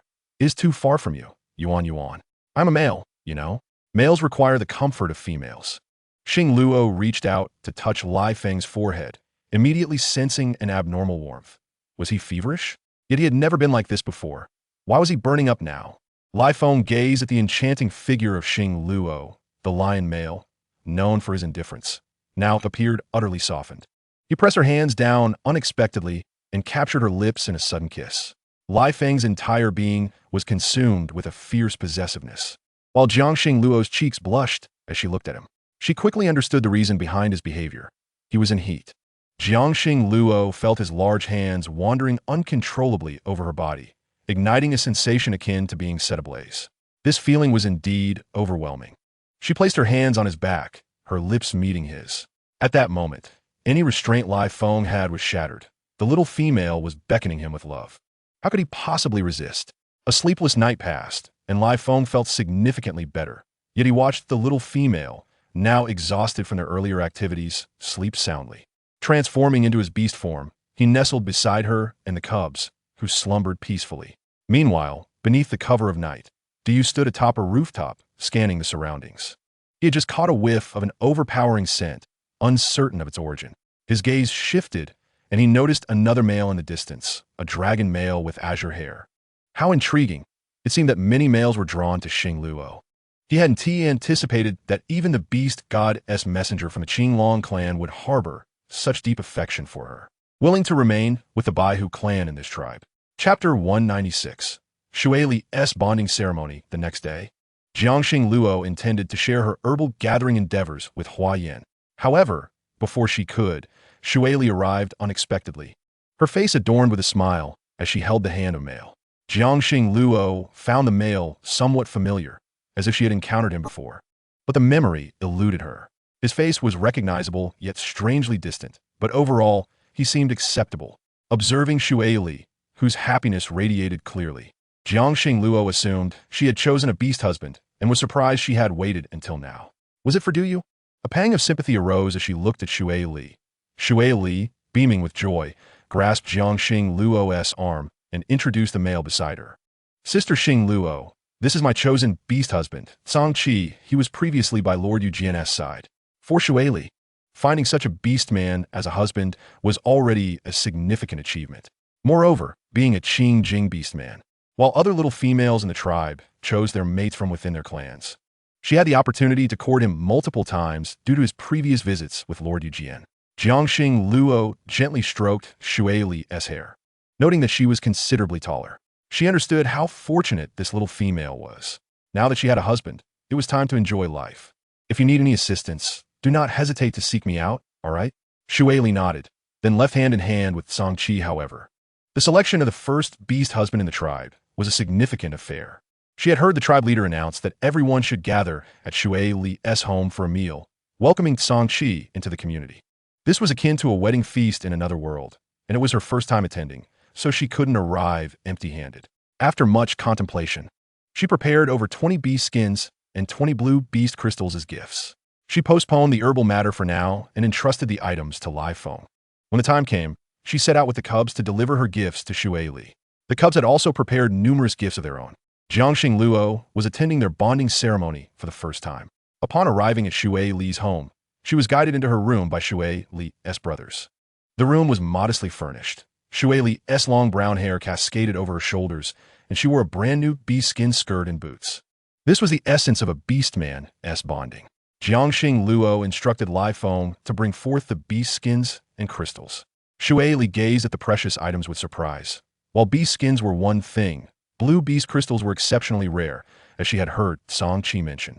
The blue beast crystal was second only to the purple beast crystal, and even he found it challenging to hunt down the beasts required to obtain them. Now, things appeared much improved. Jiangxing Luo retrieved an unopened lipstick from her space and began to enhance Shui Li's lips, although they lacked more advanced cosmetics. The skin of the primitive beastman females was nurtured beautifully. The mountains and waters here remained untainted, and excessive adornment was unnecessary. Jiangxing Luo carefully applied the lipstick to Shui Li's lips. She then led Shui Li to a basin of water. Unfortunately, there was no mirror, so they could only admire her reflection in the water. Shui Li admired herself, her joy evident in the sparkle of her eyes. Jiangxing Luo sighed with relief, seeing that she had accepted these gifts and stepped outside. At that moment, a stream of visitors arrived. However, the table space was limited. Many beastmen had yet to arrive as they were engaged in pottery in the kiln, while others stayed home to care for sick older beastmen. Additionally, the Baihu clan had just settled here and required assistance in building houses. Such occurrences were commonplace. Jiangxing Luo was seated at the nearest table, joined by Song Qi and his family. The feast commenced, and Jiangxing Luo gazed at the steaming dishes, with pork ribs stewed with white radish being a winter staple, along with several stir-fried dishes. As she looked at the rice in her bowl, she began to eat the pork ribs while the cubs excitedly observed their surroundings, their faces alight with joy as they presented their carefully prepared gifts to Shui Li. Even Jiangxing Luo was unaware of what they had brought. On the way home with the cubs, Jiangxing Luo encountered Du once more. Upon seeing her, Du's eyes brightened, soundly and peacefully. I had a feeling you would come today, but I have something to tell you. Du recalled the strange scent he had detected the previous night, his heart still uneasy, even though the remains of the father beast had been thoroughly destroyed. However, the troubles in the wasteland city were indeed caused by the dark energy. The scent he detected last night was undeniably real, and it must be linked to the instigator behind the scenes. Li Feng stepped forward, taking Jiangxing Luo's hand, the heat from his palm transmitting to hers, leaving Du momentarily dazzled. He wore an expression of displeasure, yet found himself at a loss for words. Li Feng, I did not come to discuss the matter of the bond with Xingluo. I merely wished to inform her that I caught a whiff of a foul odor in the air last night. Du too was eager to uncover the identity of the person behind the chaos. His father's beastly remains were buried securely, yet they had been unearthed and desecrated by that wicked beastman, leaving him unable to rest in peace. He raised his gaze to Jiangxing Luo, who spoke. So was present at night, and then vanished by day, correct? Du felt a pang in his heart at her words. I know you do not believe me, but I truly detected that odious scent. Du was not lying, yet the young female before him seemed resolute in her disbelief. I understand. What I mean is, tonight I will wait with Li Feng. Perhaps we will be able to ascertain his whereabouts nearby. Du's previously tense form relaxed instantaneously. He had presumed that such a grave matter would not weigh heavily on Xingluo's mind, but it seemed he had underestimated her concern. Du observed Jiangxing Luo and Li Feng surrounded by 5 little ones, a feeling of envy flickering in his eyes. Never mind. She already had a remarkably capable beast husband by her side. What was he still pining for? If Li Feng were to mistreat Xingluo, perhaps he might still have a chance. But as it stood, it seemed he was merely overthinking. Watching this scene from a distance, Shizhou was not faring much better. He silently regarded Li Feng, realizing that if he could not bond with Xingluo, then so be it. In this current situation, if offspring were to come, what would follow? All of Shizhou's powers would need to be passed to the next generation, and he himself would face decline. Yet this place could not be left unguarded. He absolutely could not bond, at least not until the Beast God Temple had been rebuilt to his satisfaction. Chapter 197. She knows nothing of pharmacology. Jiangxing Luo returned home with the little ones, having re-dried the herbs, and then she took several plants to Huayan's residence. Recently, Huayan had become pregnant, but many of the elder beastmen in the tribe were ill, necessitating her preparation of medicinal materials, which kept her exceedingly busy. When Jiang Xingluo arrived with the herbs, Huiyan had just settled down for a rest. In their courtyard, Senran was responsible for dispensing medicine. His abilities also possessed restorative qualities, allowing him to heal the wounds of injured beastmen promptly. As Jiang Xingluo wheeled the herbs in, she noticed that the patients here were not solely from their Juyin tribe. There was also a little female from the Zhening tribe.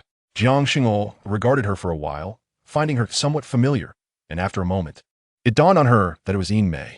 Moreover, her belly was round, indicating that she had likely bonded. Jiang Xingluo cast a glance before pushing her card over to Senran. Yin Mei shielded her face with her hand, unwilling to let others see her appearance. Yet, she soon noticed a female cutting in line, accompanied by 5 little ones. How could she dare to interrupt? Anger flickered in Yin Mei's eyes, and just as she was about to explode, she recognized that the intruder was none other than Jiang Xingluo. It had been a long time since they last met. Jiang Xingluo seemed even more beautiful now, leading her little ones to seek Senran for medical attention. Senran, I've come today to deliver these herbs to you and to inform you of their uses.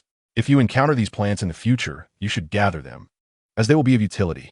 The herbs Jiang Xingluo brought back appeared rather unremarkable, typically consumed only by starving stray beasts. Yin Mei frowned. While she might concede that Jiang Xingluo possessed some abilities, she was skeptical about her knowledge of medicinal herbs. Misusing the wrong herbs could be fatal.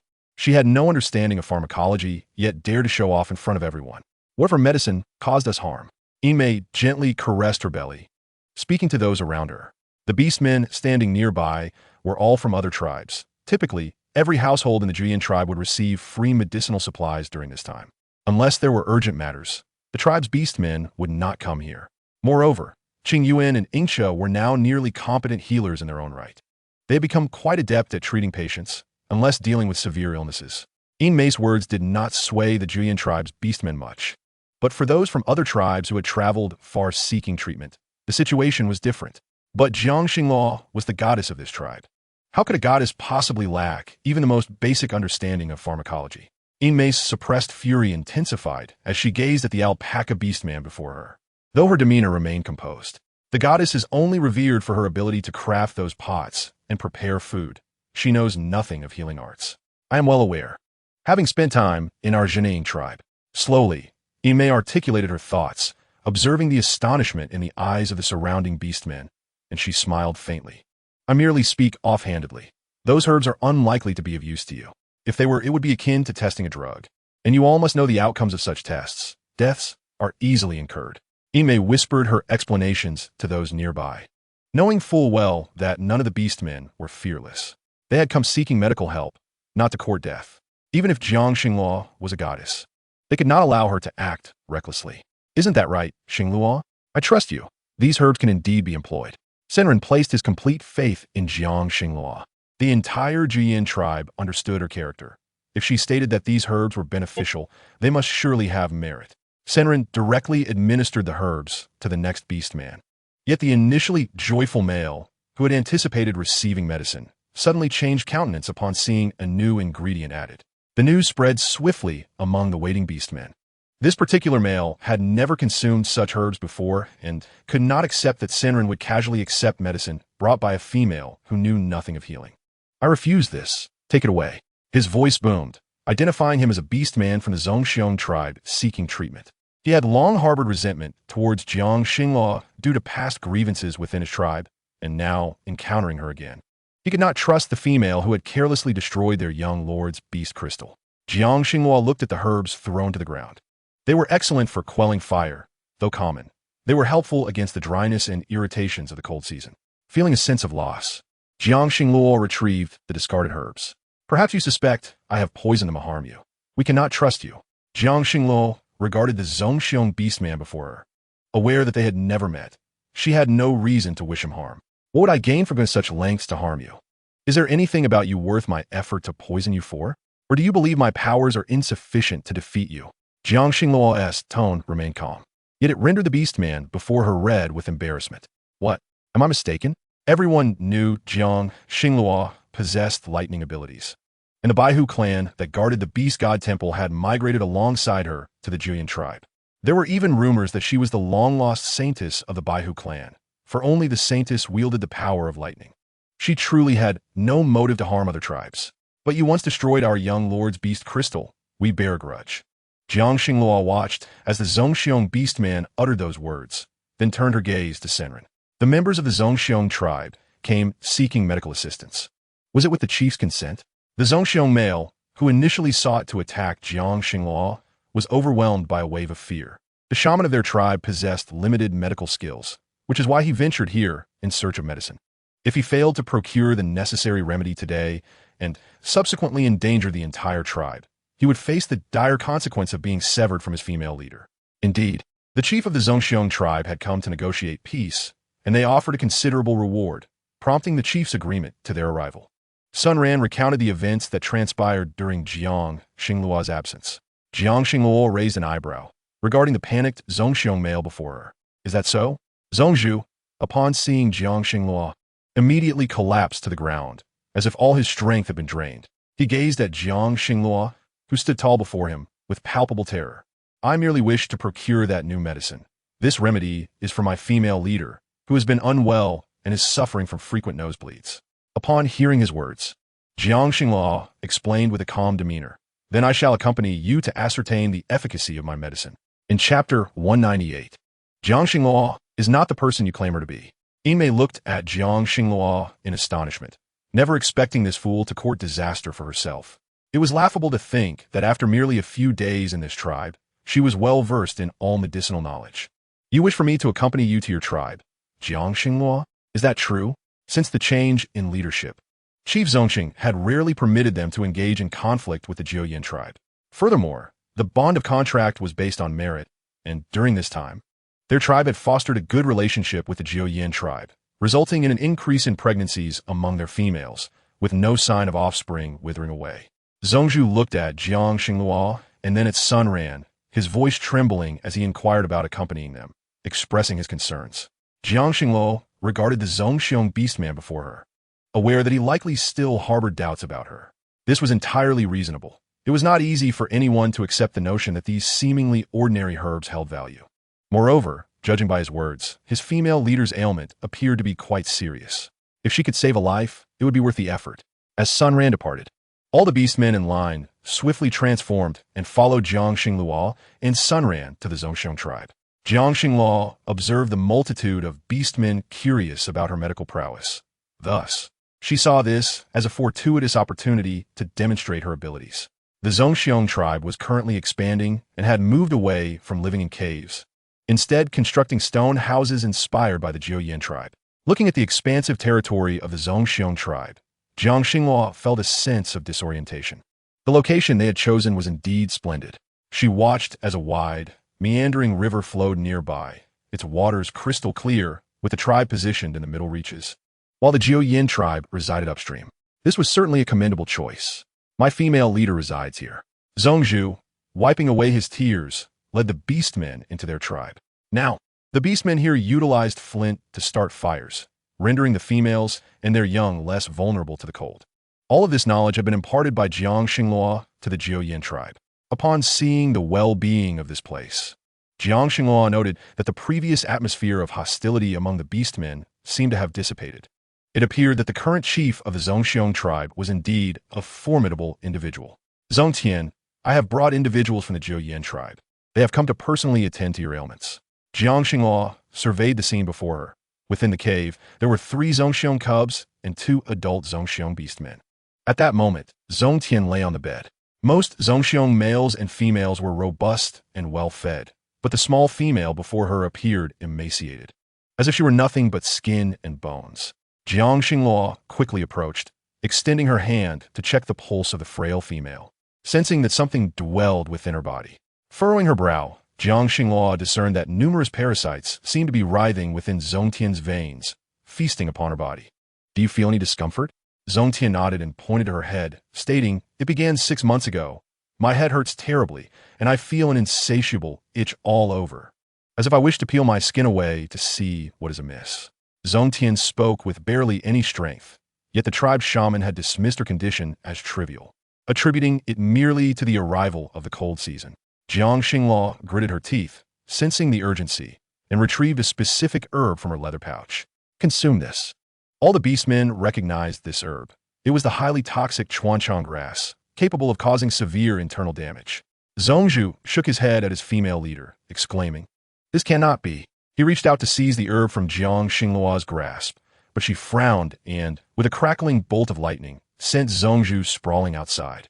There are parasites within your body, countless toxic ones. Only by consuming this medicine can they be eradicated and expelled. I will assist you. You must take this as well. Jiang Xingluo held a golden fruit in her hand, the same type she had seen Xingyin nurturing in the tribe, which had now grown into a sizable specimen. This golden fruit was unique and well-suited for Zongtian's symptoms. However, Jiang Xingluo pondered how so many toxic parasites had invaded her body. If you are afraid, consuming just this golden fruit can prolong your life for a year, but it can only save you once. Will you choose to fight for your life or merely prolong your suffering for a year? The choice is yours. At that moment, Zhongzhu outside the door transformed into his beast form and charged into the room, only to see Zongtian had already ingested the chuanchang grass. You poisonous witch, it is all you're doing. You seek to harm my female leader. You are here to take vengeance on our tribe. Zhongzhu's eyes blazed crimson as he reached out to seize Jiang Xingluo. Yinmei, observing from a distance, relished the unfolding drama. I told you, she knows nothing of medicine. She is merely a fool. After acquiring abilities, she fancied herself a shaman. But how could such fortune ever befall her? The male standing beside Yinmei frowned, a flicker of displeasure crossing his eyes. Enough. You have no right to speak of Xingluo. Yinmei glared at the beast man beside her, infuriated. This was her chosen second mate, Qi. Initially, she had held disdain for this dullard and had no desire to bond with him. Yet, unexpectedly, he seemed to have regained consciousness after an accident, and even his abilities had soared to the level of Huang Jing. The tribe had not seen such a powerful beastman in ages, and naturally, Yinmei could not let him slip away. Since there were no suitable females in the tribe to serve as his mate, she seized the opportunity. However, she never anticipated that Qi would still remember his prior affection for Jiang Xingluo. What? Do you feel sorry for her just because I said a few words? Is it really that significant? Yinmei gritted her teeth, wishing she could tear the female apart. Yet, devoid of abilities and having taken Qi away, she chose a formidable lion beast man as her mate, while all good fortune seemed to land in Jiang Xingluo's lap. Xingluo is not the person you claim her to be. I believe she has merely employed alternative methods to save that female. Qi gazed at the frail female within the room, gently cradling her in his arms, his expression softening. He recalled the past, musing that had he possessed formidable abilities, perhaps he could have remained by Jiang Xingluo's side as a protector, much like Qi Yan. His affection for her had been profound, and his sister had suggested that employing such means could ensure she stayed close. Yet, lacking the understanding of how to cherish a female, Qi had ultimately forced Jiang Xingluo away. Qi gazed toward Jiang Xingluo, a peculiar sensation washing over him, mingled with a bitter sorrow. He would rather remain by Xingluo's side as a guardian beast than face the pangs of jealousy. What are you thinking, Qi? You are staring at Jiang Xingluo again. I am your mate. Do you not know that? Qi furrowed his brow, displaying his displeasure. Could you please be quiet? Yinmei raised her hand and struck Qi across the face. While she could not reprimand other males, Qi was akin to a slave in her eyes. Qi, frowning from the blow, retorted, Yinmei, how have you become this kind of person? You were not like this before. With a cold snort, Yinmei looked at Qi. In the past, she had indeed employed certain tactics to keep Qi by her side. She understood that males were often drawn to kind and innocent females. Having lost her father and mother beasts, she desperately sought a powerful reliance. Thus, she resorted to such measures. Qi had willingly declared her as his mate, only to regret it later. Yinmei caressed her abdomen, the thought of the impending offspring igniting her fury further. Qi, I am pregnant with your child. Are you still concerned about other females? Do you think you are treating me fairly? A surge of anger rose within her, yet now was not the time to confront Qi. Without the presence of the father beast, her life had become more miserable than Jiang Xingluo's past. Lacking Xingluo's extraordinary abilities, she had deceived Qi into becoming her reliance. Only in this way could she gradually improve her situation. She longed to witness Jiang Xingluo's demise to feel joy. Meanwhile, inside the room, Jiang Xingluo continued to channel her powers into Zongtian, who suddenly coughed up a mouthful of blood, splattering it onto the sobbing Zhongzhu nearby. Zhongzhu looked down at the insects appearing on him, his heart trembling with shock. How could there be so many insects? The white insects appeared utterly repulsive. Yet, Jiang Xinghua sensed that it was still insufficient. As her powers persisted, Zhong Tian coughed up several more mouthfuls of blood, her heart aching to the brink of collapse. Finally, Jiang Xinghua felt that the insects had all been expelled from Zhong Tian's body. She immediately activated the healing powers of the golden fruit. The golden fruit had restorative properties, and Jiang Xinghua was grateful that Zhong Tian's condition had not reached a critical stage. Otherwise, even with her use of the medicinal herbs, it would have been futile. As the power of the golden fruit spread, the wounds on Zhong Tian's heart gradually began to heal, and her internal organs endured a transformation. Jiang Xinghua observed the beads of cold sweat forming on her forehead. This was not an easy process, but it was certainly an improvement compared to before. Zhong Tian clutched her beast skin attire tightly, the intertwining forces within her nearly claiming her life. Yet, upon seeing the two cubs with reddened eyes on the ground, she summoned the strength to endure. Zhong Zhu watched the cold sweat forming on his mate's forehead, his eyes reddening. He knelt before Jiang Xinghua, exclaiming, "Xinghua, you are truly a divine being." In the past, Tian could not even sweat. She lacked the strength to grasp her clothing. Having cared for his mate all this time, Zhong Zhu was almost certain that the affliction plaguing Zhong Tian would soon vanish. It was merely a matter of time. There's no need to thank me just yet. I must stay here for a couple more days to care for her. It won't be easy for her to pull through. Is there a place for me to stay here? Zhong Zhu nodded and wiped his tears, quickly going to make preparations. Jiang Xinghua felt the insects within the small female's body had been completely eradicated, but the vast power of the golden fruit was overwhelming, and the extent of healing would be too great for her to bear at once. She needed this opportunity to demonstrate her medical skills, and thus she must use her abilities to help Zhong Tian stabilize during this challenging time. Gently, Jiang Xinghua used the bee skin in her hands to wipe the sweat from Zhong Tian's forehead, though the skin was hardly effective. Outside, Chi-Chi witnessed this scene with a smile blooming in his eyes. Indeed, Xinghua was always so remarkable. As the holy female of the Baihu clan, her understanding of medicinal properties was hardly surprising. Perhaps it's merely a case of a blind cat stumbling upon a dead mouse. That female might not be ill at all. Could she be acting in concert with that wretched woman? Yin Mei's vile words did not cease, causing Chi-Chi to feel a surge of irritation. Yet he could only drag Yin Mei away. Initially, he had come merely to seek some pregnancy-preserving medicine, but her incessant remarks could provoke the Jiu-Yin tribe. "What are you doing? I haven't received my medicine yet. Why are you dragging me away? Are you worried about what I might do to her? You fool. She has that lion beside her. Her mate is a purple crystal beast man.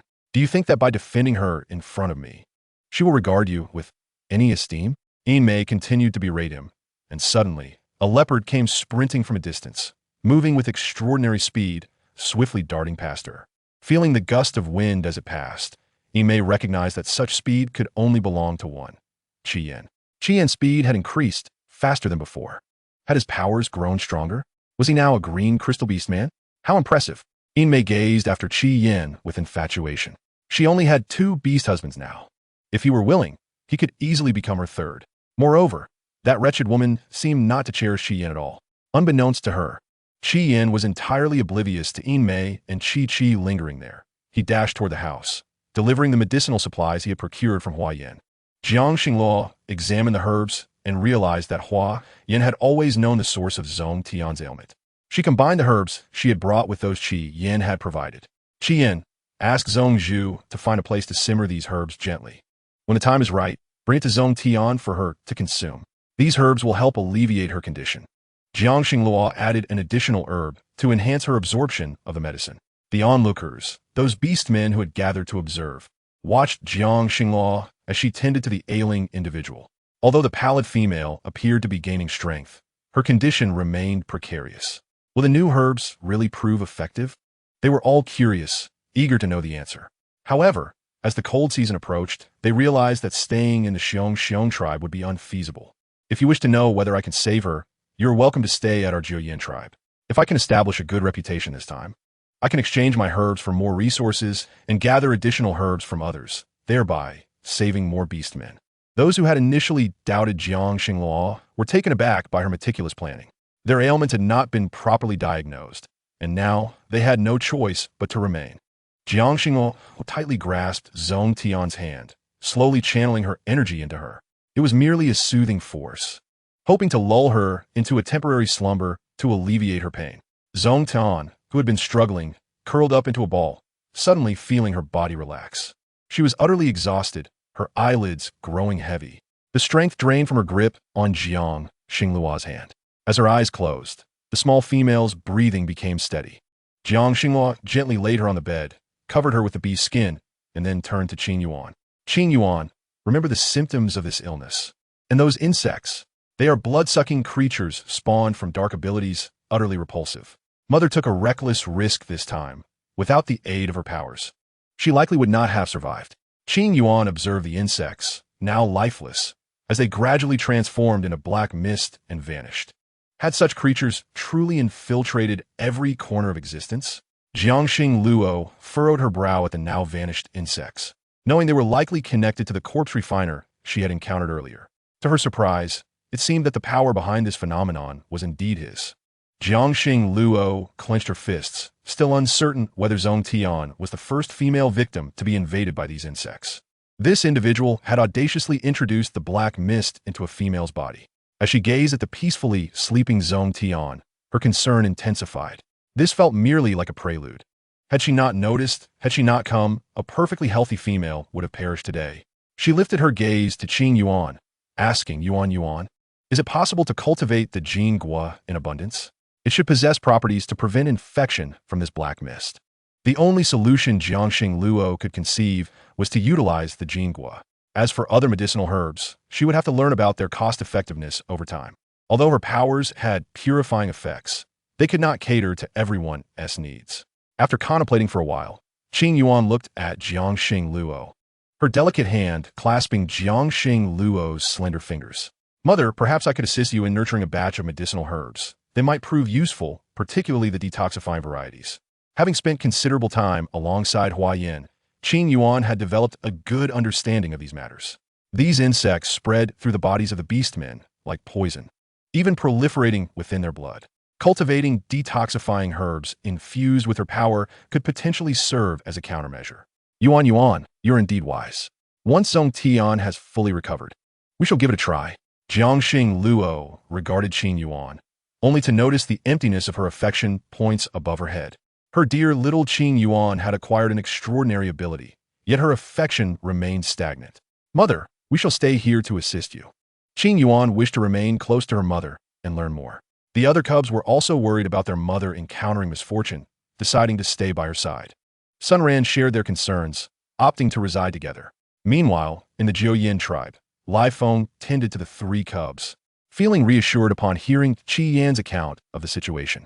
However, there were still many ill individuals within the Jiuyin tribe, leaving them no choice but to summon Feng Qian.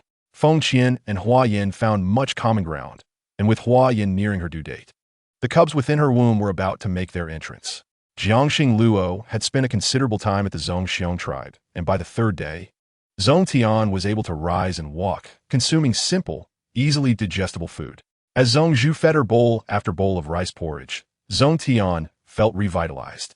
Watching the female master finish her porridge, Zhong Tian still felt hungry, yearning for more sustenance. No, you cannot eat anymore. You have just recovered, and your digestive capacity is limited. It is better to eat smaller portions spread throughout the day, Jiangxing Luo quickly reminded Zhong Zhu. You must not let your compassion lead you to overfeed Zhong Tian. It could backfire. The medicines, as Qi Yin has instructed, must be administered daily. Given her condition, she will need to take those medicines for a year, and once they run out, you must obtain more from the Jiuyin tribe. Zhong Zhu listened intently to every word Jiangxing Luo spoke, nodding vigorously as tears that had long been held back streamed down his face. Even Zhong Tian's other two beast husbands knelt before Jiangxing Luo, their heads bowing heavily to the ground. Seeing this, Jiangxing Luo rushed forward to assist them. There is no need for such gestures, but I do wish to inquire about Zhong Tian's illness. How did it come about, and what transpired upon her return? Jiangxing Luo was eager to uncover these details. Upon hearing her question, the males seemed to recollect something. The female master and I ventured into the mountains to gather wild fruits, where she encountered a large black python. After returning, she felt unwell. Jiangxing Luo listened closely, realizing that the black serpent they spoke of must be Ling Shuang. Thus, Ling Shuang was still nearby, and Jiangxing Luo was determined to find her. to unravel the reasons behind this calamity and eradicate the malevolent forces lurking in the shadows. Where's the large python? Can you lead me to it? Jiangxing Luo queried the two beastmen before her. They nodded in agreement without hesitation. Jiangxing Luo instructed the cubs and Sunran to leave the Zhongxiong tribe with her as she ventured into the mountains with the two males.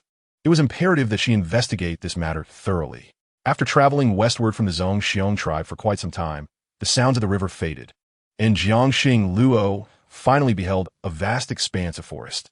The dense thicket was replete with flora, with towering trees obscuring nearly all sunlight. Jiangxing Luo gazed in astonishment. The atmosphere was truly unsettling. Goddess, do you wish to proceed? Ever since the female Master S incident, no one has dared to enter this thicket. The black python is long and thick, and it hissed at us. We feared it might still be lurking here. Jiangxing Luo frowned, for she had not detected the scent of the black mist in this vicinity. Ling Shuang also carried the stench of decay, if she were present. Nothing could mask her odor. It was likely that her intent in coming here was to implant hidden dangers within the bodies of the beastmen. Such malice was abhorrent. So there are no other beastmen infected within the tribe? Jiangxing Luo asked once more to confirm, wary of any oversight, for it might be too late to treat them if such infections existed. The two males nodded, seemingly certain that no others had encountered similar fates. Jiangxing Luo felt uncertain. Was this incident merely an accident, or had Ling Shuang deliberately orchestrated this experiment? Why would they torment a female in such a manner? Unable to locate Ling Shuang or detect the black mist, she resolved to proceed with the plan she had devised with Qing Yuan the previous night. If it proved feasible, she gazed at the surrounding area with concern. Ling Shuang might return. Since she intended to cultivate medicinal herbs, this land was particularly suitable for reclamation. The Zhongxiong tribe and the Jiuyin tribe were not far apart, and there was plenty of uncultivated land nearby. Furthermore, Jiangxing Luo had initially intended to establish a pharmacy, and now she could cultivate the herbs herself. Determined, Jiangxing Luo decided it was essential to discuss her plans with the current chief of the Zhongxiong tribe. Could you take me to meet your chief? I have matters to discuss with him. The two males promptly escorted Jiangxing Luo to Bai Cheng's residence, but midway, they encountered Bai Cheng. With a troubled expression, he rushed towards Zhongzhu's home. His eyes reddened. He had sensed that his sister's time was running short. Recently, the tribe had been abuzz with rumors that someone had administered Chuan Chong Chao to his sister. Did she wish to die, resorting to such a fatal remedy? Bai Cheng yearned to see her one last time, but unexpectedly crossed paths with Bai Yuan and Bai Hui, the second and third beast husbands he had chosen for Zhong Tian.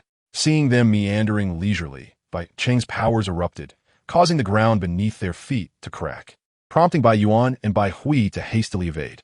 Just then, Jiangxing Luo transformed into her beast form and let out a thunderous roar, which brought Bai Cheng back to his senses as he beheld the majestic white tiger before him. Who are you and why are you with my sister's beast husband? Zhong Cheng could sense that the white tiger before him held an extraordinary identity. Being a female, she could transform into her beast form. Could she be the sacred female of the white tiger clan? However, he had never heard of such a being existing in the clan. Frowning, Zhong Cheng pondered. Regardless of who you are you planning to form a bond with him now that my sister is gone? Jiangxing Luo was taken aback, despite the male's elegant visage. His thoughts were rather crude. No, Chief, the matriarch is fine now. This is the goddess Xingluo of the Jiuyin tribe. She was the one who saved her. Zhong Yuan finally found an opportunity to speak, immediately switching to a smiling face as she looked at the male. Is that so? Tian has woken up. I will go see her.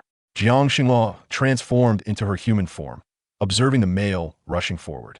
If it weren't for his eagerness to see his sister, she would have already crushed him with her abilities. Goddess Xingluo, please do not take offense. Our chief only has one sister. All other siblings were harmed by the previous chief. Hearing Zhong Yuan's words, Jiangxing Luo felt a jolt in her heart. Now she understood why he was so concerned about his sister. Sighing, she decided not to hold it against him, but she could exchange something else with him. It's all right, I do not mind. Let us return and see how Zhong Tian is doing. Zhong Yuan and Zhong Hui breathed a sigh of relief upon realizing that Jiangxing Luo was not bothered by the matter. Truly, as the goddess of the Jiuyin tribe, she did not quibble with commoners like them. Little did they know that Jiangxing Luo had already devised a plan in anticipation of Zhong Cheng. Upon entering Zhong Tian's dwelling, she saw the pale little face of Zhong Tian gradually regaining color. After checking her pulse, she discovered that her body was recovering, and the dark energy within her had been completely cleansed. All is well, but the medication must continue. And during this period, it is best not to conceive. Do you understand? After 6 months, once you have fully recovered, you may bear several without issue. Jiang Xinghua said with a smile. Aware that females in the beast world bore the burden of reproduction, and Zhong Tian had a fondness for cubs. Sister Xinghua, thank you. Without you, I might have perished. Zhong Tian was about to kneel before Jiang Xinghua, who sighed, You need not thank me in such a manner. I have other matters to discuss with you. Jiang Xinghua helped Zhong Tian sit beside her and inquired, I know your tribe's shamanic skills are not particularly proficient. Since you are the chief's sister, I would like you to go to the Jiuyin tribe to study herbal medicine and healing. Would you be willing? Zhong Tian looked up at Jiang Xinghua, astonished and incredulous. To study pharmacology in the Jiuyin tribe was something many had aspired to, yet those without wood-based abilities were always rejected by Jiotai. She never expected Jiang Xinghua would invite her now. Zhong Cheng gazed at the poised and beautiful female before him, filled with overwhelming excitement. Goddess Xinghua, I apologize for my earlier rudeness. Thank you for allowing my sister to learn. Sister, you must agree. Hearing Zhong Cheng's words, Jiang Xinghua could not help but smile. However, I have a condition. The Jiuyin tribe and the Zhongxiong tribe must never engage in war again. Of course, if there's a willingness to form bonds through marriage, that is acceptable. You must not force the females of the Jiuyin tribe. Should you violate this, I will impose punishment. Zhong Cheng regarded the female before him, inexplicably feeling as if she radiated boundless brilliance. What objection could he possibly have? Very well. That is only right. I wonder if the goddess has any other request to state. Zhong Hui understood that residing in this place would inevitably yield benefits. Their tribe had suffered greatly in the past, nearly facing extinction. Now, he must ensure the tribe flourishes alongside Jiang Xinghua. Their tribe could surely regain its former glory. The chief is indeed wise. I have additional requirements.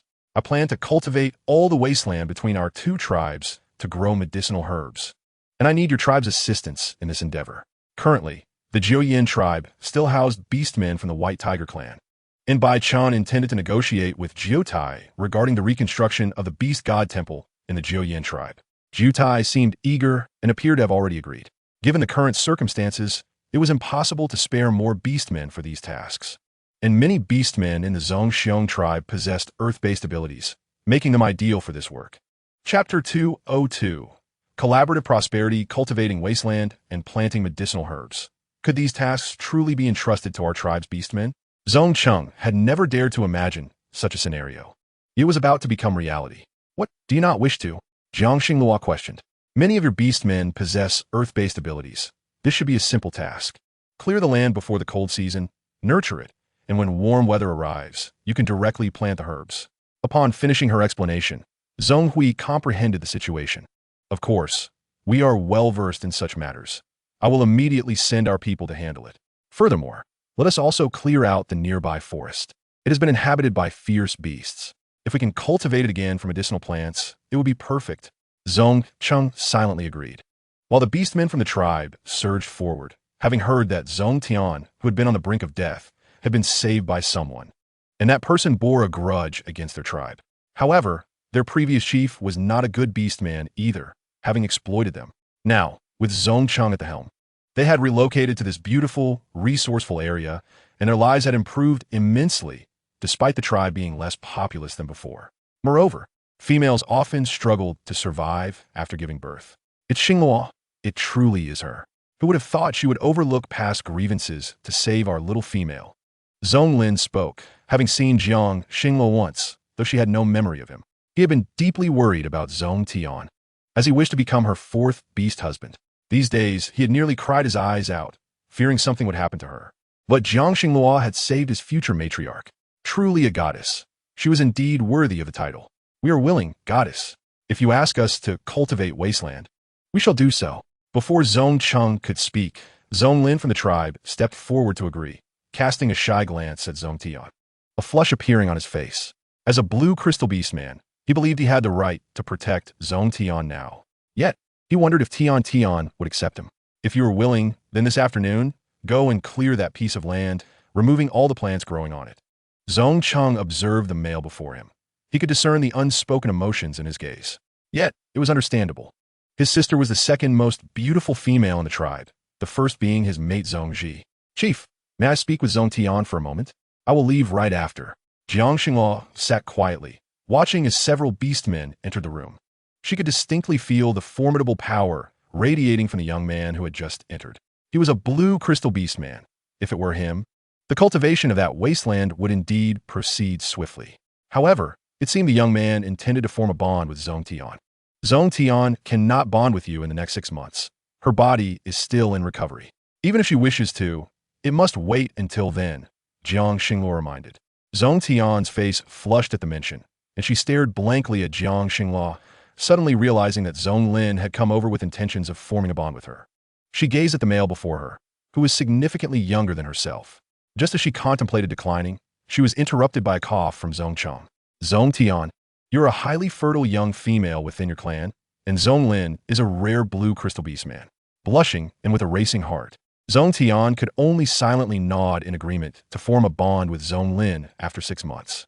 With this matter settled, Jiang Xinghua planned to return to cultivate herbs, needing to carefully select the finest specimens, which would merely require time. Meanwhile, the orcs still queuing in the Jiuyin tribe were most concerned about whether Jiang Xinghua had succeeded in saving someone. They had been waiting for several days and finally saw Jiang Xinghua return, accompanied by the previously near-lifeless Zhong Tian. This was inconceivable. That female must have been feigning illness to assist that wretched individual. Yimei had not left. Her stomach had been uncomfortable for days, and she could not depart until she proved her fertility to receive preferential treatment upon returning to the tribe. Moreover, she was eager to see if Jiang Xinghua could indeed revive the brown bear female. Witnessing Zhong Tian walk alongside Jiang Xinghua stirred chaos in her heart. How could she possess such extensive knowledge of herbal medicine? This was impossible. Why did the best fortune always seem to fall upon her, while she remained an ordinary female? With even the males around her still yearning for her, Chi-Chi observed the furious female beside him and felt agitated. If it weren't for the cubs, he might well have fled long ago. It was natural for a pregnant female to have unstable emotions, yet Yimei consistently held a prejudice against Xinghua. Had they not treated Xinghua so harshly in the past, it should have been the Jianing tribe enjoying this fortune, not this fragile, feeble beastman tribe. They failed to cherish what they had, and now Yimei still could not see her own mistakes. Chi-Chi was filled with resentment, but found himself at a loss for words. The severely injured young female had remarkably recovered. Xinghua truly was the goddess of the Jiuyin tribe, displaying such prowess. Jiang Xinghua listened to the words spoken in her ear, realizing her goal had been achieved. But this was merely the beginning. The crucial matters lay ahead. Now you can trust the medicinal materials I provide. Everyone line up, and each of you will receive your share to take home.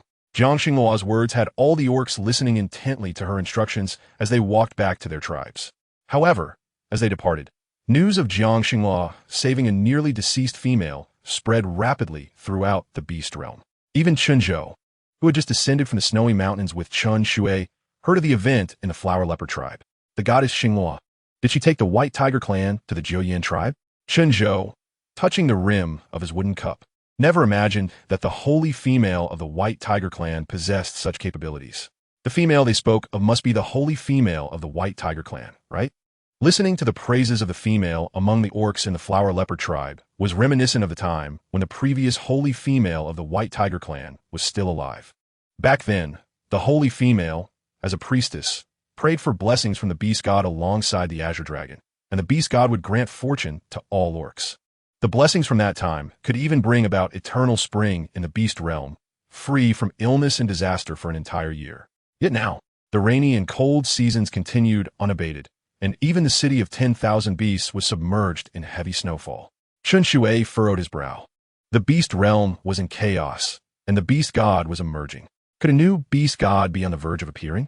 Chapter 203. Are you willing to learn together? Chun Zhou observed the previously calm expression of his father, suddenly clouded with worry. Father, what troubles you? Chun Zhou, we should go to the Jiuyin tribe to find your female mother. It was indeed my fault to insist on bringing the tribe and not leaving. I must repent to her. Chun Zhou frowned at his father, completely taken aback by his sudden admission. His father had always been proud and eager to compete with Bai Chun, believing that the absence of a holy female in the city of 10,000 beasts was due to Bai Chun's inadequacies. Was this a change of heart? All right, I will heed your wishes. Furthermore, Chun Zhou missed his female mother and younger sister. Meanwhile, in the shadows, a dark entity watched Chun Zhou and Chun Shui, attempting to strike at them, but each attempt failed. Despite their fierce competitive spirit, their reverence for that individual had not waned. The despicable beast god, whose soul was fragmented, still stood tall in the minds of these fools. The dark entity darted around, realizing it could not enter the city of 10,000 beasts.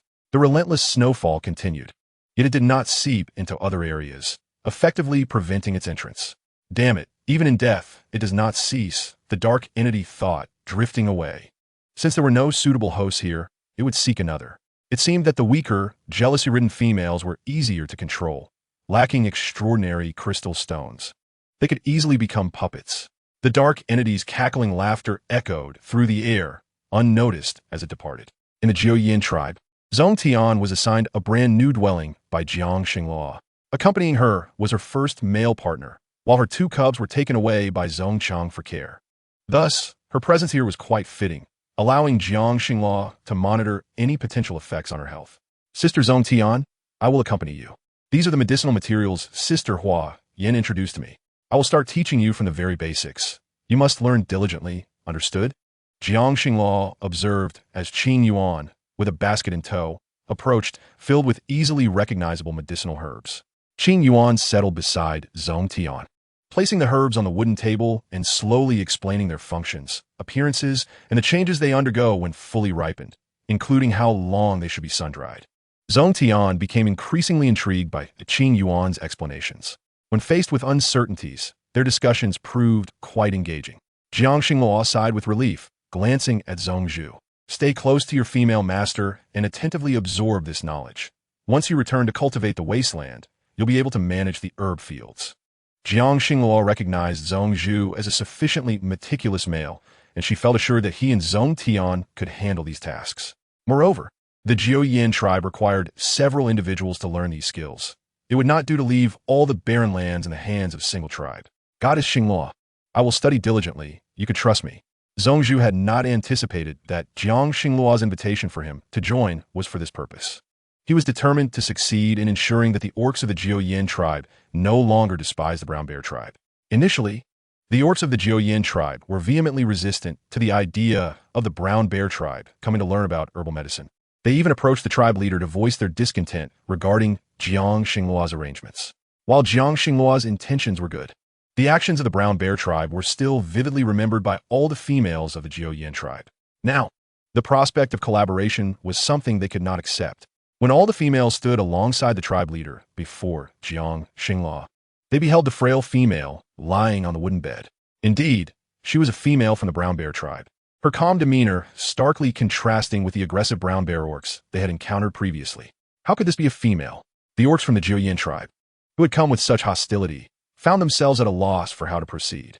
Jiang Xinghua was equally perplexed by their intentions. Jiutai could not help but cough twice, urging them to express their reluctance directly to Xinghua, thus allowing Rinjia to comprehend the reasons behind their commotion. Observing the scene before her, Jiang Xinghua felt a sense of confusion. She turned her gaze towards Shui Ju, who had suddenly stepped forward, gathering her courage to inquire. We have heard that you, Xinghua, plan to collaborate with the Zhongxiong tribe to cultivate wasteland and grow medicinal herbs. What prompts this partnership? Jiang Xinghua perceived the bewilderment in the eyes of the small females before her and instantly grasped their purpose. It was no surprise, after all. The memories of their previous injuries inflicted by the Zhongxiong tribe were not easily forgotten. Now that she had announced her intention to work with them again, it was understandable that they found it hard to accept. Indeed, I intend to employ their earth-based abilities to cultivate the land, as our tribe's weaker beastmen are simply incapable of such tasks. Jiang Xinghua regarded the group of females before her with a hint of bewilderment. They had initially been confused about her intentions, but it dawned on them that she merely sought to utilize their tribe's labor force. However, in the future, our tribe must also take part in tending to the medicinal fields. Since you're all here, why not consider who among you has the time to assist Hua, Yin, and Feng Qian? We can commence planting the herbs next year. Observing the eager expressions of the small females, who seemed filled with anticipation for the tasks ahead, she asked, Have you made up your minds? Those who wish to stay may do so. Jiang Xinghua was decisive in her actions. A few of the small females stepped forward, their eyes sparkling with hope as they looked forward to learning medicine. We wish to stay. Jiang Xinghua noted that the small females before her had yet to form bonds. But they were ambitious. Very well, however, learning medicine and pharmacology is no simple endeavor. You will decide whether to manage the medicinal fields or treat patients. The small females eagerly agreed. Jiotai shook his head in resignation and sighed. I told you not to come over. How could you think that Sister Xinghua would engage in anything malicious? You are all worrying unnecessarily. Observing the small females lowering their heads abashedly before Jiotai, Jiang Xinghua found the sight rather amusing. Do not fret. The current Zhongxiong tribe is not what it once was. They will not harm you again. The gentle voice of Zhong Tian seemed to possess a nurturing quality, and the small females from the Jiuyin tribe, resembling little monkeys, instinctively nodded upon seeing her slender face. Chapter 204. The strange soil. The small females in the tribe were thrilled to learn they could study alongside Huayan. Jiang Xinghua had originally intended to select a few suitable individuals for a trial, but she had not anticipated the overwhelming desire among the females to learn. Even Xue Lian, who had stealthily left Wanshou City, appeared here holding Mei Ying's hand. Xue Lian, still young, had improved significantly, and her large, blinking eyes sparkled like stars in the sky. It was her mother who had brought her here, explaining that sisters Feng Qian and Xinghua had saved her. Sister Xinghua, but I have yet to meet her. Today marked the first time her mother brought her to meet her savior. From afar, Jiang Xinghua noticed Mei Ying, whose distinguished aura remained despite the passage of time. As she approached, all the females instinctively parted to give her space, acknowledging her as a guest from Wanshou City, deserving of respect. Mei Ying held Xue Lian's small hand and walked forward, smiling at the surrounding small females in gratitude. The small females blushed and hid away. Having never encountered such beauty, she possessed a more mature allure compared to Jiang Xinghua. Jiang Xinghua watched as Mei Ying approached with Xue Lian, squatting down to face the little girl, who appeared to be of similar age to Qin Yuan, but seemed much more composed. Xue Lian gazed up at the beautiful sister, her soft voice breaking the silence. Sister, my mother said you saved me.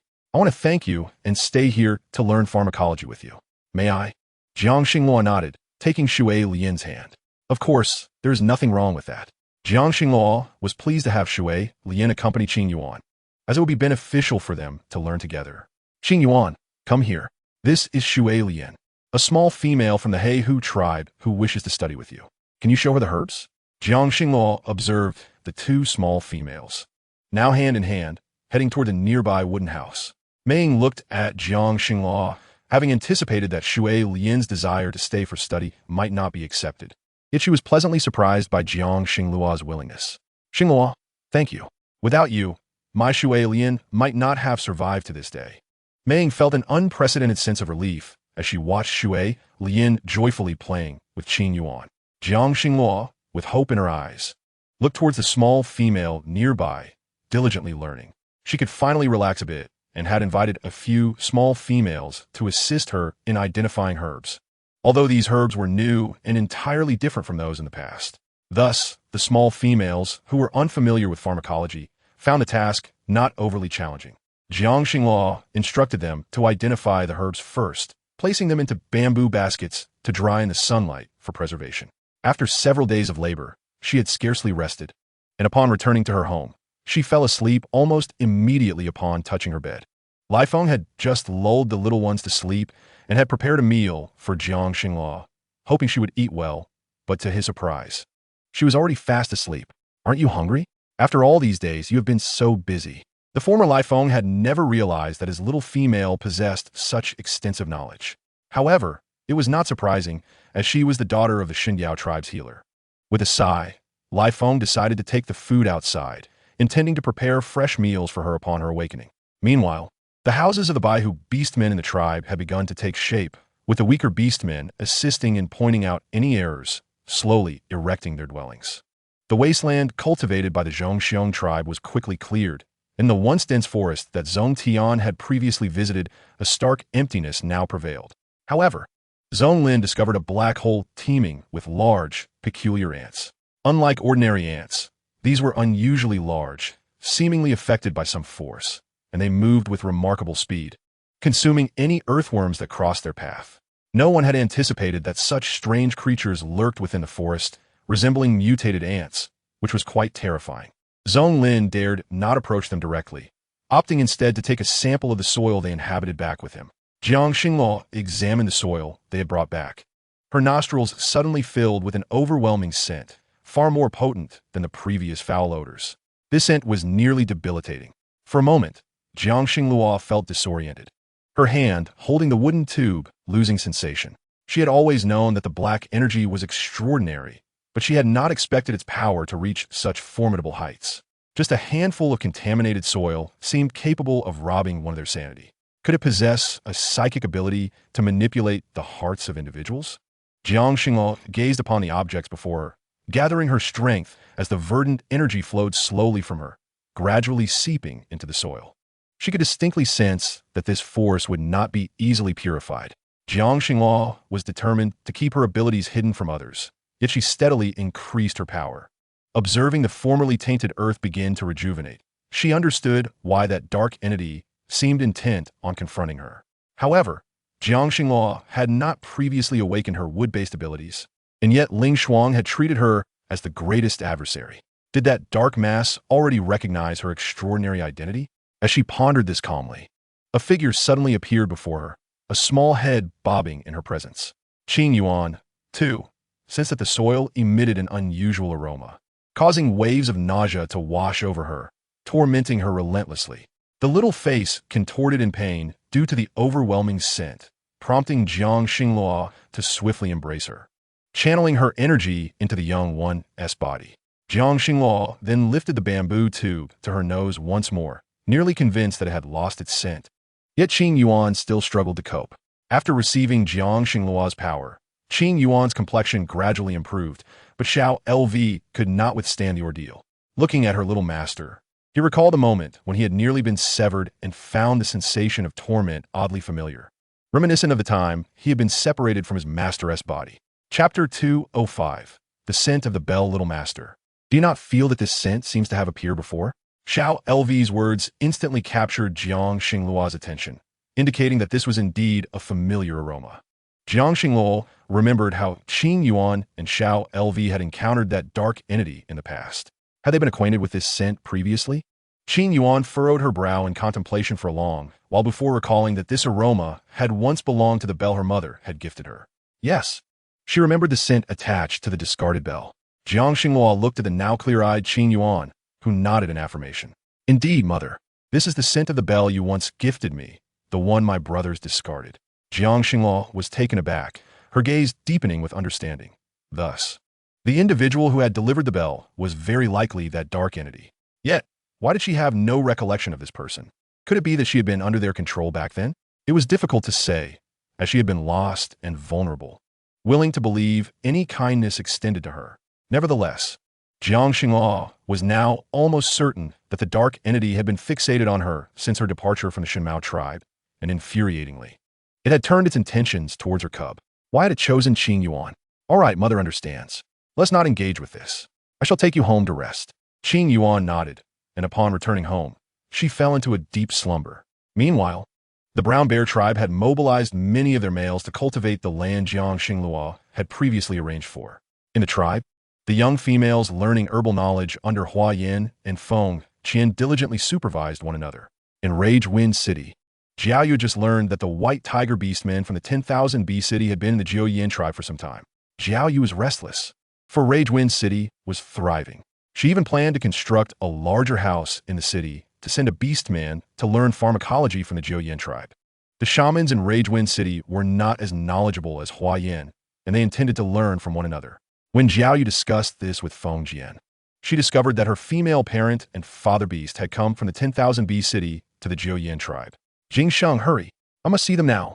The last time we met was during our return to 10,000 Bee City for blessings, but my parents were too busy for us to exchange a word. Jiao Yu looked at Jing Sheng, aware that even though it was now the cold season, many beastmen outside were lined up to exchange for firestones, as they had become difficult to find. Nearby Rage Wind City had unearthed quite a few firestones. At this time, Feng Jian, as a single beastman, could hardly manage the multitude of affairs in the tribe, leaving Jing Sheng unable to accompany Jiao Yu. Frustrated, Jiao Yu decided, if you will not accompany me, I shall go alone. She set off towards the Jiao Yin tribe with two beastmen from Rage Wind City, leaving Jing Sheng feeling helpless. watching his beloved female depart alone. He could only sigh. On her way back, Jiao Yu noticed that the barren land nearby was completely desolate, the previously dense overgrowth having vanished, which surprised her. Upon arriving at the Jiuyin tribe, she found a long queue outside, seemingly comprised of those seeking medical attention. As her gaze swept the surroundings, she quickly spotted Feng Qian. Feng Qian was attending to patients at a wooden table, and upon seeing her, Jiao Yu's eyes welled with emotion. Though they were only a few years apart, having grown up together, it had been a long time since they last met. Now, Feng Qian appeared to have become a skilled shaman. Jiao Yu approached Feng Qian slowly, and their eyes met after a long separation, causing Feng Qian to rise from her stool, her joy nearly spilling forth. Feng Qian, it has been so long. Jiao Yu regarded the delicate young female, her heart racing since the moment she heard of the sudden incident in the 10,000 Beast City, never anticipating they would come directly to the Jiuyin tribe. Feng Qian smiled warmly, but with many patients seeking her help, she had to return to her duties. Jiao Yu was guided by a young female from the Jiuyin tribe to Jiang Xingluo's home, which appeared different from before, seeming larger. Upon entering, she spotted Xian Lan gazing dreamily at the chrysanthemums. "Mother, you truly have come." Jiao Yu's exclamation drew the attention of everyone in the room. At that moment, Jiang Xingluo was entertaining several cubs who had already transformed into their beast forms. Since they could shift forms, they had begun to climb up and down independently, sometimes evading capture. However, their transformation had made their care considerably easier. Moreover, Lai Feng had constructed several wooden climbing frames outside, allowing the three little tiger cubs to enjoy climbing up and down, which they relished immensely. Jiang Xingluo was currently documenting her knowledge of several herbs on animal hides. Initially, she had intended to seek out the monkey clan, hoping to spread the written word through them. But it now seemed more prudent for her to actively promote this knowledge if the Beast God Temple were to be rebuilt. Qing Yuan attentively observed Jiang Xingluo, recognizing that the herbs were indeed the ones her mother had recently discovered. She scrutinized the drawings and inscriptions beside the herbs, her brow furrowing. "Mother, what is this? Are these the names of the herbs?" Qing Yuan had never encountered such characters and was astonished by their beauty. "Yes, this one is called Rendong, and these herbs are the names I taught you. You can pronounce them in this order," Jiang Xingluo explained, as Qing Yuan began to decipher the characters etched onto the animal hide. However, the complexity of the herb names remained a challenge, and she felt that learning simpler characters would undoubtedly be more beneficial. This is merely the beginning. As for learning characters, Jiang Xingluo must wait until the period of land reclamation passes before she can inscribe the simplest of words onto animal hides, using illustrations for better comprehension. Originally, her character book was halfway prepared, and with just the remaining half, it could soon be implemented. One can only hope that this winter season does not bring unforeseen incidents. Ting Cheng has entered hibernation, and Ling Shuang is likely no exception. Even if that dark entity wishes to create chaos, it must first find a suitable vessel and opportunity. Chapter 206. The Bright Moon is truly my sister. Jiang Xingluo reached out to cradle Xiao Qingyuan, now almost certain that the injuries she bore were entirely inflicted by that dark force. Hence, her diminished affection must also stem from that malevolent spirit. Capturing it would undoubtedly reveal a method to restore Qingyuan's affection. Jiang Xingluo sighed in relief, grateful that her task bore no time constraints. Yet, she remained perplexed about what exactly was lacking within Qingyuan's body. Picking up a scale from Xiao Qingyuan, she gazed through it at her own reflection, nearly forgetting how she appeared in her original world. Half a year had swiftly passed in this realm, and she had not anticipated her prolonged stay. With a sigh, Qingyuan turned to Jiang Xingluo and said, "Mother, is there something troubling you? You can tell me." Jiang Xingluo shook her head, looking at the medicinal herbs on the animal hide, then handed some to Qingyuan, saying, "Take this to your sister Huayan's home, and show it to all the young females studying pharmacology, all right?" Qingyuan nodded, carefully storing the hide in her satchel, treating it as a treasure. Meanwhile, Qingyan and Qingzhu had ventured out with Qiyan to hunt. With no snow yet falling, they hoped to gather enough provisions. The tribe had welcomed numerous white tiger beastmen, necessitating a larger food supply. Jiang Xingluo had entirely overlooked this issue. If strong beastmen settled here relying solely on hunting, it would hardly suffice. If possible, Jiang Xingluo recalled a nearby vacant plot, merely a storage area, yet not small in size. Clearing it to raise chickens, ducks, rabbits, or even pigs seemed feasible. Regrettably, her previous aspirations for farming had been abruptly interrupted but now she could begin anew. Jiang Xingluo exhaled, retrieving the animal hide from her space, intending to inscribe the remaining characters upon it. These would be the simplest of words, writing 100 at once, duplicating them, and then distributing them for the nearby tribe's beastmen to learn, thus facilitating future communication. As she picked up a bamboo knife to carve the words onto the hide, a melodious laugh resonated from outside, and she beheld a figure with white hair and brown eyes. Jiao Yu, suddenly entering her room. Xinghua, we have finally met again. Jiao Yu gazed at the little female before her, strikingly similar to herself, and she had once been confused as to why they looked alike. Yet now, Jiao Yu understood. Xinghua was her uncle's offspring. Embracing Xinghua, tears welled in her eyes, for only she knew the tales of Xingluo's past. Jiao Yu felt a pang of sympathy for Xingluo. How could she have carried her child to the city of beasts, rescuing their entire clan from the icy clutches of winter? Regardless of her extraordinary abilities, she was merely a young female. Sister Jiao Yu, I am fine. Jiang Xingluo reassured her as Jiao Yu's tears fell on her hands. She comprehended Jiao Yu's concern. Despite having family, none had ever cared for her so deeply, especially since her grandfather had passed, leaving her to face all alone. She had no sister, only a cousin who constantly competed with her for food. She never imagined that a sister's embrace could feel this way. All right, perhaps I overthought it. Our Xingluo is so capable, not afraid of anything.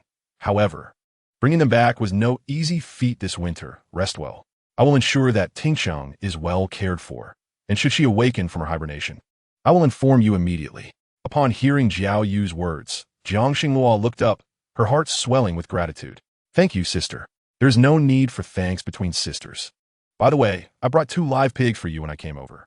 Soon, my 2 male hawks will prepare them for a nourishing stew. Jiang Xingluo's excitement surged upon hearing about the 2 live pigs. She rushed out of the room to see them, 2 lively pigs that lacked beast crystals, rendering them less formidable but easy to capture. Jiang Xingluo was thoroughly pleased. She had worried about where to find such beasts. Yet, Jiao Yu had delivered them right to her door. How delightful! We shall not slaughter them. Keeping these pigs is wise, with the White Tiger tribe's beastmen residing here. A lack of meat would lead to nutritional imbalance. Jiang Xingluo's proposal startled Jiao Yu, who questioned, what do you mean by keeping them? Will everyone not go hungry? We should eat them now. Jiang Xingluo shook her head. I intend to keep them for breeding.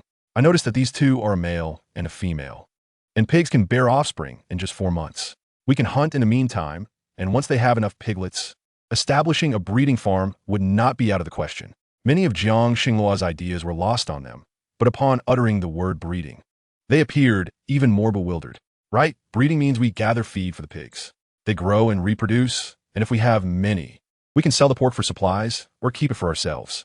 Jiang Xingluo was passionate about raising animals and plants.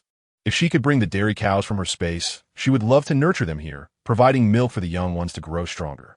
However, she lamented the inability to transport living creatures from her space. You mean we should tame these wild beasts and raise them for food? Jiang Xingluo nodded. Xin Hui and Bai Chun had never considered such an idea, as most wild beasts posed threats to beastmen, particularly those of lower rank who could hardly withstand a pig's attack. Nevertheless, Bai Chun had observed these 2 pigs for a while, noting their lack of beast crystals and average attacking strength. If tamed and provided with proper care and sustenance, they could adapt swiftly to life here. Bai Chun looked at Jiang Xingluo. Xingluo, you are truly clever. These 2 pigs can indeed be domesticated. We owe it to Sister Jiao Yu for finding the perfect pigs for breeding. However, this is not enough. Sister Jiao Yu, could you kindly ask the city lord to send a few rabbits, wild chickens, and wild ducks our way? Chapter 207. Having a sister is wonderful. Jiang Xingluo blinked at Jiao Yu, who found her little sister's hopeful expression hard to resist. How could her sister be so adorable? It's nothing. I'll have someone inform Jing Sheng, and in a few days, you shall receive them. Jiang Xingluo nodded, linking her arm with Jiao Yu's. Having a sister is truly wonderful. Bai Chun and Xian Lan were astonished to witness the unexpected camaraderie between the 2 young female cubs, who they had assumed had never met before. Lai Feng had also never encountered such a playful Jiang Xingluo. It was her first display of affection, and to his surprise, it was directed towards her sister. Lai Feng frowned, pondering whether if he were to bring back similar tokens, Xingluo might respond to him in kind. A subtle anticipation stirred within him as Xingluo sensed the intense gaze beside her and met Lai Feng's eyes. The slight hint of desire within his dual orbs compelled her to shy away from his scrutiny. The expressions of affection in the beastly realm were overtly apparent, and Jiang Xing Luo felt overwhelmed by the intensity. All right, Xing Luo, if you prohibit me from consuming these two Zhu beasts, what shall we feast upon?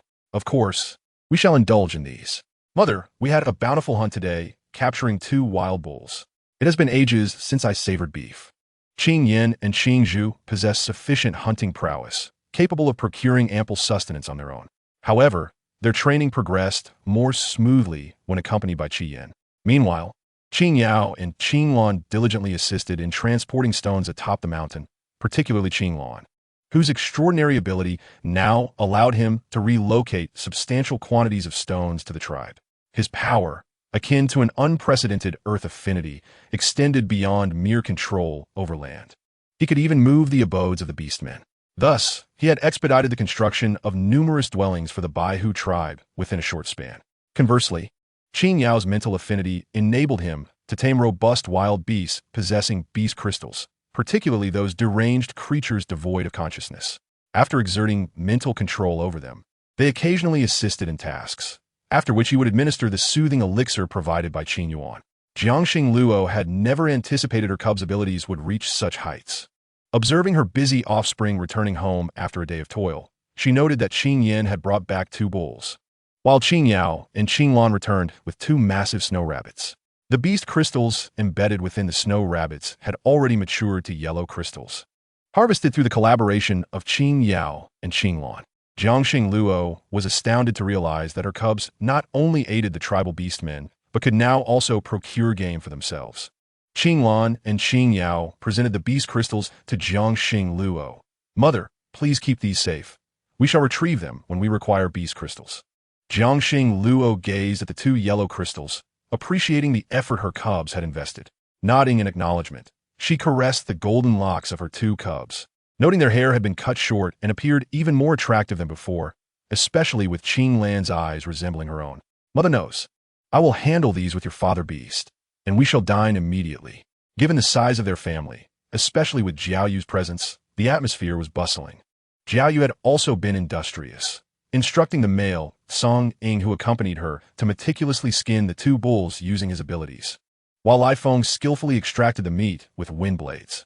None of the bones were wasted, as they could be used for broth, a valuable resource. Jiangxing Luo instructed them to retain all parts of the bulls, and the 2 hides were taken by the 4 cubs for processing.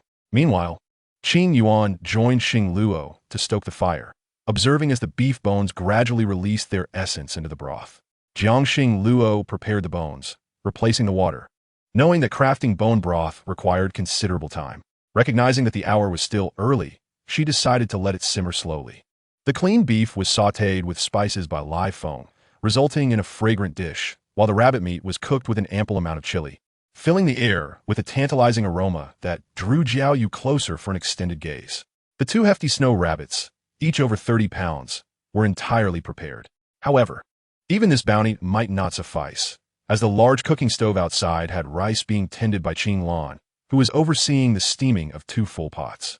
When the bone broth was finally ready, 3 large bowls of beef, 3 bowls of rabbit meat, and 2 sizable bowls of bone broth, along with Jiangxing Luo's additional dish of braised radish, nearly occupied both wooden tables in their home. Jiangxing Luo stood in astonishment at the spread before her. Yet as everyone settled down, she realized she might have underestimated the quantity. Today, Qi Yin remained with them, and Qing Yin and Qing Zhu regarded him almost as a mentor. Bai Chun and Xen Lan, enticed by the aroma of the meat, could hardly restrain themselves. After adapting for a few days, they reflected on their past days of consuming raw flesh, wondering how they had managed. Bai Chun, fully acclimated to this new life, gently placed a piece of beef into Jiao Yu's bowl. Jiao Yu, give this a try. Lai Feng and Xing Luo are quite skilled in their culinary arts. You surely haven't tasted anything like this. I wonder how comfortable you've been in New Feng City these years, and whether you have had access to meat. As a father, Bai Chun felt a deep sense of guilt regarding his daughter, who had been arranged to marry Jing Sheng to maintain the bond between their 2 clans. Fortunately, Jing Sheng proved to be a responsible and commendable male, having never wronged Jiao Yu over the years, which is why she had not sought another mate. Jiangxing Luo observed the intimate interaction between father and daughter, and inexplicably, her own father's visage appeared before her mind's eye. His appearance bore some resemblance to Bai Chun, yet Bai Yin, unlike his elder brother, seemed more resolute, though his gaze was always softened with tenderness. Jiangxing Luo lifted her eyes to the sky, where a crescent moon illuminated the world, pondering how her mother in the Shun Mao tribe was faring. With a sigh, she gazed at her family, who were reveling in their meal. Meanwhile, a dark presence circling near the Shun Mao tribe erupted in laughter, mocking the emergence of the holy female. It was no wonder that the elusive Shun Mao tribe, hidden from the beast world, had been sought out by the Baihu tribe for their matriarch. The malevolent Bai Yin, had he not acted so unnecessarily, would have spared much trouble. Now, the fate of the Shun Mao tribe, bereft of his protection, awaited to unfold. Chapter 208. Mother, I miss you, mother, what has happened to you? I'm coming to find you. Father Beast, please save them. In a haze, Jiangxing Luo beheld the scene before her. Witnessing the beastmen of the Shun Mao tribe being slaughtered, her heart nearly breaking. She yearned to rush forth and protect her kin, yet despite her desperate sprint, she found herself unable to approach. As she reached out to touch the figures before her, her hands seemed to pass through them entirely. Jiangxing Luo was consumed with urgency to halt the impending tragedy, yet she could only watch as they fell, one by one. How could this happen? Please stop. Jiangxing Luo sought to wield her powers to prevent the unfolding chaos, witnessing her mother being incessantly harmed by the dark mist. Her wood-based abilities proved futile against such darkness. Why is this happening? That dark mist found its way to the Shun Mao tribe. Wasn't it said that the tribe was nearly impossible to locate? How could it track them down? Lai Feng observed as tears streamed from Jiangxing Luo's tightly shut eyes, her cries echoing through her dreams. Leave her alone. Mother, I will save you. Jiangxing Luo's desperate, please bewildered Lai Feng. What has happened to Xing Luo? Wasn't she fine just yesterday? Xing Luo, please calm down. It's just a dream. Not reality. Wake up, please. Jiangxing Luo slowly awakened to the familiar voice that echoed in her ears, her recent dream still vividly etched in her mind. As if she had experienced it herself, she reached out to grasp Liefeng's hand and expressed her longing. Lai Feng, I wish to see my mother. Shall we go visit her? Jiangxing Luo understood that there were many matters awaiting her attention, yet her heart was consumed with worry. The journey to her mother's tribe would require considerable time, but she could not afford to delay. If the events of her dream were to materialize, she simply could not wait. Everything at hand could be entrusted to others. She could still undertake this task herself. Lai Feng, will you accompany me? The little ones are in good hands with Uncle now. We can return shortly. Perhaps it was the sight of the bright moon and the reunion of her parents that stirred her thoughts of her mother. But she felt compelled to visit while the weather was still bearable. Bai Chun and Exinlan entered Jiangxing Luo's room, observing her tear-streaked visage, and readily agreed to look after the little ones. Furthermore, the young ones were more than capable of tending to their siblings. Yet, Jiangxing Luo feared that if her dream were to become reality, she might be too late to save them. All she desired was to reach the Shun Mao tribe as swiftly as possible, even if it meant merely catching a glimpse. Lai Feng recognized the sincerity in Xing Luo's request to leave, and when he witnessed her tears, he felt utterly helpless. It was the first time he had seen her weep so vulnerably. As her beast husband, he believed it was his duty to alleviate her burdens. Together, they departed from the tribe, and Jiangxing Luo remained resolute, only pausing to consume some beef jerky she had prepared earlier. Unlike their previous journey with Mo Chun, this time they encountered no hindrances and reached the Shun Mao tribe within 5 days. As they approached the tribe, Jiangxing Luo's mind raced with concern about potential troubles. Upon nearing, she was met with an unusual scent that sent her heart racing. It was indeed unsettling. Furrowing her brow, she realized that the ominous dark mist had reappeared. Although the events of her dream had yet to unfold, they had ignited a sense of urgency within her. The dark mist had truly visited. Impatiently, Jiangxing Luo followed her memories directly to the tribe, with Lai Feng trailing behind, sensing a change within the tribe that felt different from before. Upon arriving outside Xingxin's dwelling, her heart, once heavy with worry, began to lighten. Her mother's health was intact, and it seemed she had been pregnant during Jiangxing Luo's absence. Xingxin emerged from a cave, her face radiating joy at the sight of her daughter. Xing Luo, how wonderful it is to see you. Come, stay with me for a while.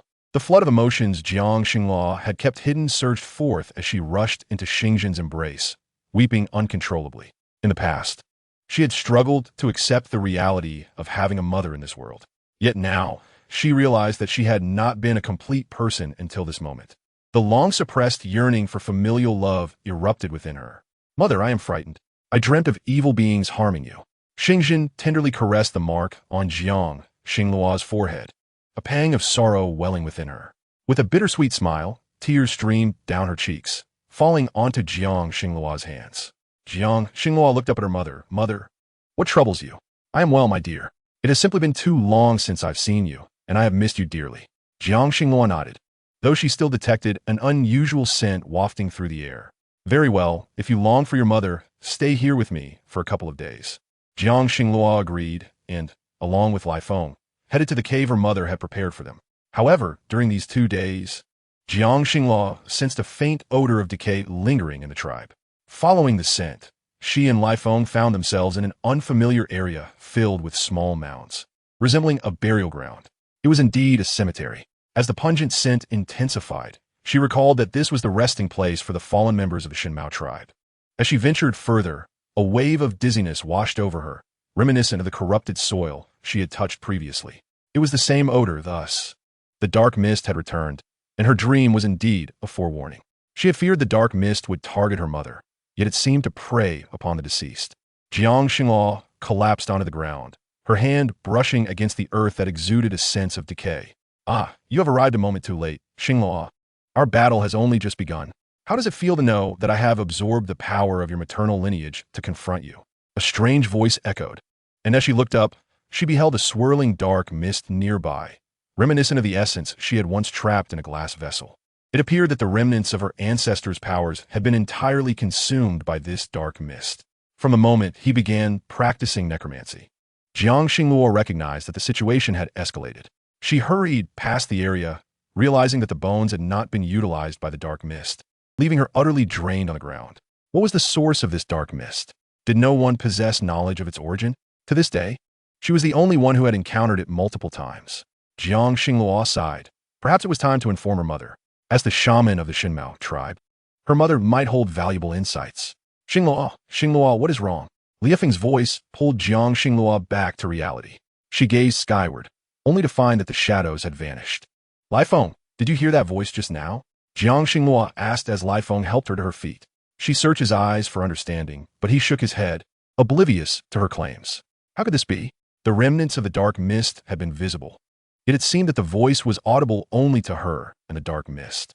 With a heavy heart, Jiang Xingluo returned to her mother and recounted the events. Xingjin gently stroked her daughter's hair, her gaze filled with compassion, not solely directed at Jiang Xingluo, but encompassing a broader concern. "Do not worry, Xingluo. The He Lang tribe will protect us here." Jiang Xingluo was perplexed by her mother's unwavering confidence that nothing would occur. The He Lang tribe's protective barriers could safeguard them, and her mother added, "You should understand this." Jiang Xingluo nearly overlooked this detail, having thought that Mo Chen's dual abilities were coincidental. To her surprise, many in the He Lang tribe possessed barrier magic. "If you wish to stay here for a few days, you may do so. If you have pressing matters elsewhere, I will not fault you for leaving. However, take this with you. It may prove beneficial." Jiang Xingluo observed the small red bead in her mother's hand, shining with an otherworldly radiance. "This is a bead worn by the leaders of the Koi tribe. Take it back for your little ones, particularly for your daughter, Qing Yuan.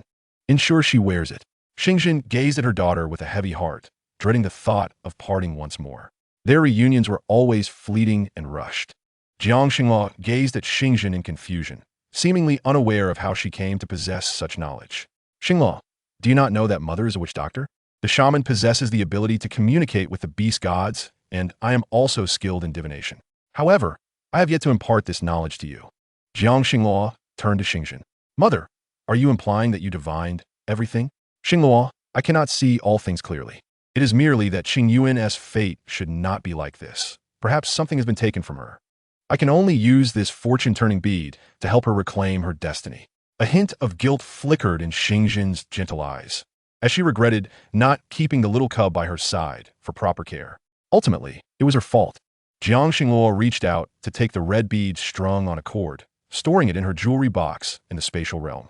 After leaving the Shinmao tribe, she continued to ponder the events that had transpired. Her mother mentioned that Qing Yuan's fortune had been stolen. She and Lifeng hastened back to the Jiuyin tribe, only to find winter had arrived, and even the Jiuyin tribe was beginning to experience snowfall.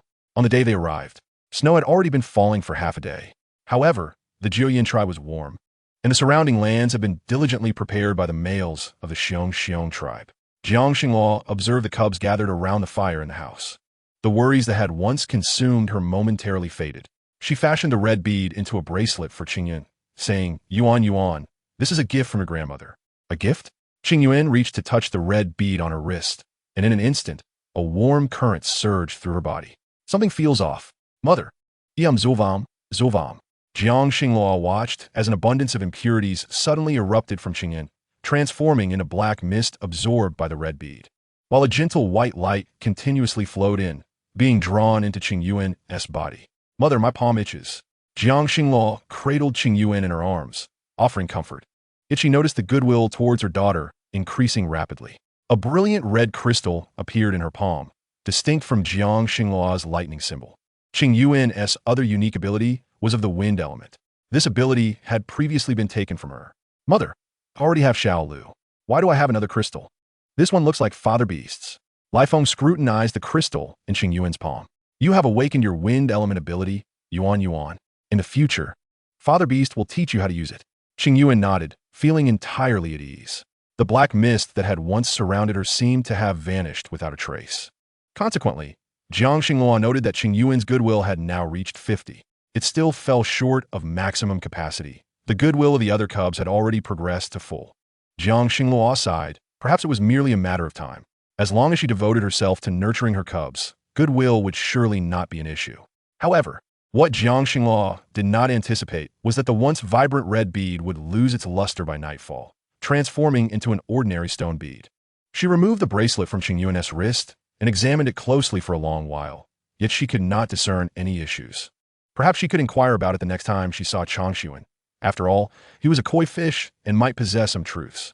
Lifeng observed Jiang Xingluo pacing within the house, still awake.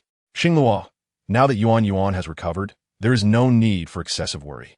Lifeng recalled the events that had transpired in the Wild City and how it was impossible not to be concerned. The beast world had weathered the rains of the season, and now it faced the cold of winter. If this cold lingered too long, many tribes' females and cubs might not endure. Did I wake you? I was merely contemplating what Mother said. She is a great shaman. Does that mean I could become one too? Jiang Xingluo had heard from Bai Chan that the holy female of the Baihu clan was destined to become a high priestess. Now, they needed to restore the beast god temple with the site already chosen, requiring her to serve as the priestess and invite the Xuanwu and Zhuke clans to join in prayers. Yet, while saying it seemed easy, the reality was anything but simple. Chapter 210. Meng seeks to dissolve the contract. The heavy snow continued to fall for 3 days without any indication of stopping. Chen Zhou arrived with Chan Shui after a long journey from afar, surprised to find that even the Jiuyin tribe had begun to experience snowfall. Chen Zhou furrowed his brow at the surrounding white expanse, noting that the roofs of the Jiuyin tribe were already blanketed in snow, and smoke wafted from every household. The aroma of food drifting through the air. After days of hunger, even the two males, no matter how powerful their abilities, could not withstand the gnawing emptiness. They had relied solely on their dwindling strength and the meager gifts from the leopard tribe to make the journey. Father Beast, do you think Mother will forgive us? Chen Zhou frowned, recalling how their mother had pleaded for them to leave, yet they could not abandon the city. Now, they were making their way there, uncertain if Shui Lian had improved at all. If worst comes to worst, we can't just kneel before your mother. You kneel with me for 3 days. Let her vent her feelings. She is not a hard-hearted female. Listening to his father's words, Chen Zhou felt helpless. It was their lack of foresight that brought them here. In the past, their mother had always been far more perceptive than Father Beast, and this decision was undoubtedly the right one. It was no wonder Father Beast could never best Bai Chan. There seemed to be a reason behind it. Father, you said that. Do not act high and mighty before Mother. Chen Zhou reminded his father, who sighed, a white mist escaping his lips. Chen Shui nodded in agreement. Jiang Xingluo was kindling a great fire in the courtyard, having built a stove outside to prepare a steaming pot of meat buns now that the snow had ceased.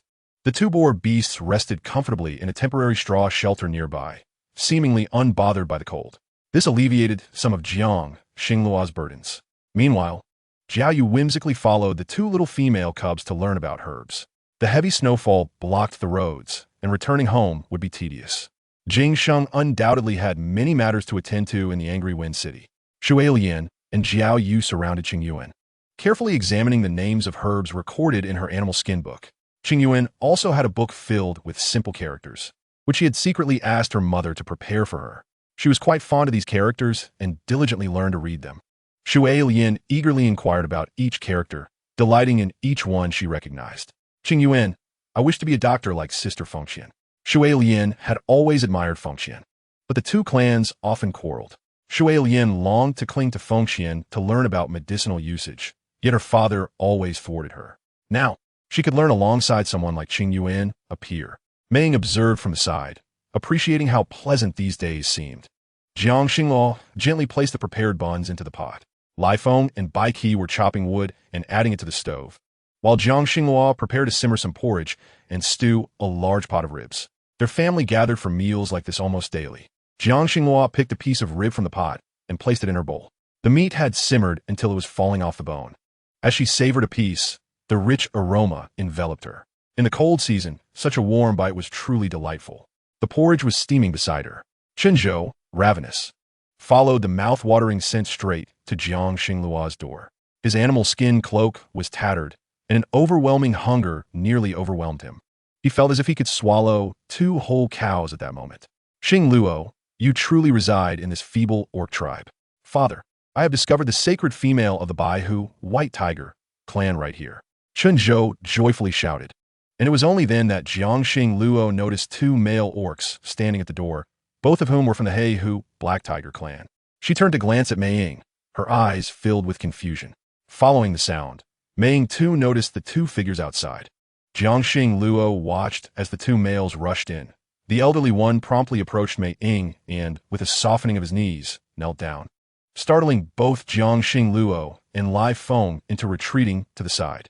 Bai Chun and Exine Lan were upstairs, slowly simmering a pot of beef bone soup. Relishing this culinary delight, Bai Chun had even learned to knead the dough for noodles. However, upon hearing the commotion from downstairs, the elderly couple could not help but lean over the staircase to see what was amiss. To their surprise, they found the scene rather comical. Fools who disregard the female leader's words deserve to kneel and beg for mercy. Exine Lan could not suppress her laughter at what the male beside her had said. Nonetheless, the situation downstairs was quite tumultuous. One must not descend to mock them, for they still had to address you as elder brother. Bai Chun gazed at his female leader and gently replied, We shall heed the female leader's words. I shall not partake in such mockery. Yet, Jiang Xing Luo and Lai Feng were not so fortunate. They watched as Chen Zhou and Chen Shui knelt before Mei Ying. Shui Lian rushed over upon seeing her elder brother and father, exclaiming, Father, elder brother, you have finally arrived. I thought you had abandoned me and mother. Jiang Xing Luo found the scene before her rather amusing, standing as a mere observer. Despite this, the spectacle was indeed captivating. Lai Feng took Jiang Xing Luo's hand, and she did not resist. Chen Zhou, currently kneeling before the matriarch seeking forgiveness, observed the 2 holding hands, surrounded by a gaggle of younglings, and he felt an overwhelming jealousy consume him. According to age, if Xing Luo belonged to the Baihu clan, she would best match with Shi Zhou. However, she must select a mate from the Tiger clan, as per the customs. Naturally, he was the most suitable choice, yet Shi Zhou had no chance now. For the sake of his past obstinacy, he found himself kneeling in repentance, only wishing for the matriarch to show a hint of compassion. I can kneel here, but could you grant me a meal? Mei Ying, perhaps you should let Xing Luo chase them away. I intend to sever our bond. What? The others present were taken aback, including Exine Lan and Bai Chun, who had been observing from the 2nd floor. Severing a bond was no trivial matter, if it occurred. The male would struggle to endure the blow and could easily descend into madness, transforming into a wild beast. Particularly for Chen Shui. As a leader of his clan and a Zijing, Purple Crystal, orc, should he become a wild beast, it would pose a danger to all females and younglings. Mei Ying, I apologize. I acknowledge my stubbornness, which caused Shui Lian distress. I should have heeded your counsel. You foolish creature who has lived most of your life without wisdom. Bai Chun found it amusing even from the 2nd floor, yet ultimately, this matter required his intervention. It was futile for a junior like Xing Luo to speak. Chapter 211. The affluent Jiang Xing Luo Bai Chun descended the stairs. And it was then that Chun Shui realized that orcs were indeed residing in his house. The orc who descended was none other than Bai Chun, who had previously led the Bai Hu tribe to safety. Upon seeing Bai Chun, Chun Shui's face lost all color. He already felt sufficiently embarrassed, and now it felt even more humiliating. This sensation was quite uncomfortable. Jiangxing Luo sighed, turning to Mei Ying. Mei Ying, why don't you accompany Shui Lian inside while I clarify matters with my uncle? Mei Ying nodded and followed Jiangxing Luo into the house. Jiangxing Luo was not one to offer counsel, so she remained silent, entrusting everything outside to Lai Feng. Xing Luo, I have heard that you raised these young ones alone. It must have been arduous for you. Upon hearing Mei Ying's question, Jiangxing Luo was reminded of the painful past. She had indeed sacrificed much for these younglings. How did you come to forgive your mate? Mei Ying, now with another mate, still felt differently about her first. She simply wished to hear Jiangxing Luo's story. Jiangxing Luo began to recount her past, initially believing she would never share these tales, yet today she found herself doing so. However, for her, those memories were fraught with misunderstandings. Lai Feng had searched for her for so long, and she had thought him dead. I see, Xing Luo, you have a good mate. But my first mate was truly obstinate. Jiangxing Luo could offer no solace. Such matters were for her to contemplate alone. Chun Zhou and Chun Shui were persuaded by Bai Chun for a long time, and ultimately, Chun Shui decided to approach their female offspring. Mei Ying had no choice but to relent. After all, Shui Lian was also his daughter, and she could not obstruct a father from expressing goodwill towards his own young. Female leader, I was wrong. If punishment is to be meted out, let it fall upon me, but do not harbor resentment. Chun Shui, holding Shui Lian, lowered his head in apology. Mei Ying felt helpless, yet they were right. Severing the bond would be detrimental to all. If the bond remains intact, you and Chun Zhou must find a dwelling for yourselves. Mei Ying could not immediately accept the male before her. She felt that, like the former Xing Luo, she needed time to resolve the discord. Jiangxing Luo watched them leave, still finding the situation quite bizarre. Meanwhile, a pot of steaming ribs was brought in by Lai Feng and placed on the large wooden table in the room. After serving a bowl of ribs to Bai Chun, Xian Lan and Bai Chun headed upstairs to enjoy their noodles. Bai Ku, wishing to share meat buns with Jiao Yu and Jiangxing Luo, decided to lift the pot cover downstairs with a group of younglings. The steam wafted up, and Bai Ku, using the chopsticks given by Jiao Yu, placed the fragrant buns into a large basin. He had never seen such food before, soft and steaming, with dough on the outside and meat within. Father, mother, want to you try these delicious treats? They were made by my two elder sisters. Bai Ku's call drew the attention of the two elder relatives, who rushed downstairs and grabbed 3 large buns before heading back upstairs. Bai Ku felt helpless. When did his father and mother become like children? It had been ages since he had seen them so joyous. The others in the room awaited Bai Ku to bring the buns over, while the younglings could hardly contain their hunger. Each took a large bun, especially Qing Yin, who had recently started growing taller and had already gained significant height in just half a year. Jiangxing Luo was astonished. A whole pot of meat buns contained so much meat, yet the younglings each needed one and still felt unsatisfied. Lai Feng had devoured 3 and was still hungry, as was Bai Ku. Indeed, it seemed necessary to raise more livestock. Otherwise, even the sustenance for the Bai Hu orcs would be insufficient. After a hearty meal, the younglings began to burp, and Jiao Yu and Jiangxing Luo looked at them, unsure of what to say. Sister, perhaps next time you should wait for me to hunt another pig beast before cooking. Your culinary skills are unmatched, but I feel unsated. Jiangxing Luo and Jiao Yu exchanged glances, both at a loss for words. Perhaps you should leave the raising of pig beasts to me. Bai Ku gazed eagerly at his two sisters, feeling warmth in his palms. Bai Ku was already a Qing Jing, green crystal, orc. He wondered when he would become a Lan Jing, blue crystal, orc.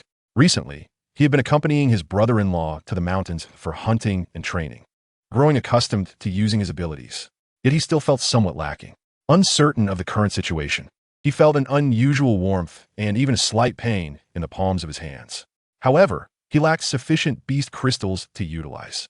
The limited amount of Qingse crystals he had acquired from his previous hunts was primarily composed of Huangse, beast crystals, which he had allocated to several cubs.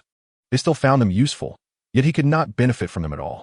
Jiang Xinghua sensed the changes within Bai Qi's body as his unique abilities began to manifest, coursing through him. If he did not absorb the power of the beast crystals, he would suffer greatly. In a state of urgency, Xingluo opened the box in the wooden hut, and Yao Yue beheld an entire box filled with beast crystals. Without hesitation, Xingluo extracted 10 Qingci beast crystals and placed them in Bai Qi's palm. A gentle surge of energy flowed forth, and the cold sweat that had enveloped Bai Qi finally ceased. After absorbing the power of the beast crystals, only 2 Qingci beast crystals remained. His ability crystals had transformed into a bluish hue, rendering the Qingci beast crystals obsolete. Observing Bai Qi, who had successfully navigated his advancement phase, Jiang Xingluo finally exhaled with relief. Thank you, Sister Xingluo. There is no need to be so polite. Your well-being is what matters. Now, we can hunt beasts that yield blue beast crystals. However, it is quite challenging to venture out for hunting in winter, as many creatures hide away and do not appear. Should you require anything during this time, feel free to seek me out. Many items here have been distributed across various corners of the beast realm, so she was never in short supply of beast crystals. Currently, with that dark energy running rampant, Jiang Xingluo resolved that the protection of her family was paramount, while everything else was of little consequence. When the snowfall in the Jiu Yin tribe ceased, the pottery stored in the stone warehouse could now be transported to New Feng City. However, with the cold weather, it was likely that very few beastmen would emerge to procure such wares. They sent another batch of firestones to New Feng City. As the beastmen, there also required these items. Thus, with these and some basic provisions, Jiang Xingluo earned a considerable amount of beast skins. Yet, as she had anticipated, only a handful of beastmen ventured out to procure firestones, and even those who once sold butter cakes did not appear, leaving the streets desolate. Chapter 212. The arrival of a new warm season time passed swiftly, cyclically. The beast realm lacked any concept of time and did not celebrate meaningful festivals. Even during the spring festival, there was no real understanding of the occasion. Consequently, Jiang Xingluo found herself muddling through each day, realizing that she would have to reorganize her understanding of time in this world. The creation of a calendar, the invention of written language, teaching all beastmen about farming and cultivation, and promoting medical knowledge. These were her aspirations. However, she could only commence with medicine and writing for now. The beastmen of Jiu Yin tribe were already well-versed in cultivating wheat and rice, as these tasks were second nature to them. Yet, it was essential to promote these practices to other tribes. It was merely a matter of time. One day, when those beastmen found the food from her shop too pricey, they would naturally choose to learn how to cultivate themselves. As the days rolled on and the cold season passed, the weather warmed, and her cubs had grown, scampering about in their beast forms, leaving Jiang Xingluo feeling somewhat helpless. Nevertheless, Lai Feng managed to handle them effortlessly, though they still preferred to play with their older siblings. Jiang Xingluo distributed the herb seeds stored in her spatial pouch among the tribe. As the weather warmed, she began to lead the males of the tribe in digging holes for planting, while the young females continued to study medicinal knowledge and literacy. The males, capable of reading, willingly took on the heavier tasks, allowing the females to engage in simpler, more manageable activities at home. Due to the prior friendliness of the beastmen from the Brown Bear tribe, Jiang Xingluo decided to send Zhang Tian and Zhang Zhu, who had learned about herbs and cultivation, along with the herb seeds to plant alongside their tribe's beastmen. After properly designating the planting areas, Jiang Xingluo also distributed the corn seeds gifted to her by her mother from the Shenmiao tribe, along with some grain seeds, as they planned to cultivate these on a larger scale. The rice paddies suitable for planting rice would need to be situated a bit further south, with convenient access to water, so priority would be given to other crops for now. Once Jiang Xingluo distributed the seeds, all the beastmen worked with enthusiasm. Having tasted the flavors of rice and wheat flour, they were well aware of her capabilities. The previous crops she had sown had yielded bountiful harvests, and this time would surely be no exception.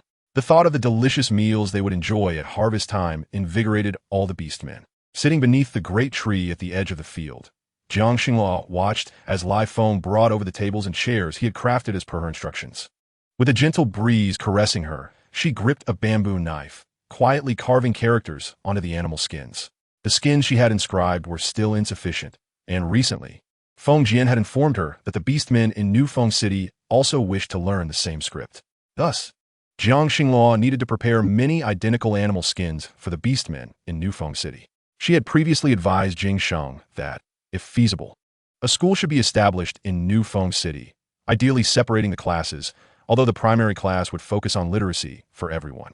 Jing Sheng was likely already seeking individuals to construct the school. Meanwhile, The Jiuyin tribe intended to prioritize the construction of the beast deity temple. Jiang Xinghua concurred with their plan, recognizing that the immediate concern was to cultivate the medicinal fields. What worried her most was the possibility of Ling Shuang returning alongside that dark energy with the onset of the warm season. If they truly introduced those filthy parasites into the bodies of the beastmen, it would spell disaster. Jiang Xinghua gazed at the vast expanse of medicinal seeds already planted, her own abilities slowly flowing forth unnoticed. Miraculously, those seeds, which typically took a long time to germinate, began to stir. Jiang Xinghua realized she could not make this too apparent. She needed all the seeds to sprout, leaving the remainder to do you. Du Yigreku, a merman from the Sea clan, effortlessly transported water from the river to irrigate the fields. Upon hearing Jiang Xinglua's request for assistance, he eagerly rushed out from his home. He gazed at the expansive land that required his help and inhaled deeply the invigorating aroma of the herbs mixed within the soil. Where did you acquire so many seeds? Xinglua, these herbs seem quite different from the ordinary ones. Jiang Xinglua furrowed her brow as she looked at the deep-eyed male, realizing that high-ranking beastmen could easily discern the truth. There is no significant difference. These herbs merely have the ability to purify certain impurities. Jiang Xinglua gazed at the land before her, hoping that these small sprouts would grow successfully, as their function was of utmost importance. Observing Jiang Xinglua's earnest demeanor, Du evenly sprayed water from the river over the land. The gentle breeze, combined with the moist soil, was a boon for the planted vegetation. Jiang Xinglua watched as the mist rose and enveloped the male.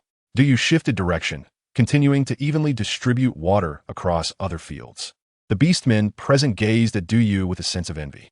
The power of a purple crystal beastman was indeed remarkable, while weaker beastmen could awaken their abilities. None had yet possessed the water elemental power. It was known that water and wood elemental abilities were exceedingly rare, with 2 wood elemental beastmen in the Jiuyin tribe. They felt a sense of pride, yet they dared not harbor excessive expectations. Only Jiang Xinglua understands that the orcs of the Jiuyin tribe will not permanently lose their abilities. She can sense that the powers, repressed within their bodies for generations, have not manifested due to their body's incapacity to endure. As long as they take good care of themselves, restoring their abilities will not be a daunting task. Lai Feng gazed at the characters inscribed by Jiang Xinglua, feeling a sense of melancholy. Her fingers had become calloused, yet, seeing all the orcs bustling about, she found it difficult to pause. After finishing her tasks, Lai Feng also took a piece of animal hide to begin recording words. Jiang Xinglua was gradually captivated by the characters etched by Lai Feng. The simple words depicting people, mountains, rivers, plants, and flowers were strikingly similar to her own inscriptions. However, she had rarely witnessed Lai Feng engaging in such activities before. When did you learn to do this? Lai Feng was momentarily taken aback by Jiang Xinglua's inquiry. When had he learned it? Perhaps it was because he had begun to perceive the widening gap between himself and Jiang Xinglua. It seemed she had always dedicated everything she had to this beastly world, while he could only care for the cubs and her. Thus, unbeknownst to him, he had repeatedly taken the animal hide he secretly saved to carve those characters.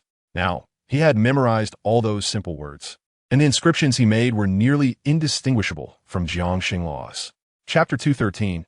Do you disappear? It's nothing. I just thought it looked beautiful, so I decided to do it. Jiang Xinglua said, observing Lai Feng's lowered brow. The cubs were being looked after by Aunt Xinlan, allowing him to accompany Xinglua today. Lai Feng merely wished to remain by her side. The dangers of the unknown were less daunting with him around. Should any trouble arise, it would be easier to resolve with his presence. Jiang Xinglua watched Lai Feng earnestly carving words onto the animal hide, his serious demeanor radiating an extraordinary charm. It seemed she had not truly looked at him for quite some time. Lai Feng, thank you for being willing to accompany me. In the future, let the 5 cubs return with you to rebuild the tribe. Jiang Xinglua understood that the loss of the tribe had always been a thorn in his heart. After all, it was a place his family had long protected. As long as he and the cubs remained, the tribe could be restored. Xinglua, what do you mean by that? Do you no longer want us? Jiang Xinglua noticed the bamboo knife in Lai Feng's hand had suddenly stopped moving, realizing he had misunderstood her intentions. No, I merely meant that when the cubs grow up, they will have their own missions. If they wish to rebuild the Huang Cheng tribe with you, they may do so. I do not oppose it. The weight of home is significant, just as Jiang Xinglua still reminisced about the time when her grandfather and aunt were present. Though she found new family in this world, She could not forget her past family. If she were to forget them, no one would remember them. Now is not the time to dwell on those things, Xinghua. Let the cubs do as they please. I will not interfere. Huangcheng is not a suitable place for survival. Jiang Xinghua was surprised by Lai Feng's clarity of thought, yet he spoke with undeniable logic. Arrange this as you see fit. However, I have never contemplated you leaving me. Do not speak of such things again. Jiang Xinghua looked at Lai Feng with a hint of heartache, leaning in to kiss his forehead before slowly retreating. In the distance, do you naturally witness this scene? Observing it with clarity, a subtle pang of sorrow stirred within him, and with a bitter smile, he turned to the land overseen by the brown bear tribe. He had thought he had long let go of Jiang Xinghua, but seeing her intimate with Lai Feng again felt like a piercing pain within his heart.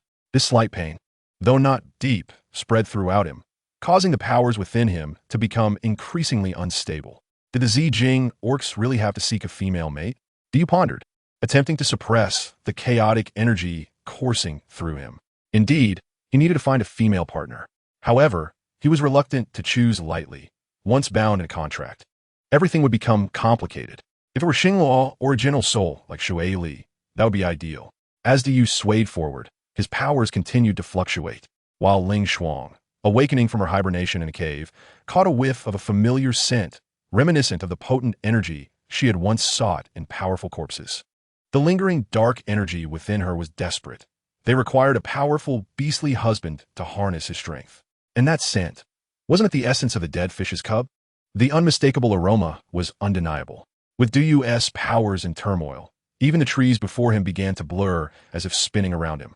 He could not allow himself to descend into madness, even as the energy coursed uncontrollably. He needed water. Returning home would alleviate some of the burden.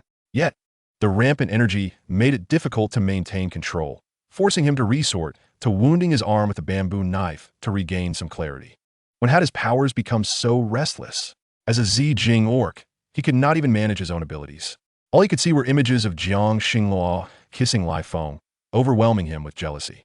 Why couldn't Xinghua grant him a chance? He would not mind being her second beast husband. Why did she refuse him so?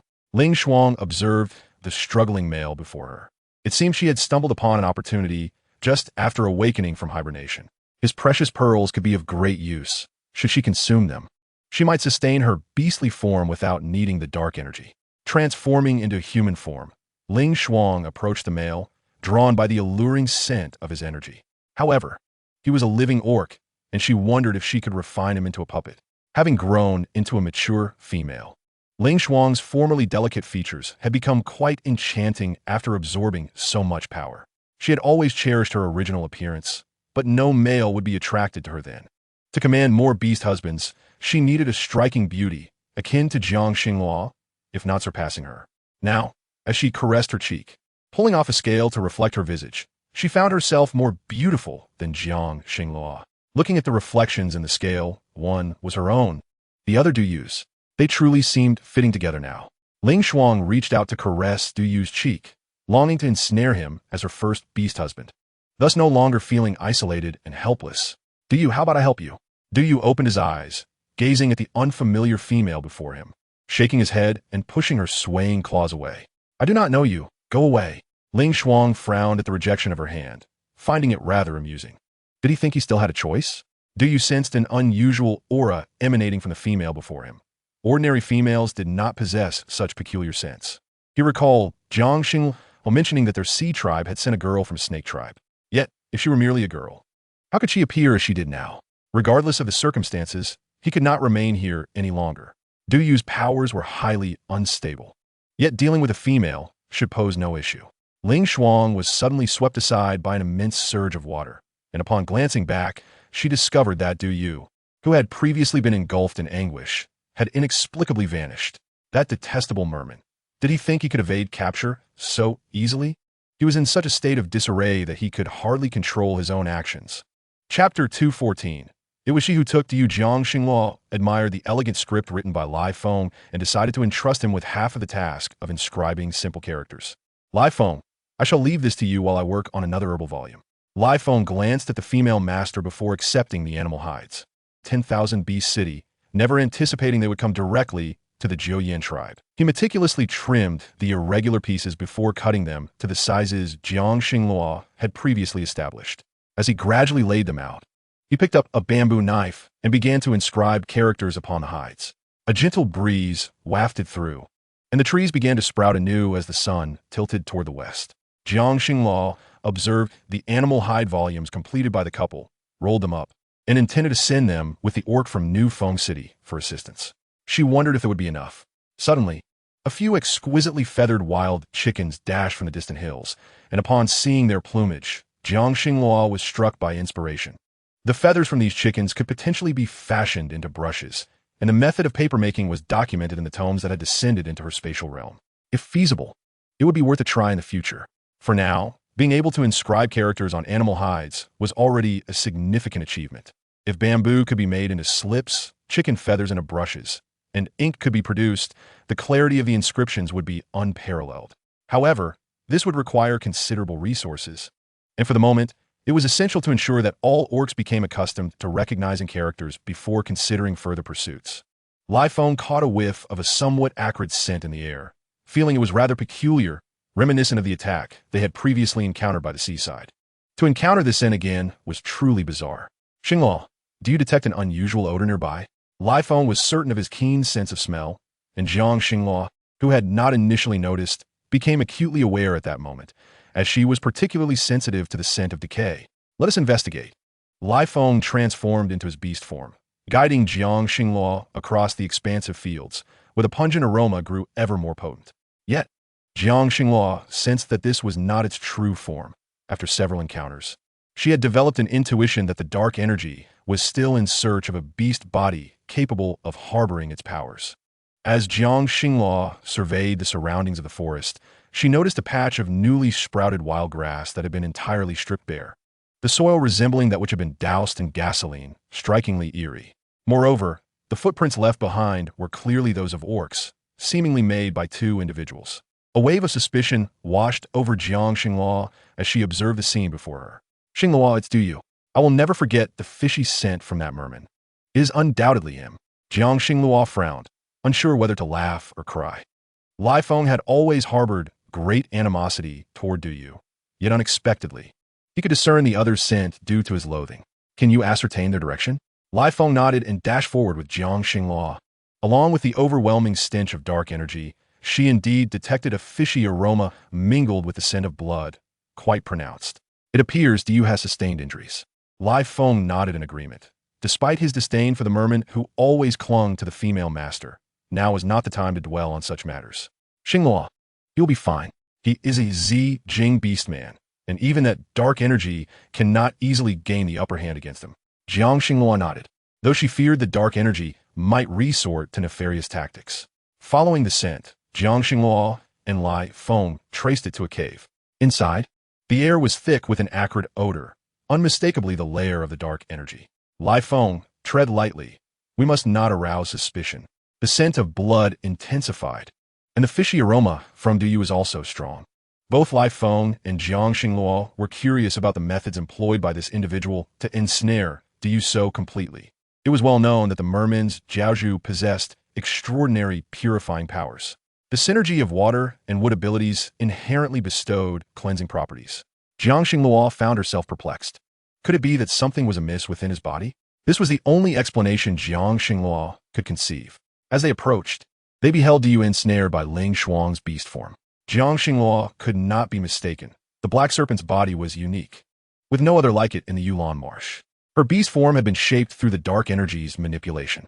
A powerful bolt of lightning struck Ling Shuang, who writhed in agony, her serpent eyes scanning the surroundings, landing upon the two intruders, Jiang Xinghua and Lai Feng.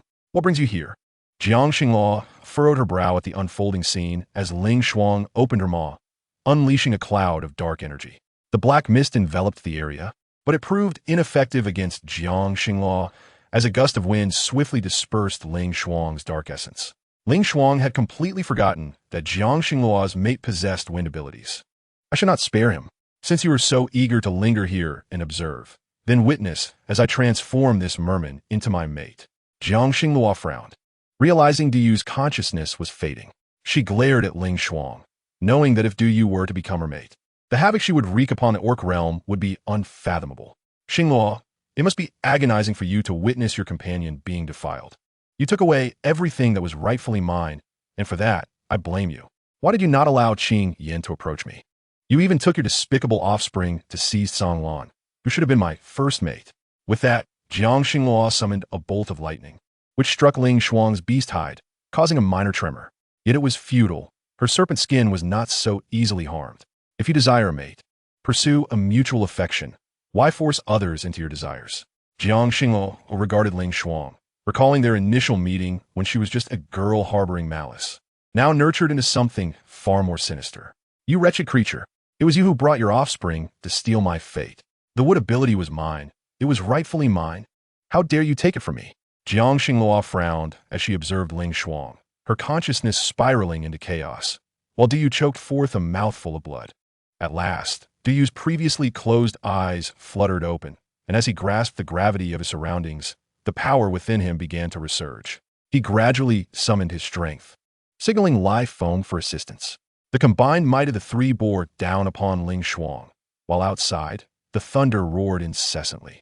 Despite the decree that males could not harm females, Du Yu and live foam unleashed their full powers upon Ling Shuang, yet her hide remained unscathed. Only her insides seemed to have absorbed a significant impact, causing her serpent form to weaken and release Du Yu. Chapter 215. The Tale of the Beast God. Du Yu observed the serpent before him, now prostrate on the ground and unable to rise, and he distanced himself with distaste. However, the punishment from the beast god had not yet abated. The mountain above the cave was cleaved asunder, and a bolt of lightning descended, striking both Du Yu and Lai Feng. They were forced to kneel upon one knee, while Jiang Xinghua alone remained unscathed by the divine retribution. Jiang Xinghua frowned at the scene, reaching out to help them both. Yet the relentless thunder continued to rumble, as the lightning from above persisted unabated. Jiang Xinghua furrowed her brows as she gazed at Ling Shuang, who was suddenly laughing uncontrollably. Xinghua, even if you wish to take my life, you cannot. This is the rule you established with Shi Zhou and the beast god, to protect the females. Therefore, should you choose to kill me, you must bear the consequences. Look at your beast husband. Does it not exemplify this? A chill emanated from Jiang Xinghua's brow, causing the once laughing Ling Shuang to suddenly feel a tinge of fear. Is that so? Jiang Xinghua extended her hand, revealing a whip that had appeared in her grasp unbeknownst to her. It seemed that Ling Shuang's past transgressions had not been sufficiently punished. Evidently, she had forgotten them. You too, stand up. Since you are incapable, I shall do it myself. Jiang Xinghua did not relent with her whip, recalling the heinous acts Ling Shuang had inflicted upon her own offspring, as well as the incessant suffering endured by Zhong Tian. All these were doing. The loathsome Ling Shuang had initially received protection from the beast god to shield the vulnerable females from harm, yet in her mouth, it had transformed into a protective umbrella for herself. Just as Jiang Xinghua's whip descended, a long serpent suddenly slithered in from outside, morphing into the human form of Qingqing. With a grip on Ling Shuang's neck, she demanded, "Who taught you to speak to her in such a manner? Have you not learned anything since joining the Sea Clan?" Jiang Xinghua retracted her whip, turning to observe the seething hatred in Qingqing's eyes. "This is your niece. You shall deal with her. Then I thank you for helping me locate her." Jiang Xinghua watched as several bolts of lightning continued to strike from the sky. She turned her attention to Qingqiang. "Then bind her and take her away. Return to your serpent clan and handle her there." "Very well. I will follow your command." Ling Shuang gritted her teeth, glaring at Qingqing and Jiang Xinghua. "Why should it be that just because you possess the ability crystal, you are inherently superior to me? I merely desire my own powers." Ling Shuang writhed desperately, still unable to comprehend her own faults. Jiang Xinghua sneered. "It appears your method of education leaves much to be desired. Qingqing, your little niece has been envious of you for quite some time. Did you not notice?" Qingqing turned her beautiful eyes disdainfully toward Ling Shuang. "I have told her that our clan does not lack for excellent males. If she wishes, she may choose one to become her beast husband. However, selecting a beast husband from outside does not guarantee satisfaction. She likely seeks to compare herself to me. Yet some things are simply innate and unchangeable. It is unfortunate that she has completely disregarded my advice." With a hint of sarcasm in Qingqing's words, Jiang Xinghua nodded in agreement, choosing not to respond further. When Qingqing began to remove all of Ling Shuang's belongings, she unexpectedly discovered a bell that had turned black. Qingqing tossed it before Jiang Xinghua. "Do you know what this is? It does not appear to be a good thing." Jiang Xinghua examined the bell, purifying it with her wood-based abilities. only to uncover a red pearl hidden within. She placed the pearl on Qingyuan's wrist, allowing the residual power to return to Qingyuan's body, causing her wood ability crystal to instantaneously transform into a vibrant blue. Xiao LV was taken aback. What is happening? Jiang Xingluo noted that Qingyuan's favorability had surged to 90. She understood that this was what Xingjin had spoken of. Qingyuan's destiny had been usurped. Thus, this pearl belonged to the Koi clan, capable of exchanging one's destiny. Jiang Xingluo frowned, recalling the original plot of the book, in which Qingyuan was cast as the villain. However, it seemed that the original setting was flawed. Who had written her into the narrative as the villainess? Jiang Xingluo still could not comprehend. Yet perhaps it was mere coincidence. She was likely meant to belong to this beastly realm all along. Xingluo, your little female offspring is quite remarkable. Her wood abilities have reached the blue crystal level. If only I were male, I would cherish you if you could bear me a female offspring with the ability to create clones. Jiang Xingluo observed the slight arch of Qingqing's brow and smiled. What a pity. Our encounter came rather late. It is not a pity. My clan has given birth to a female offspring with sealing abilities. Jiang Xingluo furrowed her brow at the mention of sealing abilities. What is this? This beast realm was opened by the beast god Yuanxin. However, in order to protect the realm and Mingzheng, Yuanxin instigated a conflict to seal Mingzheng. Consequently, our serpent clan was assigned to guard the Yulan Marsh. But when a female capable of sealing appears, it indicates that the original sealing power has weakened. Upon awakening, Qingcheng had heard the beastmen of Angry Wind City speak of Jiang Xingluo as the holy female of the White Tiger clan, a high priestess capable of communicating with the beast god. Thus, Qingcheng sought to inquire whether Mingzheng remained sealed beneath the Yulan Marsh. Mingzheng's power was too formidable to be eradicated. It could only be suppressed through sealing. Do you truly know nothing? Jiang Xingluo listened to Qingqing's words as if they were story. She shook her head, her gaze clouded with confusion. I am indeed unaware of this. If you have more to say, it would be best to speak all at once. Qingcheng sighed and recounted everything, explaining that their serpent clan's guardianship of the marsh was to prevent Mingzheng from using her immense abilities to harm the beastmen. She and Yuanxin were inherently oppositional. Mingzheng's powers were derived from the night. Jiang Xingluo had never heard of this, astonished at Qingqing's clarity. So the little female appearing in your clan is meant to re-establish Mingzheng's seal? Qingcheng hesitated to acknowledge this, yet it was undeniably true. The sealing power needed to be more profound and chilling than that of Mingzheng, necessitating the selection of a female from the Serpent Clan. You are the holy female of the White Tiger Clan and should be able to communicate with the Beast God. Xingluo, I implore you to inquire whether Mingzheng has indeed broken free from her seal. Jiang Xingluo regarded Qingqing, recognizing that her only desire was to protect the little female in her clan. Although such an awakened ability could seal other beastmen, the most powerful sealing formation required a life as its price. As long as Mingzheng remained, that little female would never need to sacrifice herself. She could live a secure and joyous life. Chapter 2:16. Goddess Xingluo, please lead us in prayer. However, the Beast God Temple is still under reconstruction. You should wait in Angry Wind City. Nevertheless, Qingcheng, the dark energy within Ling Shuang's body is rather peculiar. I suspect it may indeed be the individual you mentioned. Jiang Xingluo did not wish to conceal anything from Qingqing. Yet if there were another means to eliminate her, perhaps the sealing power would not need to be employed again. There might be alternative solutions to address her. You need not be overly distressed. Jiang Xingluo turned to Qingcheng, who frowned. In truth, Ling Shuang's current state is likely also related to Mingzheng. To this day, I have no idea how Mingzheng managed to escape. Xingluo, seek out the Zhuke clan and the Xuanwu clan. Only by uniting can you capture Mingzheng again. However, the little female needed to implement the seal may not be capable of performing it. I will find a way. You need not worry. The web of this matter was expanding, yet fortunately, Jiang Xingluo had begun to discern a path forward. When Jiang Xingluo found Chervaux to inquire about these matters, she discovered that, indeed, everything was as Qingcheng had described. It seemed as if fate had orchestrated it all. Are you suggesting that locating the holy female of the Zhuke clan and the beast god envoy of the Xuanwu clan will enable us to reseal Mingzheng? Jiang Xingluo was particularly curious about this point, observing the male before her, whose eyes darted away. I cannot be certain.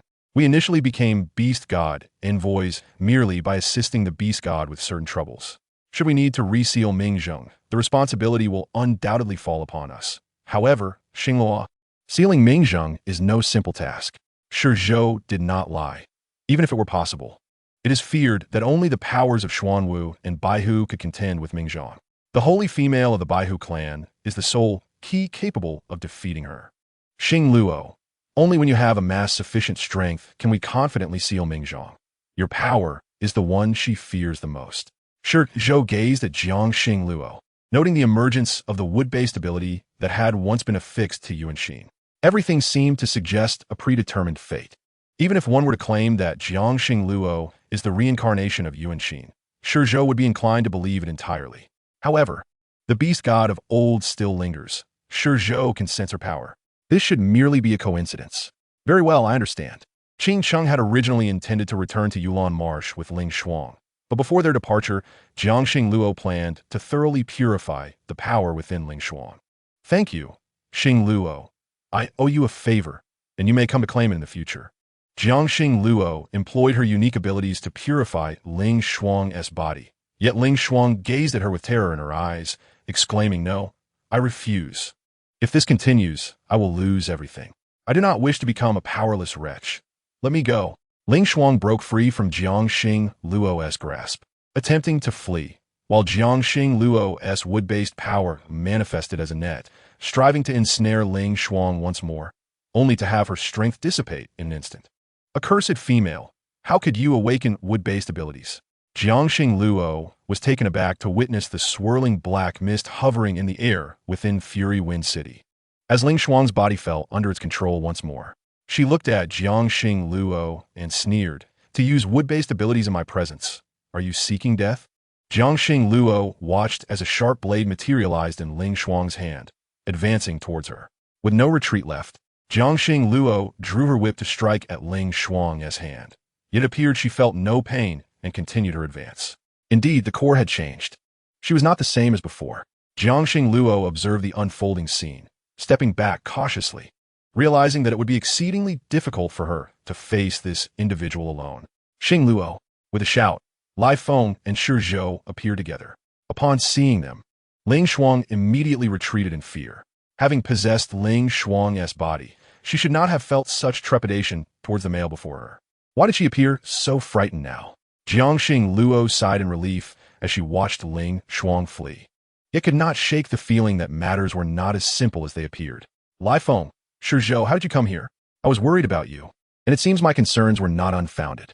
Qing Cheng sighed. Had Ling Shuang truly been taken away, would her body be completely overrun by that black mist? Xing Luo, your strength is still insufficient. You are too far from the Yuanxin of your. You cannot handle her alone. Jiang Xing Luo glared in the direction Ling Shuang had departed, unwilling to let Mingzhang wreak havoc upon the beast realm. Past calamities could be overlooked, but she had harmed the Hai clan and the Huang Cheng tribe, and had even targeted the Brown Bear tribe. What was her ultimate aim? No one could say for certain. As Jiang Xing Luo watched Qing Cheng leave Fury Wind City, all the beastmen stood agape at the extraordinary display she had just performed. If they were not mistaken, Jiang Xing Luo had indeed awakened wood-based abilities. The beastmen of Fury Wind City had long heard of Jiang Xing Luo being the holy female of the Baihu clan. Goddess Xing Luo, please lead us in prayers to the beast god. We wish for a bountiful harvest this year and for favorable weather conditions. One beastman knelt before Jiang Xing Luo, bowing in earnest supplication. Jiang Xing Luo felt a wave of disorientation. She realized that her identity as the holy female of the Baihu clan had been publicly acknowledged, and it seemed they had also learned of the destruction of the beast god temple. At this point, Jiang Xing Luo felt she could hardly decline. Reflecting on the past, she had once struggled to accept her own transmigration. Who would have thought that she was truly a genuine inhabitant of the beast realm? Jiang Xing Luo sighed, resigning herself to her fate. She was led back by Lai Feng to the newly constructed beast god temple in Jiuyan tribe, surrounded by vast expanses of land. The design of the temple was provided by Jiang Xing Luo, and the statue of the beast god was enshrined within the temple, completed before the warm season arrived. Each year during the warm season, prayers would be offered, a plan originally conceived by Bai Chun. Now, Jiang Xing Luo would lead all the beastmen in these prayers. Jiang Xing Luo looked upon the majestic beast god temple, once believing they could never carve a statue of the beast god, yet now, a lifelike image stood before her, revealing the deep reverence the beastmen held for their deity. Protecting their beast god, Jiangxing Luo raised her gaze to the statue, perceiving the collective admiration of the beast realm as if they were gazing upon their own child. Turning to Bai Chun, she said, "Very well, uncle. Tomorrow I shall lead everyone in prayer. I only require your guidance and that of the clan on how to conduct the rituals properly." A warmth surged within her heart. At that moment, she yearned only to hear the response of the beast god, hoping for blessings of harmony in the beast realm. Chapter 217. The beast god manifested. Jiangxing Luo observed Bai Chun and Exilon diligently repairing the priestly garments, alongside a staff passed down for the previous high priest. She gazed at the staff adorned with a purple gemstone that shimmered brilliantly in the sunlight. As she gently caressed the gem, she felt boundless power contained within. Bai Chun looked at Jiangxing Luo with great satisfaction, stating, "Xing Luo, cherish your staff. The power contained within can only be wielded by the high priests of generations past." Jiangxing Luo nodded, having merely brushed against it, yet felt the immense strength coursing through it. Unbeknownst to her, tomorrow would bring forth new challenges. Jiangxing Luo placed the ceremonial garments and staff in her room, preparing for the next day as prayers. When news of this spread, many beastmen who had initially come to Fury Wind City for leisure had eagerly prepared to witness how Jiangxing Luo would lead the prayers. Jiangxing Luo had become their harbinger of fortune. A prospect of leading them before the beast god in prayer was something they had never envisioned. Traditionally, the beast god temple was located far in Wanshou City, inaccessible to most beastmen. Now, with the beastmen of Wanshou City reconstructing the temple in Jiuyin tribe under Jiangxing Luo's leadership as the high priest, this ceremonial prayer would undoubtedly carry more significance than ever before. However, it was not only the external beastmen who were excited. Jiangxing Luo herself lay awake, tossing and turning, unable to find sleep. She had never led prayers before. Although Jiao Yu had taught her the ceremonial dance, anxiety still filled her heart. She could not afford to make any mistakes tomorrow. Lai Feng gently pulled Jiangxing Luo into his embrace. Recalling the image of her dancing gracefully on the high altar that day, he understood the true essence of a high priest. Previously, even his father had never witnessed the ceremonial dance, yet now he had seen it firsthand. His mate was indeed the high priestess of the Baihu clan. "Do not fear. I will always be by your side." Jiangxing Luo nodded, lifting her gaze to meet his. Lai Feng had always been a source of security for her. For the first time, she took the initiative to wrap her arms around his waist. Nestled in his embrace, she felt an unparalleled comfort, drifting slowly into slumber. At dawn the following day, she awoke to the sounds from outside the tribe, while Exilon had risen early to assist Jiangxing Luo in donning the priestly garments. As she beheld Jiangxing Luo, resplendent in the ceremonial attire, Exilon felt a surge of emotion. Previously, seeing such garments had reminded her of Xing Luo and Jiao Yu's grandmother. At that time, she was already aged, and it was not fitting for her to continue serving as a priestess. However, due to her inability to bear female offspring, she could not inherit the priestly position.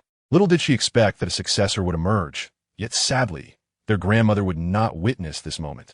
Xinlan recited the incantation quietly, substituting for her elders to bestow blessings upon Jiang Xingluo. The members of the Baihu clan had long since knelt before the beast god temple, and the weaker beastmen of the Jiuyin tribe had also bowed beneath the high platform. As Jiang Xingluo, garbed in priestly robes, ascended the platform, all the beastmen present for the blessing ceremony fell to their knees. She walked forward, embodying the wishes of all the beastmen, her steps gradually becoming steadier. Yet, her heart raced increasingly faster. As she made her way up the platform, Ling Shuang watched from a distance, her eyes blazing with fury. How dare she perform the priestly dance? Ling Shuang transformed into a great serpent, inching closer to the Jiuyin tribe. But it was as if an invisible barrier had arisen around the vicinity, preventing her from advancing. Jiang Xingluo had already stepped onto the platform, and with the ritual staff in hand, she began to dance, following the steps she had previously learned. Ling Shuang, consumed by jealousy, felt she might go mad, especially since another soul resided within her, almost entirely controlling her body to push her forward. Yet, time and again, she crashed against the barrier, leaving her bloodied and bruised. Once the blessing ceremony commenced, it would last 3 days. A successful ritual signified that they would be under the protection of the beast god, spared from prolonged rainy seasons and hunger during the cold months. All the beastmen prayed earnestly, and Jiang Xingluo's dance grew increasingly powerful. Suddenly, the overcast sky cleared. revealing a golden light that illuminated a beastman. This beastman had gentle features, adorned with white beast ears, clad in a skirt of animal hide. Gazing benevolently at the kneeling multitude, "Xingluo, I have heard your prayers." As Jiang Xingluo completed her dance and raised her gaze, she beheld the beast god above, known as Yuan Xin, whose mark was that of leaves entwined with lightning, embodying both lightning and wood abilities. Jiang Xingluo seemed to sense something, and Yuan Xin spoke. "You are the one I have personally chosen, Xingluo. I entrust the future of the beast world to you." As she looked up, the beast god suddenly vanished, and she felt an overwhelming surge of power enveloping her. "No, Yuan Xin, why would you aid this worthless being from another world? You would rather give everything to her than grant me anything." Ling Shuang trembled, unnoticed, her eyes reddening with tears that fell endlessly like pearls from a broken string. Lai Wind observed the radiance emanating from Xingluo, worry lurking in his eyes. He understood that she had accepted the power of the beast god, but he knew the burden it carried. Jiang Xingluo struggled to embrace this newfound strength, feeling herself falter, her body nearly collapsing. She leaned against the platform's railing, barely managing to continue the blessing ritual. Aware of its significance to all beastmen, she could not waver. Jiang Xingluo steadied herself and slowly descended the platform, smiling at the beastmen below, their eyes shimmering with hope. Holding her staff, she turned towards the beast god temple, and in that moment, every beastman regarded her as an embodiment of the sacred. Bai Chun guided the other beastmen through the upcoming beast god ceremony. Jiang Xingluo stepped outside the temple, raising her gaze to the sky. "Shizhu, Diyue, Jintang, Lai Wind, come with me." Shizhu looked at Jiang Xingluo in disbelief, knowing full well the magnitude of the power she had just harnessed as a beast god messenger. Now, she requested the four of them to accompany her. The implications clear to her, though not to the other beastmen.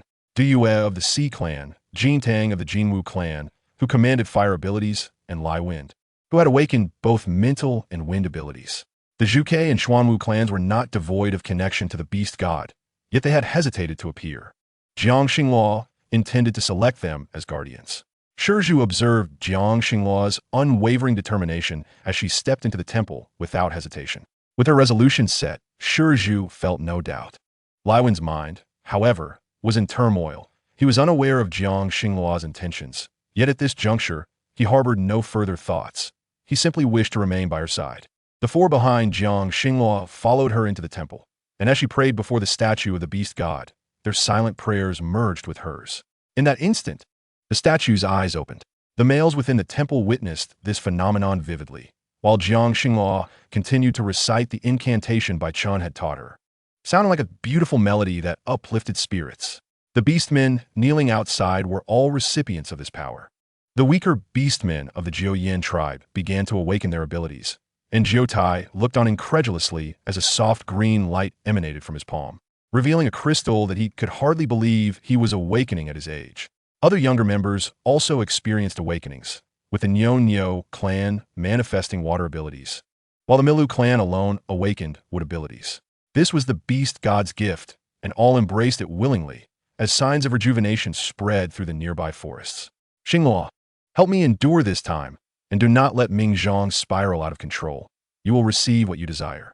Jiang Xingluo recognized the familiar voice as she gazed at the slowly closing eyes of the beast god statue, understanding that this awakening had likely drained Yuan Xin's strength significantly. Now, she had unknowingly fallen into a deep slumber, blissfully unaware of the world's happenings, grateful to have led the beastmen in a successful prayer ceremony. "Jintang, Lai Wind, Diyue, you should comprehend the significance of my bringing you here. Shizhu is the beast god's messenger. The former Zhuke and Xuanwu cannot save us, and you are my chosen new guardians." Jiang Xingluo's gaze softened, though she was not Yuan Xin. The reluctance of those two clans to acknowledge their responsibilities meant they need not resurface. "I chose you to safeguard the beast world. Your powers can purify Mingzhong's influence, which I am unable to eradicate at this moment. I implore you to assist me." She sensed the purifying force within these males was nearly equivalent to her own. "Shizhu, I believe you too have felt the other power within you, a water ability. His spatio-temporal abilities should not exist in this world, so she sought to grant him the power to protect both himself and it." "I understand, Xingluo. Thank you." Jiang Xingluo looked at Shizhu, yet felt the fatigue she had suppressed surge forth, her vision blurring as her body lost its strength, collapsing directly into Lai Wen's arms. Still, she did not release her grip on the staff, which glittered with gemstones, half adorned with lightning engravings, the other half with wood abilities. In that moment, the staff became the exclusive scepter of the Baihu clan as High Priestess. Jiang Xinghua slumbered for a long time, dreaming of her original family, seeing her aunt, grandfather, and uncle's family. Xinghua, I apologize. It was your cousin who incurred the gambling debt, and thus he coveted your farm. He inadvertently caused your demise. I will never forgive him. Jiang Xinghua listened to the calls of those before her, witnessing her own body being cremated, with her ashes scattered in the vast ocean. Meanwhile, her cousin was sent to prison by their uncle, and a sense of solace enveloped her heart. She observed her younger cousin tending to the farm with great care, allowing her to finally breathe a sigh of relief. As long as there was someone to manage the legacy left by her grandfather, nothing else mattered. Jiang Xinghua had now been reborn in the beast world, gradually letting go of past grievances and embracing the present. At this moment, her original wishes seemed to finally take shape. This feeling was truly delightful. She no longer needed to worry about her family, which allowed her to rest peacefully in this new world. Lai Feng gazed at Jiang Xinghua with a furrowed brow. Ever since the blessing ceremony, she had not awakened, and he worriedly cradled her hand in his palm, finding comfort only in the lingering warmth. Qing Yuan gently stroked Jiang Xinghua's forehead, reassuring him, Father Beast, do not be overly concerned. Mother will awaken soon. She simply needs rest. Qing Yuan sensed that Jiang Xinghua's body was in perfect condition, the previous emotional turmoil being the sole cause of her state. She offered Lai Feng the ribs she had personally prepared, insisting, Father Beast, please eat a little. Mother will surely wake up today. Qing Yuan noticed that Lai Feng's beard had grown, and several uncles stood guard outside, unwilling to leave. They were all waiting for Mother to awaken. Lai Feng, feeling despondent, could only watch Jiang Xinghua, hoping fervently for her swift return to consciousness. Meanwhile, the orcs who had been praying at the Beast God Temple had not yet departed. Upon Jiang Xinghua's fainting, they remained kneeling outside, awaiting her revival. Ming Zhang had taken control of Ling Shuang's body, yet Ling Shuang's greedy and selfish soul had not been fully extinguished. Ming Zhang was astonished that her soul dared to appear and contest for control of the body. Do you wish to live? If you desire to survive, then obey me without question, or I shall crush you with my power as easily as one would squash an ant. Ming Zhang's voice carried a hint of menace, and Ling Shuang's soul seemed momentarily intimidated, ceasing its struggle for dominance over the body. Do you think I desire this body? I have far better options. But the time has not yet come. Once I find a more suitable vessel, I shall not neglect you. Ling Shuang was forced to acquiesce, while Ming Zhang repeatedly attempted to infiltrate the Jiuyan tribe, yet she was met with failure. Yuan Xian was indeed thorough in his considerations, but Jiang Xinghua had not yet awakened. Had she? Ming Zhang mused as she observed the increasingly weakened barrier of the Jiuyan tribe, realizing that Jiang Xinghua's awakening would be a pivotal moment. What a group of inept individuals, believing she would cower in fear. Within the Jiuyan tribe, life thrived as the climate warmed and herbs grew wildly. The females tending to the medicinal fields observed the budding seedlings before them and hurried to inform Shizhu, hoping for a torrential downpour. They were eager to witness the extent of the new abilities bestowed upon Shizhu by the beast god.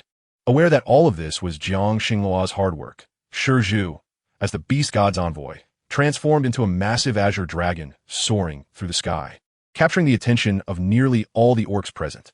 As Shizhu exhaled clouds, a gentle rain began to fall, nourishing the land of the Jiuyan tribe. The herbs, previously in their infancy, suddenly flourished, even ripening in a matter of moments. When Shizhu reverted to human form, he was left in awe of the scene before him. Jiang Xinghua caught a whiff of decay in the air and slowly opened her eyes, her hands still clasped tightly in Lai Feng's. Upon seeing her awakened, Lai Feng's frown transformed into a radiant smile, his brows lifting with joy.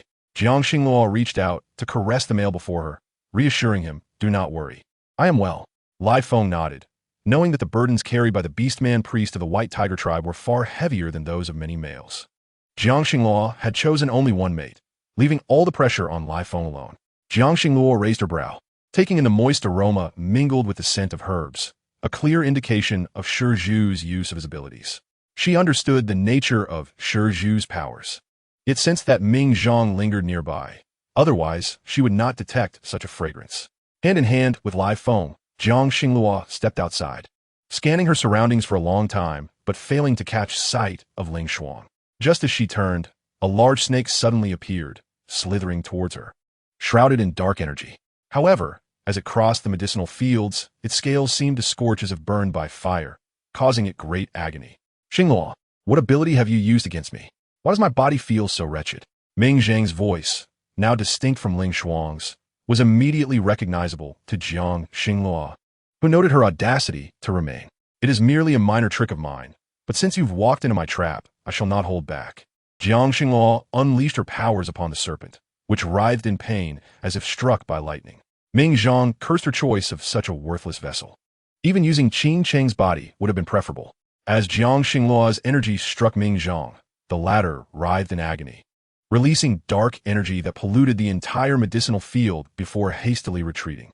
Watching her flee, Jiang Xinglua chose not to pursue, though the contamination of the vast medicinal field was a lamentable loss.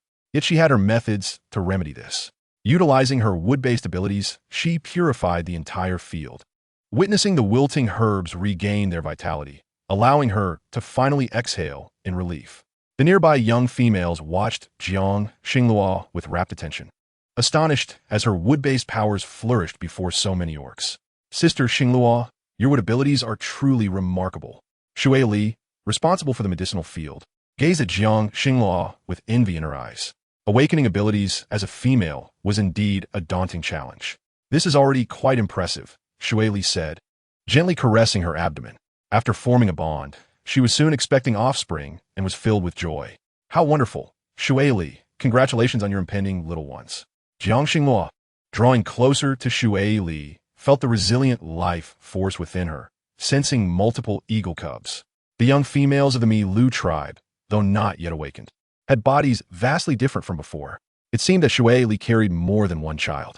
Let Sister Xinglua take a look and see how many little ones you have. Jiang Xinglua, aware of her medical expertise, examined Shui Li closely, discovering 3 robust cubs within her. Jiang Xinglua noted how well Shui Li's body was nurtured. With all the males of the Jiuyin tribe having awakened their powers, it seemed no one would underestimate them any longer. Furthermore, this medicinal field would ensure the safety of the young females during childbirth. Jiang Xinglua breathed a sigh of relief, hoping for a peaceful future in the beast world. Sister Xinglua, can you sense how many little ones are in my belly? Jiang Xinglua extended 3 fingers towards the delicate little female before her, exclaiming, 3. You are truly remarkable, Shui Li. You must eat well during this time. The offspring you bear will undoubtedly be healthy. She observed Shui Li as Sun Ran began instructing the awakened male on how to wield their wood-based abilities. Even the previously inexperienced leader of the Jiuyin tribe, who was akin to an old child, looked on at Sun Ran with eager anticipation, hoping to glean even the slightest knowledge. Although the energy crystals in their palms were merely of the first tier, their awakening signified limitless potential for the future. Nearby, the medicinal fields had ripened, and Jiang Xinglu had previously taught them the proper methods for harvesting and drying the herbs. She realized that the records she had written were perhaps insufficient. Additional manuals on herb collection and preservation were necessary to ensure everyone could learn. Lacking suitable books, she resorted to personally instructing the beastmen on herb gathering. Fortunately, everyone understood the significance and benefits of the herbs, especially after Jiang Xinglu's dramatic rescue of Zhong Tian, which left a lasting impression on all the beastmen, making them particularly cautious. They harvested swiftly and efficiently, and soon the beastmen of the Jiuyin tribe prepared an expansive area for drying the herbs. Jiang Xinglu surveyed the cleared space, with wooden racks for drying herbs already being utilized, as individuals began arriving to deliver the freshly gathered herbs. Meticulously sorted and placed on wooden trays, filling the air with a soothing fragrance that greatly refreshed her. This sentiment resonated not only with her, but also with the other young females in the tribe. In 3 days, they had successfully harvested all the medicinal herbs. The seeds Jiang Xinglu had saved were ample enough for another planting, so she decided to distribute them, understanding fully that medicine can be a lifesaver and must be adequately prepared. When the new seeds were handed out, all the beastmen gathered in unity. As every male had awakened their powers, making their bodies robust, thus planting herbs was an effortless task for them. Jiang Xinglu observed as the fields, once harvested, were replanted, and within half a month, as the warm season truly commenced, the herbs began to grow profusely. What were once mere herbs flourished with the nourishing rains of the day, seemingly distinct from the waters of Duyu. Jiang Xinglu vaguely sensed this, recognizing that not only were the herbs thriving, but the wheat sown before the cold season had also reached full maturity. The plump winter wheat was harvested in batches by the beastmen of the Jiuyan tribe, who used animal skin bags for storage. Tasks such as drying and threshing were delegated to the more powerful beastmen. Almost the entirety of the Jiuyan tribe was engaged in this revival of agriculture, while Jiang Xinglu remained at home, diligently documenting the entire process of herb cultivation, nurturing, usage, and harvesting. This was no small undertaking. Jiang Xinglu meticulously recorded each herb, armed with a bamboo knife, striving to preserve their details comprehensively. She understood that these records would contribute to the civilization of this era, and if she could make a significant contribution to this beast world, her journey here would not have been in vain. Day by day, she recorded her findings, often accompanied by her two little ones, Qing Lan and Qing Yuan.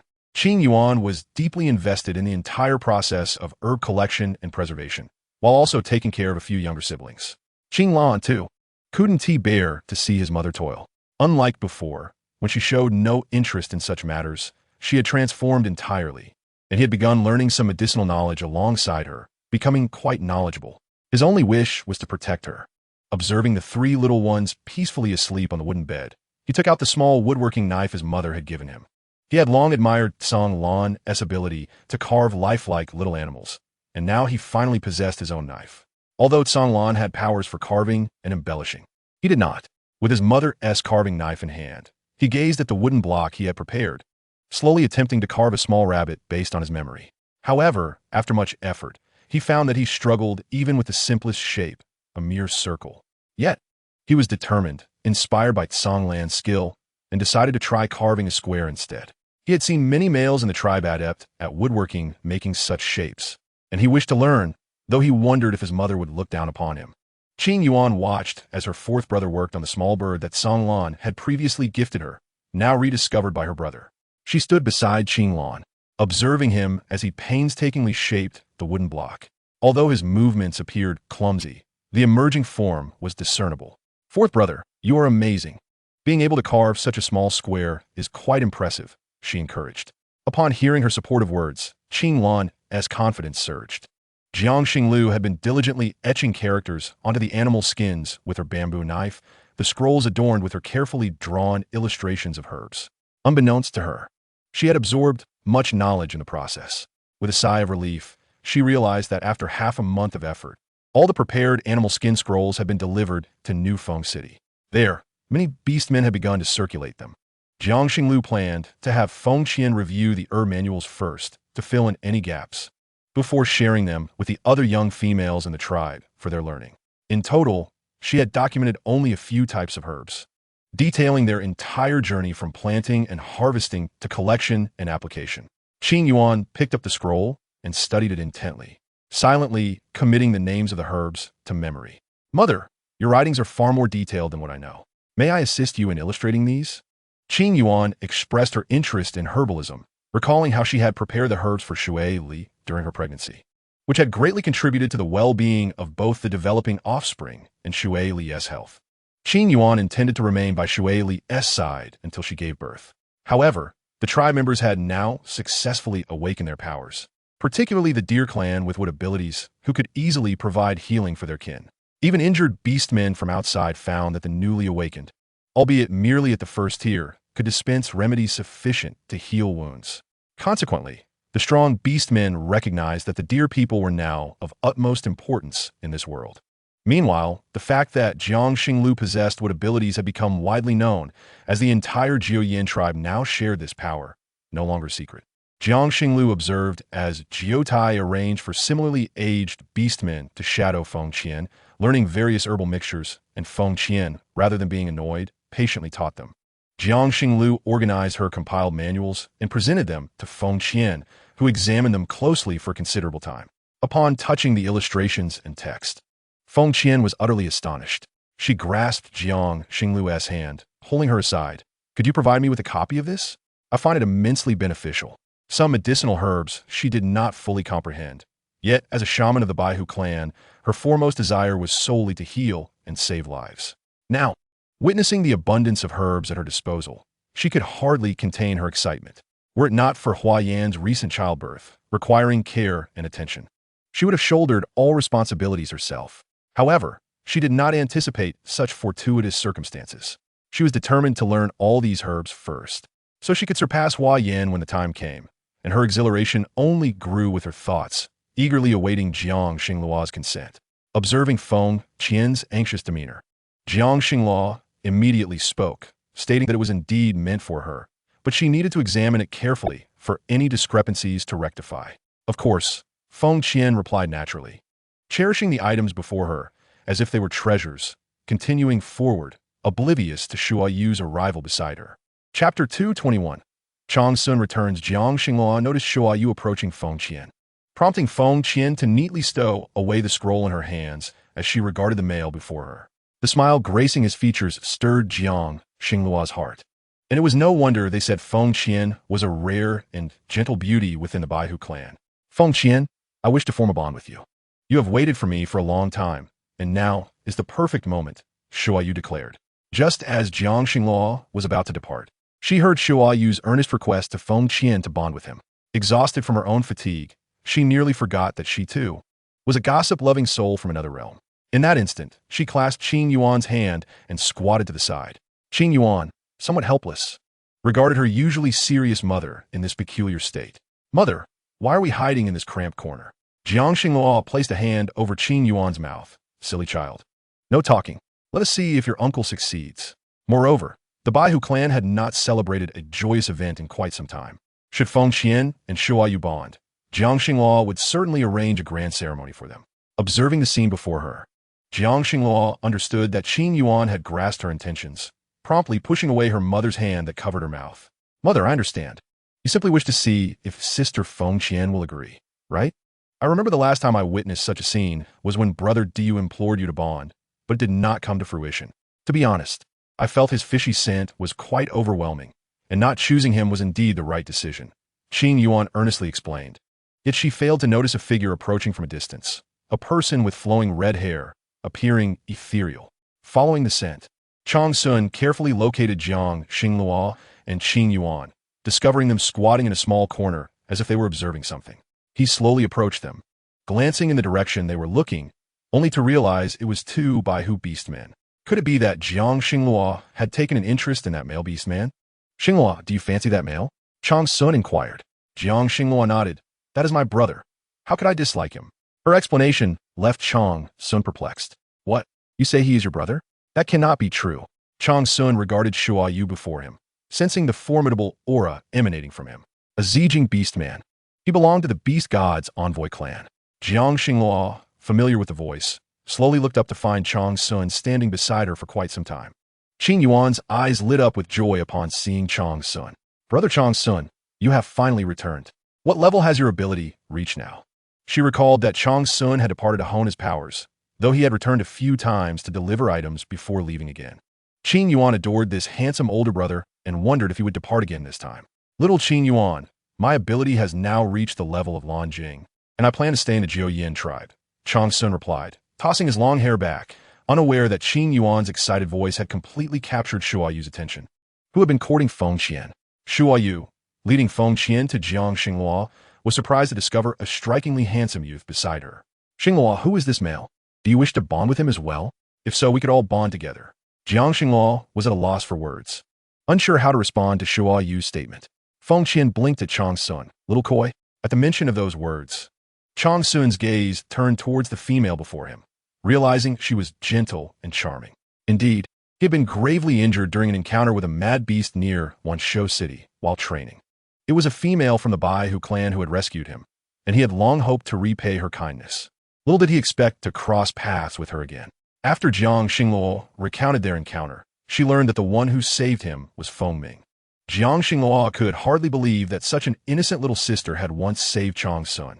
However, despite the Baihu clan's females being delicate, they were always clear about right and wrong. It was no surprise. Chang Sun, would you like to meet Feng Ming? Chang Sun's heart leaped, his eyes sparkling with excitement. Jiang Xingluo discerned a different aura about him. Feng Ming, where is she? That would be wonderful, for she is my savior. Jiang Xinghua could not help but chuckle at Chong Sun's delighted expression. Qing Yuan, looking at Chong Sun, could not suppress her laughter. Brother Chong Sun, do you like Sister Feng Ming? I must tell you, many of the older brothers from a Baihu clan are quite fond of Sister Feng Ming. If you like her, you should ask her soon. Having studied pharmacology under Hua Yin for quite some time, Qing Yuan viewed bonding and childbirth matters with the perspective of a shaman, perceiving them as natural laws. Qing Yuan, what has transpired during my absence? Is your brother Tsong Lan no longer here? Who taught you to be so silver-tongued? Qing Yuan made a face at Chong Sun. I will take you to find Sister Feng Ming. Sister Feng Qian still needs to bond with my uncle, so do not delay them. Jiang Xinghua observed the group before her. Shua Yu turned to Jiang Xinghua, unable to contain his joy. Xinghua, bonding in the Baihu clan requires the priest's prayer. Can you take us to the Beast God Temple to pray for the Beast God's blessing?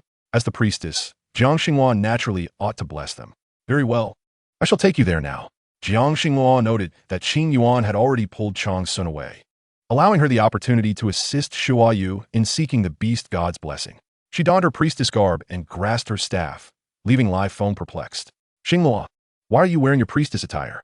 Jiang Xinghua smiled at Lai Feng, but suddenly recalled how hasty their bonding had been. Their meeting had been merely a matter of mutual need, two strangers seeking a better life, yet everything had been riddled with obstacles. According to the customs of the Baihu clan, Lai Feng, as Jiang Xinghua's first beast husband, was supposed to request blessings in the presence of the Beast God Temple alongside her. After much contemplation, Jiang Xinghua earnestly addressed the male before her. Lai Feng, today I am going to help Shua Yu and Feng Qin seek blessings for their bond. The priests of the Baihu clan must implore the Beast God on their behalf, for the Beast God is the faith of the Baihu clan, and I must personally witness their union. Chapter 222. Prayer for Blessings. Lai Feng regarded Jiang Xinghua in her priestess attire, reminiscent of that day when he had witnessed her commanding presence on the platform. So, the priestess of the Baihu clan could indeed bestow blessings upon newly bonded couples. He lowered his gaze, a profound melancholy filling his heart. What about them? Xinghua, the priestess of the Baihu clan, wondered if she could also seek a blessing for herself.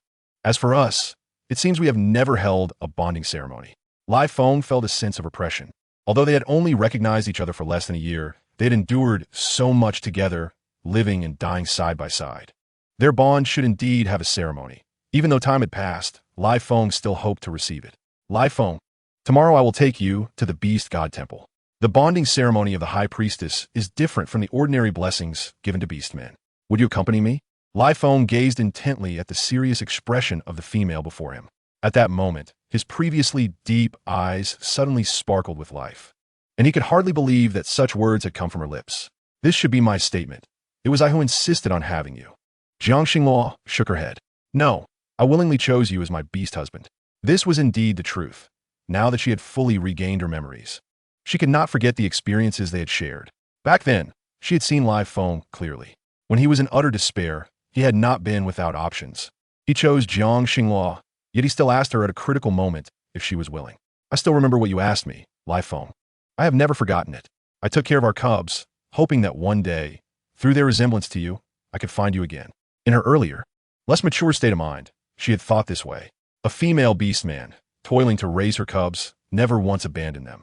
Instead, she endeavored in various ways to nurture them, not for the sake of returning to the Xinyu clan, but so that one day, when Lai Feng recalled those past experiences, he would not forget her.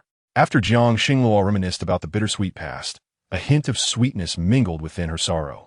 You wait patiently for me and take good care of the cubs. I will be back shortly. Jiang Xinghua tiptoed closer to Lai Feng, placing a gentle kiss on his cheek before swiftly departing. Outside her door stood Shua Yu and Feng Qian, hand in hand, unnoticed by most. However, as Jiang Xinghua returned to change in her ceremonial attire, Bai Chun and Xian Lan came down from the second floor. Seeing Shua Yu and Feng Qian holding hands, they beamed with delight. It was known that Shua Yu and Jiao Yu were of similar ages, yet Jiao Yu's cubs were nearing adulthood, while she herself had never bonded. Due to her commitment to guarding the Beast God Temple, Feng Qian had reserved her position for Shua Yu, patiently waiting until now. Xinghua mentioned praying to the Beast God for blessings for you, correct? Feng Qian nodded, her youthful face now flushed, rendering her somewhat bashful, a sight rarely seen. Xinlan's my YD. Once you bond, do come over. The matriarch has something to discuss with you. And remember, the night of the bonding is particularly important. Feng Qian, you must also partake of the potions you prepared. As Jiang Xinghua gathered her staff and stepped outside, she overheard this conversation, though she had already given birth. Hearing Xian Lan's reminders still made her feel a bit awkward. Observing her, Xian Lan did not miss a beat. Never mind. Our Xinghua has worked hard to bring forth 8 cubs. Let us not make things difficult for her. However, Xinghua, would you let any take care of a few cubs? You all seem quite busy. When you head out, let Lai Feng accompany you. Your uncle and I would be glad to help watch over them.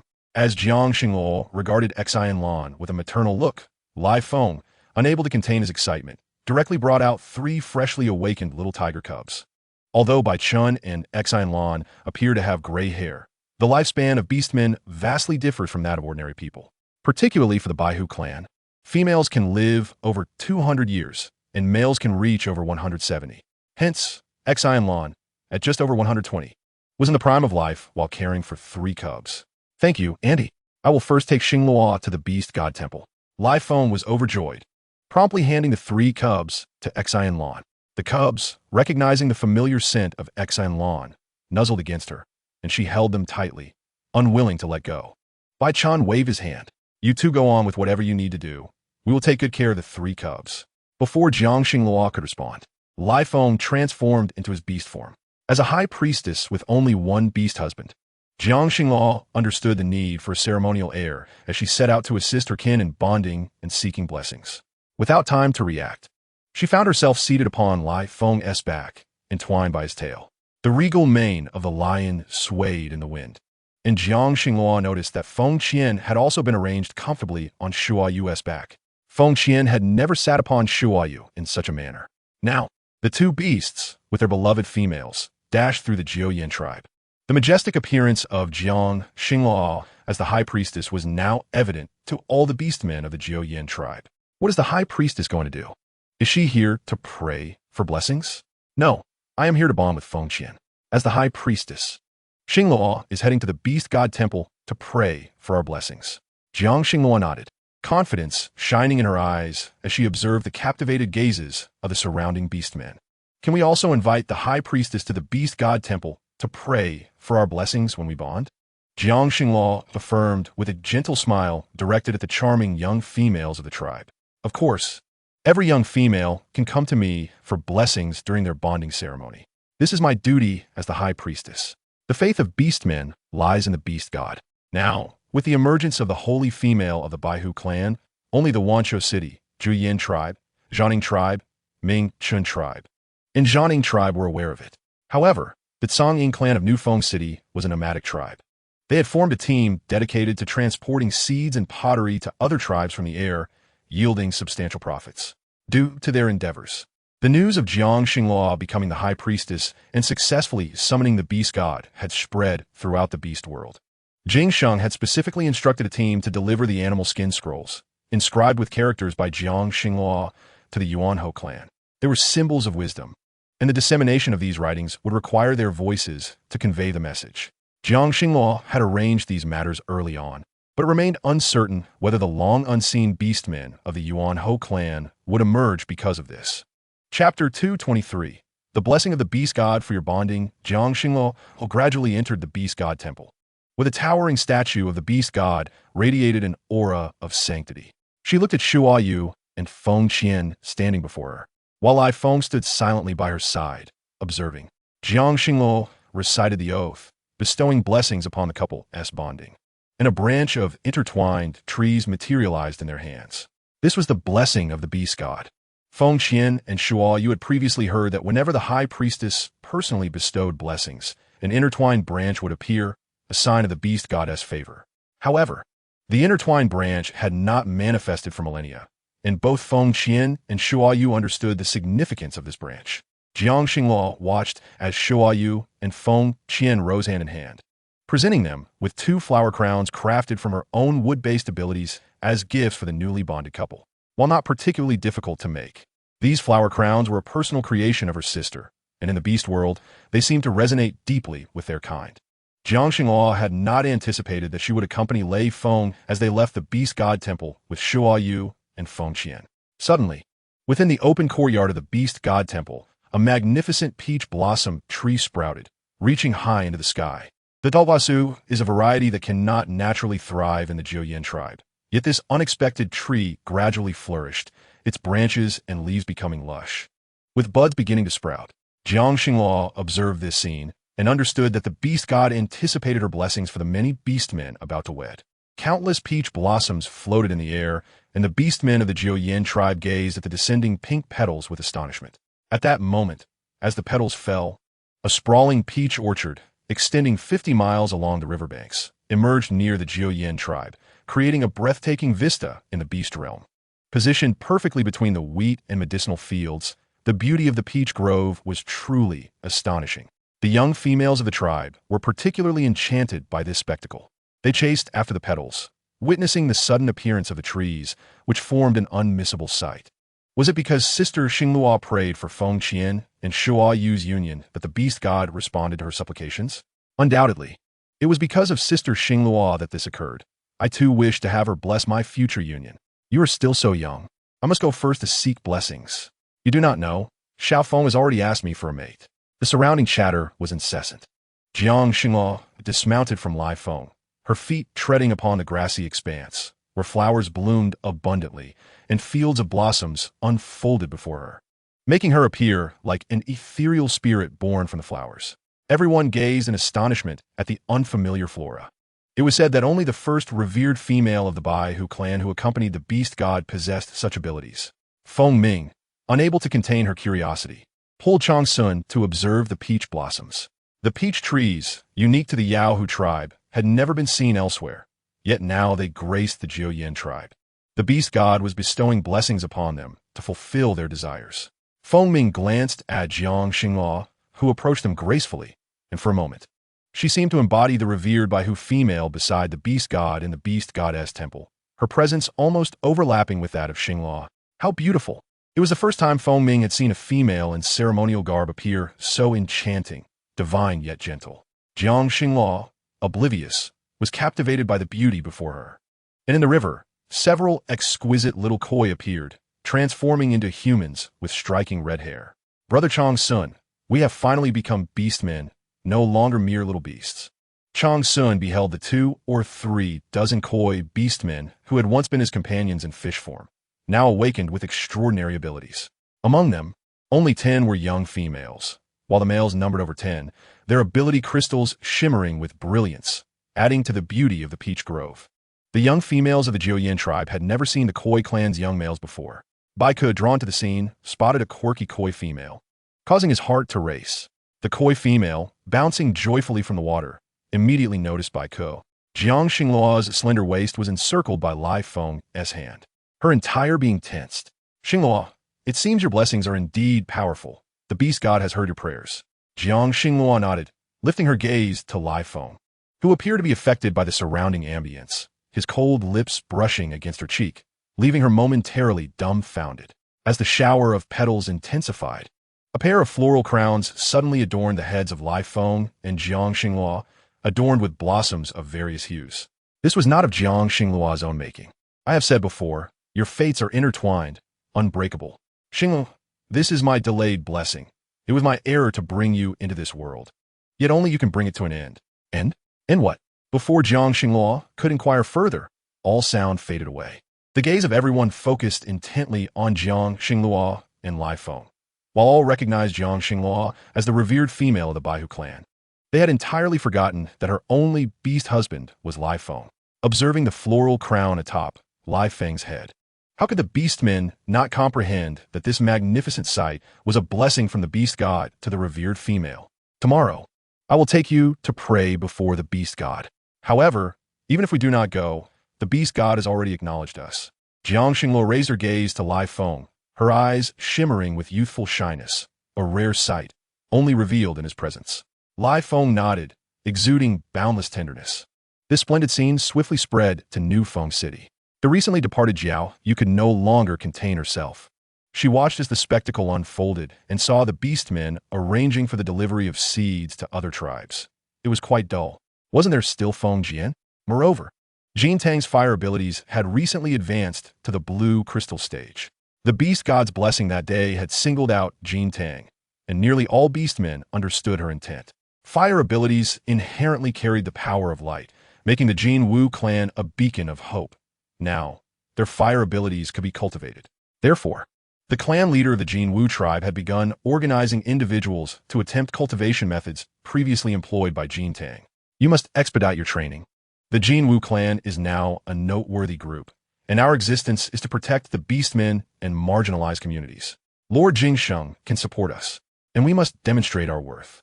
Once the fire abilities are successfully cultivated, hunting beasts will become almost effortless. Even a beastman with only yellow crystal abilities from the Jin Wu clan can easily hunt a green crystal Zhu beast using fire. Chapter 224, Jing Sheng. I desire only you as my beast husband. Thus, they ought to make the most of this power. Presently, a hunting team had been established in New Feng City, with a Jin Wu beastman in each squad, ensuring their strength. Consequently, New Feng City now lacked for prey. They even began sending beastmen to cultivate, as they were naturally fond of grains, and if they could utilize planted crops to satisfy their hunger, they would be quite pleased. Therefore, Jing Sheng negotiated with Feng Jian multiple times, selecting the most fertile soil nearby, close to the riverbanks, for cultivating rice. Redirecting water to the fields would not pose a challenge, making the cultivation of rice a feasible endeavor. Thus, New Feng City has recently begun preparations for this undertaking. Inspired by the rice cultivation practices observed in the Jiuyan tribe, Jiao Yu took Jing Sheng's hand, wishing to visit the Jiuyan tribe. Eager to witness the peach trees that had reportedly sprung up so suddenly in the beast goddess temple, Jing Sheng, noting her expectant demeanor, remembered that they still lacked female offspring, and there had been no sign of Tsang Lan's return from his training. Rather than wait, it would be better to pray at the beast goddess temple, hoping for a female offspring. All right, I will accompany you. Upon hearing Jing Sheng's willingness to join her, a ripple of joy crossed Jiao Yu's previously indifferent expression. Jing Sheng observed the beautiful female before him, his heart stirring. The young females of the Baihu clan should indeed have multiple beast husbands. Jiao Yu otherwise. Why not select a male from the Baihu tribe to be your beast husband? Jiao Yu, initially elated at Jing Sheng's rare company, felt a sense of anticipation at the prospect of seeing her parents again. Yet, why would Jing Sheng utter such words? Have I misled you in some way? No, Jiao Yu, you are a female of the Baihu clan. It is only natural to have several males.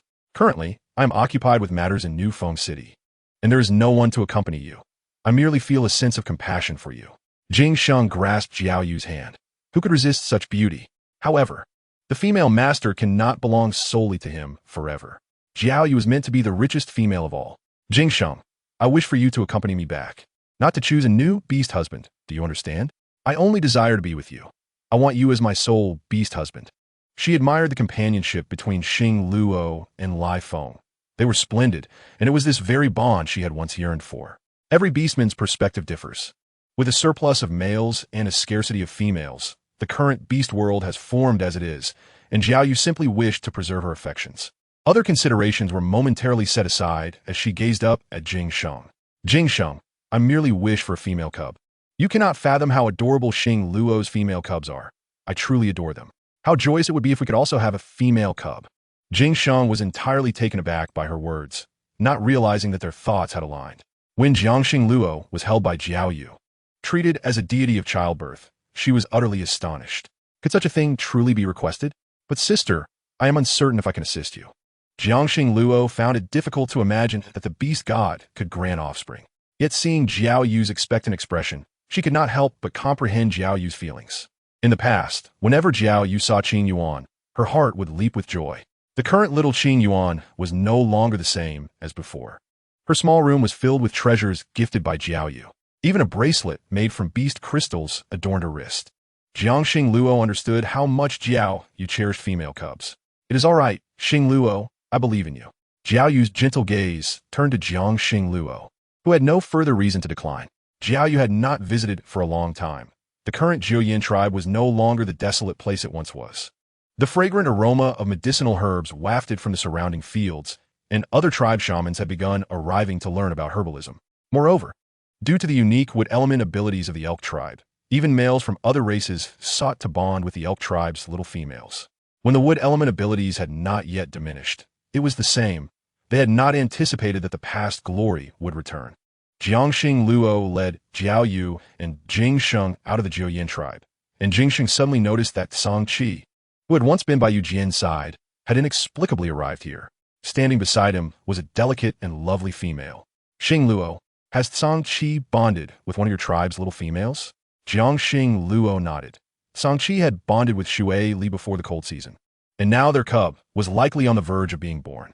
Furthermore, this time, Shui Li was carrying a cub from the Song Ing tribe, which was oviparous, and she was expecting several, making the birthing process less burdensome. Previously, his female mother had urged him to find a female master, but he had never sought one, only to discover his affection was for a little female from the Jiuyin tribe.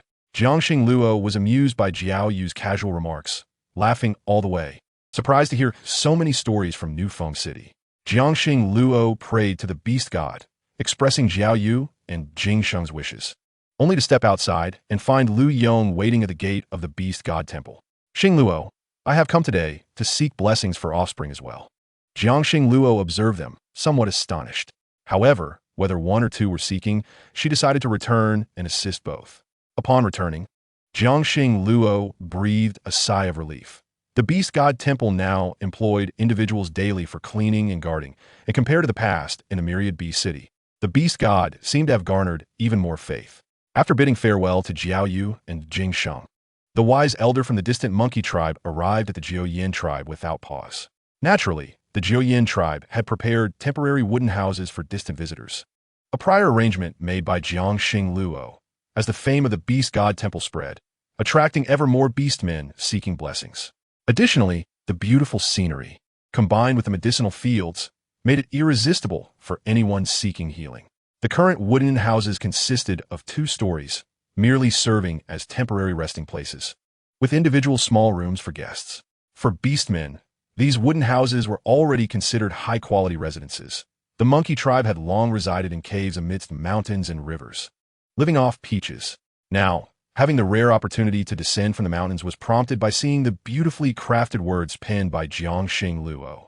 They had once contemplated writing, but never imagined anyone could inscribe words so beautifully. It was uncommon for ordinary beastmen to possess such intelligence, and upon seeing those characters, Ganrong, the leader of the monkey tribe, was profoundly captivated.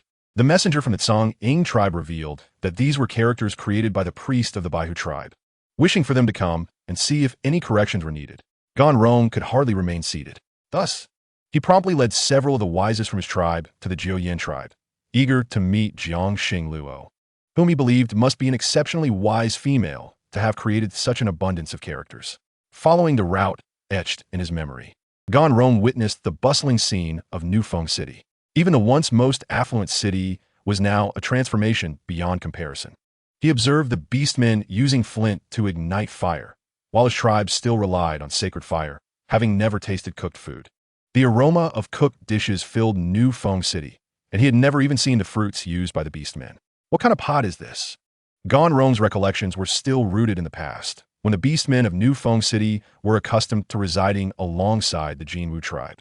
Previously, the Songing beastmen had to use beast crystals to barter with the Jinwu beastmen for a chance to ignite a fire. However, the 2 tribes were no longer at odds despite cohabiting the same space. Moreover, the Jinwu tribe willingly assisted everyone in igniting fire and providing sparks, fostering a more harmonious relationship. This is a ceramic pot. If you desire one, you can exchange a beast crystal at that house ahead. The rice steamed in this pot is fragrant.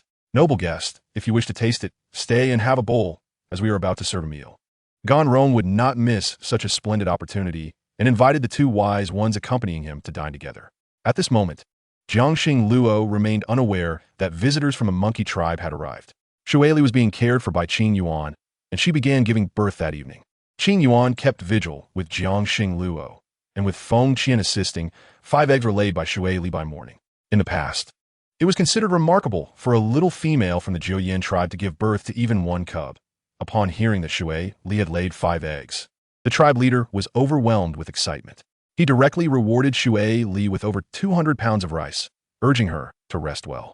Jiangxing Luo gazed at the large, round eggs. They required incubation after laying. Naturally, this task was not for the mother, but for the father beast, Song Qi, to undertake. Song Qi looked at Shui Li with astonishment. Shui Li, thank you. I must inform my female mother about this. The tribe had long arranged for someone to go to New Feng City to convey this news. You should remain here and focus on incubating the eggs. Jiangxing Luo had heard from Jingsheng and Jiaoyu that the reproductive capabilities of the little females in the beast world had diminished significantly over the years. Even exceptional females like Jiao, you could only lay one egg at a time. Yet now, Xueli had laid 5, which was astonishing enough. Previously, Jiangxing Luo's 5 cubs had already been a topic of discussion. Now, it seemed they would have even more. Jiang Xingluo seemed to comprehend why she had lived in another world for so long before returning. It was likely because she had been chosen by the beast god. This world was ailing and in need of healing, and she was the selected one. With a gaze imbued with compassion, Jiang Xingluo looked at Xue Li and said, Xue Li, you are remarkable. You have done exceptionally well. Xue Li nodded, while Tsang Qi had already gone to incubate the eggs.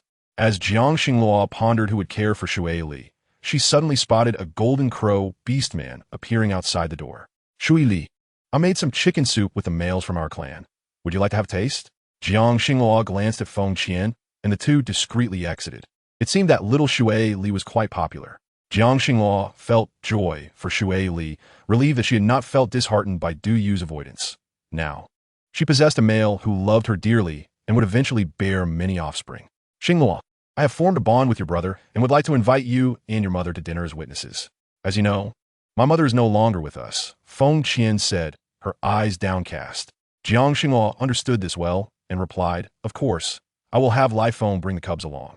Just don't feel overwhelmed by our numbers. How could that be? Moreover, Xingluo, in 2 days, Feng Ming will acknowledge her bond. She wishes to apologize for the trouble caused last time and intends to bond with Chang Sun on her coming-of-age day. Jiang Xingluo was surprised that Chang Sun had decided so quickly to bond with Feng Ming. Feng Ming was an exceptional female of the White Tiger clan, while Chang Sun had now become a blue crystal beast man. Indeed, they were well matched. What splendid news! I shall certainly attend tomorrow. Jiang Xingluo felt immense delight at the upcoming joyous events in the Jiuyan tribe. However, the customary appearance of such celebrations had yet to arise here. Currently, it sufficed for the families to meet. Nonetheless, there was a simplicity to it that Jiang Xingluo appreciated. The beast world's unadulterated nature was refreshing, devoid of unnecessary complexities. Xingluo, you previously sent Jingsheng to deliver a message to the monkey tribe, and they have sent someone in response. Jiang Xingluo observed a youth sprinting towards them with the message. These younger individuals had never encountered the wise ones of the monkey tribe before and were somewhat astonished at the first sight. Very well, leave me to meet them.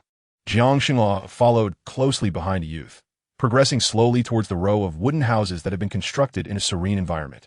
In accordance with her vision, she had designed a courtyard in front of her wooden house, complete with a pebble-paved path and a flower bed, which was perfect for receiving guests.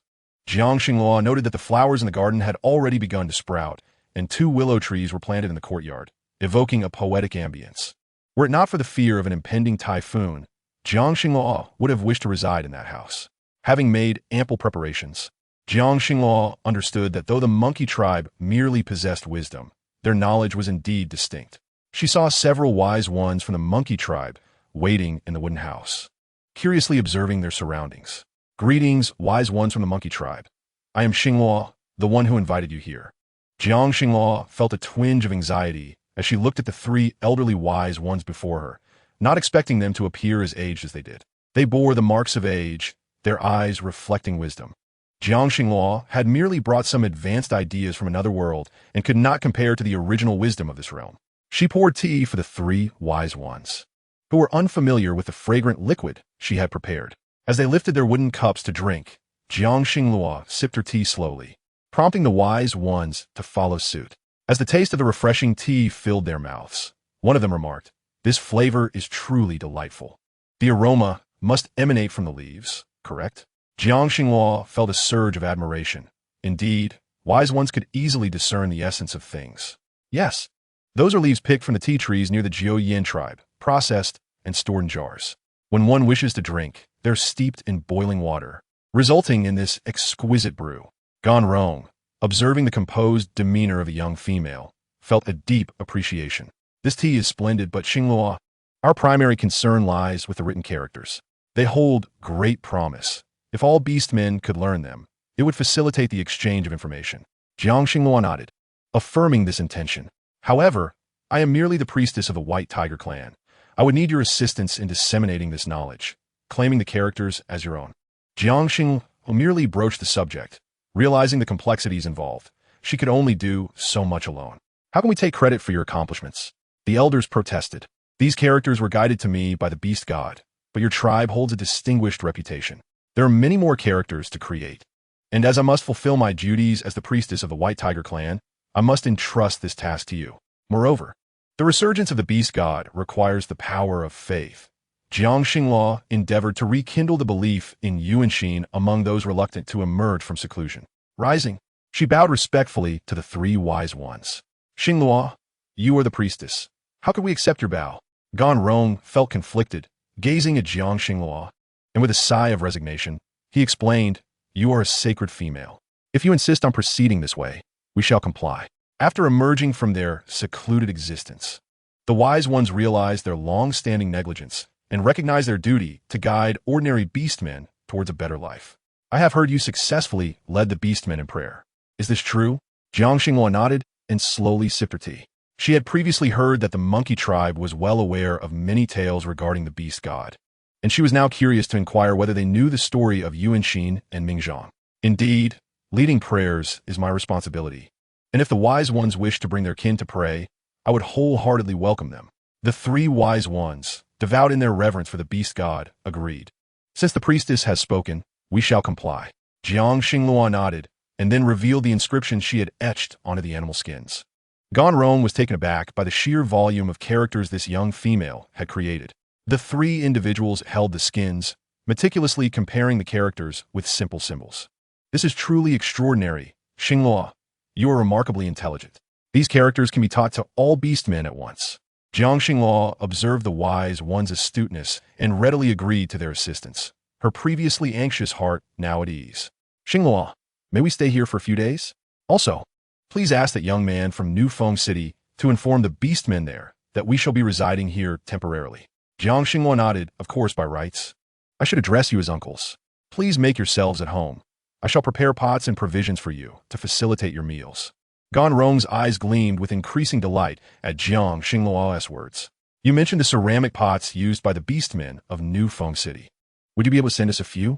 Certainly, this is a gift for the uncles, though merely some commonplace items. I hope the uncles do not look down upon these humble offerings. Jiang Xinghua, while speaking of these gifts, placed before them a jar of tea leaves and a small container of brown sugar. In addition to these, there were the tea leaves and brown sugar, which, as the uncles might know, when infused in water, transforms into a sweet syrup. Gan Rong undoubtedly recognized this, as his last encounter with the brown sugar water was when his own cub insisted on accompanying her beast husband to play in the Mingxin tribe, prompting him to exchange for a small piece of brown sugar, which was truly delightful. This brown sugar was made by you? He inquired. It was not I, but my beast husband, Lai Feng, who prepared it. Gan Rong gazed at the petite female before him, feeling increasingly moved. The return of the holy female of the Baihu tribe was indeed a fortuitous event. Now that the Baihu tribe and the beast god temple had relocated, it was only right for them to emerge from their seclusion. Your beast husband is remarkably wise, Xinghua. Rest assured, the uncles will honor their promises to you. After Jiang Xinghua departed the wooden hut, she instructed Bai Ku and Qi Yin to deliver all necessary items. Qi Yin then went on to teach several uncles how to utilize these items to create delectable dishes. After a long day of toil, Jiang Xinghua finally found a moment to rest. Upon returning home, Lai Feng prepared hot water for a bath. You must be quite fatigued lately. Take a bath and rest early. The cubs have taken a liking to the uncles and will likely not return tonight. Jiang Xinghua looked at Lai Feng with a softness in her gaze. Before outsiders, she was the formidable holy female and priestess of the Baihu tribe. Yet only Lai Feng could see her struggles. Lai Feng, thank you for always being by my side. Upon hearing Jiang Xinghua's gentle voice, warmth surged in his heart. He understood that in the beast world, females seldom felt concern for their males, and even if they did, it was usually only for their primary beast husband. They all came together out of necessity to live. Yet Jiang Xinghua seemed to desire something different from the ordinary females. She yearned for what she referred to as love. He did not truly grasp the concept of love, but felt immense joy simply being with her, his gaze perpetually drawn to her. Jiang Xinghua wrapped her arms around his waist, and in that moment, his heart nearly leapt from his chest. Such initiative from the petite female was rare. Feeling her delicate hands at his waist, Lai Feng could not help but desire closeness with her.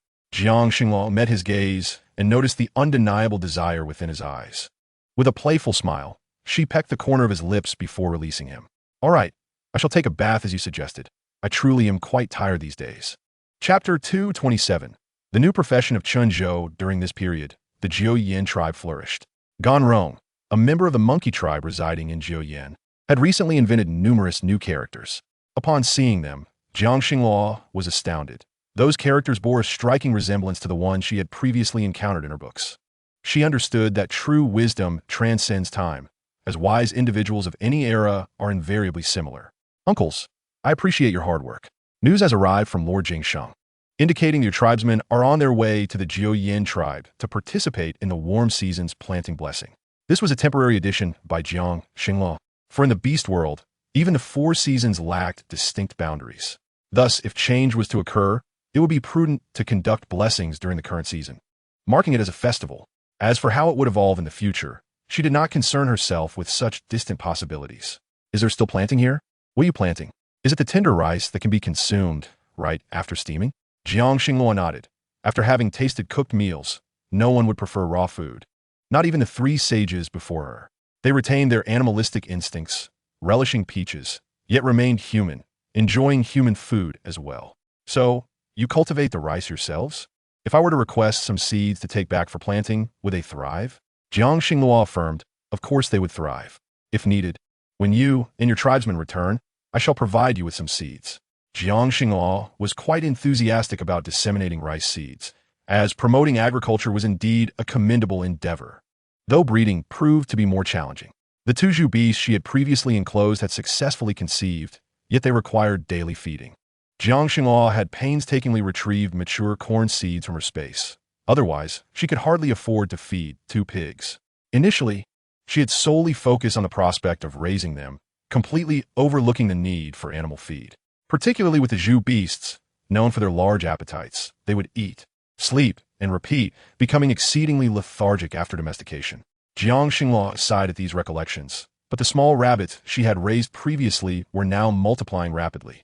Almost every household in the tribe featured a dish of spicy rabbit heads or spicy rabbit pieces on their tables. The surplus rabbit meat was taken to New Feng City, where meat vendors had emerged. It was said that rabbit meat sold quite briskly, although it could not be the sole dish. It paired perfectly with other vegetables and staple foods. Furthermore, many sought rabbit skins. The tribesmen traded rabbit hides for various other animal pelts, which could be used to craft clothing for the warm season. Jiang Xingluo observed that everyone had spontaneously formed a community, discussing how to operate a stall, how to skillfully peel animal hides, and how to efficiently butcher meat.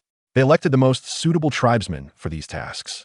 Jiang Xingluo was curious about the identity of this tribesman and, upon visiting New Feng City, was surprised to find Chunzhou sitting there, handling meat for passers-by. Jiang Xingluo felt a wave of confusion. She had never anticipated that the tribesman dealing with meat would be Chunzhou.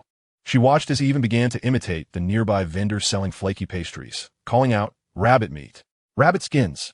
You can trade animal pelts here. We also have chili. Stir-fried rabbit meat is delightful, and the females at home adore it. Don't miss out." Jiang Xingluo observed Chun Zhou's carefree demeanor, astonished that his enthusiastic calls had prompted several males to trade their animal pelts from the city for meat.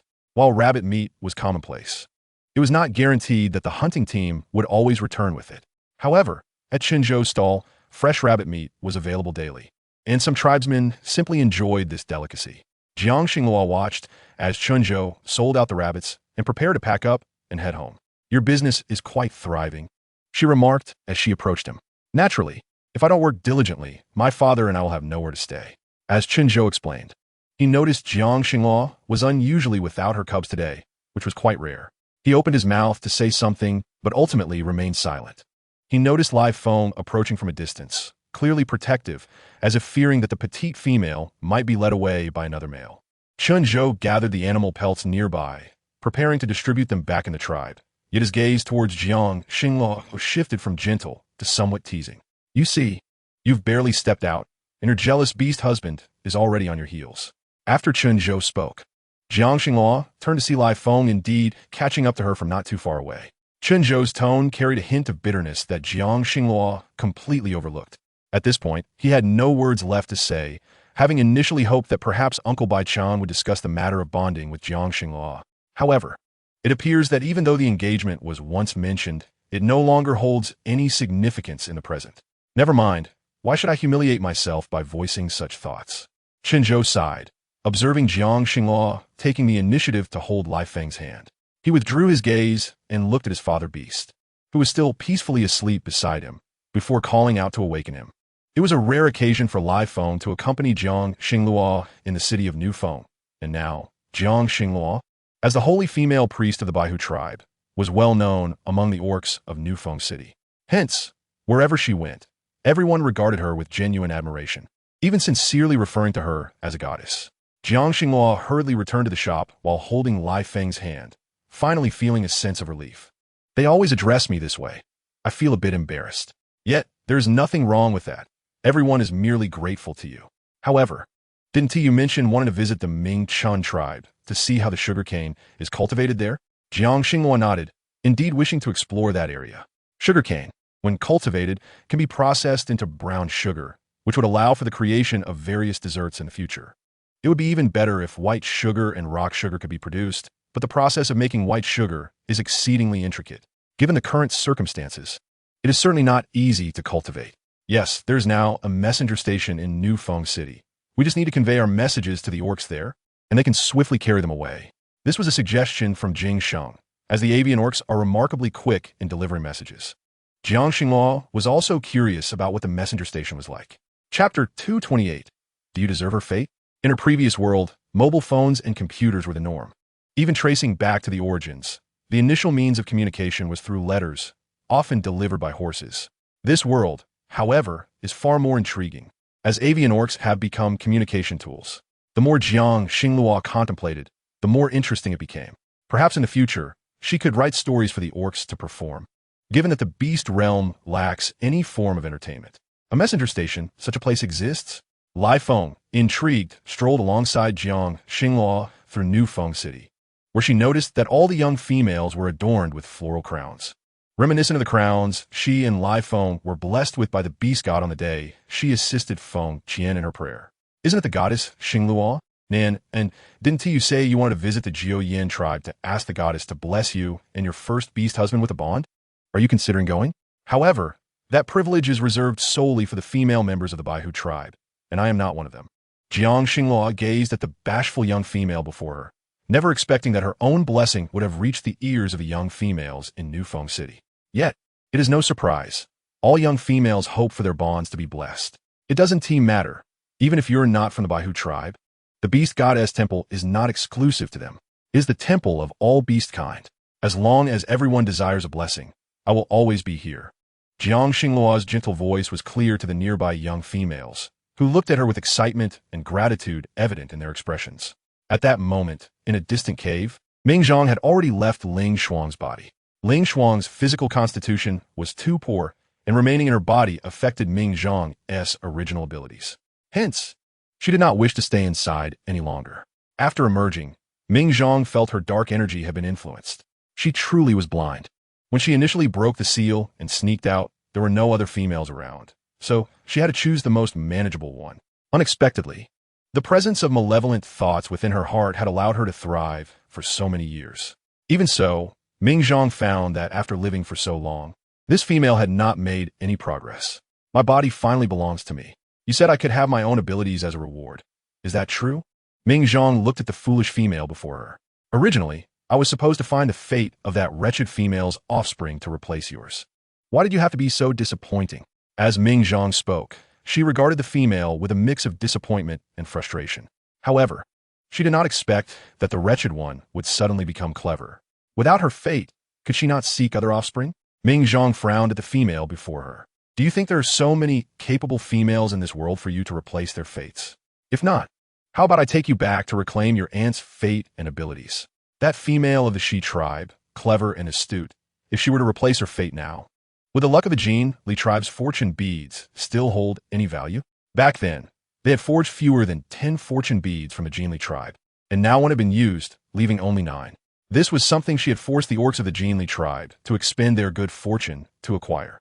Such precious items were hard to come by, and now she was being compelled to waste a second fortune bead for the sake of the foolish Ling Shuang.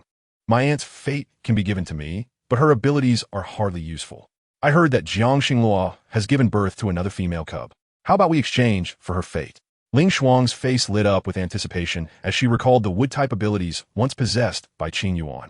Wood-type abilities are exceedingly rare, not something ordinary orcs could awaken. Now that the fortune bead was gone, and the abilities had been reclaimed by that wretched Jiang Xinglua, why had that wretched one not perished? Ling Shuang's face contorted with frustration, and Ming Zhang let out a cold laugh. This lowly snake, indeed a cold-blooded creature. Do you think you deserve the fate of that female cub? Ling Shuang had assumed that Ming Zhang would readily agree to her request, but unexpectedly, she was directly rejected. Ling Shuang gritted her teeth and retorted, "Why not? They are both offspring of that wretched one. What difference does it make between the first and second?" Ling Shuang desired the best. She glanced at the swirling dark energy before her, daring to mock her. She, a pitiful soul unable to find a suitable vessel, had the audacity to ridicule her. You speak so easily, yet do you not realize that the cub you seek to claim is the next holy female of the Baihu tribe? She will only be stronger than her mother, not weaker. Ming Zhang, fully aware of Yuan Xian's character, understood that she would act meticulously. Even without Jiang Xinglua, there would always be a successor. A holy female? How wonderful! If I acquire her fate, I will possess the power of lightning. Ming Zhang regarded the dreamer before her. I can exchange fates with you, but why not let you wear this bead instead? Only by using the fortune bead as a mediator could Ming Zhang transfer everything that the little cub possessed to Ling Shuang. Why could she not bestow powers upon others? Everything derived from darkness could not be shared. Ming Zhang had lost track of how long she had been trapped within that confinement, finally regaining some strength. This was her sister's doing, imprisoning her out of fear that she would ruin this world. The unfairness of it all weighed heavily on Ming Zhang's heart. Yet she tossed a fortune bead to Ling Shuang. Since you are dissatisfied, I will make the choice for you. Regardless of whom you select, have her wear this bead. And in time, everything will naturally belong to you.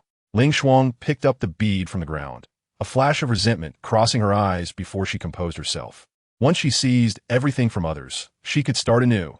No matter what kind of beast husband it was, they would all submit beneath her feet. Ming Zhang knew that with so many Zijing orcs surrounding Jiang Xinglua, it would not be an easy task to kill her with her own hands. However, since Jiang Xinglua has managed to reach this level, she is indeed worthy to be her Mingjing's rival. It appears that Yuan Xin has a discerning eye for talent, at least not choosing a fool to face her. Mingjing gazes longingly at a grove of peach blossoms near the Jiuyin tribe, a wave of bitterness surging within her heart. Yuan Xin actually relocated the peach blossom grove, the very place where they grew up together, to this location. Well, sister, if you can move the peach blossoms here, it seems you truly desire nothing at all.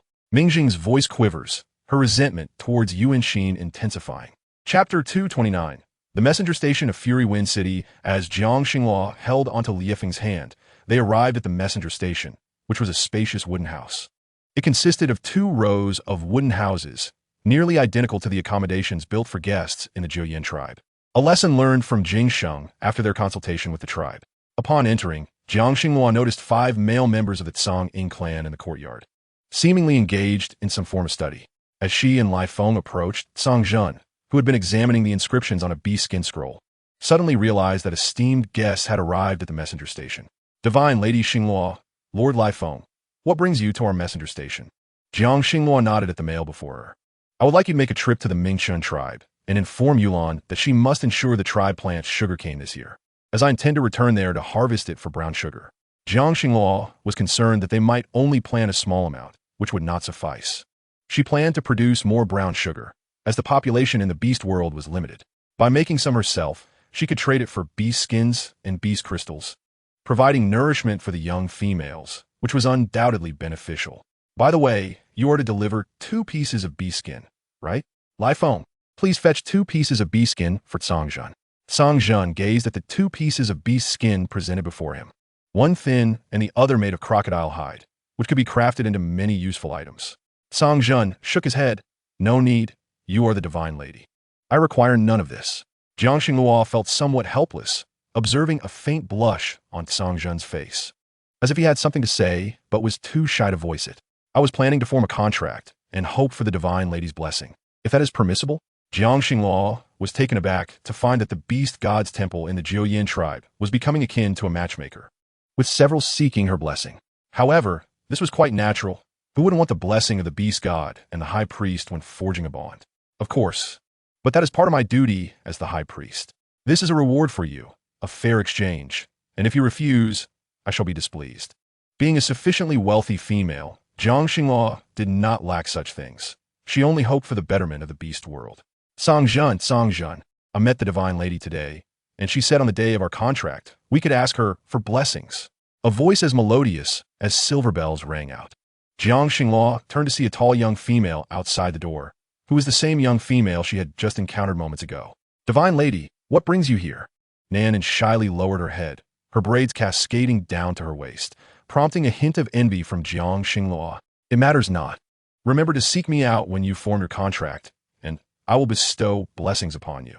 Other young females in Fury Wind City can also come during their contract. Nan nodded, watching as Jiang Xinghua and Lai Feng departed hand in hand, longing to continue her connection with Songjun. After conveying her message, Lai Feng led her back from Fury Wind City, only to spot the approaching orcs of the monkey tribe in the distance before reaching the Jiuyin tribe. The orcs of the monkey tribe appeared to be few in number, moving in a cautious formation, seemingly wary of anyone getting lost. Jiang Xinghua dismounted from Lai Feng, who transformed back into his human form. Concerned that the orcs from the monkey tribe might stray off course, Jiang Xinghua quickly followed. Are you the orcs from the monkey tribe?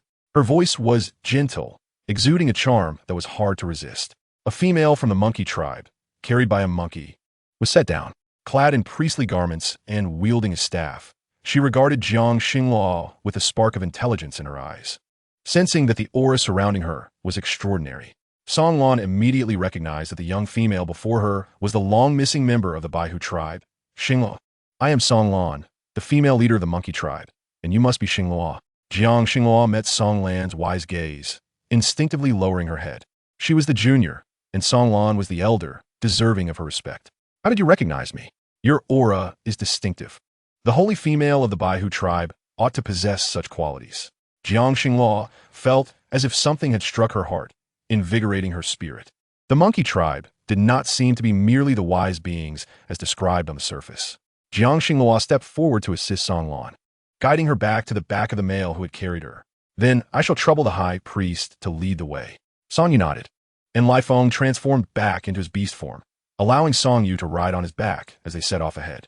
The young males of the monkey tribe gazed at the stunning Baihu tribe's holy female, Xinghua, their eyes unable to contain their admiration, as they had never encountered such a captivating young female before. Mother, the holy female of the Baihu tribe is so beautiful. Ganvei, is beauty all you can see?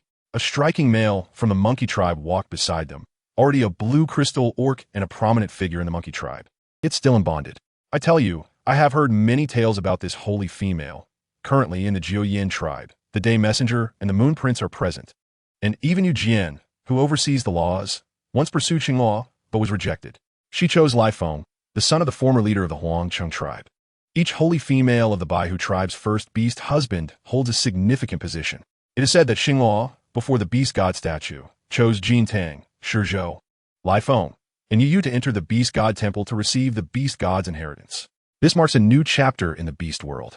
While others may not comprehend it, the monkey tribe understands the entire history of the beast world. They even etched Yuan Xin's past on the stone walls of their caves, ensuring that all orcs in the monkey tribe are aware of everything that has transpired in the beast world. So what, mother? I like her too. Gunfei, do not engage in self-deprecating endeavors. If you are rejected, do not come to me for consolation. Song Lan, as the priestess, understood divination and was aware of her son's fate. Xinghua was not someone any male could easily attract. Mother, do not underestimate me. They must not be good enough for Xinghua. Ganfei was resolute in his decision to choose Xinghua as his female partner, unwilling to settle for an ordinary female. Only a holy female like Xinghua could truly captivate him. Very well, if you insist on running into that wall, I shall not stop you. Meanwhile, Xinghua, leading the way, vaguely noticed that the medicinal herbs in the fields were beginning to flourish, nurtured by a male from the Mi Lu tribe, using his wood-based abilities. Chapter 230, Xinghua. I intend to leave from a distance, Jiang Xinghua spotted Yu Yu tending to the irrigation of the medicinal fields. With little to do, Yu Yu occasionally found that large areas of the medicinal fields did not require watering. Only smaller patches needed attention, and he would take action accordingly. Shizhou's water abilities were far too powerful and were only utilized during droughts, while Yu Yu's abilities allowed him to control the flow of water effectively, making such tasks effortless. As Yu caught sight of Xing Luo approaching from afar, she could not help but be reminded of the time when Xing Luo, clad in her priestess attire, danced gracefully atop the high platform. In that moment, she resembled the daughter of a beast deity, radiating an irresistible allure. Do you realize that his feelings for Xing Luo should transcend shallow and selfish romantic desires? He yearned to accompany her in realizing her vision of transforming the beast world into a prosperous realm. Xing Luo, Du Yu exclaimed as he soared to stand before Jiang Xing Luo, his vibrant azure curls instantly capturing the attention of every beastman in the monkey tribe. Though they had encountered many beastmen before, none had ever seen a male with such striking blue hair, reminiscent of the ocean's hue, a color reserved solely for the merfolk. You're attending to the medicinal fields, Jiang Xing Luo remarked, inhaling the fragrant aroma wafting from the fields, which possessed the ability to counteract toxins. The plants had grown increasingly lush, forming a protective barrier that shielded against Ling Shuang and Ming Zheng. Indeed, I have finished watering them, Xing Luo. There is something I wish to discuss with you. Jiang Xing Luo turned her gaze to Du Yu, observing the indifference in his expression, a stark contrast to his previous persistent attempts to entangle her in his affections. Now, they were able to interact with calmness and sincerity. Speak your mind. The wind spirit, transformed into human form, still harbored a modicum of disdain for Du Yu, considering his previous attempts to court Xing Luo, which had ultimately proven fruitless. I intend to return to the merfolk. Now that the serpent is absent from the sea, I possess the strength to purify all that the merfolk hold dear. I cannot forsake all that my father once protected. It is time for me to depart. I am capable of safeguarding myself, and the merfolk have endured immense punishment. Ling Shuang must have inflicted considerable turmoil upon those beastmen of the sea. Jiang Xing Luo sighed, having anticipated that Du Yu would eventually leave, though she had not expected it to occur so swiftly. The warm season had only just begun, yet he had already resolved to depart. However, he bore his own responsibilities. In truth, the ocean required Du Yu's presence far more than the Jiu-Yin tribe. Very well, take care on your journey. If you encounter any troubles, do not hesitate to return to me. Jiang Xing Luo raised her gaze to Du Yu, who nodded in agreement before turning to leave, disappearing into the tribe. From a distance, Gan Fei observed this scene, and for reasons unknown, the heart that had once yearned for Jiang Xing Luo was suddenly doused with despair. Initially, he had felt assured of his chances, but witnessing Du Yu's interaction made it clear that he held no hope. The merfolk, whether male or female, were renowned for their exquisite beauty, unmatched in the beast world. Yet, standing before Du Yu, Lai Feng was equally impressive, and both were purple crystal beastmen. If Du Yu had no chance, how could he? Mother, you were right. The males by the side of the holy female of the Baihu tribe are indeed the finest. Su Lan said nothing in reply, while Jiang Xing Luo guided them back to the tribe. Su Lan admired the picturesque scenery surrounding the Jiu-Yin tribe, the medicinal fields, the wheat, and the water channels prepared for rice planting. Each of these represented something unprecedented for their monkey tribe. Even more astonishing was the sight of beastmen from the Jiu-Yin tribe learning to read and write, a skill that had brought Jiang Xing Luo's first beast husband to this place. Yet here, literacy had become commonplace. Jiang Xing Luo led the members of the monkey tribe to the dwelling where Gan Rong resided. Su Lan approached with her staff, and soon spotted a male writing on a scroll of animal hide. Uncle Gan Rong, I have brought the members of the monkey tribe. If accommodations are insufficient, they may consult with our tribe's leader. The tribe will ensure everyone has a place to stay. Sulan Nadif. And Jiang Xing Luo observed as they made arrangements before departing with Lai Feng. Not long after they left, Jiang Xing Luo heard footsteps approaching from behind. When she turned, she was confronted by a young male exuding a youthful bravado. Holy female, my name is Gan Fei. My father is Gan Rong, and we have just met. May I seek you as a partner? Though Gan Fei understood he might be rejected, he could no longer suppress the affections that stirred within him. Jiang Xing Luo was taken aback. They had only met moments ago, so why would he immediately propose such a request? Lai Feng, initially irritated by Du Yu's presence, was now incensed by this audacious newcomer, who dared to speak of seeking a partner in front of him, treating him, the the first beast husband, as though he were invisible. Lai Feng stepped in front of Jiang Xing Luo, and Gan Fei, who had hoped to catch a glimpse of any change in her expression, now felt disheartened. I did not consent, but you are merely the first beast husband of the holy female.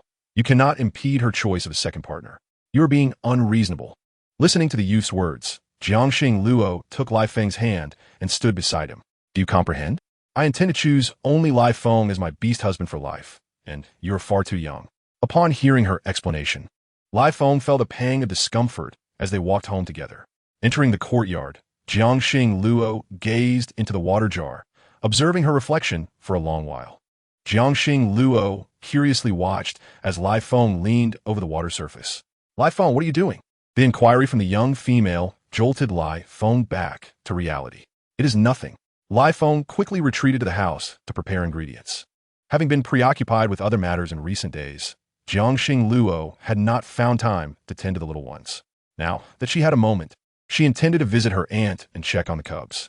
She wondered how little Yun was faring. Upon ascending the stairs, Jiang Xing Luo found Jiang Yun sprawled on the bed, clutching a small wooden ball. With a swipe of her paw, the ball rolled across the bed, prompting her to crouch and chase after it. Before long, the once orderly grass mat lay in disarray. Jiang Xing Luo watched Jiang Yun with a sigh. Little Yun, why are you such a troublemaker? Who made you this wooden ball, and why have you played with it so recklessly? Where are your two brothers? Jiang Yun let out a series of playful sounds, expressing her discontent at having her wooden ball taken away, while her two foolish brothers remained blissfully asleep in their grandmother's embrace, spending their days in slumber. Chapter 231. Little Yun calls for her mother. Jiang Yun made a series of sounds, and Jiang Xing Luo sensed that she was attempting to convey something, though she could not decipher the meaning. Mother, Jiang Yun slowly articulated those two words, and Jiang Xing Luo's heart swelled with joy as she scooped her into her arms. Little Yun had grown considerably since her birth a few months prior, now resembling a large cub. The fact that the little cub could call her mother held immense significance for Jiang Xing Luo. Every utterance of mother filled her with delight. Little Yun, where? Jiang Xing Luo followed Jiang Yun's pointing gesture to another room. Upon entering, she discovered the other two cubs lying on their backs, fast asleep. Watching her two cubs slumber peacefully, Jiang Xing Luo noted one of them stirring slightly. Mother, Jiang Yun's voice was soft and endearing, causing the two cubs on the stone bed to awaken, their eyes blinking in confusion as they surveyed their surroundings. They soon caught a familiar scent. It was the scent of their mother, and Jiang Qi and Jiang Feng simultaneously roused, gazing at the female before them, slowly rising and yawning. Little Yun, meanwhile, continued to play with her wooden ball, while Jiang Xing Luo observed her two male cubs waking and calling out to her with playful sounds, pointing to their bellies. Are you hungry? Jiang Qi and Jiang Feng nodded, their eyes reflecting a hint of helplessness. In truth, the little ones had grown quite large and were prone to hunger, especially since all three of them possessed dual abilities. This was something their uncle Bai Chun had suddenly discovered. The growth of beastmen with dual abilities demanded significant physical resources, thereby necessitating a high nutritional intake. All right, my dear ones, let us descend for a meal. Surely your father has prepared something delectable today. The little Yun, who had been engrossed in playing with a wooden ball, instantly set it aside. Upon hearing that their father had returned with delicious food, he perked up and leaped into Jiang Xingluo's embrace. Jiang Xingluo carried the three little ones downstairs, noticing that their uncle and aunt were absent, and thus proceeded alone with the children. Downstairs, Lai Feng was in the midst of preparing ribs, skillfully using wind blades to clean them before blanching them in boiling water to remove any impurities. Afterward, he seasoned the ribs with an ample amount of spices and salt, igniting the fire just as he noticed Xingluo and the little ones arriving. Meanwhile, Qing Yuan and her companions had no time to spare for a family meal. Qing Lan was assisting with the medicinal fields, while Qing Yin and her two siblings had ventured out to hunt. Qing Yuan was busy caring for the elderly and infirm in their clan, alongside Feng Qian and Hua Yin. Occasionally, when outsiders brought in more beastmen, she would take the young females interested in medicine along to assist. Despite her youth, many in the clan sought to learn pharmacology under her guidance. With her innate healing powers from her wood-based abilities, she adeptly handled the challenges of childbirth among the females. As Jiang Xingluo gazed at the empty courtyard, a fleeting sense of melancholy washed over her. Just a short while ago, the little ones would surround her, calling her mother, yet now they had grown distant. Lai Feng noticed the fatigue in her eyes and felt a pang of sympathy. Xinghua, what troubles you? Jiang Xinghua shook her head, offering no reply. Lai Feng observed the flickering flames on the stove and the pot bubbling with steam. In this season of warmth and blooming life, the world outside was soon to be draped in vibrant green. Jiang Xinghua admired the flower beds in the courtyard, noting how the plants had begun to sprout branches, anticipating blossoms in the near future. Only when she beheld the flourishing plants did she feel a glimmer of joy. Little Yuner struggled in her arms for a long while, soon followed by Jiang Qi and Jiang Feng, and together they tumbled to the ground, rushing towards the climbing frame that Lai Feng had constructed. Unbeknownst to them, a black earthworm was writhing in the soil nearby. Jiang Xinghua watched as the three little ones climbed the frame, their playful antics raising clouds of dust in the courtyard. With a sigh, she picked up a small shuttlecock, a craft she had taught Lai Feng to make. As she began to kick it, the feathers fluttered, capturing the attention of her exuberant children. Mother, mother! The three little ones exclaimed, mesmerized by Jiang Xinghua's rhythmic movements with the shuttlecock. Lai Feng, initially puzzled by the purpose of this object, soon realized how it was meant to be played. After a while, Jiang Xinghua began to perspire as the weather grew warmer. The earth blossoming with vibrant greenery, mingled with the aroma of fresh soil and grass. The lush winter wheat promised a fruitful harvest in due time. Setting the shuttlecock down, the three little ones clustered together to seize it for themselves. Clearly, the toys she had prepared were insufficient. She would need to acquire more next time. The aroma of the ribs simmering away filled the air as Qing Yin, Qing Zhua, and Qing Yao returned, leading 2 sheep. Mother, look at the lambs we caught outside. They all have beast crystals, but we're not sure how to raise them. The 3 little ones, having hunted with Qi Yin for quite some time, proudly presented their catch. Aren't we impressive? Though these lambs are quite small, shall we keep them? The 2 lambs, easily tethered with a rope, could be housed in the courtyard, which still had ample space. Of course we shall keep them. Such small creatures can be accommodated here. Jiang Xinghua selected a suitable spot, and Lai Feng secured the wooden posts, tying the 2 lambs to them. They proved to be quite docile, and as Jiang Xinghua reached out to stroke their wool, she found them remarkably easy to tame.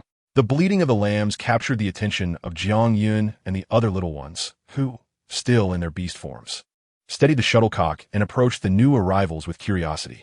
In this moment, they appeared diminutive even in the presence of the lambs. Yet the lambs seemed to sense their presence. Chapter 232. The little female of the Jinli clan Ling Shuang rolled in the dirt, having finally acquired a modicum of advantage from Ming Zhang, enabling her to manipulate her size and shrink to that of an earthworm, thereby concealing herself within Jiang Xinghua's courtyard. She soon realized that no one had detected her presence. Jiang Xinghua was in high spirits, surrounded by a throng of children and accompanied by a violet crystal beast husband. Her gaze searched for Qing Yuan, but to no avail. Neither did she spot Song Lan. How peculiar! Where could he have gone? Ling Shuang only sought a glimpse of Song Lan, her rightful first beast husband, yet Jiang Xinghua's interference had driven him and Jin Tang to assist her instead. Gan Lang, where could you be? Jiang Xinghua furrowed her brow, sensing an unpleasant odor wafting through the air. Despite her keen observation, she could not pinpoint its source. Yet she recognized it as the familiar scent belonging to Ming Zhang, a female adept at crafting puppets from the energies of the deceased. Jiang Xinghua's nose was not mistaken. As her gaze swept the surroundings, Lai Feng observed her tense demeanor. Xinghua, it's time to eat. Jiang Xinghua responded with a murmured acknowledgement, her mind clouded with unease, rendering even mealtime a restless affair. Bai Chun and Xan Lan had ventured to New Feng City, intending to remain there for several days, leaving only Baiku at home. Baiku had gone out to assist with the wheat harvest, as he was eager to help his kin gather the crops at the first sign of ripeness and utilize his abilities to thresh the wheat, ensuring the grains were cleanly ground in the stone mill. Jiang Xinghua observed as Baiku returned, accompanied by the little female of the Jinli clan, Hong Ying. With her flowing red hair and delicate red attire, she appeared particularly enchanting. This marked Jiang Xinghua's first encounter with a female of the Jinli clan. Previously, only Chang Sun remained of their lineage, the rest mere ordinary beasts. Divine sister, so you are indeed Baiku's sister, Ong Ying exclaimed, her eyes shimmering with envy as she approached Jiang Xinghua, her form adorned with scales from her transformation. A small red bead adorned her wrist, reminiscent of the one Jiang Xinghua had extracted from the bell worn by Qin Yuan. Furrowing her brow, Jiang Xinghua inquired Hong Ying, what is the significance of the bead upon your wrist? Hong Ying lifted her hand and shook her wrist, revealing a radiant smile. Peace, der Ding Luoye, is something you should know about the Koi clan. The females can transform into human forms as well as beast forms. However, we lack special abilities. Yet, the females of the Koi clan are blessed with good fortune, and when they take on human form, a luck pearl is born alongside them. Upon hearing this, Jiangxing Luo felt as if a piece of her heart had been mercilessly torn away. Why, then, do members of other clans also possess luck pearls? If a luck pearl is given away, our fortune dissipates, leading to misfortune and calamity until death ensues. As Hong Ying spoke, her voice grew increasingly faint. Therefore, it should not be easily given away, for we can also bestow good luck upon our beast husbands. Hong Ying spoke of this without noticing that Baiku had already turned a deep shade of red beside her. Jiangxing Luo recalled the pearl her mother had given her. Where had it come from? Thus, Xing Luo Jiejie, why do you inquire about this? Have you seen one? In truth, our clan once had many young females, but one day, all the young females vanished overnight, leaving us in the dark as to their whereabouts. Jiangxing Luo furrowed her brow, gazing at the cheerful red-haired girl before her, yet her heart brimmed with boundless sympathy. The Koi clan had suffered a catastrophic fate. Perhaps it was due to the existence of their luck pearls, akin to the precious pearls of the merman, which could lead one down a shortcut. Hong Ying, since you have transformed into human form, why not stay in the Jiuyan tribe? Jiangxing Luo recalled that on that day, only 2 young females from the Koi clan had transformed into human form. One was Hong Ying, and the other, whom she had also encountered, was named Ning and was considerably older than Hong Ying, and being of a similar age to Jiangxing Luo. She seemed to understand the challenges of survival, thus choosing a beast husband from the Baihu clan and forming a bond. In comparison to Ning and Jiangxing Luo was more concerned about Hong Ying. After all, Hong Ying was still young and perceived everything with such innocence. And Chang Sun had already formed a bond with Feng Ming. Since the Koi clan had transformed into human form, they ought to reside in the Jiuyan tribe. Is it truly possible, Xing Luo Jiejie? Can I stay here with you? Baiku's eyes sparkled with hope as he gazed at Jiangxing Luo, wishing for her consent to allow Hong Ying to remain. Jiangxing Luo nodded, looking at the two before her, and began to explain, of course, Baiku. Since you wish to protect Hong Ying, you must fulfill that promise. Do you understand? They had yet to undergo their coming-of-age ceremony. Hong Ying was still young, and Baiku had 2 more years before his own ceremony. Jiangxing Luo sincerely hoped that if they harbored mutual affection, they could walk together toward a shared future. I understand, sister. I will surely be able to do it, Baiku stammered, yet he grasped that a male's promise must be kept. Failing to do so would mean he was not worthy of the title of male. Baiku turned his gaze toward Hong Ying. Hong Ying, I have yet to ask you, would you choose me as your first beast husband during your coming-of-age ceremony? Baiku's eyes radiated sincerity. The males of the Baihu clan cherished their females deeply, pledging to walk hand in hand through life. Upon hearing Baiku's words, Hong Ying's large eyes sparkled with innocence and delight. A beast husband means we can sleep together, eat together, and raise our children together, right? Hong Ying, having just transformed into human form, did not fully grasp the concept of forming a bond. But she had heard many tales of males and females wishing for eternal companionship beneath the peach blossom trees by the river, so she understood what forming a bond entailed. Jiangxing Luo observed the naive little Koi as she spoke, then raised her gaze toward Lai Feng, whose deep-set eyes always held a profound affection when they met hers. Previously, she had felt shy and would often turn away to avoid his gaze, yet now she felt no desire to hide. Looking into Lai Feng's eyes, she couldn't help but recall Qin Yan's beautiful eyes, for he resembled his father most closely. Yes, being with Baiku makes me the happiest. I wish to choose Baiku as my first beast husband. Hong Ying gazed at Baiku with a hint of yearning. Jiangxing Luo noticed the deepening flush on Baiku's face, realizing his genuine affection for Hong Ying.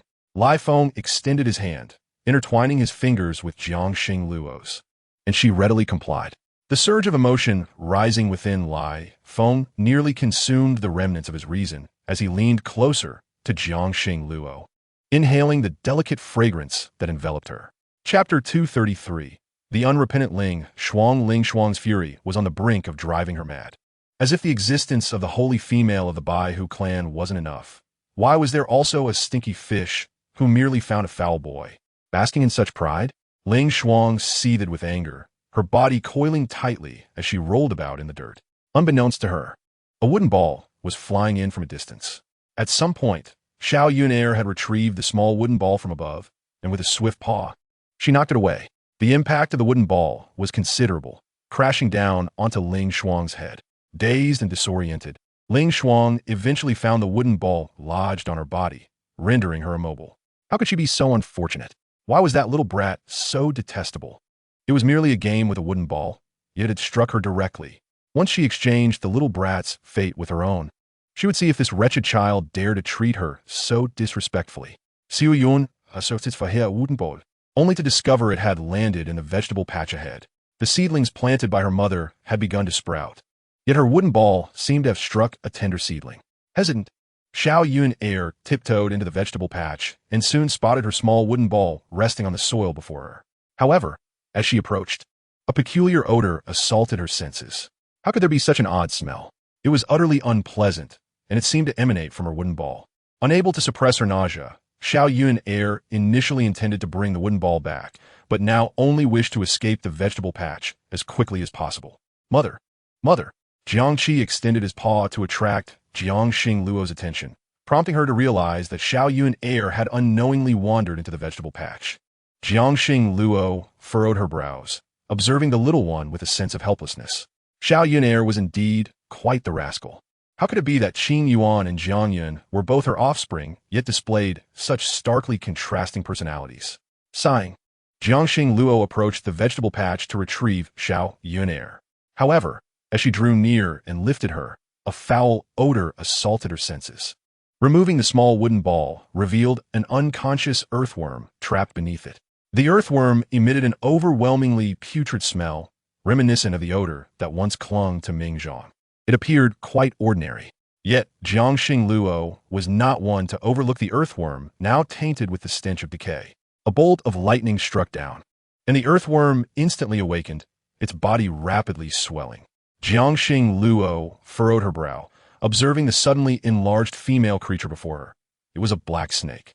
She had thought Ling Shuang, having followed Ming Zhang, might possess some intelligence, yet here it was, brazenly revealing its true form before her.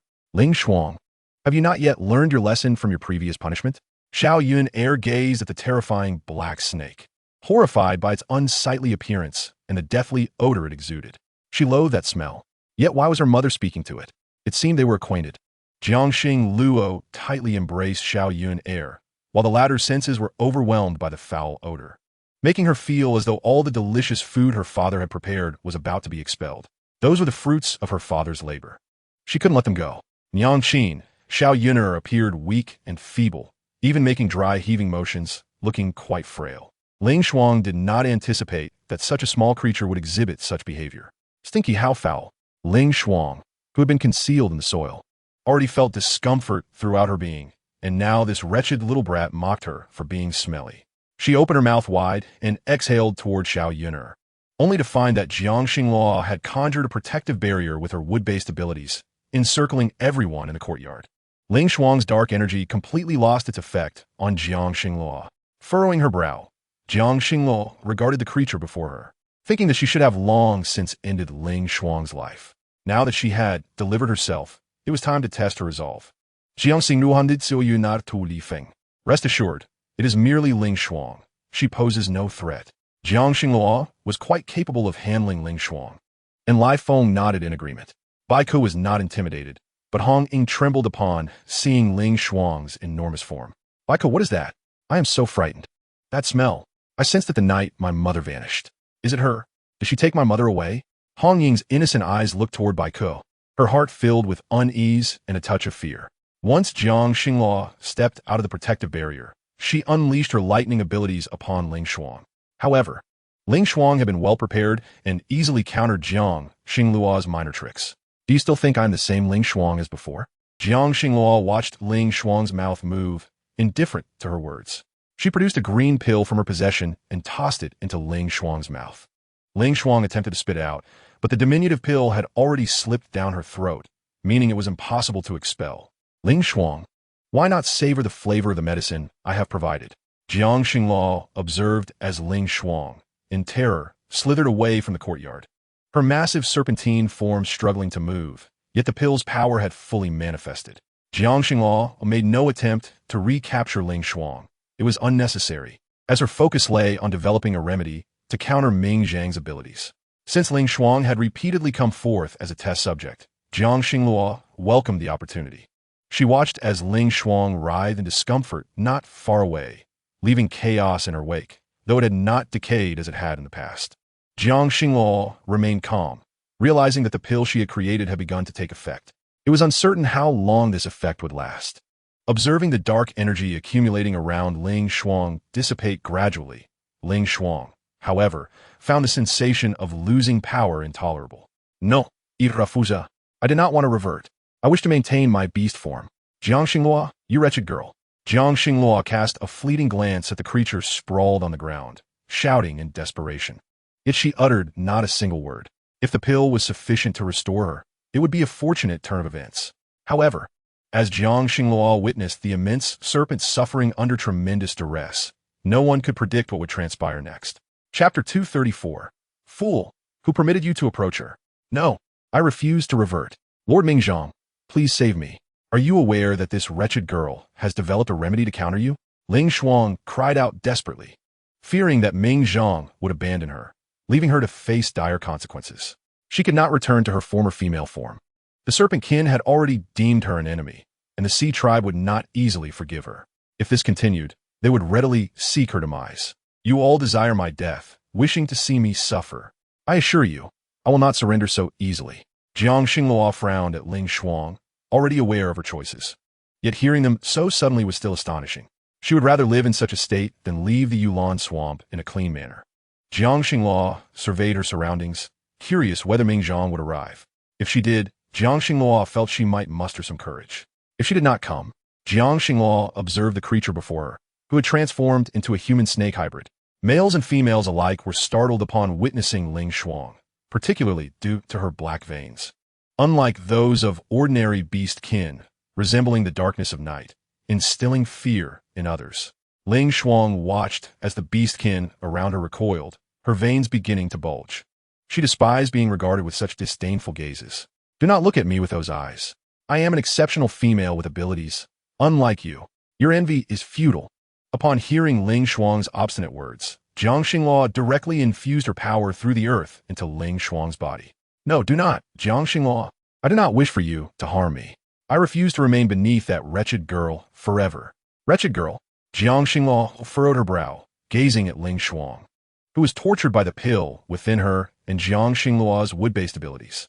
She was indeed curious whether her power could fully cleanse Ling Shuang's body. Yet, it appeared that enduring such humiliation was a punishment in itself. Fool, who allowed you to approach her? Both Jiang Xinghua and Ling Shuang heard a voice from above, while the other beast kin seemed oblivious. My lord, please save me. I was wrong. I did not want to lose my power. Jiang Xinghua watched as Ling Shuang continued to plead for mercy, when suddenly a mass of dark energy appeared and whisked Ling Shuang away. Jiang Xinghua smirked, observing the direction in which the dark energy vanished. It seemed the pill had a partial effect on ordinary beastkin tainted by dark energy. Yet a complete cure would not be so simple. Nyangqin, Xiao Yin'er, seeing Jiang Xinghua return from afar, immediately wriggled free from Lai Feng's grasp and dashed into Jiang Xinghua's embrace. Jiang Xinghua squatted down to hold Xiao Yin'er tightly. Xiao Yin'er, this time, thanks to you, I was able to discover that vicious female. Sister, Hong Ying seems unwell. Can you check on her? Upon hearing Bai Ke's voice, Jiang Xinghua approached with Xiao Yin'er, only to find Hong Ying had fainted. She promptly extended her hand to examine Hong Ying's condition. After her inspection, she realized that, unbeknownst to her, Hong Ying had absorbed a trace of dark energy, and her body had just transitioned from beast form to human, rendering her extremely fragile. Why was her foundation so weak? Jiang Xinghua had examined many young females in the tribe, but none were as weak as this one before her, one whose very life could be at stake even while carrying a child. Bai Ke, take Hong Ying to my room. I will prescribe a remedy. You go fetch the ingredients and prepare the medicine for her. I will seek out Ning and to inquire about certain matters. The Khoi tribe seemed to harbor numerous secrets, of which Jiang Xinghua was entirely unaware. Particularly, how many of the talismans born alongside their females lay forgotten in the world. She could only speculate. Jiang Xinghua relayed the prescription, and Baiku promptly set off to prepare it. Meanwhile, upon hearing news of a massive black python appearing by the roadside, Qing Yuan hurriedly returned, only to discover that her mother and father beast had returned unbeknownst to her. Nyang Qin, did Ling Shuang come here? It is she. What is it? Do you have business with her? Not particularly. It is just that she once caused me harm and took away my little green. I shall settle this score one day. Qing Yuan has grown up now. She is no longer the little female who would burden the family. Her wind-based abilities have been cultivated, and although they may not rival her mother's lightning powers, her wind blades were taught by her father beast, and she has reached the green crystal stage with her wind abilities. She wishes to meet Ling Shuang in person for a friendly competition.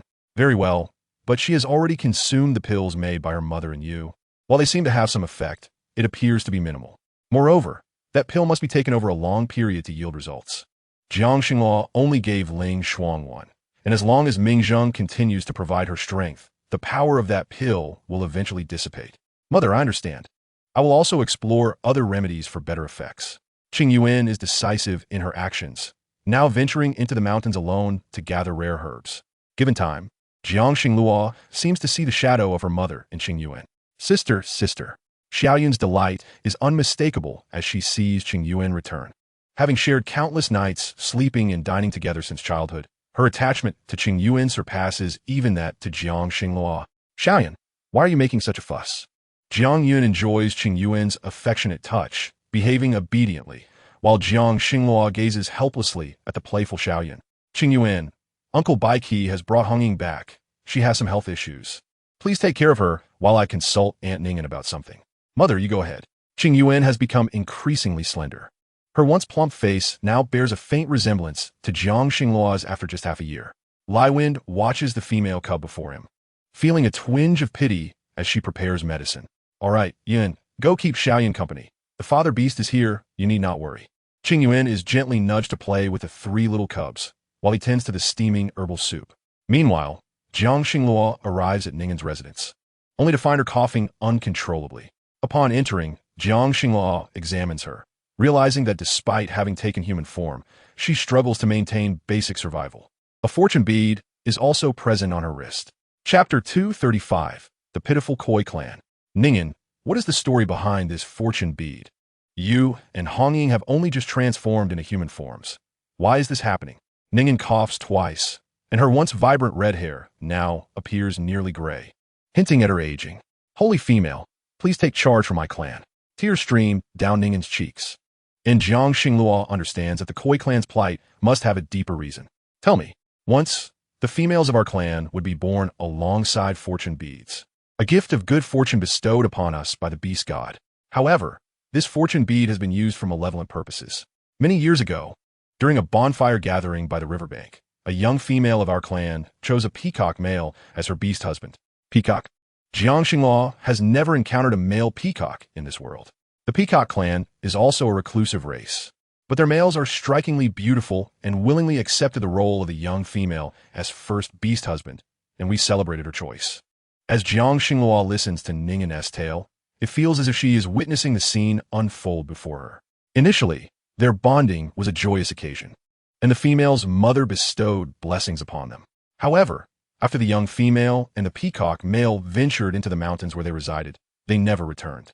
Within a month, all the young females of our clan were taken away, and Hongying and I were the only ordinary beasts who failed to transform into human forms. Yet, the beast god declared that we had aided evildoers with our fortune beads and thus deserved punishment, leading to the Koi clan's disappearance from the beast world. After hearing this, Jiang Xinglua felt that it should not be so. The beast god is not so petty. If I were to beseech the beast god, would you be willing to exchange the fortune beads for a smoother destiny? Jiang Xinglua believes that fortune beads should not exist. They would be better off disappearing from this world. Good fortune is earned through one's own efforts. Ningen gazes at Jiang Xinglua, hope igniting in her once weary eyes. I am willing, holy goddess Xinglua. I no longer desire this fortune bead. I simply wish to live as a normal female. Upon uttering these words, Ningen realizes that the fortune bead on her wrist has vanished, her gray hair transformed into a vibrant red, her skin fair, and the wrinkles that had appeared on her face now gone. The females of the Koi clan are naturally charming, and seeing Ningen restored to her original appearance, she finally believes it. Xinglua, since you wish to annul the punishment placed upon my Koi clan, they must pray in the beast god's temple for 3 days. Do you understand? The voice that suddenly resonates in Jiang Xingluo's mind surprises her, but her uncle had mentioned that as the high priestess, the beast god might communicate with her at times. Thus, it is not surprising. Jiang Xingluo had never considered that this could truly be the punishment imposed by the beast god. Ningen, tomorrow I will lead your Koi clan to the beast god's temple for repentance. As long as your faith in the beast god remains, he will forgive you. Ningen nods, tears welling in her eyes. Thank you, holy goddess. We shall no longer live in disgrace. Jiang Xingluo sighs heavily and reminds Ningen to consult Huayan for a prescription to properly nourish her health. If the Koi clan wishes to regain their former glory, they must continue to reproduce. Jiang Xingluo does not wish for any race in the beast world to vanish. However, despite the beast god's temple being rebuilt for so long, even the reclusive monkey tribe has reappeared to offer prayers. Why then have the Zhuke and Xuanwu tribes yet to make their appearance? The beast god's divine power has waned, as even the messengers of the beast god seem reluctant to trust her. Yet now she possesses the strength to communicate with herself again, which speaks volumes. The beast god can indeed regain divine power, and Jiang Xingluo merely hopes that the beast god remains, so that he may protect this world from further calamities. Whether in the rainy season or the cold season, both are harsh for females to endure. As the holy female of the Baihu clan, she must safeguard the young females, requiring the protection of the beast god for the world. Holy goddess Xingluo, so you are here. The monkey tribe is prepared for tomorrow's prayer ceremony. Priest Songlan wishes to offer prayers to the beast god with you. As a senior, Priest Songlan is entitled to do so. Jiang Xingluo does not refuse. These priests uphold an unwavering faith in the beast god. As long as they remain, Yuanxin will not perish. The prayer ceremony arrives swiftly. Jiang Xingluo had arranged this festival, known as the Farming Festival, to coincide with the warming weather, heralding the revival of life. The winter wheat is approaching harvest, and new crops must be sown. Thus, she discussed with several tribes to establish the Farming Festival, symbolizing the onset of the warm season. The news of the Farming Festival has been disseminated by the messengers of Nuofeng City, and now even Mingjun, the leader of the Panda Beastmen from Mingyuan Mountain, and his female master Jiyu have come. Along the way, the number of beastmen heading towards Juyan tribe has steadily increased, with even the entire Yining tribe planning to participate in this farming festival. After bathing, Jiang Xingluo rises early the next day, dons her priestess attire, and takes her staff to head out. Qing Yuan, being the eldest daughter of Her and Lai Wind, possesses both wood and wind abilities, destined to become the holy female of the Huangcheng tribe. Jiang Xingluo leads Qing Yuan to the high platform. Qing Yuan, from this moment forward, as you take on your responsibilities, you must begin your learning. Do you understand? Qing Yuan naturally comprehended the weight of these words.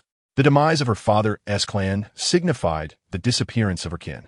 She was unwilling to witness the desolation of the wasteland remain eternal.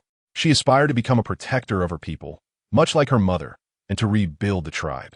As Jiang Xingluo completed her priestess dance, Qing Yuan followed suit, embodying her mother's grace, while the radiance of the beast goddess temple was rekindled. Qing Yuan's dance did not falter, accompanied by the resonating beat of the drum held by the priestess Songlan. The continuous drumming reverberated through the hearts of those present. Though merely 6 years old, Qing Yuan's performance compelled the beast god to open its eyes once more. In an instant, the once clear sky transformed into a tapestry of dark clouds, with fine rain cascading down, a rare sight in the warm season. The beast god has manifested. Jiang Xingluo observed her little daughter as unwavering determination as she completed her dance, while Songlan gazed at the young female with admiration. Truly, she has outshone her predecessors. Qing Yuan bowed respectfully to Songlan. You flatter me, Grandma Songlan. Songlan, noticing the polite demeanor of the young Qing Yuan, learned that she too possessed dual abilities. While the holy female of the Baihu clan had given birth to another Baihu female cub, albeit with wind-based powers. However, wind abilities are not to be underestimated. They are sufficient in their own right. Chapter 236. Diyue hath arrived. The rain during the farming festival filled the hearts of all beastmen with joy. Over the years, rain had mostly graced the rainy season, making the warm season's rain exceedingly precious.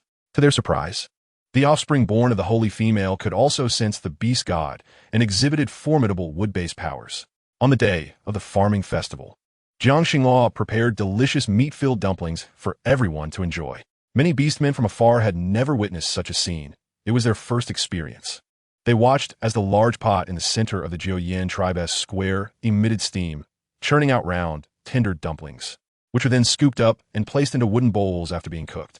Furthermore, the Jiuyin tribe had cleared a pristine path laden with various delicacies for the festival. Huayan asked Qinglan to replace her in exchanging her dried tea leaves for animal skins, while Qingyuan and Shu Alien set up their own stall to tend to the ailing. The other three cubs, however, took a different approach. Qingyan, Qingzhua, and Qingyao brought the live game they had recently hunted to their stall, while Qiyin cut up a cow he had slain, selling the freshest beef. Petals from peach blossoms fluttered down. Yet this light rain did not deter the crowd from attending the farming festival. The essence of the farming festival was, after all, the chief of the Jiuyin tribe addressing all the beastmen about farming and transforming harvests into edible nourishment. The attendees paused to listen intently as Jiang Xinghua strolled along the path and unexpectedly spotted Yulan, who had arrived with Kuei, who was carrying 3 cubs. The 3 cubs were leopard cubs, and Yulan had brought dried mushrooms and wood ear mushrooms from their recent foraging.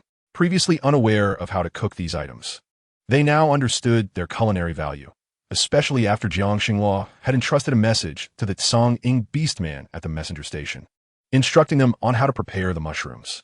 She had encouraged Kuei to gather these ingredients and experiment, and to their delight, they turned out delicious, particularly when added to the stew of wild chicken. Thus, to ensure they could trade for food and animal skins during the farming festival, she mobilized the entire tribe, young and old, to collect these items. Naturally, the brightly colored ones were not to be gathered, as Jiang Xinghua had warned that they could be poisonous.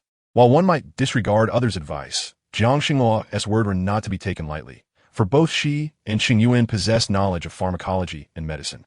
Hence, they brought only the most ordinary items, which amounted to several sacks. Yulan, it has been a long time. Lai Wind held Jiang Xinghua's hand as they strolled down the bustling street, observing the throngs of beastmen. At some point, Qingyuan's stall had become crowded with people. Sister Xinghua, you must try this chicken soup. I made it myself. You haven't tasted it yet, have you? Yulan ladled the fragrant chicken soup from the pot, the enticing aroma making Xinglua's mouth water. When did this little female become such a skilled cook? She could hardly resist the temptation of such delicacies. All right. Lai Wind watched as Xinghua sat down and eagerly sampled a bowl of chicken soup, even devouring the mushrooms within. The plump mushrooms were delectable, and the rich broth, infused with the long-stewed chicken, was divine. It would be even better with some noodles added. Jiang Xinghua found herself wanting more after just one bowl. Sister Xinghua, would you like me to trade some mushrooms and would ear mushrooms for you to make chicken soup? Yulan observed Lai Wind, gazing at Jiang Xinghua with affection, and she couldn't help but smile for a long while. Yes, let us exchange more. Our family is large, and with just a little, it wouldn't be enough. Lai Wind nodded, unexpectedly taking half of the mushrooms, and generously offered Yulan 2 green beast crystals in return. Sister Xinghua, if you take half, what will I have left? Goddess Xinghua, does this taste good? We would like to try it too. The stall, which had previously gone unnoticed, suddenly attracted attention as Jiang Xinghua took half of the items, and it was evident to all that they were indeed delicious. Moreover, Yulan had prepared chicken soup for everyone to sample. She wanted people to take these mushrooms home to try, and nearly every household in the tribe would have mushrooms to eat by the following morning. If they couldn't trade for anything else, no one would want to take them home. In truth, Yulan was hoping to exchange for some salt, but no Sea Tribe beastmen had appeared at this year's farming festival. Yulan sighed, and Jiang Xinghua shared her desire for salt as well, for it was an essential commodity and quite valuable to the beastmen. The Sea Tribe beastmen had suffered greatly, and if even the seawater became polluted, Jiang Xinghua feared the worst regarding their supply of salt. She wondered how Duyue was faring now. Xinghua. Just as Jiang Xinghua was lost in thought, she spotted Duyue approaching from afar, accompanied by a group of Sea Tribe beastmen.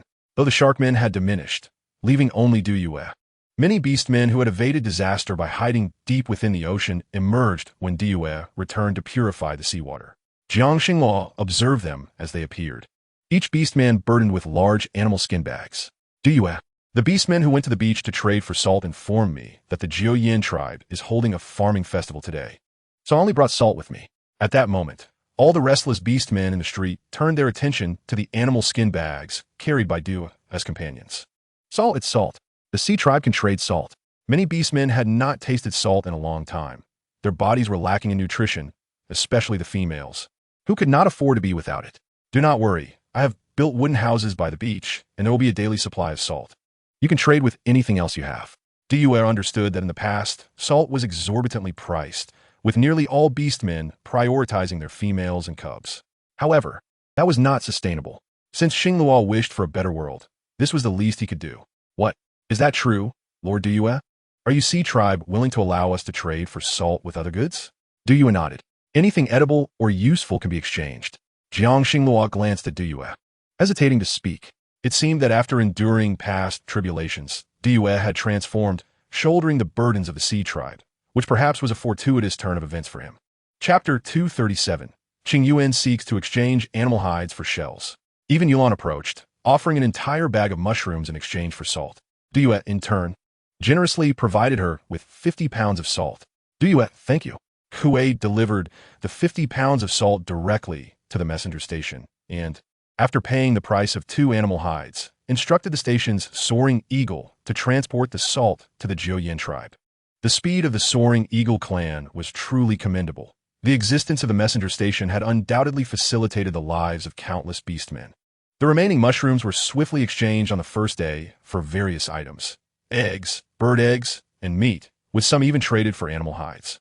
As the warm season transitioned into the torrential rains, the uncertainty of whether this year's rainy season would arrive lingered in the air. Everyone chose to cast aside their worries about the future, reveling instead in the present moment, particularly with the salt that DUR had brought.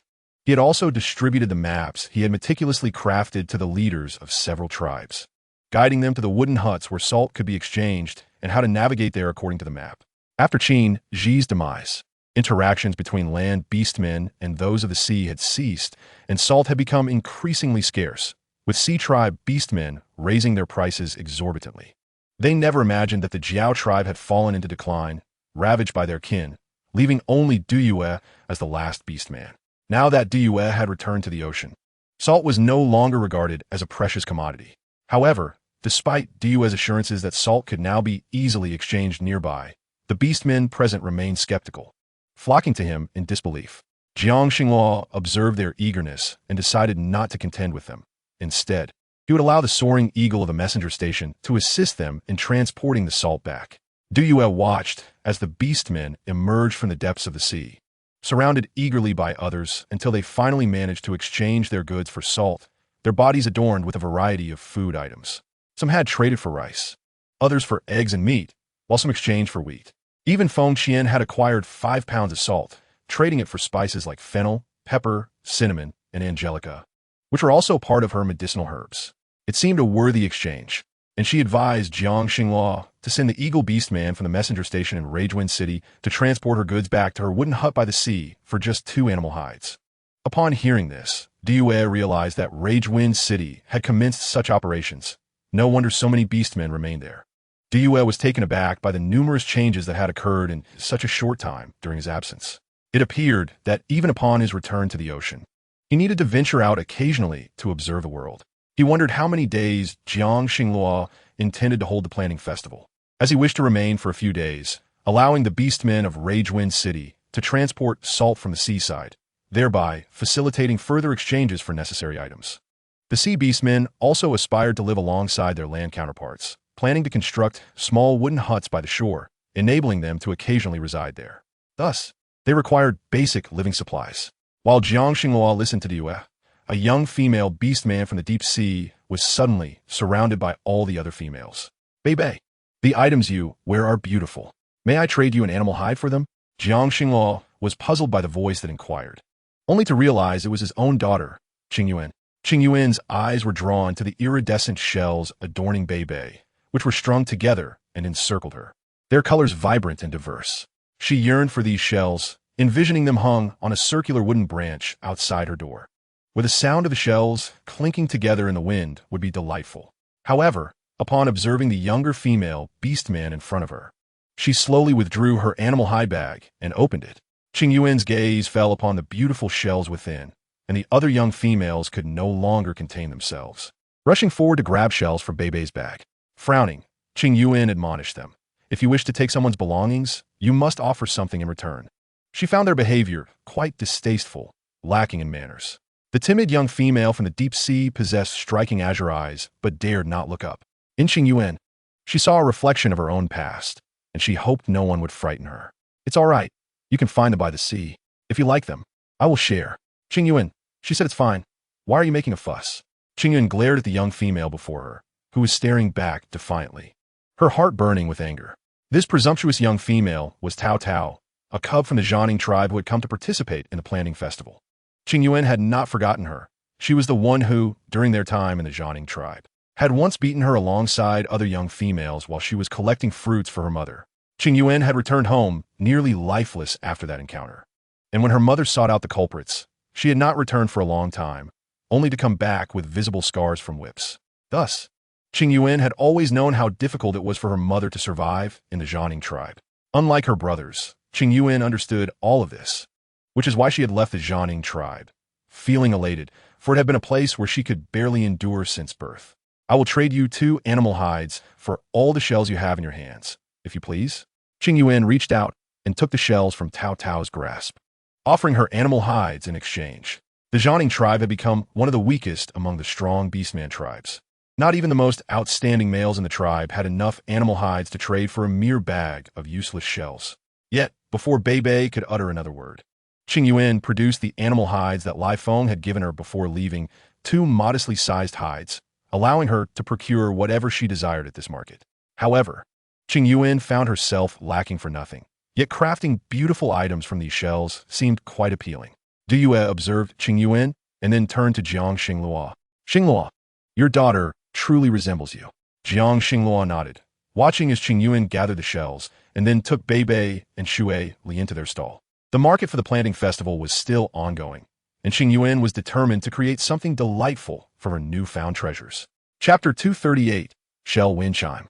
The 3 brothers, Qingyan, had exchanged all the creatures they had hunted for animal hides and fresh fruits and vegetables.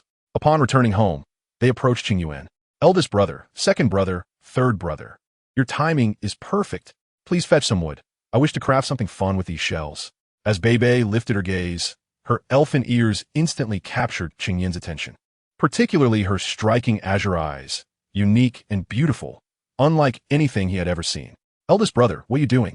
Hurry and get to work. Bei Bei timidly lowered her head, and Qingyan, scratching his head in exasperation, replied with an "oh," as the 3 brothers promptly gathered everything Qingyuan needed. Qinglan swiftly delivered the required items to Huayan. As he approached, he utilized the handcrafted knife gifted by his mother to refine the wooden blocks. Then, Qingyan, Shulian, and Bei Bei threaded the shells together. A small hook made of wood was fashioned on top, and as Qingyan lifted the shell wind chime, a gentle breeze passed by, producing a melodious tinkling sound from the shells. Jiang Xinglua was taken aback to discover that Qingyuan had ingeniously created a wind chime. She recalled that she had never brought Qingyuan into her own space, yet there was a large shell wind chime in her room, a keepsake from her mother when she was alive. Qingyuan, you are quite clever to make a wind chime. Hanging in the courtyard will create a lovely sound when the wind blows. Qingyuan looked at Jiang Xinglua and asked, is this the name my mother gave it? Wind chime is such a beautiful name, resonating with the wind. Jiang Xinglua nodded, though she pondered whether such artistic creations would be appreciated in this era. Mother, do you like it? As Jiang Xinglua reached out to stroke Qingyuan's forehead, she realized, to her surprise, that Qingyuan had grown quite tall. I do. You all have such skilled hands. I truly adore this. I love it too, Qingyuan. How about making one for me? Admiring the exquisite shell wind chime, couldn't help but caress her abdomen, having recently received a pregnancy diagnosis from shaman. She planned to build a wooden house for her little daughter and place the wind chime inside, ensuring that when the wind blew, its sound would be enchanting. Of course. Auntie, I will make one for you right away. The children quickly assembled a second shell wind chime, and with the experience from the first, the process went exceptionally smoothly. Upon witnessing their creation of the second wind chime, Yulan also expressed interest, as did Zhou Zhou, and the fully recovered Zhongtian joined in the excitement. Qingyuan exchanged the shells for a price equivalent to 2 wind chimes and bee skins, and soon, all the shells from the leather pouch had been transformed into wind chimes, replaced by bee skins in Qingyuan's hands. Jiang Xinglua was astonished that her little ones had earned 10 bee skins in such a short time. Even after retrieving the 2 beast skins originally from Bei, they had still profited by 8. With 10 beast skins among us 7, we can each have 1, and the remaining 3 can go to Bei to collect more shells. What do you think? Jiang Xinghua was pleasantly surprised by her offspring's business acumen, and Bei gazed at the additional 3 beast skins in astonishment. So, we have already earned 3 beast skins, and I can use the remaining 3 to gather shells. But, those shells, Bei, the shells you selected are beautiful. Do not think lowly of yourself. Bei looked at Qingyuan, realizing that these beast skins were a testament to their trust in one another. Qingyan smiled at Bei and said, "Shall I take you back to the sea? I would like to see the seaside as well."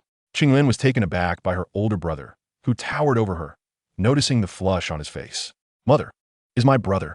Jiang Xinghua, pulled by Qingyuan's arm, whispered, noticing Qingyan's change in complexion, while Qingzhu was teaching Shuolian how to tie the shells with string more beautifully. As for Qingyao and Qinglan, they were engrossed in carving wooden blocks, seemingly oblivious to the unfolding events. Jiang Xinghua regarded Bei, the beautiful sea tribe girl with long green hair cascading to her waist, adorned with tiny pearls. Bei's mother is a sea clam female, and her father is also a sea clam, both of benevolent nature, so you need not worry excessively. Jiang Xinghua glanced at Duyue, whose lips curled into a smile, while Lifeng regarded the docile little female before him with no objections.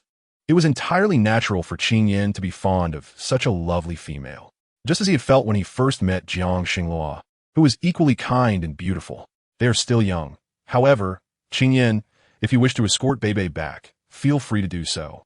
It's beneficial to experience the world outside. Qingyan, now a blue crystal beast man, would greatly benefit from such an adventure. Lifeng was surprised to hear these words from Qingyuan. Yet it was understandable, given that they had all witnessed the growth of the little ones recently. "No need, Brother Qingyan. The Lord is taking care of us, so we don't want to trouble you."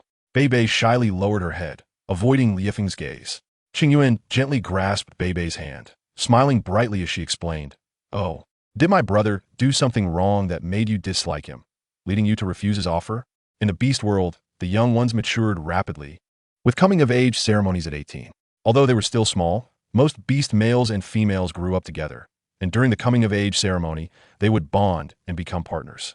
Jiang Xinghua enjoyed witnessing the childhood sweetheart narrative, though she had not anticipated observing such gossip involving her own offspring. Has she truly aged?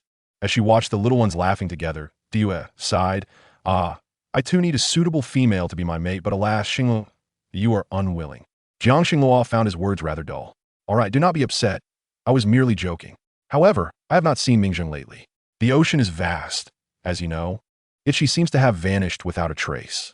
Losing recognition of one's adversaries is also a form of regression, and whether during past blessings or today's planning festival. Only the White Tiger clan and the Azure Dragon remain." The messenger from Angry Wind City had repeatedly flown to the secluded locations of the Vermilion Bird and Black Tortoise to convey messages, yet they persistently declined to emerge. Chapter 239. Shizhou goes to Chushan. When Duyue heard Jiang Xinghua speak of these matters, he recalled having encountered the Black Tortoise clan before. The Black Tortoise tribe is not a reclusive beast man, yet they refuse to come down from the mountain now. Could it be due to other reasons? "Xinghua, I will visit the Black Tortoise tribe in the South Sea, but if you wish to summon the Vermilion Bird clan, it will not be easy. The Vermilion Bird is inherently an extremely proud race, and their holy female has long sought to contest the position of High Priestess with the holy female of the White Tiger clan.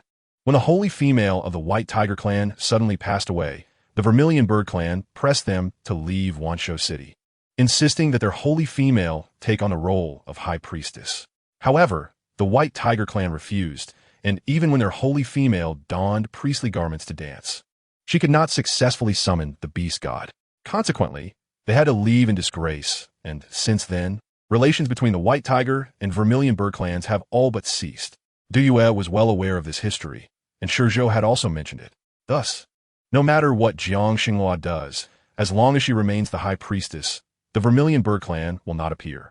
Due to such trivial disputes, even blessings are absent. They do not regard the beast god at all. Why should they continue to hold the position of beast god's envoy? Jiang Xinghua was filled with indignation, believing that such a selfish and self-serving race should no longer occupy the role of beast god's envoy. Meanwhile, Shizhou had already arrived at Chushan, where the phoenix trees stood in rows, each adorned with wooden houses inhabited by the Vermilion Bird Clan. Shizhou understood that if he did not come soon, the Vermilion Bird Clan would undoubtedly refuse to appear in the Beast God's Hall. However, they had shared many years of friendship, and Shizhou did not wish to witness the decline of the Vermilion Bird Clan. The Qinglong beast appeared high in the sky, and after a flurry of clouds and mist, the Zhuqiue clan witnessed the sudden emergence of beastmen who opened the restrictions they had set. Shizhou smoothly entered the territory of the Zhuqiue clan. Upon seeing Shizhou, the beastmen of the Zhuqiue clan could hardly contain their joy. Lord Shizhou, we did not expect you to come. Are you here to meet our holy female? She has been waiting for you for quite some time. If you agree to bond with her, we shall go together to the Beast God Temple to participate in the blessing ceremony. Shizhou's gaze remained steady, causing the Zhuqiue beastmen to instantly refrain from speaking further upon noticing his grim expression. Shizhou was the most formidable messenger of the Beast God, and the holy female wished to choose him as her mate to bear the next Qinglong messenger. Once both the Qinglong and the Zhuqiue emerged from her womb, they would not fear losing the position of priestess. Thus, Zhuyin had always awaited Shizhou's initiative to approach her. Who could have predicted that an unexpected female from the Baihu clan would appear en route? Shizhou had a marital bond with the holy female of the Baihu clan, and Zhuyin understood that if she returned, her chances would be utterly diminished. However, when a beastman approached to inform her of Shizhou's arrival, she recognized her opportunity. She knew Shizhou's heart was set on that holy female, but emotions can be swayed. That Baihu vixen claimed she would only ever take that lion as her mate, leaving Shizhou unacknowledged. Yet Shizhou would eventually seek a bond, and Zhuyin anticipated the day he would come to her.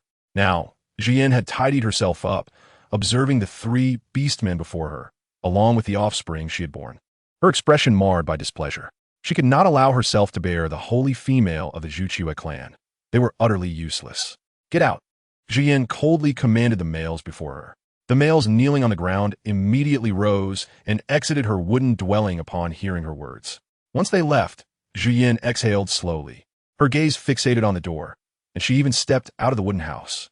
The red feather garments worn by the Zhuqiue clan were more dazzling than those of any other clan as females, and she was the most beautiful among them. Adorned in her magnificent feather attire, Zhuyin strolled gracefully among the phoenix trees, eagerly heading toward Shizhou. In this world, Shizhou was the male she held the deepest affection for, and she hoped that this time their bond would proceed smoothly. Shizhou was brought before Zhuyin by 2 Zhuqiue beastmen. For now, everything in the Zhuqiue clan was dictated by her.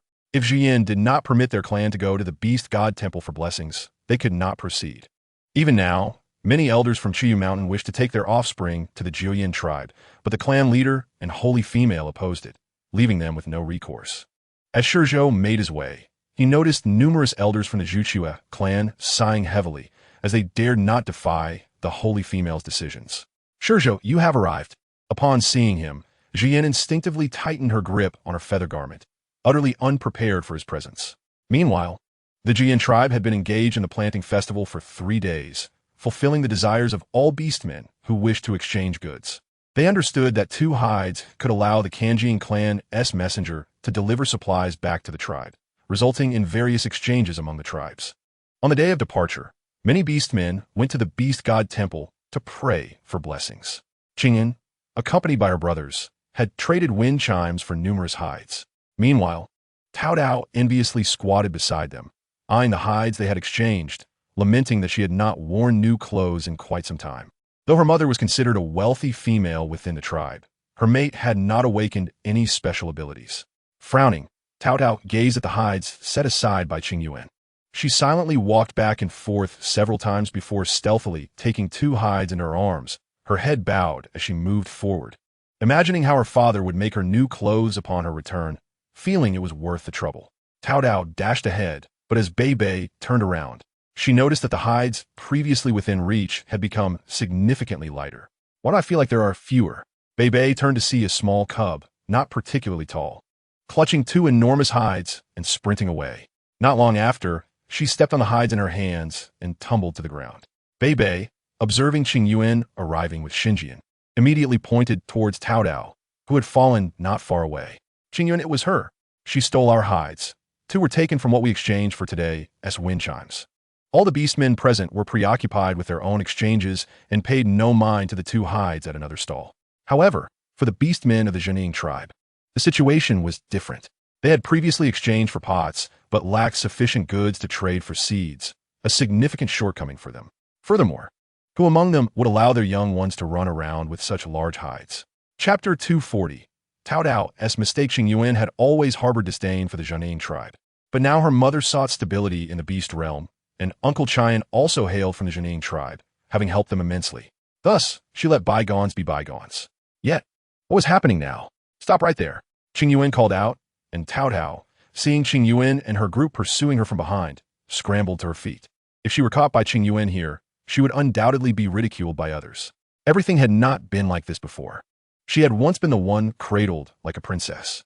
But now everything had changed. Qing Yin, once deemed useless, had become the little goddess of the Jiyin tribe, even possessing the rare wood-based abilities. Ultimately, Tao Dao was apprehended by Qing Yuan, who regarded the struggling Tao Tao before her. In the past, Qing Yuan had not even stood taller than her. But now, after quite some time, she had grown, her golden hair flowing, easily capturing the attention of anyone nearby. Even her movements at the sacrificial altar radiated brilliance, accompanied by Kanjing Beastman, who cared for her attentively.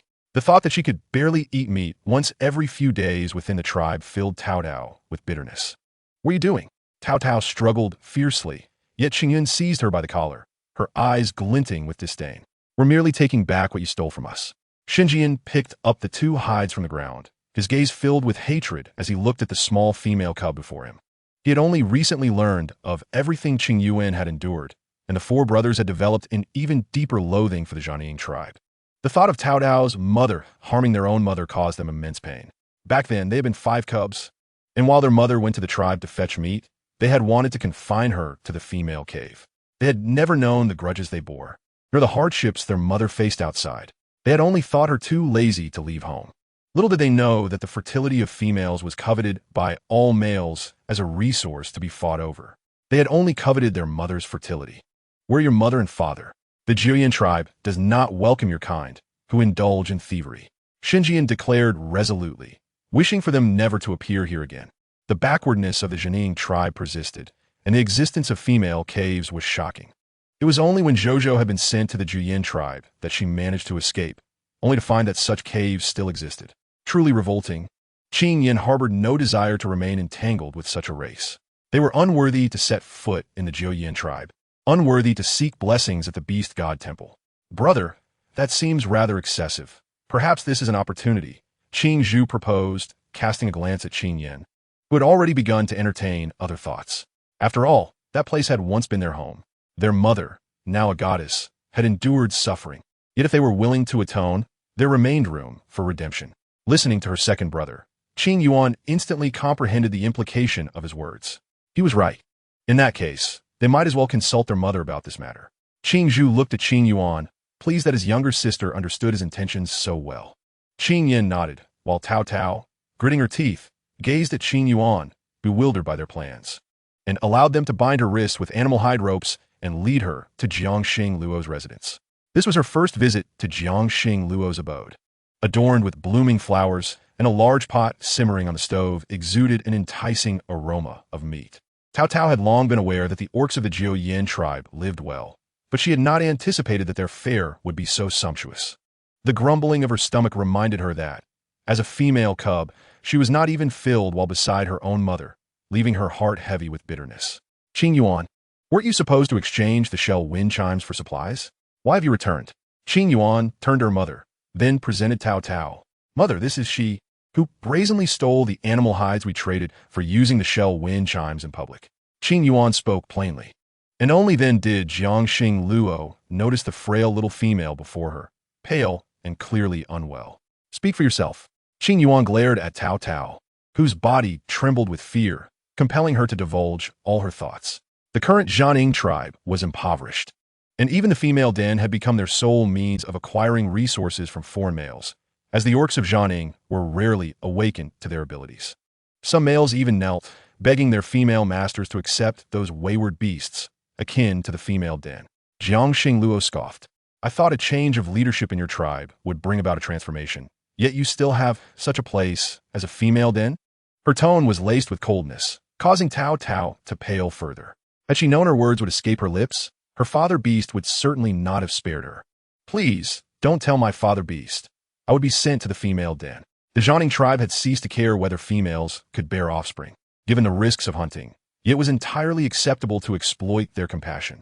Qing Yuan had assumed that although the female den still existed within their tribe, it was a source of harm to the females and would eventually fade away. She had not anticipated that in such a backward place, females were treated as commodities for exchange. I beg you, I was wrong. I simply haven't worn new clothes for too long, which is why I attempted to steal. Besides, you do not lack these, but I. Qing Yuan coldly interrupted. So you felt justified in stealing our possessions, did you? Upon hearing this, Jiangxing Luo realized how truly repugnant the Jianing tribe had become. Mother, I detest the very term female den. Females should not be treated as resources for trade. However, the orcs of the Jianing tribe are not virtuous beings. Qing Yuan thought of aiding the females in this beastly world, yet loathed the orcs of the Jianing tribe. I understand that. Nowadays, males who harm females face punishment. Therefore, those females unwilling to enter the female den cannot be coerced. Qing Yuan turned to Jiangxing Luo, affirming, indeed, if males inflict harm against the will of the females, they will incur the wrath of the beast god. Thus, Jiangxing Luo needed not to elaborate further. Tao Tao, do you understand? Upon hearing Jiangxing Luo's words, Tao Tao su de li gongpen, tangzu, on xing luo. I was wrong. Qing Yuan, forgive me. I shouldn't have brought others to bully you. Chapter 241, Mother. What brings you here? Qing Yuan observed the little female suddenly kneeling and bowing her head, doubting its authenticity. Tao Tao, envious and resentful of Qing Yuan, seemed to finally grasp why Qing Yuan had brought her before Jiangxing Luo. Although Qing Yuan despised her, she still wished to resolve the issue of the female den through her. Yet, Tao Tao clung to her personal vendettas. I apologize, Qing Yuan. I understand now that if we had not driven away Jiangxing Luo and her family, all the benefits would have belonged to us. Jiangxing Luo was indeed a goddess. Wherever she was, blessings would follow. However, Tao Tao's realization seemed to come too late. Their tribe, barely managing to survive, was plagued by their father beast's arrogance. Enough. Do not injure your head further while lingering here. Qing Yuan untied the animal hide rope and reclaimed the hide, horrified by the blood oozing from Tao Tao's head. Yet, they could not forget the past. Qing Yuan would never extend a hand unconditionally to a female cub that had once harmed her. Nevertheless, after this incident, their grievances with the Jianing tribe seemed to have been settled. Perhaps due to the current prosperity of the Zhouyan tribe, they were likely suffering as well. Well then, you all have returned with Bei Bei just in time. Your father beast has prepared a meal. Let's eat first. Qing Yuan nodded and took her seat with Shui Lian and Bei Bei at the table specially prepared by their father beast. As the end of the planting festival approached, they had assumed that no other tribe's orcs would appear. This time, Jiu Tai, accompanied by Lu Yong, informed all the orcs on how to select land and adapt to the climate for farming. Fortunately, Jiangxing Luo, with foresight, had engraved illustrations alongside the text, depicting the entire planting process comprehensively. Free animal hide booklets were distributed to the leaders of each tribe, and as they perused the clear images, coupled with Jiu Tai's explanations, they eagerly took seeds back with them. Even the Jianing tribe received seeds and booklets, returning with joy, eagerly anticipating a bountiful harvest for the winter. Jiangxing Luo felt relieved, yet unexpectedly, on the following day after the planting festival, the Shunmao tribe and the Wolf tribe arrived at the Zhouyan tribe together. The beast god temple was radiant, and Xingzhen appeared before the Zhouyan tribe, resembling a goddess untouched by mortal affairs, just outside Jiangxing Luo's residence. Early in the morning, Qing Yuan opened the door to check on Aunt Ning Anne's condition, who had mentioned she might be expecting. To her surprise, upon stepping outside, she encountered the beautiful female standing before her. Their eyes met, and Xingzhen, startled, realized that the golden-haired little female bore a striking resemblance to her. Save for their eyes, Qing Yuan? As Qing Yuan gazed at the female, she responded affirmatively. May I inquire as to the identity of this esteemed guest? The unfamiliarity in Qing Yuan's gaze stung Xingzhen, for she was the child of her female cub, yet they had not met for over 20 years. Qing Yuan, I am your maternal grandmother. Xingzhen extended her hand, gently caressing Qing Yuan's forehead, her golden tresses soft to the touch. Upon hearing her words, Qing Yuan's initial unfamiliarity transformed into reverence. Maternal grandmother. You are my maternal grandmother? Xingzhen nodded, having descended from the lynx, and took Qing Yuan's small hand in hers. Your maternal grandmother was unaware of your planting festival, hence my delayed arrival. Qingyan gazed intently at the female before her, utterly astonished by the striking resemblance between her grandmother and her mother, as if they had been sculpted from the same mold. Fear not, grandmother. I shall take you to meet mother. Hand in hand with Xingzhen, they appeared less like a grandmother and granddaughter, and more akin to sisters. Mother, grandmother has arrived. Qingyan observed Jiang Xinghua, who was diligently recording methods to locate water wells among the supplies, feeling a pang of sympathy. The former high priestess of the Baihu clan was solely responsible for leading her people in prayers. Yet now Jiang Xinghua was determined to ensure the prosperity of every tribe. They had brought seeds back, but not every beastman possessed the wood-based abilities required to nurture the plants. Hence, in water-scarce areas, finding water wells became paramount.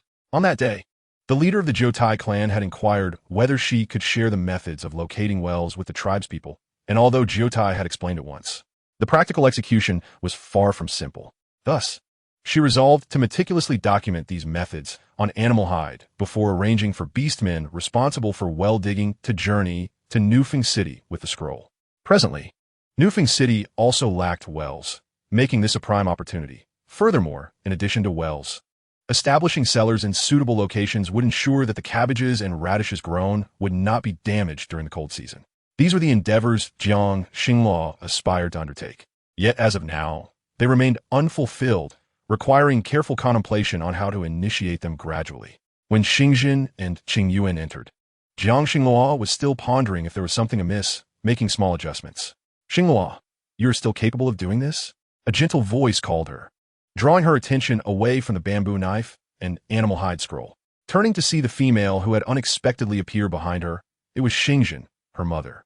Jiang Xinghua embraced her long-lost mother, believing that immersing herself in work would diminish her longing, yet seeing her mother stirred waves of nostalgia within her.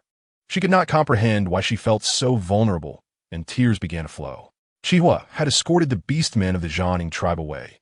In recent days, Lai Wind had taken several cubs to hunt wild beasts, hoping to capture a few alive to increase the suitable livestock for the tribe. Thus, she found herself alone at home. Mother, why are you crying? Do you miss grandmother like I did when I was little? Qingyuan nodded. Xingzhen reached out to wipe the tears from Jiang Xinglua's cheeks. Xinghua, do not weep. You are remarkable, and you have accomplished so much already. Jiang Xinglua nodded, aware that the Shuncat tribe had always shunned the outside world. And now that they had emerged, it must be for a significant reason. Mother, is there something of great importance that brings you here? Xingzhen gazed into those familiar eyes that mirrored her own, nodding in affirmation. Indeed, my dear Xinghua, the Koi tribe's fortune-turning pearl still remains in Mingjing's possession. This was a past that she wished to forget, for the Shuncat, Koi, and Wolf tribes had once coexisted in seclusion. The allure of the Koi tribe's fortune-turning pearl was undeniable, and the offspring of the Shuncat tribe were inherently endowed with powerful wood-based abilities, a gift from the beast god. Mother, we mean, the peacock male was, in fact, an incarnation of Mingjing. Mingjing could alter her appearance to control others, a truth Jiang Xinghua was well aware of. She recalled Ling Shuang, who had been manipulated in the past, a memory that lingered vividly in her mind. Yet, Jiang Xinghua had always believed that the absence of her own body compelled her to control others. Now it appeared that this was not entirely the case. The females of the Koi tribe were already scarce, and now that she had aided them, they had found their liberation. Jiang Xinghua raised her gaze to Xingzhen, who was not only a healer, but also a skilled diviner, a fact Jiang Xinghua was now cognizant of. Xingzhen's eyes held a tenderness as she looked at Jiang Xinghua, seemingly peering through her to another person, her beast husband, who had long vanished from the beast world. Xingzhen lowered her head in wistful contemplation, suppressing her inner turmoil. Before raising her gaze to Jiang Xinglua, I have come to bring the Black Wolf tribe to join our prayers. Jiang Xinglua nodded while outside. Xinghui witnessed a black tiger male delivering meat, his eyes dark and filled with provocation as he regarded the black tiger male. Who are you, foolish wolf? Where is Xinglua? Is that lion not present?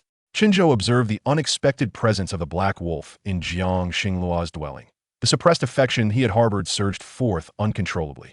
These wolves were unfamiliar to him, and despite his long existence in Wanshou City, he had never encountered a black wolf. Of course he is not here. But who are you? Surely, Xinglua would not set her sights on you. Mu Chun bared his teeth at Qinzhou, and, as their exchange escalated, they transformed into their beast forms and began to clash, leaving Xinghui astonished. Enough. If you wish to argue, take it outside. Do not disturb Xinghua here. Xinghui had already disapproved of Mu Chen's presence, but the wolf tribe required guardianship. Thus Mu Chun had come to offer prayers. To his dismay, Xinghui had stirred trouble immediately upon arrival, engaging in a quarrel with the local males. Brother Xinghui, let us step outside and fight, Mu Chen declared, shoving Qinzhou aside. Though merely a black wolf, he exhibited strength that rivaled the black tiger. Mu Chun had already harbored feelings for Jiang Xinghua, while Qinzhou had established a soul bond with the sacred female of the Baihu tribe. Both had lost their beloveds, igniting their anger. Their confrontation became inevitable, with thunder and lightning flashing across the sky, surprising the little females tending to the medicinal fields in the Jiuyan tribe. Diyue had yet to leave. Witnessing the clearing sky and the rumble of thunder, she observed the stones on the distant mountains begin to shatter. Diyue felt a sense of foreboding. Had Mingzheng sought another vessel endowed with lightning abilities?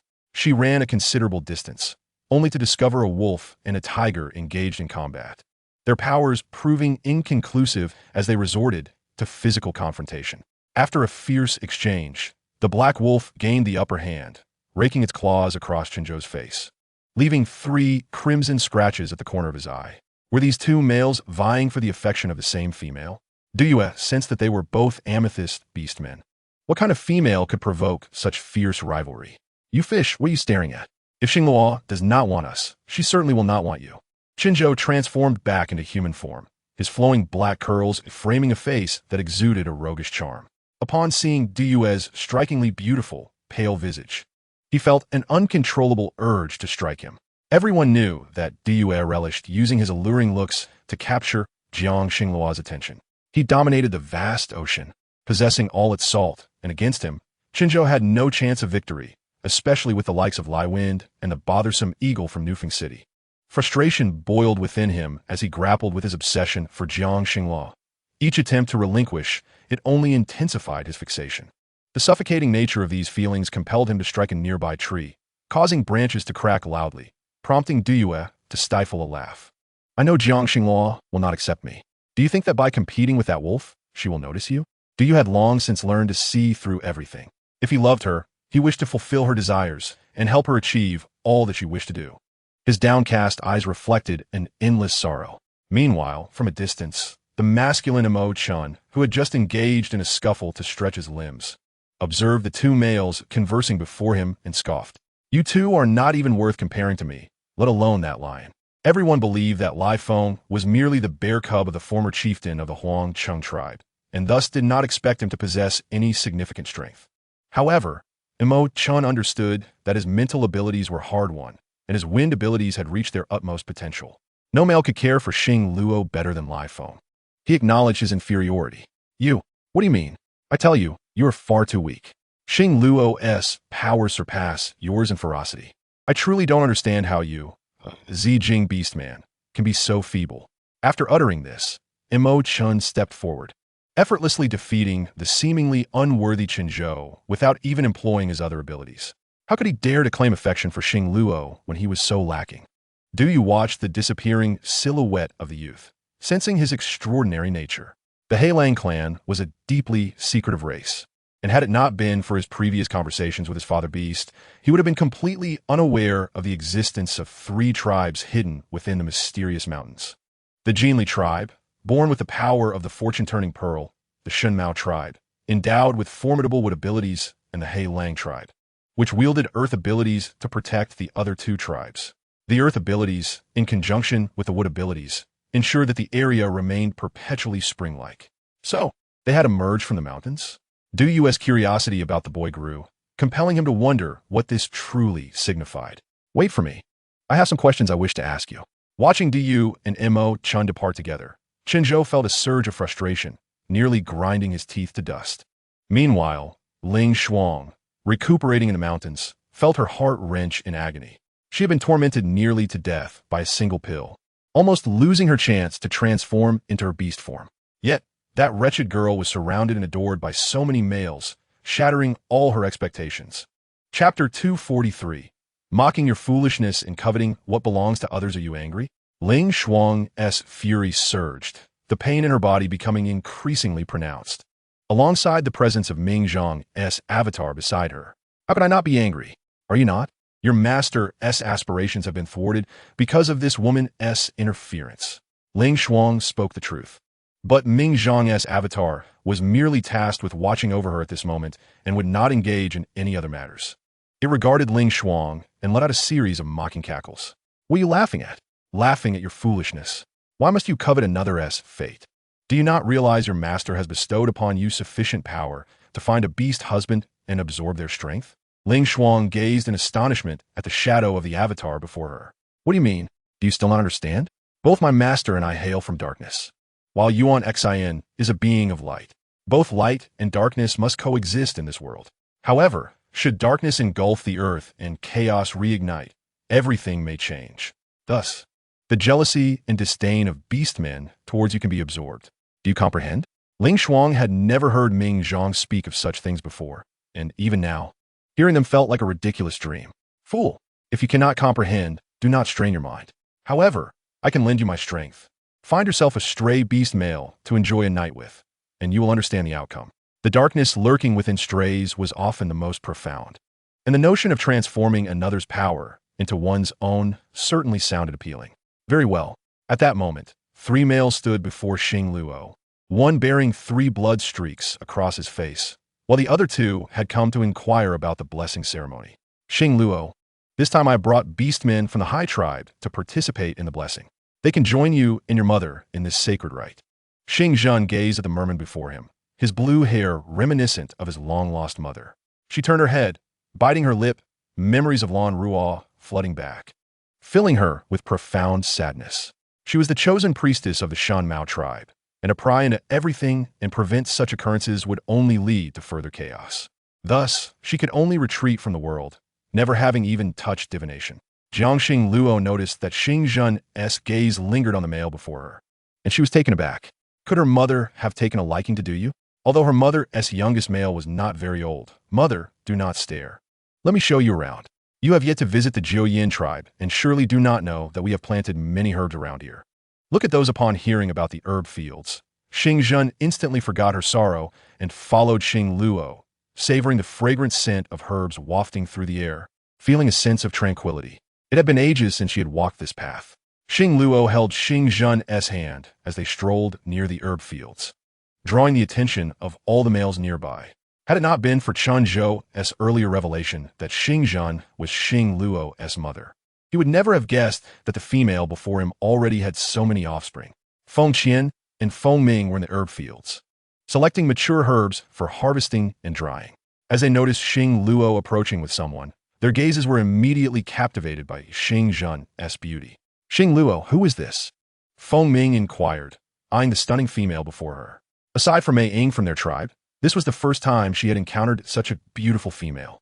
This is my mother. Mother? Sister Xing Luo, this lady is your mother? Jiangxing Luo could hardly contain her laughter at Feng Ming's astonished expression. Even Xing Zhen, who seldom smiled, had the corners of her eyes lift in amusement. You are quite the charmer. I am Xing Luo's mother, come to bless alongside you.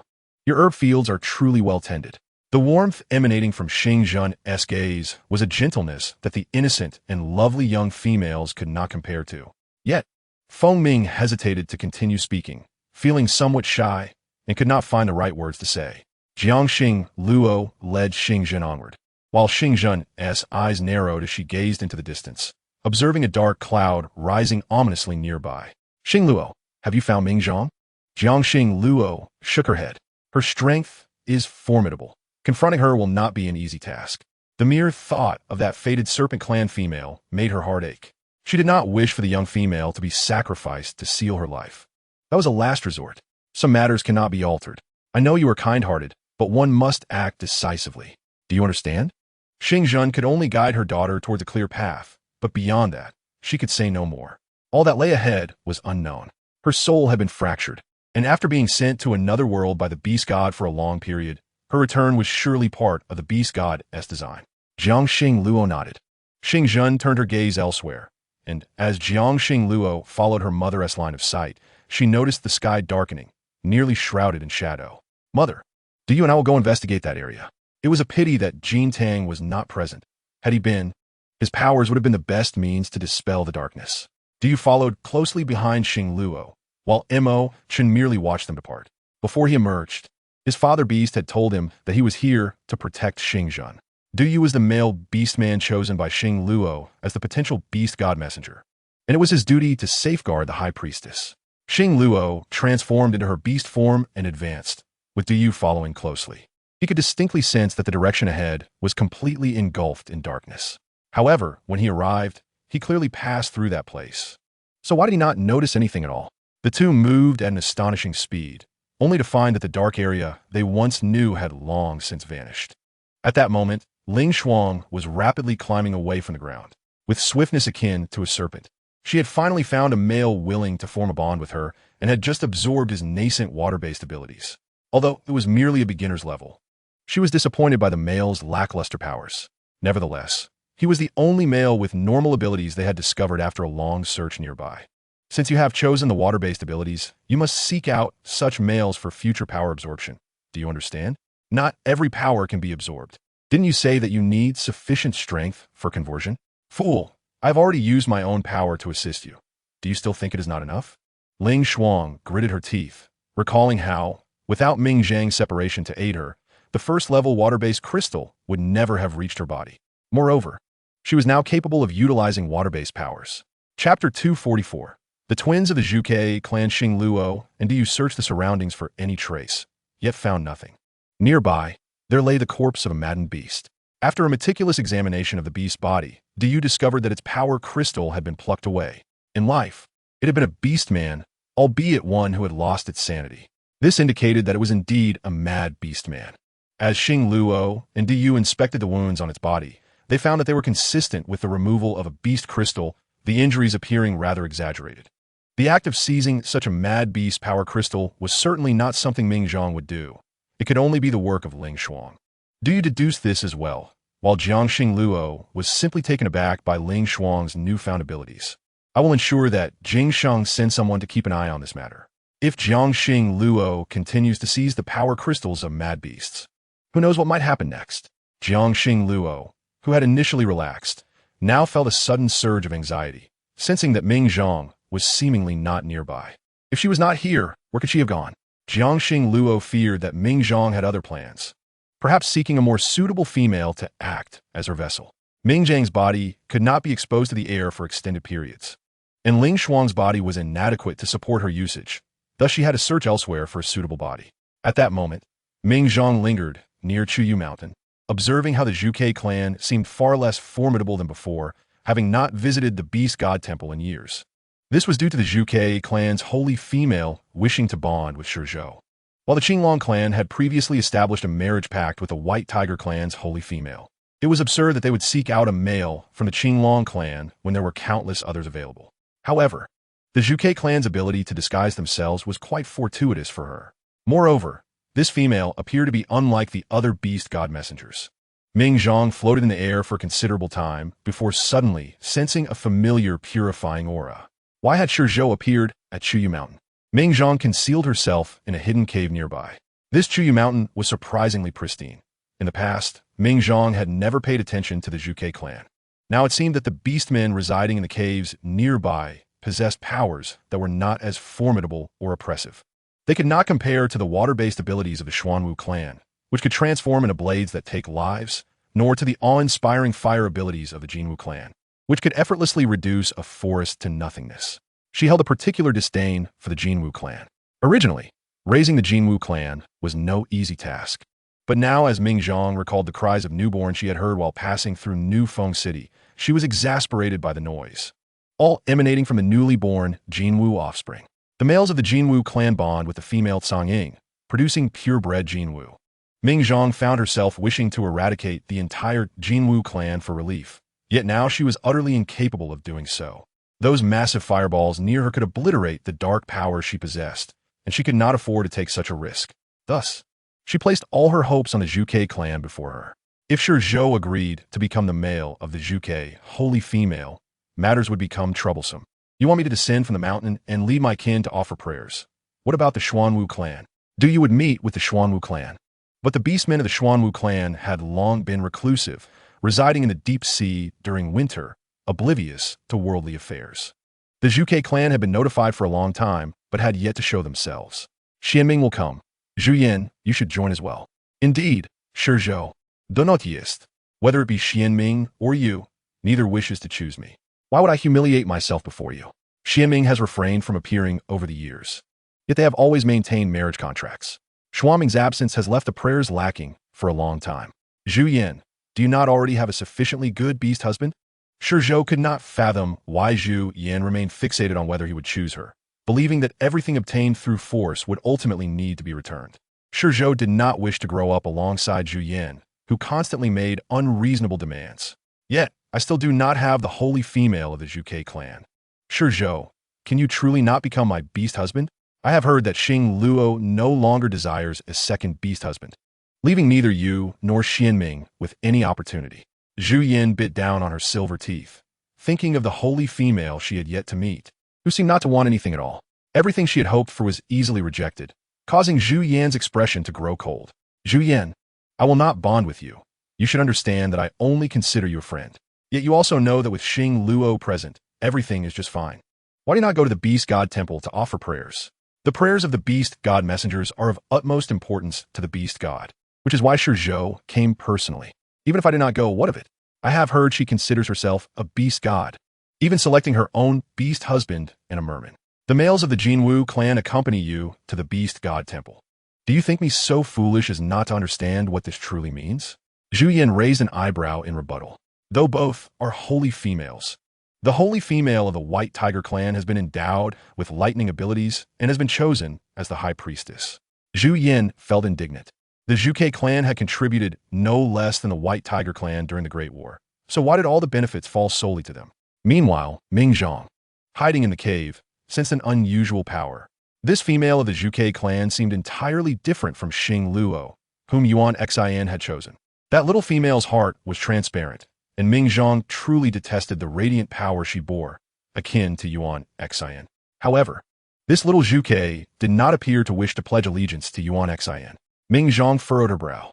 Yuan Xian's judgment was indeed poor to select such a little female, showing no true intent. As Ming Zhang concealed herself, she observed the approaching Zhuke clansman.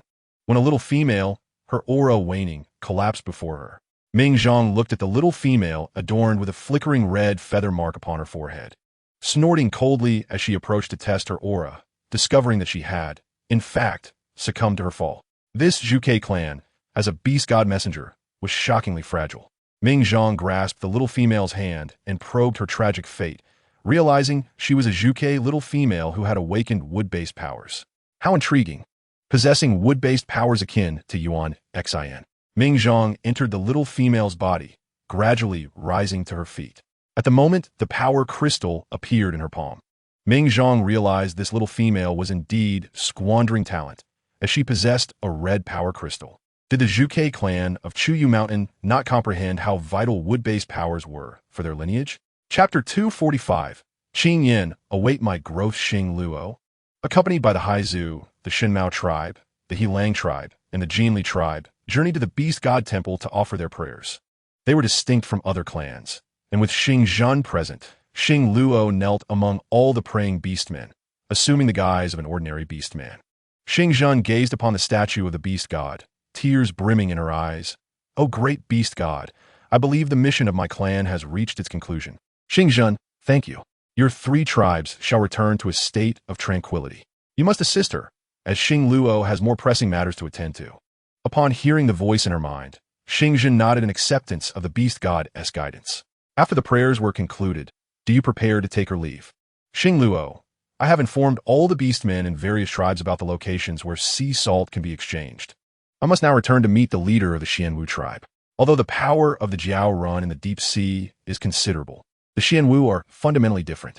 The Xianwu tribe has long lived in seclusion, possessing abilities in both water and ice.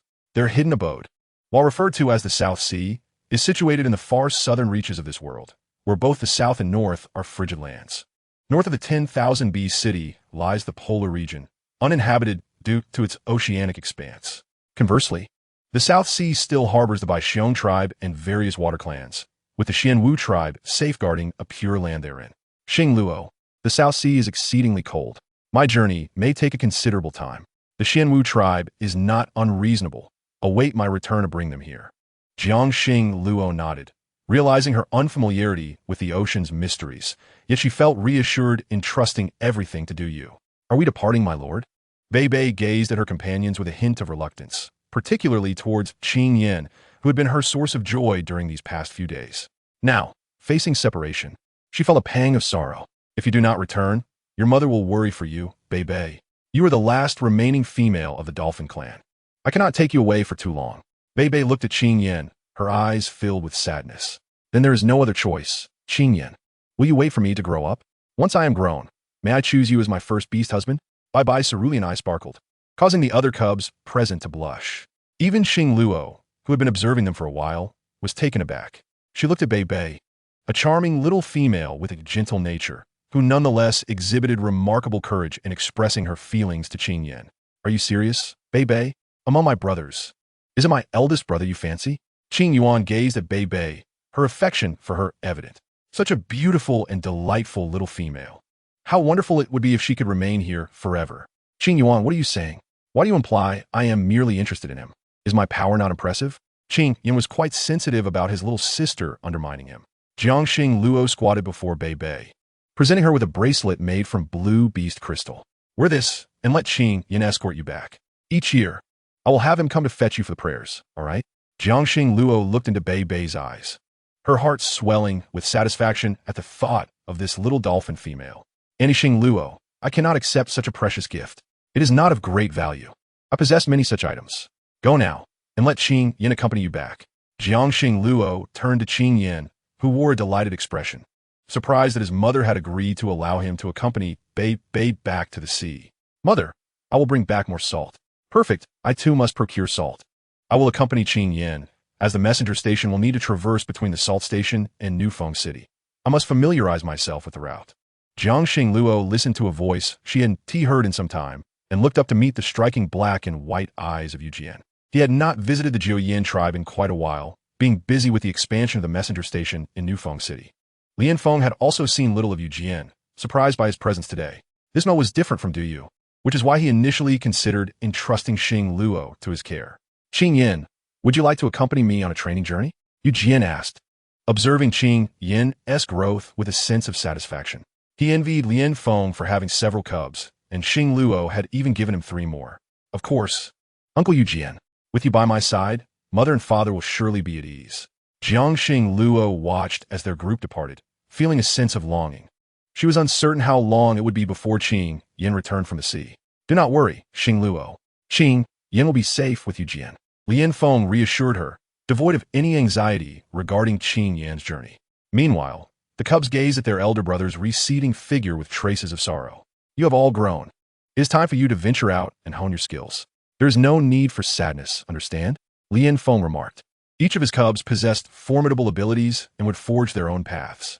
Qing Yuan had already chosen to inherit everything from her mother, determined to strengthen her tribe, as the ruined city would inevitably need to be rebuilt. We understand. Ying Che looked at Qing Yuan, who still needed to deliver the prepared medicine to Aunt Ningen. Sister Qing Yuan, will you return to the ruined city in the future? As Qing Yuan turned to leave, she noticed Ying Che catching up to her. Ying Che was personally chosen by Qing Yuan as her guardian beast. She sighed, replying, Ying Che, I know you're also a beastman from Nufeng City.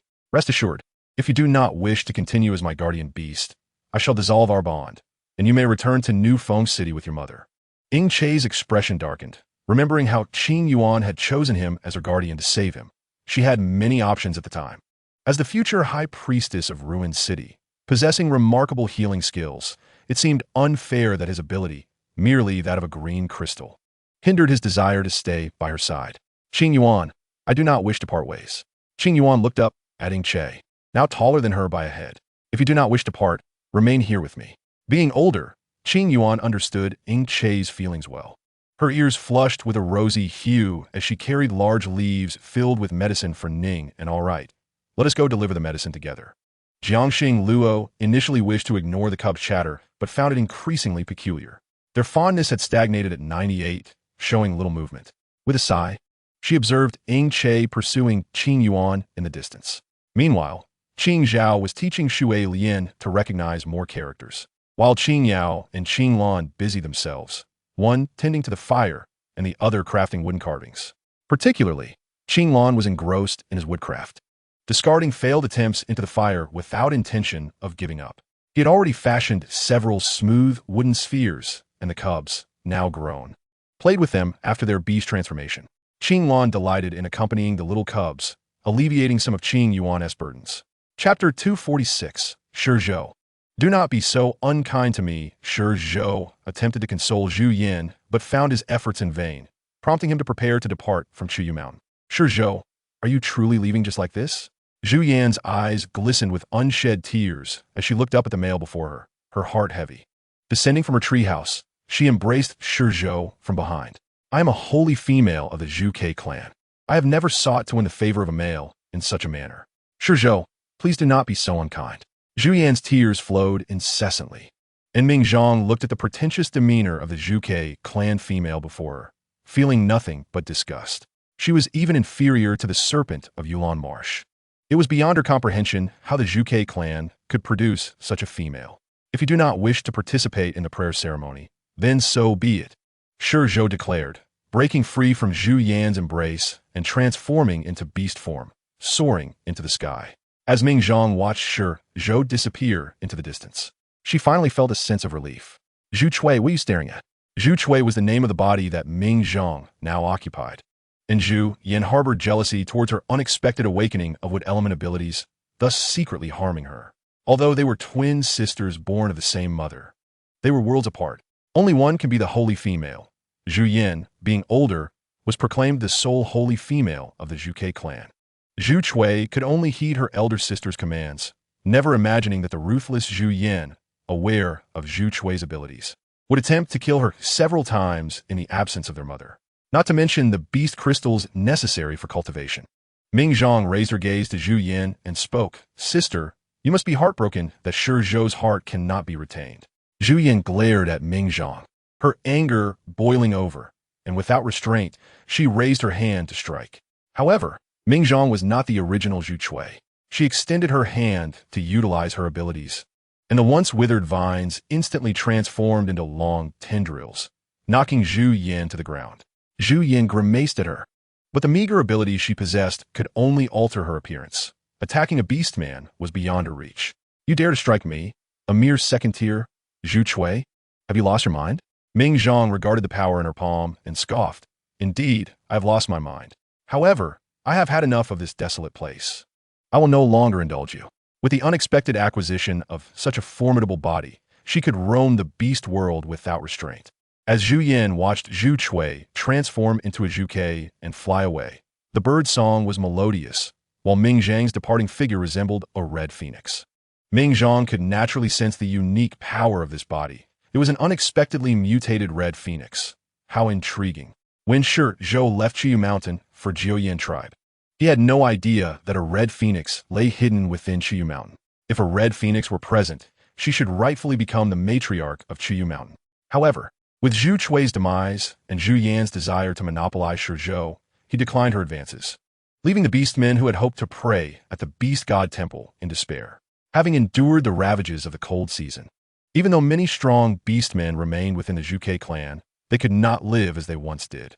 Nowadays, hunger was a commonplace experience, and the number of females born was dwindling. The males of their clan, deprived of solace, had begun to leave Chuyu Mountain. Despite this, Zhu Yin still refused to attend the Beast God Temple for her selfish desires. The elders of the Zhu clan lamented, "This is no holy female. She is a threat to our very lives. The legacy left by our ancestors is being recklessly destroyed by Zhu Yin." The merfolk Jinwu and the lions of the wasteland city were all valiant beastmen who once aided the beast god in safeguarding various clans. The reason Zhu was chosen as the ruler of Chuyu Mountain and became the beast god's messenger was due to that bond of gratitude. Now, their holy female was unwilling to acknowledge this debt of gratitude. Meanwhile, Shi Zhou had returned to the Jiuyan tribe, and Shuo Yu looked upon him with visible anger, indicating that his time at Chuyu Mountain had not been smooth. Is Zhu Yin unwilling to bring the Zhu clan here? Zhou nodded. The current Qiyu Mountain had lost its previous vitality. If this continued, one day, both Qiyu Mountain and the Zhuke clan would face destruction. The beast god could only draw power from the reverence of beastmen to protect them. However, the Zhuke clan had long forgotten the oath made when they were chosen as the beast god's messengers, to remain eternally loyal to the beast god Yuanxin. The beast god had yet to regain strength, and it was already a challenge to shelter Jiuyin tribe, let alone Qiyu Mountain. Very well, if she refuses to come, then so be it. Previously, Diu came by, mentioning she was searching for Xianming. Zhou sighed helplessly. He had not seen Xianming in quite some time and had no idea what the situation in the South Sea was like now. Do you know Xianming?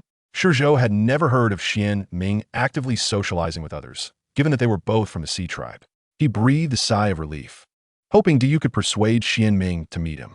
The prayer ceremony was extremely significant, concerning whether the beast world would experience favorable weather conditions for the entire year. Zhou merely wished for fewer natural disasters. The beast world had endured consecutive rainy seasons for years. The previous rainy season had claimed the lives of many land-dwelling beastmen.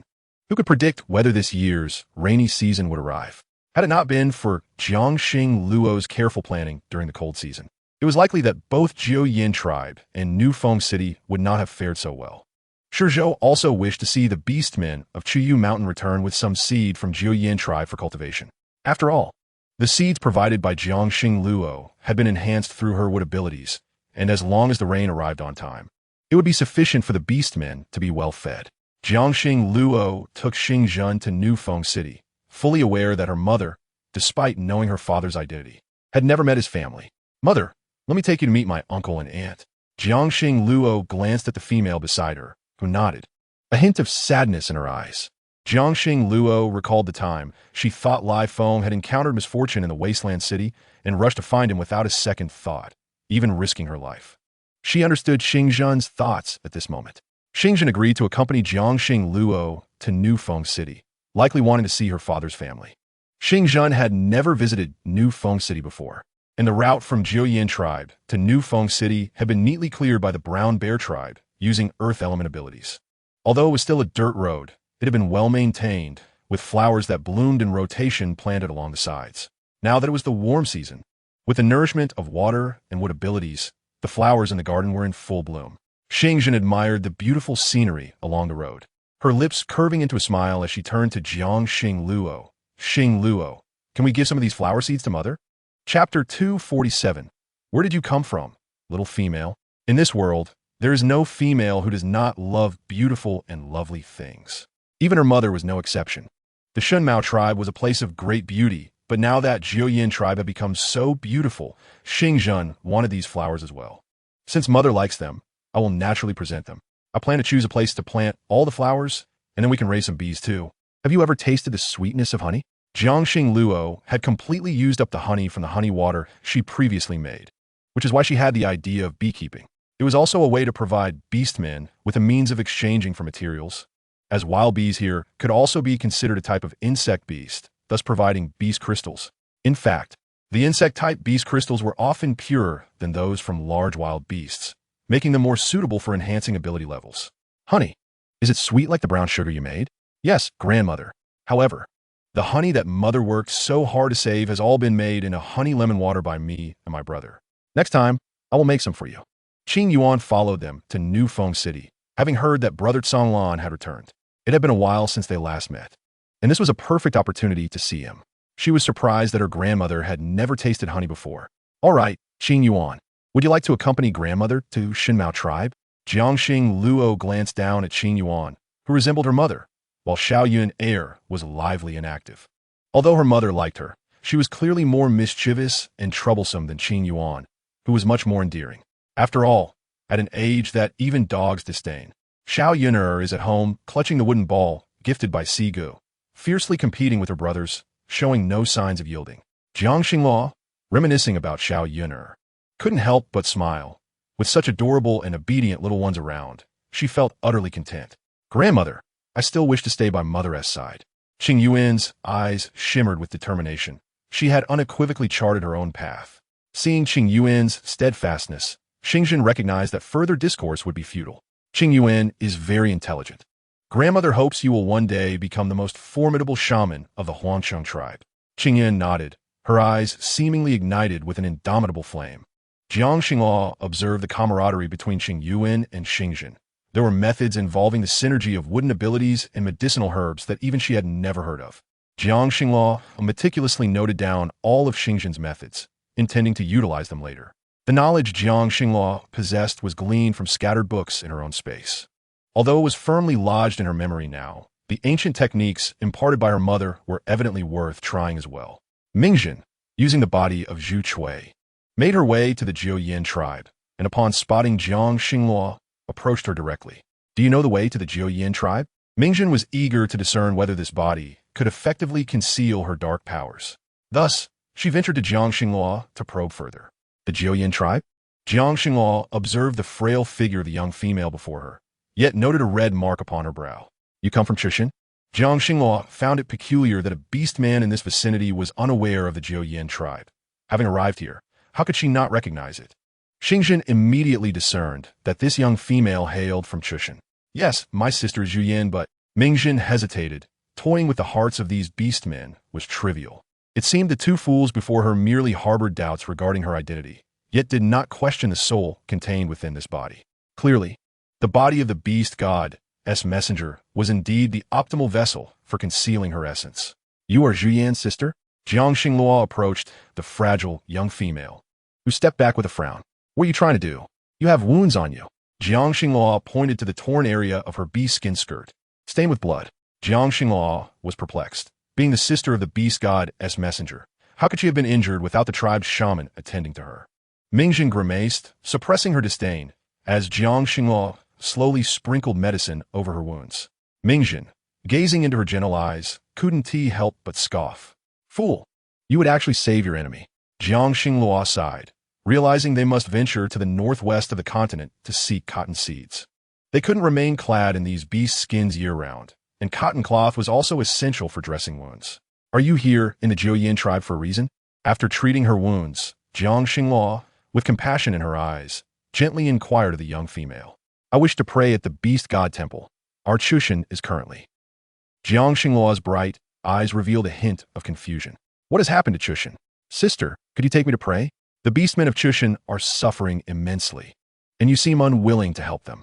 Mingzhen bit her lip as tears streamed down her face. With the power of this body, she was utterly incapable of confronting Jiang Xinghua.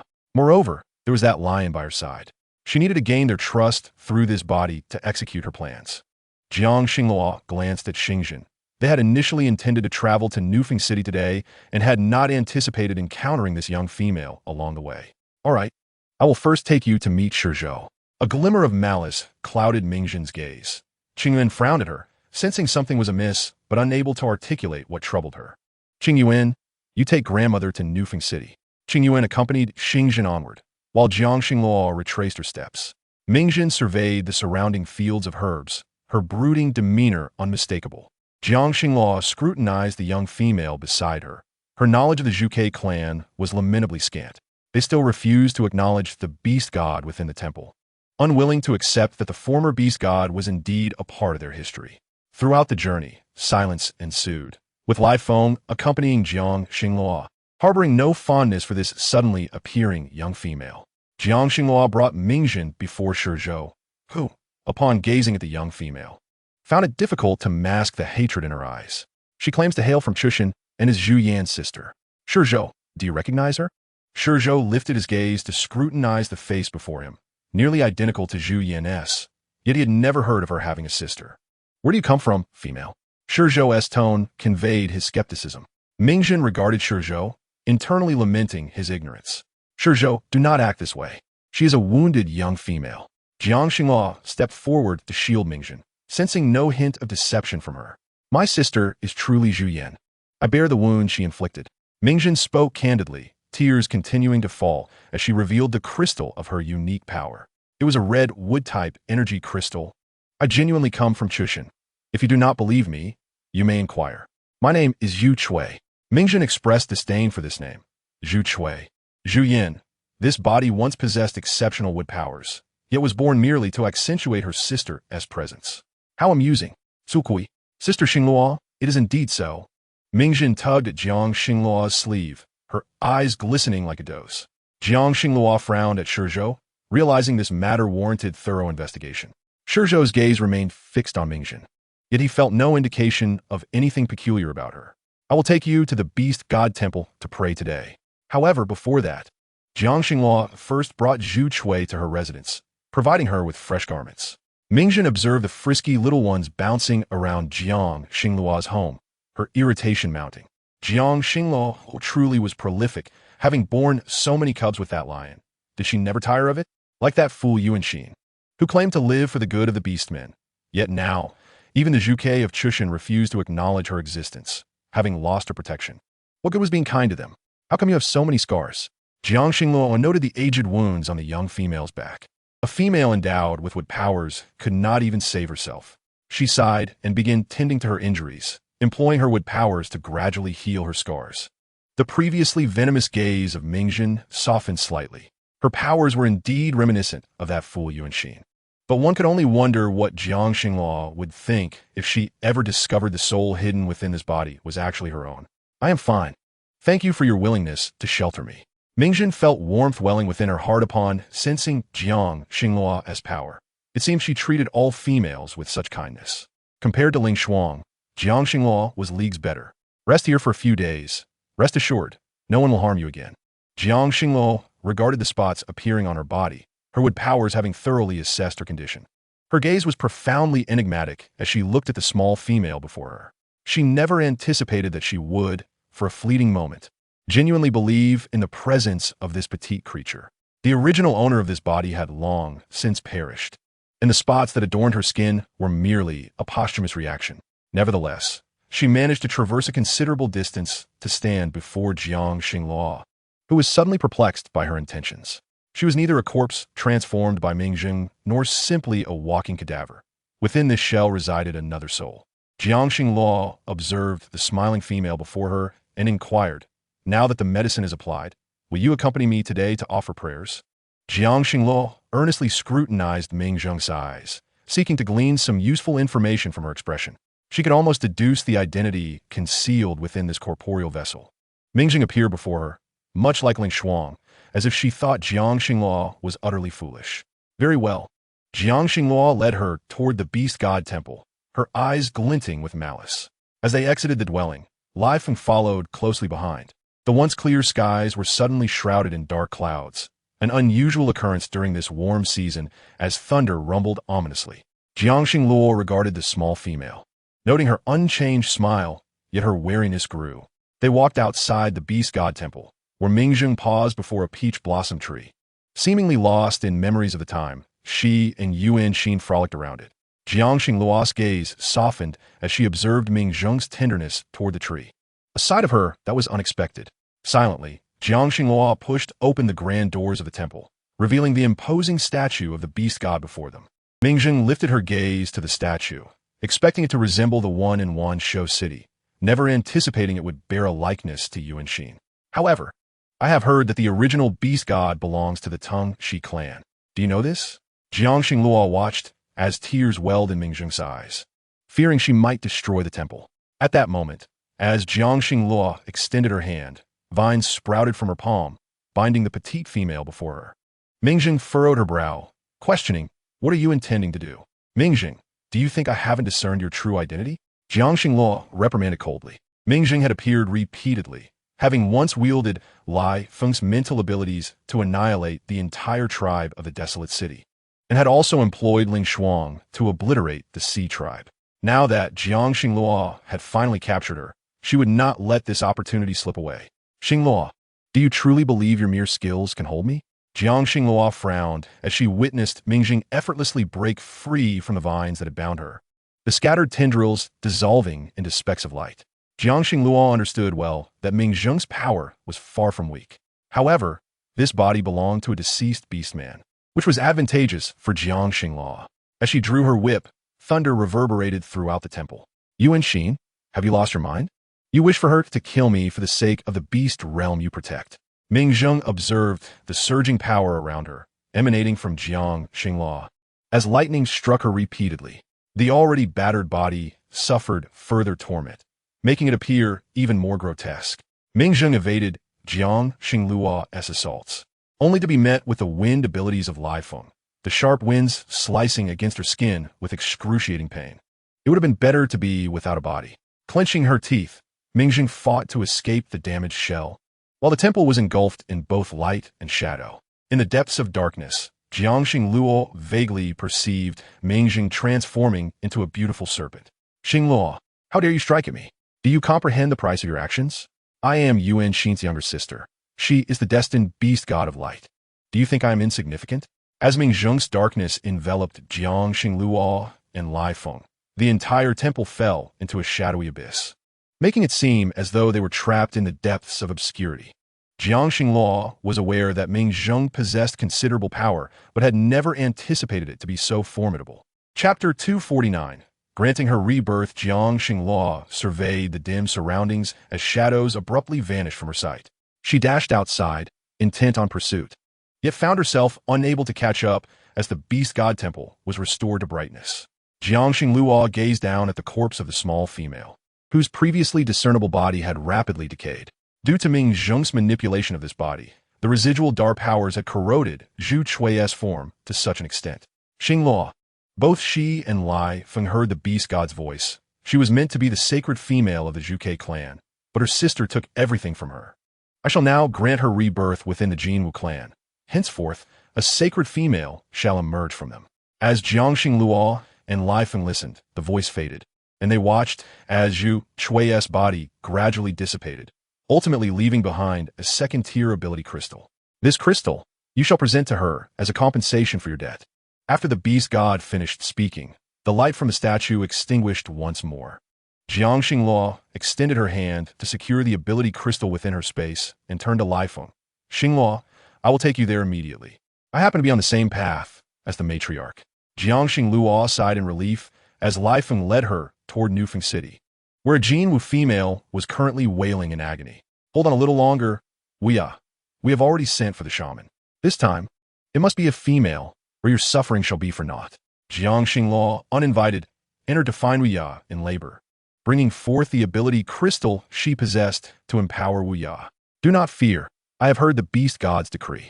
A sacred female of the Jinwu clan is about to be born.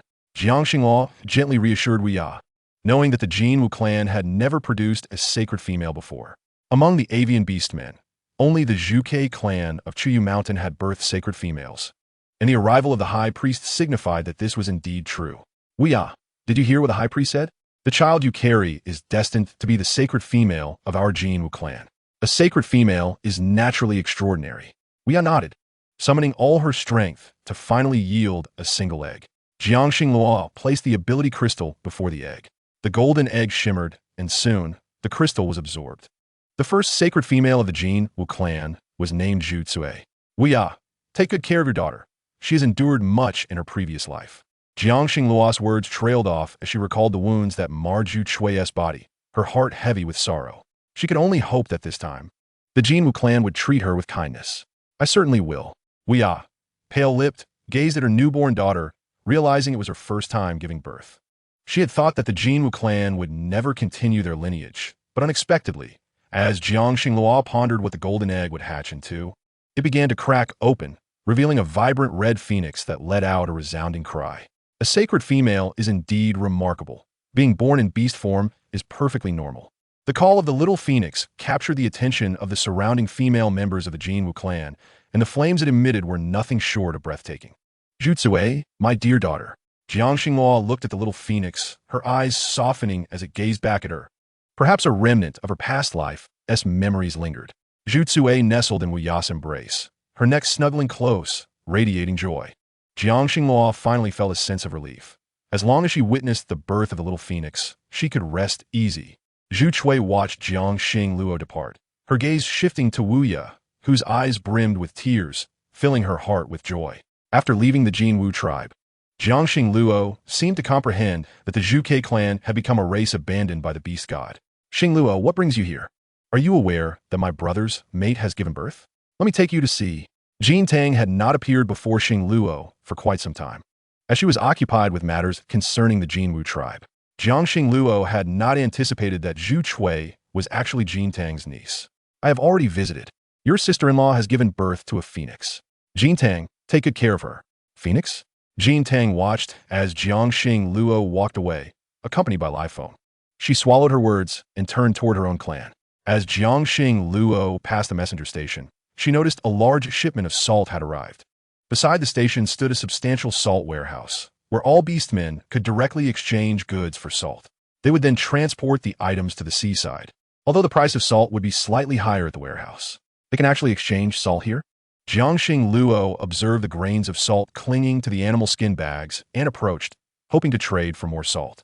Indeed, Priest Xing Luo, if you wish to exchange some now, your pot can be traded for 2 bags of salt. Recently, the beastmen by the seaside have taken to cooking with pots. Jiangxing Luo was pleasantly surprised by how convenient the exchange process had become. Great! How many pots do they need? I happen to have some to trade.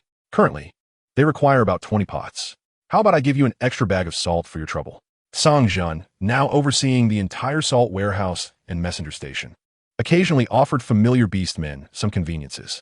All right, let it be as you say. Just choose suitable pots from the shop and deliver the salt to Jiuyan tribe. Understood. I will arrange for it immediately. At last, there would be salt at home. Jiangxing Luo had not visited her shop in quite a while. Upon her arrival, she noticed many beastmen still queuing outside. She gazed inside at the wooden cabinets made according to her specifications, filled with various dried herbs. Huayan would come here every month with her cub and son Ran, spending 5 days treating the elderly in Nufeng City. The other half of the shop was dedicated to an array of seeds, wheat, rice, and soybeans, and to her surprise, there were even peanut seeds. In addition, there were well-cultivated vegetable seeds from the Jiotai clan leader, and outside the door stood several saplings, red fruit trees, and pear trees. Jiangxing Luo had not realized that. While she was unaware, her shop had taken a prime location at the heart of Nufeng Square. The pottery was displayed in another area, alongside wooden bowls, chopsticks, bamboo knives, and spoons, creating a dazzling array for Jiangxing Luo to behold. These items have been crafted by several cubs using their unique abilities under her guidance. She never expected that the little females of Nufeng City would now favor acquiring them. It was a pity that none of the lipsticks created by the divine Xing Luo were available. They were truly beautiful when applied. As Jiangxing Luo lifted her gaze, she noticed a small female before her. She reached out and picked up a set of wooden bowls and a small pot, exchanging them for 2 pieces of animal skin. The lipstick indeed had not been made in a long time. Chapter 250. Farewell to Xing Zhen. To her surprise, even the little females of the beast world had begun to pursue beauty. This was hardly surprising, given that food and clothing were no longer a concern, leading them to seek even better things. Speaking of food, with the cultivation of wheat and rice, staples are now abundant, along with meat and eggs. However, for clothing, it will be essential to venture northwest in search of cotton seeds. As Jiangxing Luo strolled, she noticed an increasing influx of beastmen into Nufeng City. Despite the twilight growing deeper, the city gates remained wide open. The tree houses originally meant for hosting esteemed guests had multiplied, and even the panda tribe from Mingyuan Mountain had sent a few beastmen over. Jiangxing Luo observed the panda beastmen, noting the males had dark circles around their eyes and were quite large, while the females appeared adorably cute with round faces. Suddenly, a plump little cub rolled before her. Sister, Qiu. Jiangxing Luo watched as the little cub attempted to retrieve a wooden ball that had rolled behind her. She quickly stepped aside, crouching down to return the ball to the chubby little darling. It was her first time seeing such a cute panda cub. Sister, thank you. You are so beautiful. Jiangxing Luo squatted to gaze at the little fluff ball. You are so adorable. Where are your father and mother? The little cub glanced around, and suddenly, its cheerful demeanor crumbled into tears, its face scrunching up in distress. Jiangxing Luo's heart surged with sympathy, and she immediately scooped up the little cub. It's all right. I'll help you find your father and mother, okay? Li Feng observed Jiangxing Luo holding the little cub and wondered if she longed for cubs of her own. Looking at the plump little one, he couldn't help but think of his own little Yun heir, who was even cuter. Sister, can you really take me to find my father and mother? Trust me, let's go. Jiangxing Luo took the little cub's hand, and the obedient cub followed her with tiny, short legs. As Jiangxing Luo made her way around, she discovered 2 anxious panda beastmen queuing outside her seed shop. Sister, that's my father and mother. Thank you for helping me find them. Jiangxing Luo released the little cub, who dashed towards its parents. and she finally felt a sense of relief. As night fell, it was evident that the warm season had arrived. Beastmen coming to New Feng City to procure goods directly paid with animal skins to stay in treehouses. Wen Qingyuan returned with Xing Zhen. They plan to spend a night in New Feng City. I have already met them. Xing Luo. The greatest regret of my mother in this life is that she never saw your father's remains. Jiangxing Luo noticed the redness in Xing Zhen's eyes, her voice trembling as she spoke. Xing Luo, do you know why I chose Yiming to be my mate? Jiangxing Luo looked up at Xing Zhen. I have lived too long. I just want to see your father. Hearing the quiver in Xing Zhen's voice, Jiangxing Luo felt a pang of sorrow. I don't want to live this long, Xing Luo. She realized that in this beast world, the most important thing was not just reproduction, but also love and connection, of which her mother and father were prime examples. Yu Ming resembles your father greatly. Therefore, he is willing to stay by my side. But he and Bai Yin are merely similar in appearance. Their personalities are entirely different. Tears streamed down Xing Zhen's face, her voice becoming choked as she recalled the moment she saw Xian Lan and Bai Chun snuggled together, her heart aching profoundly. Sighing, Jiangxing Luo understood that it was no wonder her mother felt such sorrow over not finding her father's remains. Xing Luo, you're doing well now. You have already made mother very happy. We will return to the Shanmao tribe tomorrow, and from now on, the Xinmao tribe will no longer isolate itself. Xing Zhen recognized that Xing Luo's presence was meant to guide the beast world forward. In the past, despite possessing strength, the survival of females and their cubs was a considerable challenge. The resources of the shaman's medicines were limited, making it difficult to endure natural disasters and calamities. The arrival of Xing Luo today seems to be destined to rectify everything. Xing Zhen understands that if the Shinsi cat tribe continues to remain secluded, they will inevitably fall behind. Mother, must we part so soon? Jiang Xingluo, having finally reunited with Xing Zhen, felt a sense of ease these past few days, thanks to her mother's presence. Xingluo, I too am a shaman of the Shinsi cat tribe. I hope this time I can bear female offspring just like you.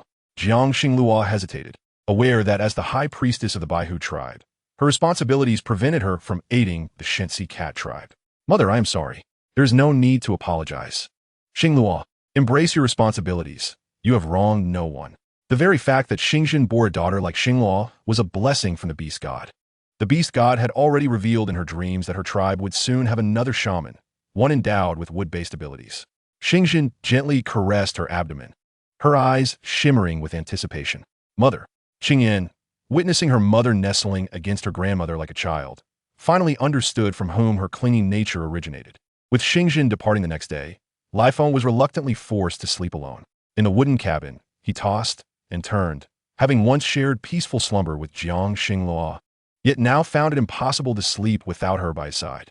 Father, father, Lifeng furrowed his brow at the sounds echoing in his ears, lifting his gaze to see Qingzhua and two young ones outside his door.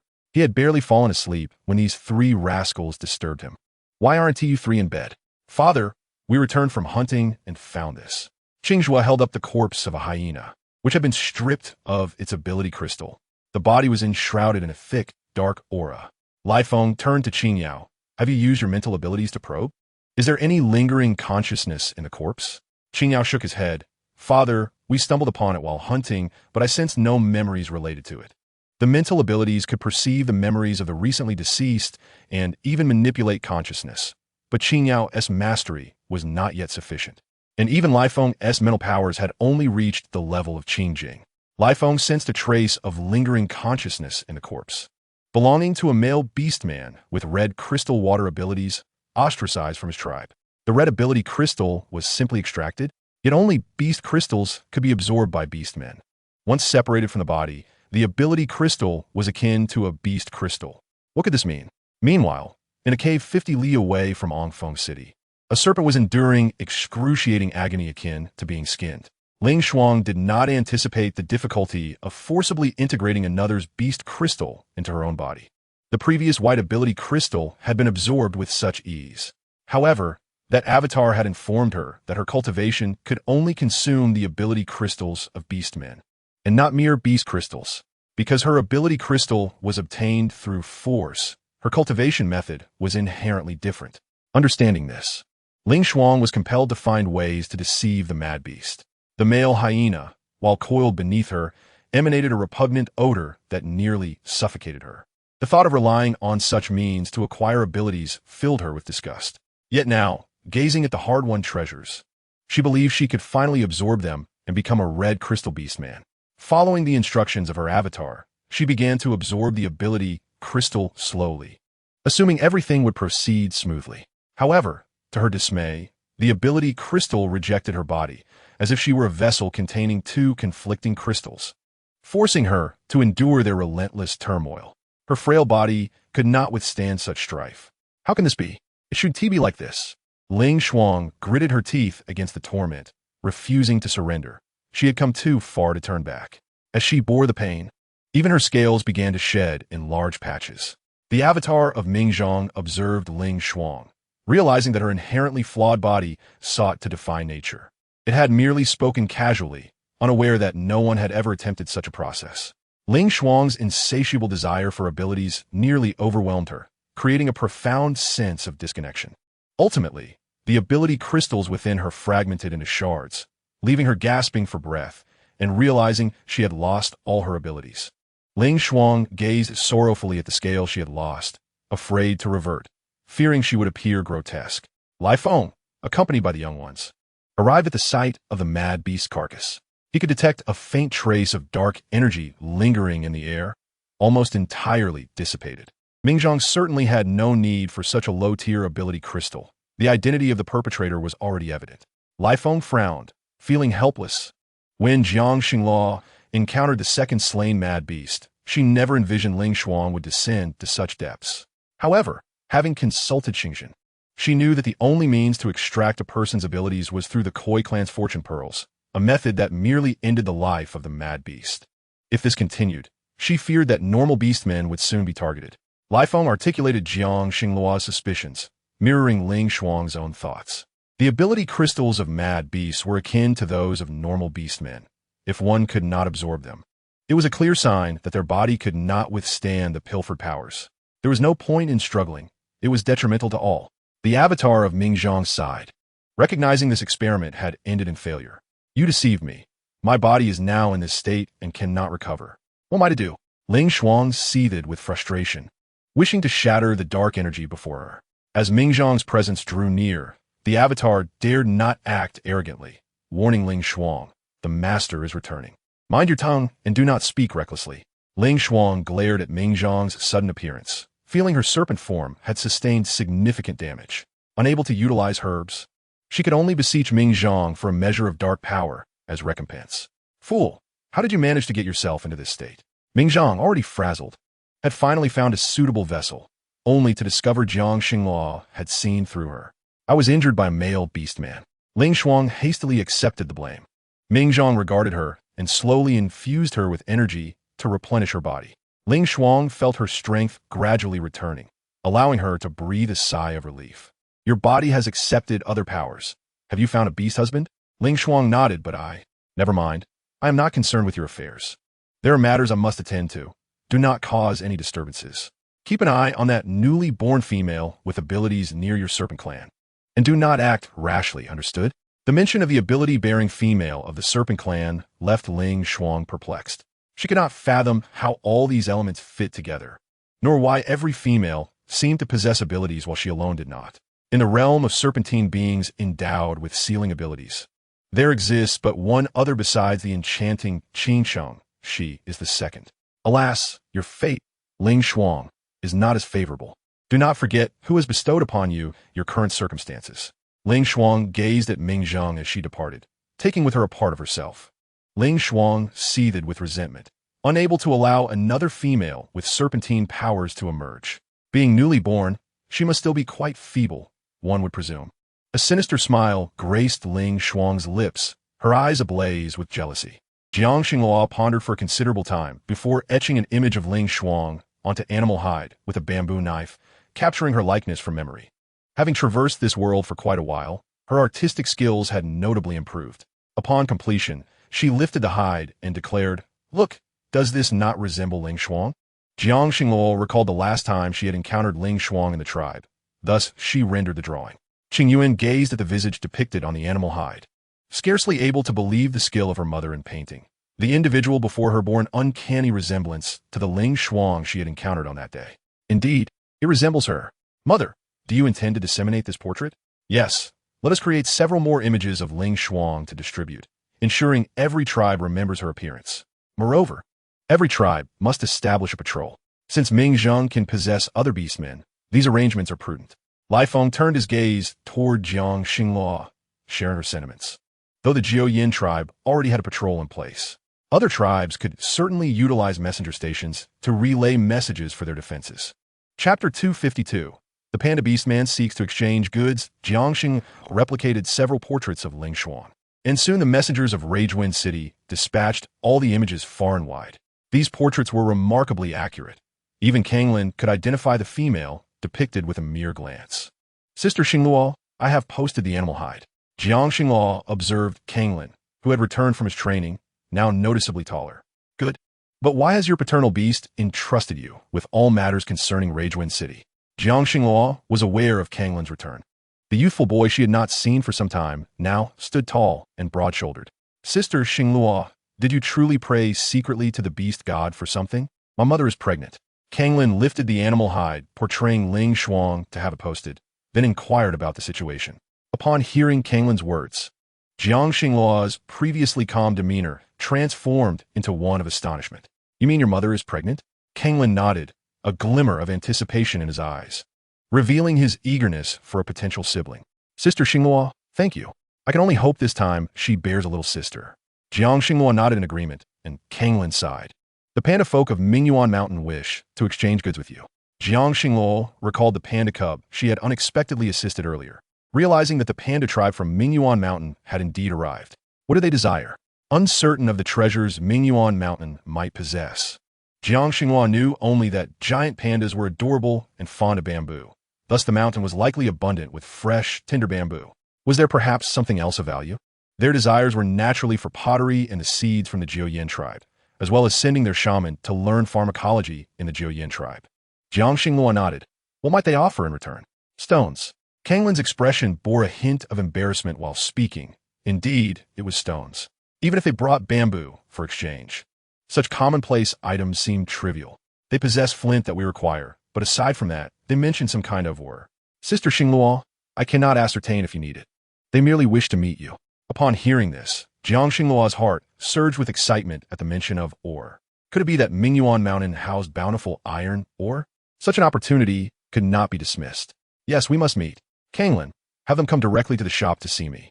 Kanglin looked perplexed at Jiang Xingluo, questioning the significance of merely stones. Yet, witnessing her enthusiasm, he sensed the stones from Mingyuan Mountain were anything but ordinary, or else Sister Xingluo would not be so eager. Sister, should you have any requests, do not hesitate to inform me. I shall ensure the beastmen of Ragewind City cooperate fully. Jiang Xingluo regarded Kanglin's mischievous gaze and understood his intentions. There will surely be a time when your assistance is needed. The process of smelting iron at high temperatures would be best managed by the Jinwu clan, who possess fire abilities. Jiang Xingluo felt a budding anticipation, yearning to venture to Mingyuan Mountain to uncover the truth of the situation there. Suddenly, a hide bearing a likeness of a figure was hung in Ragewind City, provoking disdain among the beastmen. Isn't that the traitor of the serpent tribe? Why would the young lord display her portrait? The surrounding beastmen expressed their loathing for Ling Xuan, having heard of her past attempts to coerce Kanglin into a bond. The young lord's decision to hang her likeness seemed to suggest a potential reconciliation. By displaying this image, we warn you all, she is capable of extracting the abilities of beastmen, so exercise caution. Kanglin's voice resonated deeply, while Ling Xuan, concealed amidst the crowd, witnessed the first beast husband she should have bonded with publicly denigrate her. Her schemes to unearth beast abilities had been exposed. Surely Jiang Xingluo had informed him. In that dream, she had been the sovereign of this realm. Ling Xuan extricated herself from the throng, hearing the slanders directed at her. It appeared that no tribe was now safe for her. She could only retreat to Yulan Marsh. Casting a glance back at Kanglin, she recalled the dream where he had groveled before her, tightening her fists. This world was indeed inverted. All would eventually revert to her control. Ling Xuan departed slowly, her wounds mended, with a red fortune bead adorning her wrist, a gift from Mingzheng. Ling Xuan had no alternative but to exchange her destiny with a newly birthed female cub. Thus, The dark aura surrounding her remained undetected. As long as she could survive, she would seize greater opportunities in the future. Qing Yuan accompanied Feng Qian while she attended to patients, unexpectedly spotting a familiar figure clad in a hide skirt passing by. "Sister Feng Qian, I see someone familiar. Then go and take a look." Qing Yuan nodded, and Ying Che followed suit. As Qing Yuan observed the figure, it gradually receded into the distance. Something about this individual bore a resemblance to Ling Shuang. Yet the heavy aura of darkness that enveloped Ling Shuang made it implausible for her to easily enter Reborn City. "Qing Yuan, what are you staring at?" Ying Che inquired, noticing the young female's tightly pursed lips, indicating her troubled thoughts, a stark contrast to her demeanor while diagnosing beastmen moments ago. "It's nothing. I must have seen incorrectly. Ying Che, let us return." Qing Yuan turned to retrace her steps, while outside Reborn City, Ling Shuang's gaze fixated intently on Qing Yuan. This little wretch, who ought to have perished at her hands in dreams, had awakened her wood-type abilities and now aspired to become the high priestess of the long-extinguished Huangqing tribe. Ling Shuang clenched her hands tighter, her composure faltered, causing even the false skin adhered to her face to begin to peel away. This disguise had been crafted by Ming Zheng to facilitate her survival without detection. Yet it could never compare to the myriad transformational abilities inherent to the Zhuke clan. This mask was subject to a time limit. Ling Shuang decisively removed the mask from her face, her eyes filled with a venomous resentment. Everything that rightfully belonged to her, she was determined to reclaim. In her dreams, Qing Yuan met a tragic fate, and Ling Shuang was resolute in showing her that even in this reality, she could once again trample her beneath her feet. Chapter 253. Is there an iron mine near Ming Yuan Mountain? Jiangxing Luo never anticipated that the panda cub she had inadvertently assisted that day would turn out to be the offspring of Qi Feng, the chieftain of Ming Yuan Mountain. The panda tribe in Ming Yuan Mountain was scarce. Even in a world dominated by beasts, they were considered a rare species. Qi Feng had descended the mountain with his mate and cub for a blessing, as his mate had a fondness for the delicacies of Laifeng City. The occasional change from bamboo to other flavors seemed a delightful choice. However, the bamboo in Ming Yuan Mountain was merely sufficient for the tribe's sustenance, inadequate for resource exchange with other clans. They were aware that the stones in Ming Yuan Mountain were unique and contained iron, yet they were uncertain if Jiangxing Luo would find them of interest. "These are the stones from Ming Yuan Mountain. Lady Xing Luo may take a look." Jiangxing Luo retrieved a piece of magnetite from her own space, and as she approached, the magnetite immediately adhered to the stone. It appeared that the stones from Ming Yuan Mountain were indeed worth mining. If iron could be extracted from them, iron pots could be crafted, which would certainly be more manageable than the ceramics currently in use. Additionally, farming tools could be fashioned, and in that moment, Jiangxing Luo's mind brimmed with plans. "What is this? It can actually cling to this stone?" Qi Feng's mate, Lu Yin, expressed her confusion, her round, sparkling eyes appearing quite adorable. Jiangxing Luo could not resist inquiring, "What is your name, madam?" "This is my mother, Lu Yin." "Sister, do you still remember me?" Jiangxing Luo gazed upon the lively and charming little cub before her, who stood as vivacious and delightful as on that day. The panda tribe's beastmen were indeed endearing. "I saw you, but you didn't tell me your name last time we parted." Jiangxing Luo asked Qiju, who smiled brightly and revealed his name. "Qiju, that is a lovely name. So, sister, can we exchange our stones for pots from your side?" The beast crystals of Ming Yuan Mountain were not abundant, and using them as currency for trade was a luxury for them. "Certainly, but how many do you desire?" Jiangxing Luo directed her gaze toward Qi Feng, for if a suitable mine could be excavated, she would not let such an opportunity slip by. However, she was concerned that if the mountain in question was indeed Ming Yuan Mountain, she would refrain from such intentions, as she did not wish to destroy another's home. "This is a large mountain near Ming Yuan Mountain, filled with stones that our beastmen can easily mine," Qi Feng explained. "Our abilities are earth and wind-based, making such tasks not particularly challenging. The panda tribe possesses a natural dual ability, so no other beastmen would dare to provoke us. There are also many flint stones nearby. If Lady Xing Luo is in need, we can bring them as well for exchange." Jiangxing Luo did not expect to encounter such fortuitous circumstances. With a joyful heart, she replied, "Of course. I wonder when you plan to return to the tribe? I and Lai Feng would be delighted to accompany you for a visit." Qi Feng had initially harbored concerns. Although the black stones were deemed unique by his tribe's beastmen, other tribes might not understand their value. "Are you truly going to see?" Jiangxing Luo recognized the astonishment in Qi Feng's eyes, indicating his disbelief that she was genuinely willing to agree. Yes, I do not wish to conceal anything from you. Qi Feng, if I ascertain that the ores there are usable, I may collect them in bulk, and I might need your assistance then. Upon hearing Jiangxing Luo's words, Qi Feng instantly stood up, brimming with excitement. You truly mean it, Lady Xing Luo? Your word is your bond. Of course it is. Lai Feng observed Jiangxing Luo's assured demeanor, realizing she must have devised a plan regarding the stones, though he was uncertain of their purpose. He trusted his mate's intelligence, and that the ores would undoubtedly prove beneficial. Shall we set off tomorrow? His tribe occasionally required medicine for their ailments. Yet the dwindling number of beastmen in Mingyuan Mountain was due to their shaman. Tomorrow it is. Xing Zhen and the others had already set off. But if requests for blessings arose, this matter would likely fall to Qing Yuan to manage, as she was also a recognized female by the beast god, and bestowing blessings was certainly within her capabilities. Currently, it was the warm season, and all beastmen tended to their medicinal fields or farmland. Even the 2 pigs they had previously captured were now cared for by beastmen in the Jiuyan tribe. Jiangxing Luo's temporary departure at this time would not significantly impact matters. However, upon seeing Qi Ju, she found herself missing her 3 mischievous little ones. Now that Bai Ku and Hong Ying were taking care of them, they had grown considerably, able to enjoy meat and porridge alongside Bai Ku, making supervision rather effortless. Upon returning to the tribe with Lai Feng, Jiangxing Luo discovered that a new batch of medicinal herbs had been collected by the young females in the tribe, ready for drying. The winter-sown wheat was approaching harvest time, and the chieftain had begun organizing the males of the tribe to commence large-scale wheat harvesting starting tomorrow. Qing Zhua and Bai Ku planned to harvest together, while Qing Yao and Qing Lan remained at home to cook, chop firewood, and tend to the cubs, leaving them quite busy. As Jiangxing Luo walked home hand in hand with Lai Feng, she saw the 3 cubs, who had played themselves into exhaustion, sprawled on Hong Ying's lap, sleeping soundly.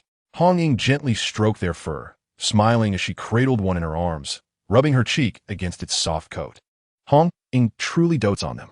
Hong Ying, why are you spoiling them so much? Upon hearing Xing Luo's voice, Hong Ying immediately made a shushing gesture. Jiangxing Luo could not help but laugh, watching as Hong Ying carefully placed the 3 little tiger cubs into the house before slowly making her way back out. Hong Ying linked her arm with Jiangxing Luo's, her expression softening. Sister Xing Luo, you are back. I miss you so much.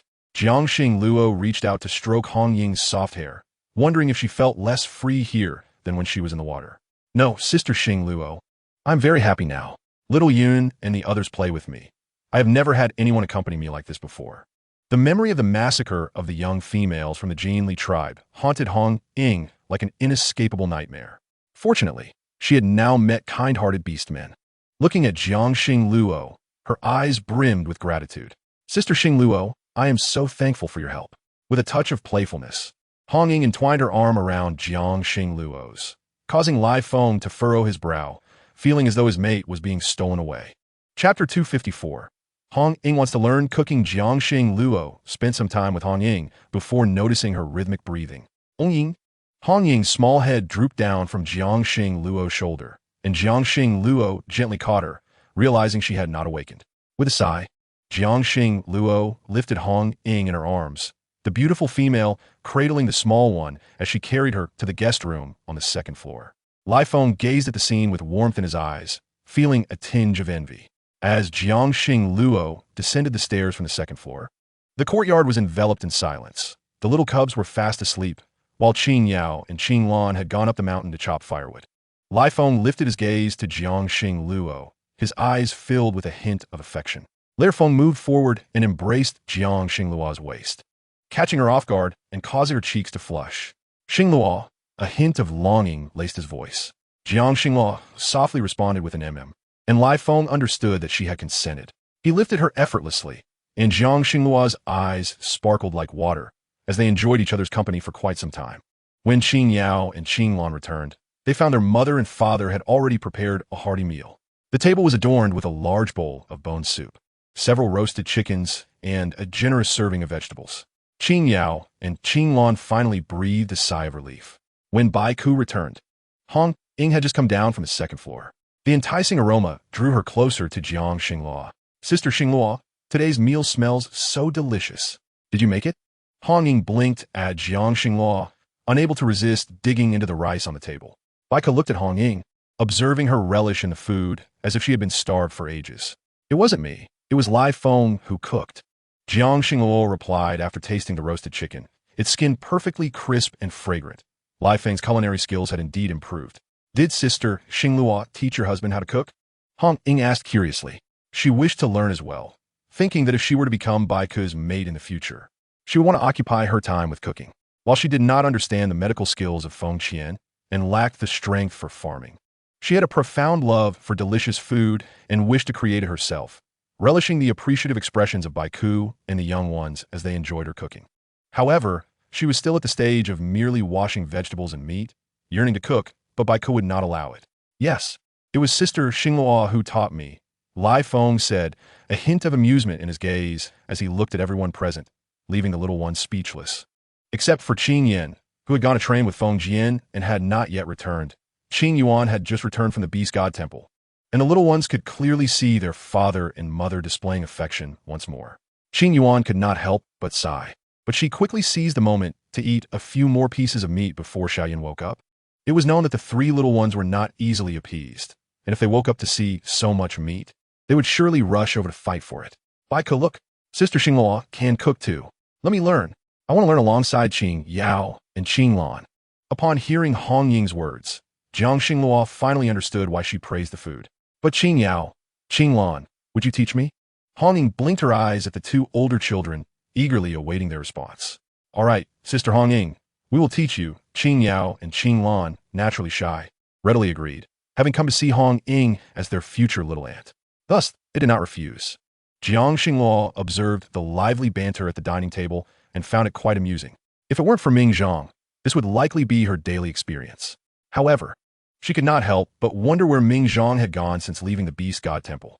Furthermore, the messenger stationed at the Cang Ying had dispatched all the drawn images within 2 days, yet there had been no response.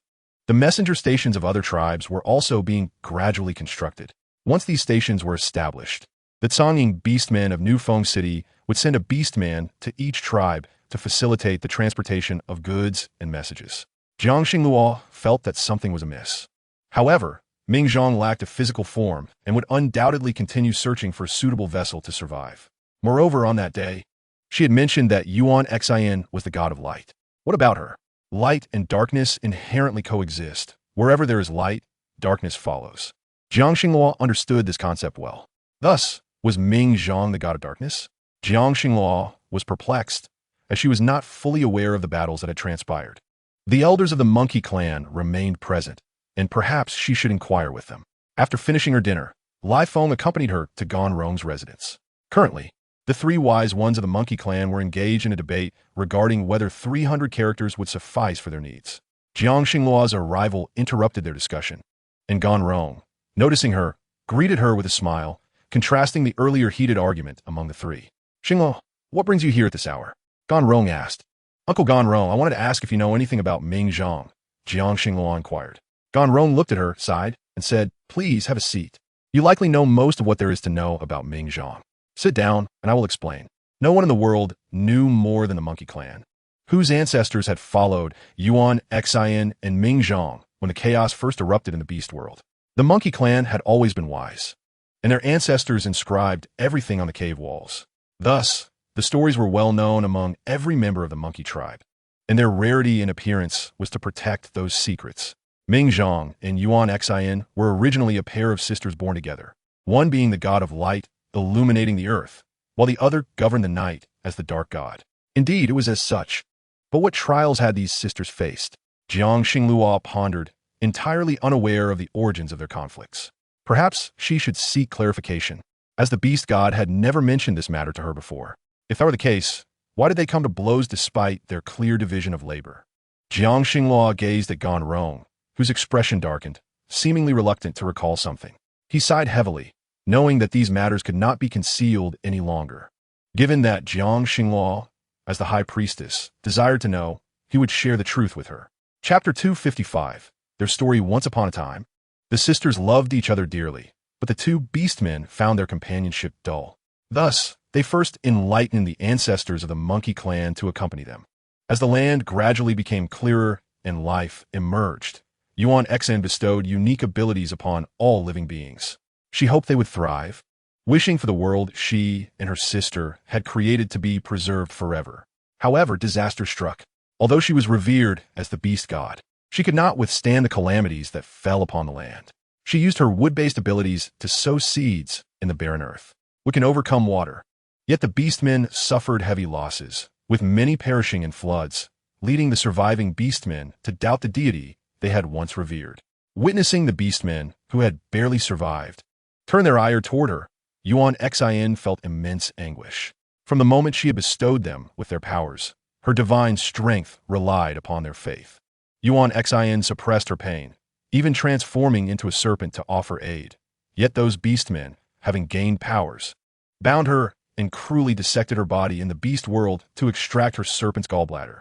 When Ming Zhang returned, she discovered that Yuan Xin's body had been brutally mutilated.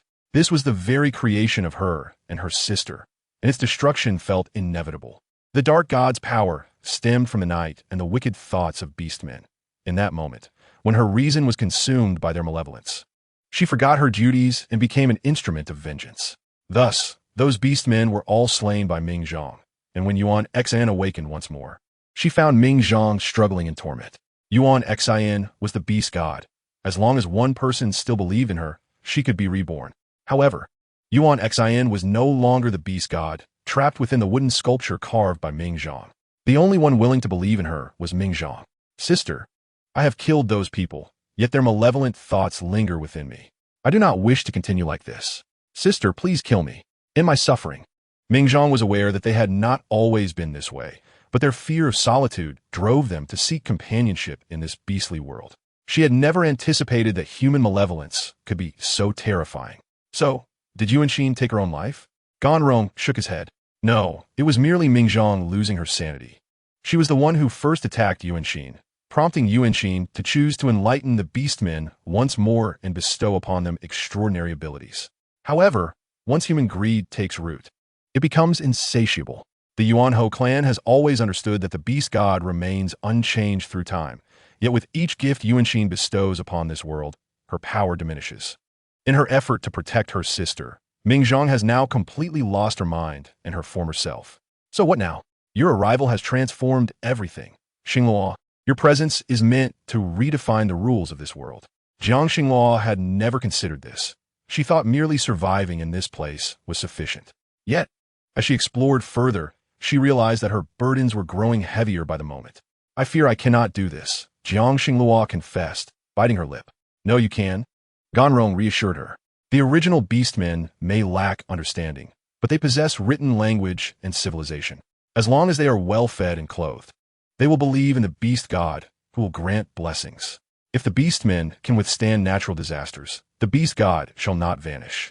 Jiang Xingluo understood the truth in his words. Very well, I have come this far. I have no choice now. Having reached this point, Jiang Xingluo knew there was no turning back, and the Jiuyin tribe and New Feng City were indeed faring much better than before. Furthermore, Yu Jian had begun to establish laws. This was something Jiang Xingluo had previously discussed with him. For this world to stabilize and for beastmen to cease their reckless harm to one another, laws were essential to govern their actions, even those involving extraordinary abilities. Yu Jian had previously collaborated with them to draft appropriate laws to regulate the beastmen in New Feng City, which would be implemented across every tribe once fully developed. Jiang Xingluo nodded, surprised to learn that Yu Jian had already begun to enforce them. Xingluo, rest assured, we will support you, Ganrong said, fully aware of the difficulties in maintaining this world. Their ancestors had foretold of a future where a rational beastman would emerge to guide their kind toward a civilized existence. This was a challenging transition. The belief had been passed down through generations of the Yuanhou clan, and now that individual had finally appeared. Ganrong Bo, Lai Feng, and I shall visit Mingyuan Mountain tomorrow. For matters concerning the tribe, you may consult Chief Jiotai. Ganrong nodded. Though he had never heard of the Panda clan descending from Mingyuan Mountain. Has Chiefing come to see you? Jiang Xingluo nodded, realizing he could no longer contain his impatience. Go ahead. It will be beneficial to assist them. Mingyuan Mountain is not as it once was. Jiang Xingluo nodded, almost foreseeing that advancing civilization in this beastly realm was indeed possible. Suddenly, She recalled that day when she hid within the shell of Zhu Chui, repeatedly calling her sister, her gaze seemingly piercing through to another person. It had been Yuan Xin she was looking at. Jiang Xinghua sighed, mourning the separation of blood relatives, one dead, one mad. Her heart trembled, and Lai Wind embraced Jiang Xinghua, saying, "Xinghua, do not fear. I will always be by your side." Lai Wind gently stroked her back, understanding the heavy burden she bore. He could only comfort and support her along the way. "Lai Wind," Jiang Xinghua whispered, and he responded with an affirmative sound. She recalled the events that transpired after he went to Huangcheng, feeling a newfound empathy for Mingzhong. "Lai Wind, let us promise never to part, shall we?" They had been together for quite some time. Jiang Xinghua had grown accustomed to Lai Wind's presence. She raised her gaze to meet his captivating golden eyes, wrapping her arms around his neck. The moment her crimson lips touched him, the last remnants of his rationality vanished. The next morning, when Jiang Xinghua and Lai Wind rose, she was overwhelmed by a pervasive soreness throughout her body. Slowly, she got out of bed, and Lai Wind entered just in time to see her nearly stumble due to her aching legs. Remembering the events of the previous night, Jiang Xinghua felt an urge to flee as she approached Lai Wind. Despite begging him for so long, he had refused to release her, confining her beneath him, demanding again and again. Jiang Xinghua had indulged him time and again, and now she could hardly rise from bed. Supported by Lai Wind, Jiang Xinghua's eyes still held a hint of resentment. "If you misbehave, I won't want you next time." Lai Wind felt as if her soft teasing had grazed his heart, sending delightful shivers through him. Chapter 256. The Mine near Mingyuan Mountain. The two followed Qifeng along the way until they finally beheld Mingyuan Mountain. The bamboo groves had always thrived there, and although it was now the warm season, the bamboo appeared less lush than before. The climate throughout the year had its effects. Moreover, like the beastmen of the Jianing tribe, they resided in caves, and now, with the diminishing bamboo, food was scarce. If this continued, their lives would become even more challenging. As Jiang Xinghua climbed Mingyuan Mountain, she discovered that many of the elders were struggling to feed themselves each day, wishing to conserve their rations for the young cubs. "Qifeng, take me to see your mine first." Qifeng did not refuse, and promptly led Jiang Xinghua to the mine. He then handed the seeds purchased from Nufeng City to the elderly in the tribe who were skilled in planting, instructing them to select a fertile plot of land and plant all the seeds. They arrived at the mine, located merely a dozen miles from Mingyuan Mountain, where the continuous hills filled the expansive area. Jiang Xinghua could hardly count the vastness of this place, and even the color of the nearby plains differed from other regions. Transforming into her beast form, she stepped onto the land, scooping up a handful of the brown soil and bringing it close to her nose. She could almost immediately discern that this place was rich in iron ore. Indeed, this was not just in the mountains. Even the soil was laden with minerals. "Xinghua, what are you looking at?" "This soil cannot grow plants," Lai Wind remarked. Though he had never been to Mingyuan Mountain, he had heard about the conditions here. Because the land suitable for plant growth was exceedingly scarce, and the surrounding thousands of miles were filled with such soil. The Panda clan often resorted to gnawing on large mineral blocks, leading them to linger here for extended periods. Even this unclaimed desolate area had been left for the Panda tribe, as per tradition. "I understand, but this is not worthless material, Lai Wind. It is a treasure. The resources here can yield even more and better products. Many weapons and cookware are made of iron, and I have a book that explains effective methods for smelting iron. Now, if they followed that method to experiment, they could uncover its potential." "Goddess Xinghua, besides this, I wish to take you to explore the mountain. There are merely some worthless stones. If you find anything you like, feel free to take it." Qifeng was resigned to the circumstances of this place. Yet Jiang Xinghua was excited to comply, following Qifeng into the cave. She was astonished to discover that the cave housed pure natural crystals, gleaming in brilliant white. Although they resembled the color of beast crystals, they held little value for the beastmen. "Why have these not been collected? Once we believed it to be beast crystal. So we collected it and tried it out, only to discover it was merely a useless stone. Thus, we did not retain it and allowed them to produce it." Jiang Xinghua listened with envy. In the beast era, when one struggles for sustenance, gold, silver, and crystal are of no value. However, if everyone's lives improve, these items will undoubtedly become useful. "I desire to take the 2 largest pieces back. I have 200 pounds of beef jerky in my space. How about exchanging these?" Jiang Xinghua understood the value was not equivalent, yet in the beast era, there was little to argue. She intended to bring these back, threading them into pendants with simple hemp ropes. When the time comes, if a young female wishes to trade for items, she could continually exchange with Chi-Fong. 200 pounds is excessive. How about you give us 100 pounds of salt? Chi-Fong felt he was asking for too much, considering that, although salt is a valuable trading commodity, these worthless stones in their tribe are hardly worth anything. Then let it be 200 pounds of salt in exchange. Jiang Xinghua, not one to take advantage of others, acted generously, yet she had a natural appreciation for beauty. The two largest crystals, after being cut by Lai Feng with wind blade and drilled, would surely be a splendid sight. Lai Feng, noticing Jiang Xinghua's eager gaze, reveled in the attention, though he was unaware of her thoughts. Allow me to retrieve them for you. Chi-Fong lightly utilized his unique ability. An entire cluster of crystals was gently plucked down. While there were many crystals nearby, the largest cluster was now extracted. I only need the two largest. There is no need for such politeness. Goddess Xinghua, you do not realize that by offering us 200 pounds of salt, you have become a benefactor of our tribe. Jiang Xinghua extended her hand to receive the crystal cluster, which suddenly felt heavy. Realizing that these crystals from the beast era were even larger than those she had seen on television in her previous world. With a sigh, Jiang Xinghua relaxed as Lai Feng effortlessly held the crystal cluster, which weighed about 200 pounds, negligible to him. After exiting the cave, they continued southward, where a dormant volcano awaited. Upon entering, Chi-Fong discovered gold and silver mines within. Jiang Xinghua couldn't help but exclaim, "Is all this yours?" Indeed, these neglected stones hold no apparent utility. If the goddess desires them, feel free to take them. Hearing this, Jiang Xinghua nearly fainted. For these truly were mountains of gold and silver.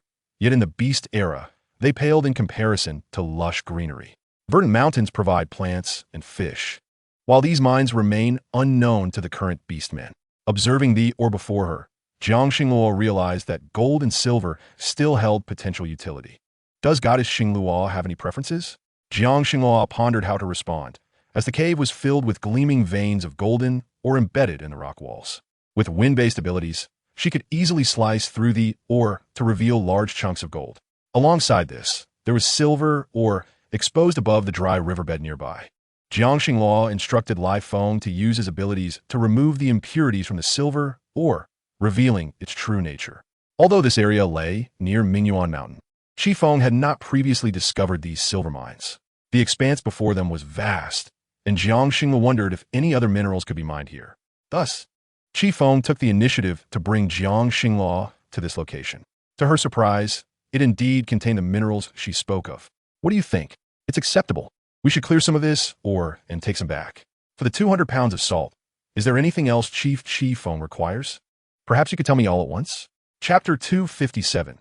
Agreement reached. Chi-Fong's previously calm expression suddenly widened in astonishment at Jiang Xinglua's words. Goddess Xinghua means there are other items we could exchange? Jiang Xinghua nodded. These minerals are precious and can be transformed into many things. Although I currently lack the means to do so and will need time. In the future, we can establish a long-term collaboration. You extract the minerals and send them to the envoy station in Nufeng City, while I devise ways to process them into other items to trade with the beastmen. Essentially, Jiang Xinghua would act as an intermediary, possessing unique knowledge on how to process these materials. Of course, that sounds agreeable. We shall finalize this arrangement. For the exchanged goods, I will take 20%, and the remainder is yours. Jiang Xinghua was uncertain of the potential value of these items, yet it was a bold endeavor. She planned to first create an iron pot upon her return, requiring the melting of a substantial quantity of iron ore into molten iron to pour into molds. Thus, she needed iron or the black stones, and as much as possible would suffice. Chi-Fong gazed at Jiang Xinghua, skeptical of her bold claims, as the abundance of these ores was staggering. Utilizing wind abilities to remove impurities from iron ore was indeed a simple task. Can Goddess Xinghua truly accomplish this? Chi-Fong's eyes reflected hesitation, deeply concerned that these stones might prove utterly useless and merely become scrap. We must first try. Trust me, it cannot be worse than your current situation. Hearing Jiang Xinghua's words was like a revelation to Chi-Fong, who promptly nodded in agreement. Jiang Xinghua retrieved 200 pounds of salt from her space and left it at Mingyuan Mountain. The beastmen there had long been deprived of salt, managing to survive by rationing. However, after last year's rainy season, their crops had rotted, and during the cold season, they had been reduced to consuming the worst bamboo. Jiang Xinghua, unable to bear their suffering, also provided them with an additional 200 pounds of beef jerky. Aware of the poor growth of bamboo at Mingyuan Mountain, she decided to use her abilities to assist them somewhat. She could not bear to witness the beastmen starving, and as she prepared to leave, she utilized a bit of her powers to aid them. Watching the bamboo that received her nurturing abilities gradually regain its color and the ground sprouting bamboo shoots, she finally felt relieved. It seemed that her abilities were indeed significant in this world. Alas, her travel options remained limited. Before departing, Jiang Xinghua took a substantial chunk of gold and silver ore, totaling over 200 pounds, along with a cluster of crystals weighing more than 200 pounds, all stored in her space. Lai Feng, listening to Jiang Xinghua speak of the potential applications for the ores, realized the depth of thought within the young female's mind. She seemed to have numerous ideas aimed at improving life in this world. Xinghua, I shall accompany you back to give a try. If you can truly create the iron pots you mentioned, it will make preparing meals much easier for everyone. Jiang Xinghua nodded, noting there was also a type of, or called aluminum, useful for making teapots and pans, though she regretted not examining more thoroughly during her hurried visit. Perhaps I can return again. Jiang Xinghua agreed with Lai Feng, already anticipating the possibility of crafting iron pots upon her return and yearning to personally stir a dish. On her journey back to the tribe, she noticed the corn planted near her space had also ripened, with plump kernels that could be saved for seeds. In the present day, it is not too late to sow seeds. By the time we return, the wheat should have been harvested, providing the perfect opportunity to plant corn seeds. When it comes time for harvest, we can grind the corn into flour to enjoy alongside the wheat flour. Jiang Xinghua smiled with a sense of longing, increasingly looking forward to the days ahead. They had returned to the Jiuyin tribe half a month after leaving Mingyuan Mountain.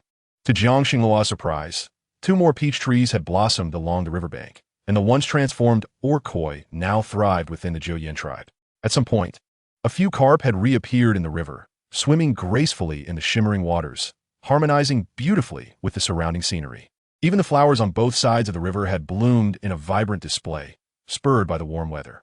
Even the female creatures, who typically lingered near New Feng City, had gathered in groups around the Jiuyin tribe, either to seek blessings at the Beast God Temple or to enjoy the scenic riverbank. Hua Yin even set up a tea stall near the peach trees, constructing a simple wooden structure, although it lacked an artistic touch. While the small females were quite pleased, Jiang Xinghua felt that something was still missing.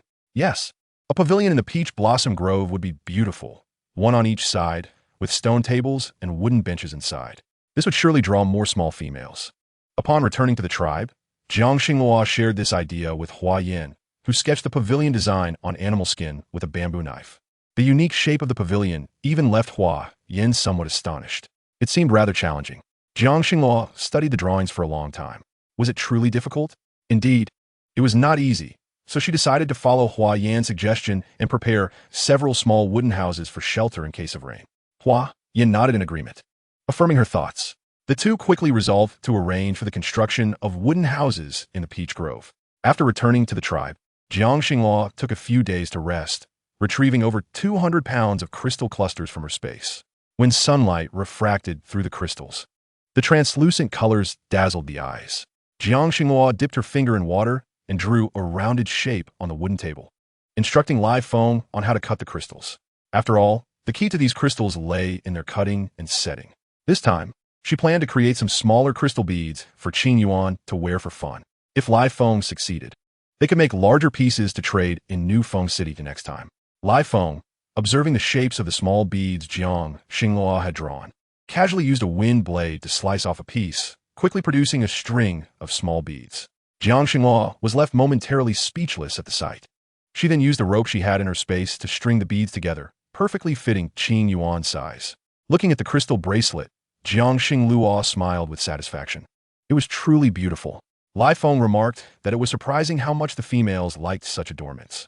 In the following chapter, Lai Feng, with a swift motion, cut a small crystal, revealing a stunning teardrop pendant that suddenly appeared on the wooden table.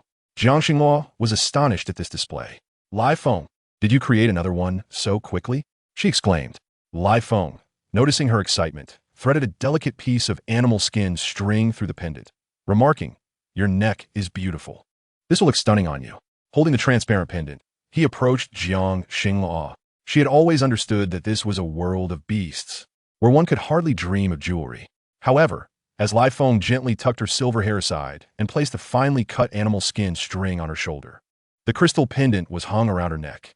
The luminous pendant contrasted beautifully with her jade-like skin, causing Lai Feng's gaze to heat with admiration. No wonder the small females were enamored with this crystal. It looked exquisite on her.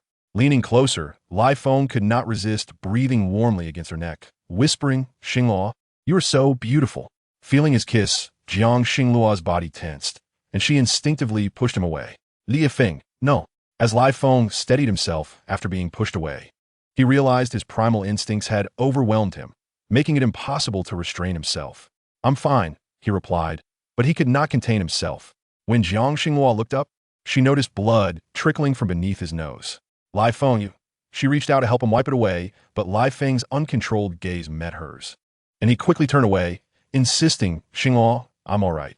At that moment, Shi Zhou entered, observing Lai Feng's frantic retreat with a cold stare. His jealousy surged as he saw Jiang Xingluo's emotional expression. It was evident her heart belonged solely to that lion beast man. Suppressing his feelings, Shi Zhou asked, "What about the pearls and jade from that day? I visited Chuyu Mountain, where the beast indeed mentioned that Zhu Yan is the sister of Zhu Chui." The mention of Zhu Chui stirred memories within Jiang Xingluo. Recalling her rebirth was filled with both joy and pain. Zhu Chui possesses wood-type abilities, doesn't she? Although she has been reborn, those who harmed her must pay the price. It is impossible. The Zhu clan has only one holy female. There cannot be two. Shi Zhou countered. Jiang Xingluo regarded him with surprise, sensing something was amiss. "What is wrong with you?" she inquired, her brow furrowing in confusion. In a moment of disorientation, Shi Zhou felt darkness cloud his vision and grasped the wooden table to steady himself, barely avoiding a fall. "I'm fine, but Zhu Yan is the holy female, and Zhu Chui should not possess abilities. Even if she does, it must be a dual ability of Zhu Yan. Have you seen her use it?" Jiang Xingluo's eyes flickered with skepticism. "What is wrong with you, Shi Zhou? Have you encountered someone recently?" Her gaze held an inquisitive edge, suspecting he might be under someone else's control. "No, this is merely the beast god's ancient rules. It cannot be otherwise unless Zhu Yan is lying." Shi Zhou shook his head. "But I saw her abilities. They belong to the Zhu clan. It cannot be mistaken." Jiang Xingluo's eyes widened as she noticed that Shi Zhou's once green pupils were now clouded in a dull gray. "What is happening? Shi Zhou, what is wrong with you?" Shi Zhou shook his head, refusing to divulge anything, but he gradually lost the strength to support himself and began to collapse. "Shi Zhou." Song Yuan grasped his wrist, realizing his body had been attacked by a mental-type ability. However, very few in this beast world possessed such powers, and such potent mental abilities were far beyond an ordinary beast man. "Who attacked you?" Shi Zhou shook his head, unable to recall anything. His memories were clouded.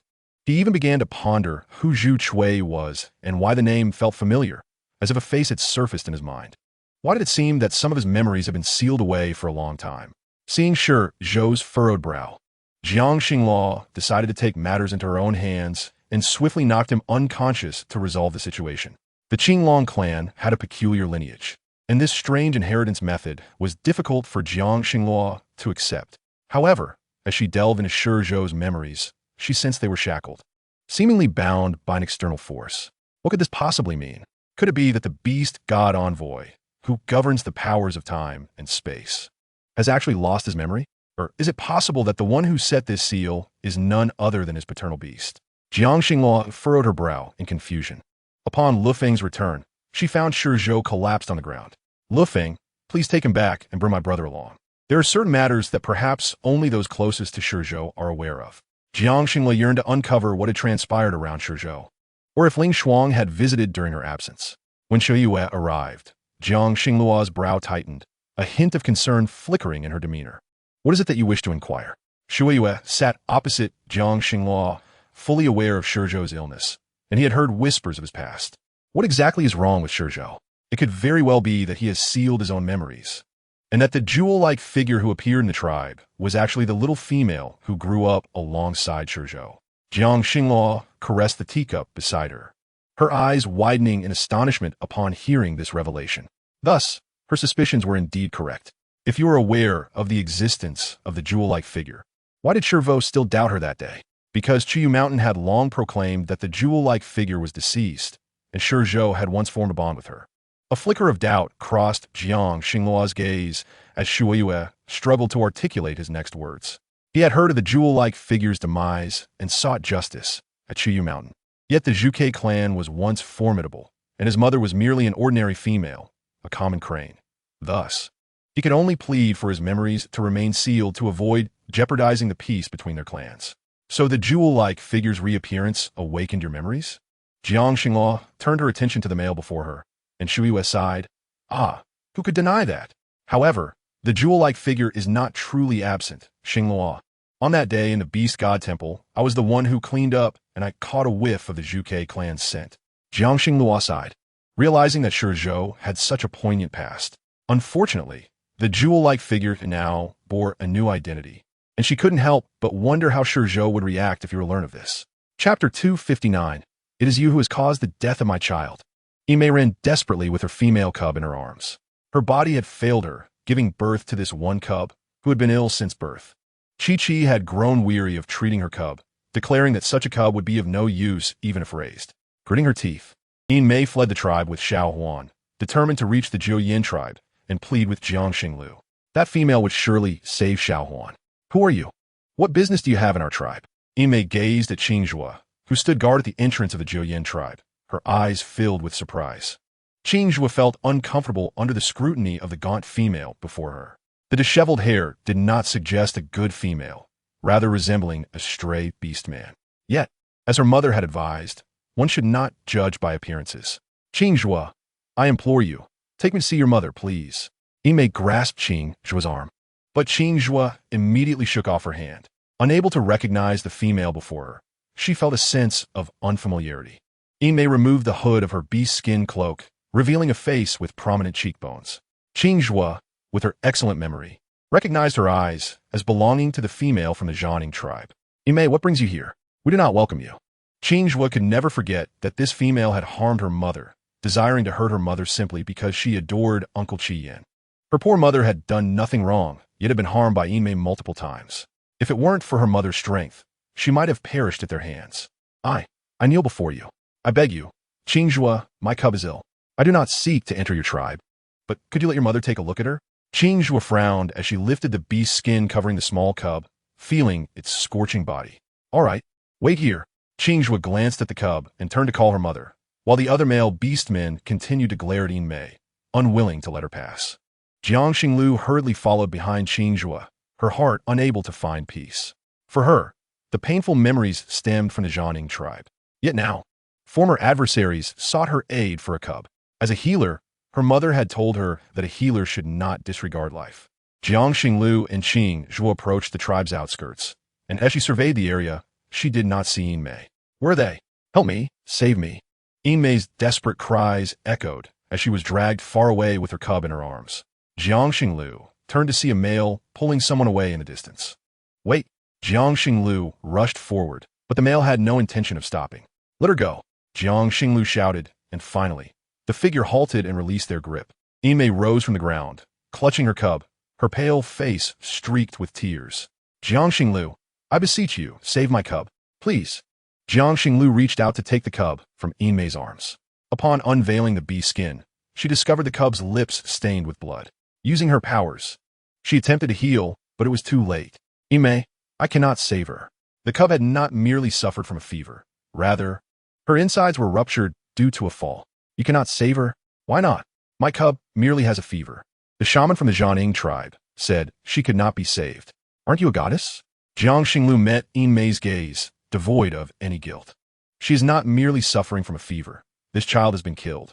You cannot save her. Why can't you save her? My cub is only feverish. And the shaman said she cannot be saved. Aren't you a goddess? Jiang Xinglu listened to Ime's relentless questioning, remaining inexplicably calm. Zhou Tian merely suffered from poisoning. This child has already passed. What do you expect me to do? No, it is not like that. Jiang Xinglu, you despise me, which is why you refuse to save her. My child is dead because of you. Jiang Xinglu did not wish to witness Ime's descent into madness. She placed the cub on the ground and turned to leave. Jiang Xinglu, it is all your fault. I lost my father, lost the position of the tribe leader's daughter, and even lost Qiyan. If it weren't for you, all of this would have been mine. As Jiang Xinglu departed, The dark energy that had been concealed beneath the beast's skin suddenly surged forth, seizing Chi-Chi's body and entering Yin-Mei. Kill Jiang Xinglu, what do you think? Kill her. Kill her. She's the one who caused my child's death. Darkness clouded Yin-Mei's eyes as Jiang Xinglu sighed, her heart aching at the thought of the cub. Regardless of Yin-Mei's actions, the cub was innocent. Jiang Xinglu had never anticipated that the Jianing tribe would have transformed into this. A newborn cub should be cherished within the tribe, yet had been cast aside and met a tragic fate. The punishment from the beast god should befall them. However, as Jiang Xinglu gazed skyward, she saw no sign of divine retribution. Unbeknownst to her, Ime stealthily extended her hand, a swirl of dark energy morphing into a blade aimed at Jiang Xinglu. Be careful. Lu Feng, having heard that Jiang Xinglu was to treat the cub from the Jianing tribe, felt a wave of concern. Upon hearing Lu Feng's voice, Jiang Xinglu swiftly dodged, causing Ime to tumble to the ground. The dagger vanished in an instant. Jiang Xinglu, you are unworthy of being a healer. Why do you refuse to save my cub? Jiang Xinglu could not comprehend why Yin-Mei continued to direct all her resentment at her. You must know how your cub perished. Now, you should find a suitable place to bury her, allowing her to rest in peace. Yin-Mei's gaze toward Jiang Xinglu was filled with an inexplicable hatred. My beloved offspring, I shall take care of them myself.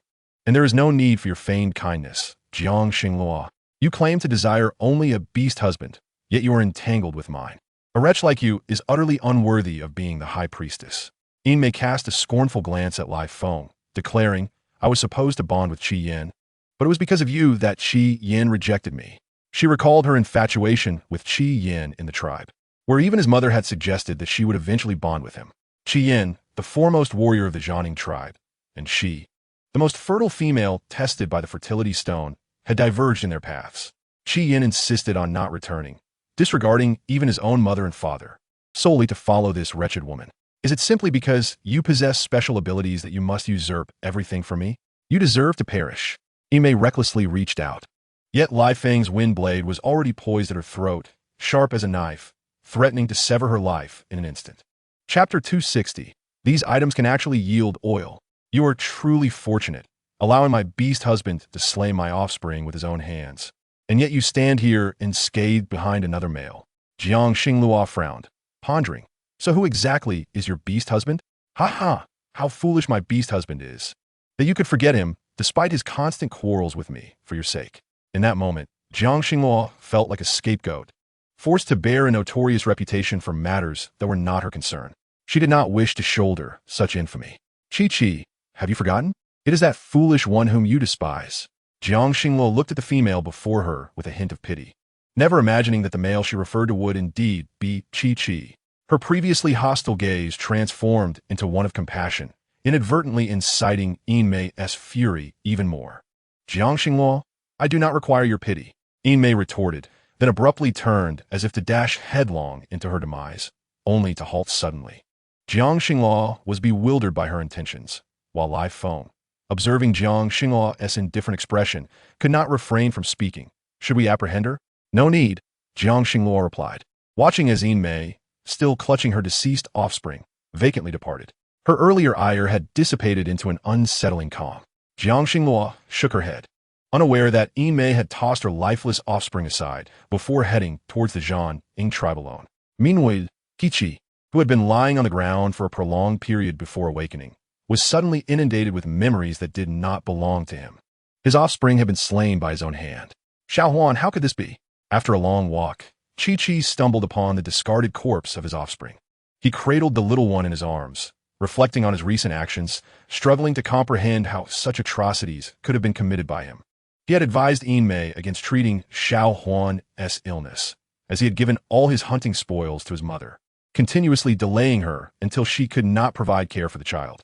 Yet, he remembered nothing of the aftermath. Qingzhou gazed at her father beast returning alongside her mother. Surprised. Mother, is that offspring not to be saved? Jiang Xinglu gently patted Qingzhuo's head. By the time I arrived, the offspring had already perished. But when I saw her, she was still blinking. How could this be? Jiang Xinglu noted the disbelief and sorrow in Qingzhuo's eyes, realizing that her offspring had been thriving. Qingzhuo, this matter does not concern you. Jiang Xinglu embraced Qingzhuo, softly comforting her. Life is unpredictable. No one could have foreseen that someone would willingly take their offspring's life. Yet such events have transpired, and the beast god's retribution has not yet descended. Jiang Xinglua frowned, recalling that the male who had pulled Yinmei away was indeed Qi. She could not fathom why the beast goddess punishment had not befallen him. Unbeknownst to her, the retribution had already commenced, striking Yinmei as she journeyed back to the Jiangning tribe. Jiang Xinglua had no time for further contemplation. The villagers had gathered all the wheat and even begun to dry it. The fields were now vacant, and as for the crops to be planted next, Chief Jiotai was organizing a gathering to brainstorm ideas. Continuing with a single crop seemed unwise, especially since the Jiuyin tribe would need to sell their produce. Indeed, I have new crops. Last year we acquired soybean seeds. This year we shall plant them together. Additionally, I possess corn seeds, peanut seeds, sesame, and sunflower seeds. Jiang Xinglua's farm was extensive, filled with a myriad of crops, and the fields near the river would continue to cultivate rice. As for the other lands, she took out all her seeds. What are these? The assembled beastmen had never heard of such seeds, yet knowing they were presented by the goddess, they naturally anticipated that they were extraordinary. They began to envision a future filled with better sustenance, imagining how delightful their lives would become. The fragrant white rice and noodles were already delightful enough. The thought of even more delicious food filled their eyes with hope. The villagers recognized soybeans, but corn, like wheat, could be ground into flour, and the peanuts, sunflowers, and sesame could all yield oil. As Jiang Xinglua mentioned the word oil, all the beastmen's eyes sparkled with excitement. Upon the return of the hunters, Jiang Xinglua demonstrated how to render beef and lard at the center of the tribal square. The oil rendered into jars, each scoop sufficient for a delectable meal. Xinglua, are you serious that these can produce oil? Jiang Xinglua smiled, then squeezed a ripened peanut before them, revealing the clear oil that dripped forth. The beastmen, endowed with immense strength and abilities, found it no challenge to extract oil using stone grinders. However, for better extraction methods, they would need to wait for Qi Feng to bring iron, as she could only attempt it after crafting iron pots. The thought of soon making iron pots brought a sigh of relief to Jiang Xinglua. Everyone, this is indeed the oil we consume. Plant oils can be extracted in large quantities, but our space is limited. The arrangement of crops for the Jiuyin tribe will be at the chief's discretion. Understood? Xinglua, how many of these seeds do you possess? Jiotai, the elder, gazed hungrily at the seeds, knowing that their entire clan was composed of males with wood-based abilities, making the cultivation of these new varieties a breeze. Yet, the allure of these oil-producing seeds made Jiotai yearn to plant them throughout their fields, while fearing that Xinglua's supply might be limited. There are enough for our tribe's needs, and besides, we possess the wood-based abilities to nurture them well. By next year, we shall be able to harvest our own seeds and plant even more. Jiang Xinglua's affirmation brought satisfaction to the eager male beastmen keen on cultivation. Xinglua, could you spare me some seeds? Our tribe has females, and offspring also need oil. Jiang Xinglua surveyed the area, noticing the large figure of Zhongzhu surrounded by a group of weak beastmen, resembling a rare creature, eliciting a smile from her. Of course, we can all plant together. The seeds are ample. I wonder if the Zhongxiong tribe has any available land? There are many things to consider. If the Divine Maiden and the Jiuyin tribe do not mind, perhaps our Xiong tribe could simply join them directly. After all, the Baihu tribe is already within the Jiuyin tribe, and we are not particularly esteemed ourselves. Chapter 261. Qing Yuan's new friend Jiang Xingluo was taken aback by Zhongzhu's words. Are you serious? Indeed. Our chieftain has instructed us to find opportunities to integrate into the Jiuyin tribe. Henceforth, the Jiuyin tribe will have its fifth group, which is us, the Xiong clan. All the beastmen present could not help but burst into laughter upon hearing this. Your chieftain is certainly unlike the previous one, Lu Yong remarked with a chuckle. Now, he and Zhongzhu have become friends, tending to the fields together and sharing everything, their camaraderie evident. Of course, moreover, this year our Xiong tribe has welcomed over 20 cubs. If we do not hurry to plant more crops, how shall we sustain them? Zhongzhu said, brimming with pride. It is worth noting that their tribe had not seen any newborns for nearly 2 years. However, after participating in the blessing ceremony with Xing Luo, several males have formed bonds with the local females of the Jiuyin tribe. They have managed to win over their mates without resorting to the aggressive tactics of the past chieftain, even relocating their harvested wheat to the females' homes, who excitedly promised to bear them litters of cubs. Isn't that a seamless arrangement? Zhong Zhu was well aware of the workings of such bonds.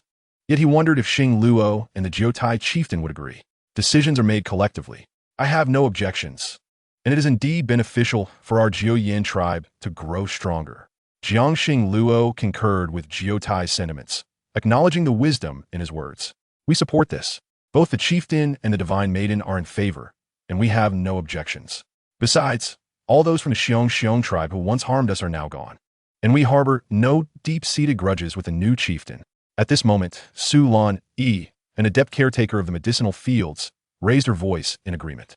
She had recently studied pharmacology and enjoyed a strong rapport with Zhong Tian. Observing the absence of dissenting voices, Jiangxing Luo resolved to gather all the beastmen of the tribe to seek their opinions. Excellent. I will coordinate with the chieftain to inform everyone to convene in the square to approve the integration of the Xiong tribe into the Jiuyin tribe, and then distribute the fields accordingly. Everyone will receive seeds to plant. Jiotai stroked his beard, eagerly anticipating the upcoming agricultural endeavors. Currently, the flourishing medicinal fields stretched before them, and the peach blossom grove was filled with females enjoying tea in the scenery. Jiotai had already identified a suitable location in the back mountains of the Jiuyin tribe for cultivating flowers. Come here, Xing Luo. The chieftain wishes to speak with you. Jiangxing Luo was beckoned aside by Jiotai, noting his serious demeanor, which hinted at significant news. What is it, uncle? My dear, have you forgotten? I promised to find a place for you to cultivate more flowers and plants. I have located that back mountain we previously avoided. Do you remember? Jiangxing Luo suddenly recalled that she had entirely forgotten about this matter during her time away. It was surprising that her uncle still remembered. Indeed, that area is spacious, and there are several trees nearby. It would be perfect for planting flowers and beekeeping. What? You want to keep bees? A hint of alarm flashed in Jiotai's usually amiable eyes, revealing some trepidation. Yes, what is the matter, uncle? Beekeeping is not easy. We have no successful precedents here. Moreover, those are wild insects infused with beast crystals, and I fear that ordinary beastmen may not be able to handle them. Do not worry, Uncle Jiotai. I have my own plans. Seeing Jiangxing Luo's confidence, Jiotai felt he could say nothing more and simply prepared to clear space and arrange manpower for her endeavors. The beastmen of the tribe were reasonable and welcomed the prospect of the Xiong tribe joining the Jiuyin tribe with enthusiasm. However, recognizing the importance of the matter, they decided to host a bonfire gathering that evening along the riverbanks. With the weather warming, the beastmen who had harvested wheat needed a chance to relax. Thus, the two chieftains agreed to make the necessary preparations. The young cubs of the Xiong tribe and the young females eagerly anticipated their return to the Jiuyin tribe, despite their own tribe's merits, as the Jiuyin tribe was home to the beast god temple. In the evening, Jiangxing Luo and Lai Feng brought 3 cubs to the riverside beneath the peach trees. Although they believed they had arrived early, they soon realized just how excited the Xiong tribe was about joining. Qing Yuan, is that you? You are so beautiful. Can we be friends? Qing Yuan was observing the koi in the river with Shui Lian when a small female with brown hair approached her. The young female's skin glowed with a healthy wheat tone, and her eyes sparkled like grapes, her height comparable to Qing Yuan's. Of course. What is your name? Qing Yuan inquired cheerfully. Banya, my mother named me. Banya spoke of her name with delight, and Qing Yuan's eyes lit up. My name was also given by my mother. Would you like to play with us? Shui Lian interjected, and Banya eagerly nodded. The joy of the young cubs was simple and pure. Qing Yuan took one of each by the hand, leading them to Sister Huayan's tea house to sample the freshly brewed flower tea. How is it? Is it delicious? The fragrance of flowers wafted through the air, presenting Banya with a taste she had never encountered before. It is delicious. The water here is far superior to that of our tribe. Banya, as if unable to get enough, finished her cup and requested another, feeling a bit bashful. Qing Yuan, Shui Lian, now that our tribes are united, will you teach me to read and study pharmacology? Banya shyly asked. Qing Yuan turned to Banya, of course. You're always welcome to join us. Banya, initially hesitant, sighed in relief at Qing Yuan's response. My mother believes I am too young to study pharmacology, so she does not allow me to learn. Could you please talk to her? Many young females in the Xiong tribe were studying pharmacology, but her mother refused to let her join, which had troubled her for quite some time. Chapter 262. The crystal is beautiful. Jiangxing Luo observed as Qing Yuan led Shui Lian towards the Xiong tribe and decided to follow out of curiosity. At this moment, The females emerging from the Xiong tribe appeared somewhat anxious. They had never visited such a beautiful place and were seeing it for the first time. Mother, mother, this is Qing Yuan from the Jiuyin tribe. You should know her. Banya looked up at her mother, whose previously drooping expression instantly brightened. Qing Yuan, is that you? Qing Yuan watched as the tall female before her crouched down, unable to suppress her smile. They had all witnessed Qing Yuan dancing at the altar that day. She was the acknowledged priestess of the beast god, and the females of the Xiong tribe adored her. They all wish for their daughters to be as kind-hearted as you. Indeed, Auntie, Qing Yuan began to explain, as the young female beside her tugged at her clothing, pleading for assistance. Qing Yuan, please help me. It was only then that Qing Yuan addressed the female before her. Auntie, could you allow Yi to study pharmacology with us? The response was incredulous. You want my daughter to learn pharmacology? Qing Yuan anticipated that the female would be resistant, perhaps even outright refuse her request. After all, Zonya had been hesitant to broach the subject herself, leading Qing Yuan to believe there may have been some discord between mother and daughter. Is it that you do not wish to? No. It's just that Zonya is a bit slow. I worry she might struggle and become discouraged.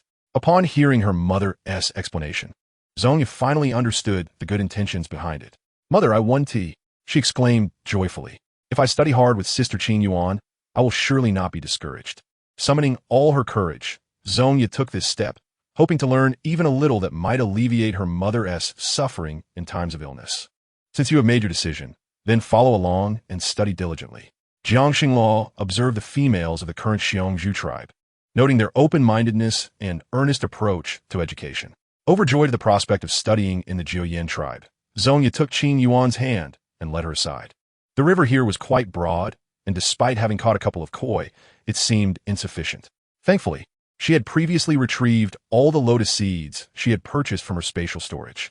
Jiang Xingluo placed the lotus seeds into the river, watching as they slowly sank. Having nurtured these seeds using her wood element abilities, roots began to sprout almost immediately after planting. As dusk fell, no one noticed this occurrence. It would only be in the summer when the river was adorned with blooming lotus flowers that it would truly become picturesque. If a cluster of lotus pods could also flourish, they could be stir-fried as a delicacy. Xingluo, what are you doing? Lai Feng, observing Jiang Xingluo by the riverbank, noticed something unusual emerging from the water. It's lotus flowers, Lai Feng. These are the seeds I retrieved from my spatial storage yesterday. Perfectly suited to grow in this river. By the hot season, they will bloom. Is this the lotus you sketched on the ground?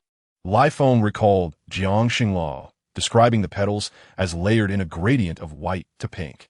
He had never encountered such flowers in the beast realm. Indeed, given that this was a place cherished by all, Jiang Xingluo sought to enhance its beauty. Mother, come dance. Look how beautifully Qing Yuan dances.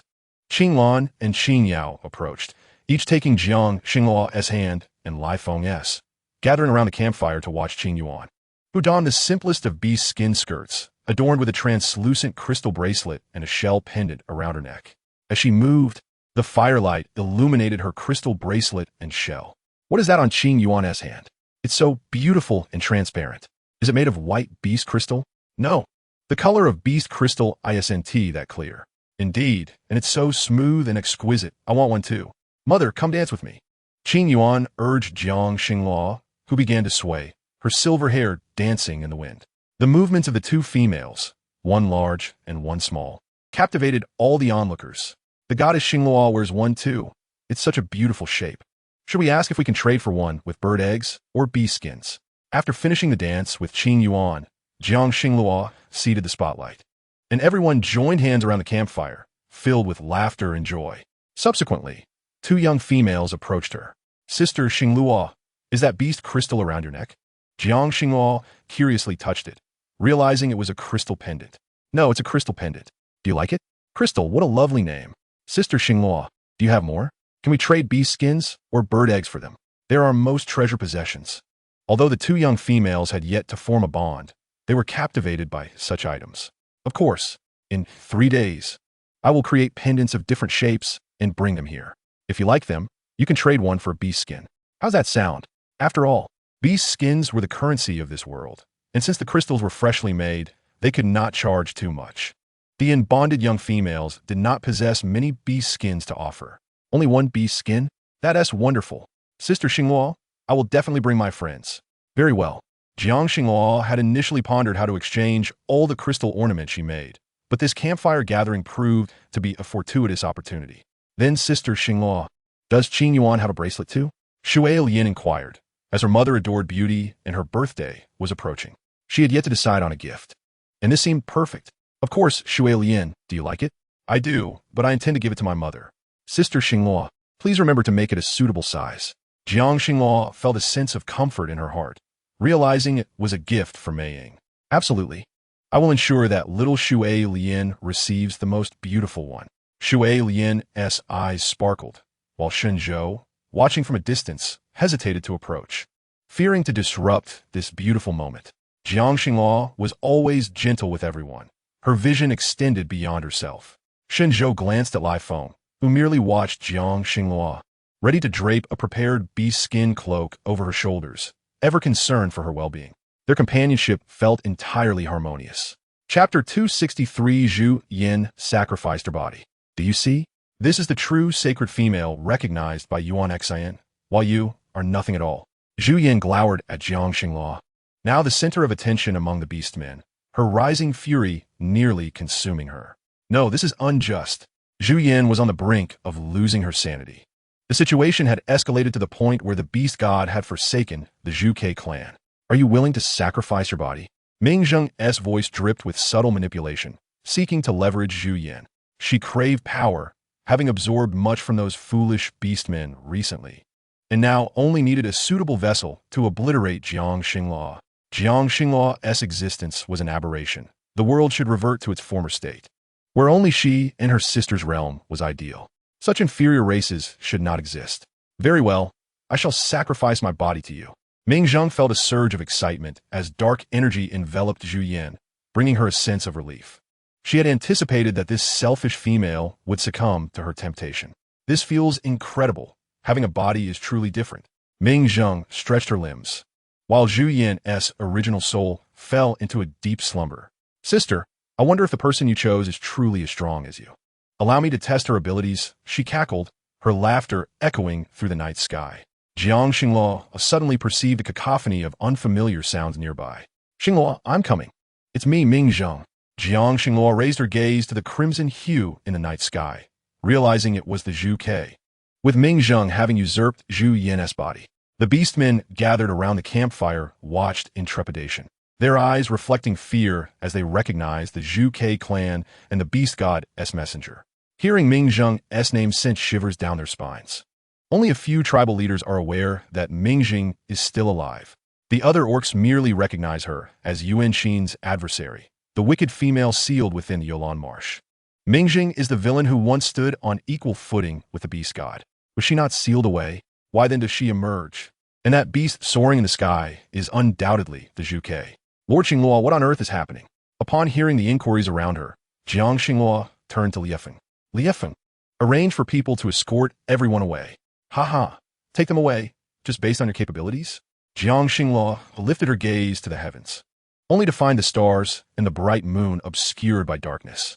A shroud of gloom descended as torrents of black rain began to fall. Jiang Xinghua invoked her wood-based abilities to form a barrier.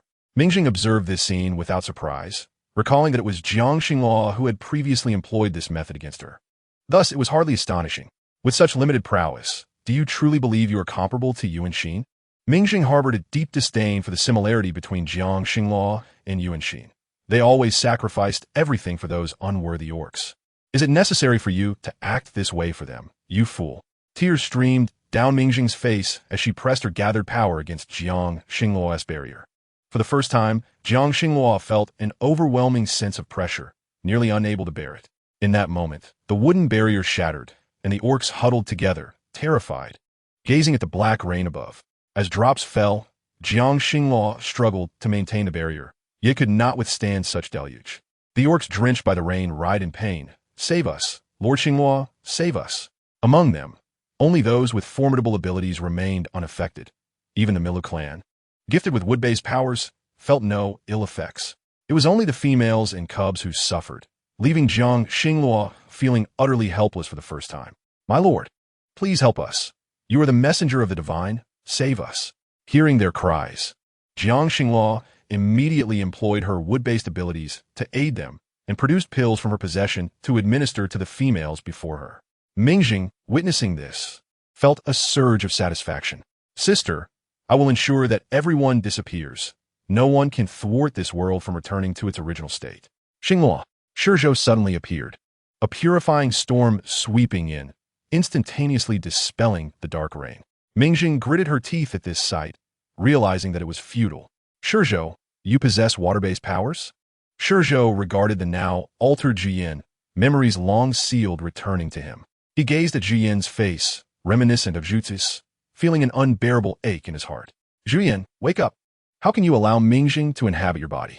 Shizhou's beast form circled above, while the orcs below experienced a moment of relief under the purifying rain. Ha. Do you know why? It is because of you, Shizhou. Your refusal to become that foolish beast husband has made her envious and resentful. Moreover, did you not realize that she has always despised Jutsue? Jutsue possessed wood-based powers, which is why she sought to harm her by any means.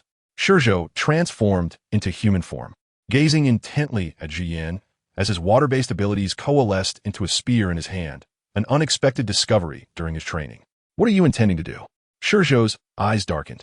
You have absorbed far too much malice, Mingjing. You were not meant to be this way. Indeed, but that is because Sister created you. You heartless fools who devoured her. Mingjing's tears fell drop by drop. She yearned to annihilate everyone, to ensure no one would interfere between her and her sister. Yet they had already paid the price. She had already killed them, and the beast realm was no longer what it once was. Mingjing awakened. No, be silent. Black energy erupted from Mingjing, and Shizhou did not lag behind, as the two engaged in an immediate battle amidst the skies.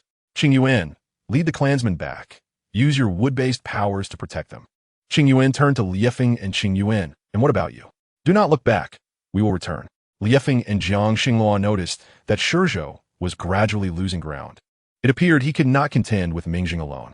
Jiang Xinghua unleashed her abilities, and in an instant, lightning flashed and thunder roared, striking Mingjing repeatedly. She had anticipated their unity against her. However, these trivial abilities posed no significant threat to her. Spare yourselves, Xinghua. Your powers hold no sway over me. Jiang Xinghua raised her gaze to the Zhuke, now ablaze in the sky. Is that so? Mingjing gritted her teeth as she plunged into the river, extinguishing the flames engulfing her body. Shizhou's spear soared toward her, and Mingjing transformed into human form, narrowly evading it. Shizhou emanated a menacing aura, as if harboring a deep-seated grudge. Mingjing, I once thought you to be the least emotional among the divine messengers. Yet I never imagined that little Zhuke would affect you for a lifetime. Mingjing observed the entangled emotions between them, finding it amusing. In this world, emotions and compassion only serve to backfire and should not exist within it. You are unworthy to speak of her, especially since Mingjing was still inhabiting Zhuyan's body. Zhuyan released a cloud of dark powder, momentarily blinding Shizhou. Jiang Xinghua's vines emerged from her palm, ensnaring Mingjing, who effortlessly broke free, regarding Jiang Xinghua with a gleeful smile. With such meager skills, you cannot possibly contend with me. Jiang Xinghua transformed into beast form as Liefeng's wind abilities surged forward, suddenly disrupting Mingjing's ascent into the sky, causing her to plummet to the ground. She had entirely forgotten that Liefeng possessed such formidable wind powers. The accompanying purifying force inflicted a painful burning sensation upon her. You! Jiang Xinghua pursued Mingjing, who still refused to concede. Her claws aimed for Jiang Xinghua's eyes, which she narrowly evaded, watching Mingjing swiftly retreat into the sky. They wished to continue their pursuit, only to realize that Shizhou had not followed. Xinghua, my eyes. Chapter 264. Lingshuang returns to Yolan Marsh. Jiang Xinghua and Liefeng turned back, abandoning the chase. How are you? I seem to have lost my sight. Jiang Xinghua utilized her powers to repeatedly examine Shizhou's condition, discovering that his eyes had been corroded by dark forces. She employed her wood-based abilities to repel that corruption. Even so, the dark power still impacted Shizhou's vision. Jiang Xinghua furrowed her brow at the sight before her. Shizhou, we will take you back. I will surely find suitable medicine to aid you. Shizhou nodded, appearing indifferent to his blindness. Meanwhile, Jiang Xinghua remained deeply concerned. The following day, anxiety spread among the people. Even Zongqing arrived at the Jiuyan tribe to inquire why the sacred female of the Zhuke clan claimed to be Mingjing. Zongqing, I understand your worries, but we will surely protect all orcs. We merely wish to advance and retreat alongside the revered priest. Zongqing showed no intention of fleeing in the face of adversity. They should confront difficulties together. Now, those with abilities were not limited to a few divine messengers. The earth-based powers of the Zongxiong tribe were not to be underestimated, and they would not yield. Jiang Xingluo regarded Zongqing. At this juncture, even if she wished to conceal the truth, she could no longer do so. She must unveil the reality of the situation.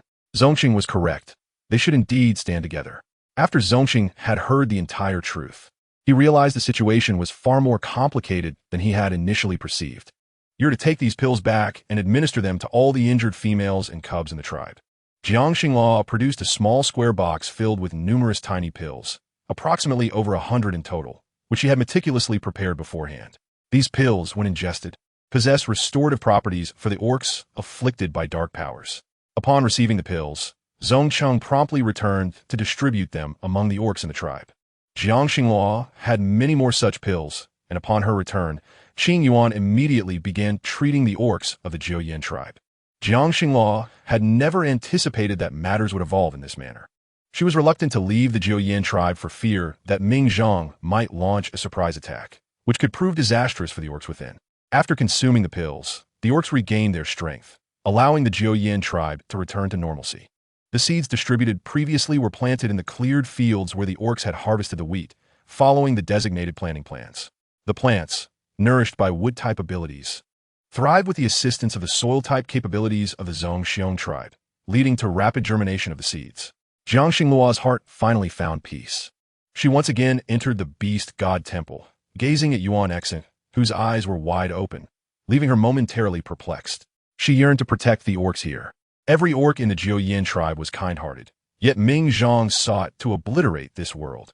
Oh, beast god, what should I do? She could distinctly sense the chasm between herself and Ming Zhang. Was she to seal Ming Zhang away once more? Act according to your instincts, Xingluo. That is the very reason I wished for your return.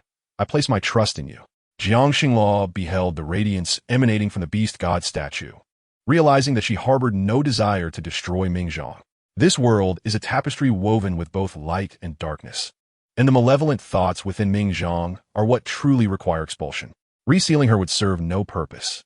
Xingluo, follow your heart, and I shall bestow upon you strength. Jiang Xingluo felt a wave of dizziness as memories that did not belong to her suddenly flooded her mind. They were recollections of Yuan Xin and Ming Zhang, existing within a mirror that abruptly materialized in the space around her. Perhaps this could assist you, she pondered. Though she did not comprehend how such an object could be of help, she nonetheless safeguarded the mirror with care. The tribe remained tranquil and harmonious. Life continued in this manner. Jiang Xingluo ventured outside to assist in gathering medicinal herbs, intending to prepare another batch of pills.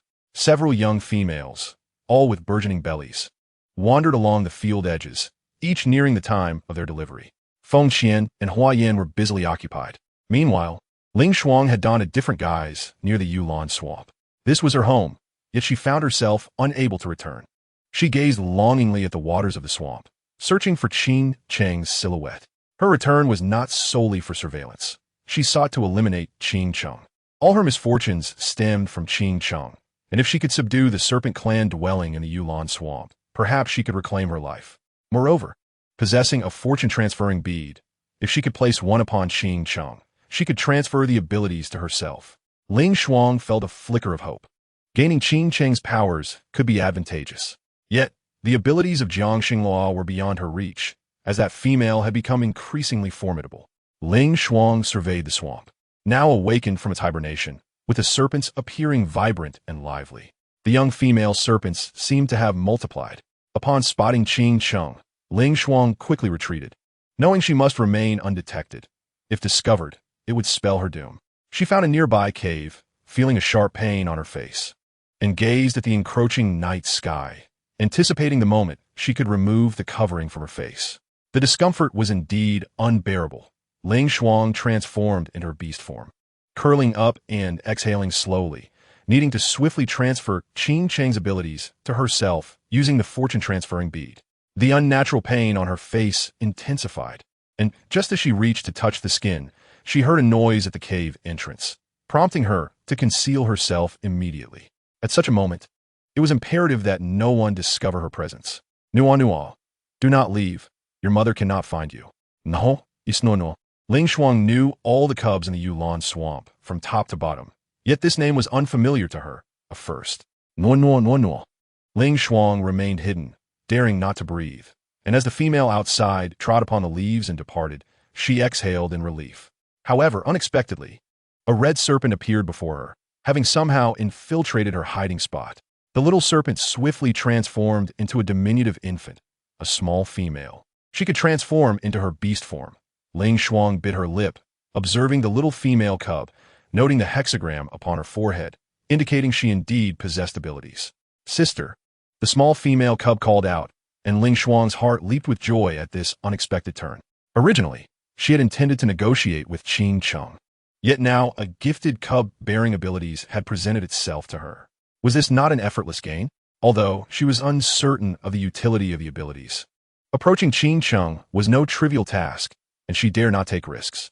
In the Jiuyin tribe, the number of young females preparing for bonding had been rising, and Jiang Xinghua watched as Qing Yuan busied herself, growing day by day, bringing her immense joy. Even Shui Lian had become proficient in medicinal knowledge, capable of tending to the young cubs. Jiang Xinghua felt a profound sense of happiness in witnessing all this. Jiang Xinghua noticed Xiao Yuner had grown weary of playing with the ball and lay bored on the ground, gazing at her. Mother, may we go to play? Jiang Xinghua, seeing her child's forlorn expression, reached out to stroke Xiao Yuner's soft fur. She was growing each day, and now that her older siblings were preoccupied with their own affairs, she felt a twinge of boredom. All right, mother will take you 3 out. Jiang Xinghua sighed, glancing at the trio of cubs, yet was caught off guard when they transformed into their human forms at the mention of playing outside.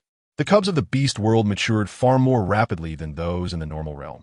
They appeared as if they were already 3 years old and could walk steadily.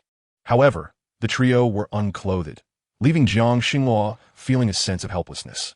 Jiang Xinghua swiftly retrieved some animal skins from her space and fashioned skirts for the cubs. Their eyes lit up with joy upon seeing the new garments in their mother's hands. Come here, you 3. Jiang Xinghua beckoned the cubs closer. Each cub bore unique features. Xiao Yuer closely resembled Jiang Xinghua, while Jiang Qi and Jiang Feng had sharp features reminiscent of Lai Feng. Jiang Xinghua was pleasantly surprised by how adorable they appeared in their human forms. Mother will dress you.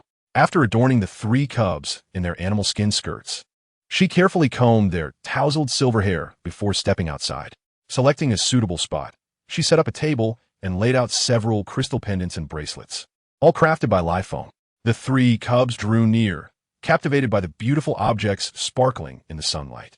Mother, this one is so pretty, exclaimed Xiao Yuner, holding up a pendant shaped like a star, bringing a smile to Jiang Xinglua's face. The shape of the star is exquisitely crafted, without a single flaw. Xiao Yuner is fond of it. Jiang Yun nodded, and Jiang Xinghua directly hung the star pendant around Jiang Yun's neck, saying, "This pendant is a gift for you. All right?" Jiang Yun gently touched the star pendant on her chest and turned to Jiang Qi, asking, "You think this is beautiful, right?" Jiang Qi nodded and replied, "Sister looks good in anything." Mother's name is also Xinglua. Is this the star she refers to? Xiao Yuner turned to Jiang Xinglua, unable to suppress her curiosity. Jiang Xinglua confirmed, "Yes, it is indeed this star. You are Yun. So next time let your father beast make you a cloud pendant, shall we?" Upon hearing her mother's words, Jiang Yun's face lit up with joy. At that moment, several young females passing by noticed the crystal pendants displayed on the table by Jiang Xinglua. They had thought she would never bring these out again, but now they had the chance to exchange them. "Sister Xinglua, I want this one. How many beast skins?" Jiang Xinglua was prepared for a slow day of business, not expecting 2 young females to choose at once. Perhaps after the first selection, several others, who already had a fondness for such items, came continuously to claim them. Jiang Xinglua gazed at the numerous beast skins that had now gathered around her. "Mother, the sisters really love the things made by Father Beast, and so do I." Xiao Yuner touched the pendant on her chest. It bore her mother's name. She had long envied the bracelet on her sister's wrist, and now she possessed such a treasure. "As long as you like it, let us take the beast skins back first. Do you want to visit Uncle Shizhou with me?" Jiang Xinglua had been using her wood-based abilities to treat Shizhou's eyes daily. However, the effects were minimal, and she wondered if they could ever be healed. The power of Mingzheng was truly terrifying, capable of harming the beastmen so easily. "Mother, we will go with you." Jiang Xinglua gently patted Xiao Yuner's head.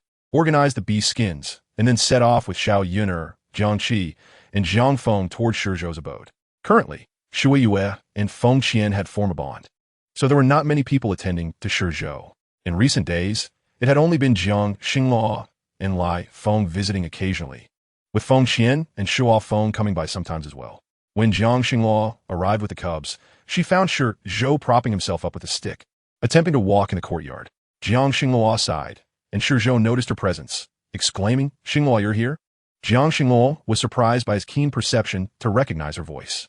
"I have come to treat you. I brought some pills today. Remember to take them." Jiang Xingluo's wood-based powers glimmered with brilliance. Her abilities had reached a peak, and she hoped to heal Shizhou's eyesight. Shizhou felt the gentle warmth. A sensation that had been overwhelming and painful in his eyes began to fade at that moment. "Xingluo, it seems my eyesight is improving. Your medicine is quite effective." Jiang Xingluo felt relieved. In truth, these pills were meant to combat the dark energy. "Take 3 a day after meals, and I will send Lai Feng to bring you food each day." Shizhou nodded, hoping for a swift recovery, as sealing Mingzheng again was his utmost priority. Jiang Xingluo left today's meal for Shizhou, and the cub standing nearby looked at him, asking, "Uncle Shizhou, can't you open your eyes?" Xiao Yuner had always admired Shizhou. He was incredibly cool when transformed into a blue dragon soaring in the sky. However, he now appeared quite pitiable. "Xiao Yuner, you and your brother are here too?" Shizhou's voice was gentle as he reached out, and Xiao Yuner quickly placed her small hand into his large palm. "Uncle Shizhou, we've all come. You must take care of yourself while you're sick, all right?" Shizhou nodded, smiling as he reassured them. "Uncle will take good care of himself. You and your brothers must stay safe. There are still bad people around." Upon hearing this, Xiao Yuner raised her small fist defiantly, declaring, "No matter who it is, they can't defeat Xiao Yuner." Jiang Xingluo found her declaration amusing, while Jiang Qi and Jiang Feng remained calm. Each child had their own distinct personality, which Jiang Xingluo found quite delightful.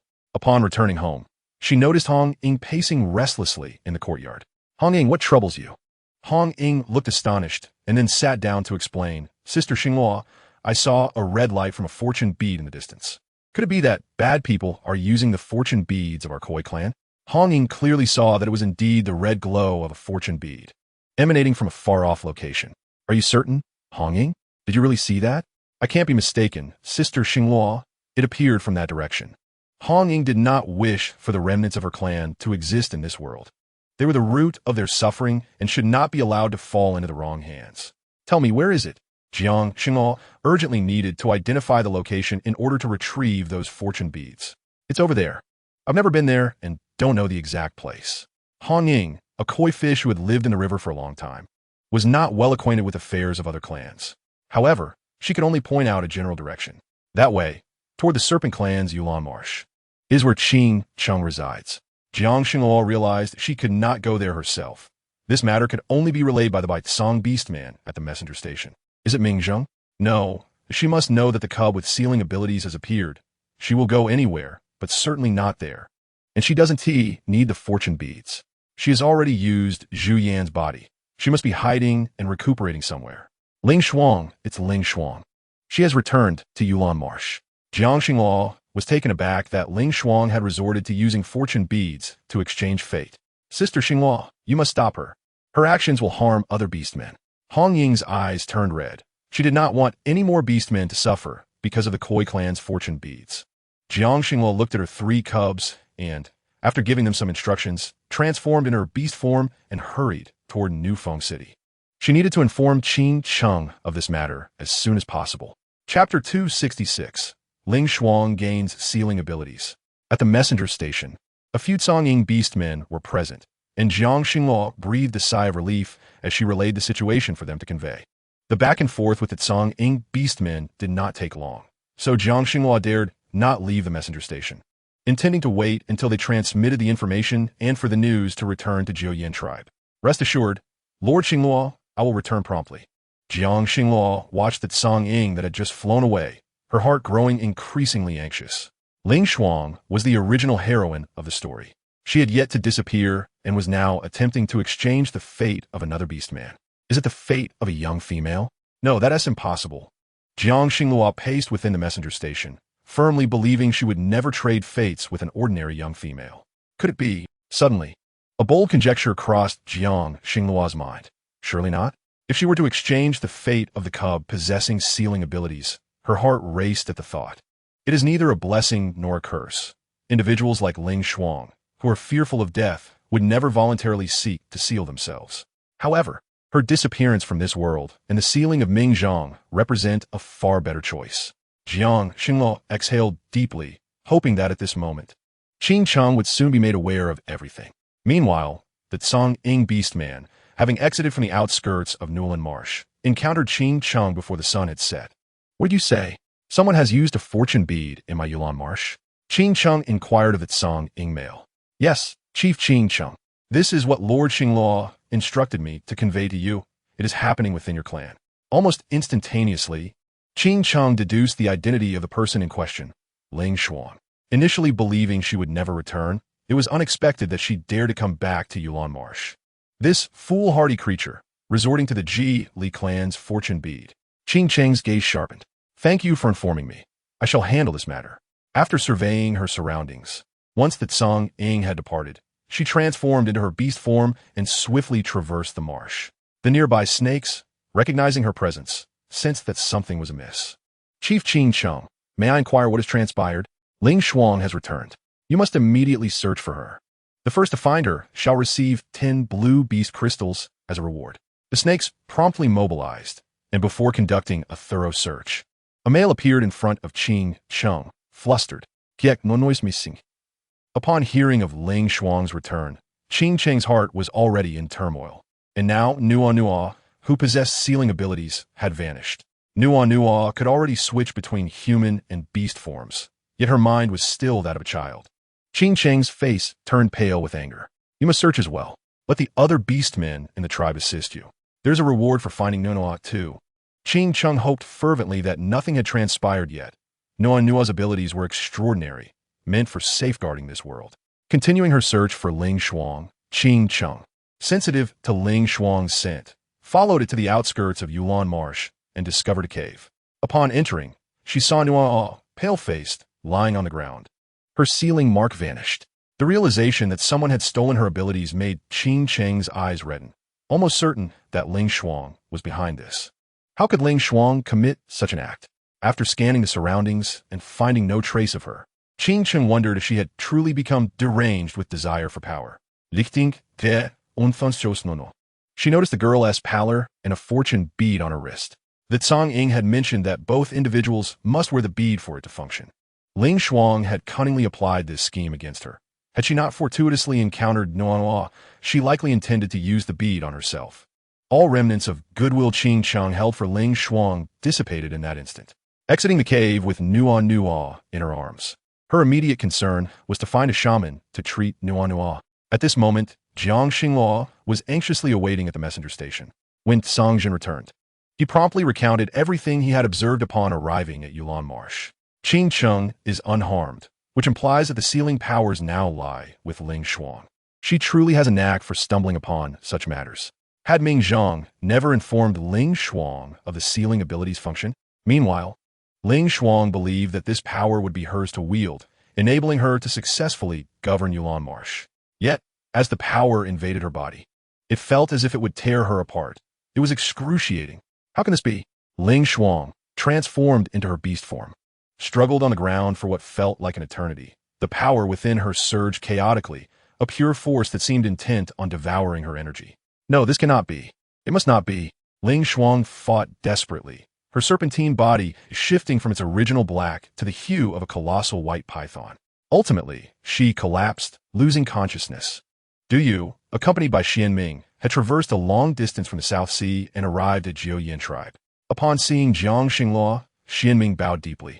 Addressing her as honorable priestess, I failed to come and offer my blessings. It is my fault. His voice was deep, and when he gazed at Jiang Xingluo, there was a hint of scrutiny in his eyes.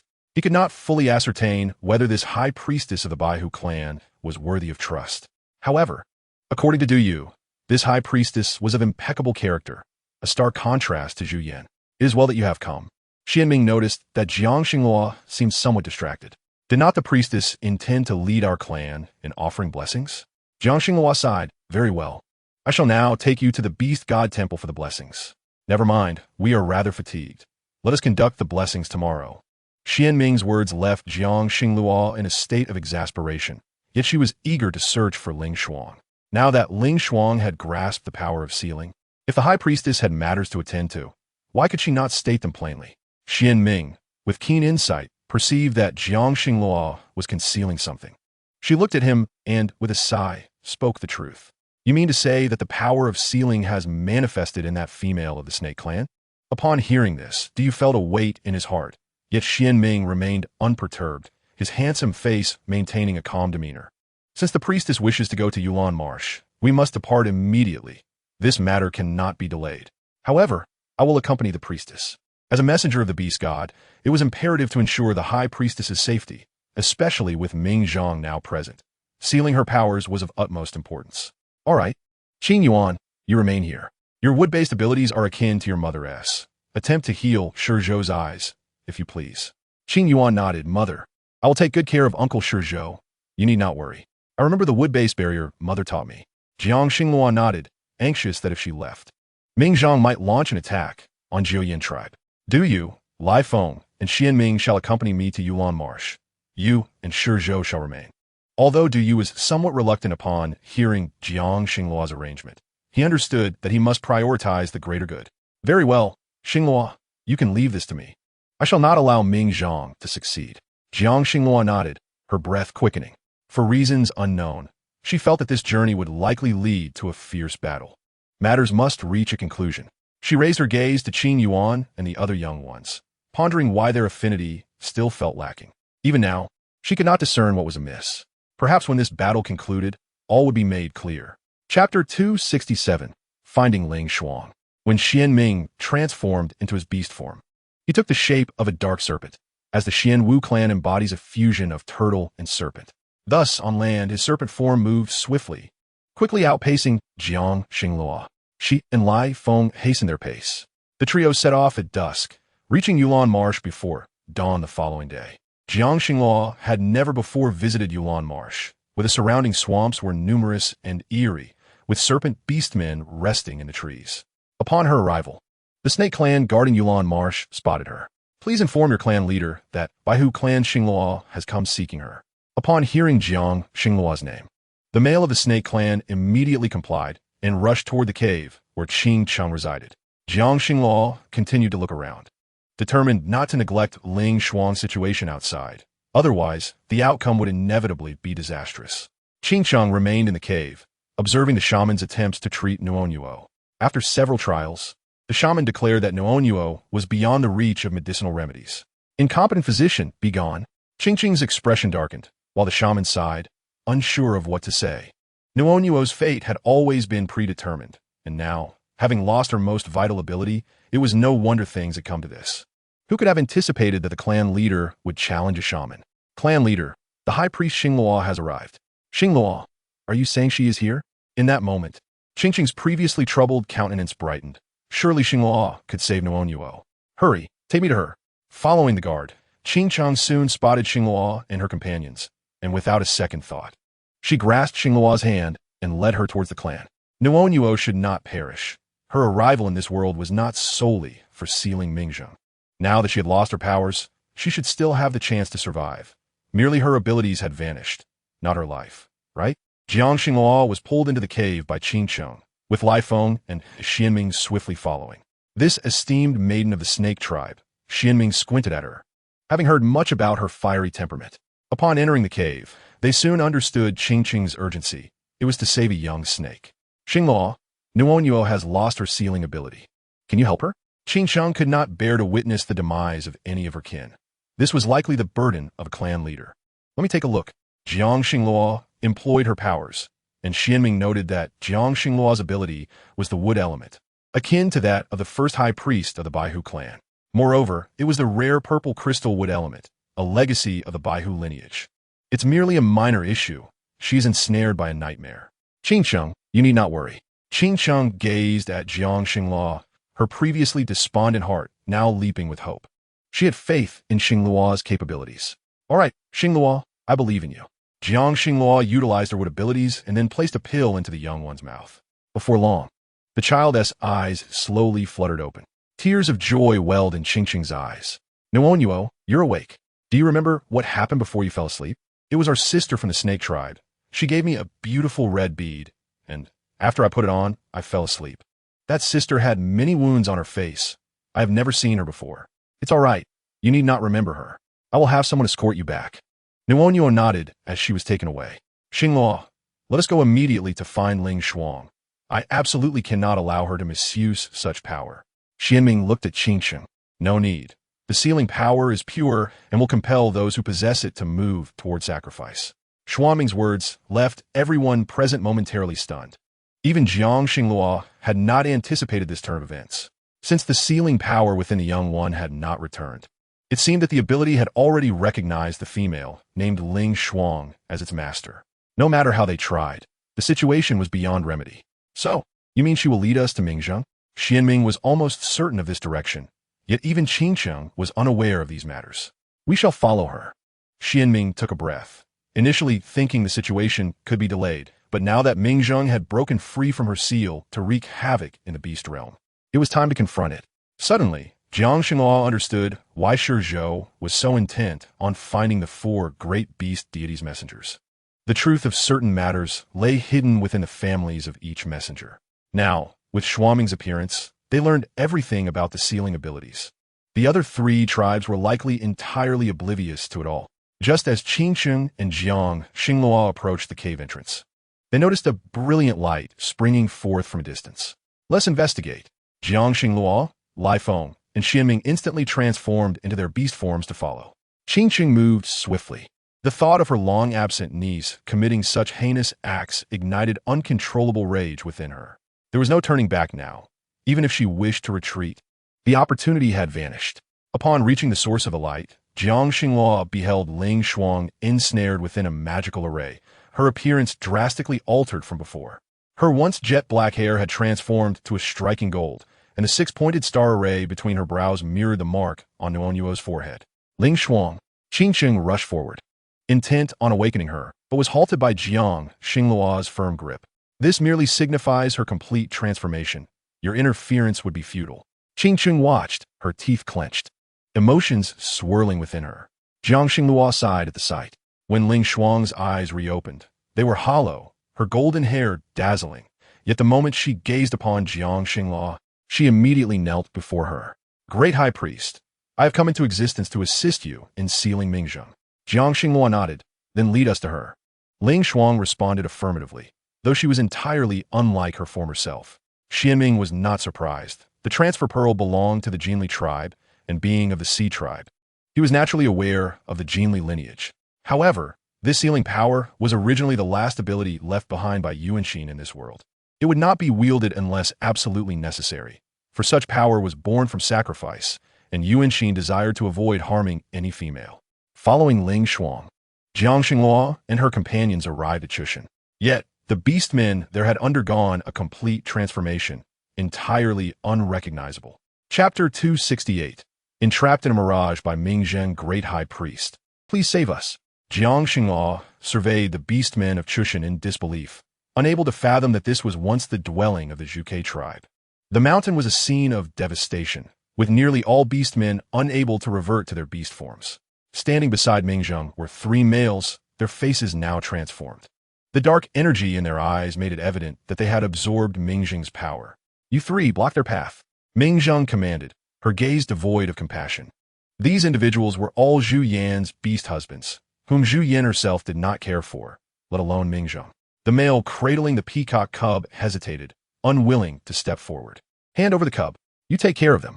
Mingzheng's voice bore an authoritative tone, prompting the previously reluctant males to surge forward, their abilities manifesting as wind and wood elements. Zhu Yan's beast husbands were formidable, all being purple crystal beastmen reduced to mere puppets.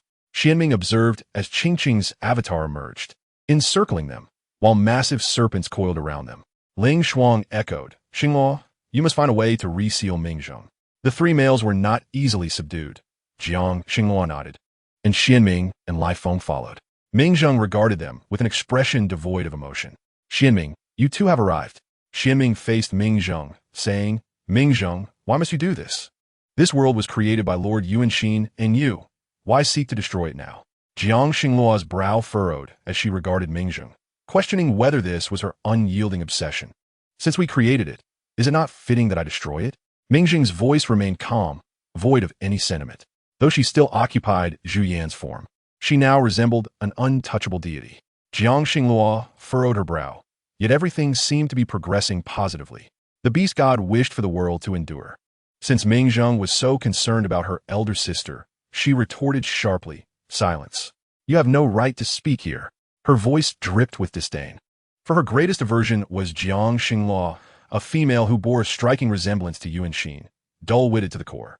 Did she truly believe that her numerous efforts could salvage everything? Ming Zheng, why are you so afraid of the High Priest's words? The High Priest speaks the truth. The beastmen of the current beast realm are not the same as those who once harmed Lord Yuanxin. Listening to Xianming, Ming Zheng's eyes reddened. Is that so? Yet, my sister's fate is uncertain, and I have lost my body.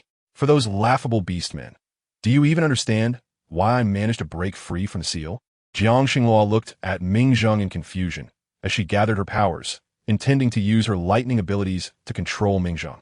It was the perfect moment to strike. As Ming Zheng was currently in a daze, Lai Wen sensed Jiang Xingluo's power, and when lightning struck Ming Zheng from behind, she grimaced in pain, plummeting from the sky. We must find a way to seal her quickly. Xianming nodded, watching as Ming Zheng fell, only to rise unscathed. Xingluo, do you truly think your meager abilities can deal with me? You underestimate the situation. I am the original beast god who opened the chaos alongside Yuanxin. What can you do? A wild laughter erupted, and Jiang Xingluo observed as the surroundings plunged into darkness, the light of the world vanishing in an instant. The entire realm was shrouded in shadow. Meanwhile, in the Jian tribe, Ragewind City, Mingqian tribe, and Mingyuan Mountain, the beastmen gazed at the land being engulfed in darkness, utterly oblivious to the cause. Qingyan, observing the chaos outside, realized a battle must be occurring between her mother and father beast and Ming Zheng. Before leaving, her mother had instructed her to care for all the beastmen in the tribe. She would undoubtedly shoulder this responsibility. Do not be afraid. The darkness will soon pass. Everyone, return to your homes. If anything arises, seek me and Brother Diyue. Brother Qiyan is also here. The Baihu tribe was present, yet with the world devoid of light. They could scarcely recognize one another, relying solely on the sound of voices to discern identities. All right, Qingyuan, we understand. Everyone, hurry back. In an instant, all were feeling their way along the walls to depart, while Qingyuan held her younger siblings, uncertain of what would transpire next. If their parents did not return this time, would they forever remain hidden in darkness? Since you are so eager to know why I wish to destroy this world, I shall let you witness whether the beastmen of this world can still regard you as they did before after experiencing such calamities. When times are good, naturally, nothing is of concern, but once afflicted by suffering, knowing that one can be saved, everything will change. Since Jiang Xingluo refused to concede defeat, she would immerse them in an illusion. Upon awakening, Jiang Xingluo found herself back in the Juyan tribe. She looked around in relief, noticing Lai Wind and Xianming had returned with her. But where was Ming Zheng? Stop looking, Xingluo. It was Ming Zheng who personally brought us back. Xianming calmed down, glancing at Jiang Xingluo and Lai Wind. Suddenly, a torrential rain began to pour down upon Jiang Xingluo, reminiscent of the rainy season she had experienced shortly after arriving in this world. It was the rainy season. It was during this time that Yuanxin sought to save the beastmen. In that moment, Jiang Xingluo seemed to grasp why Ming Zheng had directly returned them. She desired to witness her relive everything Yuanxin had endured. The rain intensified, though it was merely an ordinary downpour. Mother, Jiang Xingluo frowned, noticing that the figure before her was Qingyan, who had reverted to her appearance from a year ago, her once vibrant hair now a dull yellow, reflecting malnutrition. It was as if they had just departed from the Shadow tribe. Qingyuan, what happened to you? Jiang Xingluo inquired, but Qingyuan merely shook her head before fainting. Qingyuan, Lai Wind, witnessing his daughter collapse, swiftly caught her in his arms. Xianming observed the scene, realizing that this illusion was likely more harrowing than Yuanxin's experiences. She sought to test the human heart, and with a sigh, Xianming could only hope they would successfully navigate this trial. Lai Wind, take Qingyuan back first. Lai Wind nodded, with Xianming following closely behind. Jiang Xingluo regarded the Jiyan tribe, which remained as impoverished as before, lacking sustenance, and even their abilities had waned. The beastmen here were shunned and expelled by stronger tribes, forced to seek refuge in this desolate place. Cough, Xingluo, you have returned. Jiang Xingluo turned to see the speaker. None other than Xue Li's mother. Auntie, where's Xue Li? She asked, noting the pale complexion of the female, her heart filled with concern. Xue Li, Malasia Xue Li. Xingluo, you have what abilities? Please save my Xue Li. Ever since she returned from gathering fruits, she has been bedridden, unable to rise. Hearing Xue Li's mother's words, Jiang Xingluo hurried into Xue Li's home, finding her lying weakly on a wooden bed, her body marked by numerous unusual black spots, a sight most terrifying. How could this happen? It is a plague, Xingluo. This is an illusion. Jiang Xingluo heard Xuanming's voice beside her. An illusion? And we must find a way to break it. Xingluo, this is not merely an illusion. This is a trial for you. Yuan Xin has recognized you, but I have not. You must pass my test to escape my constraints and have the opportunity to battle me. Jiang Xingluo gritted her teeth as she gazed upon Xue Li. Understanding what must be done, she harnessed her wit abilities to grant Xue Li strength, though the breath escaping Xue Li's lips was foul. Unbeknownst to Jiang Xingluo, there were many such afflicted beastmen in the Jiyan tribe. Chapter 269, Sister, I only wish for your revival. Jiang Xingluo's wit abilities took effect after a prolonged use, and the black spots on Xue Li gradually receded, her condition visibly improving. Sister Xingluo, you have been gone for so long. I thought you would never return. Xue Li reached out to grasp Jiang Xingluo's hand, her eyes brimming with ominous dark mist. Jiang Xingluo could not be mistaken. Why, despite using my wit abilities, is she still like this? I must find some medicinal herbs. Jiang Xingluo examined Xue Li's condition, only to realize the severity of her ailment. No, this cannot be. How could this happen? Xianming scrutinized Jiang Xingluo, sensing that the situation was dire as he assessed Xue Li from head to toe, confirming that her plague was severe. Xingluo, you can see the illness. This plague is not so easily resolved. After all, it was Ming Zheng who had designed this illusion, and it would not be easily unraveled. I understand, but I still wish to try and see if I can resolve it. Jiang Xingluo initially thought this affliction was already burdensome. But little did she anticipate that even more troublesome matters would soon arise, as black spots began to appear on Xingyuan as well. Father Beast, I am in great distress. Father Beast, please save me. Xingyuan grasped the sleeve of live foam, a cold sweat breaking out on her brow.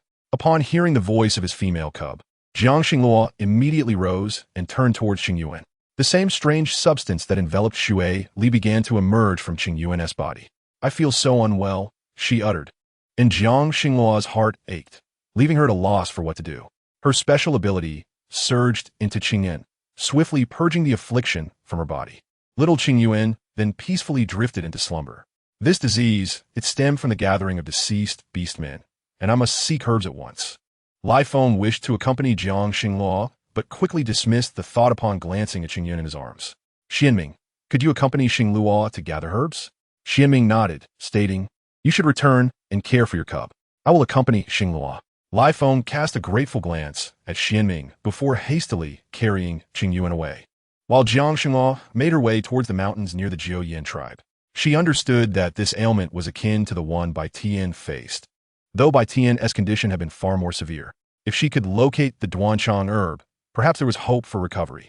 Xianming observed Jiang Xingluo transform into her beast form and sprint ahead, curious about what herbs she could possibly find to cure this affliction, or if she would meet the same fate as Yuan Xin.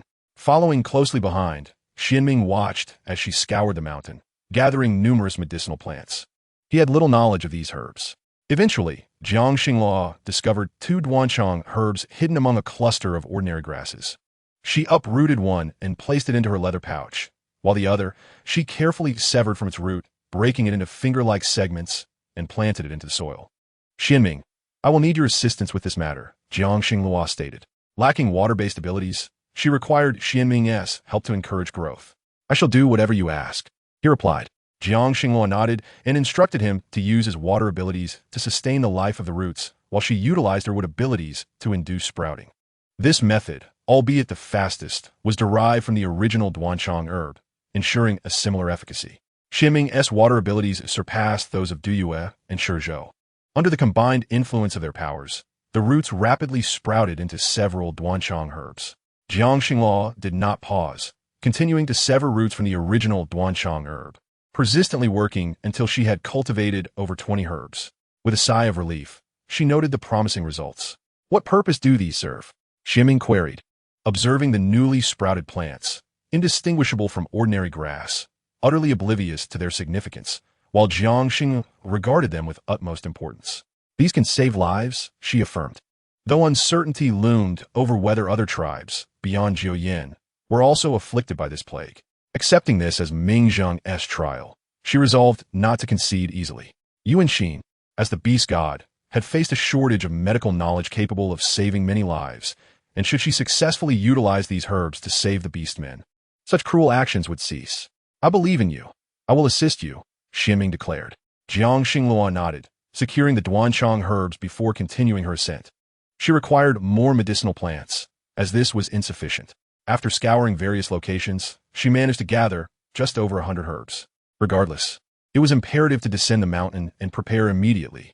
In addition to the Duanchang herbs, she collected others, all of which could prevent the current epidemic. Upon returning to the Jiuyin tribe with Xianming, she encountered the tribe leader, Jiu Tai, whose complexion appeared ashen, resembling a figure on the brink of death. Is Xinghua? Xinghua has returned.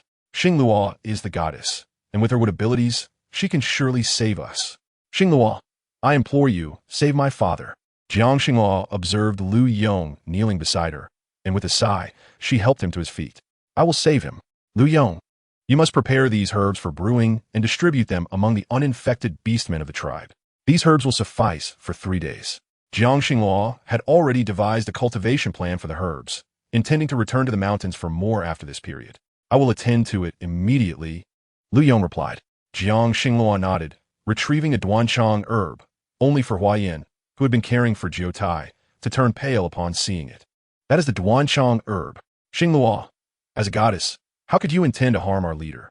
Jiang Xinghua raised her gaze to Huayan, who snatched the herb away, refusing to allow her to use it. I do not intend to harm him, Huayan. This is not the Duanchang herb. It merely resembles it. This is a medicinal plant given to me by the beast god. At that moment, Ming Zheng, observing the scene, was taken aback by Jiang Xinghua's words. She claimed it was not the Duanchang herb, and it appeared she was deceitful. Yet, Jiang Xinghua met Huayan's gaze, understanding that some matters need not be explained in detail. Time was of the essence in healing. Do you trust me? Huayan hesitated, but eventually nodded. In that instant, Ming Zheng sensed a shift. No, it cannot be. Jiang Xinghua, why are you able to change everything while my sister cannot? Ming Zheng attempted to intervene, but was repelled by a force, Ling Shuang's power. How had Ling Shuang transformed in such a manner? This useless being had somehow transferred the sealing ability onto herself? Ling Shuang, recognize who I am. Ling Shuang remained unresponsive, merely wielding a bolt of lightning towards Ming Zheng. The latter endured the attack, realizing that the emergence of the sealed daughter was indeed meant to counter her. Sister, why do you treat me this way? I only wish for your revival, to remain together in this world forever. What have I done wrong? Yet Yuan Xin offered no reply. In the realm of illusion, Jiang Xinghua reached out and reclaimed the Duanchang herb from Huayan.